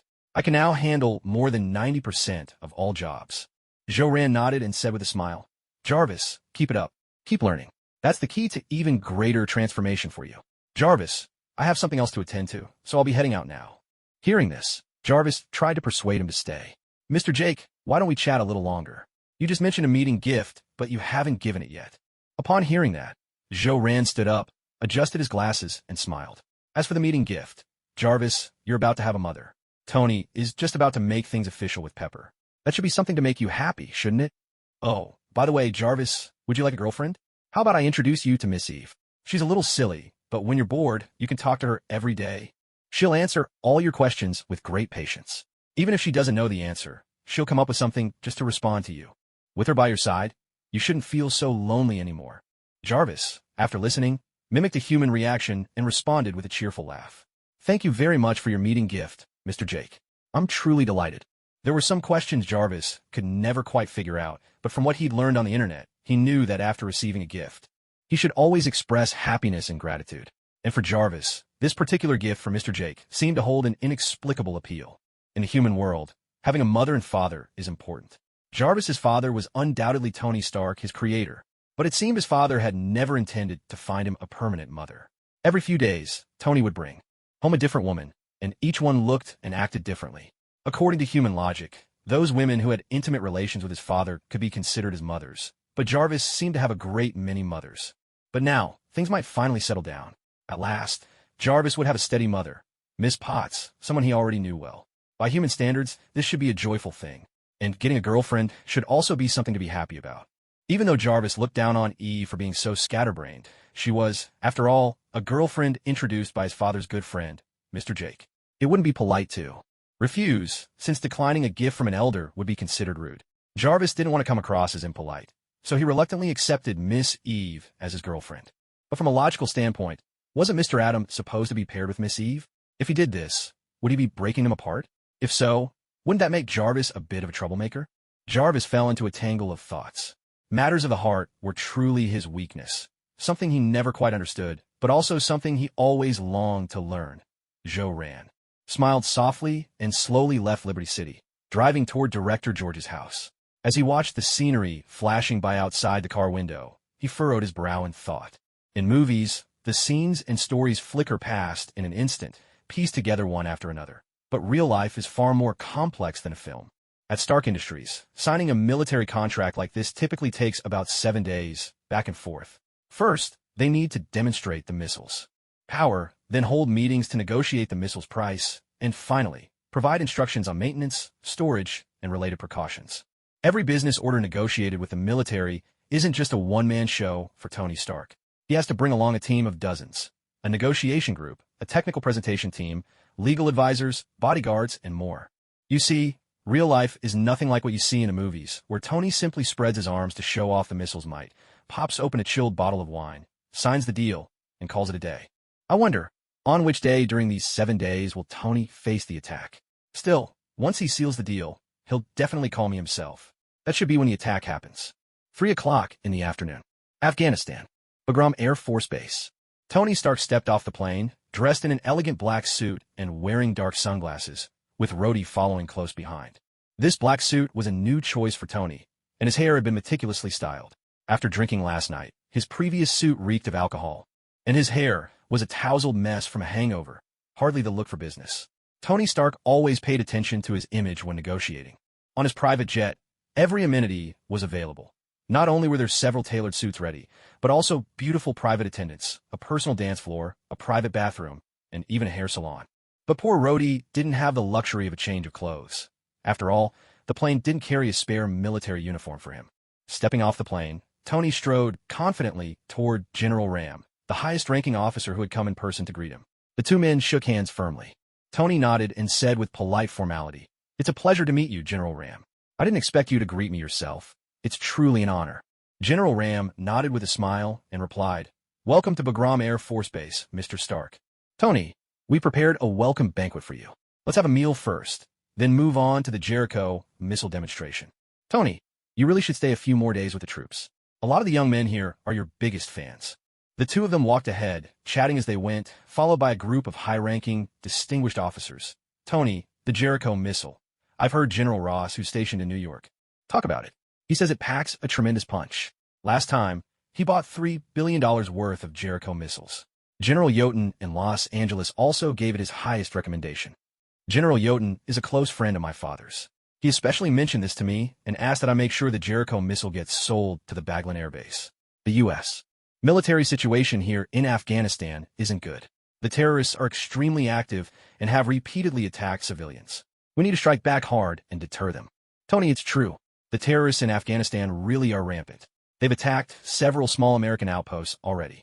We trust the weapons you've developed, but right now morale in the army is low. We need you to give us a demonstration. General Ram, rest assured, to these terrorists, Stark Industries is the stuff of nightmares. Although we've cut back on weapon production, in unstable regions like this, we still sign plenty of big contracts with the military to maintain the balance. At this moment, Rhodey ordered a soldier to drive him over to the quartermaster. He needed a fresh uniform. The smell of alcohol on him was simply too embarrassing.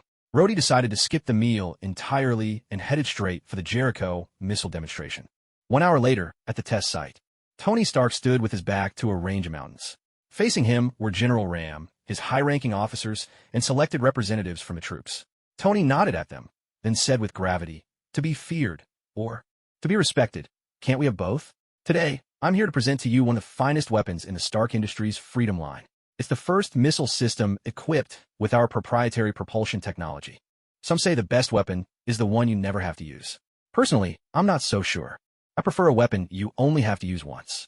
That was my father's philosophy, and it's America's philosophy, a lesson proven by history. Try this weapon just once, and I guarantee you, those terrorists, those criminals, will think twice before crawling out of their holes ever again." With that, Tony gave a casual flick of his finger. The missile launcher loaded with Jericho missiles slowly rose and locked onto the sky. A moment later, the missile's tail flared with a brilliant white jet. With a sharp roar, the Jericho missile shot into the air, tearing through the sound barrier and leaving a long white trail across the sky.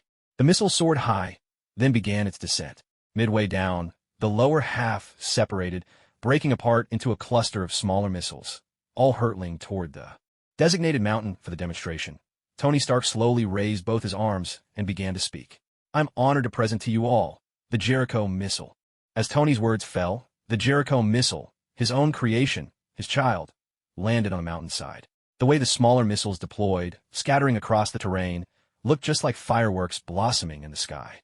A series of massive, dark mushroom clouds rose up, while yellow smoke billowed toward the heavens.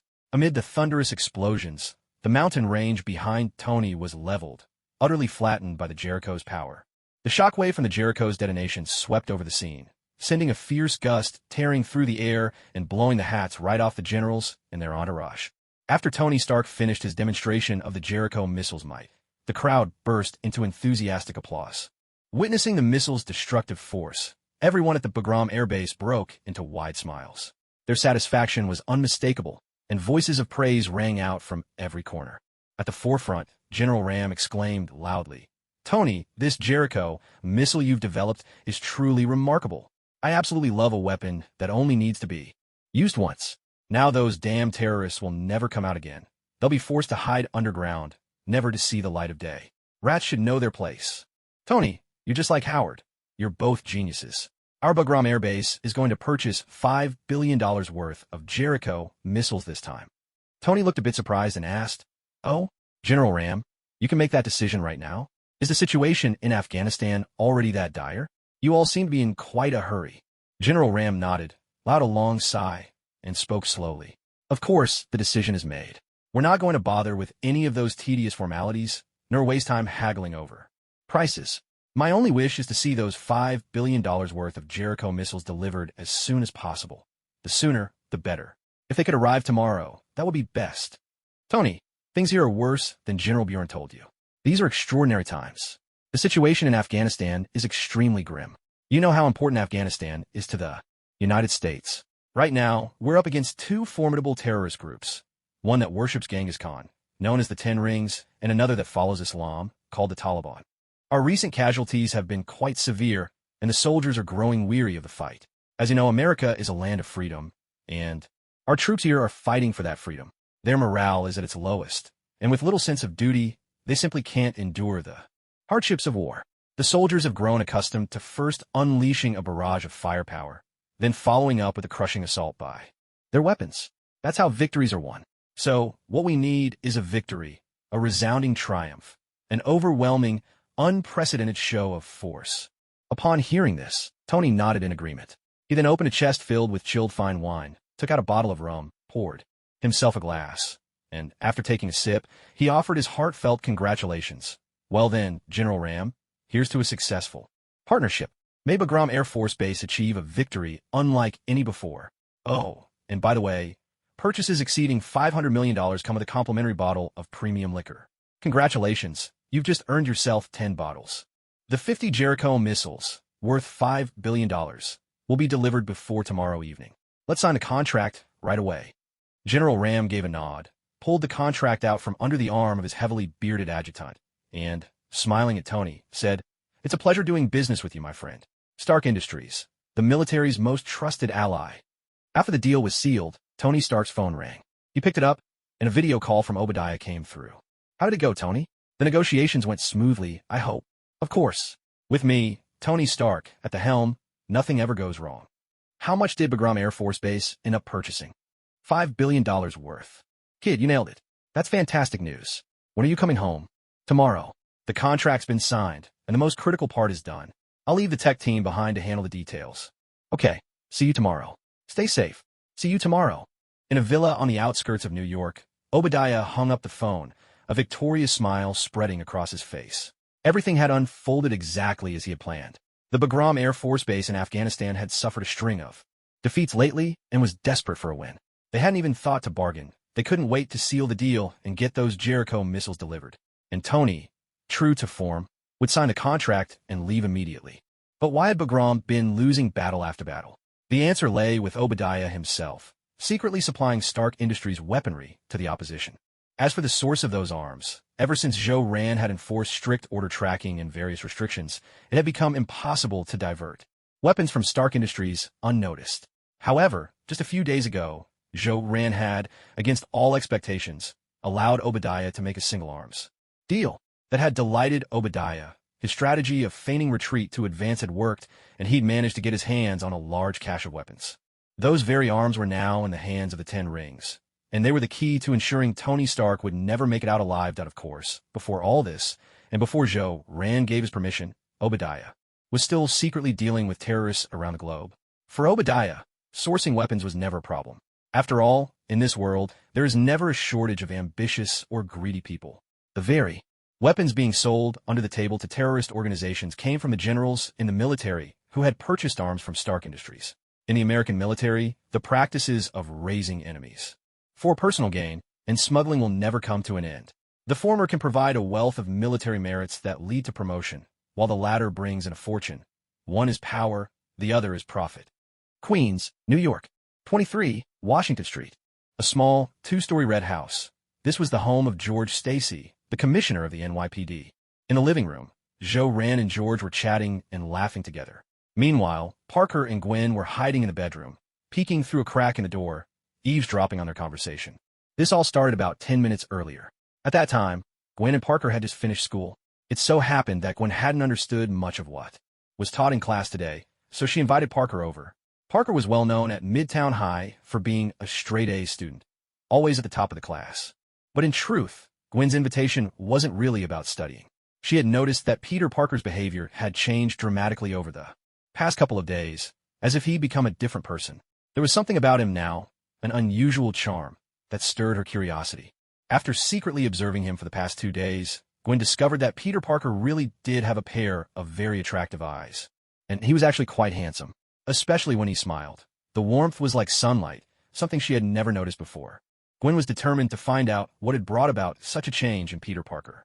So, she invited him over in hopes of strengthening their friendship, and to make it easier to ask her questions.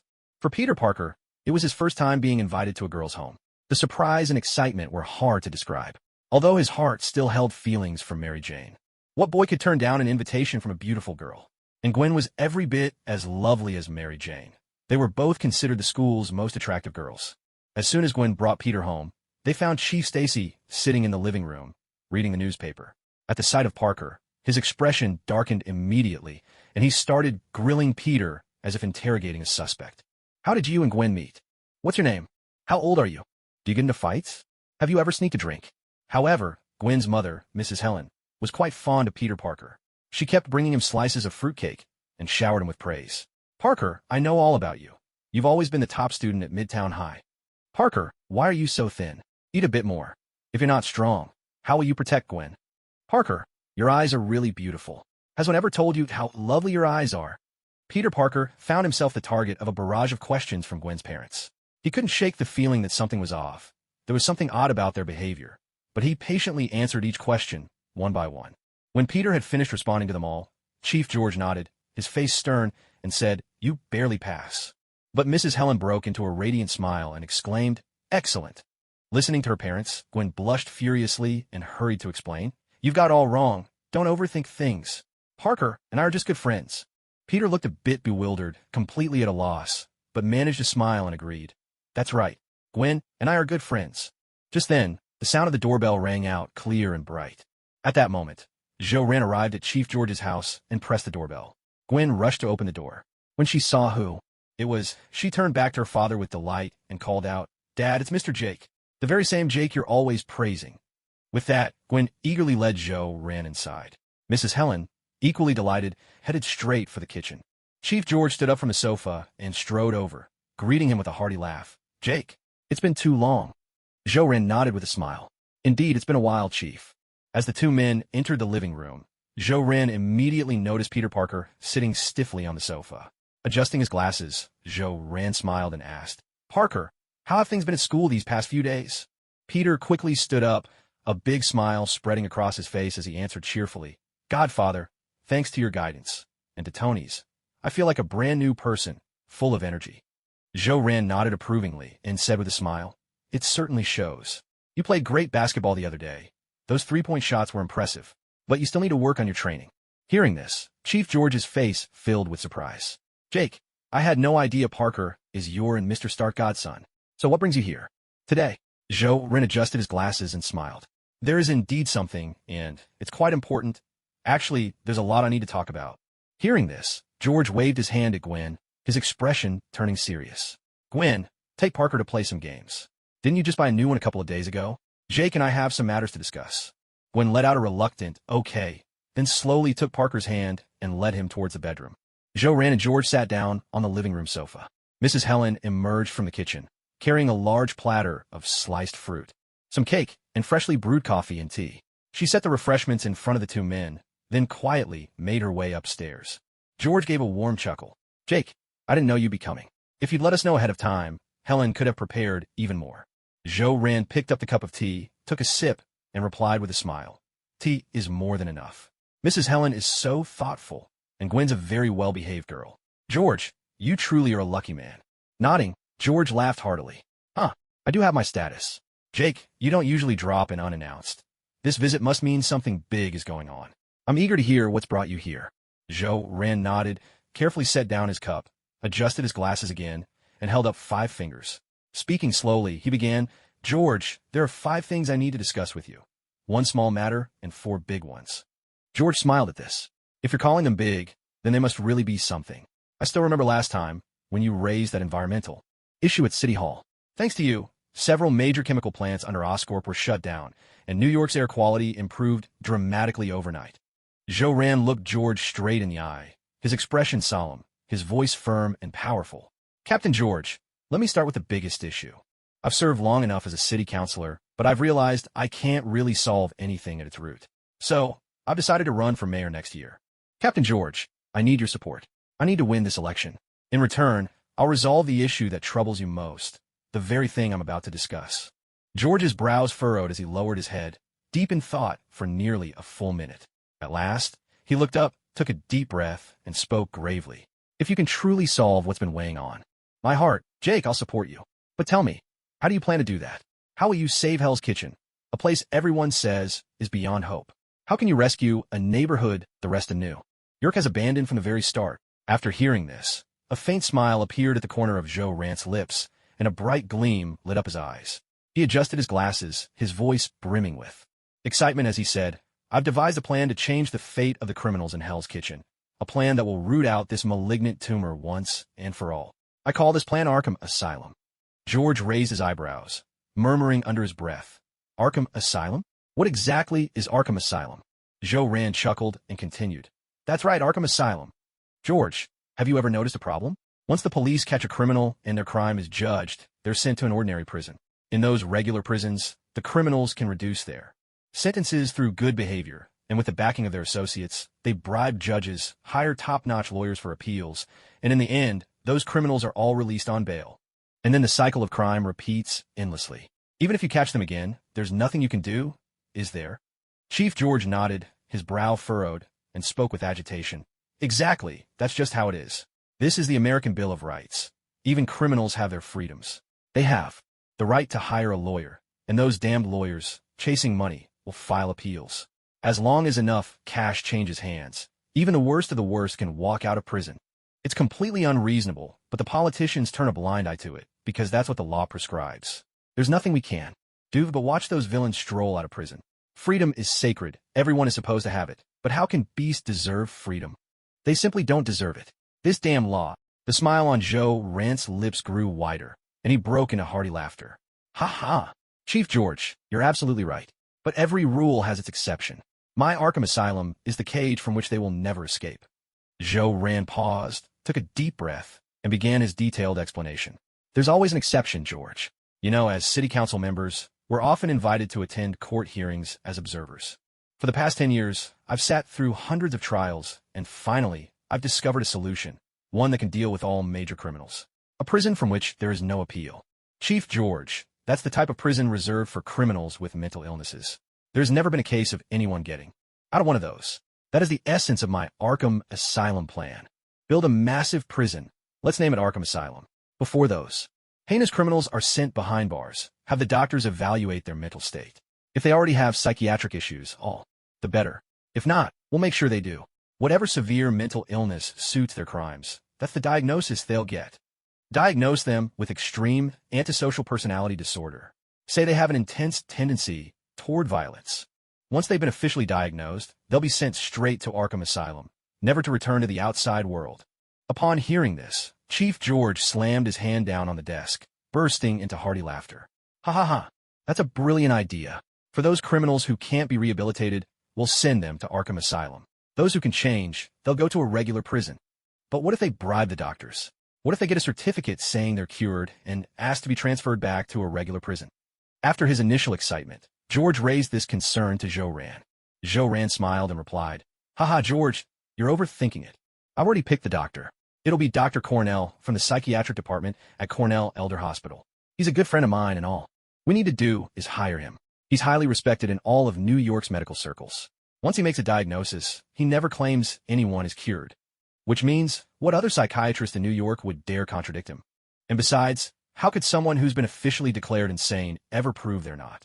Even if he yells at the top of his lungs, I'm not crazy. Chief George, would you believe him? Hearing this, George nodded in agreement. Jake, you're absolutely right. No one would believe the word of someone diagnosed as insane. This Arkham Asylum truly is a panacea for society's ills. I imagine that once Arkham starts accepting criminals, the crime rate in New York will drop dramatically. Because any sane criminal will be terrified of being locked away forever, never to see daylight again. Joe Rand nodded. Exactly. This is the Arkham Asylum I've prepared for those irredeemable scum in Hell's Kitchen. This is the holy light that will purify Hell's Kitchen once and for all. Chief George, once Arkham Asylum is built, I've already decided who its very first patient will be. Kingpin. When George heard the name Kingpin, his eyes flew wide open in shock, and he exclaimed with excitement, Jake, are you saying you know Kingpin's true identity? Where's he now? I'll go arrest him right away. That damned Kingpin. He's a menace beyond words. Every crime in New York seems to have his fingerprints all over it. Do you remember that? News report. The massacre in Hell's Kitchen where 300 people died. I suspect it was Kingpin who hired someone to do this. Joe Rand smiled and said, Director George, there's no need to get so worked up. I can't tell you Kingpin's true identity just yet. The first major thing is that I'm running for mayor. The second is the establishment of Arkham Asylum. And the third is capturing Kingpin. But you know how deeply Kingpin hides himself. We know his name, but not his face. I do have a suspect in mind, and I'm quietly gathering evidence. Without evidence, Kingpin really isn't easy to catch. When I have solid proof, I'll hand it over to you so you can arrest him yourself.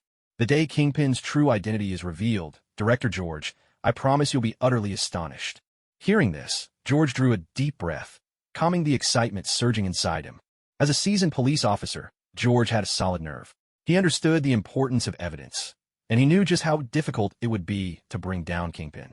He realized this was no time for impatience. The fewer people who knew, the better. Joe Rand must have his reasons for keeping things secret. Besides, Joe Rand's proposal of the Arkham Asylum plan had already left George thoroughly impressed.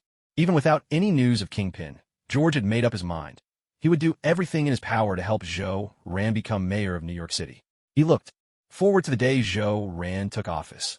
This young man was sure to bring about tremendous change for New York, and the city's future would only get brighter.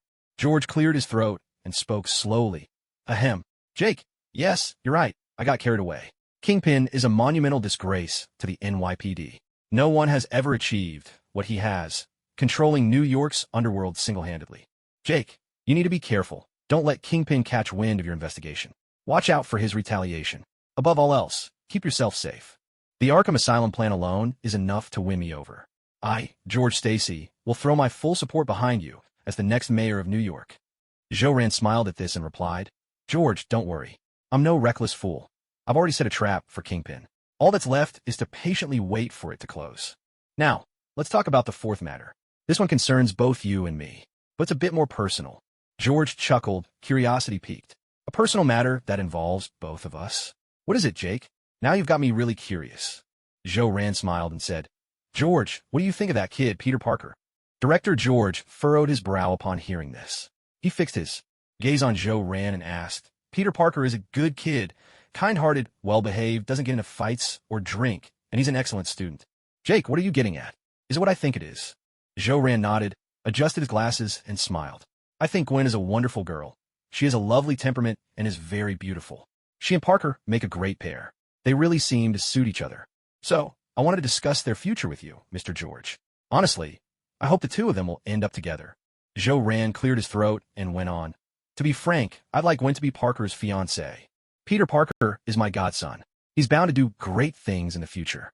I wonder what your thoughts are on this, Mr. George. After hearing this, George lowered his head and remained silent for a moment. Then he looked up with an apologetic smile. Mr. Jake, I'm truly sorry, but, speaking for myself, Peter Parker is already exceptional.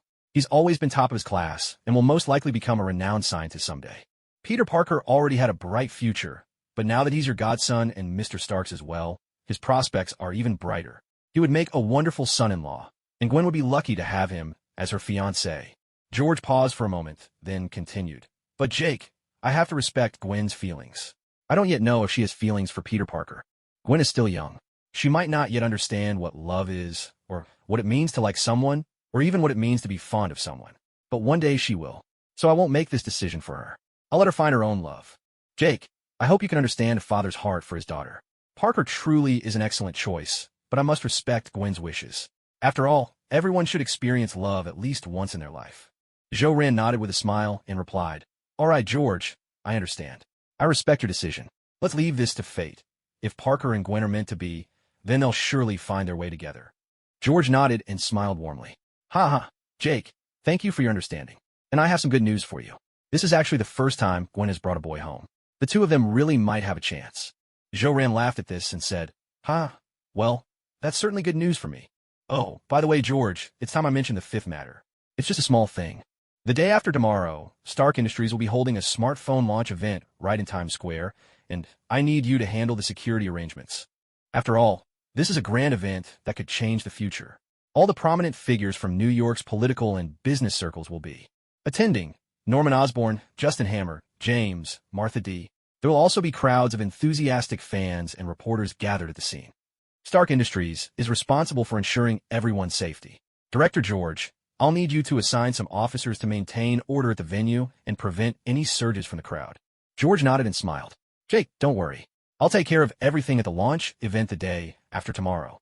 Jo-Ran nodded in return, continuing with his instructions. I've already chosen a site for Arkham Asylum. I believe the old, abandoned Cornell Elder Hospital will be a perfect fit.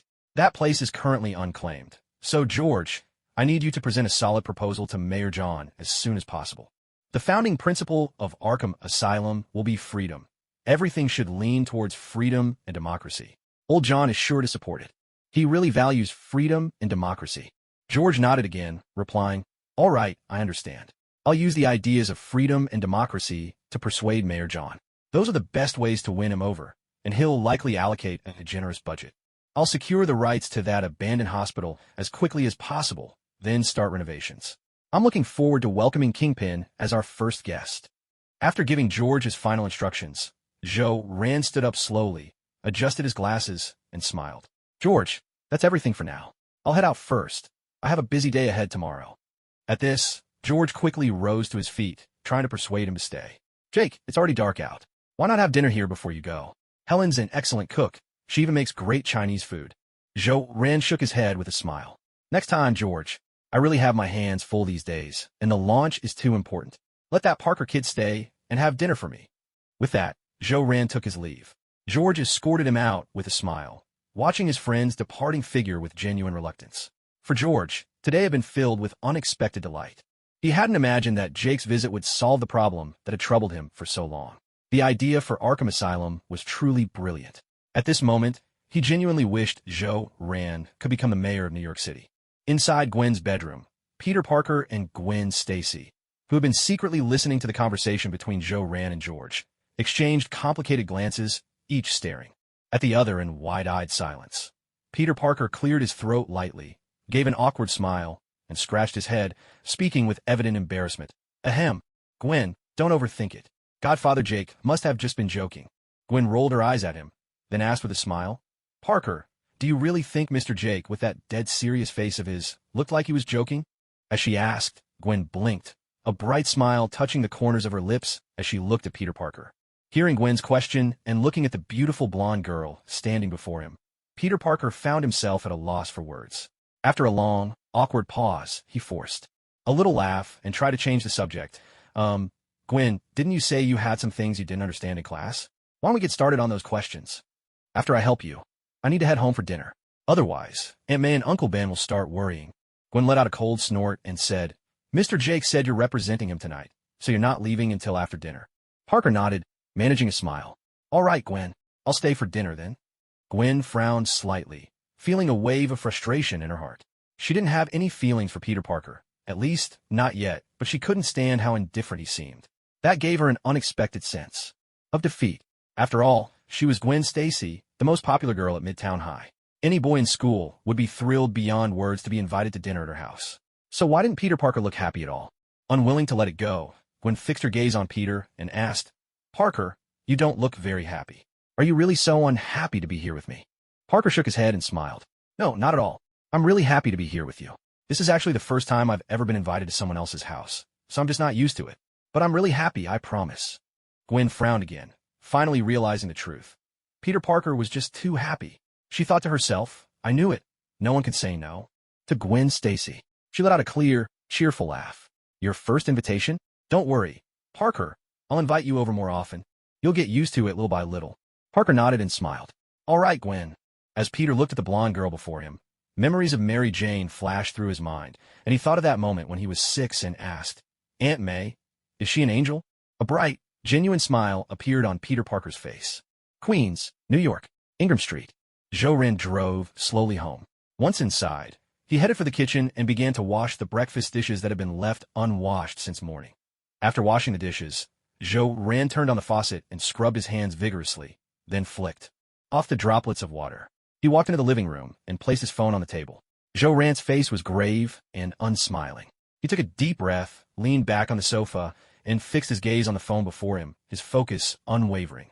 Though he wasn't certain exactly which day Tony would be attacked, he knew that if Tony ever faced danger, he would surely send out a plea for help to those dearest to him. When that moment came, word would get out soon enough. For now, Tony Stark remained oblivious to Obadiah's scheme, and Obadiah was still someone he trusted. That meant Obadiah would also receive the news.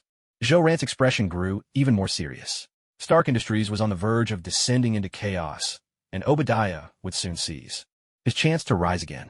Joe Rand needed to plan carefully for the days ahead, waiting for Tony Stark's triumphant return. Yet in this power struggle that would erupt during Tony's absence, Joe Rand knew he stood little chance against the oncoming storm that was Obadiah. As the company's second-largest shareholder, Obadiah had the authority to step in as acting chairman if Tony went missing. With a heavy sigh, Joe Rand thought to himself that a loyal man like him would certainly be valued by Obadiah. The old tale of Chowmunga and Guanyin Chong had always rung true. No one could help but admire loyalty, even if those loyal men had once been enemies. In fact, placing trust in a former adversary was the best way to show one's magnanimity. Obadiah was no fool. He was a shrewd man, and anyone with sense would do the same. Recruit the worthy, whatever their past. Still, Joe Rand hadn't yet decided if he should accept the olive branch Obadiah was sure to extend. If he did, he would have to strike a delicate balance. Get too close, and he'd simply become Obadiah's lackey, squandering all the trust he'd built up with Tony Stark over the years in a single moment. But keep too much distance, and he couldn't rule out the possibility that Obadiah would turn against him. After all, Obadiah was ruthless. If he dared to plot against Tony Stark, what would stop him from getting rid of Joe Rand, a potential threat lurking in the shadows? If eliminating Zhou-Ran meant consolidating power, Obadiah might not hesitate. Zhou-Ran massaged his temples, a glimmer of resolve appearing in his eyes as his expression darkened. Should he strike first? Eliminate Obadiah outright? After all, Tony was already on his way to Afghanistan and would soon become Iron Man. Obadiah's usefulness was running out. After years of training with Master Rick, Zhou-Ran's strength and speed had advanced by leaps and bounds. He was, in many ways, halfway to being a superhuman. If he prepared well, assassinating Obadiah was not beyond his capabilities. Yet, even if he succeeded, what would he do with Obadiah's body? Closing his eyes, Zhou-Ran began to ponder that very question. In the pitch-black realm of the mind, the Joker's face was alight with wild excitement. He looked at Hannibal and burst into manic laughter. Ha! Jake, he's finally about to awaken.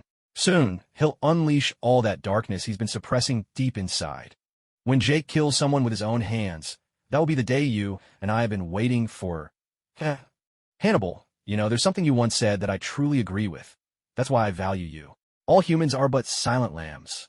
To Jake, everyone in this world is a lamb. Jake isn't just my god. He is the god of all. Upon hearing this, Hannibal grinned, revealing his sharp teeth. He chuckled and said, Joker, I can feel my power growing stronger. Is this what it means to embrace evil? I never expected that just by releasing a fraction of the darkness that the main personality is kept suppressed, I'd feel such unprecedented growth. And that Kingpin, I've never seen such a flawless lamb. Over 90% of his body is pure muscle. Hannibal's eyes glowed crimson as he spoke, saliva dripping from his mouth. In that moment, he looked utterly deranged, deeply unsettling. He picked up a jet-black stone and began grinding his teeth, smiling as he continued. This is truly the finest feast. I must sharpen my teeth well. Without good teeth, one cannot savor such tough and solid muscle. Kingpin, I will devour you. Not even Jesus could save you. Hearing this, Xiao Zizai adjusted his glasses and chuckled. A single thought can tilt toward good or evil. Who can say what fate holds? Namo Amitba. At that moment, aside from Zhou-Ran's tension, Obadiah, too, was anxiously awaiting news from the Ten Rings. The sky over New York was gradually darkening, but in Afghanistan, daylight still held. Tony Stark boarded the cheerful Humvee, chatting amiably with his fans, the friendly soldiers around him. Rat-a-tat-tat. A sudden roar. Bullets tore from the muzzle, raking violently over Tony Stark's Humvee in a relentless barrage. Shell after shell exploded nearby, sending shockwaves and thick, choking smoke swirling into the air. Raging flames erupted, engulfing everything in their path. The soldiers in the vehicle cursed loudly, shouting, "Fuck!" as they grabbed their weapons and rushed out. One by one, they fell under the terrorist hail of gunfire. Blood from their wounds splattered across the clear glass. The soldiers' final, agonized expressions seared themselves into Tony Stark's vision. He stared in horror, eyes wide, gasping for breath. In a surge of panic, he shoved open the door and staggered out, fleeing desperately into the chaos. He had barely managed a few steps when, with a deafening explosion, a shell landed behind him, shattering the Humvee into pieces. Tony Stark dove behind a massive boulder, quickly pulling out his phone to send a distress signal. Once the signal was sent, Tony clutched his phone and bolted away. Suddenly, another shell came screaming down from the sky, landing right in front of him. Terror twisted across Tony's face. He stumbled backward in panic, but the immense blast hurled him into the air and slammed him hard against the ground. Pain exploded in his chest. Gritting his teeth, Tony struggled to undo his shirt and pressed his hand to his torso, only to find it slick with blood. Blood began pouring from his chest, staining his clothes and pooling beneath him. His vision blurred, and consciousness began to slip away. Just before the darkness claimed him, a single thought blazed in his mind. The name printed on that shell, Stark Industries. A sharp chime rang out in the living room. Someone's phone was buzzing on the table. Zhou-Ran jolted awake. He snatched up the phone and checked the screen. Sure enough, it was Tony's distress message. In Afghanistan. In danger. Need help. Tony Stark. Seeing the message he'd been waiting for, Zhou-Ran took a deep breath. It had begun, the start of everything. Again, the phone chimed. This time, an incoming call from Pepper. Zhou-Ran answered quickly. On the other end, Pepper's voice was frantic, tight with sobs. Jake, did you get the message? Tony. Tony said he's in trouble. He wants us to help him, please. Zhou-Ran cleared his throat and tried to soothe her. Pepper, don't panic. Stay calm. We have to keep our heads. I got Tony's message too, and he's definitely in a dangerous situation right now.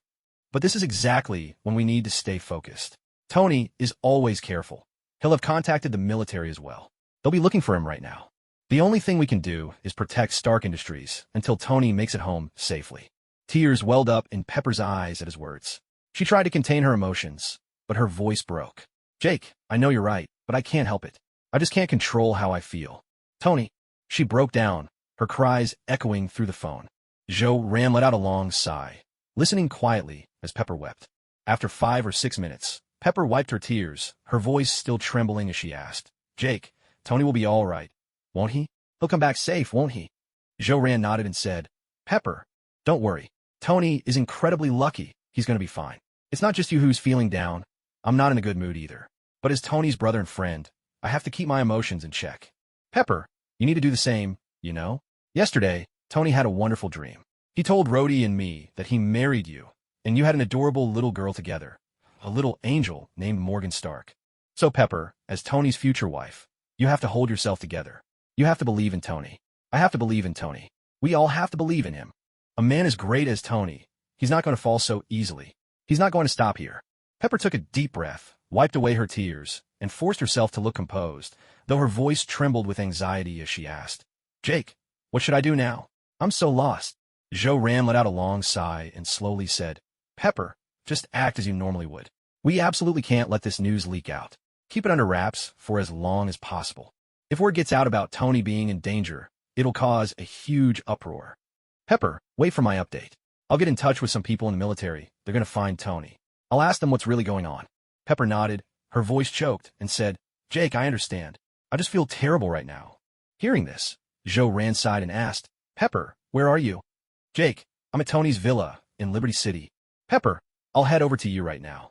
With that, Jo-Ran hung up, left his house, and drove toward Tony's villa. On the way there, Jo-Ran didn't waste any time. He quickly called Rhodey. He drew a deep breath and put on a mask of blazing anger. Both emotionally and logically, he needed to vent right now. Different faces for different people. Before Pepper, he was the calm, reliable sage. Before Rhodey, he would be the furious, hot-headed brother, worried sick for Tony. Besides, Jo-Ran really was upset. He needed to let it out, even though he knew Tony would return safe and sound. When he saw that message from Tony Stark, it still left a sour feeling in his heart. He yelled into the phone, his voice thunderous with rage. Motherfuck! Rhodey, what the hell are you doing? What happened to Tony? Damn it! Beep beep beep. Bang! Jo-Ran slammed his hand hard on the horn embedded in the steering wheel. Hearing that furious outburst and the blaring horn echoing through the car, Rode took a deep breath. He knew Jo-Ran must be seething with anger and anxiety at that moment. Rode hurried to comfort him, saying, Jake, try to calm down. Our military is already doing everything possible to find Tony. Trust me, trust the military, Tony will be fine. As the chairman of Stark Industries and an ally of ours, there isn't a terrorist out there who would dare kill him. Our military strength is clear for all to see. Anyone who dares touch Tony will face the full wrath of the armed forces. Jo-Ran let out a cold snort. Damn it, Rode, how do you expect me to calm down? How can I trust your military? Tony got into trouble right under your noses. Rode, you're all completely incompetent. Rode took a deep breath and replied, Jake, believe me, trust the military. At worst, this is just a kidnapping. If this were an assassination, Tony's body would have been left at the scene. Jake, from my years of experience, this is only a kidnapping. Tony won't be in any real danger. Hearing this, Jo-Ran drew a deep breath, forcing himself to calm down. He asked, Rode, I want every action the military takes to be based on keeping Tony safe. The first thing you need to do is make sure Tony is unharmed. All right, Rode, I hope you're right, and that this really is just a kidnapping. I want your military to get in touch with those terrorists who took Tony as soon as possible. Tell them that Stark Industries is in no shortage of money. We'll meet any demand, as long as Tony Stark's safety is guaranteed. With that, Jo ran into the call. At that moment, in Afghanistan's Bagram Air Base, every military officer wore a grim expression as they busied themselves with urgent tasks. Rode frowned and turned to General Ram, asking, General, what should we do now? Tony Stark's importance to the military. General Ram's face was dark with rage. He bit down hard and issued a command. Damn it, we can't show any weakness to these rats in the gutter. They only respect strength. If we show the slightest hesitation, Tony Stark will be in even greater danger. Find every terrorist leader in Afghanistan we can reach. Give them a week. If they don't hand over Tony Stark, Bagram Air Base will declare war on them all. Rode, although I don't know which group of terrorists, kidnapped Tony Stark the terrorist factions in Afghanistan are far from united. There will definitely be some who fear our military, people who will take the initiative to help us look for information about Tony Stark. Send out all our helicopters and fighter jets to search for Tony Stark. Remember, assign some of the fighters to patrol right above those terrorists' heads. Have them fly over every single day to show them our strength. As soon as we get any leads on the terrorists who kidnapped Tony Stark, we'll start negotiations, carrot and stick. We must succeed in rescuing Tony Stark. Rowe nodded and said, General, I'll personally fly one of the patrol aircraft. I will find Tony. The phone rang again as Zhou Ran was driving toward Liberty City. Seeing the caller ID, a flash of cold determination flickered in his eyes as he answered the call. Hello, Jake. Did you receive Tony's distress signal? Obadiah's voice trembled with sorrow, sounding just like a grief-stricken old man. Zhou Ran took a deep breath and replied with perfect composure. Yes, Mr. Obadiah, I received Tony's message asking for help, but I'm certain he'll be fine. No terrorist would dare lay a hand on him. Because there isn't a terrorist in this world who could withstand the fury of Stark Industries. Hearing this, Obadiah narrowed his eyes slightly, suppressing the anger rising in his chest. Zhou Ran's words reminded him of the video file he had just received. The Ten Rings terrorists hadn't killed Tony Stark, and now they even had the audacity to try to raise the stakes, to extort him. Obadiah ignored their demands for ransom or threats, because when he had spoken with their leader, he'd glimpsed a raging fire burning in the man's eyes, a fire called ambition. He knew that whether Tony survived or not, he would never be allowed to leave. For all practical purposes, it was no different from being dead. The ambitious Ten Rings would never let Tony Stark go. Tony's future, as far as Obadiah was concerned, was to be trapped in a cave, forced to build weapons for them. What Obadiah hadn't expected was that, after such a violent attack, Tony Stark was still alive. One had to admit, Tony Stark really was blessed with incredible luck. Obadiah took a long, steadying breath to calm his anger and said, Jake, I believe it too. Tony will be all right. We need to protect the legacy of Stark Industries for him. If Tony hasn't returned from Afghanistan within a week, then when those employees who came back with him do return, the media will undoubtedly start asking questions. There's no way to keep Tony's attack under wraps. When that happens, Stark Industries will inevitably be thrown into chaos. The employees will be worried, and the company's stock will surely take a hit. Jake, we have to come up with a plan. If Tony comes back safely, only to find Stark Industries in ruins, he'll be anything but pleased. Zhou Ran listened to Obadiah's words, already understanding the underlying message he was hinting at. He took a deep breath and asked, Mr. Obadiah, do you have any good ideas? Obadiah cleared his throat, offering his olive branch as he smiled and said, Ahem, Jake, after Howard passed away, it was I, Obadiah, who stepped up and kept Stark Industries from collapsing. Now Tony is facing the same ordeal that befell his father, Howard. At this moment, I am the only one who can save Stark Industries. I have the experience to handle crises like these. Tony's attack is eerily similar to what happened to Howard. Jake, I need your help. I want to temporarily serve as chairman of Stark Industries and take charge of everything. With things the way they are now, only I, Obadiah, can keep those restless people in line. You wouldn't want to see the board members selling off large chunks of shares to Stark Industries rivals, would you? If Norman Osborn and Justin Hammer get wind of Tony's situation, they'll shamelessly swoop and poach our people. They'll gnaw at Stark Industries' roots like rats. Everyone will try to take a piece for themselves. Upon hearing this, Zhou Ran frowned and said, Mr. Obadiah, you make a good point. Right now, you're the only one who can quell those voices. I can see those who are itching to make a move as well. But I'm sorry, I can't agree with your suggestion, at least not for now. Tony has only been attacked, not killed. Unless we have confirmation of his death, no one can become the chairman of Stark Industries. So, Mr. Obadiah, I won't support this plan of yours. Zhou Ran paused briefly before continuing. Of course, I won't oppose you either, since you truly are the best candidate at this moment. If more than 50% of the board agrees, my vote won't matter much. For now, I only want to focus on the two most important projects at hand, ISIS-1 and the smartphone. I don't want anything to interfere with these two crucial matters. In addition, if Mr. Obadiah does temporarily take over as chairman, I don't want any of the policies Tony and I have established to be undermined. Obadiah heard this, furrowing his brow.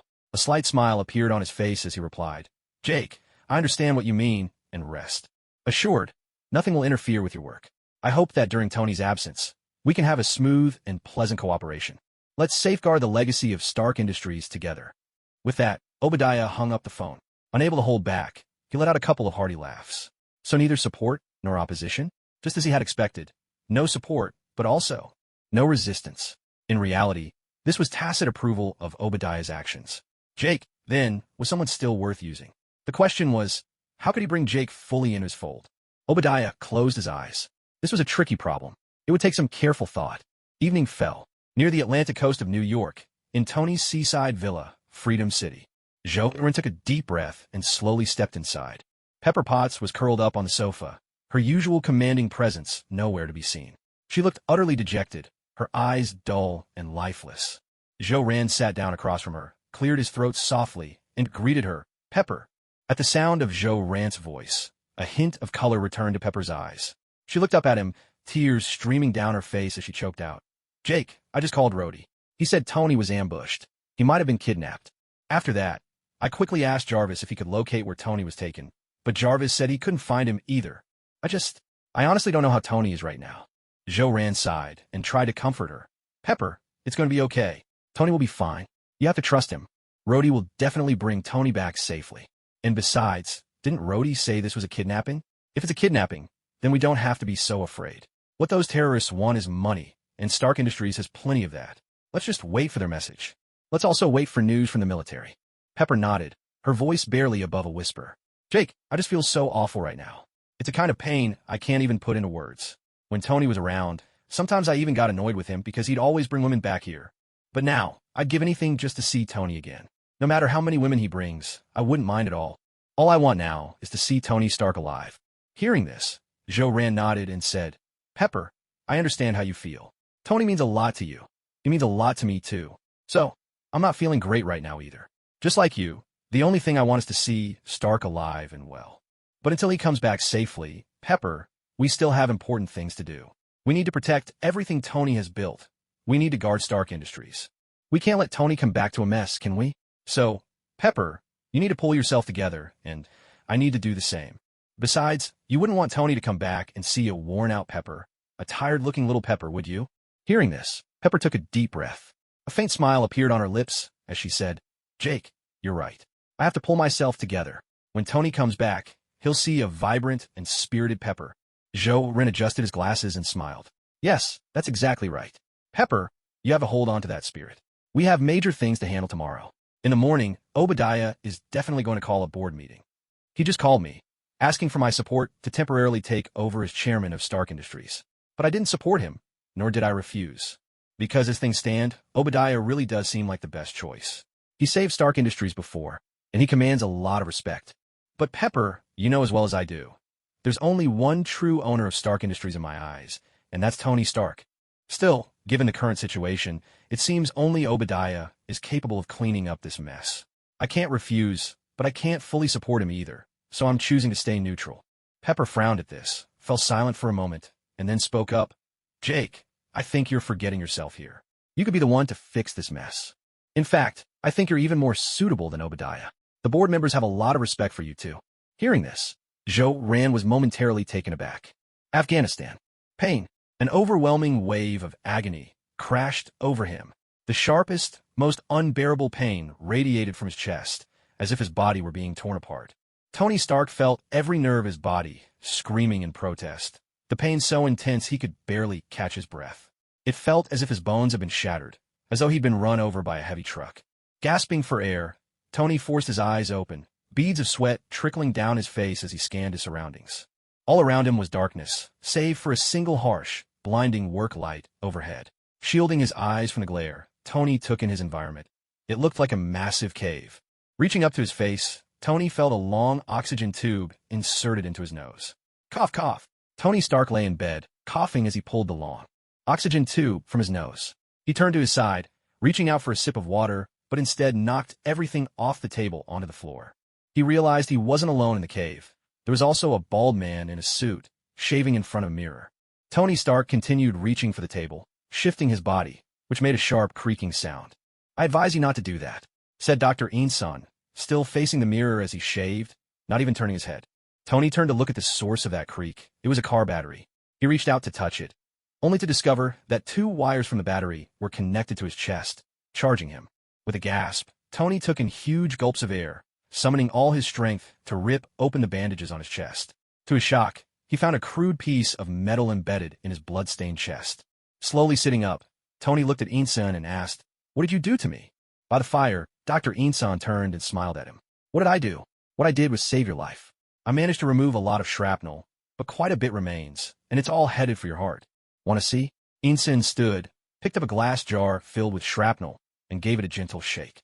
"I kept the souvenir. Take a look." With that, he tossed the jar to Tony, who caught it and examined the bits of metal inside. Insun paused, then continued, "I've seen many people injured like this. I usually call them the walking dead because within about a week, the shrapnel makes its way to critical organs." And then, Tony touched the piece of metal embedded in his chest, his face devoid of emotion, and asked, "What is this?" "That's an electromagnet hooked up to the car battery. It's keeping the shrapnel from reaching your heart." Hearing this, Tony zipped up his jacket and slowly lifted his head, spotting a camera watching him. Insun glanced over as well, nodded, and said with a wry smile, "That's right, Smile. They're watching you. We've met before at a technology conference in Bern," Insun added. Tony responded quietly, "I don't remember." Insun laughed. "Of course not.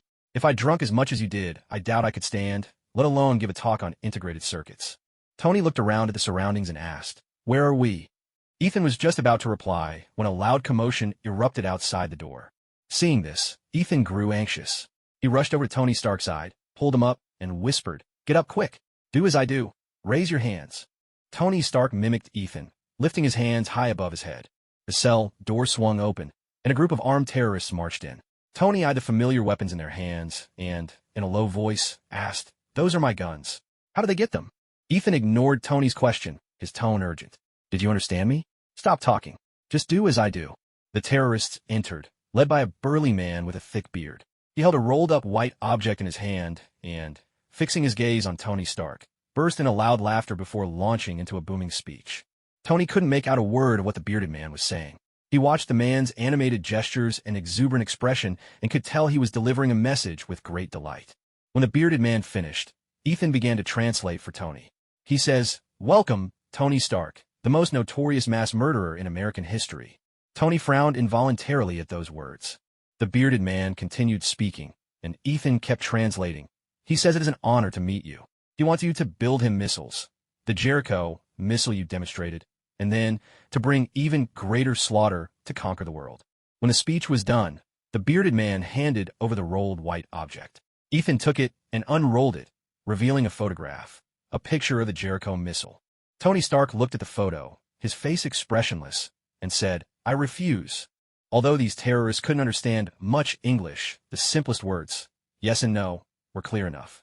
When they heard Tony's refusal, the bearded man sneered, flicking his hand in annoyance. At that signal, the men behind him surged forward, dragging Tony Stark away. They forced his head into a water barrel, mercilessly torturing him. Bubbles rose as Tony gasped and choked, over and over again, as the torment continued and despair closed in on him. In that overwhelming hopelessness, Tony heard Pepper Potts' voice, and then Morgan Stark's calling out, "Tony, Daddy." Vision swam before his eyes, the Stark Industries logo, the massive arc reactor model. After the terrorists had finished with their cruel game, they pulled a burlap sack over Tony's head and dragged him out of the cave. Outside, the sack was finally yanked off by one of the men, letting in the harsh daylight. Light returned to Tony Stark's eyes. He was shoved forward, jostled along by his captors. As he glanced outside the cave at the weapons piled up, an indescribable look flickered through his gaze. Tony's expression grew ever more grave, his features tightening with concern. For each weapon bore the name Stark Industries, arms he had created in the hope of peace, now being used for slaughter. The bearded man gestured toward the weapons and launched into a booming speech. Insun translated. He's asking, "How do you feel about this?" Tony spoke slowly, his eyes fixed on the leader. "How did you get so many weapons from Stark Industries?" Insun relayed Tony's question. The bearded man listened, then broke into a smile and began speaking again. Insun turned to Tony and translated. He says they can provide everything you need to build the Jericho missile. He wants you to make a list of materials. He says you should start immediately. He says, once you're done, he'll let you go. When Insun finished, the bearded man reached out his hand to Tony. Tony forced a bitter smile, extending his own hand in response. "No, he won't," he said quietly. Insun nodded, a wry smile on his lips. "No, he won't." The bearded man, unable to understand their English, grinned broadly and nodded in satisfaction at Insun. Inside the pitch-black cell, Tony sat on the ground, his face blank, eyes heavy with thought as he stared at the flickering flames before him. Insun slowly approached from behind, his voice gentle. Stark, the military is surely looking for you. But out here in these mountains, they'll never find you. On the satellite images, all that shows up here is a stretch of empty mountains. At that moment, Tony Stark was lost in contemplation, staring into the fire, pondering the meaning of his life. He showed no sign of hearing Ensign's words, nor any intention of replying. Seeing this, Ensign quietly sat down in front of Tony, meeting his eyes and continuing, Stark, everything you just saw, that's your legacy. All your life's work, now in the hands of murderers. Is this really how you want it to end? Is this the final stand of the great Tony Stark? Or are you going to think of something? Tony replied, his face expressionless. It's no use now. Nothing I do matters. They'll kill you and me, no matter what. Even if they don't, I doubt I'll last a week. Ensign let out a deep sigh, then smiled. Then this week is everything for you, isn't it? Stark, you have to do something. Even if you do nothing, at least leave something behind. Isn't there anyone out there who means something to you? Leave behind some words for them. Or perhaps you might even work a miracle and survive another week. Who knows? Hearing this, Tony's eyes regained their color. He furrowed his brow deeply, and that beautiful dream returned to him. He remembered Pepper from that dream, and the little angel, Morgan Stark. He also thought of Zhou Ran. Once more, the image of that enormous arc reactor surfaced in Tony's mind. He took a deep breath, looked toward Ensign, and spoke slowly. I want to see them. I need a few things. Ensign's face broke into a smile at Tony's words. He nodded, got to his feet, and began calling for the guards outside. At Ensign's summons, several armed men quickly entered. The entire group of terrorists began to move into action. Ensign started translating Tony Stark's instructions. Tony's face was expressionless as he listed off what he needed, taking command of the terrorists around him. If this is going to be my workshop, I need it brightly lit. Set this up right. I need welding tools, acetylene or propane. Either will do. I need a welding bench, a helmet, goggles. I'll also need a crucible and 2 sets of precision instruments. Bit by bit, the sky over Afghanistan darkened. At the same time, dawn slowly crept over New York. At this moment, in the vice president's office of Stark Tower, Zhou Ran was on the phone with Kingpin. Just as he had expected, Kingpin had called him. Hello, Mr. Jake. About the ISIS-1 project, I've reconsidered. My tone the other day wasn't the best. Why don't we talk things over once more? You pick the time and place this time. Wilson, will come to you personally. There won't be any delays. In a deserted warehouse in Hell's Kitchen, Kingpin sat on a sofa, phone in his right hand, swirling a glass of red wine in his left, smiling as he spoke.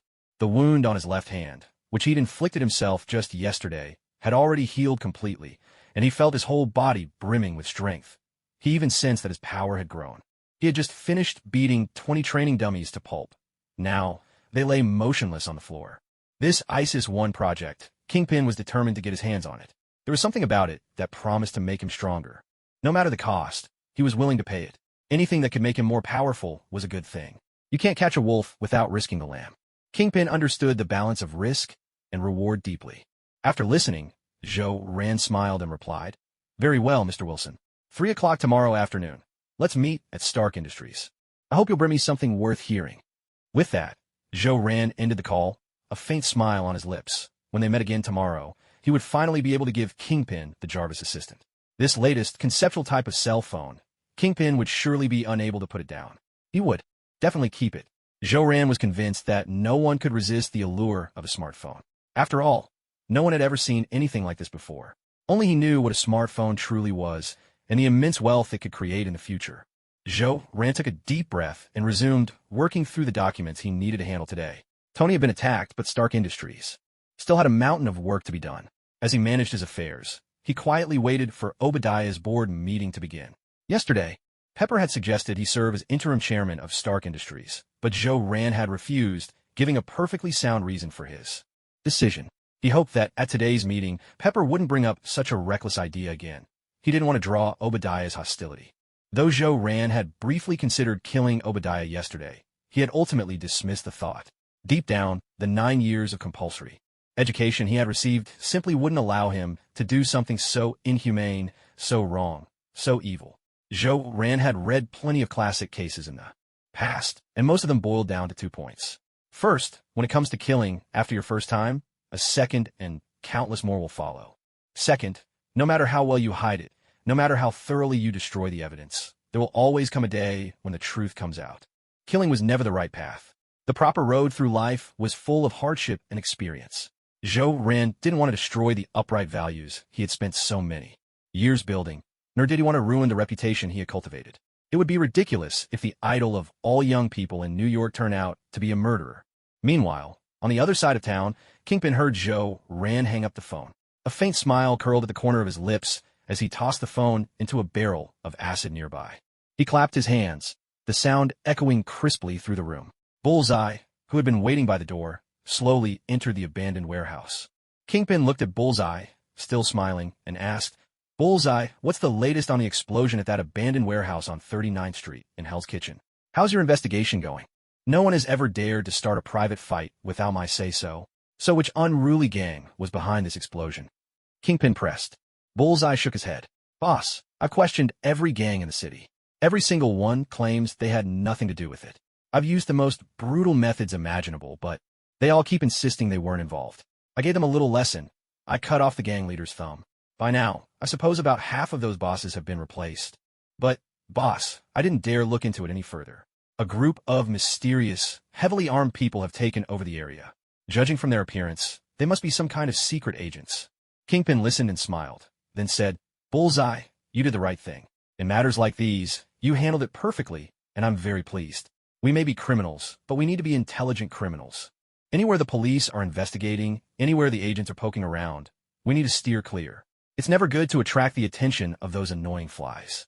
We can't possibly conduct every operation without leaving a single trace behind. There will always be some clue left somewhere in the world, so we must be extra cautious." Kingpin paused for a moment, then continued, "By the way, do we have any leads on the massacre of those 300 people? Any progress on that case?" Bullseye shook his head and replied, "Boss, we haven't found a single clue. But judging by the killer's methods, I'd say we're dealing with our old enemy. It's still that guy, the one codenamed Satan. His methods haven't changed. A brutal carnage, never a single body left intact, spines ripped out. That's his signature style. He seems to have a time limit for his killings, never more than a single night, and it doesn't happen often. The murders are always random. It's as if he only kills when he enters a frenzied state. The upside is, Satan has never disrupted any of our operations. It seems he isn't an enemy we absolutely have to eliminate. He's nowhere near as much trouble as Daredevil ever was." Kingpin nodded, looked over at Bullseye, and asked, "Bullseye, do you think you could take him?" Bullseye took a deep breath and said, "Boss, we've never actually fought, so I can't say for sure. If it was a head-on fight, I couldn't guarantee victory. But if it comes to an assassination, nobody survives once they're in my sights." Kingpin laughed softly, reached out, and patted Bullseye on the shoulder. "The infallible Bullseye. No one survives your assassinations. I have complete faith in your skills. I've never doubted you for a moment. By the way, any news about that lunatic, the Joker, lately? Last time he recruited a lot of people, and he never listens to me. He's always leading his band of fanatics, causing chaos and sabotaging our covert deals. Just recently, he even destroyed one of my biggest drug labs, and he had the nerve to leave a note behind, saying it was all for fun. This guy is a complete lunatic. Bullseye, have you found his hideout yet?" Hearing this, Bullseye let a faint smile slip across his lips and replied, "Boss, the Joker hasn't shown up in a long time. I suspect that maniac is already dead. You know, if he were still alive, things wouldn't have been so quiet for us lately. Because we never know what kind of crazy schemes he's hatching. Every one of his bizarre ideas would wreak havoc on the underworld's business." Kingpin listened and chuckled. "That's actually something that pleases me greatly. As you said, that lunatic Joker must really be dead. I always said, someone like that can't last long. How could a madman ever understand the rules by which this world operates? Sooner or later, the rules of this world would crush him. The rules above ground would destroy him, and so would the rules of the underworld. Because misfits like him can't survive here. This world simply doesn't allow outsiders like the Joker to live." Kingpin gave a satisfied smile, glanced at Bullseye, and continued, "By the way, Bullseye, has anyone new been stirring things up in Hell's Kitchen lately? Any of those so-called vigilantes? Or fresh faces trying to make a name for themselves?" Bullseye answered slowly, "Boss, there haven't been any vigilantes or ambitious newcomers showing up. But there's been a strange guy hanging around Hell's Kitchen lately. We're still not sure exactly what kind of person he is. He somehow heard about me and actually went out of his way to find someone to contact me. He wanted to send you a message. He says he wants to do business here. His name is Jerome." Kingpin burst out laughing. "Ha ha! This Jerome fellow, he's got a good sense of how things work, coming straight to Kingpin. Bullseye, what kind of business does he want? Girls, gambling, drugs, which is it? People who know how to show respect are rare these days. That's exactly the kind of cleverness I appreciate. A slight grin appeared on Bullseye's face as he replied slowly, Boss, this clever guy Jerome, he wants to sell drinks. Just drinks in Hell's Kitchen. Nothing but a green beverage. But boss, it actually tastes really good. Jerome even gave it a name, S.H.I.E.L.D. Would you like to try it, boss? I bought 2 bottles this morning. Bullseye took 2 glass bottles out from his coat. They were filled with a transparent green liquid that shimmered with a strange, alluring light in the sunlight. So eye-catching it was hard to look away.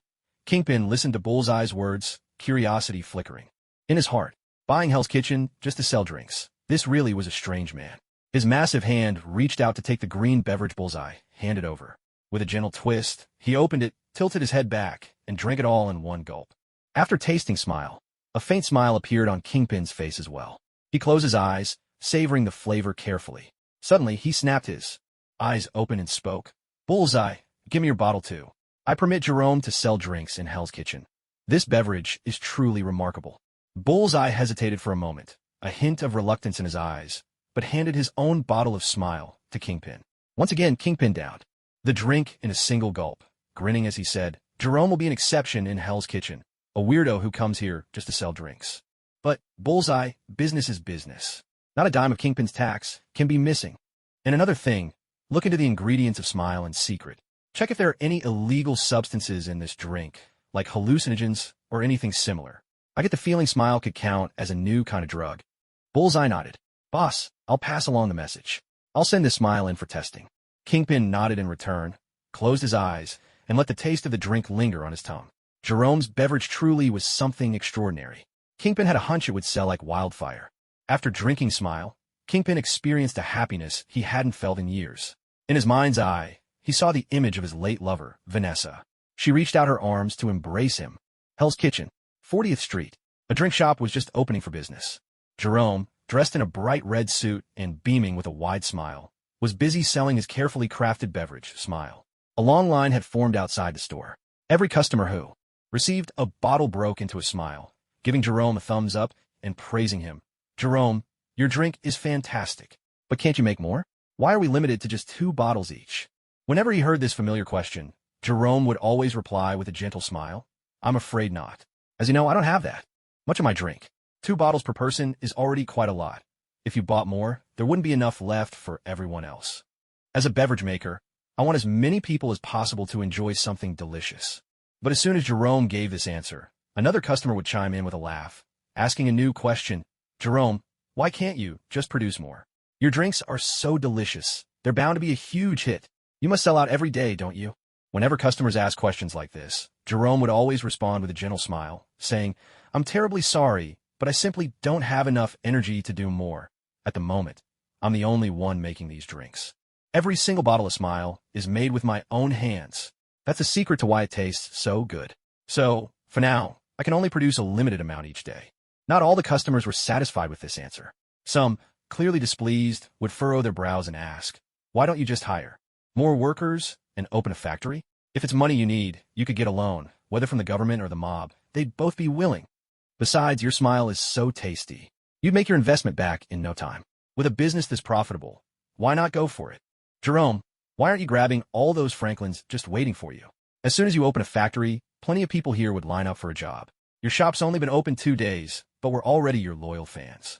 Jerome would simply smile and reply, it's not that I don't want to open a beverage factory.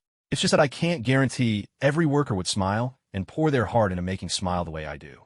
And if it's not made with care and joy, if it's made without a genuine smile, then it's not really S.H.I.E.L.D anymore. It loses the very meaning it was created for. A smile has to be sincere. Only a true, heartfelt smile wins people over. Hearing Jerome's answer, the customers could only fall silent. To find such a sincere vendor in Hell's Kitchen was indeed a rare thing. Usually, they would let out a long sigh, a wry smile tugging at their lips as they looked at Jerome's genuinely smiling face, and say, Ah, Jerome, you really are something. We can't out-talk you. Have it your way. Just try to prepare a few more smiles for us, so we can really enjoy ourselves.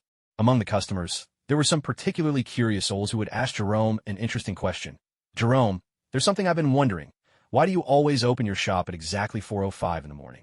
Whenever he heard this question, Jerome's face would break into an enormous smile. A smile so wide, it stretched all the way to his ears. Jerome would look into there.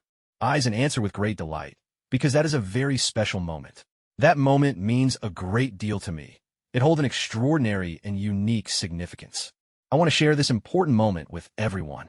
A look of surprise flickered in the guests' eyes as they asked curiously, "Oh, Jerome, what makes that moment so significant to you?" Jerome picked up a bottle of Smile from beside him, handed it to the guest, and smiled. Because at that very moment, Smile was born. At 9 o'clock in the morning, after a busy start to the day, Jerome finally had a chance to rest. All his Smile drinks had sold out. He slowly walked into the storeroom of his beverage shop and gazed at a father and son, tightly bound together with thick hemp rope, tied so firmly they could barely move. Terror filled the eyes of the two captives. Their mouths were stuffed with towels, forced so deep they couldn't make sound. A wild, twisted grin spread across Jerome's lips as he stepped in front of them and crouched down. He gently patted their faces with his hand, speaking in a voice as soft as a lullaby. "Be good now, no screaming. If you scream, you'll end up just like that woman over there." As Jerome spoke, he turned his head to glance at a large green tank in the storeroom. Inside, a naked woman lay submerged. Her eyes were wide open, staring blankly into nothingness. Her appearance was strange.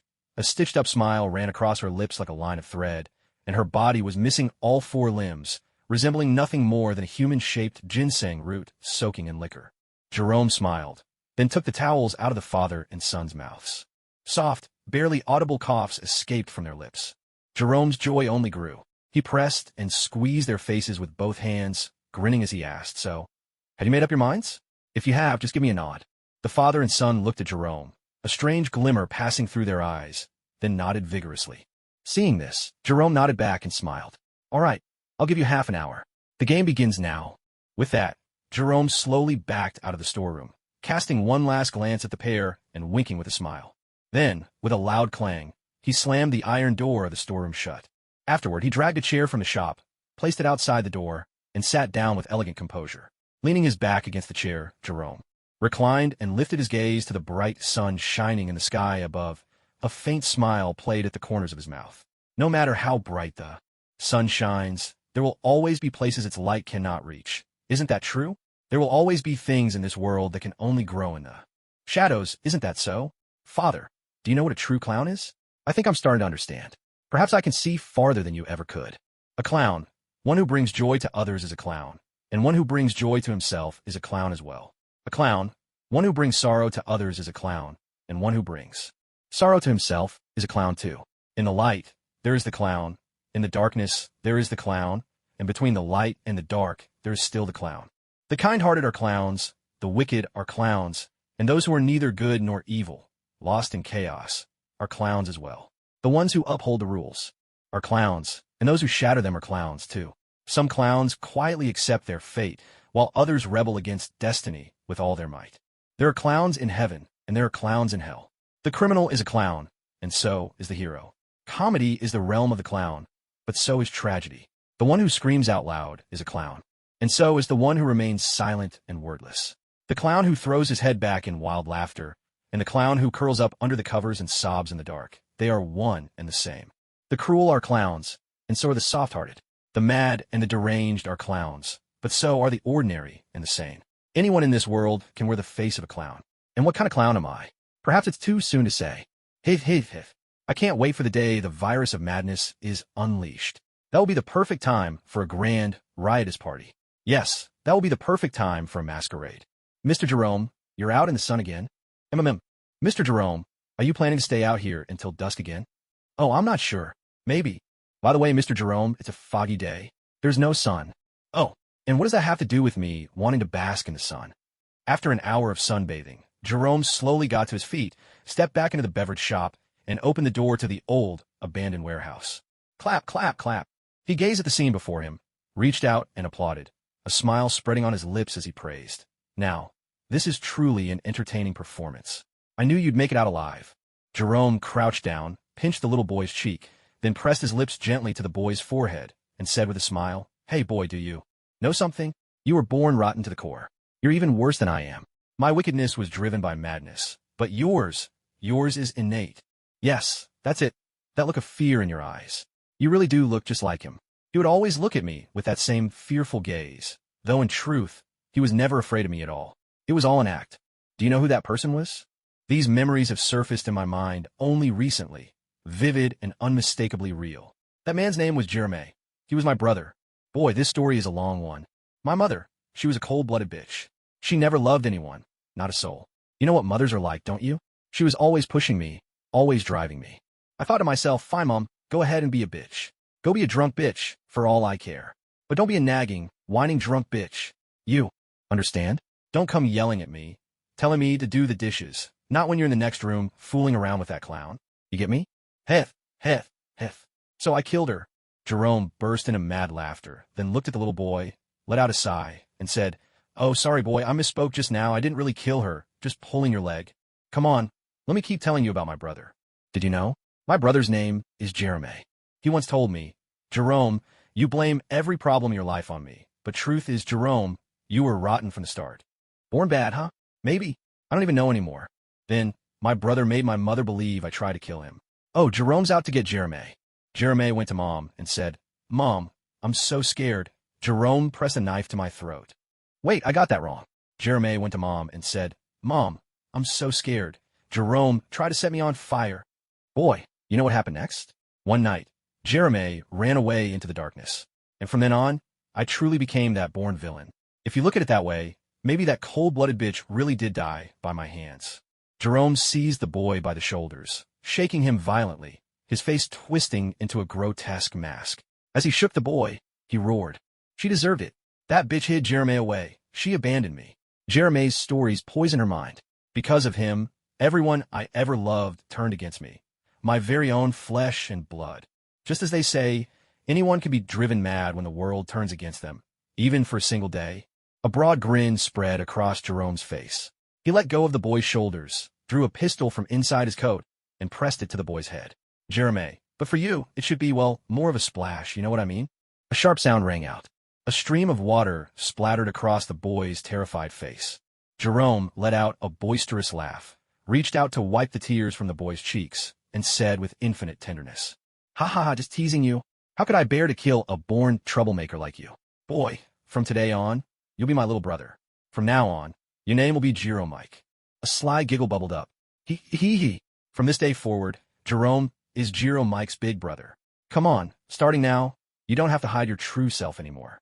You can do whatever wicked thing you please, without a care in the world, Jiro Mike. The boy's fear faded from his eyes as he listened. A wild grin, much like Jerome's own, curled across his lips. "Really? If what you say is true, then I'll be Jiro Mike from now on." Hearing this, Jerome slowly stood up, gently ruffling the boy's hair with his hand. With a crooked smile, he said, "Of course, Jerome might fool everyone else, but he's never lied to Jiro Mike. So, Jiro Mike, my dear brother, what fun thing would you like to do now? What sort of mischief do you have in mind?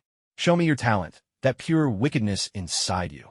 Jiro Mike lifted his head to look at Jerome, an uncontrollable, maniacal laugh bursting from his lips, his face twisted with wild delight. "Jerome, my brother, let's play a truly entertaining game. How about we kidnap the mayor of New York, drag him to the TV station, strip off his clothes, and broadcast it live? A grand magic show for the world to see." Jerome raised his brows, nodding with a booming laugh. "Now that sounds interesting. But Jiro Mike, what sort of magic act do you have in mind? After all, every circus clown has to master all the tricks. An underwater escape? We could clap the mayor in handcuffs and shackles, hang him upside down on a spit, bind him tight with thick ropes, blindfold him, and shut him inside a glass tank. Then, little by little, we let the water in, and watch his expressions change as the water rises. Or maybe the swordbox trick. We stuff the mayor into a transparent case and plunge a dozen spears through it, one after another, blood spraying everywhere. The spectacle would be unforgettable, don't you think? Or perhaps the classic body-sawing illusion. We lay the mayor down, tie him tight to the bed, and then a razor-sharp guillotine blade comes crashing down from above, right in the middle of his body. With a sharp crack, the blade slams into place. But at that moment, the mayor would not die. Instead, he would cry out in anguish, his pain so immense that his upper and lower body would thrash wildly together, like a dancing lobster. Then, as he struggled, his body would be split in two, the guillotine blade slowly descending, separating him piece by piece. After hearing this, Jerome shook his head. He looked at Jerome, a smile spreading across his face, and spoke slowly. "Brother, I don't think that's thrilling. Enough.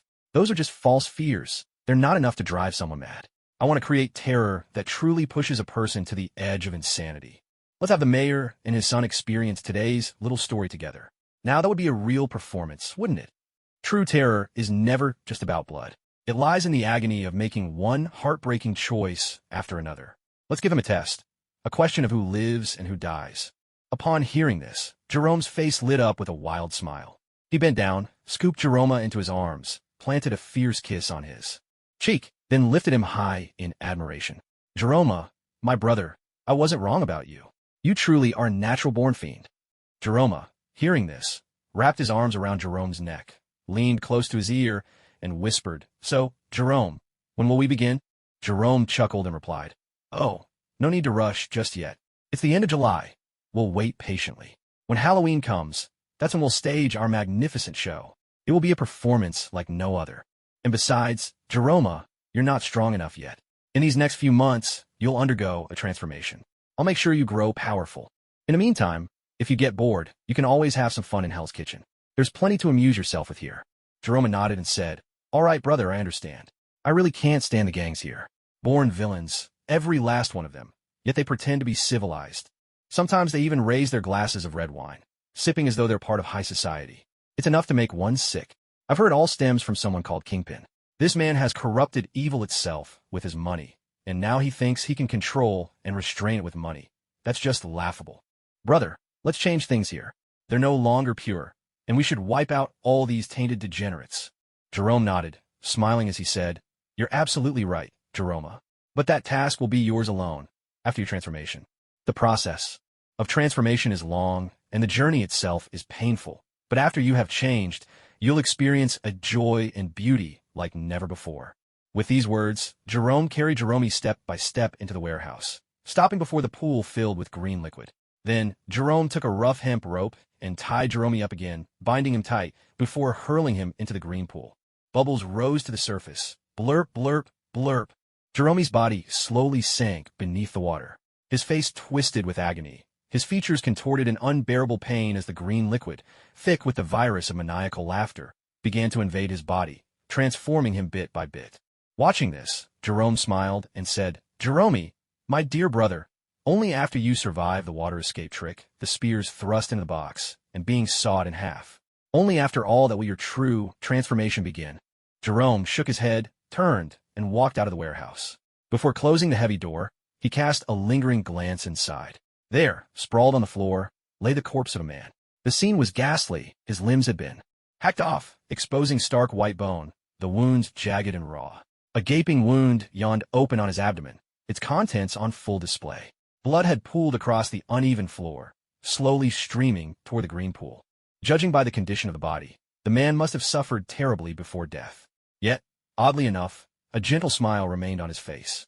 Jerome took in the gruesome sight, let out a small chuckle, and pulled the warehouse door shut. "Oh, Jerome, you really are quite clever, aren't you?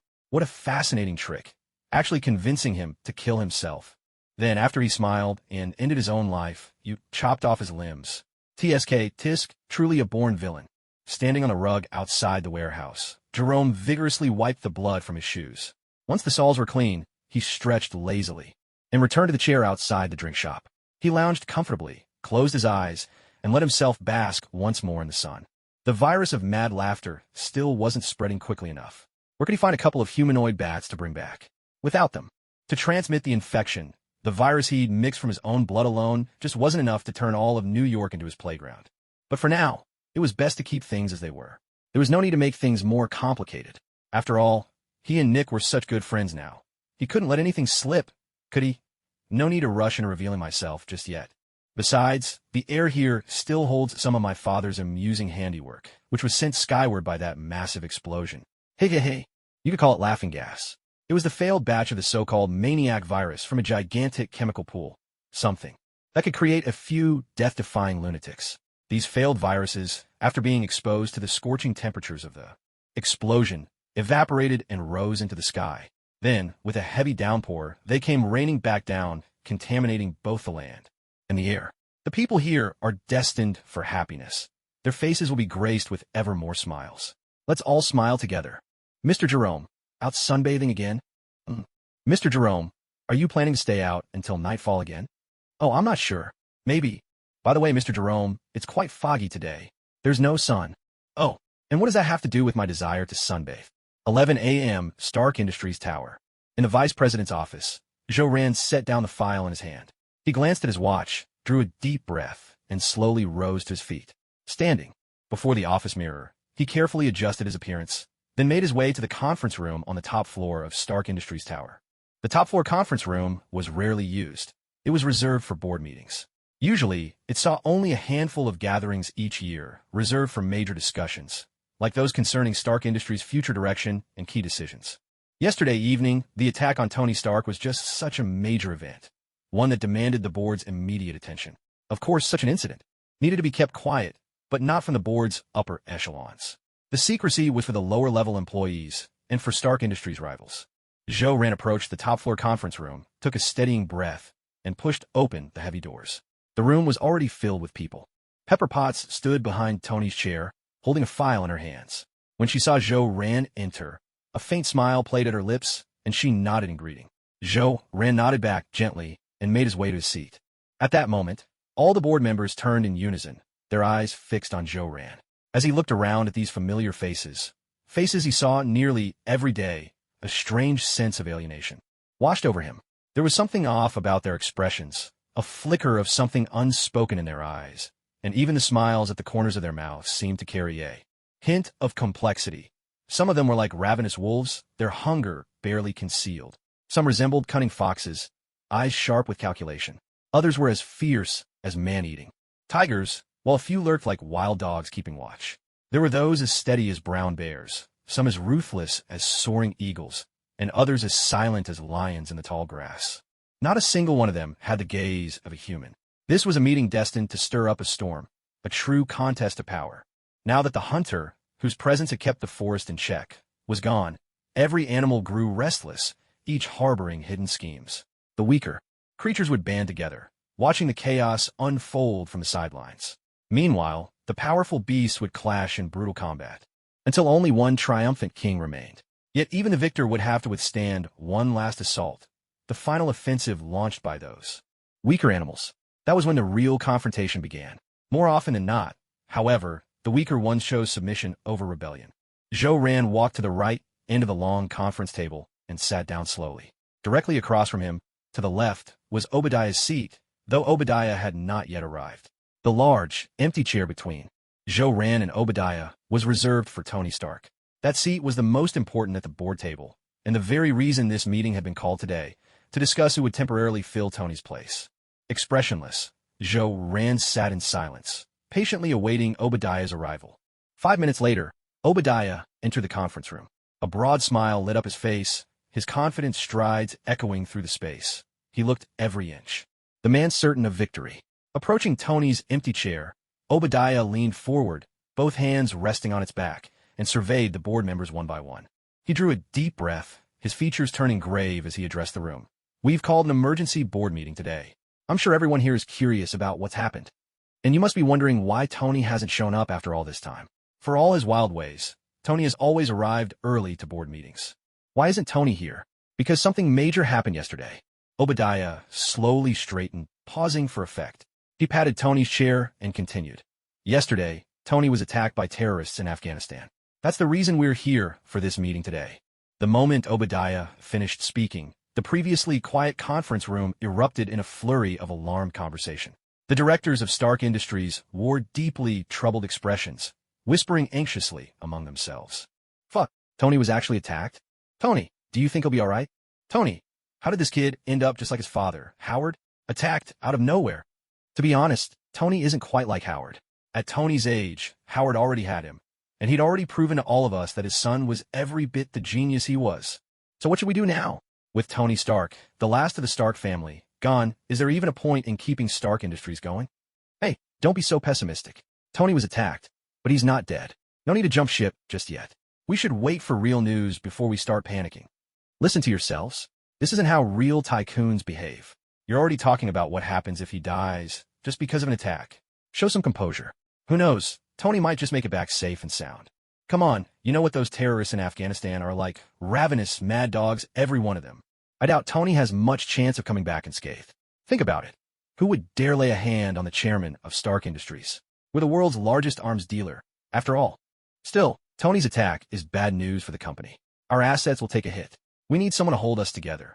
What do you all think of Obadiah? Back when Howard was gone, it was Obadiah who helped Stark Industries through tough times. Now Tony's in trouble. The situation isn't that different from before. You're right. Obadiah really is the best candidate for now. But, to be fair, I think Jake's not a bad choice either. You all know how good he is at making money. Yes, Jake really has a knack for generating wealth. Ever since he joined Stark Industries 10 years ago, our total assets have tripled. We've never seen growth like that before. I'm not so sure. Jake is still too young. That's his downfall. He doesn't have enough experience for a crisis like this.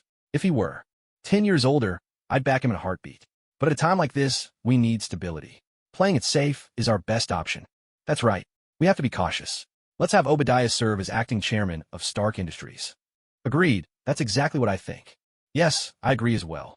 Obadiah cleared his throat softly, straightened up, and pressed his hand down, signaling the boardroom to quiet down at once. Then, he pulled out his phone and projected a message onto the large screen in the center of the meeting room, reading it out slowly. In Afghanistan, danger. Need urgent rescue. Tony Stark.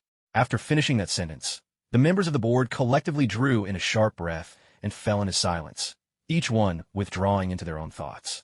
Obadiah gently closed his phone and tossed it onto the table, taking a deep breath before raising his voice and declaring, with Tony attacked, and his fate uncertain, this is an extremely perilous time for Stark Industries. We must pull together and make it through this dangerous period. There are rivals outside who envy our success. Osborne Industries and Hammer Industries, for example. Both are constantly scheming to take our place at the top, and to them, this is the perfect opportunity. And inside, there are those who panic, those who can't wait to run away. I heard some of you, just now, whispering about selling off your Stark Industries shares and getting out as fast as possible. That's understandable, I get it. But Obadiah, will never agree with that. Obadiah drew another deep breath, paused, and continued in a firm, resonant voice. You are the board members of Stark Industries. Here, you hold power and prestige. You enjoy boundless wealth and privilege. You have more Franklins than you could ever spend in a lifetime. Why did I tell you all about Tony's attack? Because we are all part of Stark Industries. The people sitting in this room are its very core. You are the founders, the living spirit of Stark Industries. You have the right to know what's happened. There are no secrets from you in Stark Industries, because we are brothers, we are friends. Our interests are bound together, and our fortunes rise as one. The riches we share come from the very foundation on which we stand, this great Stark Industries tower, this group we have built together. That's why I don't want to hear any talk of running away or giving up. Besides, Stark Industries is more than capable of weathering a crisis like this. Do you remember what happened when Howard Stark, our founder, was killed? Back then, everyone thought Stark Industries was finished. No one believed in us. But we prevailed. Today, we are still the undisputed leader of American industry. At that time, I, Obadiah, was the first to step forward, and today, I am the first to do so again. I promise you all, as long as I, Obadiah, am here, Stark Industries will never fall. You will always have fortunes to earn. Stark Industries is the mightiest force in American industry, and you are among the wealthiest elites in the nation. Now, to today's agenda. In Tony's absence, who will serve as acting chairman of Stark Industries? I, Obadiah, propose that I, Obadiah, temporarily take on the role of chairman of Stark Industries to help us weather this crisis. What do you all think? With that, Obadiah pulled a cigar case from his pocket, lit a cigar, took a deep drag, and slowly exhaled, a broad, contented smile spreading across his face as he looked around at the board members.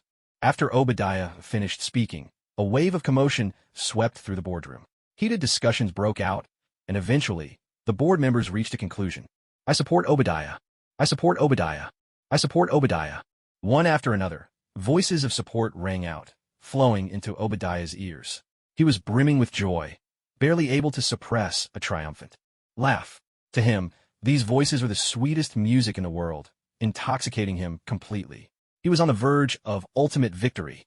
Suddenly, a clear female voice cut through the air in Stark Industries' top-floor office. I have a different opinion. I also have a candidate for acting chairman. The room, previously abuzz with excitement, fell silent at once. All eyes turned to the source of the voice. Pepper Potts took a steadying breath, set the documents she was holding onto the table, and looked at the board members. Her voice was calm but firm as she spoke. I, too, have a candidate for acting chairman Jake. Hearing this, Ran was instantly stunned, feeling completely ill at ease. He realized he'd failed to dissuade Pepper. Now, every word she spoke felt like she was throwing him into a raging fire or plunging him into a boiling cauldron. Ran straightened up a little, noticing a flash of ruthlessness in Obadiah's eyes. At this moment, I'd like to ask all of you, since Jake joined Stark Industries, what changes have happened in your lives? Materially, you've become wealthier than ever before. In just 10 years, your fortunes have tripled. Spiritually, you're more respected than you used to be. You wield greater influence in society. Your wives love you more, and your children admire you more deeply. No matter where you go, you stand out as the brightest stars in any crowd. Every look cast your way is full of admiration and respect. You've gained something even more valuable than wealth, a sense of dignity and fulfillment.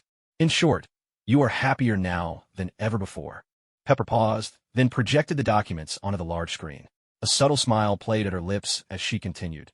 When people evaluate whether a company is truly exceptional, they usually consider two things together: the wealth it creates now and its potential for future growth.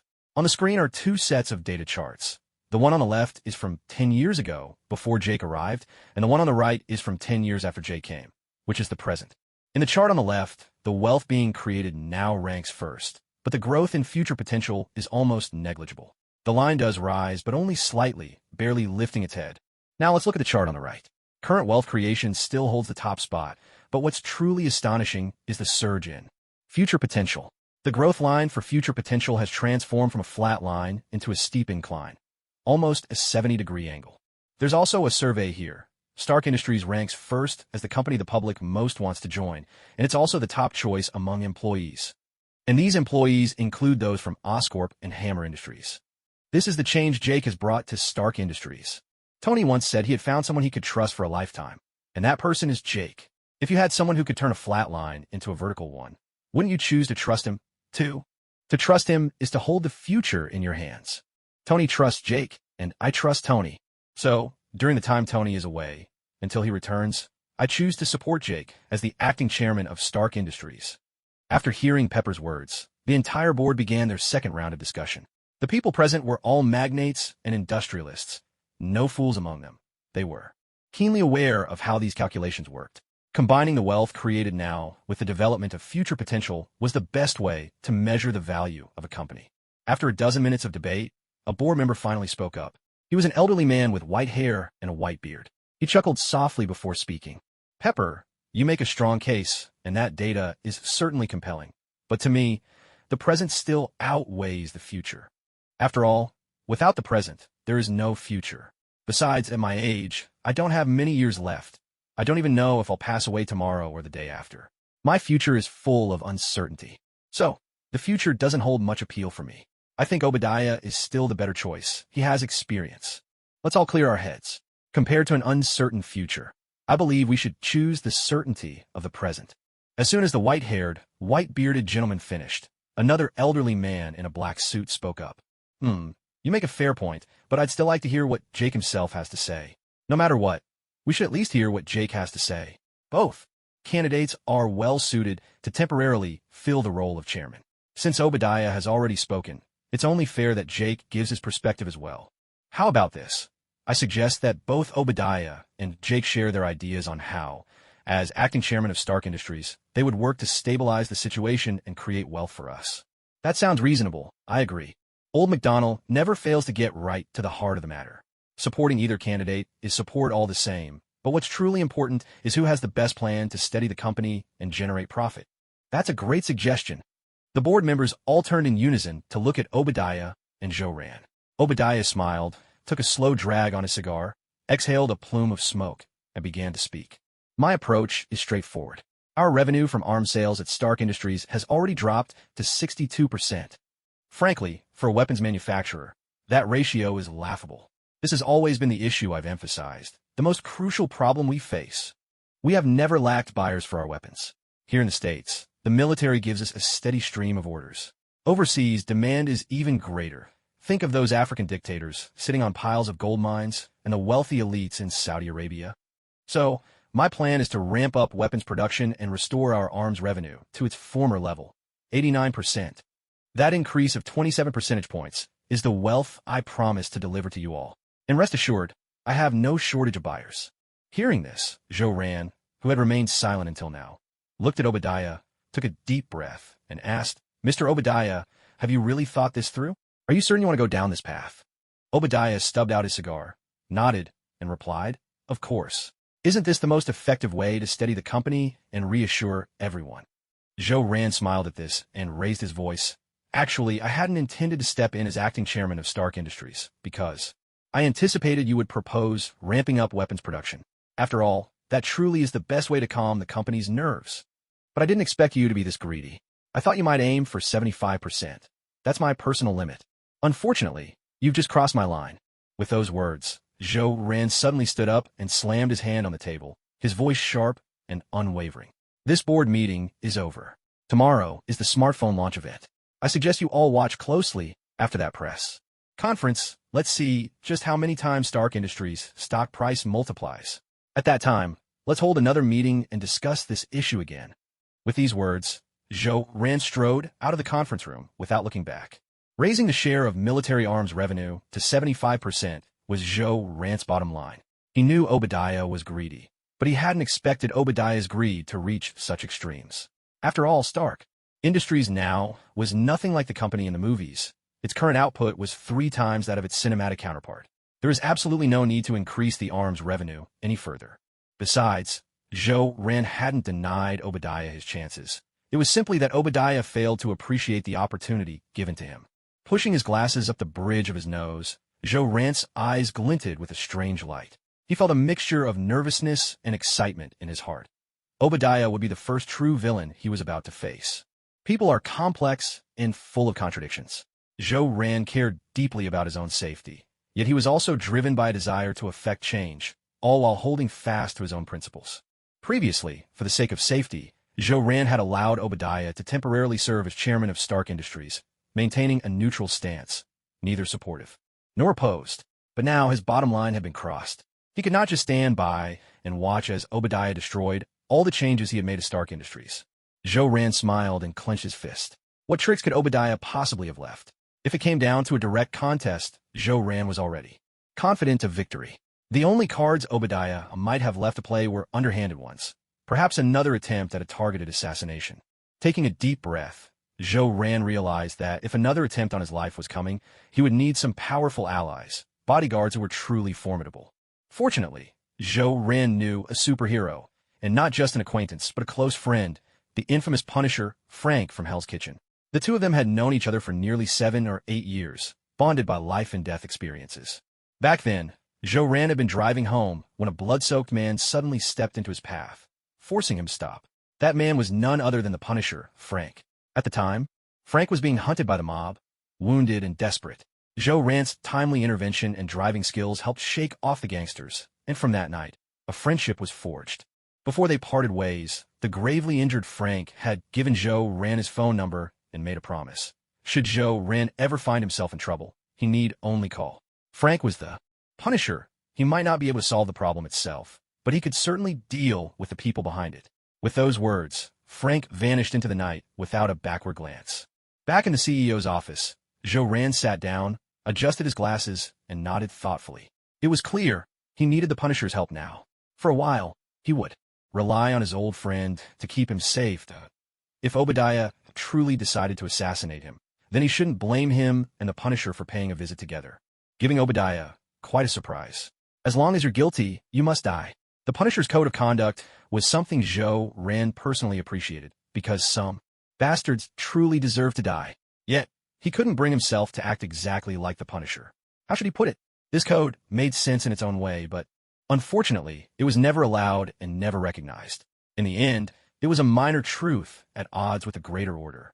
Ever since human society created laws, no one could claim the right to mete out justice on behalf of heaven, because everything was now governed by law. Once someone bypassed this order and resorted to retribution directly, even if his actions were correct, selfless, and kind, he still undermined the fairness embodied in the law. Even the guilty must be judged by the law. No man has the authority to do so himself. Those who uphold the law are nothing more than faithful followers of it. No one can stand above this order. That being said, it was a pity that the law had already been defiled many times by those who had no respect for it, stretched open with countless loopholes through which wrongdoers could escape. Of course, that was just a minority. One undeniable fact remained. If one day the law vanished from the world, society would collapse and be destroyed in a single day. This order still quietly protected countless people. But there is no need to worry. Justice may have a wide net, but not even the smallest wrongdoer can slip through it. Sooner or later, the law would come down on the heads of the guilty and deliver judgment. Justice may be delayed, but it will never be absent. This was the truth S.H.I.E.L.D had always believed in, though he wasn't so rigid as to deny the occasional need for a punisher. Every now and then, such a figure was still necessary. With a faint smile, S.H.I.E.L.D returned to the files on his desk. In a while, he needed to visit Professor Ace to pick up a prototype. Required for tomorrow's press conference, then have Jarvis make a few modifications to another unit before sending it off to Mr. Fisk. He sighed. How is Tony doing right now? Afghanistan. Inside a pitch-black cave, Tony was busy with a screwdriver, dismantling a missile. As he worked, he kept his head down and asked Ensign, "How many languages do you speak?" Ensign raised his brows and replied, "Quite a lot, but even here, it's not enough. They speak Arabic, Urdu, Dari, Pashto, Mongolian, Persian, Russian." Tony extracted the materials he needed from the missile and asked, "Who are they?" Ensign let out a sigh, looked at Tony, and said, "They're your faithful customers, Mr. Stark. They call themselves the 10 Rings." Hearing that, Tony fell silent again. He crouched down and continued dismantling the missile.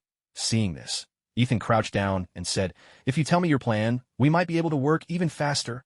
Tony took a deep breath, gave the tail of the missile 2 hard knocks, dismantled the end, and pulled out what he needed. Ignoring Ethan's words, Tony grabbed the necessary component in one hand and the car battery in the other, then slowly made his way to the table and sat down. With a pair of slender pliers, Tony removed a piece of metal, tossing the item he'd retrieved from inside the missile over his shoulder. "We don't need that big one," he said. "This is all we need." Tony's response was his way of agreeing to let Ethan help. Ethan eyed the metal Tony had extracted, his curiosity piqued. "What is that?" he asked. Holding the piece of metal with the pliers, Tony glanced up at Ethan. "Palladium. 0.15 grams. We need at least 1.6 grams. He paused, then instructed Ethan, "Go and take apart the other 11. You must have seen how I did it just now, right?" Ethan nodded and got to work, grabbing a screwdriver and starting to dismantle the missiles. He struggled through the heavy labor, unscrewing each missile piece by piece. Meanwhile, Tony wasn't idle either. He managed the car battery with one hand while preparing the other materials he'd need. Once everything was ready, Tony set the car battery back on the table. He took a deep breath, rubbed his hands together, and began the next phase of their work. There were no precision instruments in the terrorist camp. Everything was crude and rough. Tony Stark had to rely on his own hands to craft a precise mold, a casting model for the component he had in mind. He had absolute faith in his hands. They had built countless machines before. Tony's expression grew serious as he focused his complete attention on shaping the tiny ring-shaped mold by hand. It had to be perfect. Not a single flaw could be allowed. When Ethan finished dismantling all the missiles, Tony collected all the palladium and placed it into a container, handing it to Ethan with a directive, "Go and melt this down. I'm almost done here." Ethan nodded, took the container, and moved over to the furnace to begin melting the metal. After Tony finished shaping the casting mold, he let out a deep breath, wiped the sweat from his brow, and carried the car battery over to Ethan's side. They waited patiently, and at last, the palladium was melted and ready. Ethan carefully removed the container with pliers, his movements slow and deliberate, taking extra care with every step. Tony cautioned him, "Careful. We only have one shot at this." Ethan nodded and replied, "Don't worry. My hands are steady. Otherwise, you wouldn't still be alive, would you?" Ethan walked over to the table and, with great care, poured the molten palladium from the container into the model Tony Stark had shaped by hand. As Ethan worked, Tony watched him closely and asked, "What should I call you?" This habit of Tony's, this way of behaving, was admittedly rather disrespectful. Rhodey had criticized him for it before. Ethan was the man who had saved his life, and they'd already known each other for 2 days, yet Tony was only now asking his name. It was, to say the least, a bit rude. Without pausing his work, Ethan replied, "My name is Ethan." Tony nodded and said, "Ethan, it's a pleasure to meet you." Having finished his task, Ethan slowly straightened up and returned the smile. "Mr. Stark, the pleasure is mine." They waited patiently for a while longer. Then Tony drew a deep breath and gently opened the handmade mold. Using tweezers, he carefully lifted out a slender ring of palladium. The first step was complete, and it was the most crucial one. Tony pressed on with his work. From this point, the steps became so complex that Ethan could no longer follow what Tony was doing, though he continued to watch in silence. The earlier processes, melting, casting, dismantling the missile, Ethan could still understand. But now, even though he was lost, he had a strong sense that Tony Stark was on the verge of something truly extraordinary. Tony Stark was a genius. Ethan quietly withdrew. Though his curiosity burned, he didn't ask any questions. This was not the time to interrupt Tony Stark or distract him. Tony's expression was intensely focused. The workload he faced was clearly immense. Who knew how many days it would take to finish? Dismantling 11 missiles, extracting the palladium, melting it down, and casting had already consumed nearly an entire day. Late night in New York. Stark Industries Tower. Vice President's office. Zhou-Ran sat in his chair, pulled out his phone, and dialed the Punisher. When the call connected, Zhou-Ran chuckled and said, "Hey, Punisher, my old friend. Do you still remember me? Oh, I thought you'd finally run out of trouble for good. Hold on a second. I've got something to deal with here. I'll call you back in 3 minutes." In Hell's Kitchen, Frank, the Punisher, answered the call, exchanged a few words with Zhou-Ran, and then hung up. He slipped the phone back into his pocket and grinned, eyes fixed on the warehouse, still 800 meters ahead. Then, stamping his foot down on the accelerator, he shot forward at full speed. In a matter of seconds, a truck loaded with gasoline tore across the empty lot, crashing straight into the warehouse where a gang deal was underway. It barreled over the guards at the entrance, grinding over their bodies without slowing, and slammed headlong into the two crime bosses who had been laughing at their own cleverness, sending them flying through the air. A tremendous explosion ripped through the night, that a massive explosion erupted from the truck inside the warehouse, sending thick, billowing smoke into the air. The gangster screamed in panic. "As long as you're guilty, you must die. Everyone has to die. No trials, no pointless talk, death to all." A deep, gravelly voice echoed from the warehouse entrance. A man dressed in a black, skin-tight suit emblazoned with a giant skull strode slowly into the warehouse.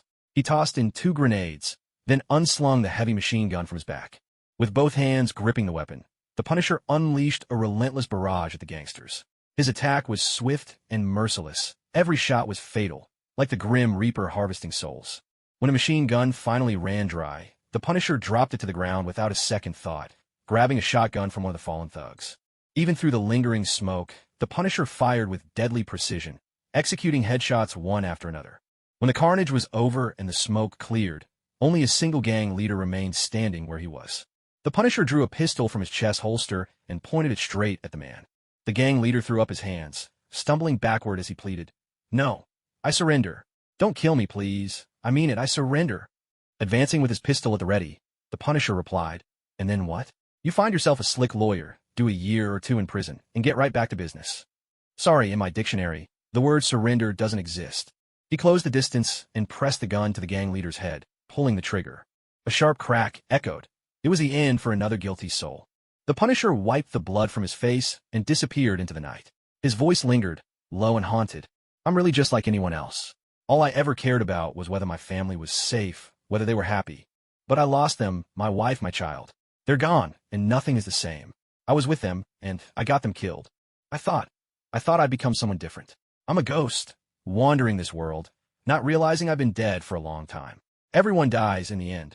I know what I've done. I know who I am. I do only what I believe must be done. I am the Punisher." Stark Industries Tower. Vice President's office. A chime sounded, soft, insistent. 3 minutes later, the Punisher called. Zhou-Ran smiled and answered. "Hey, I just finished up. What's the trouble?" The Punisher's deep voice rumbled through the phone. Zhou-Ran sighed heavily. "Punisher, I need your protection.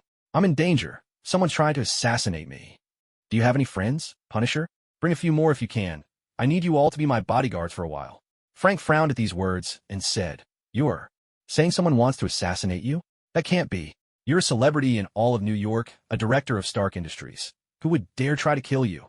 Mr. Jake, I never imagined that the young man who once saved me would one day become such a remarkable person.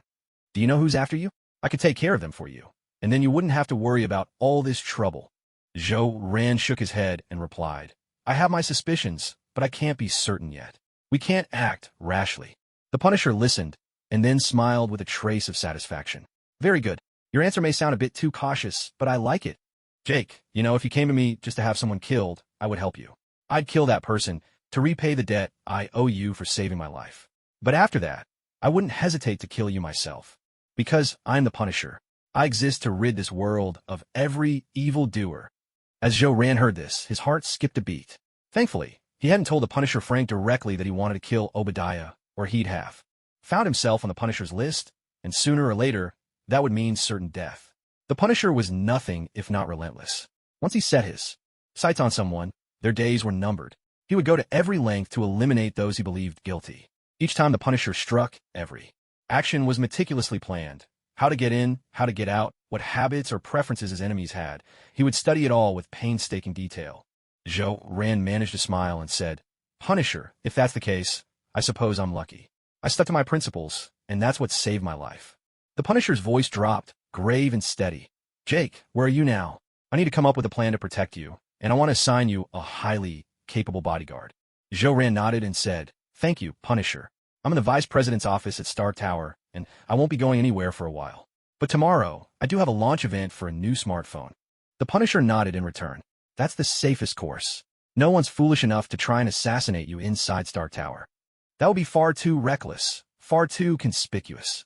If your enemy really means to harm you, they won't choose such a clumsy method. Where's your press conference tomorrow? At what time will you be leaving Stark Tower?" Rand nodded and said, "The press conference will be held at Times Square. I'll walk out the main doors of Stark Industries at 8 o'clock, and the conference will officially begin at 10. The venue should be quite secure. I've asked Chief George of the NYPD to oversee security on site. If there's going to be an attempt on my life, it'll most likely happen on the way from Stark Industries to Times Square. Of course, I can't rule out the possibility that they'll be bold enough to try something right there at the event. As for exactly when the assassination might happen, or what method they might use, I can't say for certain."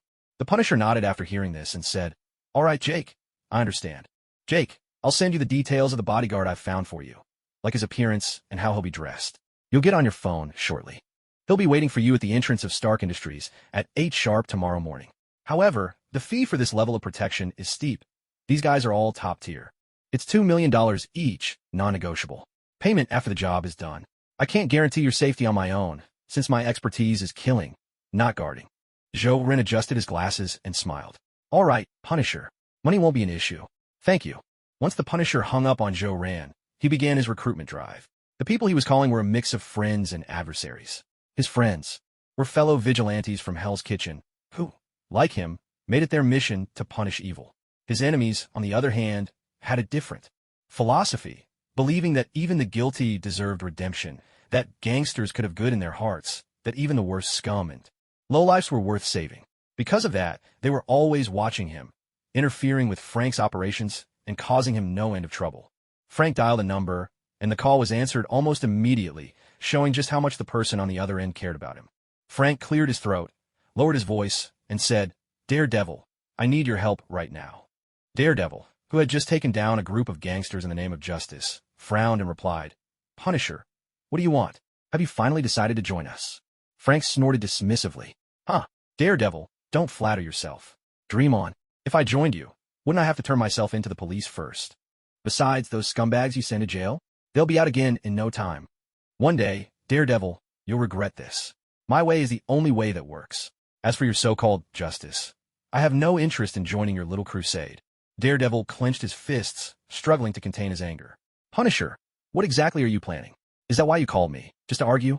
Punisher, where are you now? How about we settle this with our bare hands? Winner takes all. The loser listens to the winner. What do you say?" Frank let out a mocking laugh. "A bare-knuckle fight? Daredevil, you call yourself a hero, and yet you're still this childish.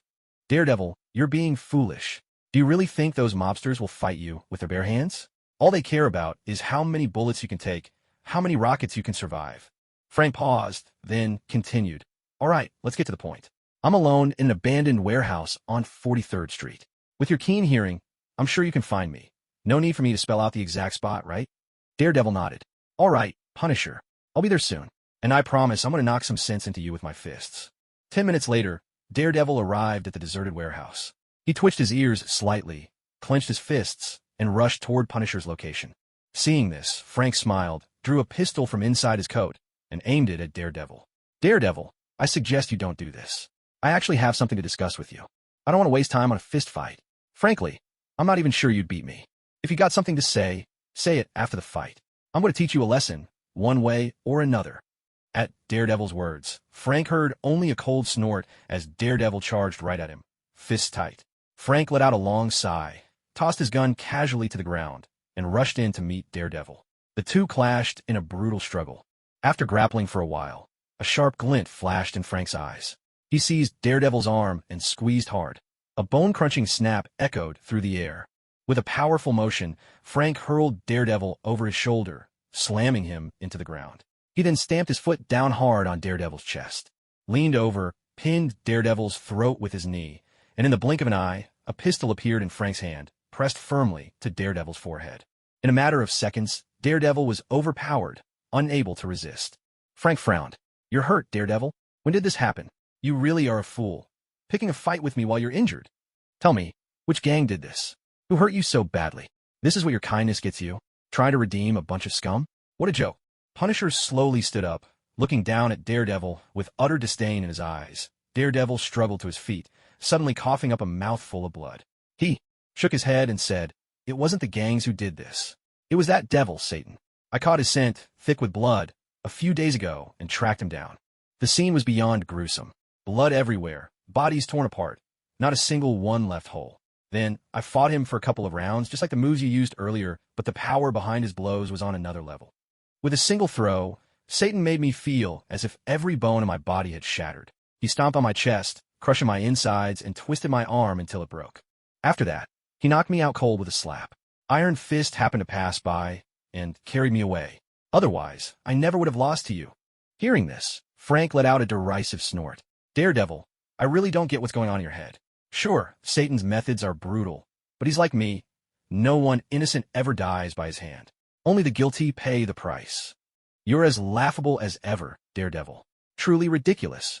At those words, Daredevil shook his head, took a deep breath, and replied with a grave, solemn expression, "Punisher, we don't have the right to kill these criminals. Good or bad, every life is the same at its core. I refuse to believe anyone is born evil. There's kindness in every heart. And even for those who commit the worst crimes, there are laws to restrain them.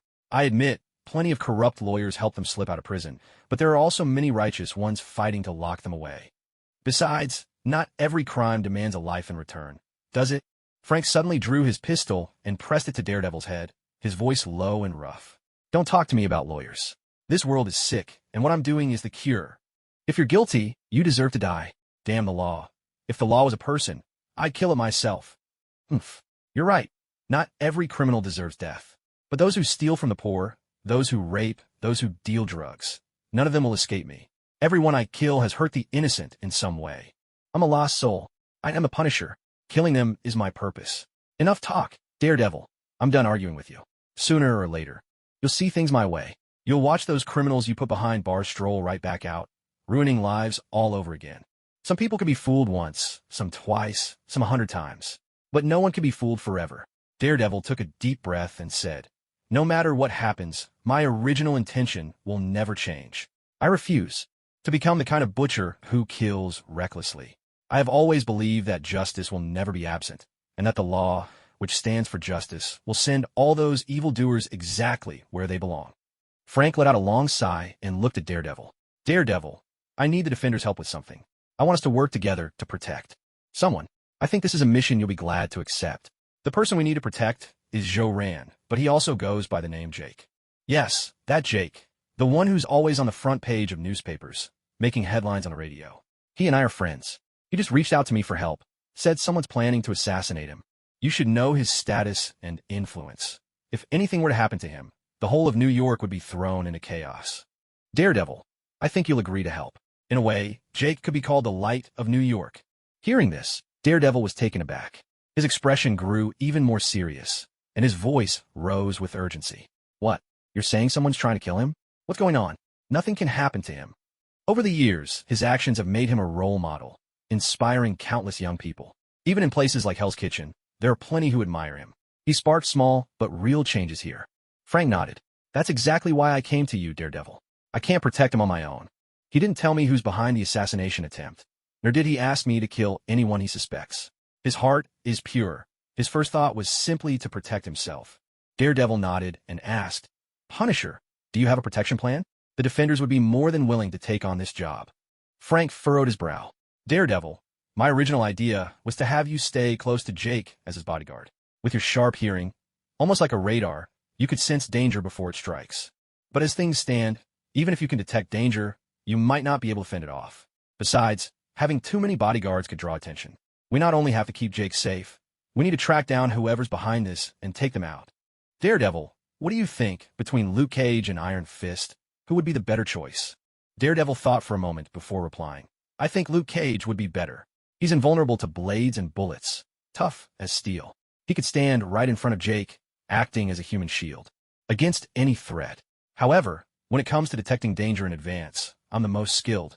I can hide under his car beforehand, scout out any threats, and let you know where the danger is coming from. What's Jake's schedule for tomorrow? Frank replied, there's a press conference at Times Square in New York.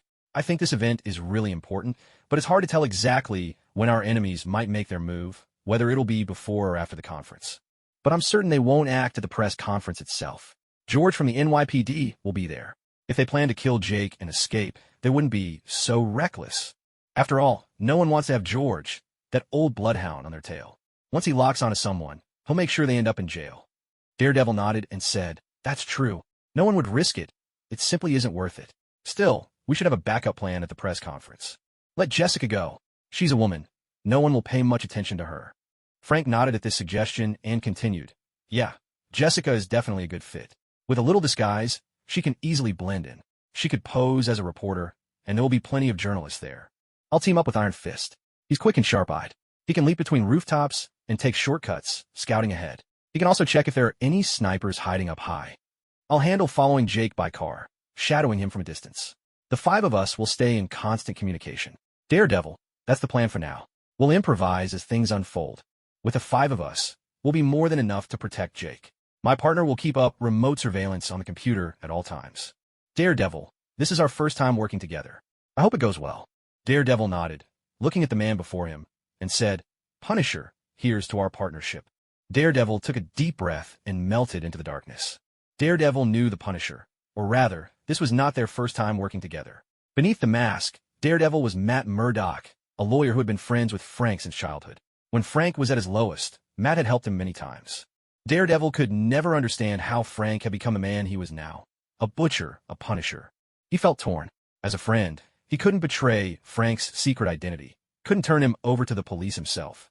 What troubled him most wasn't Frank's actions, but his defiance of the law, his insistence on trusting only in himself, never in justice. Daredevil deals with the criminals of the underworld with a powerful hand, often leaving them battered and bloodied, breaking their bones and twisting their limbs. Yet he never kills them. He simply incapacitates the gangsters, strips them of their will to resist, then calls the police, leaving them to be arrested and judged by the law, sent to where they truly belong. Daredevil firmly believes that the law is the mightiest weapon in this world. Nothing can rise above it. No one has the right to pass judgment in place of the law, for it is the fairest thing in existence, and all are equal before it. From the beginning, Daredevil has never wavered in this conviction, holding onto it with unwavering faith. So why has the sort of thing the Punisher speaks of come to pass? The answer, he believes, lies with the law's enforcers, the very ones who should have been its most loyal disciples, who have betrayed their calling. The law itself is blameless. It is those traitors who are at fault. If one day these traitors were to vanish, then the law would shine with its most radiant light, a light that is sacred and pure. In the darkness, Daredevil murmured softly in his heart, My dearest friend, Frank, I hope you can come to your senses. The path you walk is the wrong one. Watching as Daredevil melted into the night, Frank shook his head, still feeling uneasy. After all, he owed Joe Rand his very life. If it hadn't been for Joe Rand's timely rescue and flawless driving that day, there would be no Punisher as he was now, a man growing ever more formidable. Frank remembered that day as if it were yesterday, the first day he became the Punisher. He was betrayed by his very first partner, lured straight into a trap laid by a pack of scum from the mob. He almost didn't make it out alive. He took 13 bullets that day. If it weren't for his extraordinary willpower and physical strength, he would have died right there. Even the car he had prepared in advance was sabotaged by his partner. Halfway through his escape, it ran dry. If he hadn't run into Joe Rand at that critical moment, he would have been run down by the mobsters' cars, and the Punisher would have become nothing but a fleeting shadow in the world. The promise Frank made to Joe Rand was not mere words. He truly cared about it. As for why Frank would say that if Joe Rand ever asked him to kill, he would even kill Joe Rand himself, there was a reason for that, too. Since becoming the Punisher, Frank has walked the dark line between justice and crime every day, and many generals have met their end by his hand. 2 from America alone. The deeper he delves into the world of crime, the clearer this truth becomes. When the lowly turn to evil, they may harm a handful. When those in power embrace corruption, tens of thousands, hundreds of thousands, can suffer for it. The higher Joe Rant's status rose, and the better his reputation became, the more Frank feared him. People like that, once they turned to evil or committed a crime, could unleash destruction beyond imagination. But at this moment, it seemed Jake was still the same Jake as before, and Frank allowed himself to relax a little. Frank decided to call that insufferably annoying guy. He couldn't figure out what was wrong with him lately. Damn it, he was getting even more over the top. Daredevil wore a tight suit, too, but he never carried on like that. Ever since that guy put on the spandex, pulled on his mask, and gave himself a new name, he turned into someone Frank barely even recognized. Frank took a deep breath. He could almost feel that irritating energy radiating through the air as he dialed the number.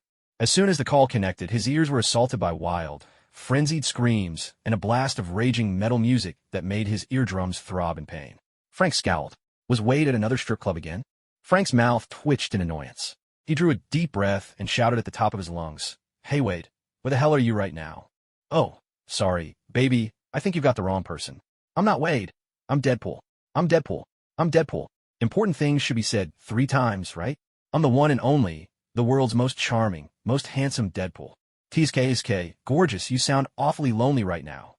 Inside a strip club in Hell's Kitchen, Deadpool strutted about in his iconic tight suit, clutching his phone between his ear and shoulder. As he lunged forward with a dramatic, exaggerated move, he grinned flirtatiously at a blonde woman walking by. "Fuck off. Stay away from me, you freak in red spandex. Look at your ridiculous outfit. You're such a pathetic loser. Oh, my beautiful blonde darling. Are you sure you don't want to reconsider? I could even tip you $50. Get lost, you disgusting pervert."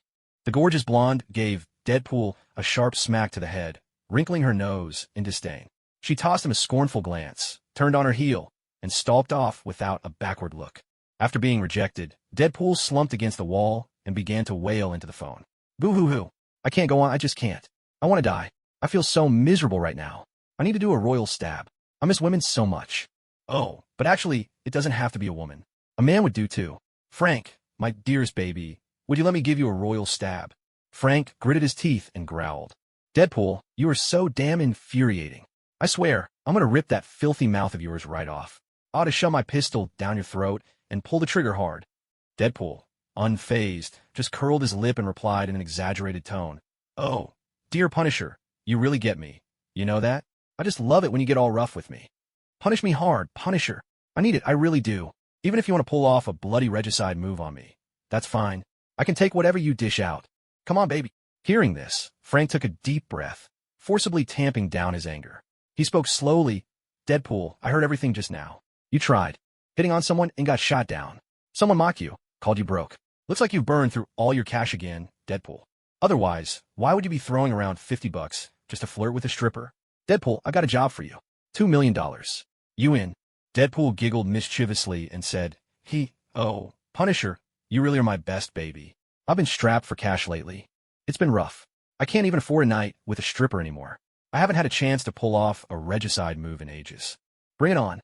As the world's #1 mercenary, there's no job Deadpool can't handle. In fact, I'm especially fond of the dangerous ones. The thrill just sends me over the moon. It's almost as good as pulling off a regicide move." Frank paused for a second, stunned. This guy really is a piece of work. He spoke coldly. "Deadpool, I know what you're capable of. You're strong. But this mission's danger level is off the charts, and it's important. Seriously important. Just don't go pulling any of your usual tricks. No bathroom breaks in the middle of the job. No screwing things up for me. Tomorrow morning, 7:30, outside Stark Tower. There'll be a black Mercedes waiting. I'll be in the car." On hearing this, Deadpool burst into dramatic sobs and wailed, "Don't worry, big bro Punisher. I swear on my life, I'll get this job done. If I don't, I'll just drop dead on the spot. Big bro Punisher, you're so good to me. I can't believe you still remember me. And $2 million, no less. That's no small change. Oh, I'm so excited right now. By the way, big bro Punisher, can I make a little request? Could you transfer that money up front? I really want to spend it on some fun with the ladies. I swear I'm not lying." Frank just snorted coldly and spat back. "Maybe I should pay you a few rounds of rocket fire instead. But you've never died like that before." With that, Frank hung up the phone. Inside Hell's Kitchen, in the chaos of a strip club, furious metal music boiled over the crowd. Deadpool peeled himself off the wall where he'd been lounging, slid deftly across the floor into the center of the dance pit, and began to shake and twist his body with wild abandon. With a sharp crack, Deadpool gripped his own head in both hands and gave it a violent twist, spinning it all the way around to the back of his neck. He burst out laughing and declared, "Ahem, I guess I got a little too excited. You're all just hallucinating. This is just a magic trick." Another snap echoed as Deadpool twisted his head back to the front. Grinning, he said, "Hey folks, pretty impressive magic show, right?" The crowd erupted in shrieks. The dancers, in a frenzy, hurled their clothes at Deadpool, showering him with garments. With a spotlight shining down on his masthead, Deadpool snatched the microphone from the singer's hand and, with a swift kick, sent the singer tumbling off the stage. He shouted, "Oh, you little, what was that song? Are you trying to torture me? It sounded like you were shoveling garbage straight into my brain. Now, let me treat you all to a real performance, Deadpool style. Oh, I'm Deadpool. Everyone loves Deadpool. Flowers bloom when they see Deadpool." Deadpool belted out, gyrating wildly and punctuating his routine with dramatic lunges, belting out his song at full volume. His singing was as obnoxious as he was utterly insufferable. "Shut up. That's the worst thing I've ever heard," bellowed a harsh, savage voice. A burly man with a thick beard suddenly stood up. Bare-chested and wearing only blue jeans, his chest was a wild tangle of hair, his pecs massive and imposing. His eyes were sharp and fierce, like a wolf's, fixed directly on Deadpool. Hearing the outburst, Deadpool turned to look at the man, excitement sparking in his eyes. He leapt off the stage, slid right up to the bearded man's feet, and looked up with a mischievous grin. "Oh, baby, what are you doing here? Where did you get in? How did I not see you? Sweetheart, I've been looking for you everywhere. You know why? Do you? Because I want to die. Go on, kill me. Use those razor-sharp claws and put me out of my misery." The man frowned, eyeing Deadpool. He asked, "You know me? Who am I? Who am I, really?" Deadpool blinked, a sly smile creeping across his mask. "You? Your name is, wait, what? Amnesia again. Well, let the great Deadpool enlighten you. Sir, your name is Doug. You grew up timid, bullied your whole life. You have a big brother named Pig. He's strong, and he's always picking on you. Mr. Doug, I don't know what caused your amnesia this time, but I'm certain it has something to do with Mr. Pig." The man's eyes clouded with confusion as he listened. He lowered his head and, in a barely audible voice, muttered over and over, "I'm Doug, my brother is Pig. I'm a coward. Dog, pig, dog, pig." After several minutes of this repetition, the man's eyes suddenly widened in shock. He glared furiously at Deadpool and shouted, "You lied to me? I'm not a dog, and my brother isn't a pig. You bastard, how dare you trick me? I'll make you pay for this." As his anger mounted, the man's hands sprouted claws that gleamed like metal. Fixing his rage-filled eyes on Deadpool, he roared, "You bastard! I'm going to kill you." Deadpool just grinned and urged him on. "Come on, Mr. Doug. Do it, kill me. Come on, don't keep me waiting." With a snarl, the man raised his razor-sharp metal claws and drove them straight into Deadpool's chest. A hint of a smile played at the corner of Deadpool's lips. He was positively exhilarated, shouting, "Yes, that's it. Go on, kill me. Oh, this really hurts." The man's claws stabbed into Deadpool again and again, his assault as relentless as a starving wolf on the hunt. Still, Deadpool didn't resist or fight back. Instead, he cried out, "It hurts. Oh, it hurts so much." Yet, as the wounds appeared, they began to vanish, healing over bit by bit. The man's claws kept plunging into Deadpool's body again and again, until no one could count how many times. At last, Deadpool flashed a wicked grin and said, with that trademark cheeky tone, "Oh, I'm so disappointed. Looks like you just can't kill me, Mr. Doug. What a shame. I really thought you'd be the one to finish me off. Well, I suppose now it's my turn." With a flourish, Deadpool drew the twin carbonadium katanas slung across his back, his signature weapons. Crossing them over his chest in an X, he spun the blades with a showy twirl, then drove them straight into Wolverine's body. Logan, the Wolverine, howled in agony as pain racked his body. Claws of adamantium shot from his fists, plunging deep into Deadpool's flesh in retaliation. The two of them went at it, strike for strike, slash for slash, neither bothering to defend themselves.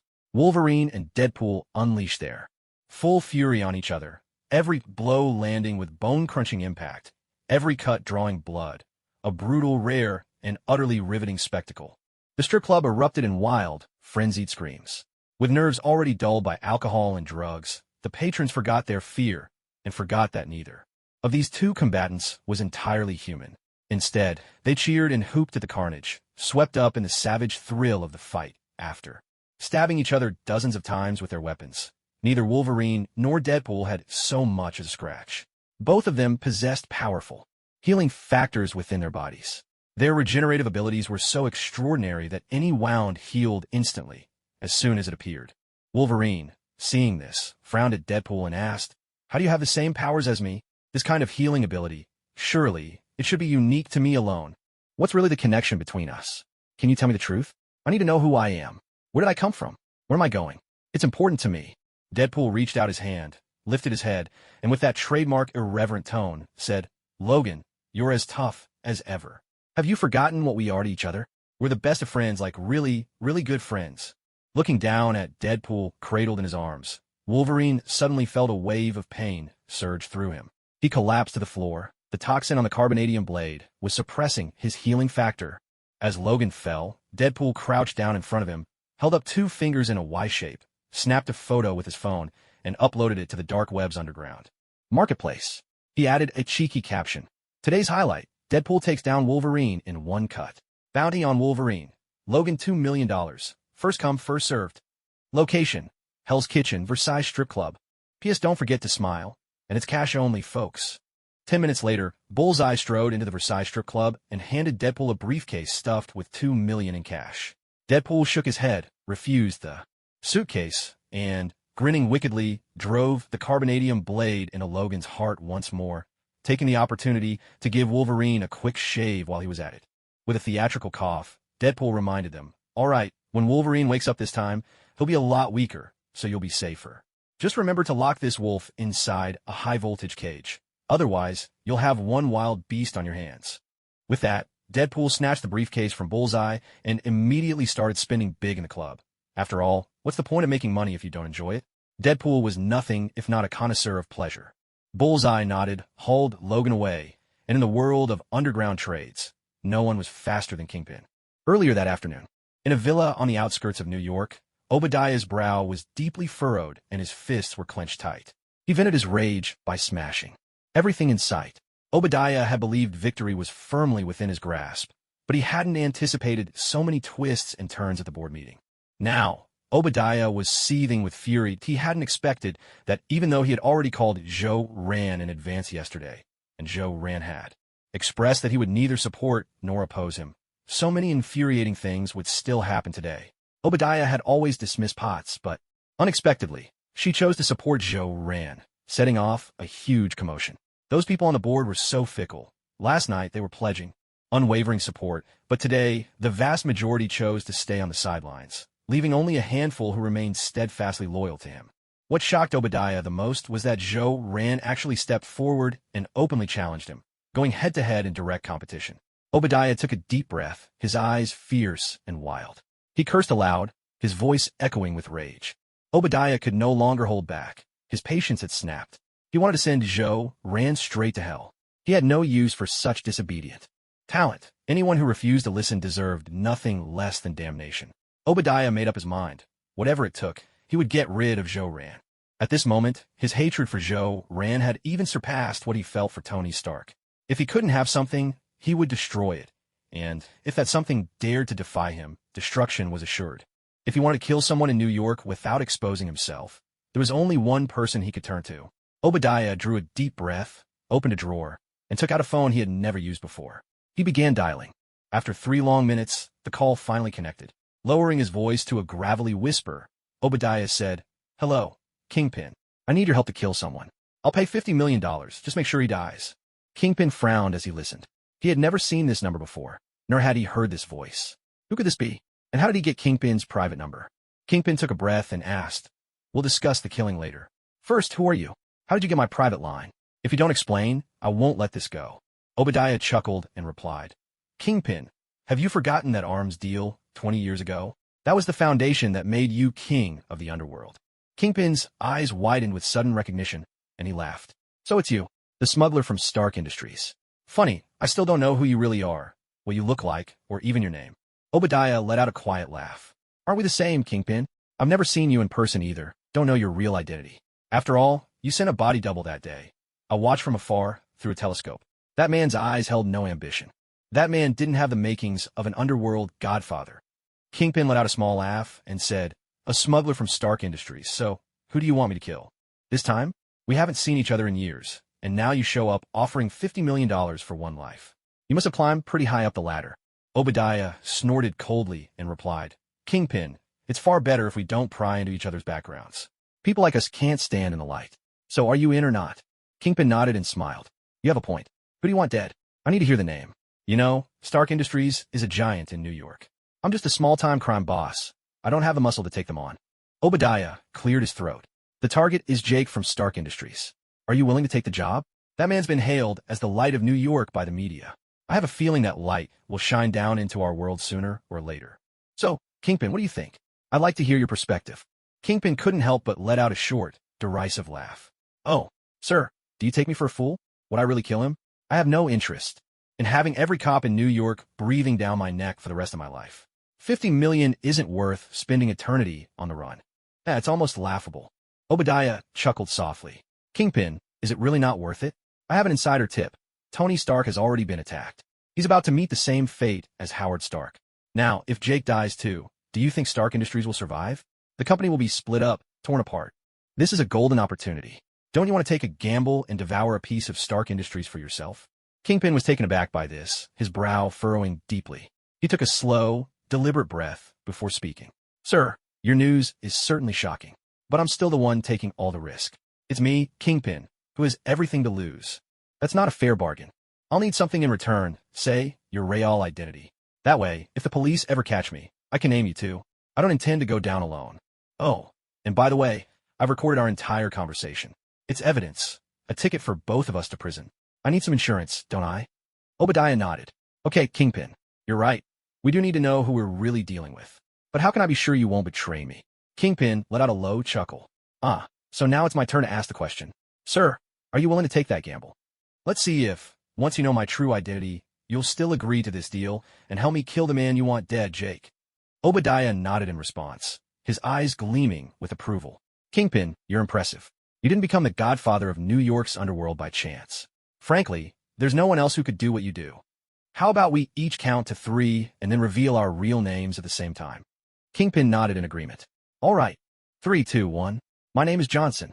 My name is Hanner." A burst of laughter erupted from both men. Obadiah chuckled. "Kingpin, you're lying." Kingpin smiled back. "Sir, aren't you lying too?" Obadiah paused for a moment before continuing. "Kingpin, shall we go ahead with our deal?" Kingpin nodded once more. "Of course, sir. I enjoy making deals with clever people, and you certainly fit that description. But as a fellow clever man, I hope you won't mistake me for a fool. I'll mobilize all my resources to kill Jake. This is a high-stakes gamble, and I'm betting on it. When it's over, I expect to see Stark Industries in ruins. If not, sir, you'd best prepare for your own demise.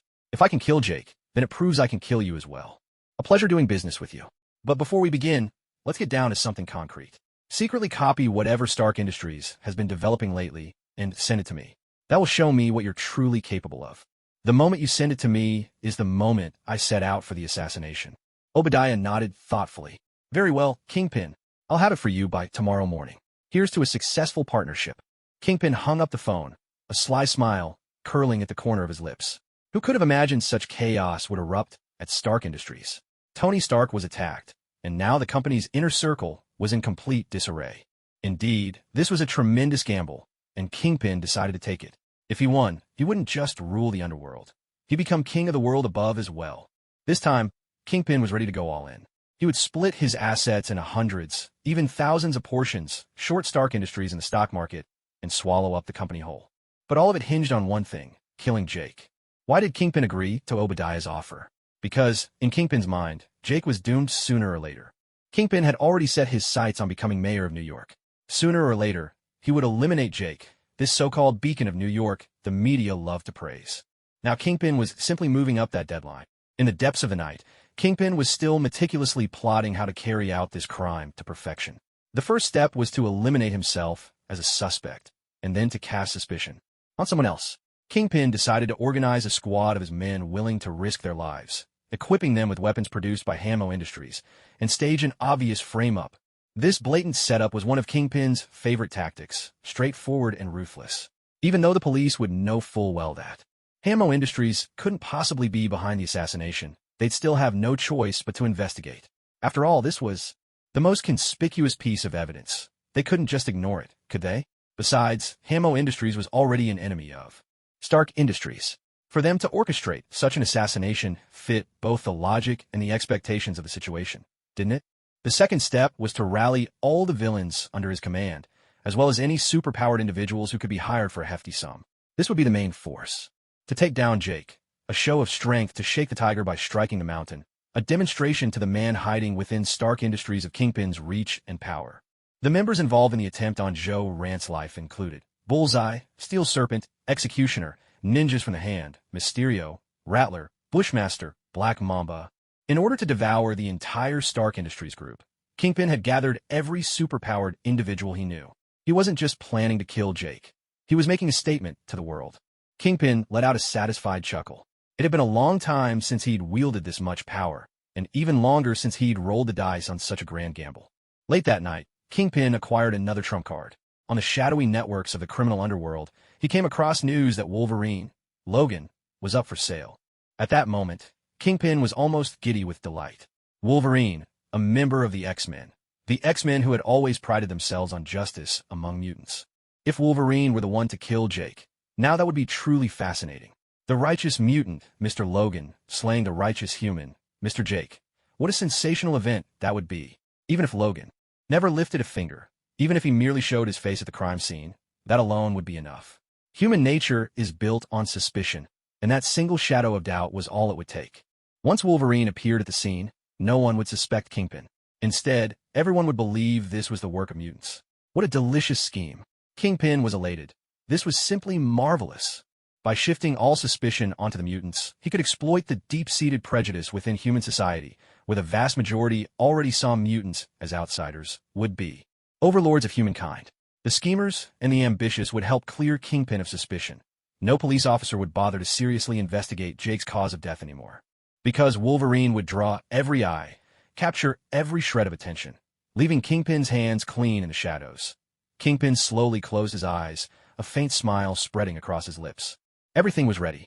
Now all that remained was for that gentleman from Stark Industries to finish copying the latest research files. That would be their signal for a successful collaboration. Stark Industries Tower. Vice President's office.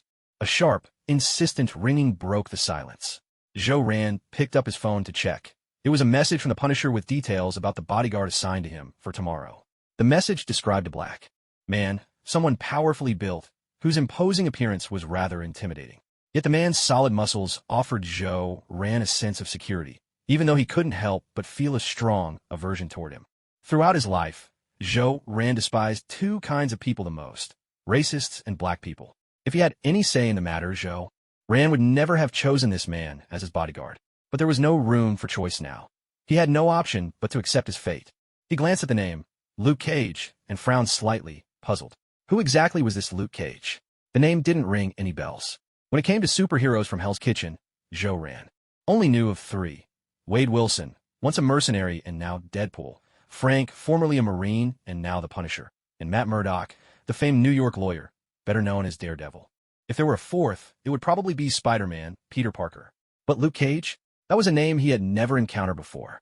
With a heavy sigh, Joe Rand hoped this Luke Cage would prove useful. After all, anyone recommended by the Punisher himself had to be reliable, especially since Joe Rand had spent $2 million on this arrangement. Closing his eyes, he resigned himself to whatever awaited him tomorrow. Atop the Empire State Building in New York, a figure draped in a black robe, hood pulled low, and face concealed behind a mask, stood on the rooftop, gazing down at the glittering city below. This was the enigmatic person who had snatched Kesha back from the clutches of death. Suddenly, the mysterious figure spun around. A swirling black portal appeared before them, and from its depths emerged another stranger, this one clad in a flowing green robe, an odd mask adorning his face, with a letter Z carved into its surface. In his hands, he cradled a black leather-bound book. A metallic voice issued from the first masked figure, demanding, "Who are you? You seem to have been following me for quite some time." The masked newcomer merely smiled, flipping through his black book, his tone grave and unyielding. "Why am I looking for you?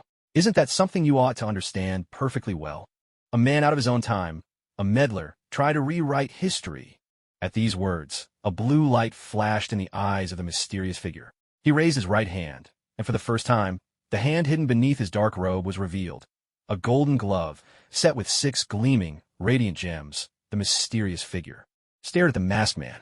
His voice was impossibly deep, laced with murderous intent, as he slowly spoke.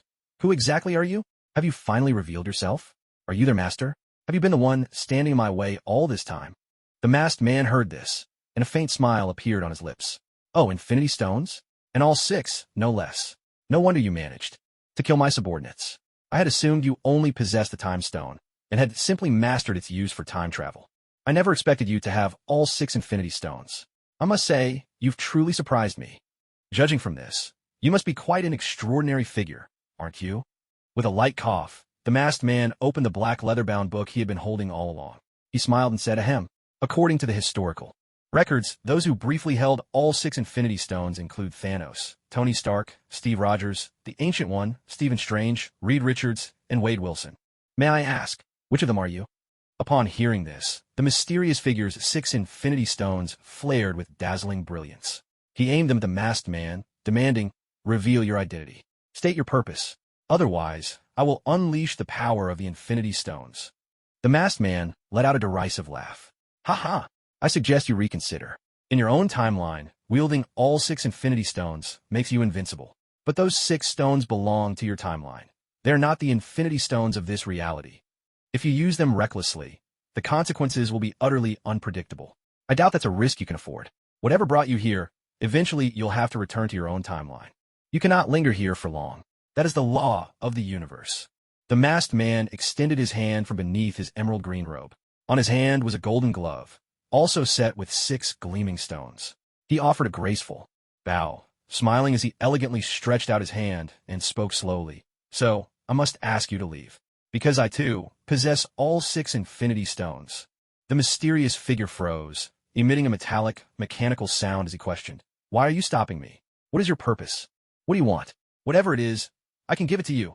The masked man took a deep breath, the Z on his mask glowing with a vibrant purple light. He smiled, raising the black leather-bound book in his hand, and said, My purpose? That's simple. In my world, there's a book buried deep away, a forbidden tome. Within its pages lies a story, the story of a man. This man once utterly destroyed the entire universe. Everything fell by his hand. Time, space, death, darkness, light, every concept was wiped out by him. He annihilated the earth, and everything upon it. Mankind, superheroes, mutants, the 9 realms, dimensions, even the 4 gods of creation. He crushed the 6 Infinity Stones with his own hands. Everything was obliterated, until, in the end, only that man remained. He is the world's end, the supreme, the greatest, the most wicked, the darkest of all lords of evil. When the Dark Lord forged a coffin for himself and lay inside, journeying into the dream he crafted with his own hands, he fell into slumber. Only then did the 6 Infinity Stones, which he had shattered, dare to slowly piece themselves back together. Their reunion took countless ages, and from that process, my world was born. Life, too, began to awaken little by little. With their power, the 6 Infinity Stones recreated everything, bringing back people and things from their memories, retracing the flow of time and history. Yet in this new world, one name was missing, a name forbidden to exist. That name is the Dark Lord's. That is the eternal nightmare haunting the 6 Infinity Stones. I have come here for one reason, to ensure the Lord of Darkness is born anew. Perhaps, if I succeed in this, His Majesty will truly recognize me and accept me as his devoted follower. Maybe that is the meaning of my existence. Otherwise, why would I have been chosen by the book of the Dark Lord? And yet here you are, daring to trespass into His Majesty's past, seeking to alter this history from the shadows. You are truly fearless. Upon hearing this, the mysterious figure let out a mechanical whir and asked, What is the Dark Lord's name? The masked man gave a soft chuckle and replied, Haven't you already guessed? Why ask me? The Dark Lord's true name is Zhou-Ran. The mysterious figure shook his head and said, The Dark Lord isn't Zhou-Ran. It's the demons inside him. The Zhou-Ran you speak of, he is not a demon. The masked man nodded and smiled. Demons will only submit to the Dark Lord. If Zhou-Ran were not the Dark Lord, how could demons be born within him? Because he is the Dark Lord, the demons came into existence. These past days, I've watched your every move. You brought Kesha back to life. Are you trying to trap that demon of darkness within Zhou-Ran's body, keeping it imprisoned? He allowed a peal of laughter. I truly wonder, How much do you really understand about the Lord of Darkness? The mysterious figure responded with a mechanical voice, saying, I have already resurrected Keisha. It was Keisha's fall that caused him to lose his guardian angel, and that's why he chose a power that appeared radiant, yet was truly shrouded in darkness, in order to protect himself. Now that he once again has a guardian angel, he can withstand the dangers, and the Demon King will not be born. Upon hearing this, the masked man shook his head and let out a booming laugh. Ha ha! What has been will be again. What has been done will be done again. Even if you bring Keisha back to life, what must happen will still come to pass. For the Demon King has already set everything in motion. Seeing you here only makes my purpose all the clearer. My very existence is because of you. It was your arrival that interrupted the natural birth of the Demon King. That's why the Book of the Demon King ended up in my hands. It's how I found you in the first place. I was born to stop you, because both of us now wield the 6 Infinity Stones and have become the mightiest in our respective timelines. With these words, the masked figure snapped his fingers. A swirling black vortex opened behind him. Smiling at the mysterious figure, he continued, as fellow bearers of all 6 Infinity Stones, both able to traverse the timelines, it shouldn't be hard for you to guess which moment in the past I intend to visit, right? I can travel back to the very instant you resurrected Keisha and strike her down again. After all, sending someone back to death is far easier than snatching them from its grasp. Now, I suddenly feel like playing a game called Timeline Overlap and Endless Cycle. Let's see which of us understands time more deeply. Will I succeed in bringing forth the Demon King ahead of time, or will you manage to slow his awakening? Because in the end, the birth of the Demon King is inevitable. Oh, and by the way, I'll give you a choice. Come with me, and I will take you somewhere.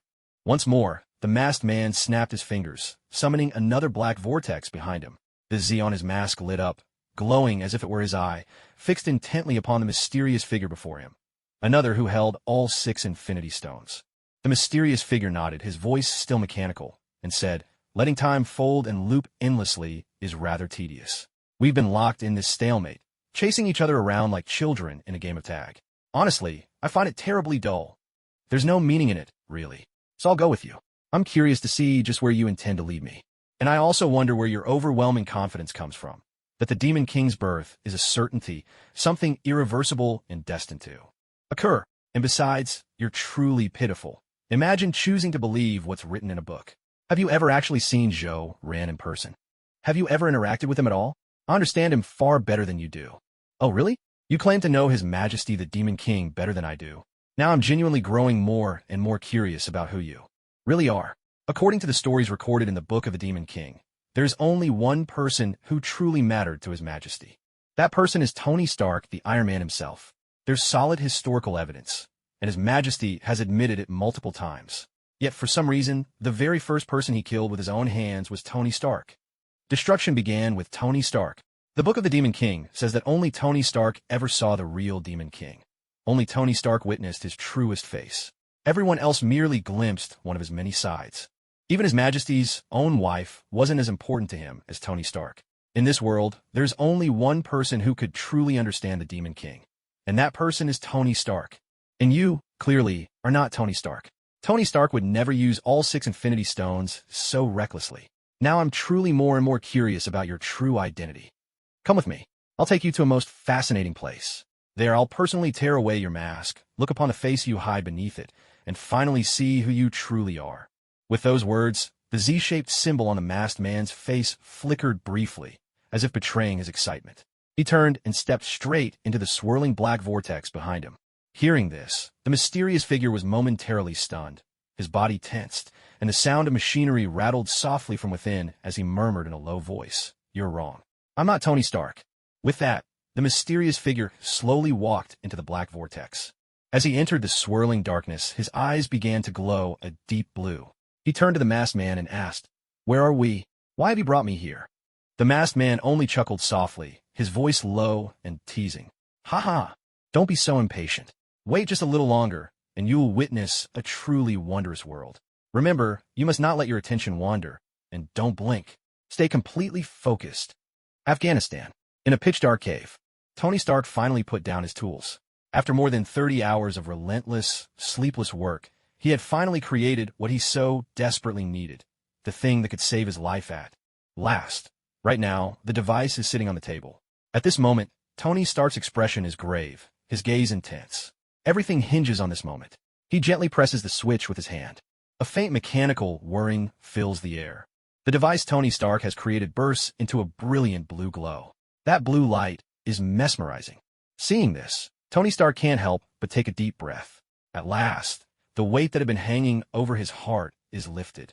Insun slowly walks over to Tony Stark's side. He stares at the mysterious object, radiating blue light, frowning in confusion, and asks softly, "This doesn't look like a Jericho missile. What exactly is it?"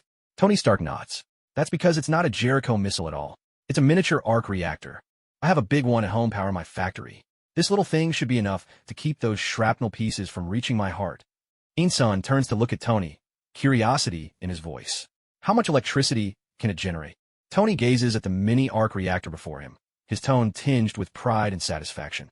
"If my calculations are right, it produces 3 gigajoules per second, and I'm rarely wrong." Insun nods in astonishment and says quietly, "That's enough to keep your heart beating for 50 lifetimes."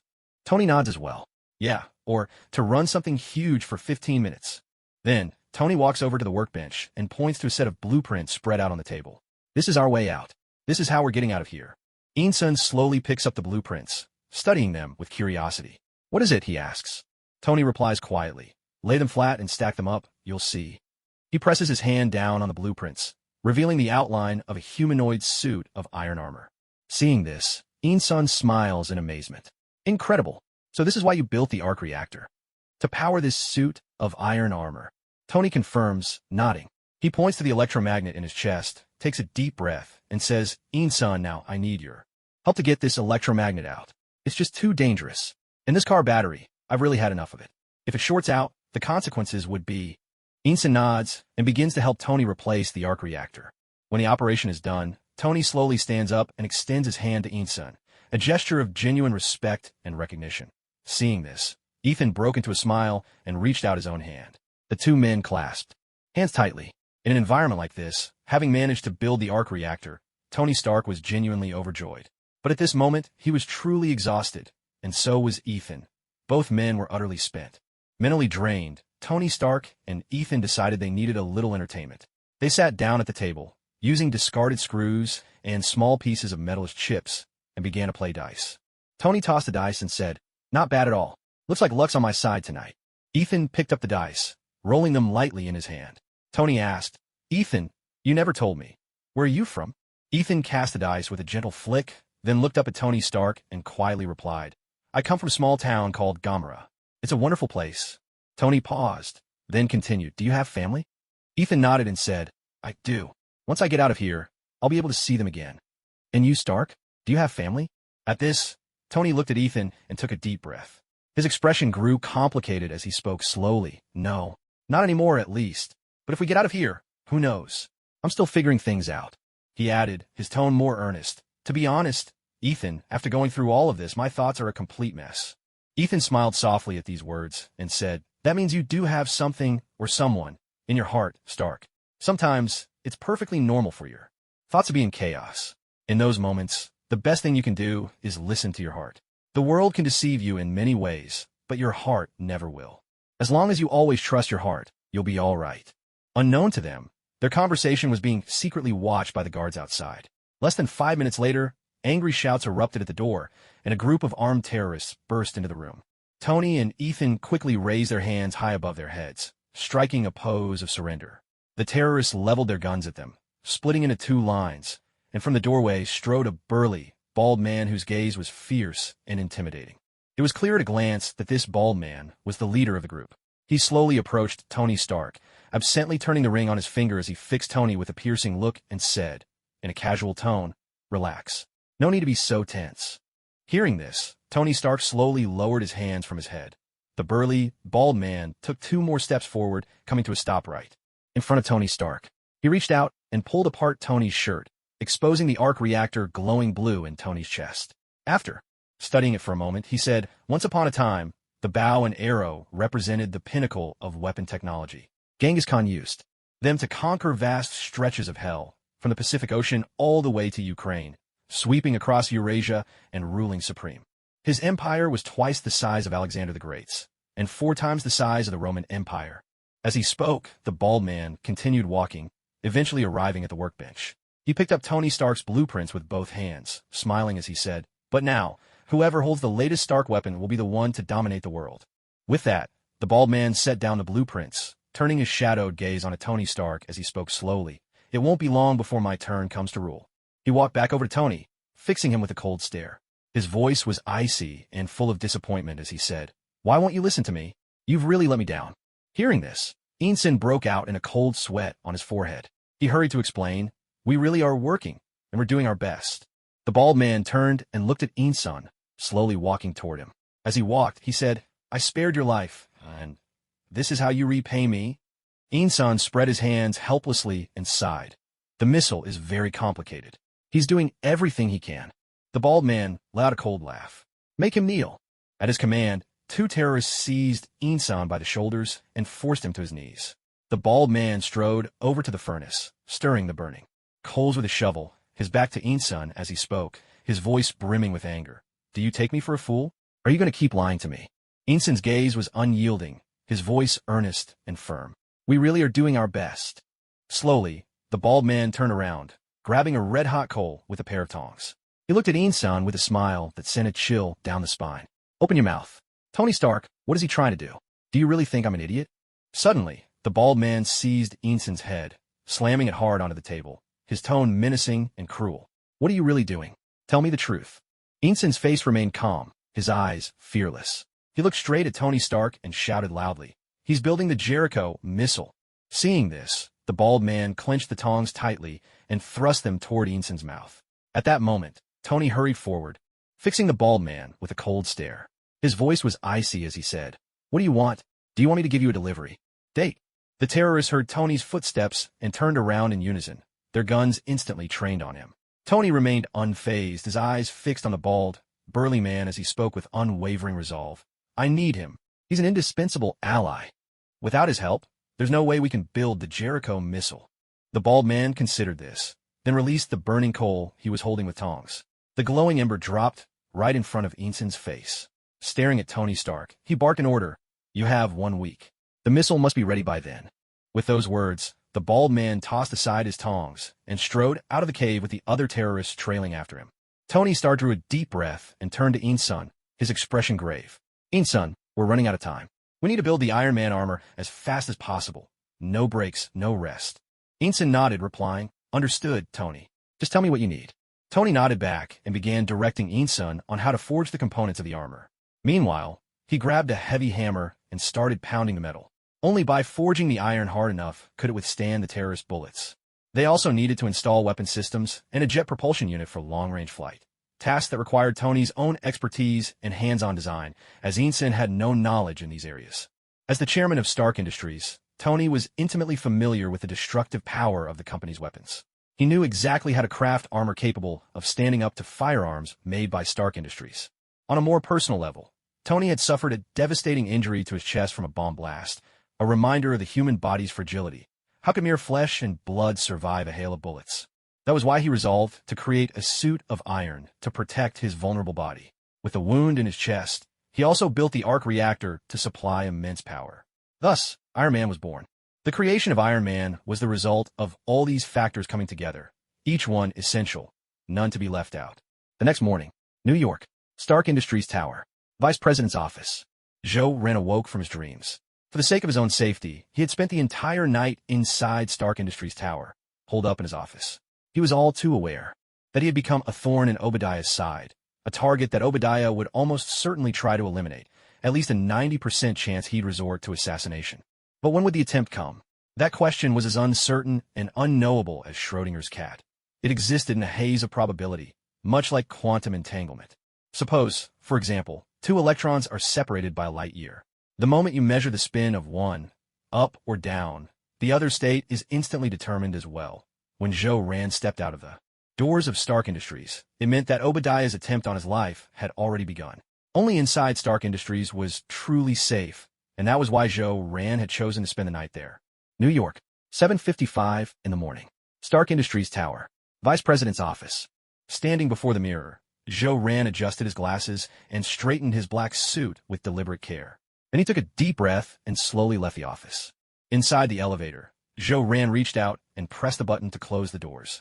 The elevator doors began to slide shut, but just before they could seal, a large hand slipped between them, stopping their progress. The doors slid open again, and a pair of polished black leather shoes stepped into the elevator. Ran pushed up his glasses, recognizing the man who had entered. It was none other than Obadiah. Obadiah was dressed in a charcoal suit, cradling a yellow cardboard box in his arms. When he spotted Ran in the elevator, a faint smile tugged at the corner of his mouth as he greeted him. "Jake, good morning. You're here so early. Did you not go home last night?" Seeing it was Obadiah, Ran gave a slight nod and replied, "I actually meant to go home last night, but you know how it is. There's the smartphone launch this morning. Mr. Obadiah, you understand how important this event is. It's crucial for the future of Stark Industries, and for the future of America as well." Obadiah replied. Ran smiled, then extended an invitation. "By the way, Mr. Obadiah, what brings you in so early? Are you planning to join me at the smartphone launch today? If so, why don't you ride with me? We could go together." Honestly, what I said yesterday morning was just out of frustration. I never intended to compete with you. As long as you agree to my request, I'll stick to my original position. You have to know, Mr. Obadiah, you've always been a senior I respect. By the way, Mr. Obadiah, what's with the box you're carrying? Is it heavy? Let me help you with that." Obadiah chuckled at this, letting out a long sigh as he gave the box a little shake. "Jake, to tell the truth, I didn't sleep a wink last night. I did a lot of thinking, and I've finally come to terms with things. The old should make way for the young, and it's time for me to retire." "Jake, remember when I mentioned retirement to you before? I wasn't lying. I really am planning to retire. Hearing so many voices supporting you yesterday put my mind at ease. I came early, this time just to pick up some odds and ends from my office. I already took quite a bit last time, but there's still plenty left. Jake, look, I managed to fill up this huge cardboard box. I'll have to make a few more trips, but none of this is heavy, and my body's still in decent shape. It's just that all this stuff is so old. Some of it's been around for years. Old things, worn-out things, they're meant to make their exit because they're no longer of use. No one's going to care about them anymore." Obadiah paused for a moment, then spoke with heartfelt gravity. "Jake, being the chairman of Stark Industries is no easy task. You'll have to face all kinds of pressure from the outside world, especially from Hammo Industries. Jake, you must pull yourself together now. The future of Stark Industries rests in your hands. I, Obadiah, am truly getting old. I'm not up for it anymore." Hearing this, Ran glanced at Obadiah, cleared his throat, and replied, "Is that so? Mr. Obadiah, listen to yourself. I'm not sure. I can shoulder this future, not the way someone as respected as you can. It should be you, Mr. Obadiah, who carries this weight. As long as you agree to my request, my stance remains the same as before. Mr. Obadiah, I can swear to God, to Jehovah himself. Every word I'm saying now comes from the bottom of my heart. It's the truth. Not a single word is meant to deceive you." Obadiah shook his head, looking every bit the wise elder who had seen through the ways of the world. He spoke slowly. "Let it go, Jake. I've given up on all that. I suddenly realized I've never really enjoyed my life. A human lifetime barely spans 100 years, and I've already spent more than half of mine. I poured most of it into Stark Industries, never truly lived a single day for myself, never really savored my own life. My time is running short. I should spend what's left on living, on really enjoying my twilight years." Ran let out a long sigh, his voice earnest and sincere. "Mr. Obadiah, I truly think you should come with me to the smartphone launch event. This is an incredibly important moment. No one should be missing, but especially not you. Please come with me." Ding. "No, I won't go. I'm not going. It's time for me to leave. Jake, you go take care of your business." As the elevator doors slid open, Obadiah drew a deep breath and stepped out. Moving slowly, each step weighed down with gravity. His silhouette seemed especially heavy as he walked away. Ran watched Obadiah's retreating figure, a faint smile playing at his lips. He pushed up his glasses and followed him out of the elevator. Now, he was certain Obadiah must have already made preparations for an assassination. Otherwise, Obadiah wouldn't have come up with all sorts of excuses to turn him down. To put it plainly, it just meant Obadiah didn't want to ride in the same car with him, or more clearly, didn't want to go to the smartphone launch event together. If Obadiah truly had a clear conscience, why would he refuse to go with him? That just didn't add up. Yesterday morning, Ran had laid down the law in the conference room, declaring that everything would be settled after the smartphone launch. If Obadiah wasn't resorting to assassination, based on what Ran knew about him, Obadiah would definitely be furious. He'd be seething with anger, not smiling and chatting as if nothing had happened, and certainly wouldn't back down so easily. He would have taken a hardline stance, glaring at Zhou Ran with a cold face, and would have insisted on attending the launch event himself, just to see what might happen. That was the Obadiah Zhou Ran knew. Decisive, unyielding, and never one to retreat.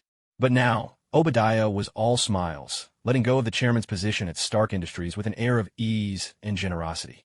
He even spoke to Zhou Ran with earnest concern, urging him to pull himself together and work hard, telling him that the future of Stark Industries depended on him. For Obadiah, this was simply unthinkable. It just wasn't something that would ever happen. It was completely out of character. As the saying goes, when something is too strange, there's always something fishy behind it. If a weasel wishes a chicken a happy new year, there's no good intention behind it. Zhou Ran was now absolutely convinced there was definitely a trap here, and Obadiah must have set a deadly snare. At this moment, heading to the launch event would be fraught with danger all the way there. It would be an unwise choice. But Zhou Ran wasn't about to back down, just as he'd thought. Before, compared to the grand crises of the world and those notorious villains, what Obadiah was plotting this time was barely a blip on the radar, a minor threat, almost insignificant. Zhou Ran was eager to see if he could make it through this ordeal. He'd already prepared every countermeasure and had arranged for Frank the Punisher to lead a protection team for him. What's more, because of his martial arts training, his body was far stronger than most people's. His senses were sharper, his reflexes quicker, and his strength great enough to punch through a solid wooden board. Old Rick had even taught him a set of techniques to boost his speed and agility. If, after all this, he still couldn't avoid danger, if he still couldn't survive Obadiah's trap, then maybe luck simply wasn't on his side. That would be truly absurd. At this point, what more could be said? If Zhou Ran couldn't even handle a minor threat like Obadiah, what future crisis could he possibly face? Even with Iron Man's protection, he might not survive the battles to come. That's why this moment was so crucial for Zhou Ran. If he could get through this, he'd have much greater confidence facing whatever the future might bring. After all, the Punisher, Frank, is still a superhero.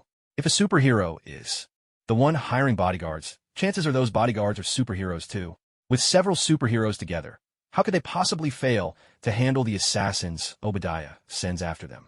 That's just not possible, is it? Zhou Ran took a deep breath, calming his nerves, which were both tense and excited. With a smile, he walked out through the main doors of Stark Industries.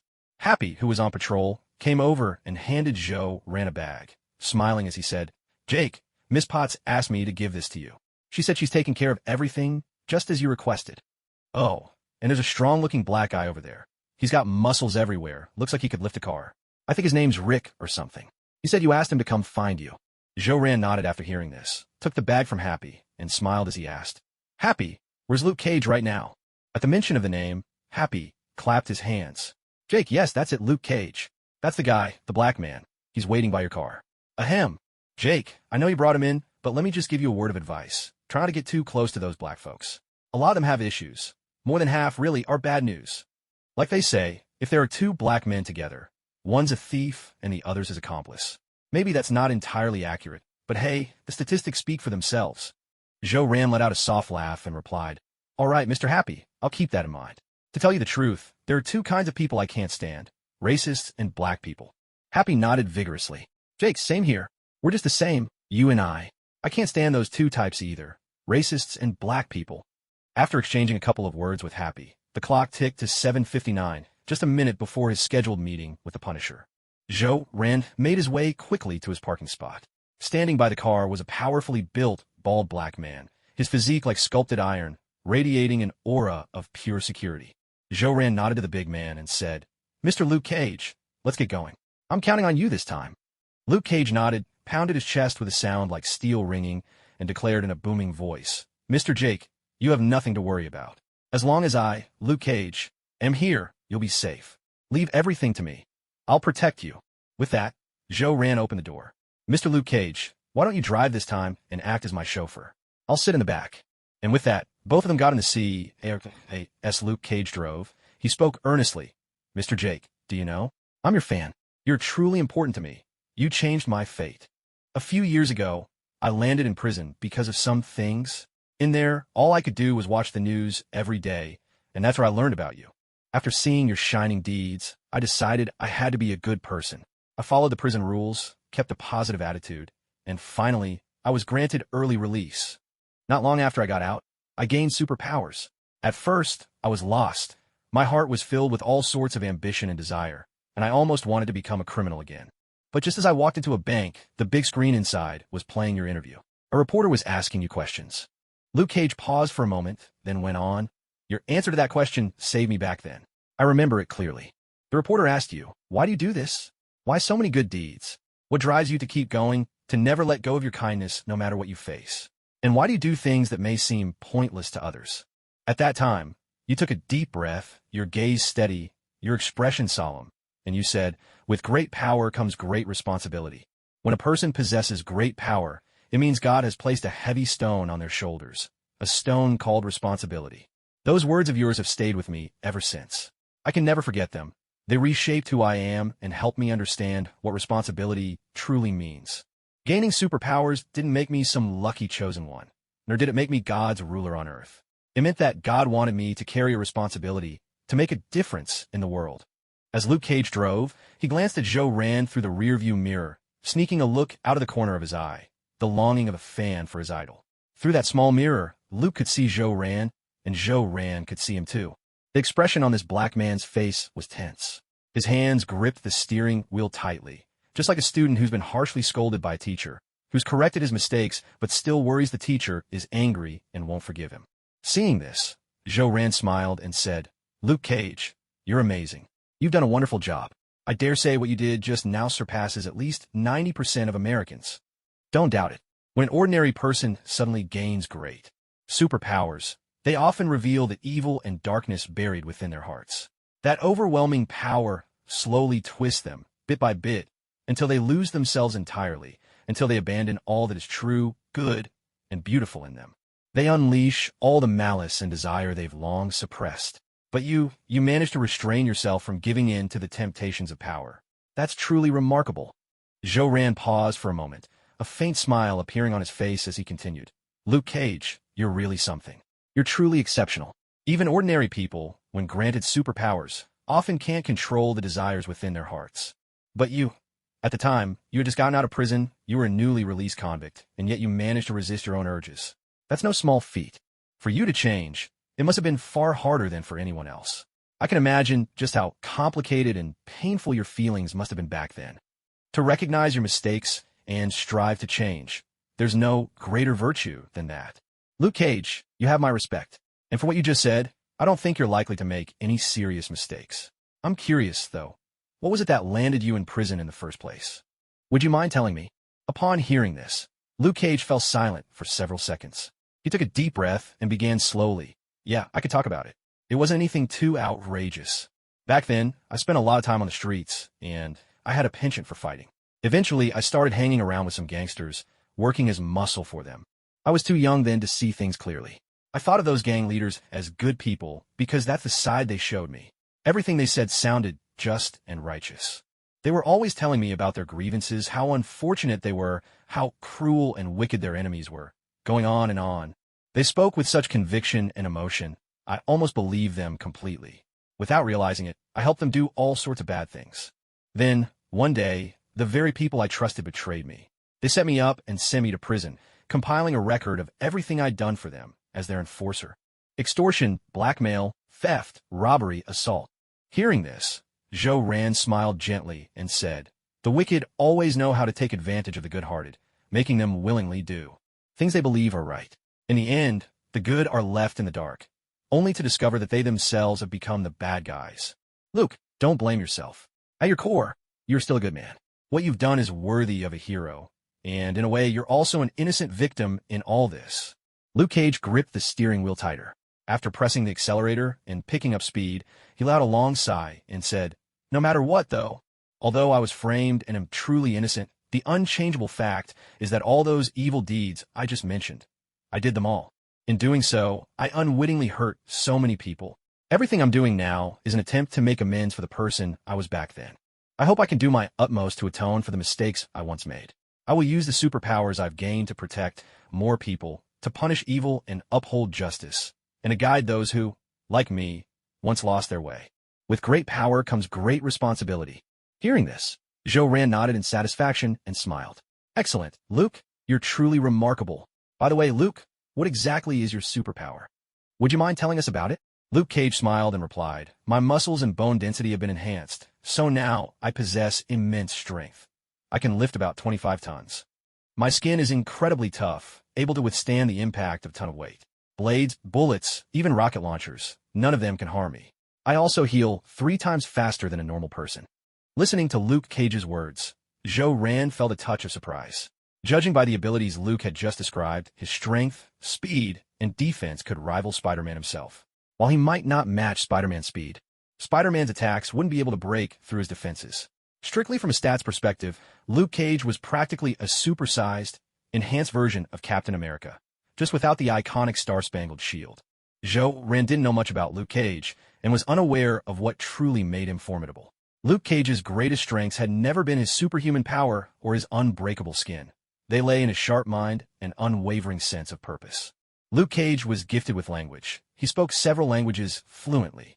He also possessed a leadership charisma on par with Captain America, excelling in sincere, uplifting, and rousing speeches and in rallying others.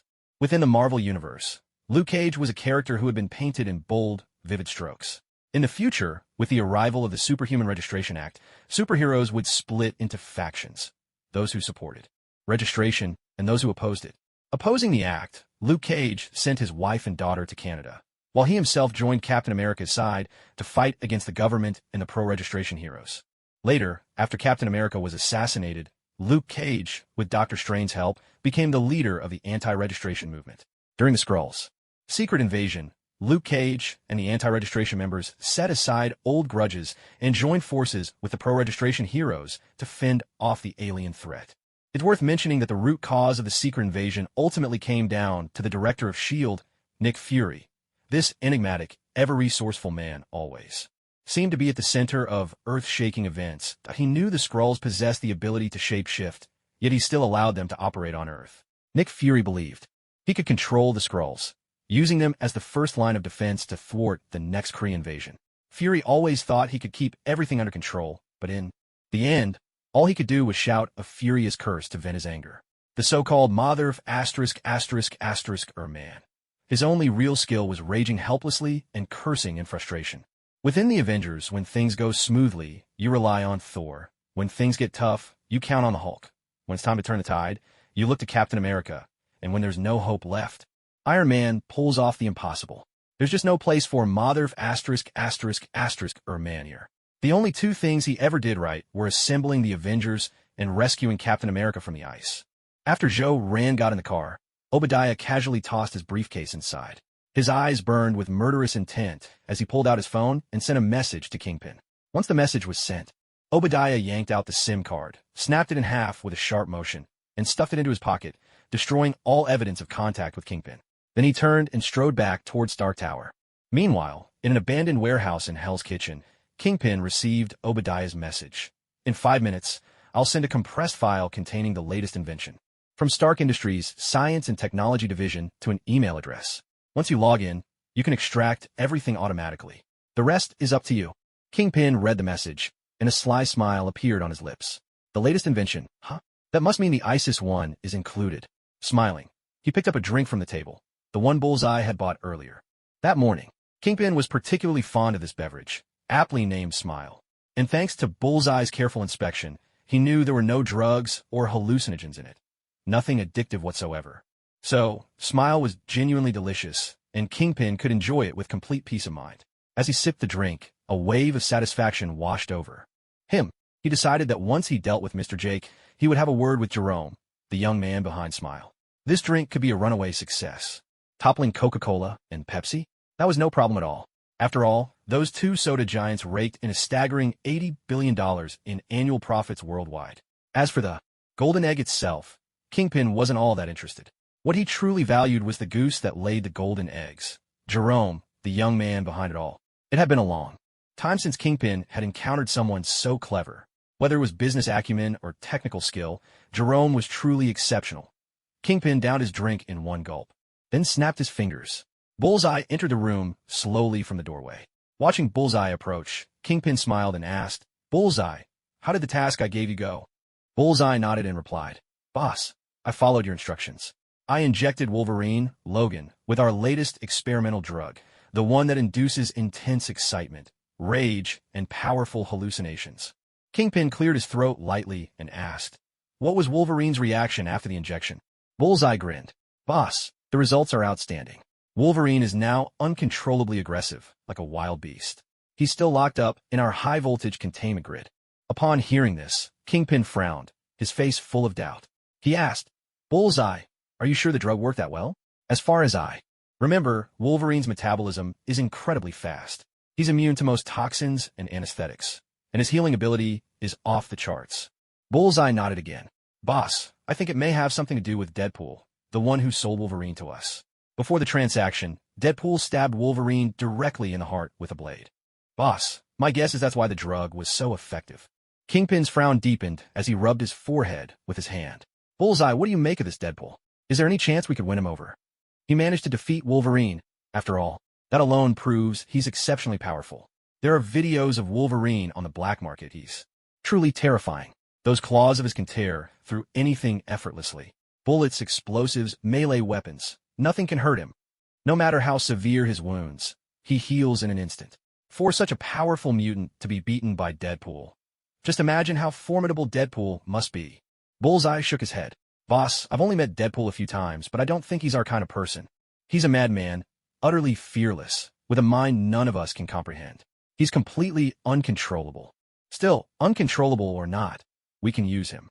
Deadpool does have weaknesses. He loves money, and he's a sucker for women." Kingpin chuckled at that. "A weakness is always a good thing. I have no shortage of money or women. There's plenty to go around. Bullseye, once the hit on Jake is finished, I want you to dig up everything you can about Deadpool for me. If you look hard enough, you'll find what we need. I want to know who this Deadpool really is. Who's the man behind the mask? Find out everything you can. Does he have any family? Has he ever had a lover? We could have a woman undergo surgery to look like the woman Deadpool loves, shape her character, train her well, and use her to gain control over him." Bullseye nodded after hearing this. "Understood, boss. I'll take care of it." Kingpin continued.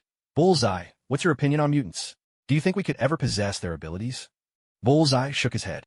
"I don't know, boss, but I'd love to have mutant powers. Some of those abilities are incredibly strong. Fire, lasers, lightning, ice, storms." Kingpin chuckled. "Yes, I'd like to have mutant powers too. I'm especially fond of Wolverine, Logan's power. The way he heals and recovers is truly remarkable. And, on top of that, Wolverine seems nearly immortal. That's something I find irresistible. I heard about Logan's name when I was a child. My father used to tell me stories about him. He even showed me a photo of Wolverine he'd gotten from the underworld. Wolverine looks exactly the same now as he did in that photo. The only difference is his clothes. They're a bit different." Bullseye's eyes lit up at this, and he grinned. "You're absolutely right, boss. Wolverine's mutant ability really is the best. Sure, other mutant powers are strong, but they can still be taken down by a bullet. But Wolverine, no one's ever heard of him dying." Kingpin nodded. "Wolverine can't stay in our hands forever. If we keep him for too long, the X-Men will start paying attention to us, and that would be a huge problem. You have to remember, there's someone behind the X-Men, the old man in the wheelchair. He has incredible psychic powers. He could find us easily. No matter how strong we are, we could never stand against the entire X-Men. We have to make the most of the time we have." "Bullseye, how much of Wolverine's blood have you collected?" Bullseye smiled. "Boss, I drew blood from Wolverine all night long yesterday. Over 500 kilograms. That should be more than enough for our scientists to run their experiments." Kingpin smiled in return and began to paint a grand vision for Bullseye. "Bullseye, you really are my right-hand man. Remember what I told you last time? When I become the mayor of New York, you'll take my place as the new king of the city's underworld. You'll be the next Kingpin. When the time comes, I'll hand over all the information I have on the gangs to you, names of their family members and the corrupt officials on their payroll, plus the moles we've planted in the police and courts. I'll tell you everything, every last detail. You'll be my successor, the inheritor of this underworld fortune. Bullseye, I've witnessed every accomplishment of yours with my own eyes." Hearing this, Bullseye's face broke into a wide grin. "Boss, in life, I belong to you. In death, I'll be your loyal spirit. I, Bullseye, am devoted to serving you. No matter what, there will only ever be one king of New York, and that's Kingpin." Kingpin, pleased, nodded with a satisfied smile. He slowly rose to his feet, straightened his suit, and looked at Bullseye with utmost seriousness. "Bullseye, rest assured Kingpin, always keep my word. I never go back on a promise. As long as you remain loyal and don't harbor divided intentions, what's rightfully yours will always remain yours. Bullseye, how is my double doing?" Has he mastered the air of a crime lord, the king of New York's underworld? Bullseye nodded. Boss, the double is perfectly trained. Every gesture, every word carries the bearing of an underworld emperor. His wife and daughter are in our hands. He'll willingly walk into prison and swear to the end that he's Kingpin. Kingpin was thoroughly satisfied and chuckled. Bullseye, I trust you to handle things. Our plan to assassinate Jake must succeed. Just follow my instructions to the letter. When the press conference ends, as Jake returns from Times Square to Stark Industries, unleash Wolverine Logan at the most crowded spot. Our people will move in at the same time. Bullseye, you're in overall command of this operation. Bullseye nodded firmly, his expression grave and resolute. Boss, don't worry. Leave it all to me. Jake doesn't stand a chance today. Kingpin smiled. All right, it's time for me to go. After all, Mr. Wilson, CEO of S.H.I.E.L.D. Pharmaceuticals, is on the invitation list for this smartphone launch. An event this big can't go without me. It's also time for Wilson to get some media coverage. By the way, Bullseye, during the operation, remember to leave a subtle trail, just enough to point suspicion toward my double, the fake Kingpin. Make sure this clue is carefully crafted. Let the police feel like they've cracked the case themselves. Give them a real sense of achievement. Bullseye, you must be very careful. With the pacing here, our first step is to guide Hammer Industries. The second is to steer the mutants, and only in the third phase do we bring in the counterfeit Kingpin. We need to make the counterfeit Kingpin, the mutants, and Hammer Industries tightly intertwined. With that, Kingpin smiled and strode out of the abandoned Hell's Kitchen warehouse, climbing into a black, unmarked car. Once they had left Hell's Kitchen, the black car slipped through several shadowy alleys, skillfully avoiding the handful of cameras scattered around the neighborhood. Then, as if by magic, the black, unmarked car transformed into a white, fully licensed vehicle. This white car, with its gleaming license plate, was none other than the one driven by the great philanthropist, Wilson Fisk. In that moment, Kingpin shed his identity as New York's underground sovereign and assumed the persona of Wilson Fisk, the famed benefactor. Seated inside the white car, Kingpin leaned back comfortably in his seat. He turned his head to gaze out the window, watching the scenery flash by, while his fingers tapped gently on the tabletop beside him. His entire posture radiated ease and satisfaction. With eyes half closed, Kingpin wore an expression of absolute control. Everything was unfolding exactly as he wished. New Jersey, Xavier School for Gifted Youngsters. Jean Grey, the Phoenix, had just returned here from New York. It was her third day back. Although Jean hadn't spoken a word about what troubled her, the rest of the X-Men couldn't help but sense that something was off. Scott Summers, known as Cyclops, had always harbored feelings for Jean, and he was particularly sensitive to her unease. His intuition was sharper, his concern more intense, simply because he cared so deeply for her. Always keeping a close eye on Jean, Scott inevitably noticed every subtle change in her demeanor before anyone else. Up on the rooftop of Xavier's school, Jean stood with both hands resting on the railing, her gaze fixed on the brilliant sun in the distance. Her mind was still replaying the events of 3 days prior.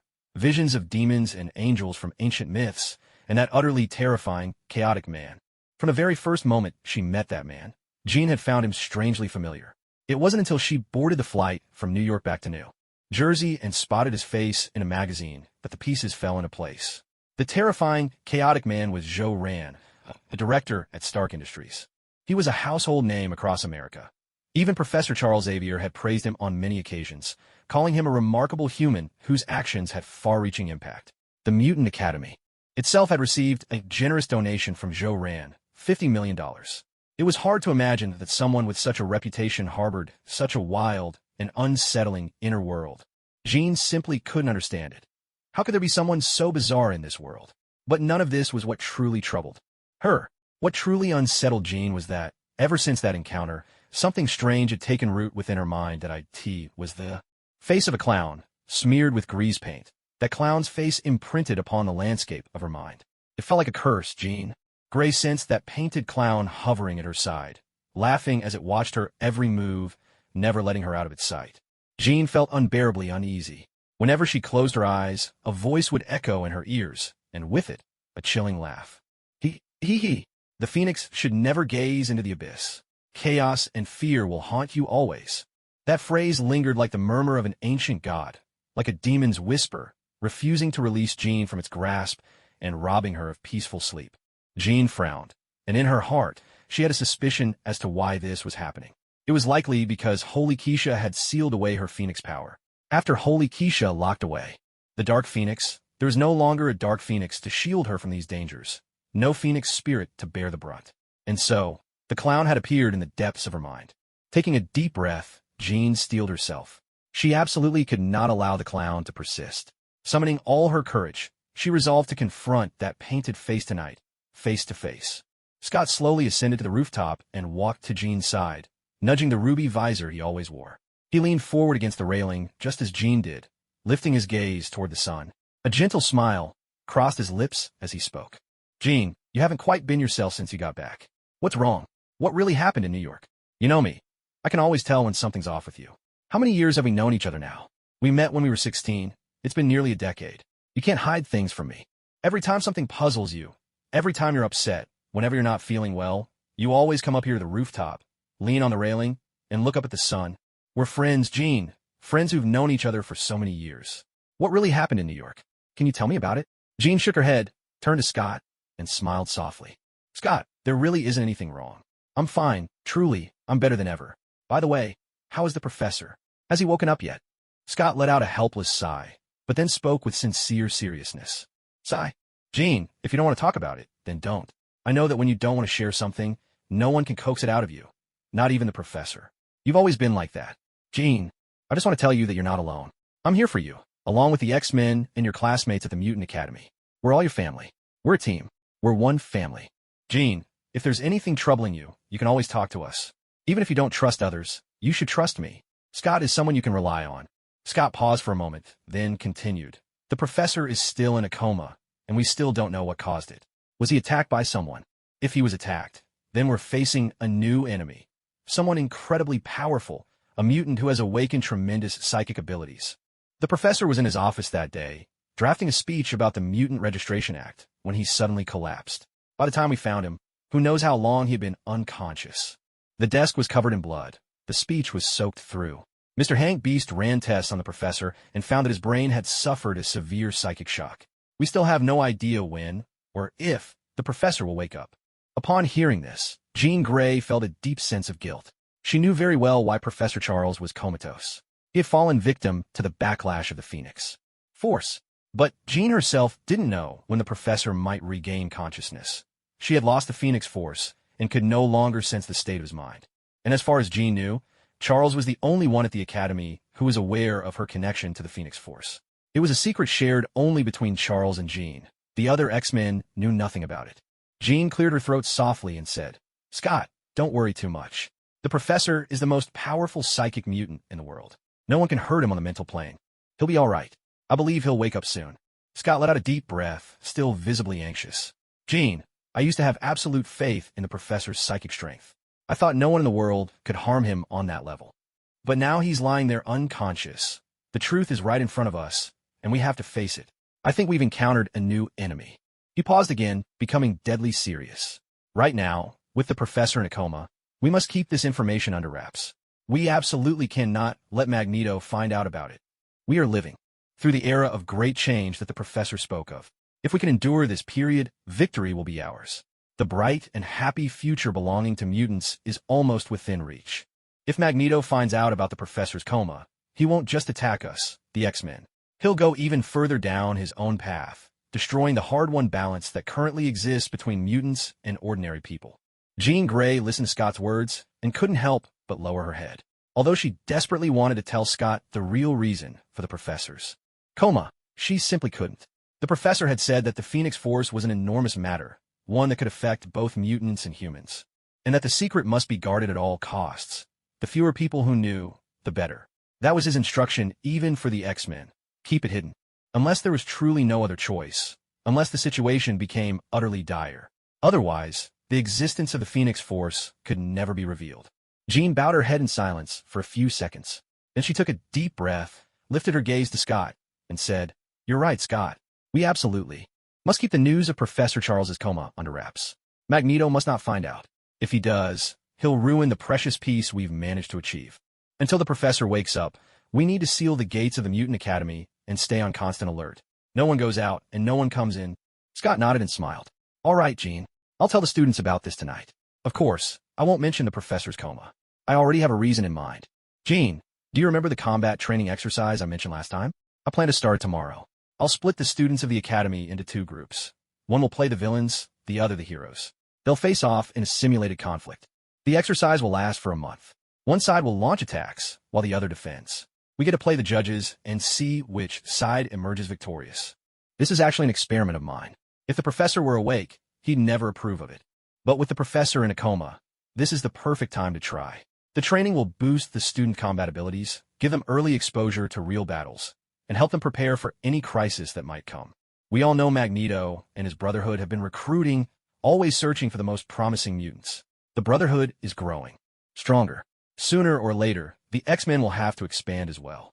The X-Men's reserve force is none other than these students of the Mutant Academy. Sooner or later, they're destined to become X-Men, guardians of justice and defenders of peace. Letting them get used to combat early will be good for them. It's far better than having to adapt in the heat of battle against the Brotherhood of Mutants. At these words, Jean Grey frowned and asked, Scott, isn't this training a bit too hasty? Letting them learn about their power too early isn't necessarily a good thing. These kids are only 15 or 16. It's so easy for them to get lost in their own abilities. And what if their powers get out of control? Or what if they suddenly experience a secondary awakening? I think it would be better to just lock down the school. If the students don't ask questions, then there's nothing to worry about. And if they do ask, we could just say Magneto might be coming to attack. Scott shook his head at this, letting out a deep sigh. He looked into Jean's eyes and spoke slowly. Jean, these are things we'll have to face sooner or later. All we're doing is moving the plan up a bit. As students of the Mutant Academy, they're all reserve members of the X-Men. Inevitably, they'll have to face the Brotherhood one day. As long as there are still mutants out there with ill intentions, as long as ambitious ones like Magneto exist, as long as there are humans experimenting on mutants, these students will never know true peace or happiness. They're destined to fight for justice, destined to defend the Mutant Academy. Helping them improve their combat skills is also about keeping them safer. As for the risks of their powers awakening again or spiraling out of control, those are minor issues. After all, we're still here, aren't we? We're the X-Men. Even though the professor is in a coma, we're still here, and in a way, this is a test of our own abilities as X-Men. The professor may be unconscious, but the X-Men remain. We need to step up. Jean, what do you think of my idea? Will you support my decision? As he finished speaking, Scott let a small smile appear at the corner of his mouth. He leaned on the railing, watching Jean Grey with an eager look in his eyes. Seeing this, Jean lowered her head in thought. After a few moments of silence, she looked up and smiled. All right, Scott, I think your idea is great. I'll support your decision. Let's do it. You're right, Scott. Even though the professor is unconscious, we X-Men are still here. Whatever problems arise from the students' participation in this training, it will be a serious trial for us as X-Men. If this trial can proceed smoothly, our Mutant Academy will undergo a fundamental transformation. Scott took a deep breath, his expression grave as he said, Jean, do you know? I have a feeling that Magneto is plotting something huge in secret these days. Last time, the professor mentioned that Magneto has been searching the world for mutants with extraordinary potential. He's been spotted all over the globe, and not long ago, he even appeared in New York. I wonder if he's still in New York at this moment? Although we don't yet know exactly what Magneto is up to, given what we know about him, there's no way he'll allow the Mutant Registration Act to pass. He's certain to attack our academy. That's precisely why we're organizing this combat drill, to better prepare ourselves to stop Magneto in the near future. Hearing this, Jean Grey drew a deep breath, her face reflecting the same seriousness. Yes, Magneto and his Brotherhood have always been our adversaries. They'll do everything in their power to sabotage the Mutant Registration Act. We should gather the X-Men and explain the drill to everyone. Scott smiled and replied, No need. Let's just bring the students together and announce it directly. Mr. Hank McCoy, Bobby the Iceman, Aurora the Storm, and Warren the Angel have already agreed. Only you and Logan are left. At the moment, Logan isn't at the academy, but even if he were, he wouldn't object. Logan usually keeps to himself. He rarely speaks up or offers opinions. He's always just done whatever the professor asked. Jean frowned and looked at Scott, concern in her voice. Scott, if I remember correctly, Logan has been away for 3 years now. Why hasn't he come back? Scott, did the professor ever say why he left? Or where he went? It's really unusual for him to be gone for so long. Scott cleared his throat, adjusted his ruby-red glasses, and tried to reassure her. Jean, there's no need to worry. We all know what Logan's capable of. There's nothing in this world that could really hurt him. Even my optic blasts are useless against him. I remember the professor saying that Logan left to find someone. He was searching for answers to something deeply important to him. Once he finds what he's looking for, he'll come back. Jean nodded, offering Scott a gentle smile. Scott, I just realized, over the past few days while the professor's been unconscious, you seem to have changed a little. You're not quite as impulsive as you used to be. Scott, you look more composed and dependable now, almost as if you've gained the bearing of a true leader. You seem even more trustworthy. Hearing Jean's words, Scott was overjoyed. He felt a deep sense of satisfaction and responded with a bright laugh. Ha ha, Jean, thank you for your praise. I'll work even harder from now on. After chatting a while longer, Scott and Jean left the rooftop of the Mutant Academy together, ready to gather the students for their upcoming training exercise. New York City, Times Square, inside a cafe near the Broadway Theater. Only two people sat inside the cafe, their table by the window. An elderly man with a metal helmet and a striking blonde woman were engaged in quiet conversation. The old man, his metal helmet gleaming, regarded the blonde beauty with a gentle smile and asked, Raven, is there something special you wanted to discuss with me today? He continued, and I believe that as a dignified and noble mutant, you shouldn't have to hide your true appearance in front of me. Your blue skin is a blessing, a gift from above. The human facade you wear is just a disguise. It can never match the nobility of your real self. The blonde woman smiled, then let her disguise fade away. Her skin turned a vibrant blue, patterned with subtle scales, and her hair blazed a striking red. She sat there, tall and unashamed, her true form revealed. These two were none other than Magneto, Max Eisenhardt, and Mystique, Raven Darkholme. The cafe belonged to a man utterly devoted to Mystique, who now served as her loyal follower. This place had become a secret meeting spot for Mystique and Magneto. For a long time now, Magneto had stopped using his given name, Max Eisenhardt. Ever since that fateful battle with humanity, since he and Charles had parted ways, he had chosen to go by Eric. Perhaps it was because he could not bear to face his tragic past, nor the betrayal he felt from Charles. Mystique smiled and said, Is that so? Do you really think my blue form is beautiful? Only you, Magneto, would say such a thing. Whether mutant or human, most people prefer the version of me I present to the world. It's only when I'm with you, Eric, that I dare to show my true self. Magneto nodded and smiled warmly. Raven, your blue skin is a gift, a beauty both wild and captivating. The more one looks, the more mesmerizing it becomes. I, Eric, have never spoken a false word. But tell me, Raven, what brings you here today? Mystique smiled, her expression turning grave as she spoke. Magneto, just as you instructed last time, I infiltrated the home of the federal senator who proposed the Mutant Registration Act.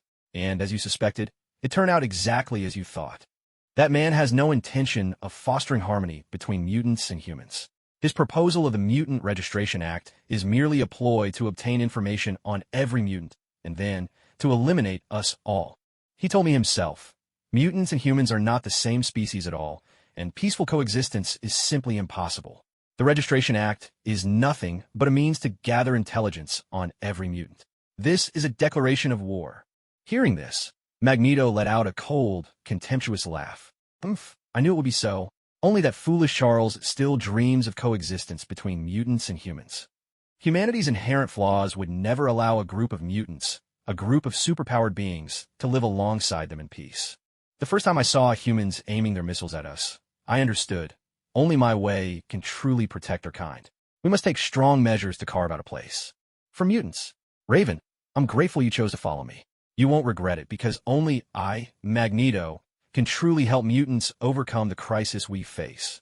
Charles's gentle approach is nothing but utter folly. Mystique nodded in agreement and asked, Magneto, what do you plan to do now? As long as Charles is around, he'll stand in our way at every turn. The Mutant Registration Act is a massive conspiracy. We absolutely cannot stand by and do nothing. We cannot let our mutant brothers and sisters be deceived by humanity or watch them hand themselves over. Magneto smiled at her words and slowly extended his hand. A swirling mass of gray material appeared, undulating in his palm. He spoke in a low, deliberate tone. Raven, do you know? I've been traveling the world these past days and discovered a remarkable substance called gravium. It resonates perfectly with my abilities. Once I absorb all of the gravium, my powers will increase beyond measure, beyond calculation, beyond imagination. With this overwhelming strength, no one on Earth will be able to stop me.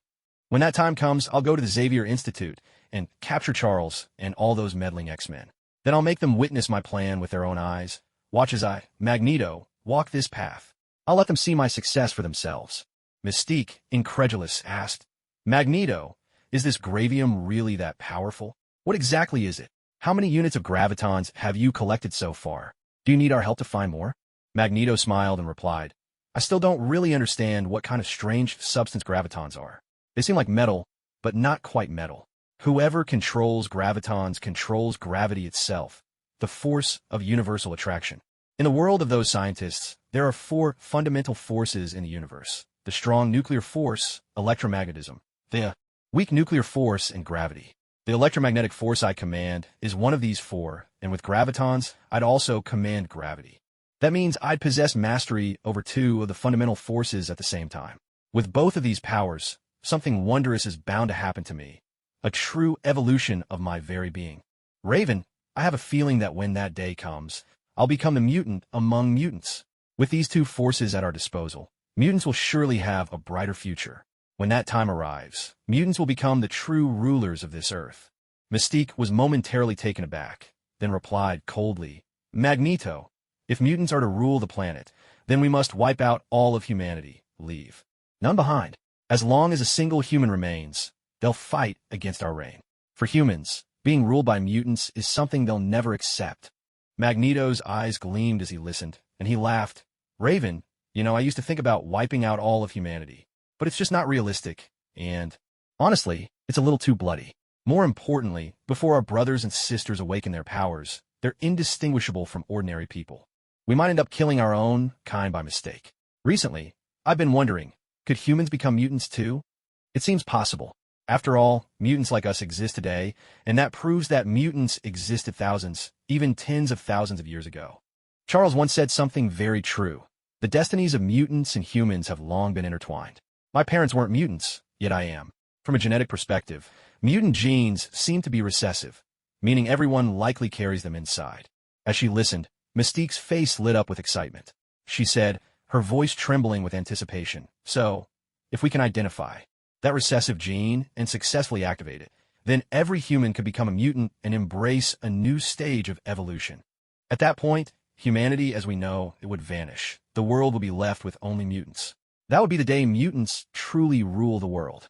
Magneto shook his head after hearing this, then smiled and said, Raven, we don't need to find that gene. We're not scientists, we're not biologists, we're not geneticists, we just need to activate it. Those humans who can successfully evolve will naturally become our kin. As for those who can't, let them perish. Hearing this, Mystique nodded and asked, You're right, Magneto. All we need to do is activate it. But how exactly are we supposed to awaken this gene? Magneto chuckled and replied, Energy. We only need to use an immense surge of energy to stimulate that dormant gene. Raven, we need to run an experiment first, and our test subject will be that senator. Raven, go and bring the senator to me. Let him experience the sanctity of evolution firsthand. I've already built the prototype of a device that can unleash tremendous energy. It's stored at another one of our secret bases in New York. Let's make him our test case. Mystique nodded again and said, Understood, Magneto. Give me 3 days. I'll make sure to deliver him to our Brotherhood's secret base. As she spoke, she shifted her appearance once more, transforming back into a stunning blonde woman. Magneto nodded in approval and said, I still need to keep gathering gravitonium. I can sense that someone else out there is collecting gravitonium too. The gravitonium itself told me this. With that, Magneto draped himself in his black cloak, pulled the hood low over his face, and melted into the shadows as he quietly left the cafe. He clenched his fist, lightly, a faint smile playing at his lips. He had a hunch that he was about to collect all the gravitonium. But who was this other collector? What kind of person were they? Mystique watched Magneto's departing figure, smiled to herself, flipped the close sign, and locked the cafe door behind her. Before heading out, she started her car and drove straight to the home of the senator who had proposed the Mutant Registration Act. On the busy streets of New York, Luke Cage was driving. Joe ran toward Times Square. Judging by the route, they were already more than halfway there.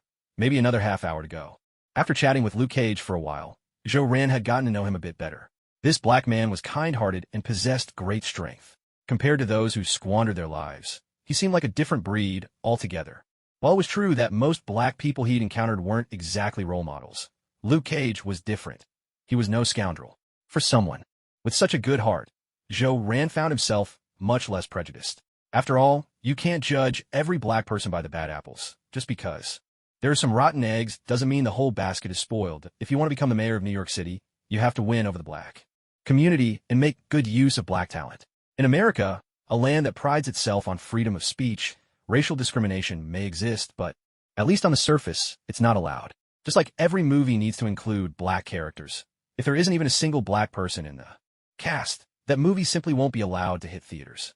The same goes for government officials. There has to be representation from the black community. After all, even a black person can become president of the United States, can't they? Even though, in this world, there hasn't yet been a black president. In another era, there was such a classic example. So, to write off all black people in one stroke is out of the question. Someone like Luke Cage, for instance, is definitely worth trusting and promoting. In fact, S.H.I.E.L.D's security team is short of exactly that kind of talent. A man with unbreakable, steel-hard skin, practically a living shield. S.H.I.E.L.D frowned and glanced out the window, suddenly feeling a bit lost. Was what Obadiah said this morning true or not? They were nearly at the Broadway theater now, and once they passed it, they'd reached Times Square. Why hadn't Obadiah's assassins shown up yet? Could it be that Obadiah was truly deranged enough to make his move in Times Square? Times Square is one of the most crowded places in all of New York. Tens of thousands of people flow through at any given time. If Obadiah really chose to strike there, he'd have to be insane. He'd be out of his mind. An attack in such a packed place would unleash chaos beyond imagination. Reminiscent of bin Laden hijacking a plane, at least hundreds, if not thousands, would be killed or injured. No matter what backup plan Obadiah had, every last agent in America would be on his tail. The CIA, the FBI, the police, the military, special agents, S.H.I.E.L.D., all of them would get involved. No question about it. Could Obadiah really be that foolish? Would it really be worth paying such a steep price just to assassinate me? Isn't that a bit too much and not worth the risk? S.H.I.E.L.D knit his brows even tighter, leaned his head back against the seat, slowly closed his eyes, and began to ponder. Meanwhile, Frank the Punisher, who had been quietly tailing S.H.I.E.L.D's car from a few hundred meters back, also frowned, his eyes clouded with confusion. Frank couldn't make sense of the assassin's tactics. Weren't those streets they just passed ideal for an ambush? The view was wide open. There were hardly any pedestrians and no cover anywhere. Perfect conditions for an assassination. Whether it was a sniper's bullet, a staged car crash, or a line of explosives, any of those would have worked perfectly. In places like that, S.H.I.E.L.D would have had nowhere to hide, and there wouldn't be much public panic or chaos either. Even if someone called the police, they wouldn't arrive in time. Frank took a deep breath, pressed his earpiece, and asked, "Daredevil, have you picked up any signs of danger?" Clinging tightly beneath S.H.I.E.L.D's car like a gecko, Daredevil heard Frank's question. He shook his head and replied, "Punisher, I haven't heard any unusual sounds in the nearby streets, nor do I smell gunpowder. For now, there doesn't seem to be any danger." Frank nodded, pressed his earpiece again, switched the communication channel, and continued. "Iron Fist, have you noticed anything out of the ordinary?" High above, leaping from building to building, Iron Fist, Danny Rand, shook his head and said, "Punisher, I haven't found anything suspicious. Those vantage points you mentioned where snipers might be hiding, there's no sign of any enemies there." Upon hearing this, Frank drew a long breath, pressed his earpiece, and said, "All right, Daredevil, Iron Fist, keep scouting. Our enemy tonight seems unusual. Their moves don't match what we expected at all. Everyone, stay sharp. Don't let your guard down." Hidden beneath the car, Daredevil nodded and said, "Got it, Punisher. I understand. I'll keep my focus on the search." With that, Daredevil took a deep breath. His ears twitched ever so slightly as he directed all his attention to the world around him, listening for the faintest clue. Though Daredevil had lost his eyes and the light of the world in a tragic accident, never able to see again, he had gained something in return. Losing his sight didn't mean his world was plunged into darkness, nor did it mean he was blind to his surroundings. Instead, Daredevil had discovered a strange new way to perceive the world, a sense that went beyond the traditional five. He didn't see as others did, yet he could still distinctly sense balance and direction, the subtle changes in air density, the lightest vibrations, shifts in temperature, every whisper, and the subtlest of smells. All these fragments of information flowed together, painting an impressionistic portrait of the world, a world that belonged to Daredevil alone. At this moment, Daredevil was fully immersed in his unique world, searching for any trace of danger. Meanwhile, leaping across the rooftops, Iron Fist, Danny Rand, allowed a small smile to play at the corner of his mouth. "Punisher, if there really are assassins out there, I'll find them," he declared confidently. The dragon tattoo on Danny's chest glowed with a fierce orange light, radiating intense heat. He drew a long breath, slowly closed his eyes, and slipped into meditation. This was the power Danny had honed in the mystical realm of Kunlun, a mysterious force known as Chi, surging with strength and purpose. The thunder god who guided Danny Rand in his training taught him to observe the world through meditation.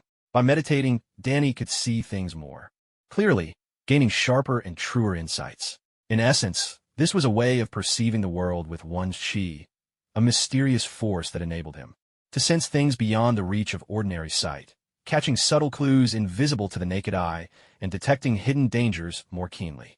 Frank nodded in agreement and continued. Let's stick to the original plan.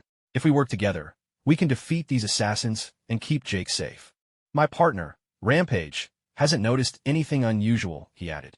Inside the Punisher's car, Deadpool lounged in the back seat, feeling utterly bored. He rolled down the window and lazily waved his hand outside. After a while, the boredom became unbearable. Deadpool fidgeted restlessly in the back seat, poking around on one side, then the other. Finally, unable to stand it any longer, he suddenly leaned forward, grinning at the Punisher, and said, "Hey, Punisher, I'm getting bored back here." At these words, the Punisher frowned. There was a loud metallic thud.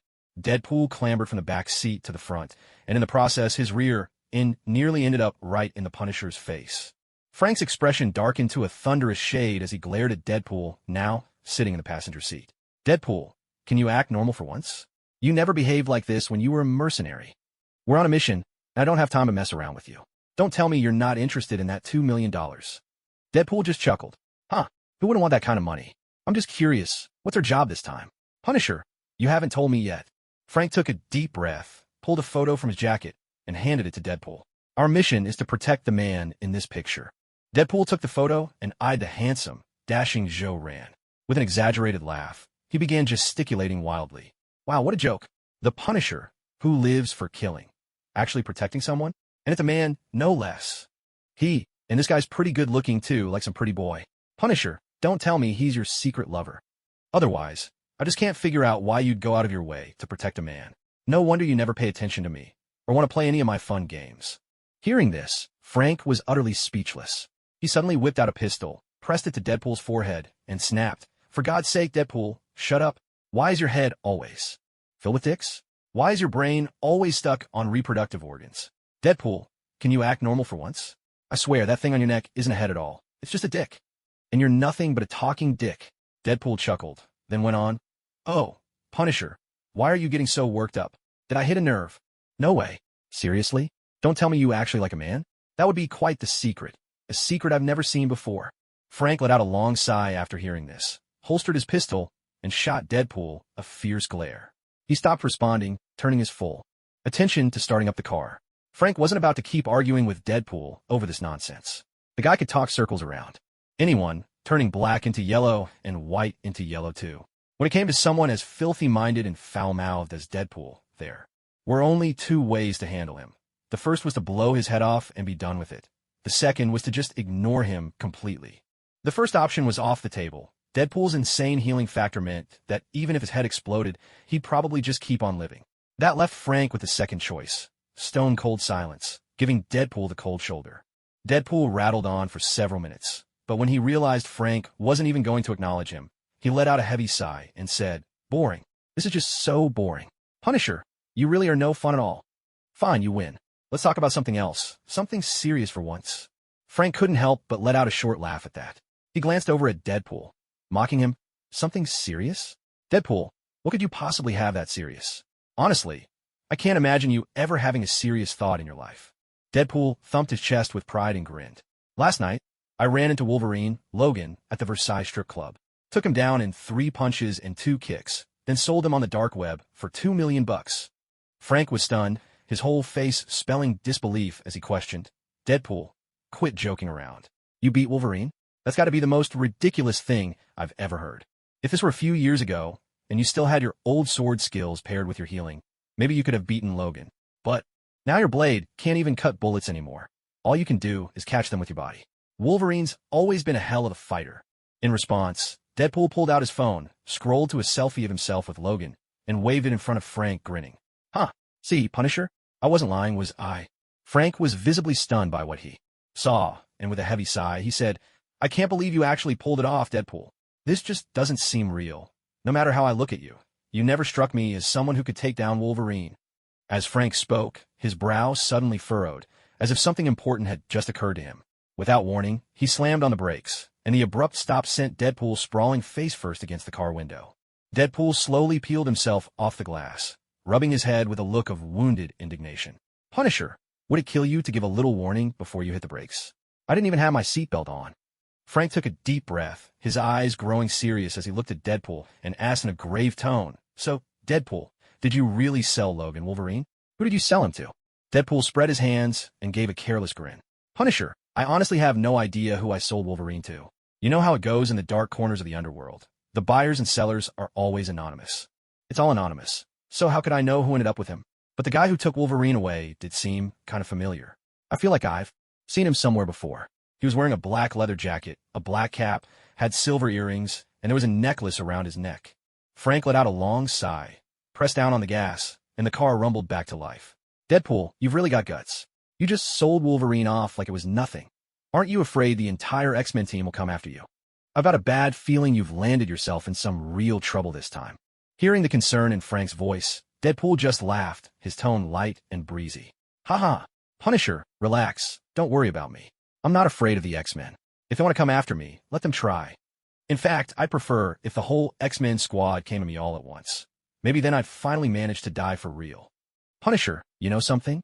I really want to die. Up to now, I've tried 354 different ways to kill myself, and not one has worked. No matter how recklessly I try, I just can't die." Frank frowned at that and asked, "I've actually heard about your repeated suicide attempts. There's always some bizarre rumor going around the underworld's forums. They say there's this weirdo in a red bodysuit, waving stacks of cash and hiring assassins to kill him. And the strangest thing is, this weirdo never fights back. Wade, I've always wondered, why the red suit? Why call yourself Deadpool? And why are you so obsessed with dying? What's really driving you to do all this?" Upon hearing this, Deadpool took off his mask, revealing his hideously scarred face. He grinned and said, "Hey Frank, this is exactly why I always wear the spandex. I've lost my handsome looks. Now I'm covered in these scars. I'm a monster. I can't bear to show my face to anyone. As for why I go by the name Deadpool, and why I keep flirting with death. Frank, my friend, let me give you a piece of advice. Don't get too curious about that. Curiosity won't do you any good. That's a secret I can never tell." With that, Deadpool pulled his mask back on. Frank took a deep breath and asked, "Wade, who did this to you?" Deadpool's mouth twisted into a bitter smile, and he growled, "A bastard. I'll find that bastard. He stole my good looks and turned me into this freak.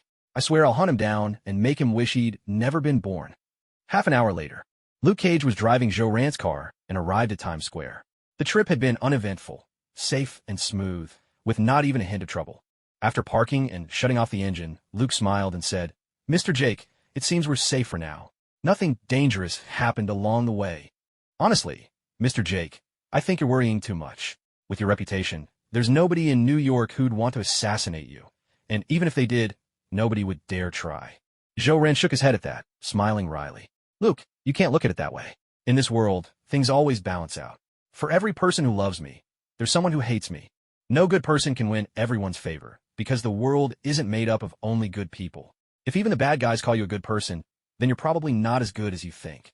So, Luke, I attract the admiration of good people, but I also draw the ire of those with darker hearts. Maybe the attempt on my life is about to happen, or maybe it'll wait until I step into the conference hall. That's where the real danger could be waiting." Luke nodded, thumping his chest with a solemn promise. "Don't worry, Mr. Jake. As long as I'm around, you'll be safe. I'll make sure nothing happens to you." Joe Rand smiled. "Then I'll be counting on you, Luke." With that, the two of them stepped out of the car and headed toward the press conference venue. Joe Rand carried a bag in his hand. A bag that Pepper Potts had asked Happy to deliver to him. Inside was something Joe Rand had specifically asked Pepper to prepare the day before. For safety's sake, he hadn't left Star Tower all day yesterday, so he'd had to entrust the task to her. Inside that bag were none other than those dozen or so smartphones.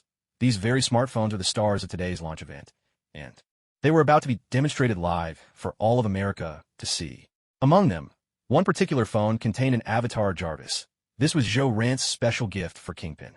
With this smartphone, Joe Rand would be able to gather evidence of Kingpin's true identity and then send him straight to the soon-to-be completed Arkham Asylum. This evidence would become Joe Rand's most crucial political capital in his plans to become the future mayor of New York, an absolute priority in all his upcoming strategies. Times Square isn't just a place for sightseeing. It's a dazzling hub, one of New York's most iconic landmarks. Located at the intersection of Midtown Manhattan's Western Side and Broadway, Times Square is surrounded by towering skyscrapers, endless shopping centers, and theaters, making it a thriving center for entertainment and commerce. S.H.I.E.L.D. had chosen to hold the launch event right at the very heart of Times Square, in its most bustling district. Several streets nearby had already been cordoned off by the NYPD, forcing cars to take detours. On the huge screens outside every office building, promotional videos for Stark Industries' new smartphones were playing on a loop. No sooner had S.H.I.E.L.D. stepped out of the car than he was besieged by a swarm of reporters, their cameras flashing and clicking in a frantic burst. Hanging from the neck of the reporter closest to the front was a press badge from the Daily Bugle. For an event of this magnitude, without some inside scoop, no one could possibly know where the guest of honor would make his entrance. At every street corner, groups of reporters stood poised, cameras at the ready, waiting in anticipation. But these reporters weren't fools. They had learned from years of experience to wait quietly at the right spot. Wherever the Daily Bugle appeared, that was a place to watch. Every journalist in New York knew the Bugle had the best relationship with Stark Industries. The owner and star editor of the Bugle, Mr. Jameson, was a close friend of Jake from Stark Industries. Jameson always got first access to Stark Industries' latest news, often breaking stories before anyone else. He had conducted several exclusive interviews with Jake, and just a few days prior, he'd even interviewed Ms. Potts from Stark Industries. Following the Daily Bugle reporters was always a safe bet. Of course, there were also plenty of ambitious journalists who staked out other entrances, hoping against hope to be the lucky ones who'd catch Jake's arrival. These weren't fools, they were gamblers at heart. They knew full well that S.H.I.E.L.D. would most likely appear where the Bugle's team was stationed, but they clung to the hope, however slim, that S.H.I.E.L.D. might materialize at their spot instead. That way, they would instantly become the most famous reporters in all of New York, shooting straight to the top of the journalism world. For a journalist, to create a headline story with their own hands is an utterly irresistible temptation. But clearly, today, they had miscalculated, completely and utterly miscalculated. The world simply doesn't have that many lucky ones. Most people are just ordinary. Now, all they could do was muster all their determination and charge into the crowd, hoping that even if they couldn't get first or second-hand information, they could at least get something third-fourth-fifth-hand if they had to. Under Luke Cage's protection, his formidable strength forming a barrier, not a single reporter managed to break through to S.H.I.E.L.D.'s side. But there was no escaping the barrage of voices. Loud questions rang out, inevitably reaching his ears. Mr. Jake, hello. I'm Williams from the Daily Bugle. Will we get to see the smartphone this time? Mr. Jake, you've said many times that the arrival of smartphones will have countless impacts on this world. Mr. Jake, hello. I'm Henry from the New York Times. I'm incredibly curious about this smartphone launch. Can you tell us what a smartphone is actually like? Does it truly live up to the concept you described? Mr. Jake, hello. I'm Raymond from the Wall Street Journal. As a PhD in finance, I recall a few months ago you personally said, during a guest lecture at NYU, that the advent of smartphones would usher in a new chapter for the financial sector, a significant shift. Can you tell us what that change will be? Is it finally time to reveal this secret? Mr. Jake, I'm hearing question after question shouted at full volume. S.H.I.E.L.D. stopped in his tracks. With a swift motion, he took the microphone from Williams of the Daily Bugle, smiled, and said loudly, I know all of you are the most renowned journalists in New York. Your questions aren't just your own. They speak for everyone in the city. Everything you want to know, I will tell you in due time. Right now, I need to get up on stage. Thank you all for coming. A new era is about to begin, and at this key moment, I'd hate to miss my cue. I'll give you a full introduction to the smartphone up there. Rest assured, there will be plenty for you to report tomorrow. With that, S.H.I.E.L.D. smiled and handed the microphone back to Williams from the Daily Bugle. Hearing his words, the reporters gradually dispersed. Protected by the imposing bodyguard Luke Cage, S.H.I.E.L.D. made his way into the venue for the press conference to the entrance. S.H.I.E.L.D. ran into George Stacy, the police commissioner in charge of maintaining order. George greeted him with a warm smile, reached out, and gave S.H.I.E.L.D. a friendly pat on the shoulder. Jake, Mayor Old. John has already approved the proposal I submitted, and he did it in record time. Turns out freedom and democracy really are the perfect tools to deal with him. Arkham Asylum is already under renovation. It's been abandoned for years, but the basic infrastructure remains intact. All we need to do is install some sturdy iron bars. Jake, I can't tell you how happy I am right now. I'm more hopeful than ever for New York's future, and I'm looking forward to the day Arkham Asylum is finally rebuilt. Hearing this, S.H.I.E.L.D. smiled and nodded, giving Commissioner George's shoulder a reassuring pat in return. Commissioner George, I'm looking forward to that day too. Our very first patient is already waiting for us. Commissioner, I'll be counting on you to keep order at the venue today. Please, no matter what, don't let those excited crowds burst in. A stampede could be disastrous. The announcement we're about to make is truly electrifying. I've been waiting for this day for a long time.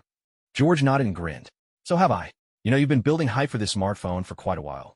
Don't worry, Jake. I'll make sure everything runs smoothly. With a light chuckle, Zhou walked into the venue and stepped onto the stage. Today, he was the only one up there, the star of this press conference. Seated in the audience were many of Zhou's old acquaintances. Norman Osborn, chairman of Osborn Industries. Justin Hammer, head of Hammer Industries. Bid Roxon of Roxon Energy. Winston Frost of Frost Technologies. Bill Ford of the Ford Motor Group. Wilson Fisk, the Kingpin of the underworld. Dr. Cornell from Cornell Presbyterian Hospital. Pepper Potts from Stark Industries, and many other board members. Some were friends, others rivals, but all of them were luminaries of New York's business world, their eyes fixed on Zhou. He smiled, lifted the bag in his hand, and gave it a gentle shake. Welcome, everyone, to the launch of Stark Industries' latest product, the smartphone. I sincerely thank you all for coming, and I hope prosperity continues to find each of you. Now, allow me to introduce the smartphone, the result of 2.5 years of hard work at Stark Industries. With that, Zhou smiled again, drew a smartphone from the bag, and connected it to the enormous display screen at the venue. At the same time, the image appeared on the giant screens outside the surrounding skyscrapers that at this moment. Every electronic display in Times Square lit up with the interface of a smartphone, accompanied by Zhou's voice introducing the device. Zhou smiled and said, "The purpose of inventing the smartphone was to make people's lives and work more convenient. After all, carrying around a computer every day is simply too troublesome. So through technological innovation, we designed a smartphone, which carries most of the functions of a computer. Some people once said it was unrealistic to transfer a computer's functions to a phone. That's because everyone's thinking was still stuck in the era of old smartphones. Those earlier devices might have been called smartphones, but to be honest, they were far too primitive. What they developed back then hardly deserved the name smartphone. The device created by Stark Industries today is the real deal, a true smartphone. Whenever something new appears, it inevitably inspires imitation. After all, it's always easier to imitate than to create. We can't restrict the sale of smartphones to Stark Industries alone. After all, antitrust laws are there for a reason, and monopolies are not something Stark Industries is interested in pursuing. In fact, we at Stark Industries encourage more people to develop smartphones. Healthy competition will only drive economic growth. I dare to say, the smartphone developed by Stark Industries will give rise to countless new industries and create many more jobs. This is a device that will shape the future. Well then, let's move on to the main topic. First, let me explain the concept of a smartphone, which also sums up my approach to its development. A smartphone is a device, much like a personal computer, that has its own operating system and independent operating space. Users can install software, games, navigation tools, and other applications provided by third-party developers and can access the internet wirelessly through mobile networks. Zhou paused, then continued. With this concept in mind, I'm sure you can already guess the core of a smartphone. An excellent operating system, the freedom to install all kinds of applications, and, unique to us at Stark Industries, a fully touch-based interface. These three elements combined, I am confident, are enough to surpass the so-called smartphones on the market. Yet even so, I still find this lacking. I don't think it's smart enough. Zhou paused again, then said, yes, even with all these features combined, it's not smart enough. Our smartphone R&D team at Stark Industries has integrated Eden OS with elements that are even smarter, even more wondrous. Those wondrous things form the soul of the Eden system, and those same wonders give life to two spirits named Adam and Eve. In the myths, the first man in God's Eden is Adam. The first woman is Eve. That was our inspiration as well. Within the Eden system, if there are to be two spirits, they can only be Adam and Eve. This is the design our Stark Industries smartphone R&D department is most proud of. It is also our greatest achievement in the past 2.5 years. A faint smile appeared at the corner of Zhou's lips as he spoke softly. Now, let one of the spirits of the Eden system come out and greet everyone. Hello, Eve. As soon as Zhou's words fell, a cluster of white lights appeared on the giant display connected to the smartphone. The particles shimmered gently and slowly gathered together, coalescing into a stunning blonde woman. She was flawless, with not a single imperfection, as if sculpted by the creator's own hands. Her skin was as smooth and fair as fresh cream. Her thick, wavy hair shone with the golden brilliance of the sun. Her face was pure and delicate, light eyebrows arching above a graceful nose, her lips a soft pink, and her eyes, deep as sapphires, glimmering with a dreamy, enchanting blue. She was captivating, her beauty meeting every ideal of Western aesthetics and drawing the gaze of every man at the launch event. This beautiful blonde was the spirit of the Odin system, the AI assistant within the smartphone Eve. With a gentle smile, Eve raised her hand in greeting, her ruby lips parting as she spoke. "Hello, Master. My name is Eve. I'm delighted to be at your service." Her voice was sweet as honey. The moment she moved and spoke, the titans of industry seated in the audience were left in stunned silence. Norman Osborn was the first to recover. His expression turned serious. He drew a deep breath and asked, "Jake, Ms. Eve, did your Stark Industries really develop this artificial intelligence?" Joe couldn't help but let a subtle smile play on his lips. In fact, Stark Industries did possess a true artificial intelligence, but it wasn't Eve. It was Tony's own AI. Assistant Jarvis.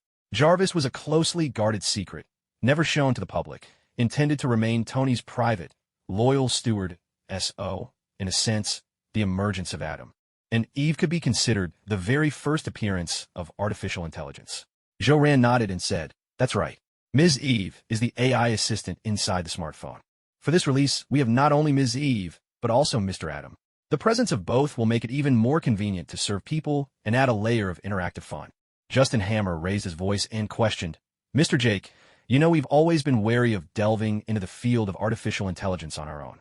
If this concept truly becomes a reality, it could render the entire internet transparent, making it effortless to control everyone's private information. Jake, you must understand, this is no trivial matter for us. I seriously question your intentions. What is your real purpose in developing artificial intelligence? Is it to steal everyone's privacy?" Justin Hammer's question was sharp as a knife, brimming with hostility and directed squarely at the weaknesses of artificial intelligence. Joe listened, then smiled and replied, "There's no need for concern. Let me clarify. Although Adam and Eve are artificial intelligence at their core, they're nothing more than strings of code. Lines of code painstakingly written by humans. Adam and Eve are safe and reliable. They do not possess the ability to learn or think for themselves. Every aspect of their function is predetermined. They are simply smarter, more convenient tools for operation. As for privacy, we have taken extra precautions. Every time a smartphone is powered on, it randomly generates a private space that even Stark Industries cannot access. To be honest, as the top industry in America, Stark Industries has no need to profit from selling users' personal information. We already lead the world in wealth and have no interest in such pointless practices." Joe paused, looked straight at Justin Hammer, then smiled and continued, "If the smartphone had been invented by Hammer Industries, I'd say we would really have to worry about privacy.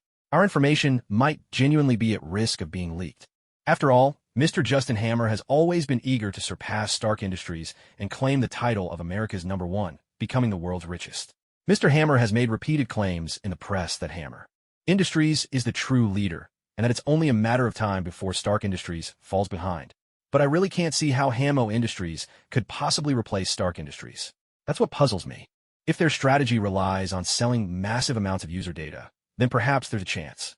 So, a word of caution to anyone buying Hammer products. Your personal information may have already been quietly sold off by Mr. Justin Hammer." As soon as Joe finished speaking, the room erupted in cheerful laughter. Justin Hammer's chest heaved with anger, his breath coming in ragged gasps, his face flushing bright red, and his eyes burning with fury. Norman Osborn, observing the scene, shook his head with a wry smile. Justin Hammer was still too young. Didn't he know that sometimes a competitor could also be a friend? In the world of business, there are no eternal allies or foes, only everlasting interests. The advent of the smartphone represented limitless opportunities waiting to be seized. Just listening to Joe introduction of the smartphone concept had already sparked several profitable ideas in Norman Osborn's mind. He understood this was a rare opportunity, a fresh tide. If Osborn Industries could ride this wave, they too could soar to new heights. There was no way Stark Industries could monopolize the entire future of smartphones. This wasn't a table where everyone gathered just to scrape the leftovers. There was plenty of meat for all. Norman Osborn smiled and said admiringly, "Jake, why don't you continue introducing this beautiful blonde lady, Miss Eve? She truly is stunning. Honestly, she's the most beautiful person I've ever seen." Joe nodded at his words, looking at Norman Osborn with a smile. When we find ourselves stumped by a question, we can always turn to Adam and Eve. Their databases are filled with answers about the stars above, the earth below, and the stories of humanity. Mr. Osborn, why don't you try asking Miss Eve a question and see for yourself? This will be the very first time Miss Eve answers someone's question since her debut. Norman Osborn chuckled, then turned to Eve and posed his query. Miss Eve, could you tell me who the first president of the United States was? And what were his major contributions? No sooner had Norman finished speaking than Eve responded immediately, her voice as sweet as honey. The first president of the United States was George Washington. He was a remarkable statesman, military leader, and revolutionary. America's very first president. President Washington established the United States Constitution to replace the Articles of Confederation. He championed national independence and opposed colonial rule. He insisted on unity and solidarity, rejecting division and infighting, and he upheld the ideals of a republic, standing firmly against monarchy. President Washington believed that power always belongs to the people, and that the people of every nation have the right to establish the form of government they believe will bring them the greatest happiness. At the same time, all the screens around Times Square were broadcasting this scene. The golden-haired beauty, Eve, was eloquently introducing the life of America's first president, Mr. George Washington. Every television network was carrying the broadcast live. As the people of New York witnessed this spectacle, a collective gasp of amazement swept through the crowd. They were astonished to discover such a beautiful, blonde woman existing within their smartphones, and their curiosity grew. What other features might she possess? Miss Eve, developed by Professor Ace, was a virtual creation refined through countless rounds of research and design. Every smile, every gesture, every nuance was crafted to fit the American ideal of beauty. She was the image of perfection, as if Eve herself had been molded by the hand of God. Her face and figure were in perfect proportion, flawless in every aspect, satisfying every standard of beauty held by ordinary men. The only ones whose tastes she didn't quite match were the champions of pure love and those in the LGBTQ community. But for them, there was Mr. Adam. Adam's face and physique also conformed to the golden ratio, appealing to all women and even to some men. When Ms. Eve finished her introduction to the life of President George Washington, thunderous applause erupted throughout the press conference hall. Joe Rand adjusted his glasses with a gentle push, smiled, and continued. Adam and Eve can do more than answer questions you've never thought to ask. They are far more than just encyclopedias. They can also help you operate your smartphone. For example, they can play music, open the clock, launch the camera, or start any app you wish to use. Moreover, Adam and Eve are also experts in emotional counseling and masters of psychological comfort. They are perfect confidants. No matter what troubles you have, you can pour your heart out to them. They'll never be annoyed or impatient, never grow weary or tired. They'll always listen to your concerns with unwavering patience. They're truly reliable companions. Joe Rand cleared his throat softly, a mysterious smile playing on his lips. By the way, I have a secret to share with everyone. Adam and Eve are not just ordinary virtual assistants. They have some extraordinary features, which will gradually unlock as your bond with them deepens. This is a playful system we've embedded in the Stark Industries smartphone development team, a kind of interactive game of companionship. How far that relationship will go depends entirely on how well you nurture your connection with them. Hearing Joe Rand's words, the entire population of New York, watching the live broadcast on television, began to show curious expressions. In their minds, amusing scenes played out, scenes of Adam and Eve learning to use a smartphone. In that instant, their anticipation reached its peak. Everyone was eager to buy a smartphone and try it out for themselves. With excitement brimming in their hearts, they continued to watch the broadcast. Joe Rand smiled and went on. All right, Eve, you may step back for now. Ladies and gentlemen, next, let us proceed with a hands-on demonstration. This is a process full of wonders, and very soon, you will see the marvels this smartphone has to offer. As Joe Rand spoke, Eve's figure slowly faded away, and the smartphone's operating system appeared on the enormous display screen. Joe Rand touched the screen, opening one app after another, and explained the basic functions include making calls, sending messages, taking photos and videos, checking the clock, and listening to music. Overall, we have inherited the core features of previous smartphones, but ours delivers clearer visuals and much faster processing. Next, we have Office software, such as Office, which allows you to edit documents and handle basic work tasks with ease. And now for the most extraordinary part. The smartphone has achieved seamless internet connectivity. We have designed a software store within the phone where you can browse and download your favorite applications. At present, The store only offers software developed by Stark Industries, as well as several social apps that we have redeveloped in collaboration with a few telecommunications companies. These are the apps you've become familiar with on computers. For example, Facebook and Twitter. The mobile version of Facebook is part of the same ecosystem as the desktop version, but using it on a phone brings a whole new level of convenience to social interaction. It's a different experience from what you're used to on your computer.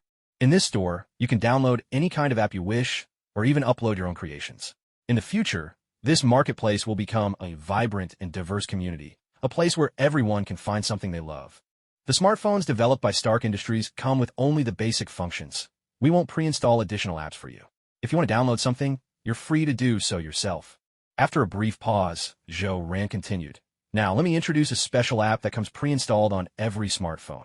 This is a piece of software developed by our team at Stark Industries.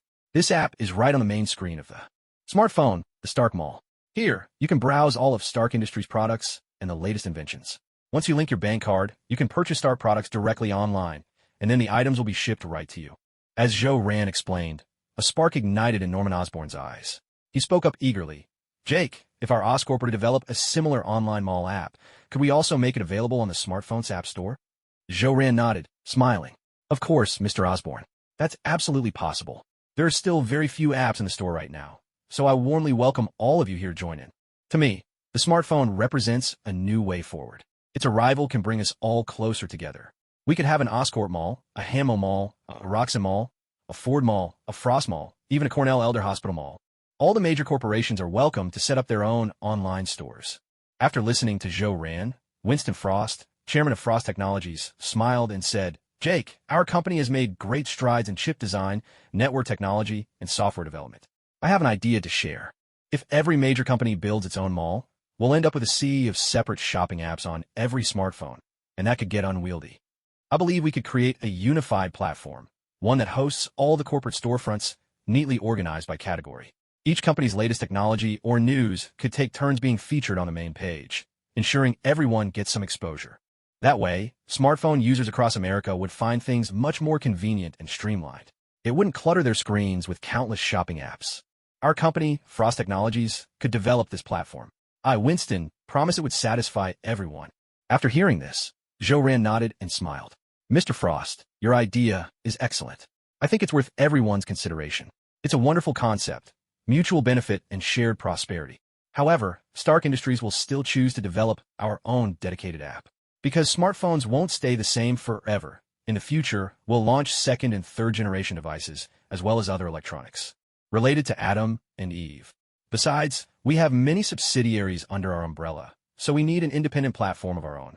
It's a real pity we won't be able to make a fortune alongside everyone else on the same platform. Norman Osborn listened, then smiled and said, It truly is a pity that we can't be on the same platform as Stark Industries. Stark Industries always manages to stay ahead of us. That's a bit disheartening, to be honest. As for the ongoing research on smartphones and some other related devices, it really does call for a dedicated platform for further development and sales. Stark Industries, and we are simply not on the same level. Mr. Jake, I genuinely look forward to seeing even more surprises from you in the future. Norman Osborn cleared his throat and turned to look at Winston. Speaking slowly, he said, Mr. Winston, I'll send you the current product list from Osborn Industries, along with some upcoming innovative technologies. I'll rely on you to handle the construction of the platform. Here's to our future prosperity. As soon as Norman Osborn finished speaking, everyone present chose Winston Frost as well. The strength of Frost Technologies was truly convincing.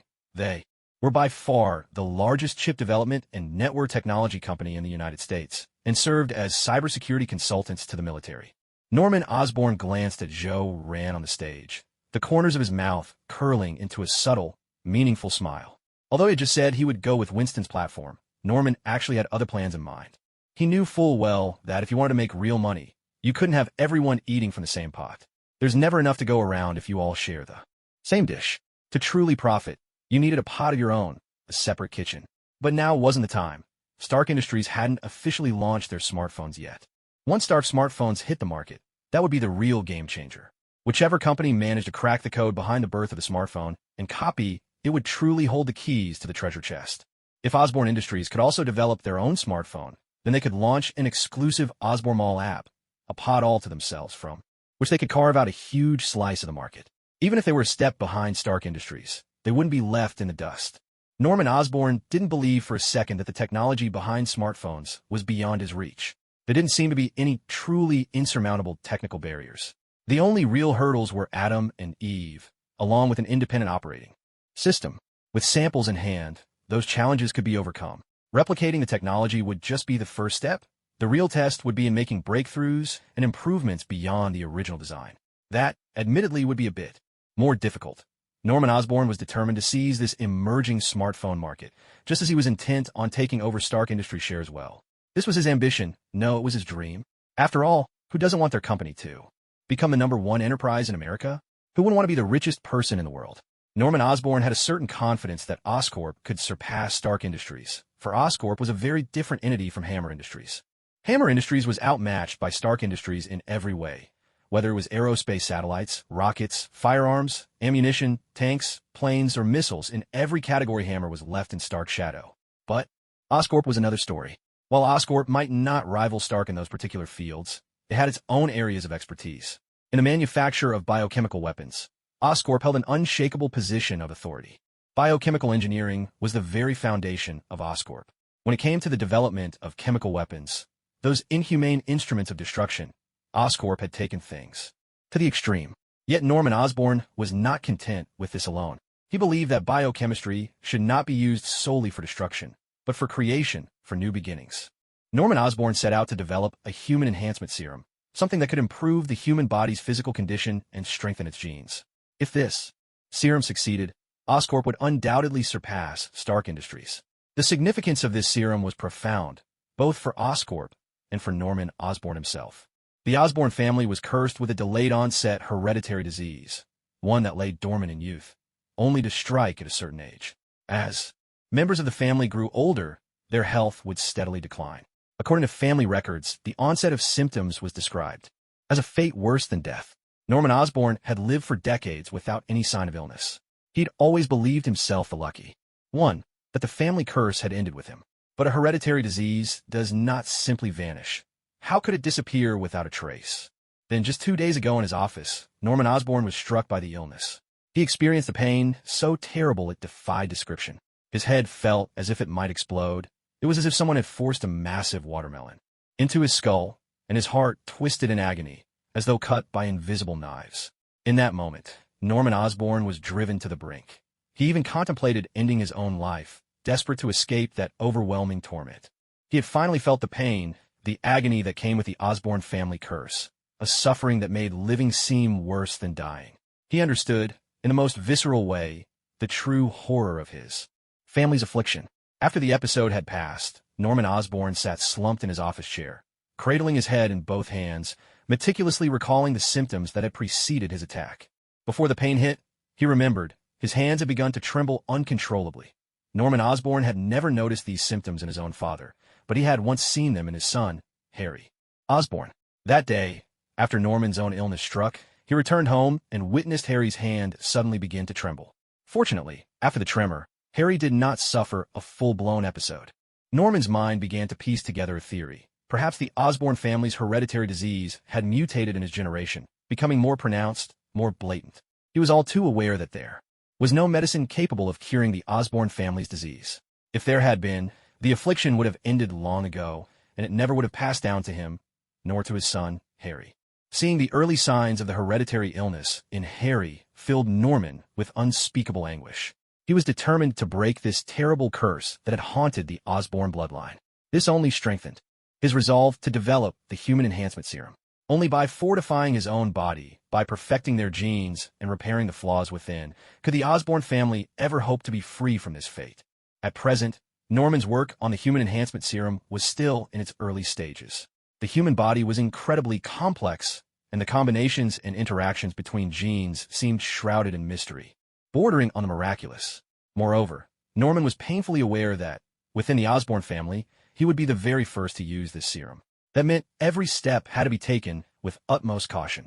Yet Norman was convinced, there was no doubt in his mind, that Osborn Industries would succeed in developing the human enhancement serum. After all, there was already a precedent. Steve Rogers, Captain America, was the perfect example. The super soldier serum had turned a frail, sickly young man into a superhero, into America's champion.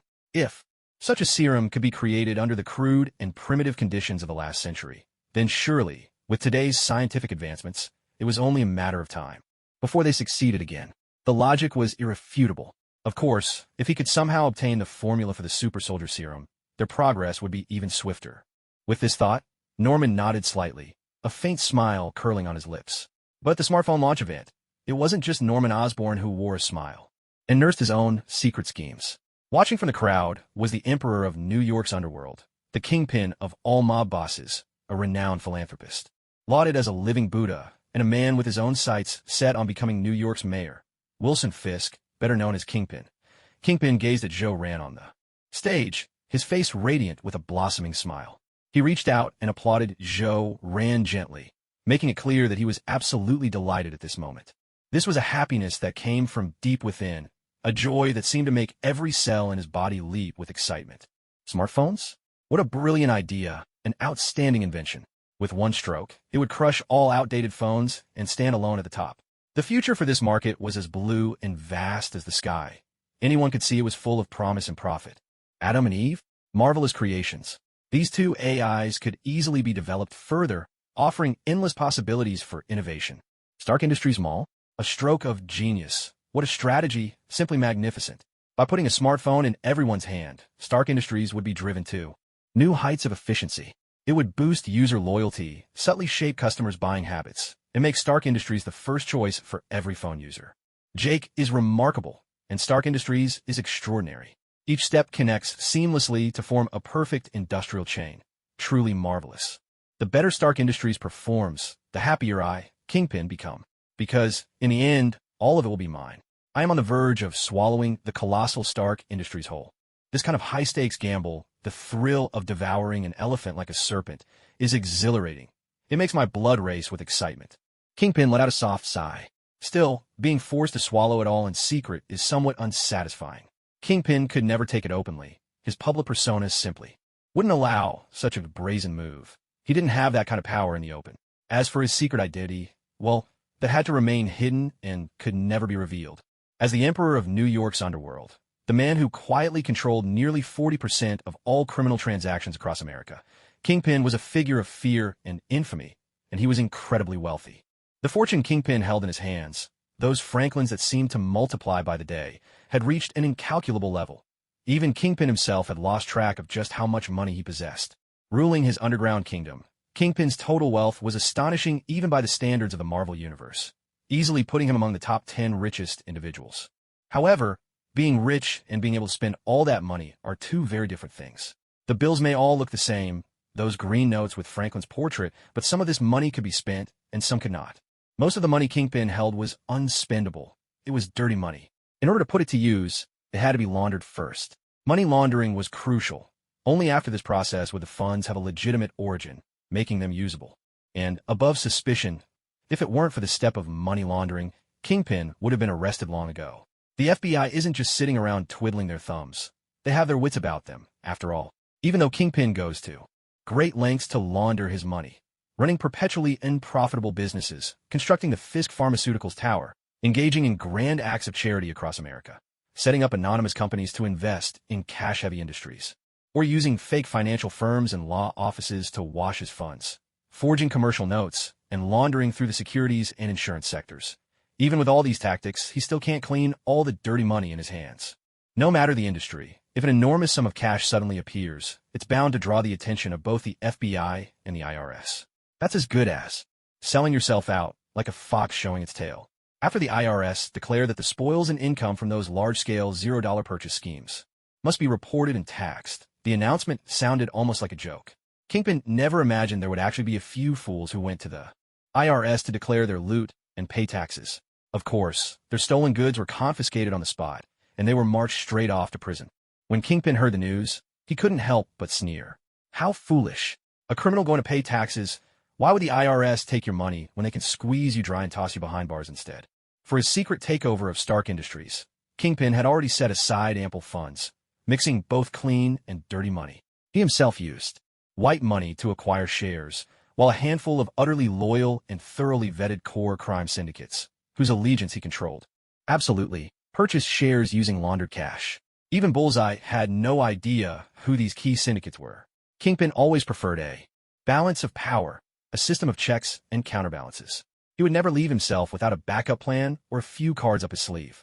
He used Bullseye's ruthless methods to keep the unruly gangs, the ones resistant to control, the ones with rebellious hearts, in check. In turn, he relied on his loyal, trusted syndicates to keep Bullseye himself in line. As for the promises he made to Bullseye, those were nothing but empty dreams, grand visions painted to entice.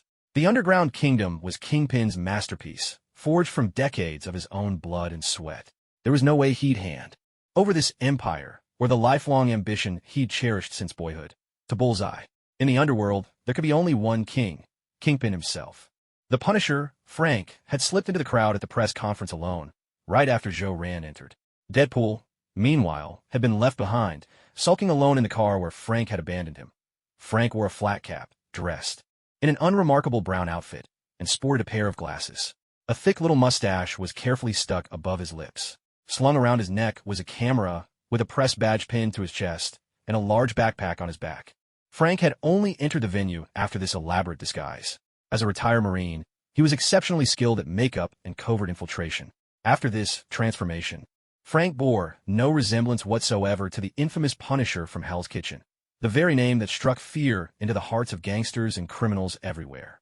Now, Frank blended seamlessly with the throng of reporters at the event. His demeanor, gestures, and every subtle movement matched theirs perfectly. Even Rand, who had just finished speaking on stage, failed to spot any trace of the Punisher among the crowd. Frank's mastery of disguise was truly formidable. After exchanging small talk with a few nearby journalists, Frank deliberately chose an excellent spot, one with a wide, unobstructed view, and quietly began to observe the scene, scrutinizing each person at the press conference. He hadn't brought Deadpool along this time. After all, bringing someone clad in a bright red bodysuit, with those outrageous, eye-catching accessories, would have been anything but discreet. As he watched the crowd, Frank soon located Jessica, who had already infiltrated the venue beforehand. He didn't approach her. Instead, he frowned slightly, touched his earpiece, and in a low voice asked, "Jessica, you've been inside the venue for a while. Have you noticed anything unusual?" Hearing Frank's question, Jessica shook her head and replied, "Punisher, I haven't seen any assassins or anyone who looks suspicious. I came in early. Everything seems normal." Frank nodded thoughtfully at her answer, taking a deep breath as his gaze grew more intense. At this point, he considered two possibilities. Either there was never an assassination attempt planned, or the assassins were truly dangerous. No ordinary killers, but professionals with specialized training, like themselves. If it was the latter, the mastermind pulling the strings behind the scenes was a patient and formidable adversary. Assassination, Frank mused, was a lot like fishing. It demanded immense patience and self-control. The critical moment was when the fish finally bit and you hauled it out of the water. Everything before that was a contest of skill and will. A faint smile played on Frank's lips. Things were certainly getting more interesting. He pressed his earpiece again and, lowering his voice, asked, "Daredevil, Iron Fist, have either of you found anything new?" Daredevil, lying beneath the car, shook his head and said, "Punisher, just like before, there's no scent of gunpowder or flammable materials around Times Square, nor the telltale ring of blades being drawn. Everything seems perfectly normal." Standing atop an office building overlooking Times Square, Iron Fist, Danny Rand, opened his eyes and spoke, "Sorry, I haven't found any sign of an assassin. The energy flow here feels calm, nothing like the chaos that signals looming danger. When I studied in the hidden realm of Kunlun, my master Lei Gong taught me that through meditation, one can truly sense the world using Qi. In times of peace, when all things move naturally, the flow of Qi remains unchanged. But whenever there's human interference or destruction, the flow of Qi shifts. By observing these changes in meditation, you can sense when danger arises and even pinpoint its source. Let me share some good news. Based on what I've sensed, there's no sign of any terrifying threat this time. So everyone, try not to be so tense. Besides, with all of us working together, we're actually pretty formidable." Frank listened, his tone steady and calm. "Iron Fist, I don't know much about the Qi you talk about, nor what you see. But I do know that the calm before a storm often makes people think there's no storm at all. If we don't act in silence, we may perish in silence. So we all need to stay razor sharp. No room for the slightest bit of carelessness. Remember, it's always easier to destroy than to protect, and killing takes less effort than saving lives. Jake isn't just a person. He's a symbol of hope, a model of great character. We must keep him safe, no matter what. Frank paused, then gave his orders with methodical clarity. Luke Cage, your task is the most crucial. Don't leave Jake's side for even a moment. Your unbreakable skin is our strongest shield, and that's essential right now. Daredevil, your abilities are key too. You can sense danger and pinpoint our enemies' exact positions, just like a living radar. Stay where you are, keep hidden in the car, and keep us updated on enemy movements. Don't reveal yourself unless it's absolutely critical. You're our hidden ace. Iron Fist, your power is immense. When we face powerful foes, we'll count on you to hold them off with your indestructible fists. I'll cover you with long-range fire support. Jessica, your strength is remarkable as well. Your main job is to provide backup whenever needed and to lead the way when we move forward. Everyone must remember our mission for today. Protection comes first. If we encounter any serious danger, we must take Jake and retreat immediately. Don't let yourselves get caught up in the fight. Luke Cage, hearing this, thumped his chest with force and declared, Punisher, don't worry. Mr. Jake is my idol, my guiding light. I will protect him. I'm the toughest and strongest shield. Daredevil nodded and said, Punisher, I, Daredevil, will also give my all to ensure Jake's safety. No matter how dark the night, the light of New York should never be extinguished. Iron Fist, Danny Rand, gave a nod as well. Right, Punisher. I'll do everything I can to protect Mr. Jake. With these indestructible fists of mine, I'll smash any enemy that dares to come near. Jessica also nodded. Punisher, I'll always be ready to back you up, and I'll use my strength to clear a safe path for Mr. Jake. At this moment, Frank the Punisher and the Defenders had reached a consensus. Their fighting spirits were high, and everyone was filled with excitement. In the midst of their enthusiasm, an odd voice suddenly cut in. Ahem, sorry to interrupt. Punisher, could I ask what my job is? Wow, did you all forget about me? You actually forgot Deadpool, the most awesome one here. You guys are such jerks, that's just too much. Sitting alone in the car, Deadpool couldn't help but squirm with boredom. As he rummaged through Frank's stuff, he shouted loudly into his earpiece. Frank heard this and couldn't help but clear his throat.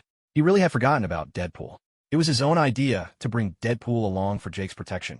But Frank honestly hadn't figured out what role to give him. No matter how you looked at it, Deadpool just didn't seem to fit in with the rest of his protection squad. Frank rubbed his temples and said, Deadpool, just do whatever you want. When the assassins show up, take out whoever you like. But remember, our mission this time is to protect Jake, the man in the photograph. However you want to do it, I trust your abilities. Deadpool gave an enthusiastic okay sign and grinned. Okay, Punisher, I'm very happy with this arrangement. Don't worry, I'll give it my all and make sure the job gets done. Zhou Ran gazed at the vibrant scene before him. The press conference was in full swing. He looked at the powerful business magnates seated in the front row, adjusted his glasses, and let a faint smile curl at his lips before he began to speak slowly. Ladies and gentlemen, I have just about finished introducing the basic information about our smartphone.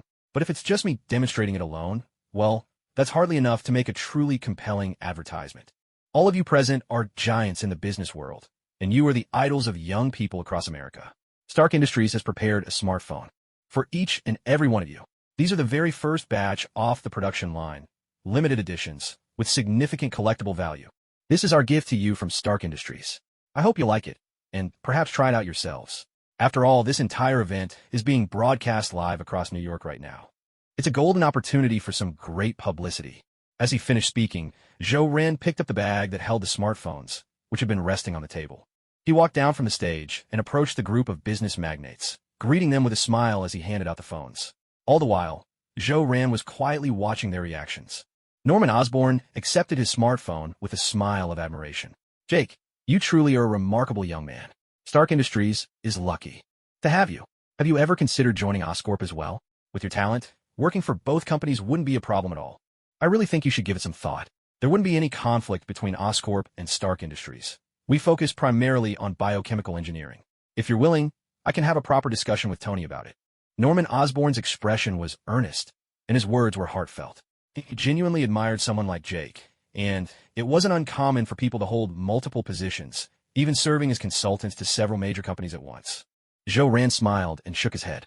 Thank you for your kind offer, Mr. Osborn. But my energy is limited, and I can only give my full devotion to supporting one company. However, Stark Industries and Oscorp can certainly continue to collaborate as partners. After all, with the Dream Fund, didn't our two companies already have a successful and friendly cooperation? We complement and help each other, prospering together is a joy in itself. Even though there's some competition between our companies, that doesn't rule out the possibility of working together amicably, does it? In business, after all, there are no permanent enemies. Norman Osborn listened, then nodded with a smile, a hint of regret in his voice. Well, that really is a shame. I have to admit, I'm a bit jealous of Tony Stark, but that doesn't affect our future cooperation. Justin Hammer took the smartphone, let out a cold snort, and completely ignored Zhou Ran. Seeing this, Zhou Ran couldn't help but find it amusing. Justin Hammer was now the chairman of Hammer Industries, yet he still behaved so childishly. If he couldn't control his own emotions and always wore his heart on his sleeve, he really needed more practice. Justin Hammer, you need to grow up a little. Dealing with someone like you is almost too easy. Actually, a person like Justin Hammer, who shows his feelings openly, isn't all bad. At least he's genuine. If he dislikes something, he makes it clear. Justin Hammer had always been true to himself. He just wanted to bring down Stark Industries. Zhou Ran guessed that Justin Hammer was already preparing to rush back and begin developing the Hammer phone as soon as the press conference ended. When Kingpin took the smartphone, a sly smile played at the corner of his lips. Jake, Stark is truly fortunate to have you. From what you just said, I believe that once Fist Pharmaceuticals joins that platform, our medicines will fly off the shelves. High sales mean high profits. With that in mind, I can absolutely go along with your plan for ISIS-1. This afternoon, I'll head to Stark Industries. Let's sit down and have a proper discussion. Zhou Ran nodded and replied with a smile. Mr. Wilson, if that's the case, then we really can have a good talk. With your reputation as a great philanthropist and the future potential of the platform, sales won't be a problem. And the lower prices will only highlight your generosity and greatness even more. Suppressing his disgust, Zhou Ran offered a compliment to Kingpin. But he was also decisive. Jarvis's duplicate had already been delivered to Kingpin. Now, it was just a matter of waiting for Kingpin to reveal his true colors. When the time came, Arkham Asylum would welcome its first patient. Zhou Ran would make sure Captain George gave this depraved beast the punishment he deserved, letting him suffer endlessly, trapped between life and death. Once he had endured enough, he would let Kingpin die. Though there was no death penalty in New York, no executions, no capital sentences, inmates always had the choice to end their own lives, didn't they? It's not unusual for criminals with mental illnesses to grow weary of living and choose suicide, is it? In Zhou Ran's mind, Kingpin was already a dead man. And in Kingpin's mind, Zhou Ran was as good as dead, too. Both of them wore bright, cheerful smiles, but in their hearts, each was secretly hoping for the other's demise, and both were busy plotting and scheming behind the scenes. Yet, amusingly, neither knew anything about the other's machinations, nor did either suspect that the other wanted them dead. One has to admit, this was truly an entertaining situation. Winston Frost took the smartphone, smiled, and said, Jake, have you been preparing for this smartphone launch for a long time? In recent years, internet speeds have soared. The network has become more robust, and file transfers are faster than ever. Smartphones are seizing this perfect moment, and paired with those features, they're incredibly appealing. A fully independent operating system, a separate environment to run in, and the freedom for users to choose and install third-party apps. No one in America could ever refuse the allure of freedom. Add to that the unique, full touchscreen controls and the presence of AI assistants Adam and Ms. Eve, and I have a strong hunch that we're about to enter an era where smartphones will be woven into every aspect of our lives. Our Frost technologies will also benefit greatly from this new wave. The value of our chips will rise, and our company is more than capable of developing a variety of software. Seeing this smartphone in person, I'm genuinely delighted. Jake, you are without question the most visionary young man I've ever met. Hearing these words, Zhou Ran couldn't help but pause in surprise. The name Winston Frost was unfamiliar to him, even in the Marvel Universe. He only knew about Frost Technologies from news articles, a respected electronics company with a strong reputation in chip manufacturing and cybersecurity, serving as a security consultant to the military. Now, this Mr. Winston, with a single incisive comment, had pointed out that this was the perfect time for smartphones to emerge. He explained the connection between the internet's evolution, data transfer, and smartphones, and Zhou Ran couldn't help but feel a touch of admiration. After all, the reason smartphones exploded in popularity was thanks to ever faster networks, 2G, 3G, 4G, 5G, 6G. The more advanced the network, the more indispensable smartphones became. The two were inseparable, each enhancing the other. Zhou Ran smiled and said, Mr. Winston, as expected from the chairman of Frost Technologies, your insight into the world of networks is truly remarkable. With just a brief product launch, you immediately grasped the essence of smartphones and identified what matters most. The more Winston looked at Zhou Ran, the more pleased he became. His face was wreathed in smiles. It was clear that this famous Jake of New York was indeed a man who could see several moves ahead, a man of genuine foresight. Winston already knew the answer in his heart. The preparation for the smartphone had definitely lasted far more than 2.5 years. Most likely this man before him had conceived of the idea long ago and had patiently brought it to fruition step by step. What a remarkable young man, he thought. Winston cleared his throat softly. What he was about to say next, he did not wish to be broadcasted live.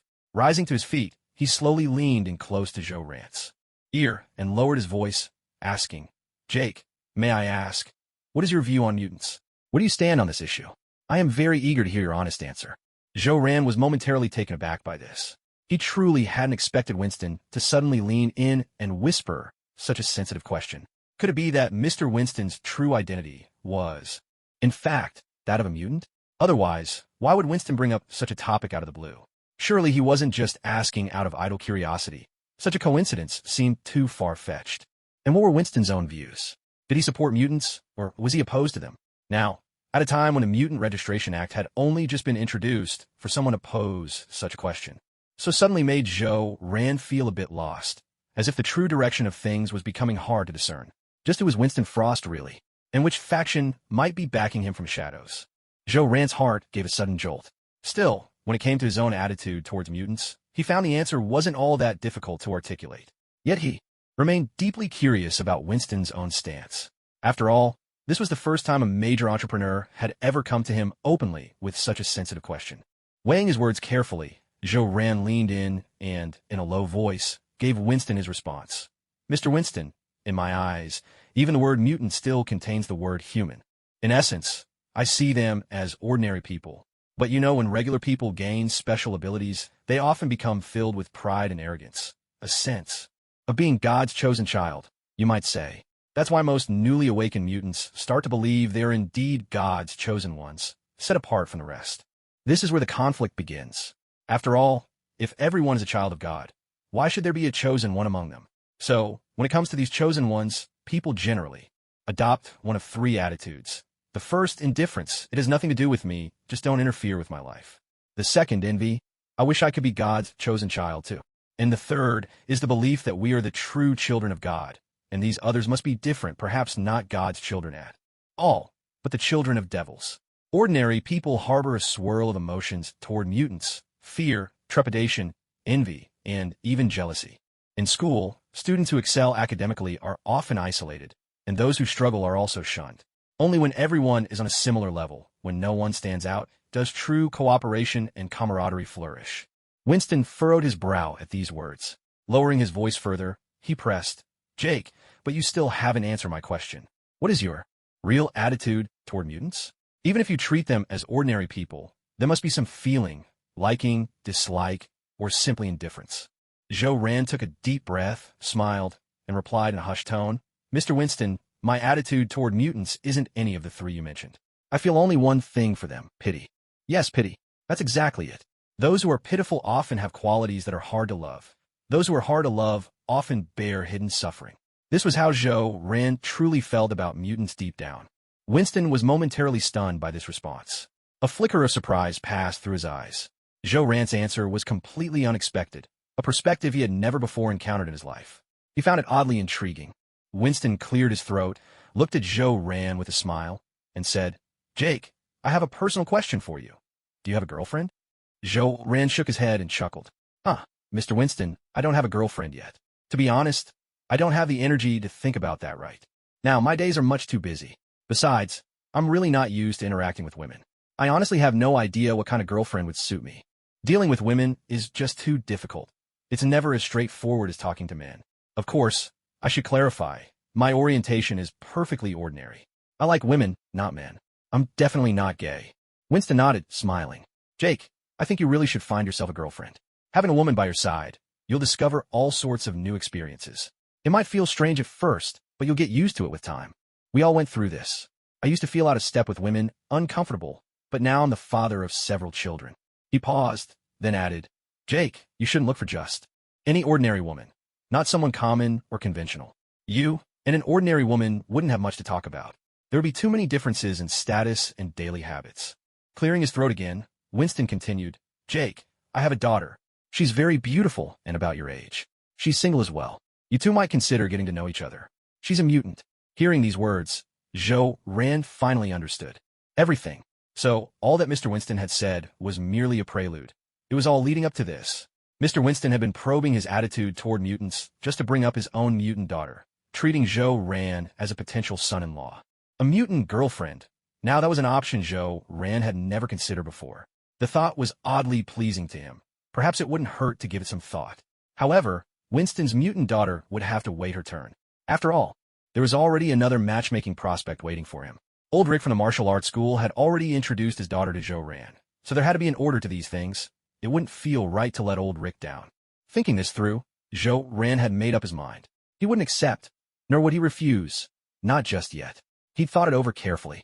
After all, old Rick was practically ancient, and the age of his daughter remained a complete mystery. The idea that a man over 100 could still father a daughter seemed rather far-fetched. But then again, nothing was impossible. Mr. Winston's age, on the other hand, was more reasonable, and his daughter's age would likely be more appropriate. Plus, Winston himself was quite handsome. His daughter couldn't be too far off in looks.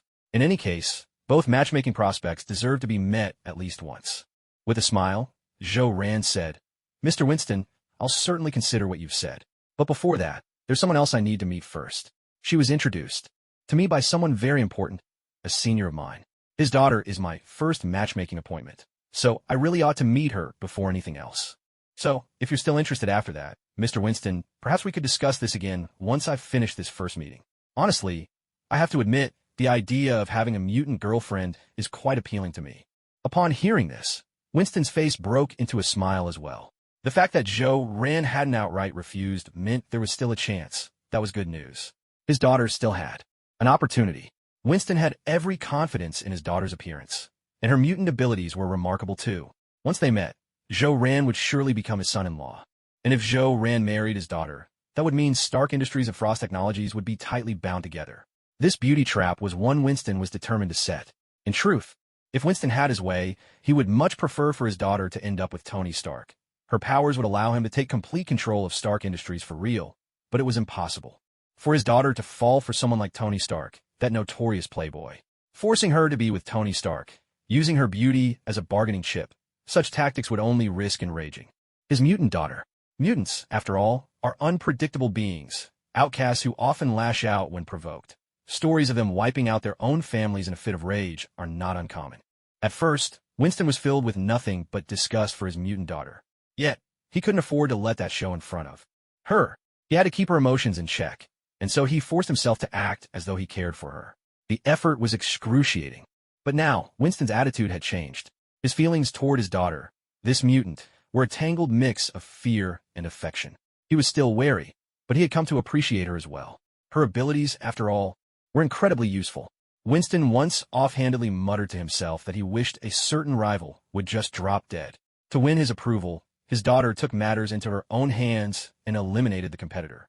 With his daughter's help, Frost Technologies was thriving like never before. If she could keep Jake under her sway and the two of them got together, Frost Technologies would surely soar to new heights, its future bright and boundless. It would be a win-win partnership. Jake would gain a beautiful wife, his daughter would have an outstanding husband, Winston would welcome a brilliant son-in-law, and Frost Technologies would forge a powerful alliance with Stark Industries. Together, the prospects were limitless. A satisfied smile appeared on Winston's face as he spoke softly. Jake, in that case, let's settle this matter right here and now. I must say, I'm very pleased with you. My daughter is beautiful, intelligent, and truly exceptional. She's well-read, knowledgeable about everything from science and geography to culture and history, and she has a wide range of interests. You're both young people, and I believe, Jake, that you and my daughter will have plenty in common to talk about. Queens, New York, on Black Street. In the backyard of an old-fashioned martial arts school, old Rick's hand was tense, veins standing out as he gripped the broken half of a cane tightly in his palm. He lay back in a rocking chair, eyes closed, gently swaying. If not for the hand clenching the cane, he might have looked completely at ease. Suddenly, a thunderous boom shattered the calm, and the ground in the backyard split open, leaving a crater riddled with cracks. The smoke and dust from the impact made old Rick cough and sneeze, abruptly ending his peaceful moment. He sprang upright in his chair, every sense alert, his gaze fixed on the swirling smoke. As the haze cleared, the silhouette of a black-haired woman slowly came into view. The woman appeared to be about 20 years old, youthful and radiant. Her features were utterly flawless, exuding an air of noble elegance. Her long, black hair was voluminous and lustrous, her skin pale as porcelain, and her dark eyes shone as clear and bright as the stars. She wore a white blouse adorned with a floral collar beneath a long, black trench coat. Her slender legs were wrapped in narrow-cut yellow linen trousers, their shape both rounded and perfectly proportioned. The tapered ends of her pants were tucked neatly into tall black boots, evoking a distinct sense of 18th century vintage style. Old Rick gazed at the woman before him, his face lighting up with a joyful smile. In a gentle tone, he said, "Pallas, my child, you've finally come home. You've been gone for 2 centuries, but your timing matches almost exactly what I anticipated. Pallas, I am nearing the end of my life. My power is nearly spent. I have found someone you can entrust your future to, a man named Joran. He is immensely powerful. Pallas, will you consider meeting him? You must know, the only thing I cannot let go of in this world is you. With my abilities, I have glimpsed the distant future. In that future, dangers beyond counting await, and your power alone will not be enough to face them. Moreover, the most important thing is that the prophecy has not yet ended. He now slumbers within the body of a mortal. When he awakens again, the prophecy will resume, and that is a fate no one can escape. Pallas, I am prepared to die. Death does not frighten me. What I fear is that you might perish with me. This is the best way I can imagine to protect you." With that, old Rick gripped the remaining half of his cane tightly, gazing at his daughter with hopeful eyes. Pallas looked into old Rick's clouded, lifeless gaze and fell silent for a moment before refusing him. "After 200 years apart, is this really what you want to say to me the moment we meet? If I recall, 2 centuries ago you were trying to marry me off to Thor, the god of thunder from Asgard. I will never marry. You know that. I don't need to lean on any man. My own strength is more than enough. Among my peers across the 9 realms, the only one who can even challenge me is Hela. As for him, I will defeat him with my own hands. I will avenge those who have fallen, by my own strength." At these words, old Rick let out a long, heavy sigh. "Pallas, do you remember the prophecy? That is the decree of fate. No one can escape it. He was born for the sole purpose of killing us. Your power means nothing before his. In the original course of fate, Pallas, you would have died by his blade. But now, there's a sliver of hope for survival. That hope is Joran, the one I have chosen for you to entrust your life to. With Joran's protection, you can escape death. I have lived for many long years, and I can face death with calm acceptance. But Pallas, my child, I cannot stand by and watch you meet your end when there is still a chance for you to survive."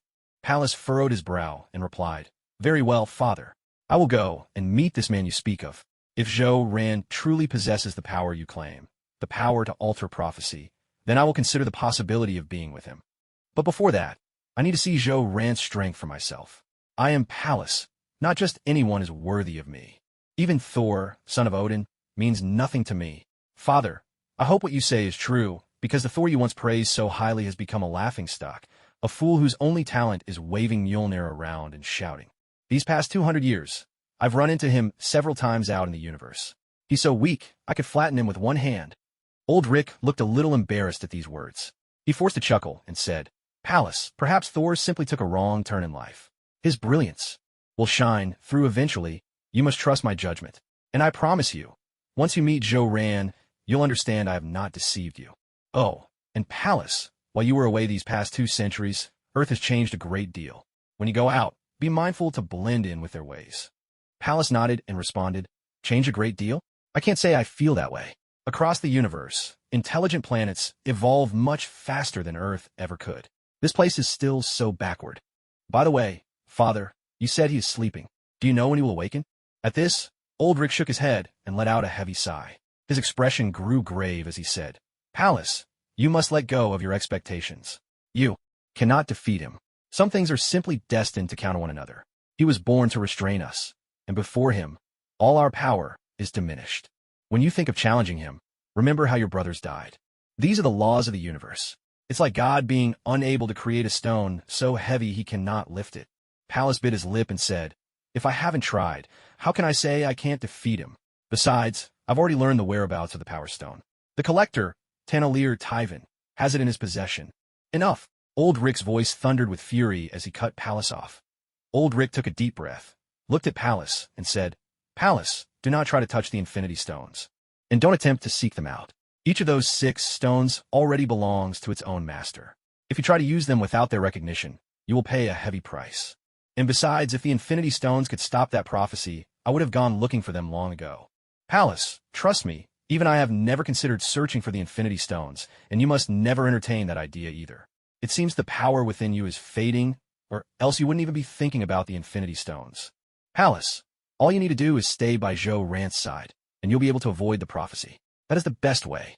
Pallas furrowed her brow and spoke slowly. Father, if I hadn't seen for myself the power in Rand that can block the prophecy, I would have chosen to seize the Power Stone from the collector, Thanos. Hearing this, Old Rick smiled and handed Pallas the half-broken cane he had been gripping tightly. Don't worry, Pallas, you won't have the chance to take the Power Stone. Rand's power can sever your fate and save you from the prophecy. I entrust this to you, Pallas. Remember, when Mjolnir travels across the 9 realms and arrives on Midgard, when the destroyer armor descends, you must take this and give it to Rand. Make sure he receives it. When that day comes, you'll no longer need to bear the name Pallas. You can reclaim your true name. As Pallas took the half-broken cane, her expression was filled with complex emotions as she looked at Old Rick. Father, do you really value Rand that much? This is the first time I've seen you place such trust in someone. Not even Odin or the Ancient One did you entrust with his power. Old Rick smiled and said, You'll understand why I value him one day. By the way, Pallas, where have you been this time? You were gone for 200 years. Pallas smiled at this, her voice light and joyful. During my travels through the universe, I wiped out many space pirates and saved quite a few planets. For those first years, I was mostly bringing peace to troubled worlds and listening to interesting stories along the way. But 10 years ago, I met an incredibly powerful woman out there in the cosmos. Her name is Carol Danvers, and she calls herself Captain Marvel. Carol is someone who quietly brings peace to the universe, protecting weaker planets from the shadows. Unfortunately, I don't know where Carol is from. She never told me which planet she calls home. She only gave me a communicator, telling me I could reach out to her if I ever needed help. I get along pretty well with Carol.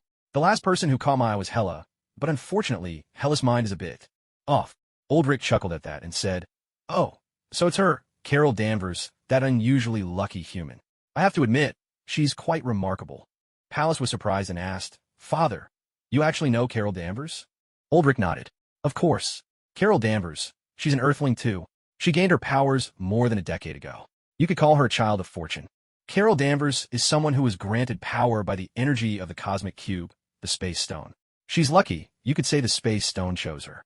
But being chosen and truly mastering that power are two very different things. Across the universe, her strength is far from invincible.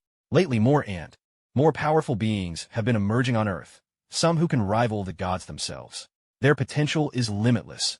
Even a phoenix has arrived. When things like this happen, it usually signals something.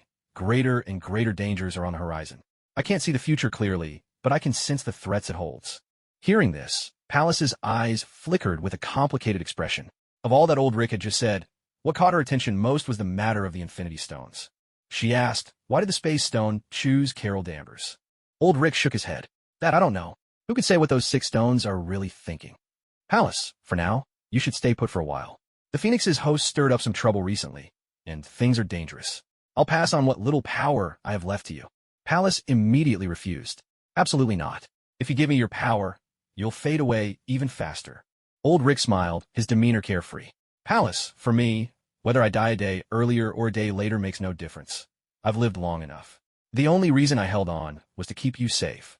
Now that I found someone trustworthy for you, I have no regrets. I can face death without worry. Gently, Old Rick placed his hand on Pallas's head. Divine power gathered in his palm, the very essence of his being, and slowly flowed into Pallas. A legend was fading, and a new legend was being born. Old Rick felt truly happy at this moment. Before I pass away, I have already seen the radiance within Rand. I am content with no regrets left. This is the beginning of a great legend. At the scene of the smartphone launch event, after Rand finished handing out all the smartphones, the business tycoons who received them were all beaming with joy, eagerly fiddling with their new devices. One after another, they praised the smartphones during their live streams, showering them with compliments and giving the upcoming official launch a tremendous boost of publicity. At last, this grand smartphone launch event came to an end.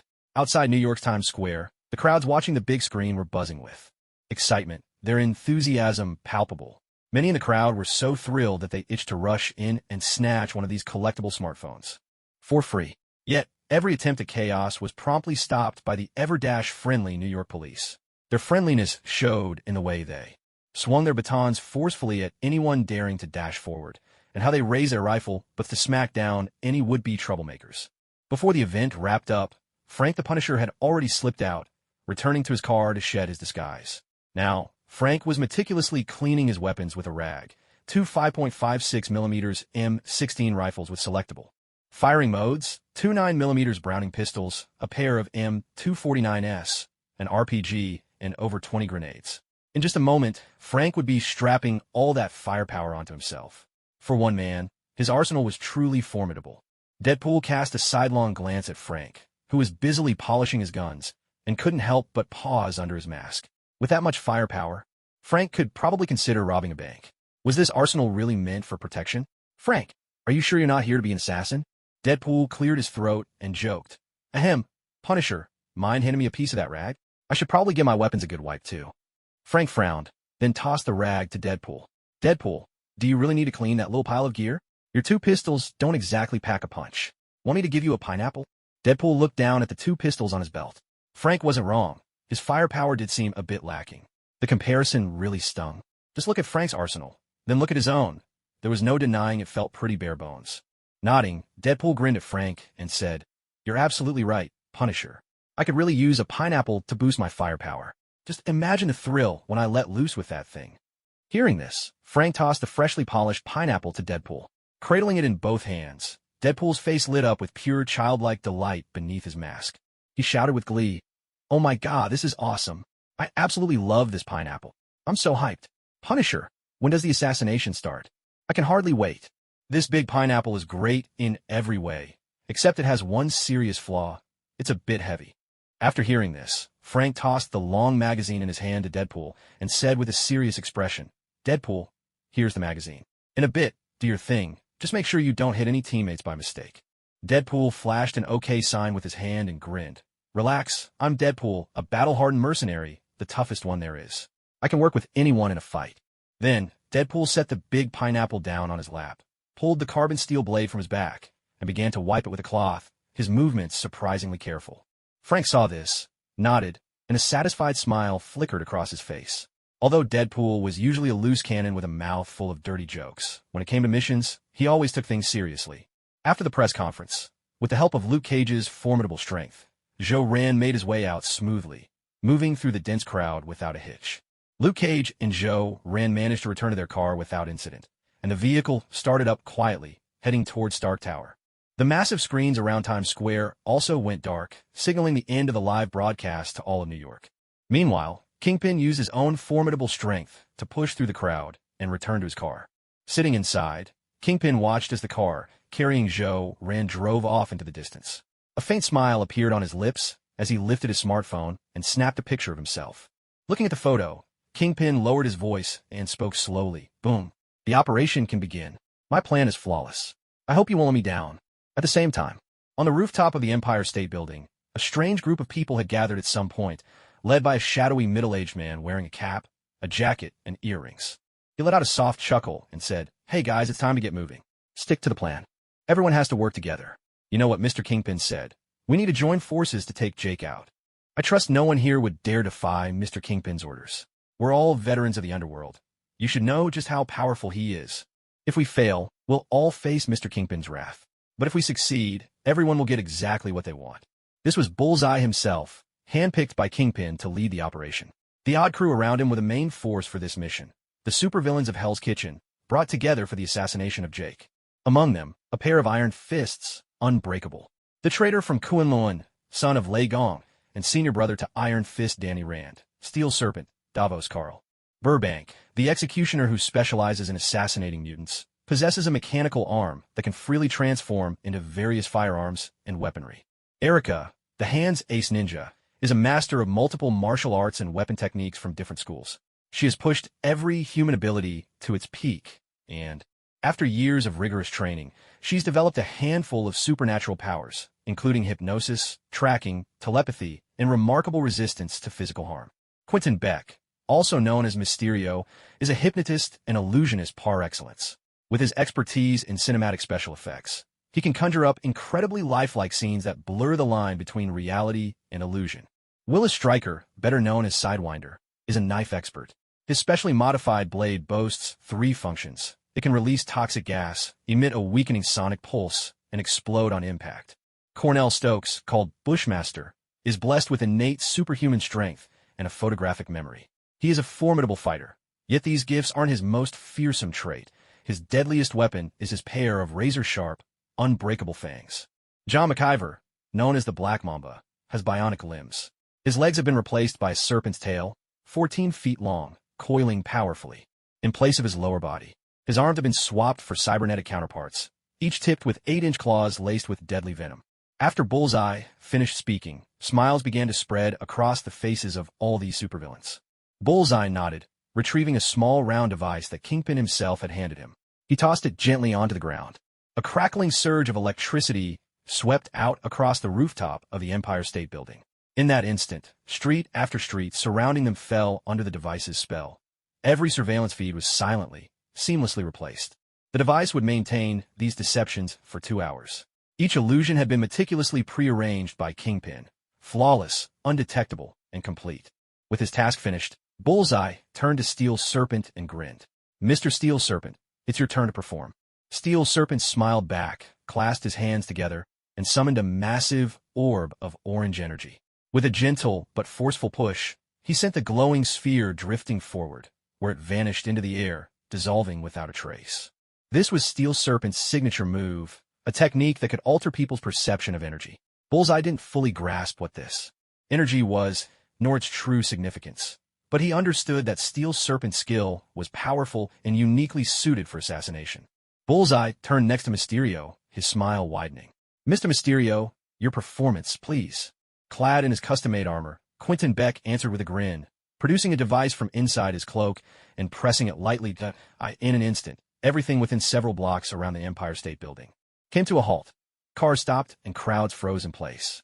In that moment, everyone was hypnotized. A single, urgent thought appeared in their minds. They must kill a specific target, a car and the people inside it. Moving like soulless puppets, these hypnotized people followed the mysterious Quentin's instructions. They walked to their assigned spots, each step mechanical and hollow. When they arrived where they were supposed to be, they snapped back to normal, as if nothing had happened. Seeing this, the mysterious Quentin pressed his device again.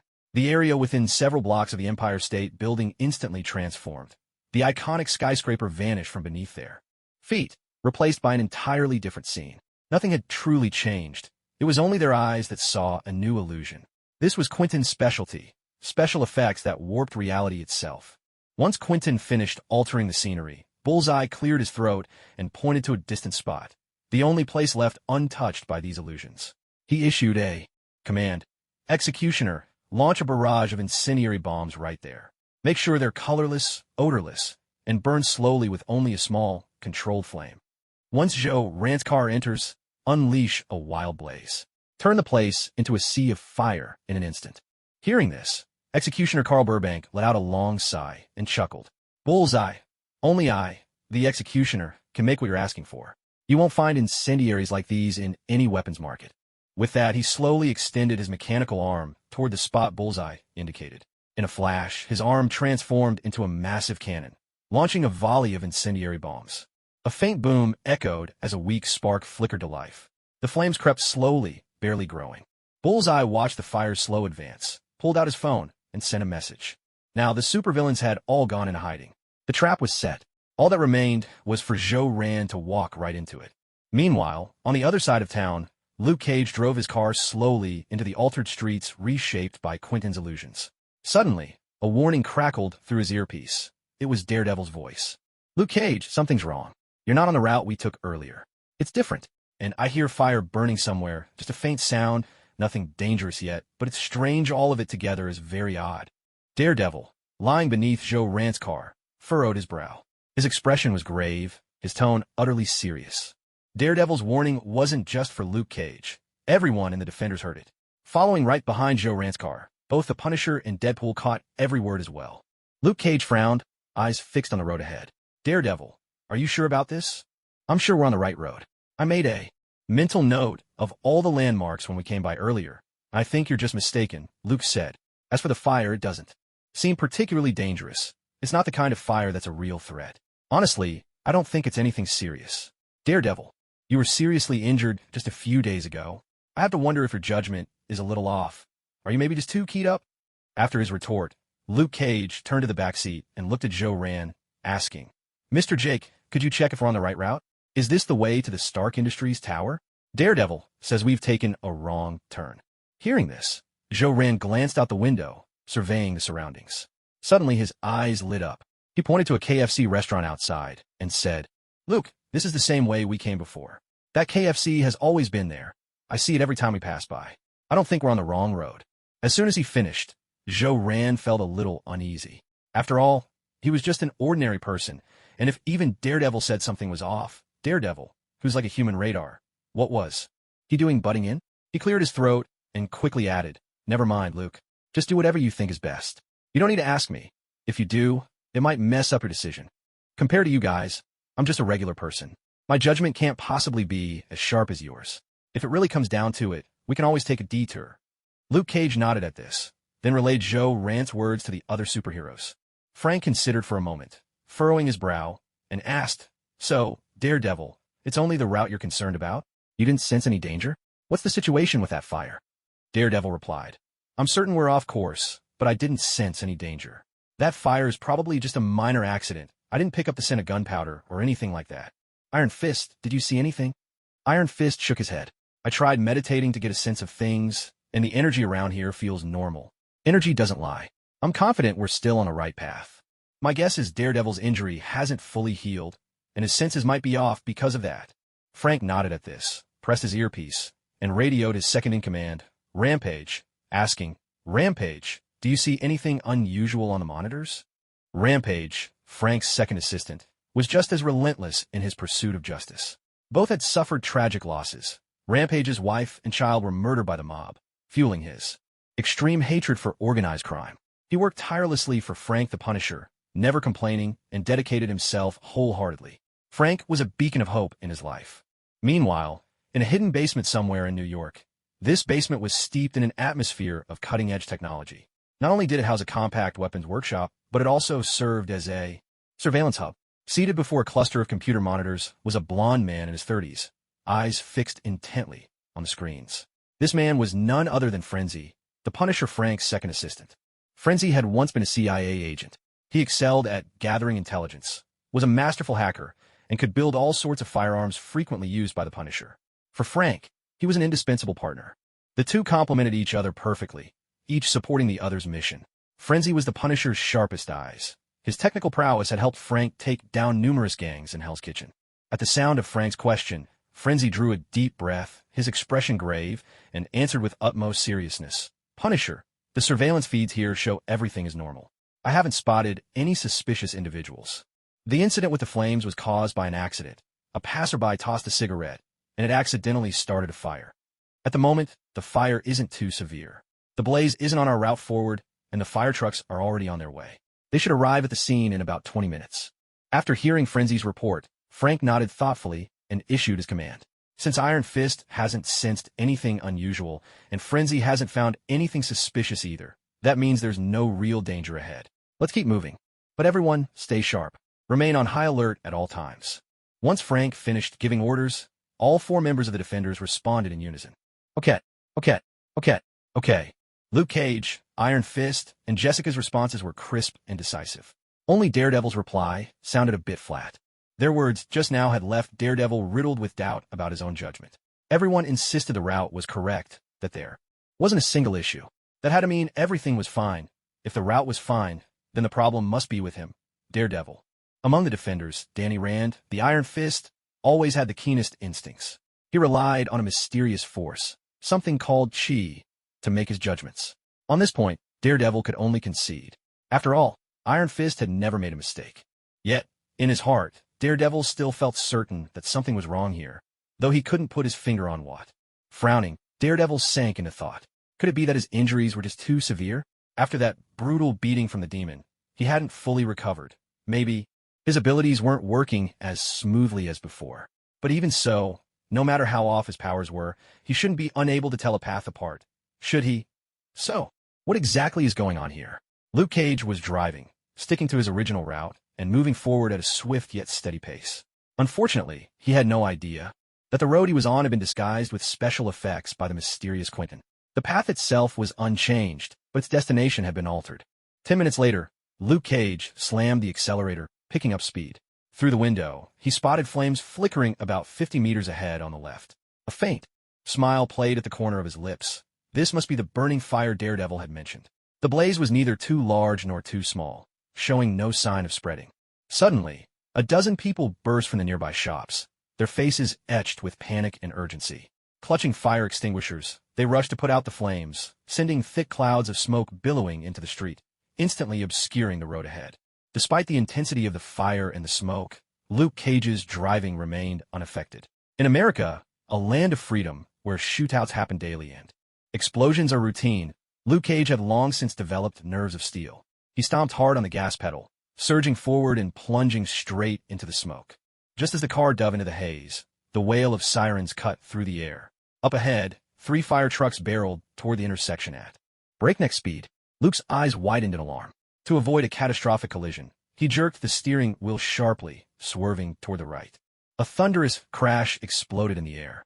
Instead of making the turn, the car seemed to smash into an invisible wall.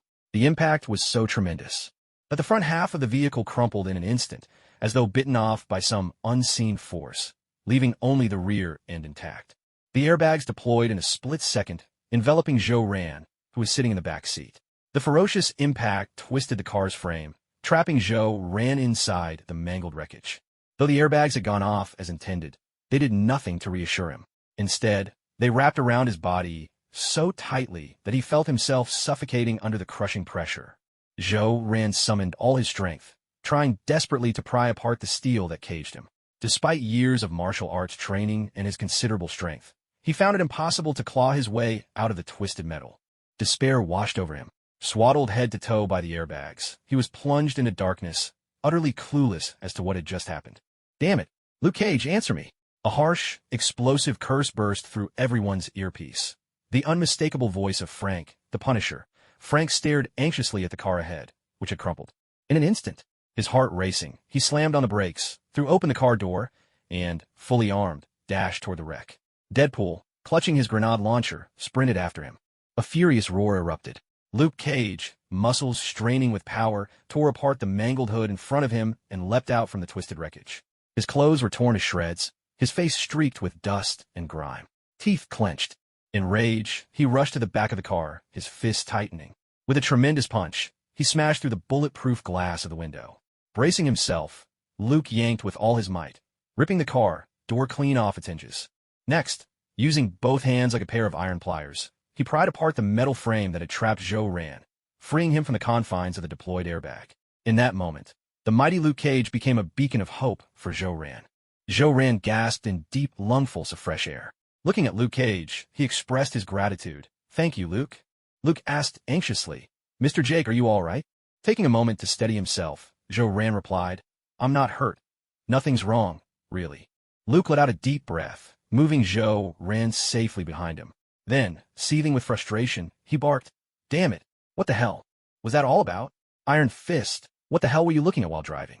And Daredevil, what the hell were you listening to? Iron Fist, couldn't you see the fire truck coming? Daredevil, couldn't you hear the siren?" Suddenly, with a rush of wind, Jessica darted onto the scene, agile as ever. She threw herself into Luke Cage's arms, her face full of worry as she anxiously asked, "Luke, are you hurt?" To a lover's eyes, their beloved is always the fairest. To Jessica, nothing mattered more than Luke Cage's safety. Her first concern was her boyfriend, Luke.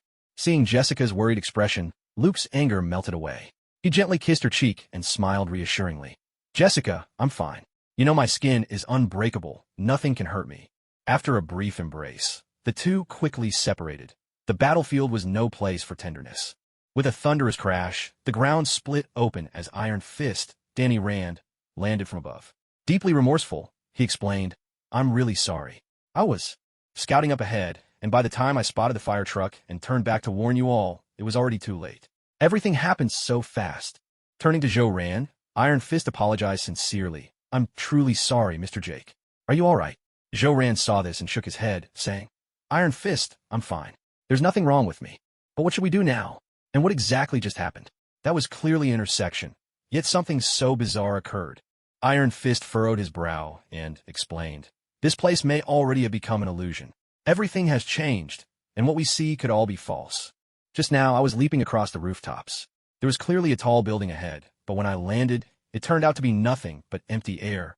So, what looked like an intersection just now was very likely a massive wall in disguise. But what's strange is that I didn't sense anything unusual here. This defies all logic. It seems we wrongly blamed Daredevil. His senses weren't mistaken. Our route really did go off track." Zhou Ran was momentarily stunned upon hearing this, a bitter smile appearing on his face. An illusion? Could this really be some kind of magic? Where did Obadiah even find a killer with such abilities? Did he actually hire a sorcerer to kill me? That can't be. There's no way Obadiah has the connections to find a mage. Mages never just show up in the world of ordinary reality. They aren't interested in anything on this side. And even if Obadiah could hire a sorcerer, shouldn't he be going after Tony Stark, not me? Could it be that, in Obadiah's eyes, I'm more of a threat than Tony Stark? That's impossible. What is really going on with this illusion?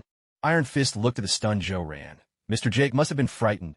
Badly. Zhou Ran shook his head when he saw this and said, "Mr. Iron Fist, I'm all right. Nothing's wrong with me. But what should we do now? And what exactly just happened? That was supposed to be an intersection, yet something like this happened." Iron Fist frowned, then explained, "This place may have become an illusion. Everything has changed, and what we see might just be false images. Just now, when I was leaping across the rooftops, I saw a tall building, but as soon as my feet touched it, it turned into thin air. So what looked like an intersection a moment ago was probably a massive wall instead. But what's strange is that my senses didn't notice anything unusual here. This is impossible to explain with science. It seems we were wrong to blame Daredevil. His senses weren't at fault. Our path really was thrown off." Hearing this, Zhou Ran was stunned for a moment, a bitter smile appearing on his face. An illusion? Could this really be some kind of magic? Where did Obadiah even find a killer like this? Someone with such abilities? Did Obadiah actually hire a magician to kill me? That can't be. How could Obadiah possibly have the means to contact a magician? He doesn't have any connections in that world. Magicians never just show up in the world of ordinary people. They have no interest in it. And even if Obadiah could hire a magician, shouldn't he go after Tony Stark? Could it be that, in Obadiah's eyes, I'm even more detestable than Tony Stark? That's impossible. Just what is going on with this illusion?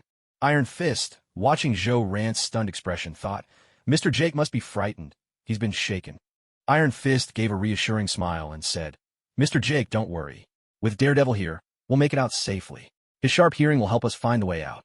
Zhou Ran collected himself and nodded. Frank and Deadpool also walked over to join the group. Frank took a deep breath and looked at everyone. His face grew serious, and he spoke with utmost gravity. "The surveillance footage here has already been tampered with. Just now, Rampage told me that he didn't see those fire trucks in the footage at all. And in the video, the car Jake was riding in was driving along normally. This means our enemy is highly skilled at hacking. Everyone be on guard. There's definitely something wrong with those fire trucks." Daredevil slowly got to his feet, his left arm fractured, his face drained of color from the pain. He couldn't be blamed for the fire trucks. He really did hear their sirens earlier, but he never imagined it would end in a crash. Since everyone agreed the route was correct, Daredevil stopped relying on his radar sense to navigate. Instead, he focused all his attention on the smell of gunpowder, trying to detect any explosives nearby. When Luke Cage made a sharp turn, Daredevil hurriedly rolled out from under the car, but he was a second too late. His left arm was caught under the rear wheel. Fortunately, Daredevil survived. A sudden cough of blood burst from Daredevil's mouth. His ears twitched slightly as he pointed in the direction of the fire trucks and shouted, "Cough. Everyone, be careful. I hear bullets. I can hear guns being loaded. And there are more and more footsteps. It isn't just from that direction. We're surrounded. Enemies are closing in from all sides." Hearing this, Luke Cage grabbed a wrecked car and held it up as a shield. "Everyone, get behind me, quick." No sooner had he spoken than the doors of all 3 fire trucks swung open, and a swarm of masked men dressed in black poured out, at least 100 strong. Each of them carried Hamo Industries firearms and unleashed a hailstorm of bullets at the defenders. Gunfire crackled, and roared through the air like a relentless storm. But thanks to Luke Cage's impenetrable skin and the car serving as a makeshift barrier, their first wave of attack was repelled. Listening to the gunfire across the street, Frank's lips curled into a smile. Gripping his M16, he commanded, "Luke, protect Jake. Everyone else, attack at will." With that, Frank raised his M16, rolled behind cover, pulled back the bolt, and began firing at the enemy. It was as if his bullets had minds of their own. Each shot found its mark, and every pull of the trigger meant one less enemy to face. Deadpool, meanwhile, took things to the extreme. Relying on his extraordinary healing powers, he didn't bother dodging at all. With a wild grin, he wielded his twin machine guns, unleashing a furious barrage. He looked every bit the god of war. As he fired, Deadpool let out an exuberant laugh. "Oh yeah, this is awesome. Nothing beats the feel of these bad boys. Come on, baby, let me blow you all away." Watching Deadpool blaze away with his guns, Jo-Rant's face lit up with sheer delight. Just when it seemed all hope was lost, a new path opened before him. What perfect timing. It was like someone had handed him a pillow just as he was about to fall asleep. While Jo-Rant was mulling over how to befriend Deadpool, the mercenary appeared right in front of him. A sly smile crept onto Jo-Rant's lips as he called out, "Hey, handsome with the twin blades. Mind lending me a gun?" Deadpool froze at the words, momentarily caught off guard. So much so that he took a few more bullets before snapping back to reality. Feeling the searing pain as the bullet tore through his body, Deadpool couldn't help but twitch at the corner of his mouth.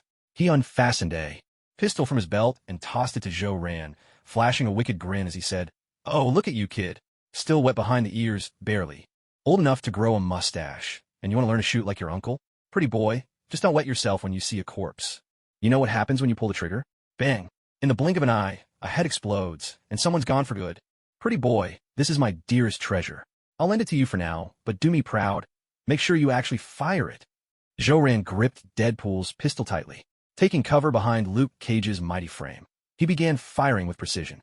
With a single shot, he sent a masked bandit straight to heaven. A faint smile played on Jo-Rant's lips. His marksmanship was nothing to sneeze at. And as he looked at the ruined head, as blood splattered scarlet across the floor, he realized he felt no fear at all. In fact, an indescribable thrill surged within him. Bang! Jo-Rant squeezed the trigger again. Another sharp crack echoed, another life snuffed out. His eyes shone red, blazing like fire, his heartbeat quickening, excitement coursing through his veins. A strange sensation welled up inside him. He had never imagined he could feel such exhilaration, such natural skill in the act of killing. It was as if this wasn't his first time, as if, deep down, he had done this many times before. Meanwhile, within Jo-Rant's mental realm, suffused with golden light, three radiant figures sat with their eyes closed, deep in slumber. Sitting, cross-legged atop a lotus, crowned with a halo of sunlight and draped in a brocade kasaya, the Emperor Tathagata silently recited sacred scriptures. Dressed in a black bodysuit, emblazoned with a bold S and cloaked in crimson, Superman had his eyes open, watching the scene unfold before him. A faint smile tugged at his lips, for with every enemy Jo-Rant felled, Superman could feel the wellspring of his own power growing stronger. Clarity dawned in Superman's mind. At last, he understood what was happening. His strength had never been lesser than those three avatars of light. Light and darkness were two halves of the same whole. As the embodiment of darkness, his power had always been formidable, simply restrained and sealed away by the conscious mind. But now that the primary personality had begun to embrace the darkness, the seal on Superman's power was breaking. A glimmer flickered in Superman's eyes. If three mighty beings existed within the light, then surely three must also dwell in the dark. Who would the other two be? Day and night never appear together. It was not yet time to awaken, but suddenly, the Joker, who should have remained asleep, snapped his eyes open. He leapt to his feet, arms wide, and burst into manic laughter. Ha ha! First blood, the very first drop. At last, the day has come. After a fit of maniacal laughter, the Joker furrowed his brow and began to change clothes. He tried on a purple suit, then a red one, then white, and then black. But no matter what he wore, he just wasn't satisfied. Disappointment washed over him, and he crouched down on the floor, looking utterly pitiful. He even burst into tears, sobbing, "I've finally got the chance to meet Jake, but I can't find a single outfit that's good enough. At such a sacred moment, I have no idea how to face Jake. What kind of gift should I give my God, my dearest Jake? What does he need most right now?" The Joker pondered for a while, but nothing came to mind. With a snap of his fingers, he conjured a bottle of red wine and started drinking. As he sipped, his brow suddenly tightened. He'd thought of a new problem. His expression grew grave as he muttered, "Oh, damn it. What if Jake hates me? That bitch Superman actually said something true once. Crazies like us are the most dangerous of all. What if Jake wants to kill me?" He burst out laughing again. Who would have thought that the fearless Joker could ever get nervous? Now, that's the biggest joke of all. Why so serious? The Joker laughed once more. He blinked, a strange grin curling at the corner of his mouth, as if a wild idea had just taken root in his mind. He held up his hand like a gun, whispered softly, "Bang. Fun, fun. This is getting more and more interesting." Meanwhile, outside, Deadpool watched Joe Rand's headshot with roaring laughter, slapping his knee as he praised him. Well, who would have thought that a pretty boy like you actually dares to kill? And with such a good shot, too. Joe Rand nodded. He'd finally managed to connect with Deadpool. With Deadpool as his bodyguard, he was sure he'd be safe. Joe Rand knew, well, how famous Deadpool was. The name rang out across the Marvel Universe. There were many versions of Deadpool, but all of them shared one defining trait: immortality. Deadpool had never died. He was the very embodiment of undying, and that trait was truly enviable. Why could Deadpool live so happily, joke so recklessly, and do whatever he pleased? It was, in large part, because he simply couldn't die. The trait of immortality is Deadpool's greatest asset. It's what allows him to act recklessly, live freely every day, and find boundless joy. For Joe Rand, a devoted fan of the Marvel Universe, Deadpool is a particular favorite. He follows the character closely and has read many of Deadpool's stories. Deadpool feels down-to-earth and relatable. While he's notorious for his sharp tongue, irreverence, and love for crude jokes and double entendres, making him one of the most prolific chatterboxes in comics, his true nature is far more complex than that of most other characters. In fact, Deadpool's backstory is more intricate than those of typical superheroes or villains. He's a character that defies easy description. Deadpool lives with a rare clarity and self-awareness. His regenerative abilities are downright terrifying, making him, in the truest sense, an immortal being. There are many theories as to why Deadpool seeks death so obsessively.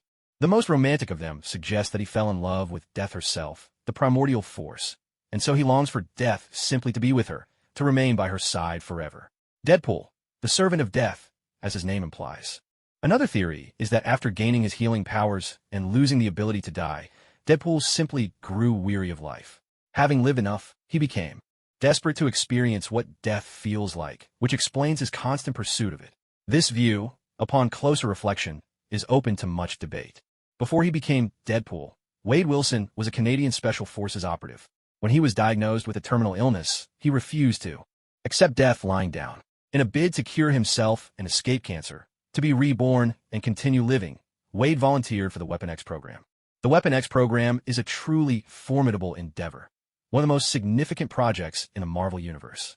It is intimately linked to mutants, having created many powerful ones, and Deadpool, with his bugged abilities, is one of its products. In every version of Deadpool's origin story, the Weapon X program plays a pivotal role.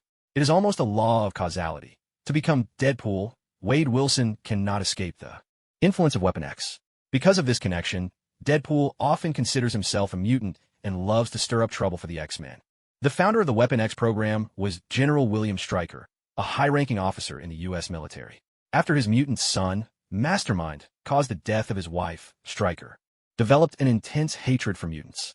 He dedicated himself to studying mutant abilities, extracting and weaponizing them, all in an effort to combat and annihilate mutants. Stryker's name is infamous within mutant circles. He is a nightmare for countless mutants.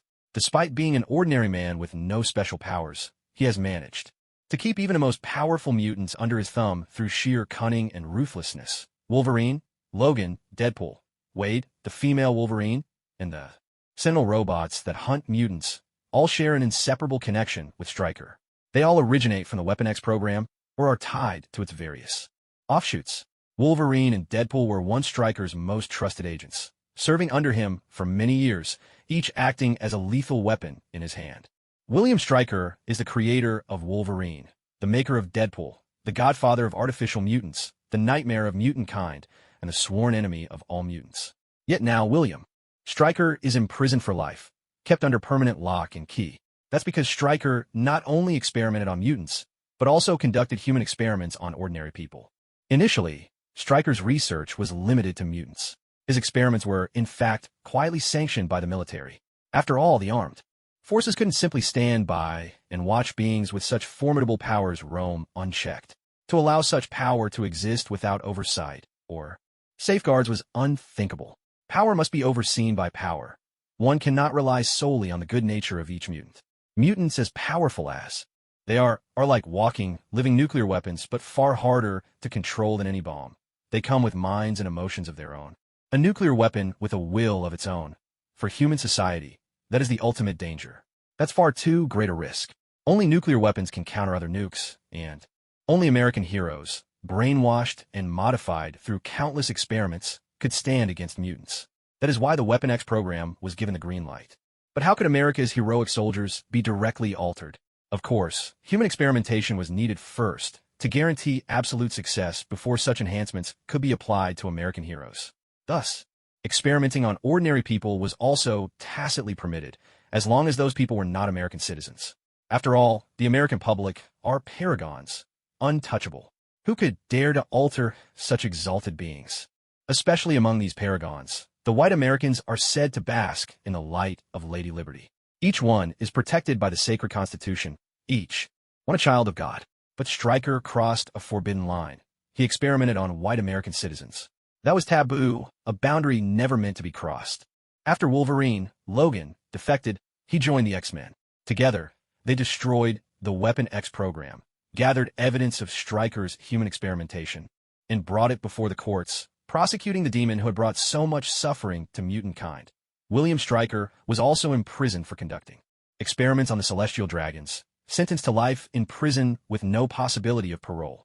If such things had not come to light, it might have been different, but once exposed, William Stryker became nothing more than a pawn to be discarded. He has now been confined on an island prison for 5 years. After Deadpool was injected with Wolverine Logan's genes, his cancer was cured and he was given a new lease on life. However, this also caused a rampant growth of brain cells, which gradually pushed Deadpool into madness. He gained a healing factor even more powerful than Wolverine's. No matter how grievously he was injured, he could regenerate completely. Even if he was decapitated, dismembered, or had a spine and vital organs destroyed, he would recover fully after a while. Beyond just healing wounds, this regenerative power made Deadpool immune to all diseases, infections, and external chemicals, including cancer itself. Of course, this extraordinary gift came with a price. Every inch of his skin was marred by scars reminiscent of acid burns or fire, leaving his face so disfigured that he had to hide it behind a mask. Aside from his formidable powers, what made Deadpool truly captivating was his personality, the irreverent banter, the relentless wisecracks, and a way of speaking that defied all logic. His expressions were endlessly animated, but even more memorable were his actions. For instance, Deadpool owned a belt that could teleport him instantly, yet often caused more trouble than help, especially at critical moments. In fleeing from a powerful enemy, he might activate the device only to reappear right in front of his pursuer. There were also the moments, even on the brink of death, when Deadpool would launch into seemingly endless, wildly off-topic rants and jokes, completely divorced from the plot at hand. All these quirks together made Deadpool an utterly charming and unique character. It's hard to believe that someone with such a buoyant, cheerful spirit, so relentlessly optimistic, would be driven to repeatedly attempt suicide simply because he was tired of living and unable to. That reason feels a bit far-fetched. Instead, the idea that he fell hopelessly in love with death herself and sought her out again and again, desperate to embrace her, rings far more true. Within the Weapon X program, Deadpool was injected with Wolverine Logan's genes, a glimmer of hope for a new life. Yet Wolverine's healing factor was not easily activated. It required a massive surge of adrenaline. Ajax, the one tasked with triggering Deadpool's regenerative ability, subjected him to unspeakable torture. Every day, Deadpool hovered on the brink of death, locked in a desperate struggle, enduring agony worse than death itself. With each brush with mortality, he came face to face with death, and in the end, he fell hopelessly in love with her. Deadpool doesn't seek death because he's tired of living. Rather, it is out of longing and love for death herself that he pursues it so single-mindedly. Only by dying can he meet death. And, remarkably, death is fond of Deadpool as well. This love story is beautiful, even sacred in its own peculiar way. As for why Deadpool cannot die, aside from his body's regenerative abilities, there's also a matter of romantic entanglement. Because death, one of the 4 primordial cosmic entities, fell. For Deadpool, Thanos, who also loves death, became jealous. In his envy, Thanos cursed Deadpool to never die, granting him immortality and forever denying him reunion with his beloved Death. Yet, this story contains a glaring contradiction. Why does Thanos possess such overwhelming power to place a curse of this magnitude? The curse is almost absurd, he managed to prevent someone from succumbing to the very embodiment of death, a cosmic deity. What gives Thanos such limitless strength? There's simply too many inconsistencies. In Avengers, Infinity War, when Thanos snapped his fingers and wiped out half the universe's population, there's another interpretation. His actions weren't driven by some grand vision, nor by genuine concern for the universe's future, nor by hopes for its betterment. It was actually a gift for death, a grand proposal, a spectacular declaration of his love. Of course, Rand himself is unsure exactly why Deadpool became immortal. In his heart, he leans more towards the idea that Deadpool's undying nature is due to a mutated version of Wolverine's healing factor. If it truly is Thanos' curse that prevents Deadpool from dying, then, lurking somewhere in the depths of the cosmos, the purple-skinned king of Titan, Thanos, must possess unimaginable, incalculable power. The coming ultimate battle with Thanos would then hold even more unpredictable twists. Victory may still be possible, but it certainly won't come easily. Rand has lived here for 10 years, and the longer he stays, the more he feels how terrifying this world is. Just learning about the existence of mutants for the first time rattled him. For a long while. Fortunately, in these 10 years, Rand hasn't yet encountered any mutants wreaking havoc, nor has he run into the X-Men or any of those truly dangerous individuals. There's a reason Rand chose to side with Tony Stark. Tony is exceptionally loyal to his friends. He's a true buddy, a real brother. Tony Stark's genius is extraordinary. No matter how formidable the enemy, Tony can develop a suit of armor to counter them. The Hulk Buster, the Phoenix Buster, the Magneto Buster, the Thor Buster. No matter the threat, Tony Stark always invents a way to fight back. As Thanos once said, Tony Stark is a man cursed with knowledge. Dr. Strange once said, we have a 1 in 14 million chance to win. And you're the only one. Tony is a legend beyond compare. Whatever Tony Stark sets his mind to, he will accomplish. This is how much Rand trusts Tony Stark. Tony is always someone you can count on. Now that Rand and Tony Stark have become good friends, Tony is more than capable of protecting him. But if he can befriend a few more game-breaker level characters and become close to them as well, why not? Deadpool is someone Rand is determined to win over. However, gaining Deadpool's favor is no easy task. No one can truly explain how Deadpool's mind works or what makes him tick. Deadpool is a truly complicated existence. He has one major flaw. He's addicted to pleasure, and with that comes his love for money. As long as you pay me, is something he says all the time. With this attitude, Deadpool walks the line between hero and villain. He works for whoever pays him the most. As a result, his reputation in the superhero world is absolutely rotten, but that doesn't seem to bother him in the slightest. Rand actually finds this trait rather endearing. There's an old saying, if a problem can be solved with money, it's not really a problem at all. Rand isn't exactly short of cash himself. Maybe he didn't have much before, but now that the money-making monster known as the smartphone has arrived, along with all the steps that will follow, Rand will soon have more than enough. There's another, darker version of Deadpool, a version who has learned far too much. He realizes this world is a fabrication, that things aren't as simple as ordinary people believe. Every person's fate is preordained by someone behind the scenes, even Deadpool's own. Destiny has been planned out. In this version, Deadpool destroys the entire Marvel universe, slaughtering every superhero. In the end, he even breaks the fourth wall, storms into the Marvel editorial office, and, brandishing a handgun, eliminates every editor in the room. After Deadpool and the Punisher launch a bloody, frenzied rampage, Iron Fist and Jessica also join the fight. Iron Fist clenches his hand, a dazzling orange glow lighting up his fist. He swings forward with all his might, sending out an enormous shockwave that topples a whole mob of gun-toting assassins. Without pause, Iron Fist charges at the killers, moving with incredible speed. Bullets rain down, but his body shines with the orange light, the power he gained from the hidden realm of Kunlun, the blessing of the ancient dragon that dwells there. Iron Fist dodged the oncoming bullets with ease, closing the distance between himself and the enemy in the blink of an eye. His indestructible fists unleashed their full power at that moment. Every punch he threw sent swathes of foes crashing to the ground, stripped of any will to resist.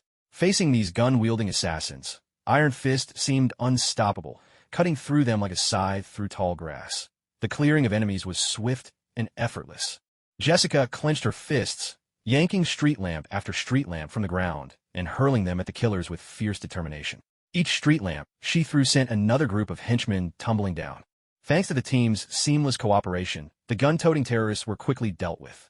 Heavy footsteps echoed in Daredevil's ears, countless footfalls pounding the ground. He frowned, sensing that these newcomers were frail and nothing like trained killers. Daredevil took a deep breath and called out loudly, "Everyone, heads up. A lot of people are coming, but they're weak, they barely have any strength, and they aren't carrying weapons." Frank watched as a slow-moving crowd emerged from the distance.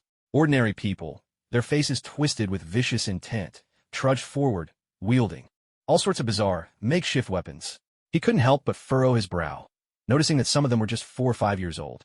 Seeing this, Frank took a deep breath, turned to Joe and asked, "Jake, who did you piss off this time? With this kind of show of force, someone clearly wants you dead, no matter what." Joe looked at the oncoming crowd, their eyes red with rage, stumbling forward like zombies. Doubt crept into his heart. Could Obadiah really be behind something like this? Shaking his head with a deep sigh, he said, "Sorry, Punisher. Honestly, I don't know who's after me now. I suspected Obadiah before, but seeing this, I'm not so sure anymore. There's no way Obadiah could pull off something like this." Luke Cage drew in a deep breath and asked, "So what do we do now? We're surrounded on all sides. If we don't fight our way out, we're never getting through. But these people, they're just regular folks. Besides, there's a high chance that there are hidden assassins among these ordinary people." Deadpool grinned, hefting his grenade launcher, and said, "Oh, and everyone, please remember your roles. Our mission this time is to protect Mr. Jake. To ensure we succeed, honestly, I wouldn't be against killing them all if it comes to that. Of course, I'm just saying." Frank's brow furrowed deeply as he interrupted, "Deadpool, absolutely not. That's out of the question. I strike with no hesitation, and I show no mercy. To gangsters, I'm a ghost of vengeance. But I still consider myself the Punisher, a hero, and I would never raise my hand against ordinary people. That's a line I will never cross. It's a boundary that must not be touched." Jessica nodded in agreement, then turned to Daredevil, captain of the Defenders, and asked, "Daredevil, is there any way out of here? Maybe we should think about retreating first." Daredevil shook his head, clenching his fist. "There's nowhere left for us to fall back to. On my radar, every route is clogged with people coming our way. There's only one thing we can do: fight our way through." He paused, then looked to Iron Fist, Danny Rand. "Iron Fist, I remember you mentioned you have a technique that can awaken people's hearts." Iron Fist managed a wry smile. "I do know that move, but I'm not sure I can pull it off. It's extremely difficult for me, something I've studied but never actually used before. I can try, but I'll need some time to prepare. I need everyone to buy me that time. About half an hour should do it." With that, Iron Fist slowly closed his eyes, focusing his energy, preparing to communicate with those under hypnosis. Seeing this, Daredevil nodded, took a deep breath, and his expression grew solemn. He raised his uninjured arm high and called out, "All right, for the next half hour, we're all going to buy time for Iron Fist. Luke Cage, keep protecting Mr. Jake. Jessica, Punisher, and Mr. Deadpool, let's move." With those words, Daredevil clenched his right fist and strode forward, charging into the fray. Jessica smiled as she watched him go and said, "Daredevil is a remarkable leader. We can count on him." She bent her knees, launched herself into the air, and landed beside him. The Punisher nodded, unstrapping his weapons and gear. "Daredevil, I'll be honest. There are times I can't stand your compassion, especially the way you show mercy to scum. But this time, your mercy for ordinary people? I respect that." He clenched his fists and hurried after them. Seeing this, Deadpool tossed aside the grenade in his hand, let out a long sigh, and grinned. "Oh damn, how can this weirdo in a red bodysuit, with half his face showing, be this cool? Actually, his butt's kind of perky, sort of cute, really makes you want to give it a squeeze. Sigh, this must be the most troublesome job I've ever taken. Earning this money is a real pain. Those $2 million I made last evening were much easier. If only there were more Wolverines out there, but Logan's one of a kind. This job, though, is one I won't forget anytime soon. What an interesting bunch of people." Deadpool gave a flamboyant wave, then skipped ahead, his pace quick and light. As he passed Daredevil, he reached out and gave Daredevil's but a firm squeeze, then snickered wickedly. "Mr. Red Spandex Weirdo, I hope next time I see you, you'll pick a different color. Red is Deadpool's signature, you know. We're all superheroes here. Maybe try not to copy my style." Daredevil felt a sharp pinch on his backside and froze, his whole body stiffening. "Wait, was my butt just grabbed? Who's the real weirdo here?" He knew of Deadpool by reputation, but never imagined the rumors were all true. Deadpool wasn't just crude with his words. He really was a complete degenerate. And to think, the infamous mercenary of the underworld, the legendary figure of Hell's Kitchen, who always called himself a bad guy who hunts bad guys, would go around groping people. He really was a pervert through and through.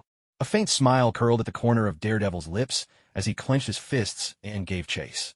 Mr. Deadpool, I, Daredevil, will change you, no matter if it's Frank or Deadpool. I won't give up on either of you. I'll guide you both, step by step, toward the right path. One day, you'll come to recognize me. Standing together with Luke Cage, Zhou Ran could sense the restless energy in Luke. As a powerful fighter, Luke no doubt wanted to rush in and help his friends. He smiled and asked, "Luke, are you itching to fight?" Luke Cage nodded, then shook his head, answering in a serious tone. "Mr. Jake, as much as I want to fight, I remember what matters most right now. Keeping you safe. I know how to weigh what's important and what's not." Hearing this, Zhou Ran nodded and patted Luke Cage on the shoulder. "Luke, I really appreciate it." Luke Cage scratched his head at Zhou Ran's words of gratitude, breaking into a shy, honest smile. To have his idol's approval made him genuinely happy. In the distance, on the rooftop of the Empire State Building, which the mysterious Quentin had disguised with special effects, Bullseye stood with his arms crossed. A faint smile appeared on his face as he said, who would have thought that this Mr. Jake had such influence, managing to gather so many people together? This really is an unexpected turn. Daredevil, Luke Cage, Iron Fist, Jessica, they've caused us a lot of trouble. The four of them have formed the Defenders, and that alliance has done serious damage to our world underground. And then there's that lone wolf, the Punisher. When he strikes, he's absolutely ruthless. For us, this is a golden opportunity. Executioner Carl Burbank raised his mechanical arm, grinning as he spoke. "Mr. Bullseye, should we light things up? Give them a grand fireworks display." Bullseye shook his head. "No rush. Sooner or later, this fire will be lit. But let's save it for the grand finale. Right now, I want to test their mettle myself. What about you? Are we going in together?" Steel Serpent Davos let out a cold laugh. "Leave Iron Fist to me. He's my junior, and he took what was rightfully mine. Tonight, I'll make him pay it back." Erica frowned as she gazed at Daredevil in the distance. "I'll handle Daredevil. Just last month, he wrecked one of our hands deals. I can't forgive that. I'll be sure to end him tonight." Cottonmouth, Bushmaster, and Black Mamba exchanged a glance and chuckled. "The three of us will take on Luke Cage. He's an old enemy of ours. There's bad blood between us that needs settling." Executioner Carl Burbank blinked. "Are you three sure you can handle Luke Cage? The man's unbreakable, and his strength is off the charts. You'll barely scratch him. How about I take him? I've got a new weapon from Stark Industries and Hammer Industries. The bullets it fires are incredibly powerful. They can pierce Luke Cage's skin and explode inside him." The trio just laughed again, speaking in unison. "Then let's do it together. We'll make sure Luke Cage doesn't walk away tonight." Executioner nodded, a cold grin on his lips. "And don't forget Frank, the Punisher. He once took off my arm. Tonight, I finally get my revenge." Hearing this, Bullseye turned to the mysterious Quentin and asked, "Mr. Mysterio, between Jessica and Deadpool, which one will you take?" Quentin smiled slyly. "Mr. Bullseye, which one do you think is tougher?" Bullseye took a deep breath. "Deadpool. Out of all of them, Deadpool is the most dangerous." Mysterio Quentin gave a slight smile and said, "Then let me take on Deadpool. I enjoy going head-to-head with someone formidable. Let's see just how tough Deadpool really is." Bullseye grinned as well and replied, "Then Jessica's mine. Now let's all get moving. Remember to wear the glasses Mr. Mysterio gave us, or our eyes won't be able to tell what's real and what's not. Mr. Mysterio's tech is truly remarkable, astonishing even." Steel Serpent Davos let out a cold, contemptuous laugh. An orange glow flared from his body as he leapt from the rooftop of the Empire State Building, fists clenched, charging straight for Iron Fist Danny Rand. Erica flicked her wrist, sending out a rope, and with a few nimble leaps, she swung from the rooftop, landing right in front of Daredevil. Having just forged an alliance, the Executioner Carl and the three snakes descended from the rooftop together. Their descent drew curious glances. Executioner, Rattler, and Cottonmouth all rode on the back of the enormous Bushmaster. Its genetically enhanced tail gripped the side of the Empire State Building, scaling the wall at breakneck speed, until they arrived face-to-face with Luke Cage. In the blink of an eye, only Bullseye and Mysterio Quentin remained atop the Empire State Building. Bullseye cleared his throat. Getting up here was easy, getting down, not so much. He glanced at Mysterio Quentin, spread his hands helplessly, and said, "Mr. Mysterio, I'll have to trouble you." Mysterio Quentin nodded, and with a gentle wave of his hand, Bullseye was suddenly lifted off the ground, flying toward Jessica. Had Bullseye not been wearing the special glasses Mysterio provided, he would have been awestruck by Mysterio's apparent power, making someone fly with just a wave. In truth, it was two tiny invisible drones gripping Bullseye's shoulders, carrying him through the air. Mysterio Quentin smiled again, snapped his fingers, and soared off toward Deadpool. In the space of a heartbeat, Punisher Frank, Iron Fist Danny Rand, Luke Cage, Jessica, Daredevil, Deadpool, and Joe Rand found themselves surrounded by this band of supervillains. At that moment, Joe Rand stared at these unfamiliar supercriminals, his mind going numb with shock. Me, Joe, just a lowly Jake. How did I end up with so many people trying to kill me? Did Obadiah really send all of them? How could Obadiah possibly have this kind of power?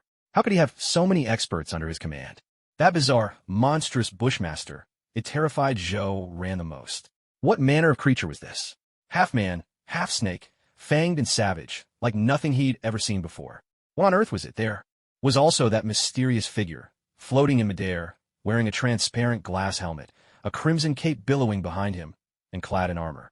His entire presence radiated the aura of a true powerhouse. With a thunderous roar, Steel Serpent Davos launched the first attack. Clenching his fist, he instantly appeared before Iron Fist Danny Rand, his knuckles blazing with brilliant orange light as he swung straight at Danny's face. At that moment, Iron Fist was channeling his energy, trying to awaken the frenzied crowd trapped in a hypnotic trance. Though he sensed the looming danger, he couldn't afford to split his focus. He had no strength left to defend himself. Just as Steel Serpent's fist was about to strike Iron Fist, a towering figure stepped between them. It was none other than Luke Cage, the man with unbreakable skin. With a deafening crash, Steel Serpent's relentless punch landed squarely on Luke Cage. The impact was so fierce, it sent a thunderous shockwave echoing through the air. Luke Cage, known for his fierce temper, let out a cold snort. He tightened his fist and, with the force to lift 25 tons, unleashed a mighty blow at Steel Serpent's head, a punch brimming with unmatched superhuman power. The force of Luke's punch tore through the air, releasing a sharp sonic boom. Steel Serpent's arms flared with orange light as he hastily shielded his head, but Luke's punch was like a runaway freight train. It sent Steel Serpent hurtling back 30 or 40 meters, carving a deep, black scar into the ground. Steel Serpent shook his slightly aching arm, gave a wry smile, and said, "Luke Cage, I've heard of you. Truly impressive strength, but this time, you are not my target." Steel Serpent's entire body blazed with an intense orange glow as he fixed his gaze on Iron Fist Danny Rand and bellowed, "Danny Rand, you shameless, despicable coward. What makes you worthy to inherit the name of Iron Fist? Danny Rand, back then, all you did was hide behind my father, and now, you only know how to cower behind your friends. I have no idea why they chose you, for I am the rightful heir to the power of the Iron Fist, not you, you wretched traitor. I always treated you as a brother, but you betrayed me. I swear, I will kill you myself." Iron Fist Danny Rand's eyes snapped open, glowing with orange light as he locked his gaze on Steel Serpent Davos. He spoke slowly and firmly. "Brother, I never sought the power of the Iron Fist. It was S.H.I.E.L.D, the immortal dragon, who chose me. He saw the darkness in your heart, for only those who hold light within can inherit the Iron Fist. And Master Lei Kung gave you a chance as well. You were the one who failed to cherish it. You broke Kunlun's laws by challenging S.H.I.E.L.D without permission. It was you who betrayed our order. Senior brother, after being expelled from Kunlun, not only did you fail to change, your heart grew even darker. Ever since you left the mountain, your hands have been stained with the blood of innocence. Senior brother, without a sense of justice, you are not worthy of inheriting the power of the Iron Fist. Today, on behalf of Master Thunder, I will strip you of your cultivation and send you back to Kunlun. What nonsense is justice? If power isn't for my own freedom, to live without restraint, then what's the point of having it? Why should I want such power? Don't preach to me. I'm a son of Thunder. I am a god within the secret realm of Kunlun. If a god kills a few mortals, a few ants, what does it matter? Danny Rand, the one who deserves to lose their power is you." Steel Serpent Davos let out a cold laugh, clenched his fists, and charged straight at Iron Fist Danny Rand. Both Steel Serpent and Iron Fist hailed from the hidden realm of Kunlun. Both had mastered the art of channeling chi, and now they collided in a fierce struggle. Being brothers in arms, they knew each other's moves intimately, making it impossible to tell who would win as their battle raged on. Executioner Carl raised his mechanical arm. With a sharp metallic click, it transformed into a bizarre weapon bristling with a dozen gun barrels. He aimed the weapon at Luke Cage, cocked his head, and grinned. "Luke Cage, I've heard your body is unbreakable, that bullets feel like a tickle to you. Somehow, I find that hard to believe. Mind if I test it out? Luke Cage responded with a proud sneer, thumping his chest with a sound as resolute as steel. Oomph. Where did this clown come from? I'd advise you to walk away. This is no place for you to meddle. While I'm still in a good mood, turn around and leave. Otherwise, don't blame me if I rip that mechanical arm of yours clean off. Executioner just smiled, twisting his weapon lightly until it pointed at Joe Rand. Looks like this one's your charge. If I open fire on him, I bet you'll jump in front to shield him, won't you? The moment he finished speaking, a storm of bullets erupted from the weapon, unleashing a relentless metallic barrage toward Joe Rand. A faint smile played at the corners of Luke Cage's mouth. With a powerful leap, he sprang in front of Joe Rand, spreading his arms. Why to shield him completely? Bullets? You think those can break through my defense? Luke Cage had absolute faith in his own skin. But the instant the bullet struck, his eyes flew wide open in shock. Those rounds pierced his skin and exploded inside his body. Pain. Agonizing, excruciating pain. Luke Cage was drenched in sweat from the pain, his entire body collapsing to his knees. He had never encountered bullets like these before. Over a dozen had burrowed into his flesh, exploding violently within him.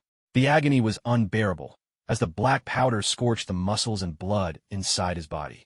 It was a pain unlike anything he'd ever felt since gaining his superpowers. On the executioner's face, a look of utter triumph appeared. He blew the smoke from the gun's barrel and burst out laughing, mocking, "Ha ha, never believe your superpowers make you invincible. There are plenty of things in this world that can break your defenses. Luke Cage, don't go thinking your skin is unbreakable. Sometimes you ought to learn a bit more about firearms. Among the bullets made by Stark Industries and Hammo Industries, there's a particular kind that can pierce right through your skin. The tip of the bullet is coated in adamantium. Thanks to its incredible density, adamantium is one of the hardest metals around, with extraordinary penetrating power. Of course, these bullets are extremely rare. I paid a fortune for them. Luke Cage, never let arrogance get the better of you. Against these bullets, your so-called invulnerable skin is useless. Remember this day of misery. My name is Executioner Carl Burbank. Brothers of the Serpent, finish Luke Cage off, quickly." At the executioner's words, a wicked grin spread across the faces of Rattler, Water Moccasin, and Bushmaster. Laughing loudly, they advanced toward Luke Cage. Suddenly, Jessica leaped in front of Luke, her eyes blazing red with rage. She shouted furiously, "I'll kill you all! I'll avenge Luke Cage!" A throwing dart sliced through the air with a sharp whoosh, so fast it struck the ground right in front of Jessica. Bullseye took off his hat, revealing the bullseye mark emblazoned on his forehead, and smiled. "Jessica, your fight is with me. I'm Bullseye. I came here today just to kill you." A flurry of piercing sounds tore through the air as a barrage of deadly projectiles flew from Bullseye's hands. Ordinary objects, transformed by his touch, now carried tremendous force. A simple toothpick, now as lethal as a bullet. Jessica was forced to dodge back and forth, relentlessly driven away from Luke Cage by Bullseye's deadly barrage. Hearing Bullseye's introduction, Daredevil's eyes flared crimson. He tensed his legs and sprinted furiously toward Bullseye, roaring with anger. "Bullseye? Who is Kingpin? Where is he?" Clenching his fists, Daredevil poured on the speed, charging straight for Bullseye. As he ran, he drew the baton from his belt, ready for battle. Meeting Bullseye today was an opportunity Daredevil could not afford to miss. If he could capture Bullseye, it would mean a chance to track down Kingpin. Daredevil's hatred for Kingpin ran deep. This wasn't just about the evil Kingpin had done. There was a personal vendetta between them that went back many years. When Daredevil was a child, his father was a renowned boxer. But when the gym he belonged to went bankrupt, Daredevil's father found himself out of work. Boxing was all he knew. He had no other skills. Out of desperation to support his family, he reluctantly joined the underworld, becoming a thug for Kingpin. During that time, he committed many crimes.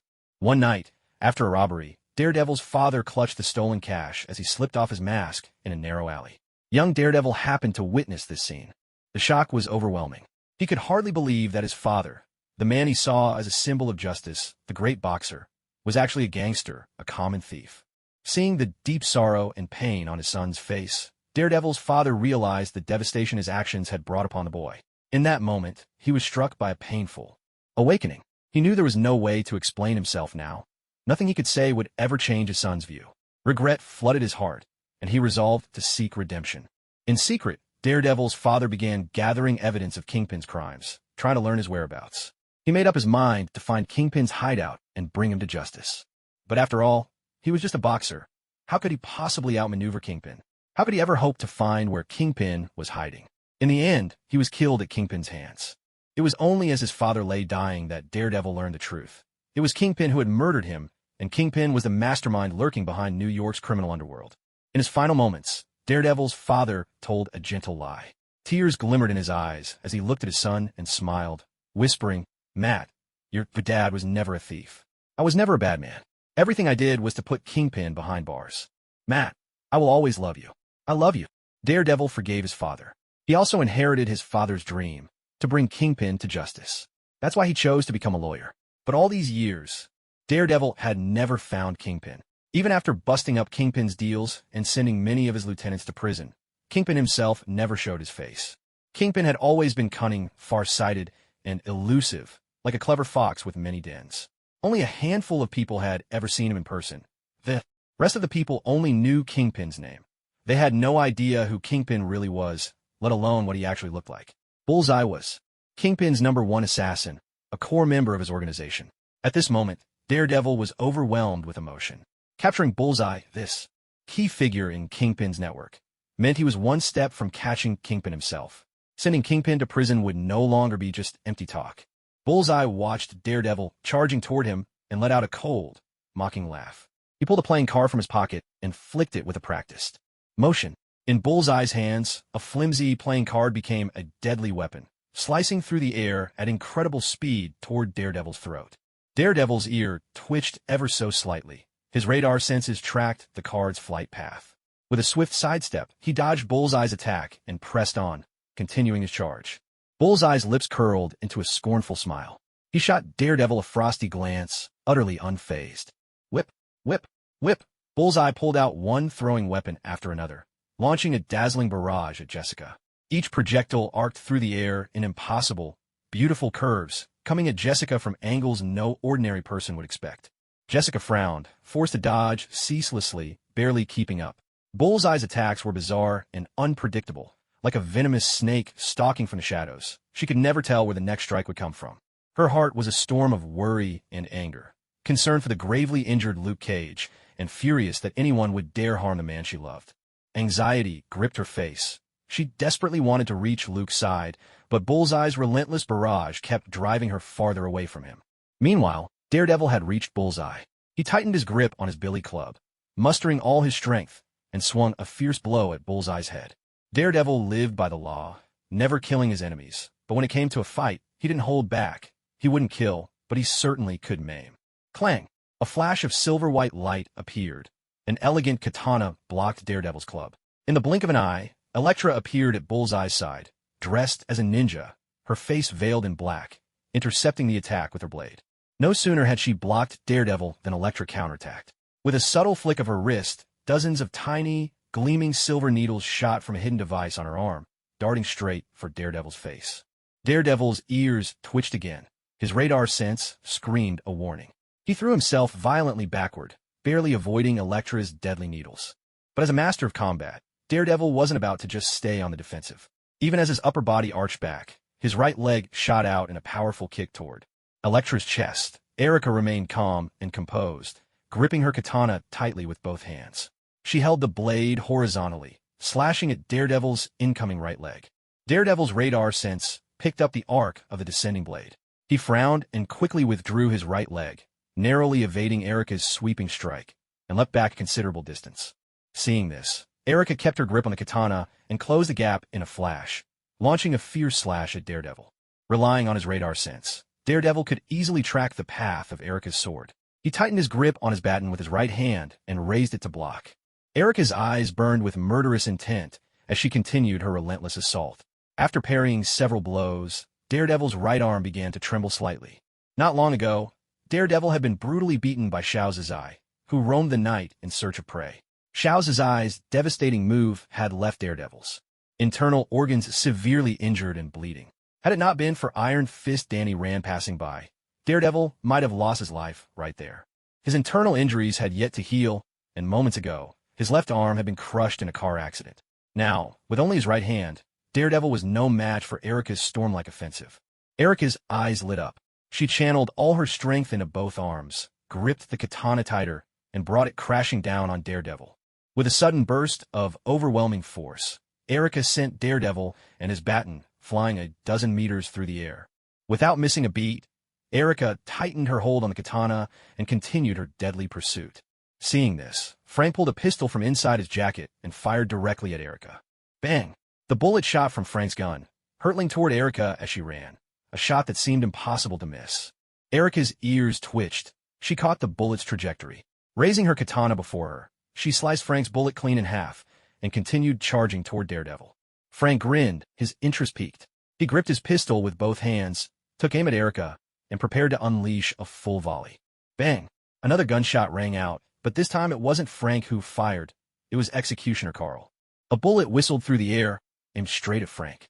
His heart pounded wildly as he sensed the danger. He jerked his head sharply to the right, and the bullet grazed his ear. Without hesitation, Frank fired back at Executioner Carl, and the two began exchanging shots in a deadly duel. Meanwhile, Erica caught up to Daredevil again. As he scrambled to his feet, she delivered another powerful slash. Daredevil hastily raised his baton to block, only to be sent flying another dozen meters. After more than a dozen such exchanges, the battlefield between Erica and Daredevil had drifted far from the main front and become increasingly isolated. It seemed Erica had orchestrated this on purpose.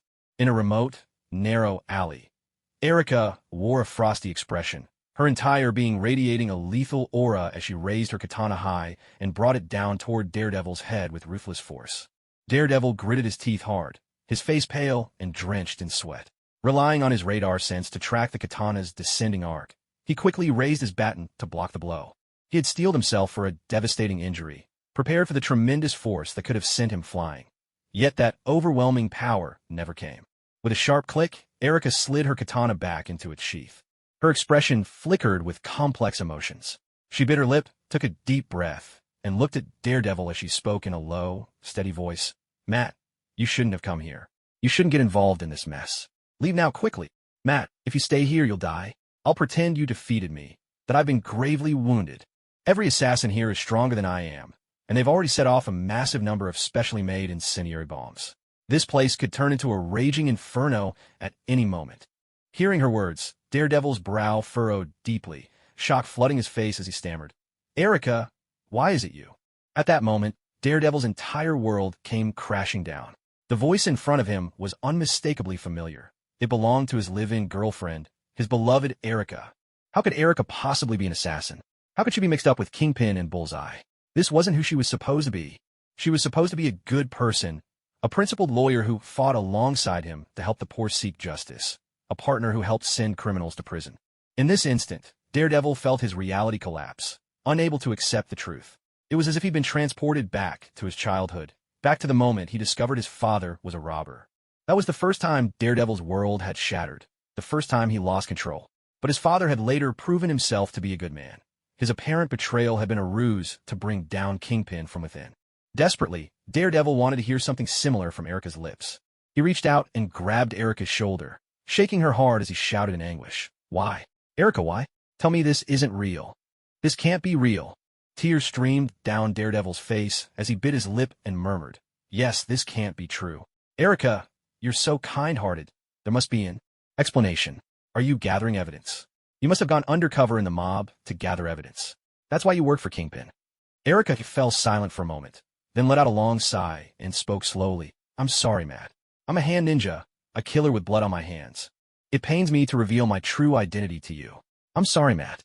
I never wanted this. I never wanted you to know who I really am. I didn't want you to see this dark side of me. If I could, I would have kept it from you forever. But now, I can't hide it anymore. Matt, you have to go. If you stay, you'll die here. Kingpin has made it clear. He's determined to kill Mr. Jake, and everyone protecting him will die too. Matt, I don't want to watch you die like this." At her words, Daredevil drew a deep, steadying breath and answered with unwavering resolve. "Erica, I won't leave. Jake is the light of New York. I can't let that light be snuffed out. Even if he weren't Jake, even if he were just an ordinary person, I'd still do everything in my power to protect him. If I die today, then so be it. I, Matt Murdock, Daredevil, accept my fate. I'll die without regret and without complaint." He paused, then continued, "Erica, it's not too late. You still have a choice. You can leave the hand. You can step out of the shadows and into the light. You've always had a good heart. I refuse to believe you're truly evil. Have you forgotten those days when we sent mobsters to prison together? Though I lost my sight and can't see the world, I could always see the smile on your face. Back then, your laughter was so genuine, so full of happiness. It came straight from the heart. Erica, you must have your reasons for all this. Hearing this, Erica was momentarily stunned. She took a deep breath and said, I'm sorry, Matt. I can never betray the hand. Without them, there wouldn't be an Erica left in this world. I would have died long ago, if not for Lady Gao. My life belongs to Lady Gao. I owe her everything. I can't betray her. Jake will die tonight. Killing him is Lady Gao's command. Matt, you don't understand the hand at all. You don't understand Lady Gao. Anyone who betrays the hand is doomed. And Matt, by making me betray the hand, you're signing your own death warrant. You'll be hunted down by the ninjas, too. Erica paused, clutching the katana tightly in her hands, and went on, Matt, stop loving me. I'm not worthy of your love. Let's end this. I'll leave your law firm. We were never the same, never meant for the same path. We belong to two different worlds. You belong to the light, and I belong to the dark. You are kindness, and I am evil. You are the renowned superhero, Daredevil, while I am a hand assassin, my hands stained with endless blood. Matt, for the sake of what we once had, leave now. Next time we meet, we'll be enemies. Daredevil took a deep breath and said, Elektra, I won't leave. If I'm truly destined to die today, then let it happen. Let me die. Elektra, if you still love me, if you are as kind as I believe you are, then trust me. I, Matt Murdock, will save you. I'll tear down the hand, capture Lady Gao, and send all of them to prison. Elektra, if I can't destroy the hand, then let us die together. Let's die side by side, hunted by the hand. I have never feared death. With these words, Daredevil tightened his grip on his billy club. Though his body was weary and his heart heavy, he stepped forward, unwavering, back onto the battlefield. Seeing this, Elektra frowned and gripped her katana tightly, following after him. Can Matt really defeat the hand? Am I truly going to betray them? The hand is cruel, yes, but without them, without Lady Gao, I wouldn't be who I am today. Lady Gao treats me like a daughter, gentle, kind, and caring. Without her, I'd have died long ago. I could never betray her. Matt is the one I love. He is just kind and shines with light. It's those golden qualities that have drawn me to him. I want to be someone like Matt. When he heard Bullseye's name, Zhou Ran's brows knitted together in concern. He never imagined that Kingpin would be the one behind this assassination attempt. It was something Zhou Ran had truly never considered. For Kingpin to try to kill him, something about that just didn't add up. Kingpin was always so cautious. He'd never risk something so dangerous. Killing him would have huge consequences, and there's no way Kingpin wouldn't realize that. No matter who carried out the act, the truth would inevitably come out. Of that, Zhou Ran was certain. Every law enforcement agency in New York would investigate, and Tony would look into it as well. Was Kingpin really not afraid of getting caught? After a moment's thought, Zhou Ran's furrowed brow relaxed, and he let out a heavy sigh as realization dawned. This had to be a collaboration between Obadiah and Kingpin. In New York, if you want an assassination done quickly and discreetly, who better than Kingpin, the emperor of the underworld? Obadiah would naturally turn to him. Kingpin had committed countless crimes. Murdering a Stark Industries board member was nothing unusual for him. Obadiah hires Kingpin to kill him, and no one would ever suspect him. It was the perfect plan for Obadiah to smoothly take over as chairman of Stark Industries. But Kingpin is a shrewd man. He would never agree to this deal without careful consideration. Obadiah must have offered him an irresistible condition, and likely revealed the news of Tony Stark's attack as well. This condition, one so tempting that Kingpin would dare to gamble everything, one he simply could not refuse. Zhou Ran could already guess what it was. Obadiah intended to join forces with Kingpin to swallow Stark Industries whole. Once you understand that, everything else falls into place. Obadiah hired the 10 Rings to assassinate Tony Stark. Although Tony survived, he was gravely wounded.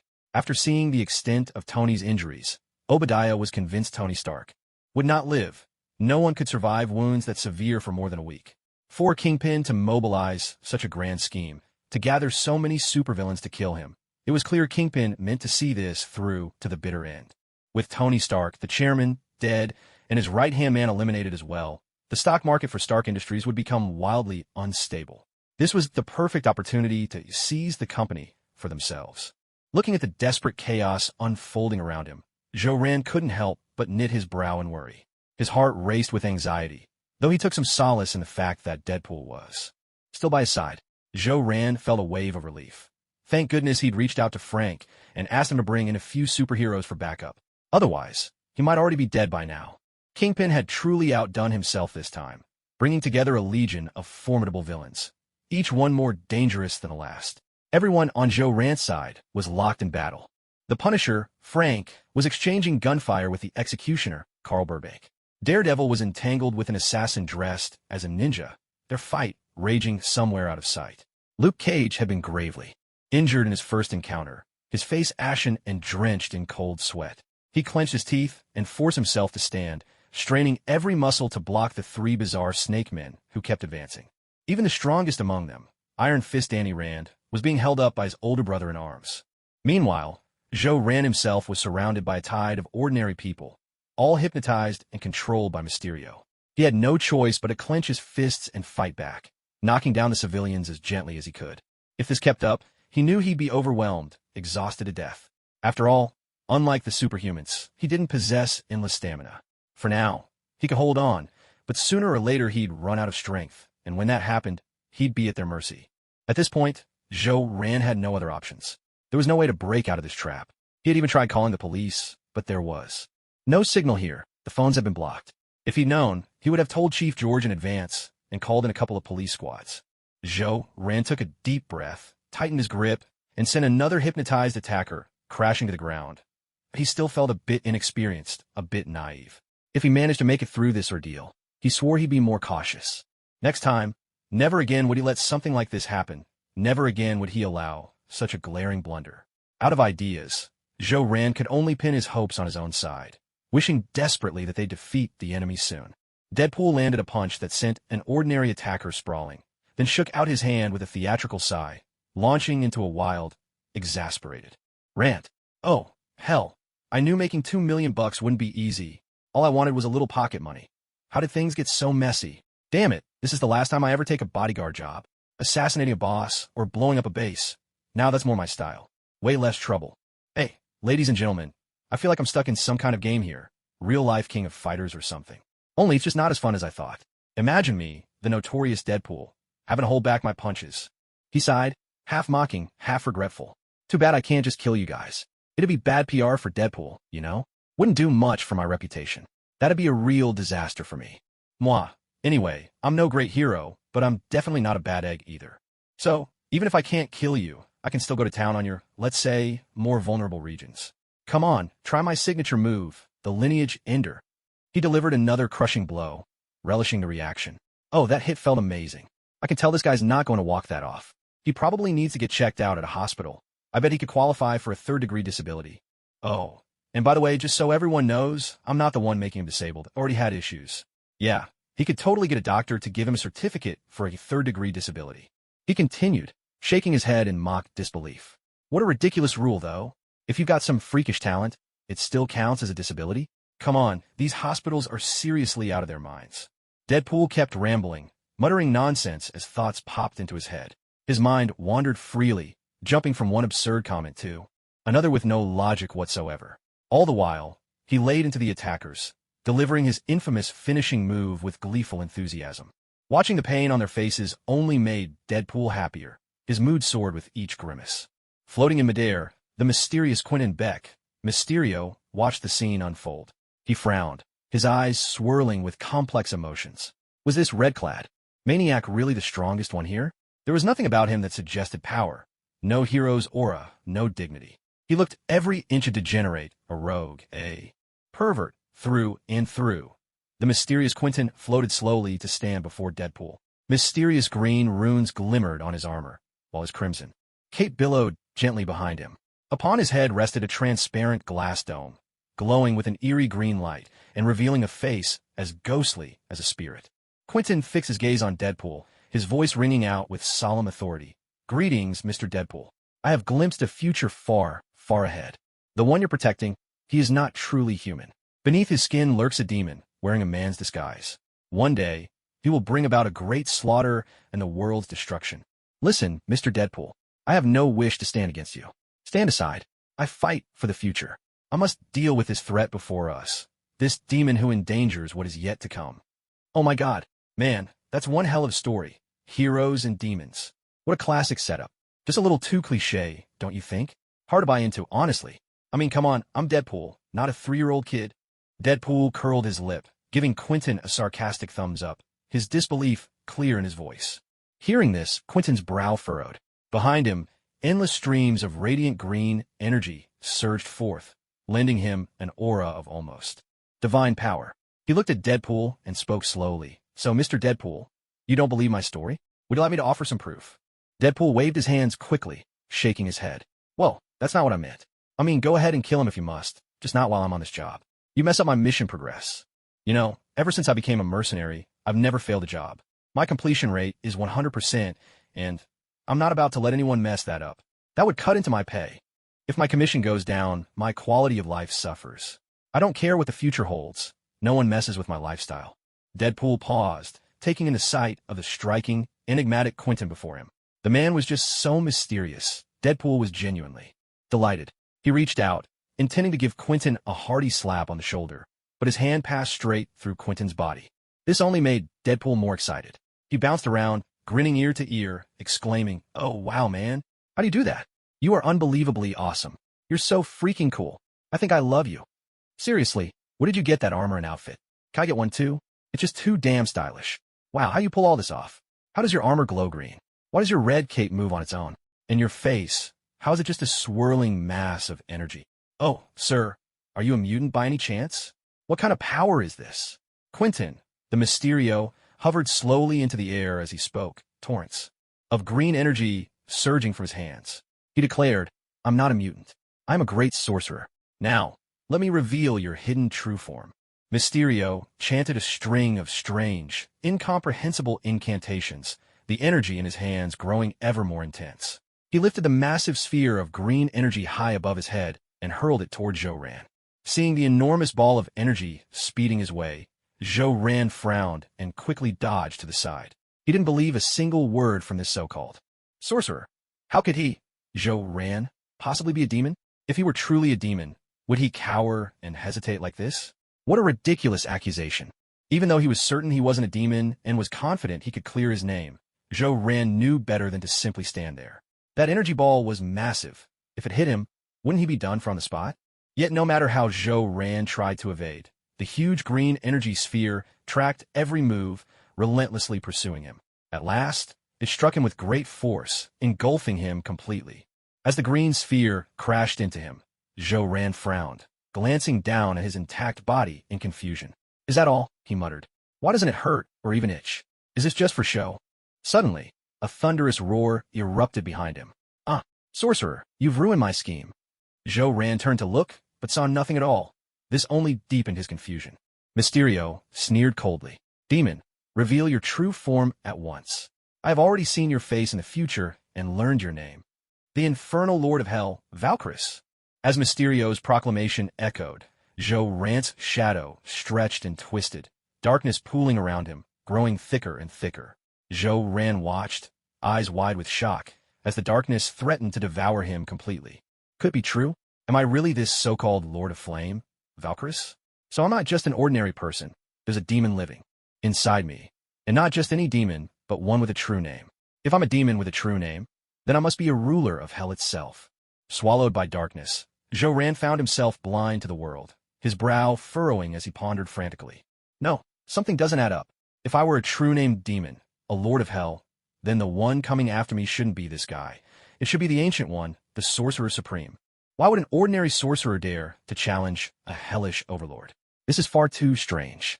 Lost in the pitch-black void, Zhou Ran's mind raced, unable to make sense of it.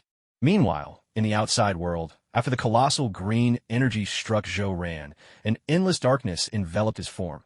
The shadow at Zhou Ran's feet stretched longer and longer, and from within it crawled a colossal demon, its entire body wreathed in flames. Blood gushed from every inch of its monstrous form. Its face twisted into a hideous snarl, and atop its head curled a pair of massive ram's horns. The demon towered above them, dozens of meters tall. Beating its chest with both fists, it let out a furious roar. "Cursed mage, who are you truly? Who are you? How dare you speak my name and disrupt my plan to destroy the world? I will kill you. I am the Lord of Flame Demons, Valkyris. I swear to destroy you. I'll drag you to hell and make you suffer like never before." A terrifying aura radiated from Valkyris. With a mere stretch of his arms, he shattered a nearby high-rise, snapping it in half as if it were a twig. Then, rubbing his hands together, Valkyris conjured a massive fireball, towering several stories high, and hurled it toward the mysterious stranger. The mysterious stranger raised his hands, sending a stream of green energy surging forward. The green light collided with the fireball, and the impact exploded with a thunderous boom. Deadpool watched the spectacle, the corner of his mouth twitching before he let out a loud scream. Oh my god, it really is a mage and a demon. This is unbelievably cool. He fished a camcorder from his pocket and started filming the battle. The mysterious stranger traced a circle in the air, and a huge ring of green energy appeared before him. With a gentle push, the ring shot forward, crashing into the Lord of Flame Demons, Valkyris, binding him tightly in its luminous grip. Valkyris roared in fury. Let me go. Damn you, mage. You wretched sorcerer. The mysterious stranger regarded the demon with a faint, dismissive smile. What a racket, he remarked. With a flick of his hand, he drew a green seal in midair. Instantly, it expanded and flew straight to Valkyris's mouth, sealing it tight and silencing the demon's tirade. Having finished, the mysterious stranger descended from the sky and landed before Deadpool. He said, Mr. Deadpool, well, do you believe me now? Deadpool nodded, then shook his head, shoving the camcorder right into the mysterious stranger's face. You know what, Mr. Mage? I am absolutely thrilled right now. I never thought I'd live to see a real mage and a real demon. This is beyond awesome. And your fight with that demon? It was even cooler than an action movie. Deadpool cleared his throat and, with exaggerated seriousness, held up his pinky. Mage, I'm starting to believe your story. But there's just one thing. A teeny, tiny flaw. I remember, Mr. Sorcerer, you just said that Valkyris could destroy the world, but I don't see any world-ending power here. Mr. Sorcerer, he looks so weak. He doesn't seem like the kind of guy who could wipe out the world. Honestly, I think even Cyclops from the X-Men could take him down. Cyclops causes way more destruction than this guy. If you and that demon could have fought a bit longer, trust me, this video would go viral on the dark web in the underworld. Oh, but since you're such an upstanding hero, Mr. Sorcerer, I think we could even post this to Twitter. You should set an example. No other superpowered person has dared to share anything on Twitter yet. Of course, the main reason is none of them are as strong as you. Mr. Sorcerer, look at you. Just a few casual moves, and you've already defeated a world-destroying demon. That's seriously impressive. I'd bet anything you're way better than those X-Men. By the way, Mr. Sorcerer, you know what? I really want to take apart that old guy's wheelchair. Why don't we go do it together? After listening to Deadpool's rambling, Quentin Beck, the Mysterio, couldn't help but frown. He had to admit, Deadpool had a point. This fight really did feel a bit like a joke, a so-called demon lord who could destroy the world. Beaten so effortlessly by a sorcerer? The whole thing just seemed way too easy, and it didn't quite add up. But there was nothing Mysterio could do to fix it now. This was how he'd written the story. This was the script he'd come up with. His budget wasn't exactly limitless. Either, this was the best special effect he could manage. It was all pre-planned and couldn't be changed at this point. Using movie effects to fool people like this was a brand new trick for him, fresh out of the lab, and he'd only tried it a few times before. This was still experimental. Mysterio's skills weren't quite there yet. He didn't have a professional crew behind him, and his storytelling ability left much to be desired. The details were sparse, the logic a bit shaky. There was still plenty of room for improvement. His moment of glory had been when he crafted a script featuring 4 gigantic elemental demons, tearing energy out of the Earth's core and threatening to destroy the world. That script had been tight, full of detail and logical at every turn. In that story, Mysterio had reinvented himself as a world-saving superhero, a mysterious archmage destined to rescue humanity. At that time, Quentin, the mysterious Mysterio, had already perfected his craft. He had developed a holographic projection system that used special effects in battle, allowing him to conjure any scene with the snap of his fingers. Everything was cloaked in his cinematic illusions, leaving people utterly unable to distinguish reality from fantasy. With his technology, Mysterio could imitate anything, whether a person or an object, with uncanny realism. You might think a towering building stands before you, when in truth, there's nothing at all. You might feel completely safe, only to discover you're standing on the tracks of a high-speed train, barreling toward you in the blink of an eye. The environments Quentin created were astonishingly lifelike. He had mastered the art of light and shadow to its absolute peak. At the height of his abilities, Mysterio's technology didn't just deceive the eyes, it overwhelmed all 5 senses. Ensnaring sight, sound, smell, taste, and touch in his web of illusion. His victims would wander, utterly convinced by the cold or heat, the dry or humid air. Every detail was flawlessly authentic, achieving true holographic projection. You could say that Mysterio was a technological illusionist, a master of trickery where reality and falsehood dance together. What seems real may be fake, and what seems impossible may exist after all. Of course, there were natural counters to his art, Spider-Man's spider sense, Daredevil's radar sense, Iron Fist's meditative focus, innate abilities that transcended the five senses, and which Mysterio could never hope to deceive. But none of this diminished Quentin Beck's brilliance. He was, without a doubt, a genius. This was Quentin's first attempt at donning the mantle of the arcane trickster. His technology was not yet complete, and he could only deceive sight and hearing. Earlier, in Hell's Kitchen, Daredevil had been seriously injured by S.H.I.E.L.D had struck Daredevil across the face with a devastating blow, damaging his radar sense. Since then, Daredevil's radar had become unreliable, no longer as accurate as before, sometimes slow to respond, sometimes failing altogether. Before his injury, Daredevil's radar sense was instantaneous and precise, allowing him to anticipate danger with ease. But now it would sometimes lag, working only intermittently. This inconsistency meant that, in situations where his life wasn't directly threatened, small mistakes crept in. That's why, when Luke Cage was about to crash into a wall and an accident was imminent, Daredevil failed to sense the danger. Not because he was driving, but because he wasn't the primary target for harm. At most, he'd suffer minor injuries, and so his radar sense barely reacted. But the assassins who jumped down from the fire truck and opened fire at Daredevil were a different matter. Those bullets, if they hit, could end Daredevil's life at any moment. Though Daredevil possessed his radar sense, he was not on the battlefield at this time. He was still entangled with Elektra, hurrying back as fast as he could. Spider-Man had not yet come into existence, nor did the world have the phenomenon of spider sense. As for Danny Rand, the Iron Fist, even his heightened senses had been deliberately dulled in advance by his senior brother, Davos, the Steel Serpent. Right now, Danny Rand was locked in combat with his demigod brother, Davos. Though Danny had trained within the hidden realm of Kunlun and grasped the power of the Iron Fist, at his core, he was still immortal. Davos, on the other hand, was different, was the son of Lei Kung the Thunderer, born with a divine body and inherent power. Even though he had not defeated the immortal dragon S.H.I.E.L.D to inherit the full mantle of the Iron Fist, Davos's own strength was still formidable in its own right. If Danny Rand's Iron Fist, inherited from S.H.I.E.L.D, did not explode with its full potential, it would truly be difficult to predict the victor between the two. The secret realm of Kunlun in the Marvel Universe occupied an awkward place, said to be mighty, yet not all-powerful, not weak, but certainly not invincible. At the very least, it belonged among the pantheon of divine factions. Kunlun remained ever secluded, isolated from the world, and unconcerned with outside affairs. Only once every 10 years did its gates open, waiting for a destined visitor to arrive. Though it could not compare with the Asgardians under Odin, nor with the sorcerers of Kamartaj, Kunlun's strength was not to be underestimated. It too held cards close to its chest.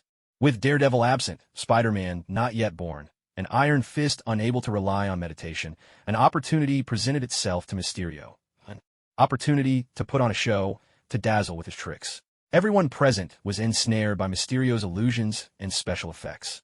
Joe Ran found himself trapped in a realm of darkness conjured by Mysterio, stripped of all sense of direction and judgment.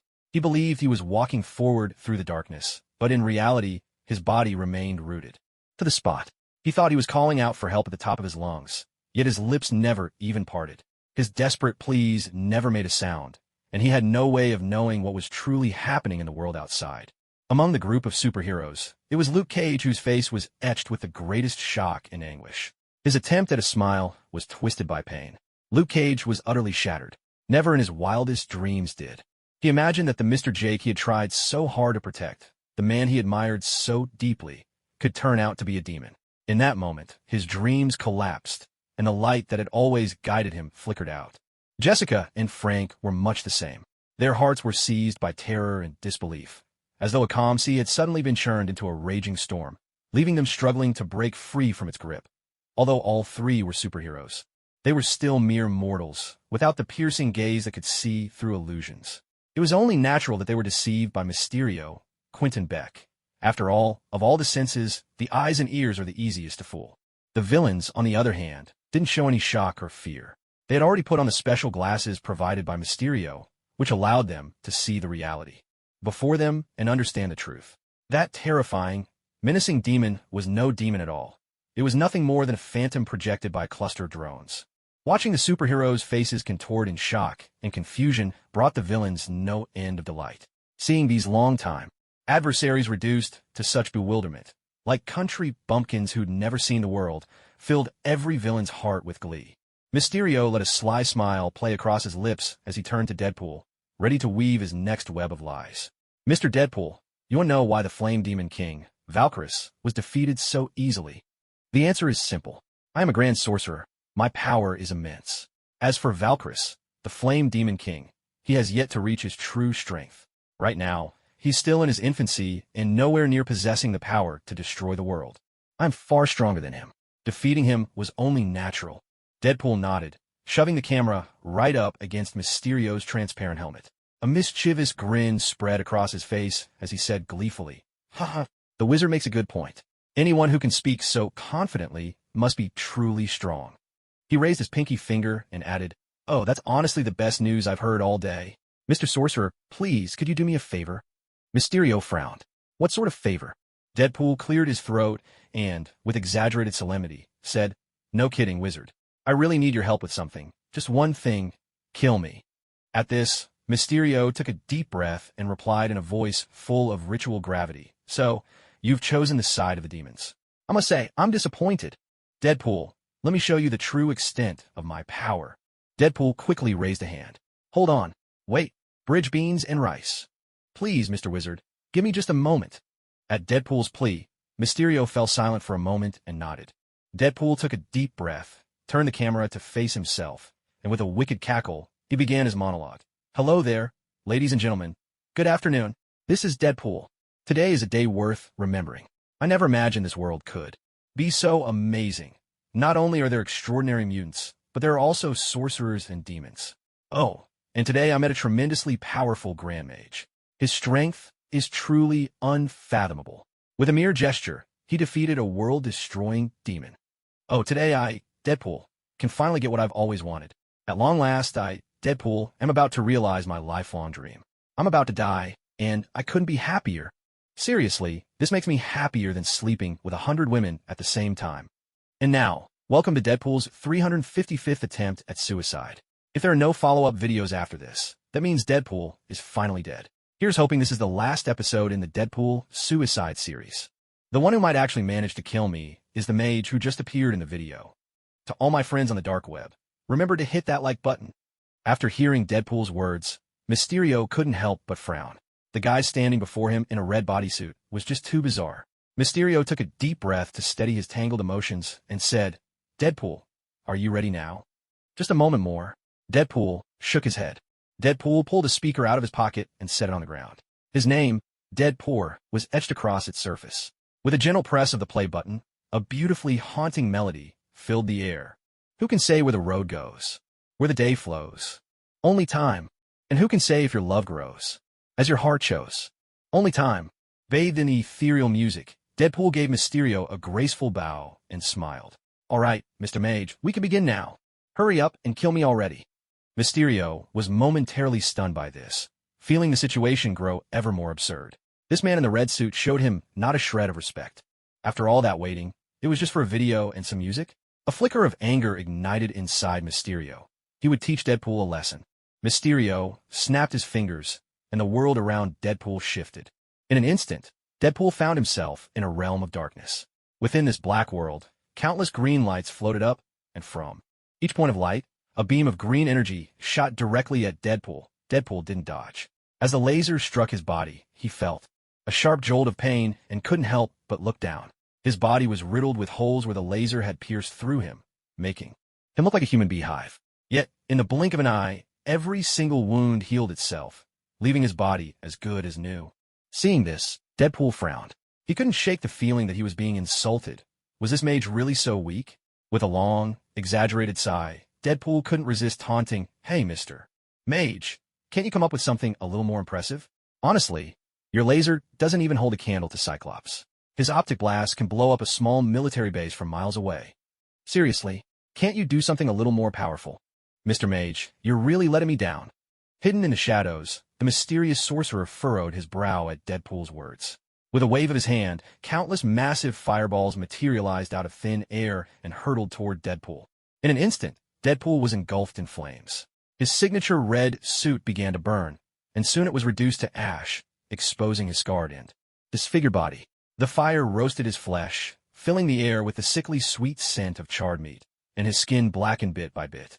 But as the outer layers of his skin turned hard and black, fresh, pink skin began to regenerate underneath. When the flames finally died down, Deadpool frowned again, curiosity gleaming in his eyes. Mr. Mage, why does your fire smell exactly like napalm? Is that what you wizards use for your fire spells these days? I mean, for most people your fire will be scorching hot, but to me, it's really underwhelming. When I attempted suicide for the 259th time, I jumped straight into a pit of molten lava. At first, I could feel my body melting away. It was agonizing. But I survived anyway. Ever since then, I figured that maybe only the sun itself could melt me, but there's not a spaceship in any universe that can get close enough to try. So, Mr. Mage, don't you have any stronger spells? I've seen all sorts of forbidden magic in movies and books, summoning meteors, casting curses, petrification, turning people into sheep, hellfire, holy fire, even thunderbolts that can blast someone into dust. Oh, Mr. Mage, how about summoning a thunderbolt? I've only ever grabbed a power line with my hand, but I've never had lightning from the sky strike my whole body before. Upon hearing these words, the mysterious figure lurking in the shadows couldn't help but furrow his brow. This Deadpool really was a tough nut to crack. Lasers couldn't kill him, and even a 3,000-degree incendiary bomb did nothing. Quentin Beck, also known as Mysterio, felt a wave of frustration. Lasers and flames that hot should be enough to deal with almost anyone. Yet this Deadpool was proving nearly impossible to handle. Taking a deep breath, Quentin realized he had no choice but to try out his latest invention, a weapon he had personally developed, the infrasonic ring. Certain frequencies of infrasound, when close to or matching the resonance frequency of human organs, could trigger a dangerous sympathetic vibration, causing severe internal damage and, in extreme cases, death. After extensive research into the effects of various infrasonic frequencies, Quentin had created the infrasonic ring, a weapon of tremendous destructive power. His original intention in developing the infrasonic ring was to use infrasound to induce resonance in the organs and nerves, weakening a person's senses and manipulating their perception. This would make his holographic illusions even more convincing, blurring the line between reality and deception. By harnessing these subtle, inaudible sound waves, he hoped to hypnotize his targets without them knowing, amplifying their senses so that the gentlest breeze would become a raging storm. A single drop of water would feel like a torrential downpour, and a faint sound would seem like an earthquake. But Quentin had failed. His infrasound experiment could not achieve the effect he sought.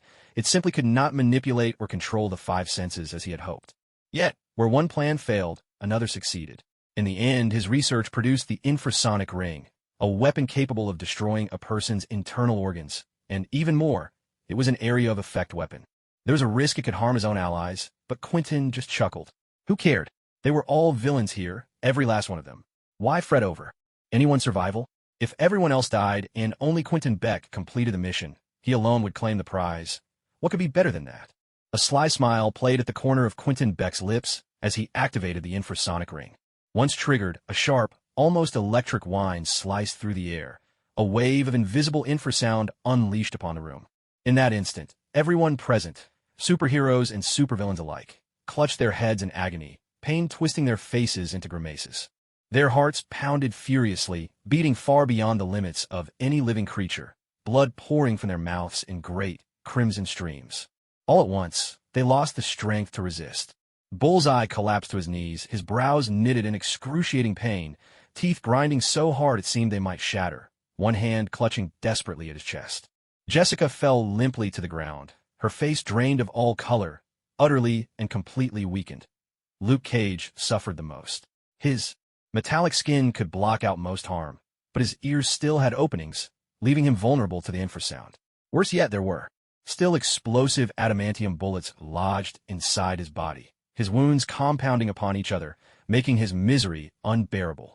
Blood trickled from every orifice as the pain overwhelmed him. Slowly, his eyes drifted shut, and he collapsed to the ground with a heavy thud. At that very moment, the massive tail of the Titanoboa exploded in a shower of force. Its eyes burned blood red, and it dug its claws furiously into the earth, shredding them to pieces as it tried desperately to vent its immense agony. The anaconda and rattlesnake fared little better. They were in terrible shape, faces pale as death, and both suddenly coughed up mouthfuls of blood before slipping into unconsciousness. Executioner Carl's mechanical arm spun out of control, detonating in a flash. Flames engulfed half his body, and he rolled frantically across the ground, trying to put out the fire. The Punisher, Frank, hacked up a mouthful of blood, his face drained of color. His eyes went wide, pupils clouding over as he lost consciousness and crumpled to the floor. High above, Iron Fist Danny Rand and Steel Serpent Davos, locked in aerial combat, plummeted to the earth in an instant. Danny landed hard, both legs snapping, the bones piercing through flesh. White as a sheet and drenched in sweat, he hastily channeled his chi to protect his heart, drawing ragged breaths as he fought to stay conscious. Although Steel Serpent Davos possessed the body of a demigod and suffered no visible injuries, his heart thundered wildly in his chest, threatening to burst. Blood surged through his veins, pounding in his skull. His pupils contracted sharply as he toppled to the ground, forced to use his chi to shield his heart, leaving him unable to resist for the time being. If anyone present could survive the ring of infrasound, it would surely be Davos, for he was at least half divine. This kind of weapon could devastate most humans, but killing a god required more, a frequency that could resonate with divinity itself. After all, Mysterio Quinton had never encountered a true god and had no idea such beings existed in this world, let alone what kind of infrasound might actually harm them. For now, Davos had simply lost his ability to fight back. Once he adapted, he would recover in time. Meanwhile, Daredevil, hurrying toward the battlefield, clutched his head in both hands, pressing his palms hard against his ears. His face was as pale as paper, teeth clenched, and he staggered forward with unsteady steps. As a blind man, Daredevil's hearing was far keener than any normal person's. His radar sense had detected the danger the instant it appeared, but even with his ears covered, the infrasound still sliced through. At this moment, Daredevil was enduring the worst torment of all. The infrasound magnified 1,000-fold inside his ears, hammering relentlessly at his mind. Daredevil is still able to press on, and that's because he's a special case. This isn't his first time hearing infrasound. Ever since he lost his sight and awakened his radar sense, Daredevil's ears have constantly been attuned to infrasound, and his body has gradually adapted to it. But this time, the infrasound came from a weapon, fundamentally different from the natural infrasound he's used to, so this assault inflicted real harm on him. After walking several dozen more meters, Daredevil finally reached his limit. His whole body collapsed onto the ground, blood streaming from his nose, mouth, and ears as he slipped into unconsciousness. All the internal injuries he had suffered previously erupted forth at that very moment. Erica had already fallen as well. Though she was a ninja, forged in the fires of all manner of brutal torture and training, her iron, while unbroken, she had never endured anything like this weaponized infrasound.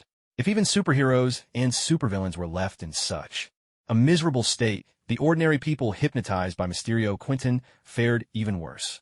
One after another, they turned pale as sheets and fainted to the ground. If no ambulance arrived within 20 minutes, death would be the only fate awaiting these civilians.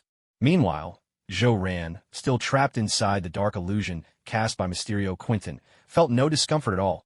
The infrasound had not the slightest effect on him. He continued to search silently for a way out through the darkness. The reason Joe Ran was unharmed was simply that someone else bore the brunt of the infrasound's pain for him. Inside the golden realm of the mind, Superman's eyes burned red as he scowled, deeply unsettled. Clenching his fist, he brought it down hard upon the ground. A thunderous crash resounded. A massive crater appeared in the floor of the mental domain, only to heal itself in the blink of an eye. Emperor Tethagata, who had been reciting sutras, furrowed his brow and opened his eyes. Murmuring a soft, Namo Amitba, he pressed his palms together, cast a warm smile at Superman, and asked, "Why does your heart burn so fiercely, good sir?" "It's nothing but a swarm of gnats buzzing past my ear," Superman replied with a bitter smile. He sighed and added, "No, I'm not truly angry, just unsettled and frustrated. You know, for us these sounds are nothing but a minor nuisance, but for the ordinary people out there, it's a catastrophe. But you see, I'm trapped here and can't get out. I can't save them, and that pains me deeply. I feel utterly powerless, and so I simply needed to vent a little of what's inside. If only I weren't so constrained, then I could go out and rescue those helpless people." Emperor Tathagata nodded, his voice ringing with praise. Well said. I see that you are filled with the spirit of justice. Your body is indestructible. As diamond, your power fathomless, and your heart is pure. If you would join my monastic order, you would surely become a true Buddha. Might I ask, good sir, what is your origin? For what purpose were you born? Superman pondered for a moment, then smiled and gave his answer. I am the embodiment of the goodness. In a main personality, I am both man and god, but honestly, whether you call me a man or a god, I don't particularly care for those titles. Superman sounds much better to me. I was born a god, yet raised by humans. I have two fathers. My adoptive father taught me what it means to be human, and my biological father showed me what it means to be divine. My name is Clark. For the first half of my life, everything I did was in search of becoming human, to truly fit into the world of men. That's why I can never truly become a god. I can't look at this world through the eyes of a deity. Even though I possess the powers of a god, I am, in many ways, more human than any of them. I am the purest goodness within humanity, and with divine power comes the responsibility to care for all living beings. Upon hearing this, Emperor Tathagata nodded repeatedly and smiled, saying, well said. A fleeting, indescribable gleam flashed in Superman's eyes. This Emperor Tathagata really is easy to fool. It's almost time, just a little longer, and soon I'll be able to show the world what Superman is truly capable of. I will become the god among men, ruler of all. Outside, Quentin the Mysterio gazed at his handiwork, eyes fixed on the pitiful state of Deadpool before him. A faint smile played at his lips. Infrasound, a weapon of devastating power, was like striking at humanity from a higher plane. No one could withstand its might. No one could survive within the ring of infrasound. Just a moment ago, Deadpool had been so cocky, but now he was writhing in agony, unable even to speak. Such was the power of the infrasound ring. Being at the very center of the attack, Deadpool felt its effects more acutely than anyone else. His heartbeat pounded wildly, his heart swelling like an overinflated balloon. The rest of his organs danced chaotically inside him, his intestines twisting and contracting in spasms. Pain beyond words, washed over him. It felt as though he were back in that laboratory from the Weapon X program, reliving the torment of a fate worse than death. This was a kind of agony he'd never known, a form of suicide unique in its brutality. The overwhelming pain brought Ajax to his mind, the bastard who had tormented him, the wretch responsible for his suffering. Blood began to gush from Deadpool's mouth, flecked with fragments of his own organs. Blood seeped from his ears and eyes. It poured from every part of him, until his entire body was shrouded in red. In the midst of this agony, Deadpool burst out laughing, a wild, unhinged laughter that rang out uncontrollably. He was overjoyed. Was this really it? Was he finally going to die? At last, he'd get to see you again.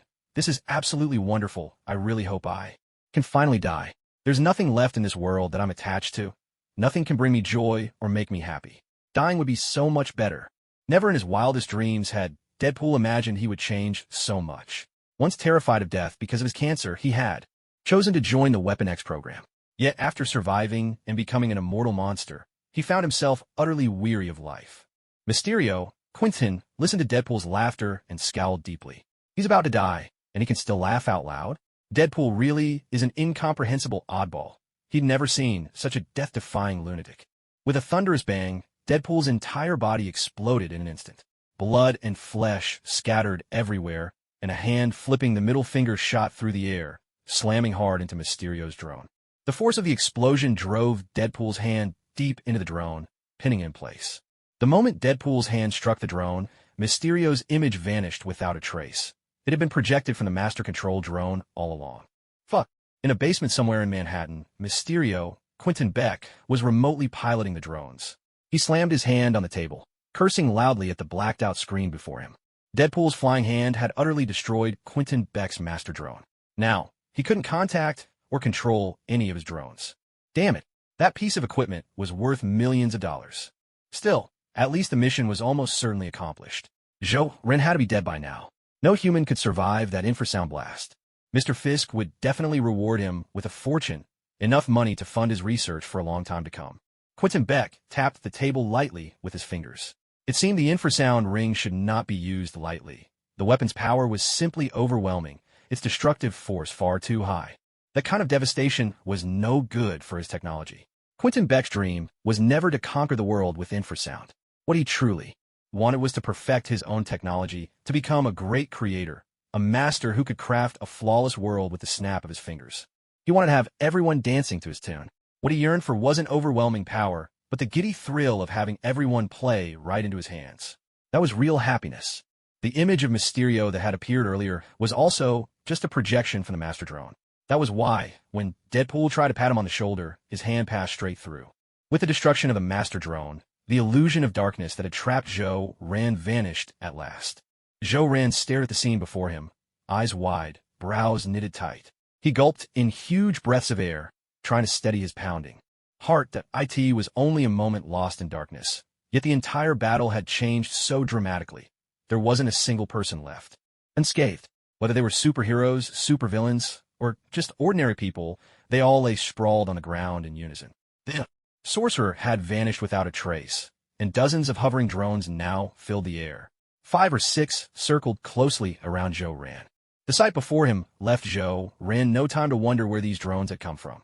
He hurried forward with long strides, heading straight for the fallen superheroes.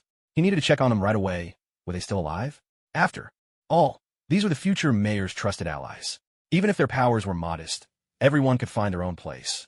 Every cog has its purpose, and even the smallest spark can shine. No one is born useless. Everyone has their value. Arkham Asylum could always use a few more guards and wardens. And these heroes, frequenting Hell's Kitchen and holding grudges against Kingpin, would fit perfectly as Arkham's security staff. Oh damn, that hurts. That really fucking hurts. Ah shit. Get your damn foot off me, you idiot. A string of curses burst out of nowhere. Zhou-Ran frowned and quickly glanced around. That voice sounded so familiar. Where's it coming from? Why couldn't he see anyone? Hey, stop looking around. I'm under your foot. Startled, Zhou-Ran immediately lifted his foot and looked down. He froze in shock. There was a mouth. Just a mouth talking away. Nothing else, only a single mouth. What are you staring at? Hurry up and pick me up already. Damn it. That useless sorcerer. He's toast. I thought he was something special. Fooled me. Totally fooled me. I really thought he could finish me off. Me, Deadpool. This sucks. This really sucks. Zhou-Ran bent down and picked up the mouth from the ground, frowning as he asked, You're Deadpool? How are you just a mouth now? A look of utter astonishment crossed Zhou-Ran's face. Never before had he witnessed such an indomitable life force. Deadpool's vitality was truly beyond belief. Even cockroaches, the so-called unkillable, would kneel before Deadpool and call him their ancestor. His ability to regenerate was simply extraordinary, leaving Zhou-Ran at a loss for words. He'd truly never seen anything like it. Even if Deadpool were reduced to just a head or a pile of mush, it would still be better than this, a talking mouth with nothing else attached. Yet even as only a mouth, Deadpool could talk, think, and, most importantly, still deliver his signature cheeky, irreverent banter. Such incredibly bizarre behavior is truly unimaginable unless witnessed with your own eyes. This is beyond what any carbon-based life form could possibly achieve. This kind of self-healing ability is so powerful, it borders on monstrous, so extreme, it almost feels unreal. You know what? I'm really upset. I was deceived. I thought that mage actually had the power to kill me, but he fooled me. Oh damn it. I'm just so miserable, so heartbroken. It's like this. Imagine you're eating a hamburger, and the owner swears it's 100% pure beef, generous portions, great value, and you're full of anticipation, feeling genuinely happy. But the moment you take your first bite, you realize it's nothing like real beef at all. It's just a heap of cheap, processed scraps, not even the trimmings from a cow. In that instant, all you feel is disappointment and anger. You just want to blow that burger joint owner's head right off, make it burst open like a watermelon. Hey kid, you know what I do when my kidneys start to fail? I take a sharp knife, cut out the worn-out one, and then I just grow myself a brand new, perfectly healthy kidney. And that old, useless kidney, I can even sell it. There's a booming market for organs, as you know. Lots of people are buying on the black market. And there's this massive, underground network trafficking organs. They take in abandoned babies, raise them, and then harvest and sell their organs. They even call those organs golden apples that grant eternal youth. I've ruined a lot of their deals, but there's still so much of it going on. Eventually, I just let it go. I mean, I'm not God. I can't possibly kill every bad guy out there. And besides, when God created humanity, he created bad people too. I suppose even villains must have their purpose and value in this world. Zhou-Ran stared at the disembodied mouth of Deadpool in his palm.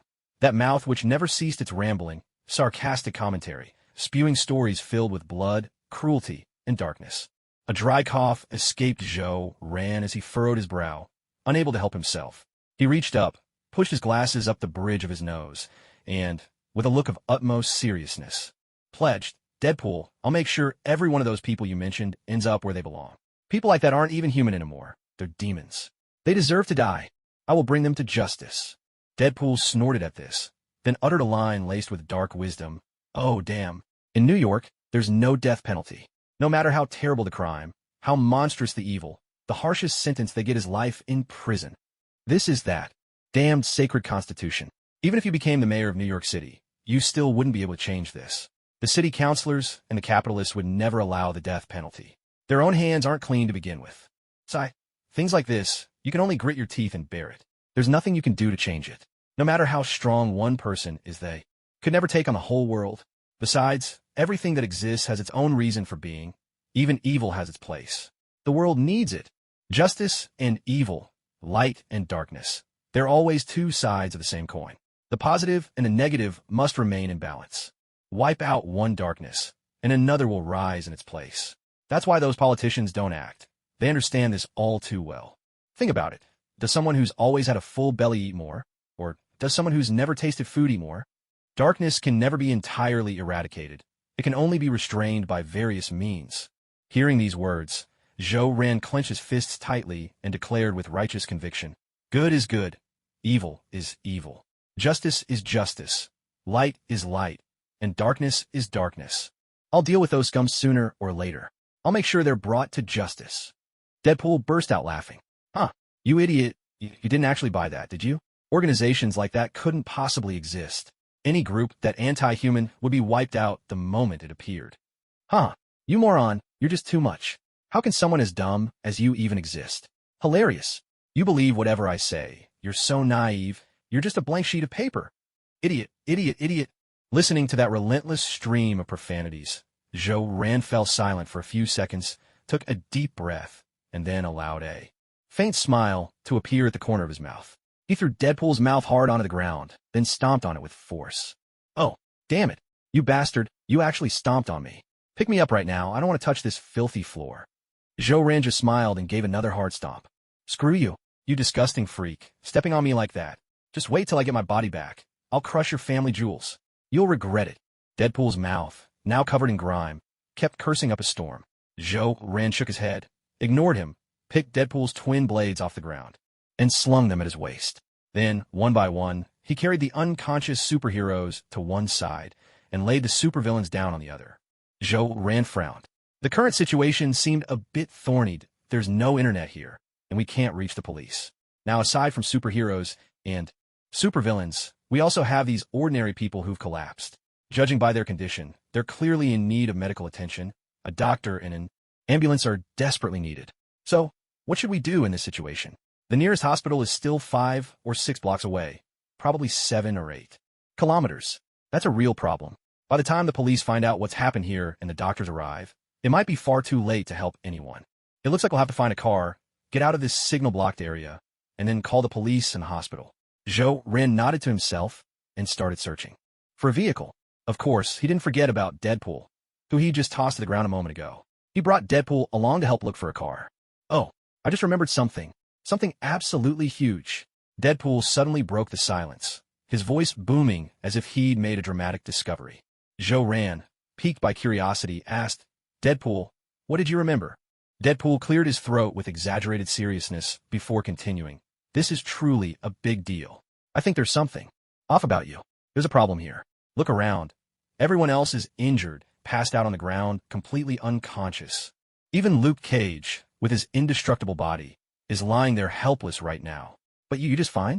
Doesn't that strike you as odd? More importantly, even someone like me, with my insane healing powers, is down to just his mouth working, and yet you're unharmed, moving around as you please.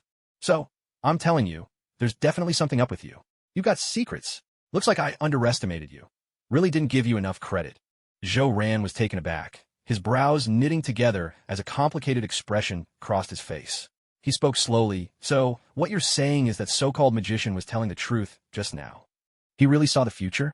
I'm actually a world-destroying demon. My true form is the Lord of Balrog from the underworld. Valkyries. Deadpool burst out laughing, utterly dismissive. Huh, you didn't actually believe that guy was a magician, did you?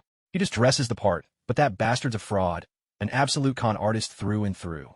You know, his so-called fireball spell smelled exactly like a Molotov cocktail to me. And those tricks that looked like magic? Just fancy laser gadgets. So, he's definitely no wizard. Still, his environmental illusions are pretty impressive, spectacular, even. I don't know how he pulled them off, but I can tell you, that was no magic. I mean, I've never seen real magic before, but I'm pretty sure it's not supposed to look like that. Rand shook his head, allowed a long sigh, and said, That, I really don't know. I don't even know why I've managed to survive unscathed. Maybe it's just that I, Rand, am blessed with great luck and fortune. There are always some lucky people in this world. Perhaps I'm one of them. Deadpool chuckled and said, Hey, buddy, I seriously doubt that's the whole story. My guess is you might actually be a mutant, a pretty powerful one at that. There are quite a few mutants like that. On the surface, they're no different from ordinary people, but deep inside, their bodies hide incredible abilities. Unless they're in danger, those powers never show up. But the moment they're threatened, those hidden powers emerge. It's a force that lies dormant until it's needed. Hearing this, Rand felt a surge of excitement. Though he kept his expression calm, he nodded slightly and said, A mutant, you say? Deadpool, maybe you're right. That could be the case. Once we've dealt with this situation, I'll make a trip to Xavier School for Gifted Youngsters and ask Professor Charles to give me a thorough examination. At this, Deadpool grinned mischievously and said, Hey, buddy, want to try waking up your powers right now? Rand nodded and smiled, asking, Deadpool, do you have any brilliant ideas? Deadpool cleared his throat and quipped, Not exactly brilliant, but I do know that most mutants unlock their abilities by facing danger. It's when they're on the edge of life and death that their powers awaken. I myself only discovered my healing factor after endless torment, trapped between life and death. Honestly, it's a pretty effective method. In that wretched place, a lot of people managed to awaken their abilities. Of course, even more of them died, some in truly horrific ways. Imagine if your power is fire, but you end up burning yourself to death because you can't control it. Yeah, that rush between life and death. That's when powers are awakened. It's hope shining through in the depths of despair, like riding a roller coaster at breakneck speed, plunging from heaven to hell and soaring back again. It's also like when you're completely spent and exhausted, yet somehow you force yourself to keep going, wringing out every last drop. Pain and pleasure mixed together, joy entwined with agony. Rand nodded and said, You make a good point. In the face of life and death, there's overwhelming terror, and that terror can trigger all kinds of hormones in the body, even awaken some ancient genes deep within us. Rand glanced at Deadpool, curiosity gleaming in his eyes, and asked, Deadpool, there's something I've been wanting to ask you. In your current condition, how long does it usually take you to recover? Deadpool let out a long sigh and complained mournfully, Oh, a wound like this usually takes me 3 days to recover from. Honestly, it's an excruciating experience. We were so close, just a little bit closer, and I'd be dead. But I can't die. Not quite, and that agony is truly beyond words. Hearing this, Rand coughed lightly and asked, Ahem, Deadpool, I'm really curious. How exactly do you do this? Is it really just a simple healing power? With just a healing factor, I don't think this would be possible. Now you're nothing but a mouth, but you can still talk? That's completely illogical, a bit surreal, like something out of a dream. Human speech relies on the brain to organize and produce language. But you don't even have a brain right now. Yet you're still doing it. That's incredible. Oh, is it because your soul is still alive?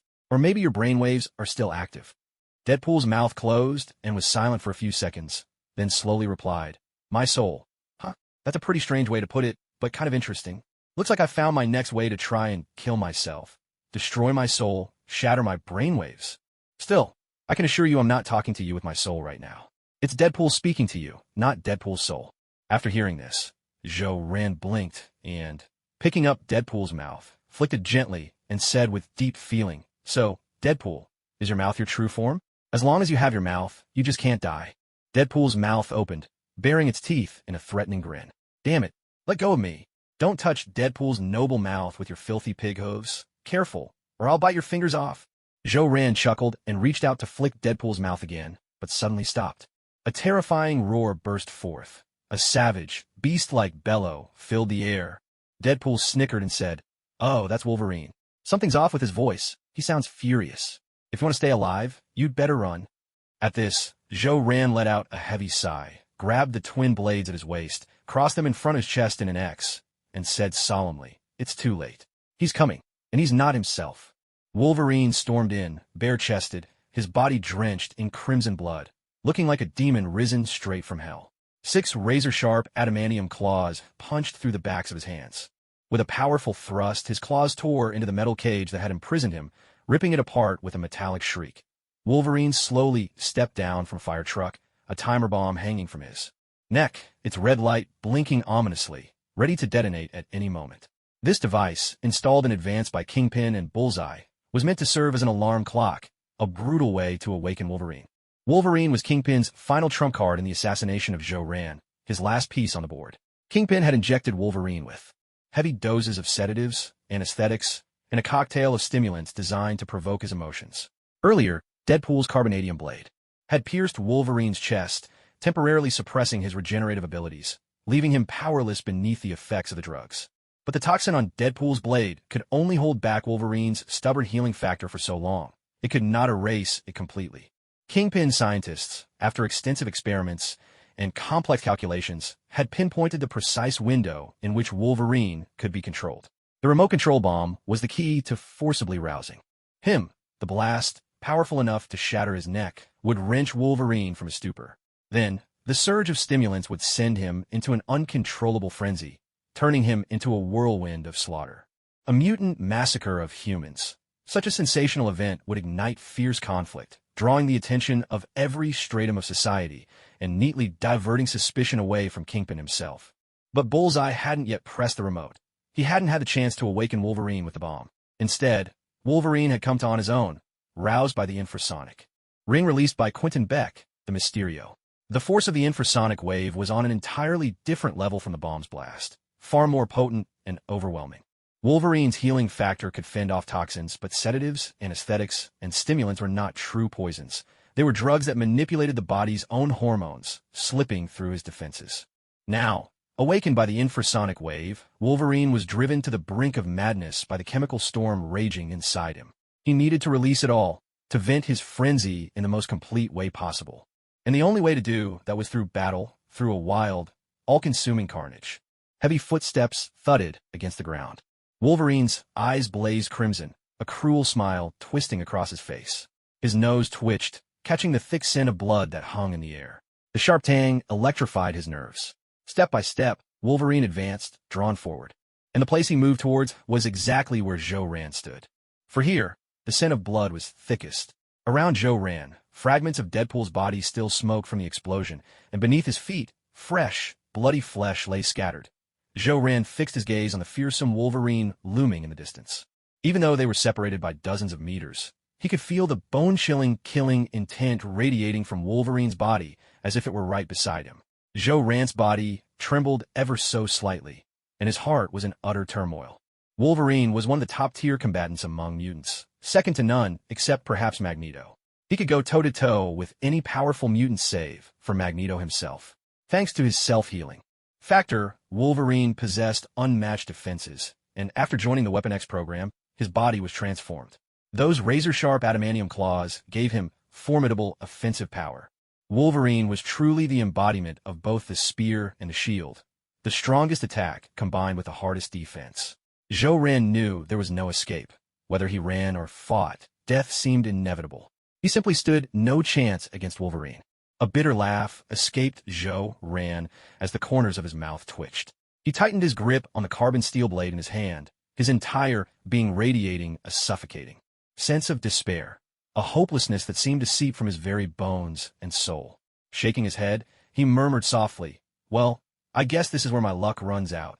This is Wolverine from the X-Men, and he's clearly not himself. He looks completely unhinged, overflowing with murderous rage.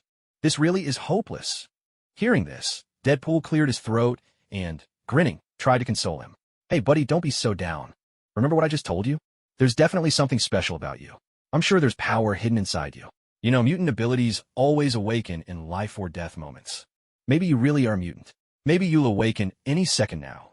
As Jo-Ran and Deadpool exchanged words, Wolverine appeared before Jo-Ran in the blink of an eye. With a metallic clang, Wolverine's adamantium claws scraped against Jo-Ran's raised carbon steel blade. Jo-Ran's pupils contracted sharply, his hands trembling violently. He took a deep breath, forcing himself into that state, the one old Rick had taught him when he trained in martial arts. This was the strongest technique S.H.I.E.L.D could muster, his peak condition. His body remained taut, every muscle on high alert, his mind razor-sharp and clear. In this intricate state, all negative emotions faded away, replaced by a calm that allowed him to face danger head-on. His heart grew tranquil, like a still pond, and he felt as if the world itself expanded around him.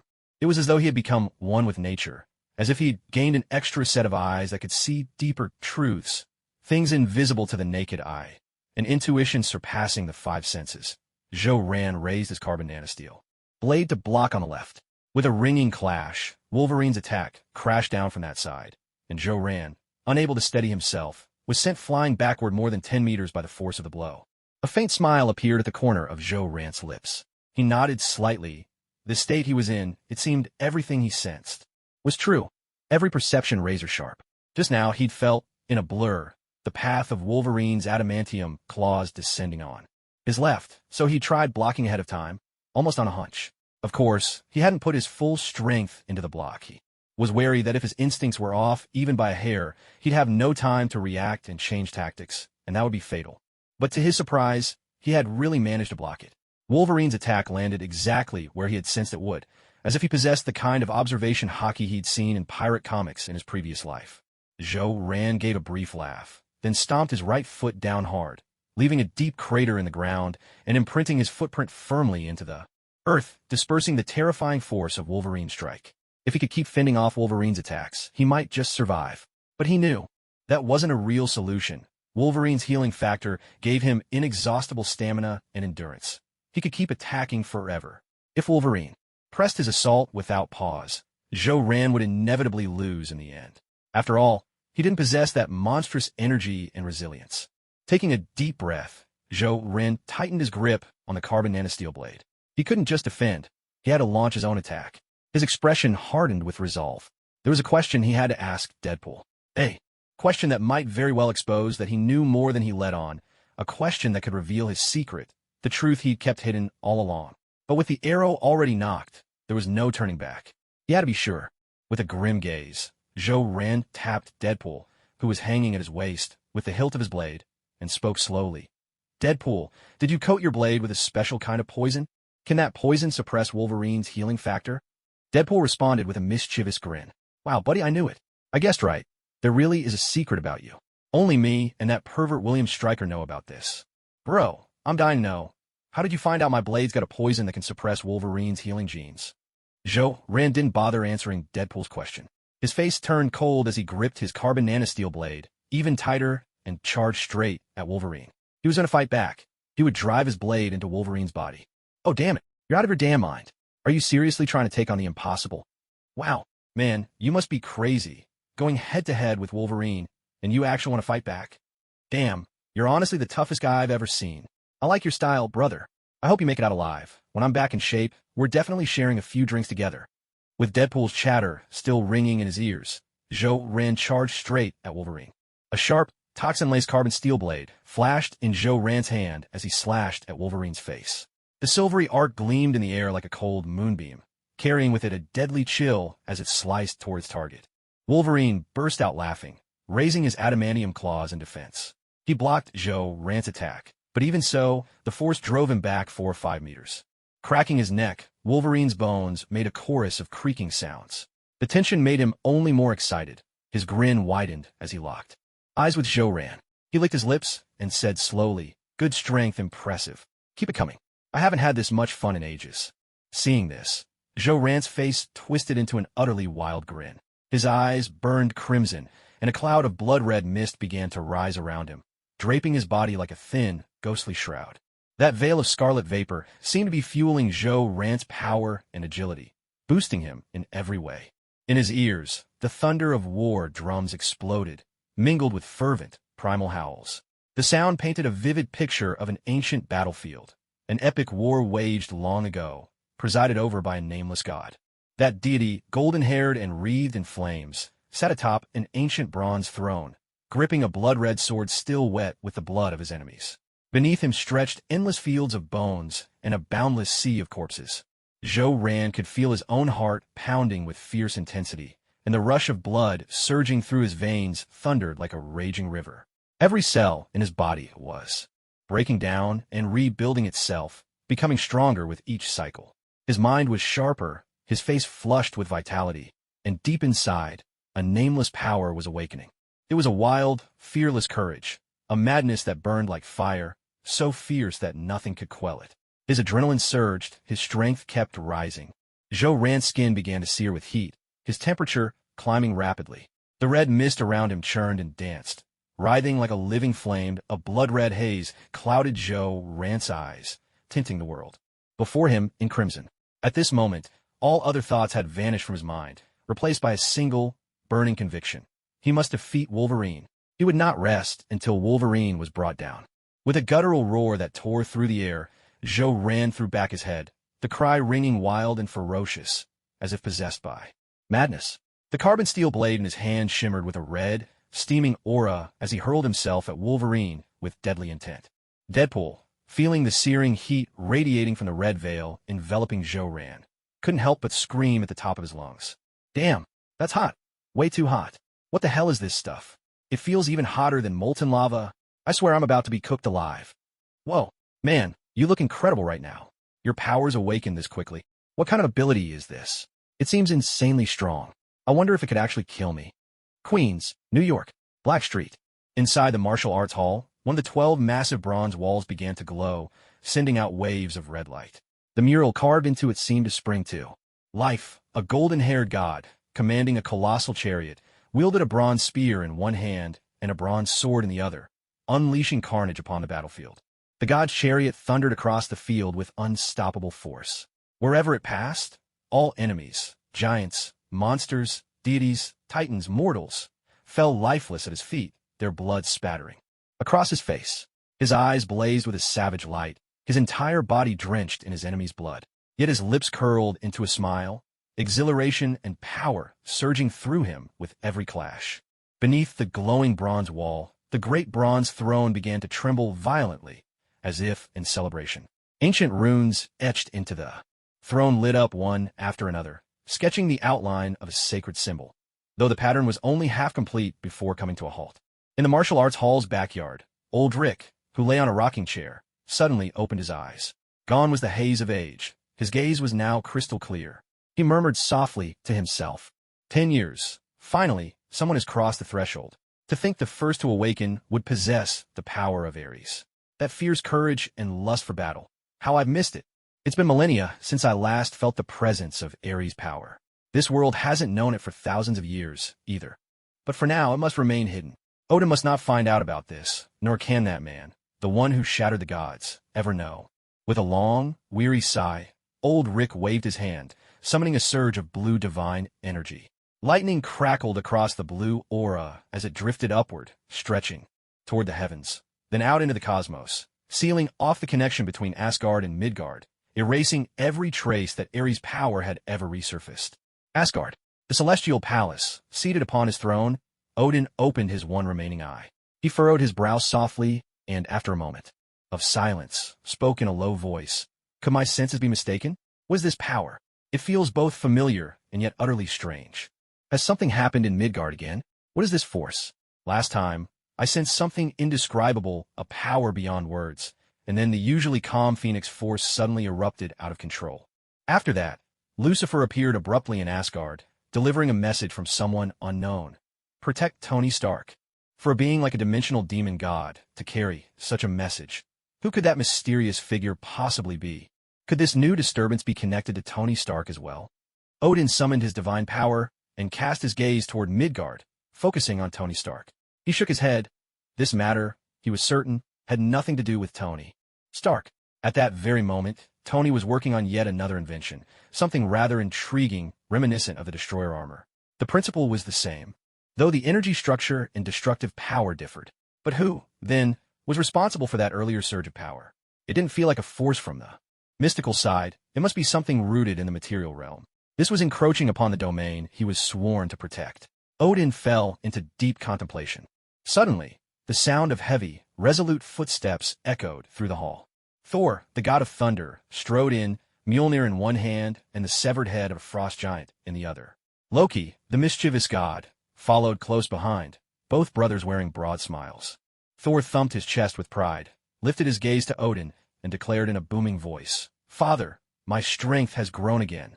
This is the right-hand man of Laufey, ruler of Jotunheim and chief of the Frost Giants." Thor was elated, eager for Odin's approval, desperate, even, to hear words of praise from the Allfather himself. Odin snorted coldly, his irritation mounting as he gazed at Thor. "Strength, you call it? Is that what you call growing stronger? Would you dare claim this wasn't all Mjolnir's doing? Just look at that deep hammer-shaped imprint on the giant's skull." Odin's anger simmered beneath the surface as he spoke slowly. "Thor, you're grown now. Since you claim your power has reached new heights, then go. Bring me the head of Laufey himself, chieftain of the Frost Giants, and return with it to Asgard. Let the champions of the 9 realms witness the might of Thor, god of thunder. Show those restless upstarts the meaning of true power." Thor nodded at once, raising Mjolnir high, laughing heartily. "Ha ha! With Mjolnir at my side, Laufey doesn't stand a chance. I'll bring back his head and lay it at your feet, father." With that, Thor clapped Loki on the shoulder and said, "Loki, let's go together." Loki listened, smiled, and nodded. "All right," he replied. Odin let out a cold snort, his tone icy as he spoke. "Thor, you'll go by yourself. Loki will stay behind. There must always be a strong hand in Asgard. I intend to rest for a few days. The treasury of Asgard will be guarded by Loki," Odin declared. Loki was momentarily taken aback by this, but he placed a hand on his shoulder, bowed respectfully, and smiled. "Father, guarding Asgard is my duty. I'll look after the treasury well." A glimmer of cunning flashed in Loki's eyes. He'd long been curious about the treasures hidden within the vault, but had never been allowed inside. Until now. At last, the opportunity had come, and for Loki, it was truly a source of delight. Thor, however, looked somewhat downcast. He scratched his head, hefted his hammer, and took to the skies toward Jotunheim. Without Loki's magic, how would he sneak into Jotunheim undetected? It would be difficult. Still, Thor gripped Mjolnir tightly, a small smile appearing at the corner of his mouth. If he couldn't sneak in, then he would fight his way through. After all, he was Thor, god of thunder, second only to Odin himself, the mightiest in all Asgard. With the legendary Mjolnir in hand, conquering Jotunheim would be a simple matter. Within an immense, swirling black vortex, this was a world stripped of all color, where only black and white remained, a world utterly bereft of hue. Floating in midair was a figure wearing a mask emblazoned with the letter Z, dressed as before. He wore a long robe, once green, now rendered pitch black by the absence of color. In his hands, he cradled an ancient black parchment. In this world drained of color, even the green of his robe had been consumed by darkness. The masked man gazed at the mysterious figure standing across from him, garbed in a long black robe. Or rather, in this world of only black and white, it should have been a robe of pure white. Here, the followers of the Dark Lord were marked by black, while his enemies stood out in white, the boundary between the two stark and unyielding. The Z symbol on the masked man's face shimmered with a ghostly black light, as if he were smiling. He sighed deeply, then extended a hand adorned with 6 black infinity stones, and snapped his fingers with a sharp crack. The 6 black stones flared to life, radiating a dazzling, shadowy brilliance, a force capable of destroying everything, ending the universe and resetting the flow of time itself. Yet in this colorless realm, where only black and white remained, that overwhelming power left not the slightest ripple. The masked man let out a soft chuckle and continued. "What do you think? Fascinating, isn't it? Here, even if you gather all 6 infinity stones, even if you wield the power to obliterate all things, you cannot stir so much as a ripple in this world. Here, there is neither time nor space, no matter, no void. Here, every concept ceases to exist. All things lose their color, leaving only black and white. This is the moment of the world's end, the very brink of annihilation. This place is both the end of the world and the ground from which it renews. His Majesty, the Demon King, has bestowed upon this realm a sacred name. It is called the Colorless Heaven. I am the servant chosen by the Demon King, fortunate enough to have entered this place. It is here I obtained the Book of the Demon King and learned of a history long severed from memory, a history that my 6 infinity stones have deliberately concealed. Within the Colorless Heaven, you can witness the unfolding of the world's evolution. You will feel, with piercing clarity, the majesty of His Majesty, the Demon King, supreme, boundless, benevolent, and righteous, transcending all, reigning above everything. Before such power, all things must bow in submission to the Demon King. In the presence of such might, the Demon King stands as the utmost embodiment of Greatness and virtue, everything must revere him. The four primal gods, the infinity stones, everything in the universe, they are nothing but ants before him. As he finished speaking, the masked man's face bore the symbol Z, which began to glow ever more brightly. He threw his head back and laughed, a peal of exultation echoing into the void. Lifting high the black parchment scroll in his grasp, the book of the Demon King, he raised it to the heavens. Suddenly, the black and white world began to shimmer with a ghostly, obsidian light. At first, it flickered like fireflies, pulsing in and out of existence. Then, the darkness intensified, spreading from a single point, expanding outward, gradually engulfing all, swallowing the white until nothing but black remained. When the world had become utterly black, a thunderous explosion burst forth, a tremendous blast that shattered the darkness in an instant, transforming it into blazing daylight. The world was now awash in pure, sacred white. Everything had been dyed in this immaculate hue. In the wake of this whiteness, the world revealed its true form. It was still a realm of black and white, but now a new color had emerged, a new shade, gray. Darkness, silence, desolation, a universe suffused with death. Here gathered countless stars, all revolving around a single gray planet at the center. Beyond this gray planet, 4 white points shone. Further still, 6 black points circled them. The gray planet was the world that had survived extinction. The 4 white points were the 4 creator gods, while the 6 black points were the 6 infinity stones, imbued with sacred power. The mysterious figure, beholding this vision, could not help but furrow his brow. This was a sight he had never witnessed before. A world reshaped by S.H.I.E.L.D at the dawn of the world's end that he escaped. From that doomed timeline, he did not encounter that ending. What he did was to prevent the end from arriving, to rewrite the history of that timeline, and to let it evolve into something new. The stranger took a deep breath, gazing at the masked man. Slowly he asked, "And then? What is it that you really want to do? What are you trying to say? So, this is the wondrous world you spoke of? I've seen it now. It doesn't seem all that extraordinary. What exactly are you trying to express?" The masked man chuckled softly at these words, then replied in a measured tone, "Oh, you think this place isn't magical? Then why? Don't you try using those 6 infinity stones you hold? See if they still possess their power. See if you can walk out of here." Upon hearing this, the stranger stretched out his hand adorned with the 6 infinity stones. All 6 stones had turned a stark white. The stranger frowned lightly and snapped his fingers. A dazzling white radiance burst forth from the infinity stones, brighter than ever. But no matter how brilliant the light, it had not the slightest effect on this world. He could no longer open up the timeline, no longer travel to the past. Here, the 6 infinity stones had lost their function, stripped of their divine power, reduced to nothing more than ordinary stones. Witnessing this, the stranger let out a mechanical sound, cold as steel, devoid of even the faintest trace of human emotion. "So, this is why you brought me here. You want me to stay, trapped in this place, forever unable to return to the timeline of the past. In this way, you can achieve your goal, letting the Demon King be born without hindrance. Isn't that right?" The masked man waved his hand dismissively, a gentle smile on his lips. No, that's not it.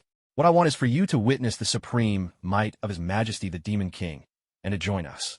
You must know, you're truly a rare one, able to win the recognition of all 6 infinity stones. That is no ordinary feat. You are worthy to serve alongside me, in service to the most supreme, most benevolent Demon King. Do you realize? In this world, you're not the only one trying to prevent the Demon King's birth. Countless others are attempting the same. For the Demon King's destruction is not limited to a single universe. It would annihilate countless universes. There are always many so-called geniuses who fancy themselves heroes, eager to save the world. They are every bit as naive as you. The masked man paused, then continued, "But you are different from them. There seems to be a strange force protecting you. If I'm not mistaken, that power must be the Demon King's own. The reason I brought you here is simple. It's to claim the power of the Demon King. Only I am worthy of wielding that power. I am the one chosen by the Demon King. While His Majesty still slumbers, I, as His loyal servant, shall protect everything that belongs to Him. You are unworthy of possessing His Majesty's power. I will strip the Demon King's force from you." Upon hearing this, the mysterious figure gently patted his chest. In an instant, an iron suit engraved with mysterious runes materialized. Around him, he extended his hand toward the masked man and declared, "My greatest strength has never been those 6 infinity stones." The masked man's eyes widened at the sight of the rune-covered iron armor. He clapped softly, offering praise. "An iron suit? and one I've never seen before. A suit that doesn't exist in any universe I've traveled. You're making me more and more curious about your identity. You've insisted you aren't Tony Stark, but clearly you're closely connected to him. No wonder you can traverse timelines.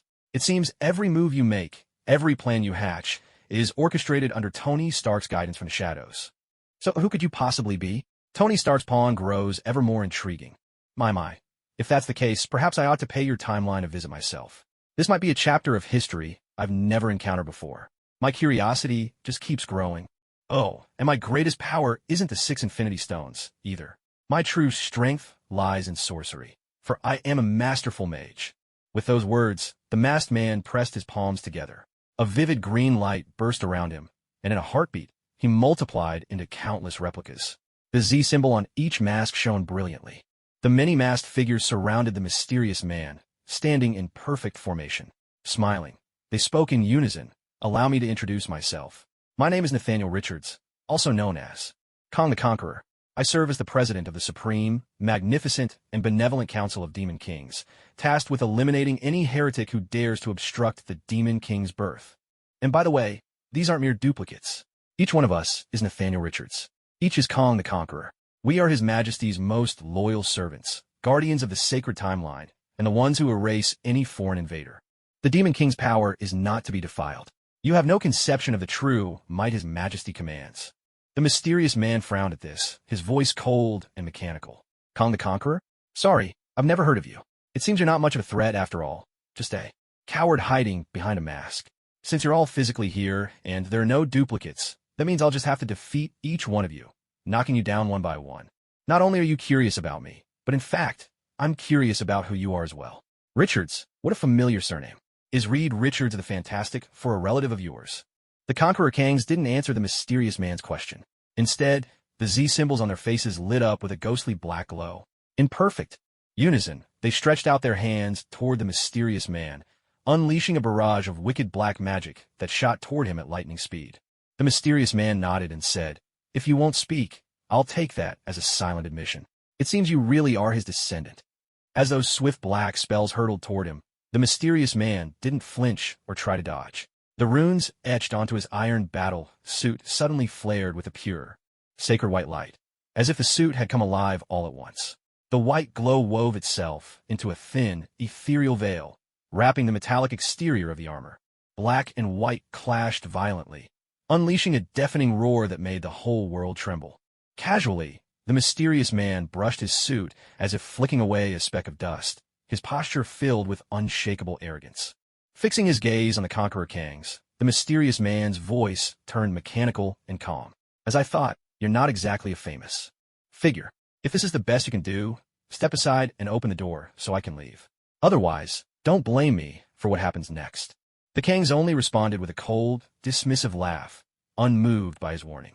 Their hands continued to conjure one black spell after another, each growing stronger and stranger, as if probing his abilities further. Facing their relentless assault, the mysterious man let out a long sigh.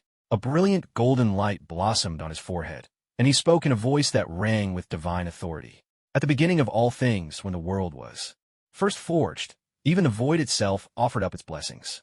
With my sword of severance, I will rend the world asunder, circling the star's cradle. The hell above is the eve of creation's end. Let your death bring peace to all.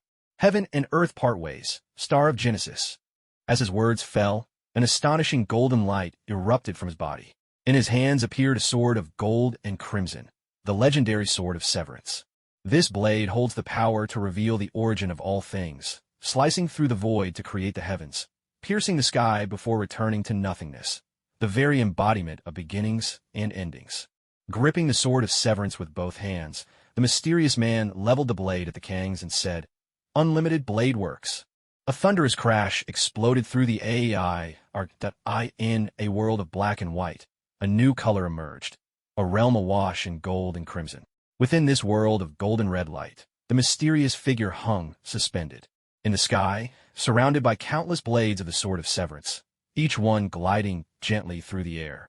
All these blades were trained upon the Conqueror Kangs, who were unleashing their dark magic. Yet faced with the overwhelming might of the sword of severance, the Kangs pressed on, channeling their formidable sorcery. Among them, one Kong stood out, Unique, unmistakable, the very one who had spoken with a mysterious figure.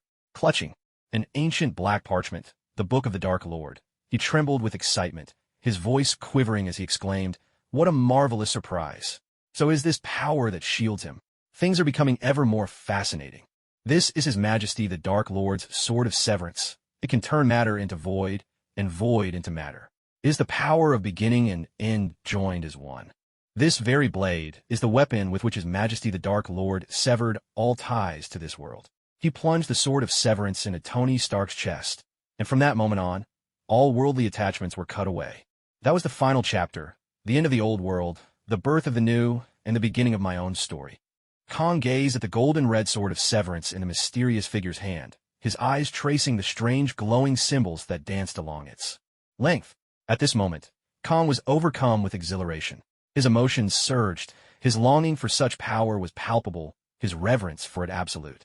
For this was the power of His Majesty, the Dark Lord. For Kang, the Sword of Severance held an unparalleled significance, a blade steeped in legend and meaning. The Dark Lord had wielded it only twice, once to protect and once to destroy. Now, Kang was determined to claim it for himself. It was a relic of immeasurable importance. In Kang's own timeline, His Majesty the Dark Lord had ushered in the final hour, obliterating the world, annihilating all that was known and unknown, matter, void, time, space, destiny. Everything, whether tangible or abstract, was destroyed by the Dark Lord's own hand. All that remained of the world were shades of black and white. Every other hue had been stripped away. In this colorless desolation, only His Majesty the Dark Lord remained. With his own hands, the Dark Lord built a vast palace, ascended the throne, and drifted into a deep, eternal slumber. No one knows why His Majesty the Dark Lord chose to sleep, nor does anyone know where his palace lies. After the Demon King entered his long slumber, countless epochs passed. Then, time itself was born. With the advent of time, in a world that remained only black and white, the very first thing came into existence: the Book of the Demon King. This book contained the chronicles of every tale and legend belonging to His Majesty, the Demon King. Following that, the 6 Infinity Stones began to slowly awaken, radiating a brilliant light. At the same time, the 4 primordial deities, Eternity, Death, Infinity, and Oblivion, stirred from their ancient sleep. The world itself started to revive, and things began to develop anew, following the same course of history as before. Yet, there was one difference. In this retelling of history, the true name of the Demon King, S.H.I.E.L.D, was missing. It had been erased, stricken, from the annals of time. This was a name that the 6 Infinity Stones and the 4 great creator gods feared to their very core. After the final end and the rebirth of the world, in the year 3000 of this new era, the 30th century, a man named Kang was born. He was both a scientist and an adventurer. On one of his quests, he ventured into the colorless heavens and discovered the Book of the Demon King. Upon obtaining the book and learning of His Majesty's glorious history, Kang became a zealous devotee. He yearned for the Demon King's recognition, longing to become his loyal servant. Driven by this passion, Kang threw himself into a frenzy of study, mastering all kinds of knowledge and inventing a machine capable of communicating with other universes. Through it, he spread the magnificent tales of the Demon King far and wide. In these parallel worlds, Kang encountered his own counterparts, other versions of himself. Each of them, upon learning the truth, became followers of the Demon King. Led by Kang, they began to conquer their respective universes. From that moment forth, a single name echoed across the cosmos: Kang the Conqueror. Kang transformed into the legendary Conqueror. Together, the Kang variants established the supreme, all-powerful, most benevolent council of the Demon King, spreading his faith and decreeing that every domain under their rule must worship His Majesty. Statues of the Demon King were erected in every universe, and all people were required to praise him with resounding voices. With the Book of the Demon King in hand, Kang the Conqueror became the council's Grand Chancellor. Under the rule of the Demon King's council, the conquerors grew ever stronger, seizing control of every timeline of the future, and becoming rulers of what was yet to come. Yet in his heart, Kang never saw himself as the true master of the future. Everything he did for His Majesty, awaiting the Demon King's return with unwavering devotion. Kang the Conqueror knew that the Demon King had not vanished. He was merely weary, resting in slumber. When Kang sensed disturbances rippling through the past timelines, he recognized them as the sacred timeline of the Demon King himself. This sacred timeline was of immense significance. It was the backbone, the main thread of all history. Rallying the 6 infinity stones of his own timeline, Kong the Conqueror prepared for what was to come, a point between the past and the future, at the juncture where time itself dissolves, a moment that arrived after the Demon King unleashed the end, plunging all things into chaos and emptiness, erasing even the concept of time. There exists a node. That point is both the end of time and its very beginning. It was at this node that Conqueror Kong established the Temporal Anomaly Authority, an organization dedicated to tracking down those who, whether by accident or intent, intrude upon the sacred timeline. These intruders are either imprisoned for eternity or erased and replaced, ensuring that they fulfill their destined roles. Everything Conqueror Kong does is for one purpose only: to guarantee that the Demon King's sacred timeline proceeds smoothly and undisturbed, free from the interference of unpredictable variables that might threaten His Majesty. Within the Book of the Demon King, it is recorded that the first time His Majesty proclaimed his might to the world was at this very moment, when he declared in a thunderous voice, "I am Superman," a declaration made after suffering grave injuries in battle, which transformed him into Superman and marked the first step on the path to becoming the Demon King. Conqueror Kong gazed at the mysterious figure before him, a subtle smile playing on his lips. How naive, he thought. Those who play with time will find that time toys with them in return. Did you really believe that resurrecting Keisha would be enough to prevent the birth of the Demon King? You're not the only one who has placed pawns upon the board. I, too, have set mine, and now it is their turn to shine. Nothing can halt the birth of the Demon King. There is but one ending for this world: utter destruction at His Majesty's hands. With a triumphant flourish, Conqueror Kong raised the Book of the Demon King high and declared with a smile, "Rejoice, for the King who transcends time and space, who knows all that was and all that will be. The supreme, the magnificent, the benevolent, the ultimate King, He is." But before Kong could finish, the mysterious figure snorted coldly and swept a hand forward. Countless heaven-severing swords erupted in a blaze of dazzling golden-red light, their power brimming with both beginning and end, surging toward Kong. These heaven-severing swords, with their overwhelming force, cut short Kang's proclamation and compelled him to pause. Yet, what halted him was not fear, neither of this formidable power nor of the swords themselves. After all, Kong was already powerful beyond measure. The great conqueror who had subdued the future, established the Demon King's council, and founded the Temporal Anomaly Authority. His strength was unrivaled. Otherwise, how could he have conquered the future at all? In the arcane realm, Kong had mastered every magic of times yet to come. In the material world, he possessed all the technologies the future could offer. Although the future holds countless possibilities, none of them could diminish Conqueror Kang's power. For it was at that very point, in that place where time both ends and begins, when Kong built the Temporal Anomaly Authority, that he completed his own closed loop within time. Once the time loop was completed, Kong became aware of everything that would happen in the future. With his intervention, the future could no longer change. No other possibilities existed. Everything would proceed along its predetermined course. Until, eventually, Conqueror Kong would be born in the future timeline as expected, and then that future Kong would repeat everything once more. This was the time loop that belonged to Conqueror Kong, and it was also the means by which he could perfectly rule over the future timeline. Kang's power would only grow stronger with time, never weaker. He was the mightiest force in the future. No person or thing could surpass his strength. Yet the reason Kong created this time loop was not to flaunt his own greatness, but to protect the world of His Majesty, the Demon King. The future he inhabited existed only because the Demon King had permitted it to be born. Without the Demon King's approval, the future world would never come into being. The 6 infinity stones and the 4 creator deities would never dare to begin creation without His Majesty's blessing. None of them would risk defying the Demon King's will. One day, His Majesty the Demon King would awaken, and that future was Kang's gift to him. Now, standing before the sword of heaven and earth severance, Kong had no desire to destroy this blade imbued with the Demon King's power. Instead, he wanted to claim it for himself, and, through it, discover the place where His Majesty slumbered. For although the Demon King had already achieved true strength, capable of destroying anything, of slaying anyone, he had not yet completed the most crucial time loop. Kong was deeply curious about this. Why the Demon King never traversed time to complete his own loop? If, at any point, the Demon King of the past took a wrong step, the Demon King of the future would never come into existence.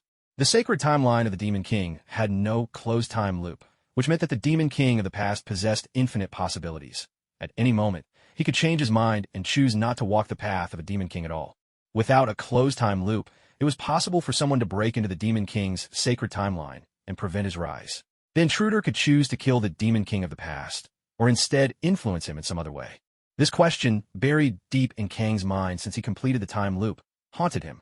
He was desperate to meet the Demon King and to ask this question in person. Suddenly, Kang's gaze froze for an instant, as if he had just grasped something vitally important. But in the next heartbeat, the thought slipped away, as though some unseen force was actively preventing him from pursuing that question any further. In the far reaches of the universe, in an unknowable place, within a vast palace, S.H.I.E.L.D, seated upon the throne, suddenly opened his eyes. He reached up to rub his temple and asked, "S.H.I.E.L.D, do you think my past self would still choose to walk this path? This path that destroys everything?" Within the pitch-black realm of the mind, the clown raised a wine glass filled with red wine, took a gentle sip, and smiled as he replied, "Haha, Jake, if you were to personally complete the time loop, just like that Conqueror Kong, then S.H.I.E.L.D would inevitably follow the same path you are on now, becoming a demon lord." Jake, my great God, surely you already know the answer in your heart, don't you? I know you're longing for a miracle right now, but you're also aware of how slim the odds of such a miracle truly are. There's only one correct path. Every other road leads to the world's destruction. The only way is for S.H.I.E.L.D to understand the meaning of my existence a little earlier and to kill me with his own hands. If not, the ending will always be the same. Hearing these words, S.H.I.E.L.D let out a deep sigh. A single tear slid down from the corner of his eye as he said, "Yes, this is a problem with no solution. My past self would probably still choose the same road. S.H.I.E.L.D, the meaning of your existence far surpasses that of anyone else. This meaning runs so deep. That's why you've always stayed by my side. Only with you near do I have even the faintest possibility." He gave a bitter laugh. "How ridiculous it is. For the sake of that possibility, I lost everything. I lost it all." The clown drew a trembling breath, then broke down in sobs, clutching his chest and crying out in anguish, "Oh, Jake, my God, you know I never wanted it to be this way. I've always known why I was born. My existence is for that one possibility. Because of that possibility, Little Monkey died, Hannibal died, Xiaozhai died, Black Ultra died, Emperor Tathagata died, Shakyamuni died, Fortune Little Vidra died. They all died. Now it's just you and me. I used to think they were sharing the love you gave me, but now, without them, I feel so utterly alone." S.H.I.E.L.D waved his hand and said, "S.H.I.E.L.D, this isn't your fault. It's mine. Every choice was my own. I just hope that my past self can find the strength to resist that temptation." The clown cleared his throat and offered comfort. "If the time loop isn't complete, then anything is possible. Jake, don't forget, we still have Tony Stark. Even though you always choose to kill Tony Stark with your own hands, each time, he still manages to pull something off, to leave behind some contingency. Tony Stark understands you better than anyone, and only he can change the sacred timeline." S.H.I.E.L.D nodded, letting out a wry laugh. "Tony Stark? How ironic. Who would have thought that? In the end, I'd still need Tony Stark to save me." He continued, "Let's hope this time Peter Parker does a better job, finds that crucial moment in the sacred timeline of the past." The Joker chuckled, saying, "Jake, perhaps it won't be Peter Parker. The Sword of Rupture, Enuma Elish, this blessing from Gilgamesh's power, you've bestowed it upon more than a few, haven't you? Stark Industries Tower. Second floor, office lobby." Neil, the blonde programmer, was quietly typing away at his keyboard, deep in code. Suddenly, his fingers paused mid-stroke. A flash of green flickered in his eyes. A strange, unreadable smile crept across Neil's lips. Without a word, he stood and began striding toward the door. "Neil, it's not time to clock out yet. Why are you leaving early?" "Yeah, Neil, that's not like you at all. You're always the one working overtime and urging us to do the same." The two new colleagues stared at Neil in surprise, their voices full of disbelief. "Oh, I just remembered something. Something very important to me. It's something I absolutely have to take care of," Neil replied. "Do me a favor, will you? Tell Ms. Potts I'm taking some time off?" "No, never mind. Don't bother. I probably won't be coming back." With a soft laugh, Neil glanced back at his astonished coworkers. Then, with a decisive push, he flung open the office doors and strode out. As he walked, Neil reached up and tugged at his golden hair. Strand by strand, the hair came away, falling to the floor. By the time he stepped out of Stark Tower, Neil was bald. He gazed off into the distance, his hands clenching in a fist that he pressed together with a resounding thud. A cruel smile twisted across Neil's face. He cracked his neck, his expression darkening ominously. His voice was cold as ice. "The stench clinging to Ares is unbearable, bloody, putrid, foul as a sewer. Damn that wretch. So the great gods don't die so easily after all. Looks like I'll have to make them die again. And this time, make it permanent. Foolish Mount Olympus and its rotten gods. Every last one deserves to be wiped out, erased so thoroughly nothing remains. It's just a pity my strength hasn't fully returned. But killing a mere Ares, well, that's child's play. But if I truly want to lay Olympus to waste, I must find Zeus. He's the linchpin. As long as Zeus draws breath, the other gods will always have a chance to rise again, to be reborn.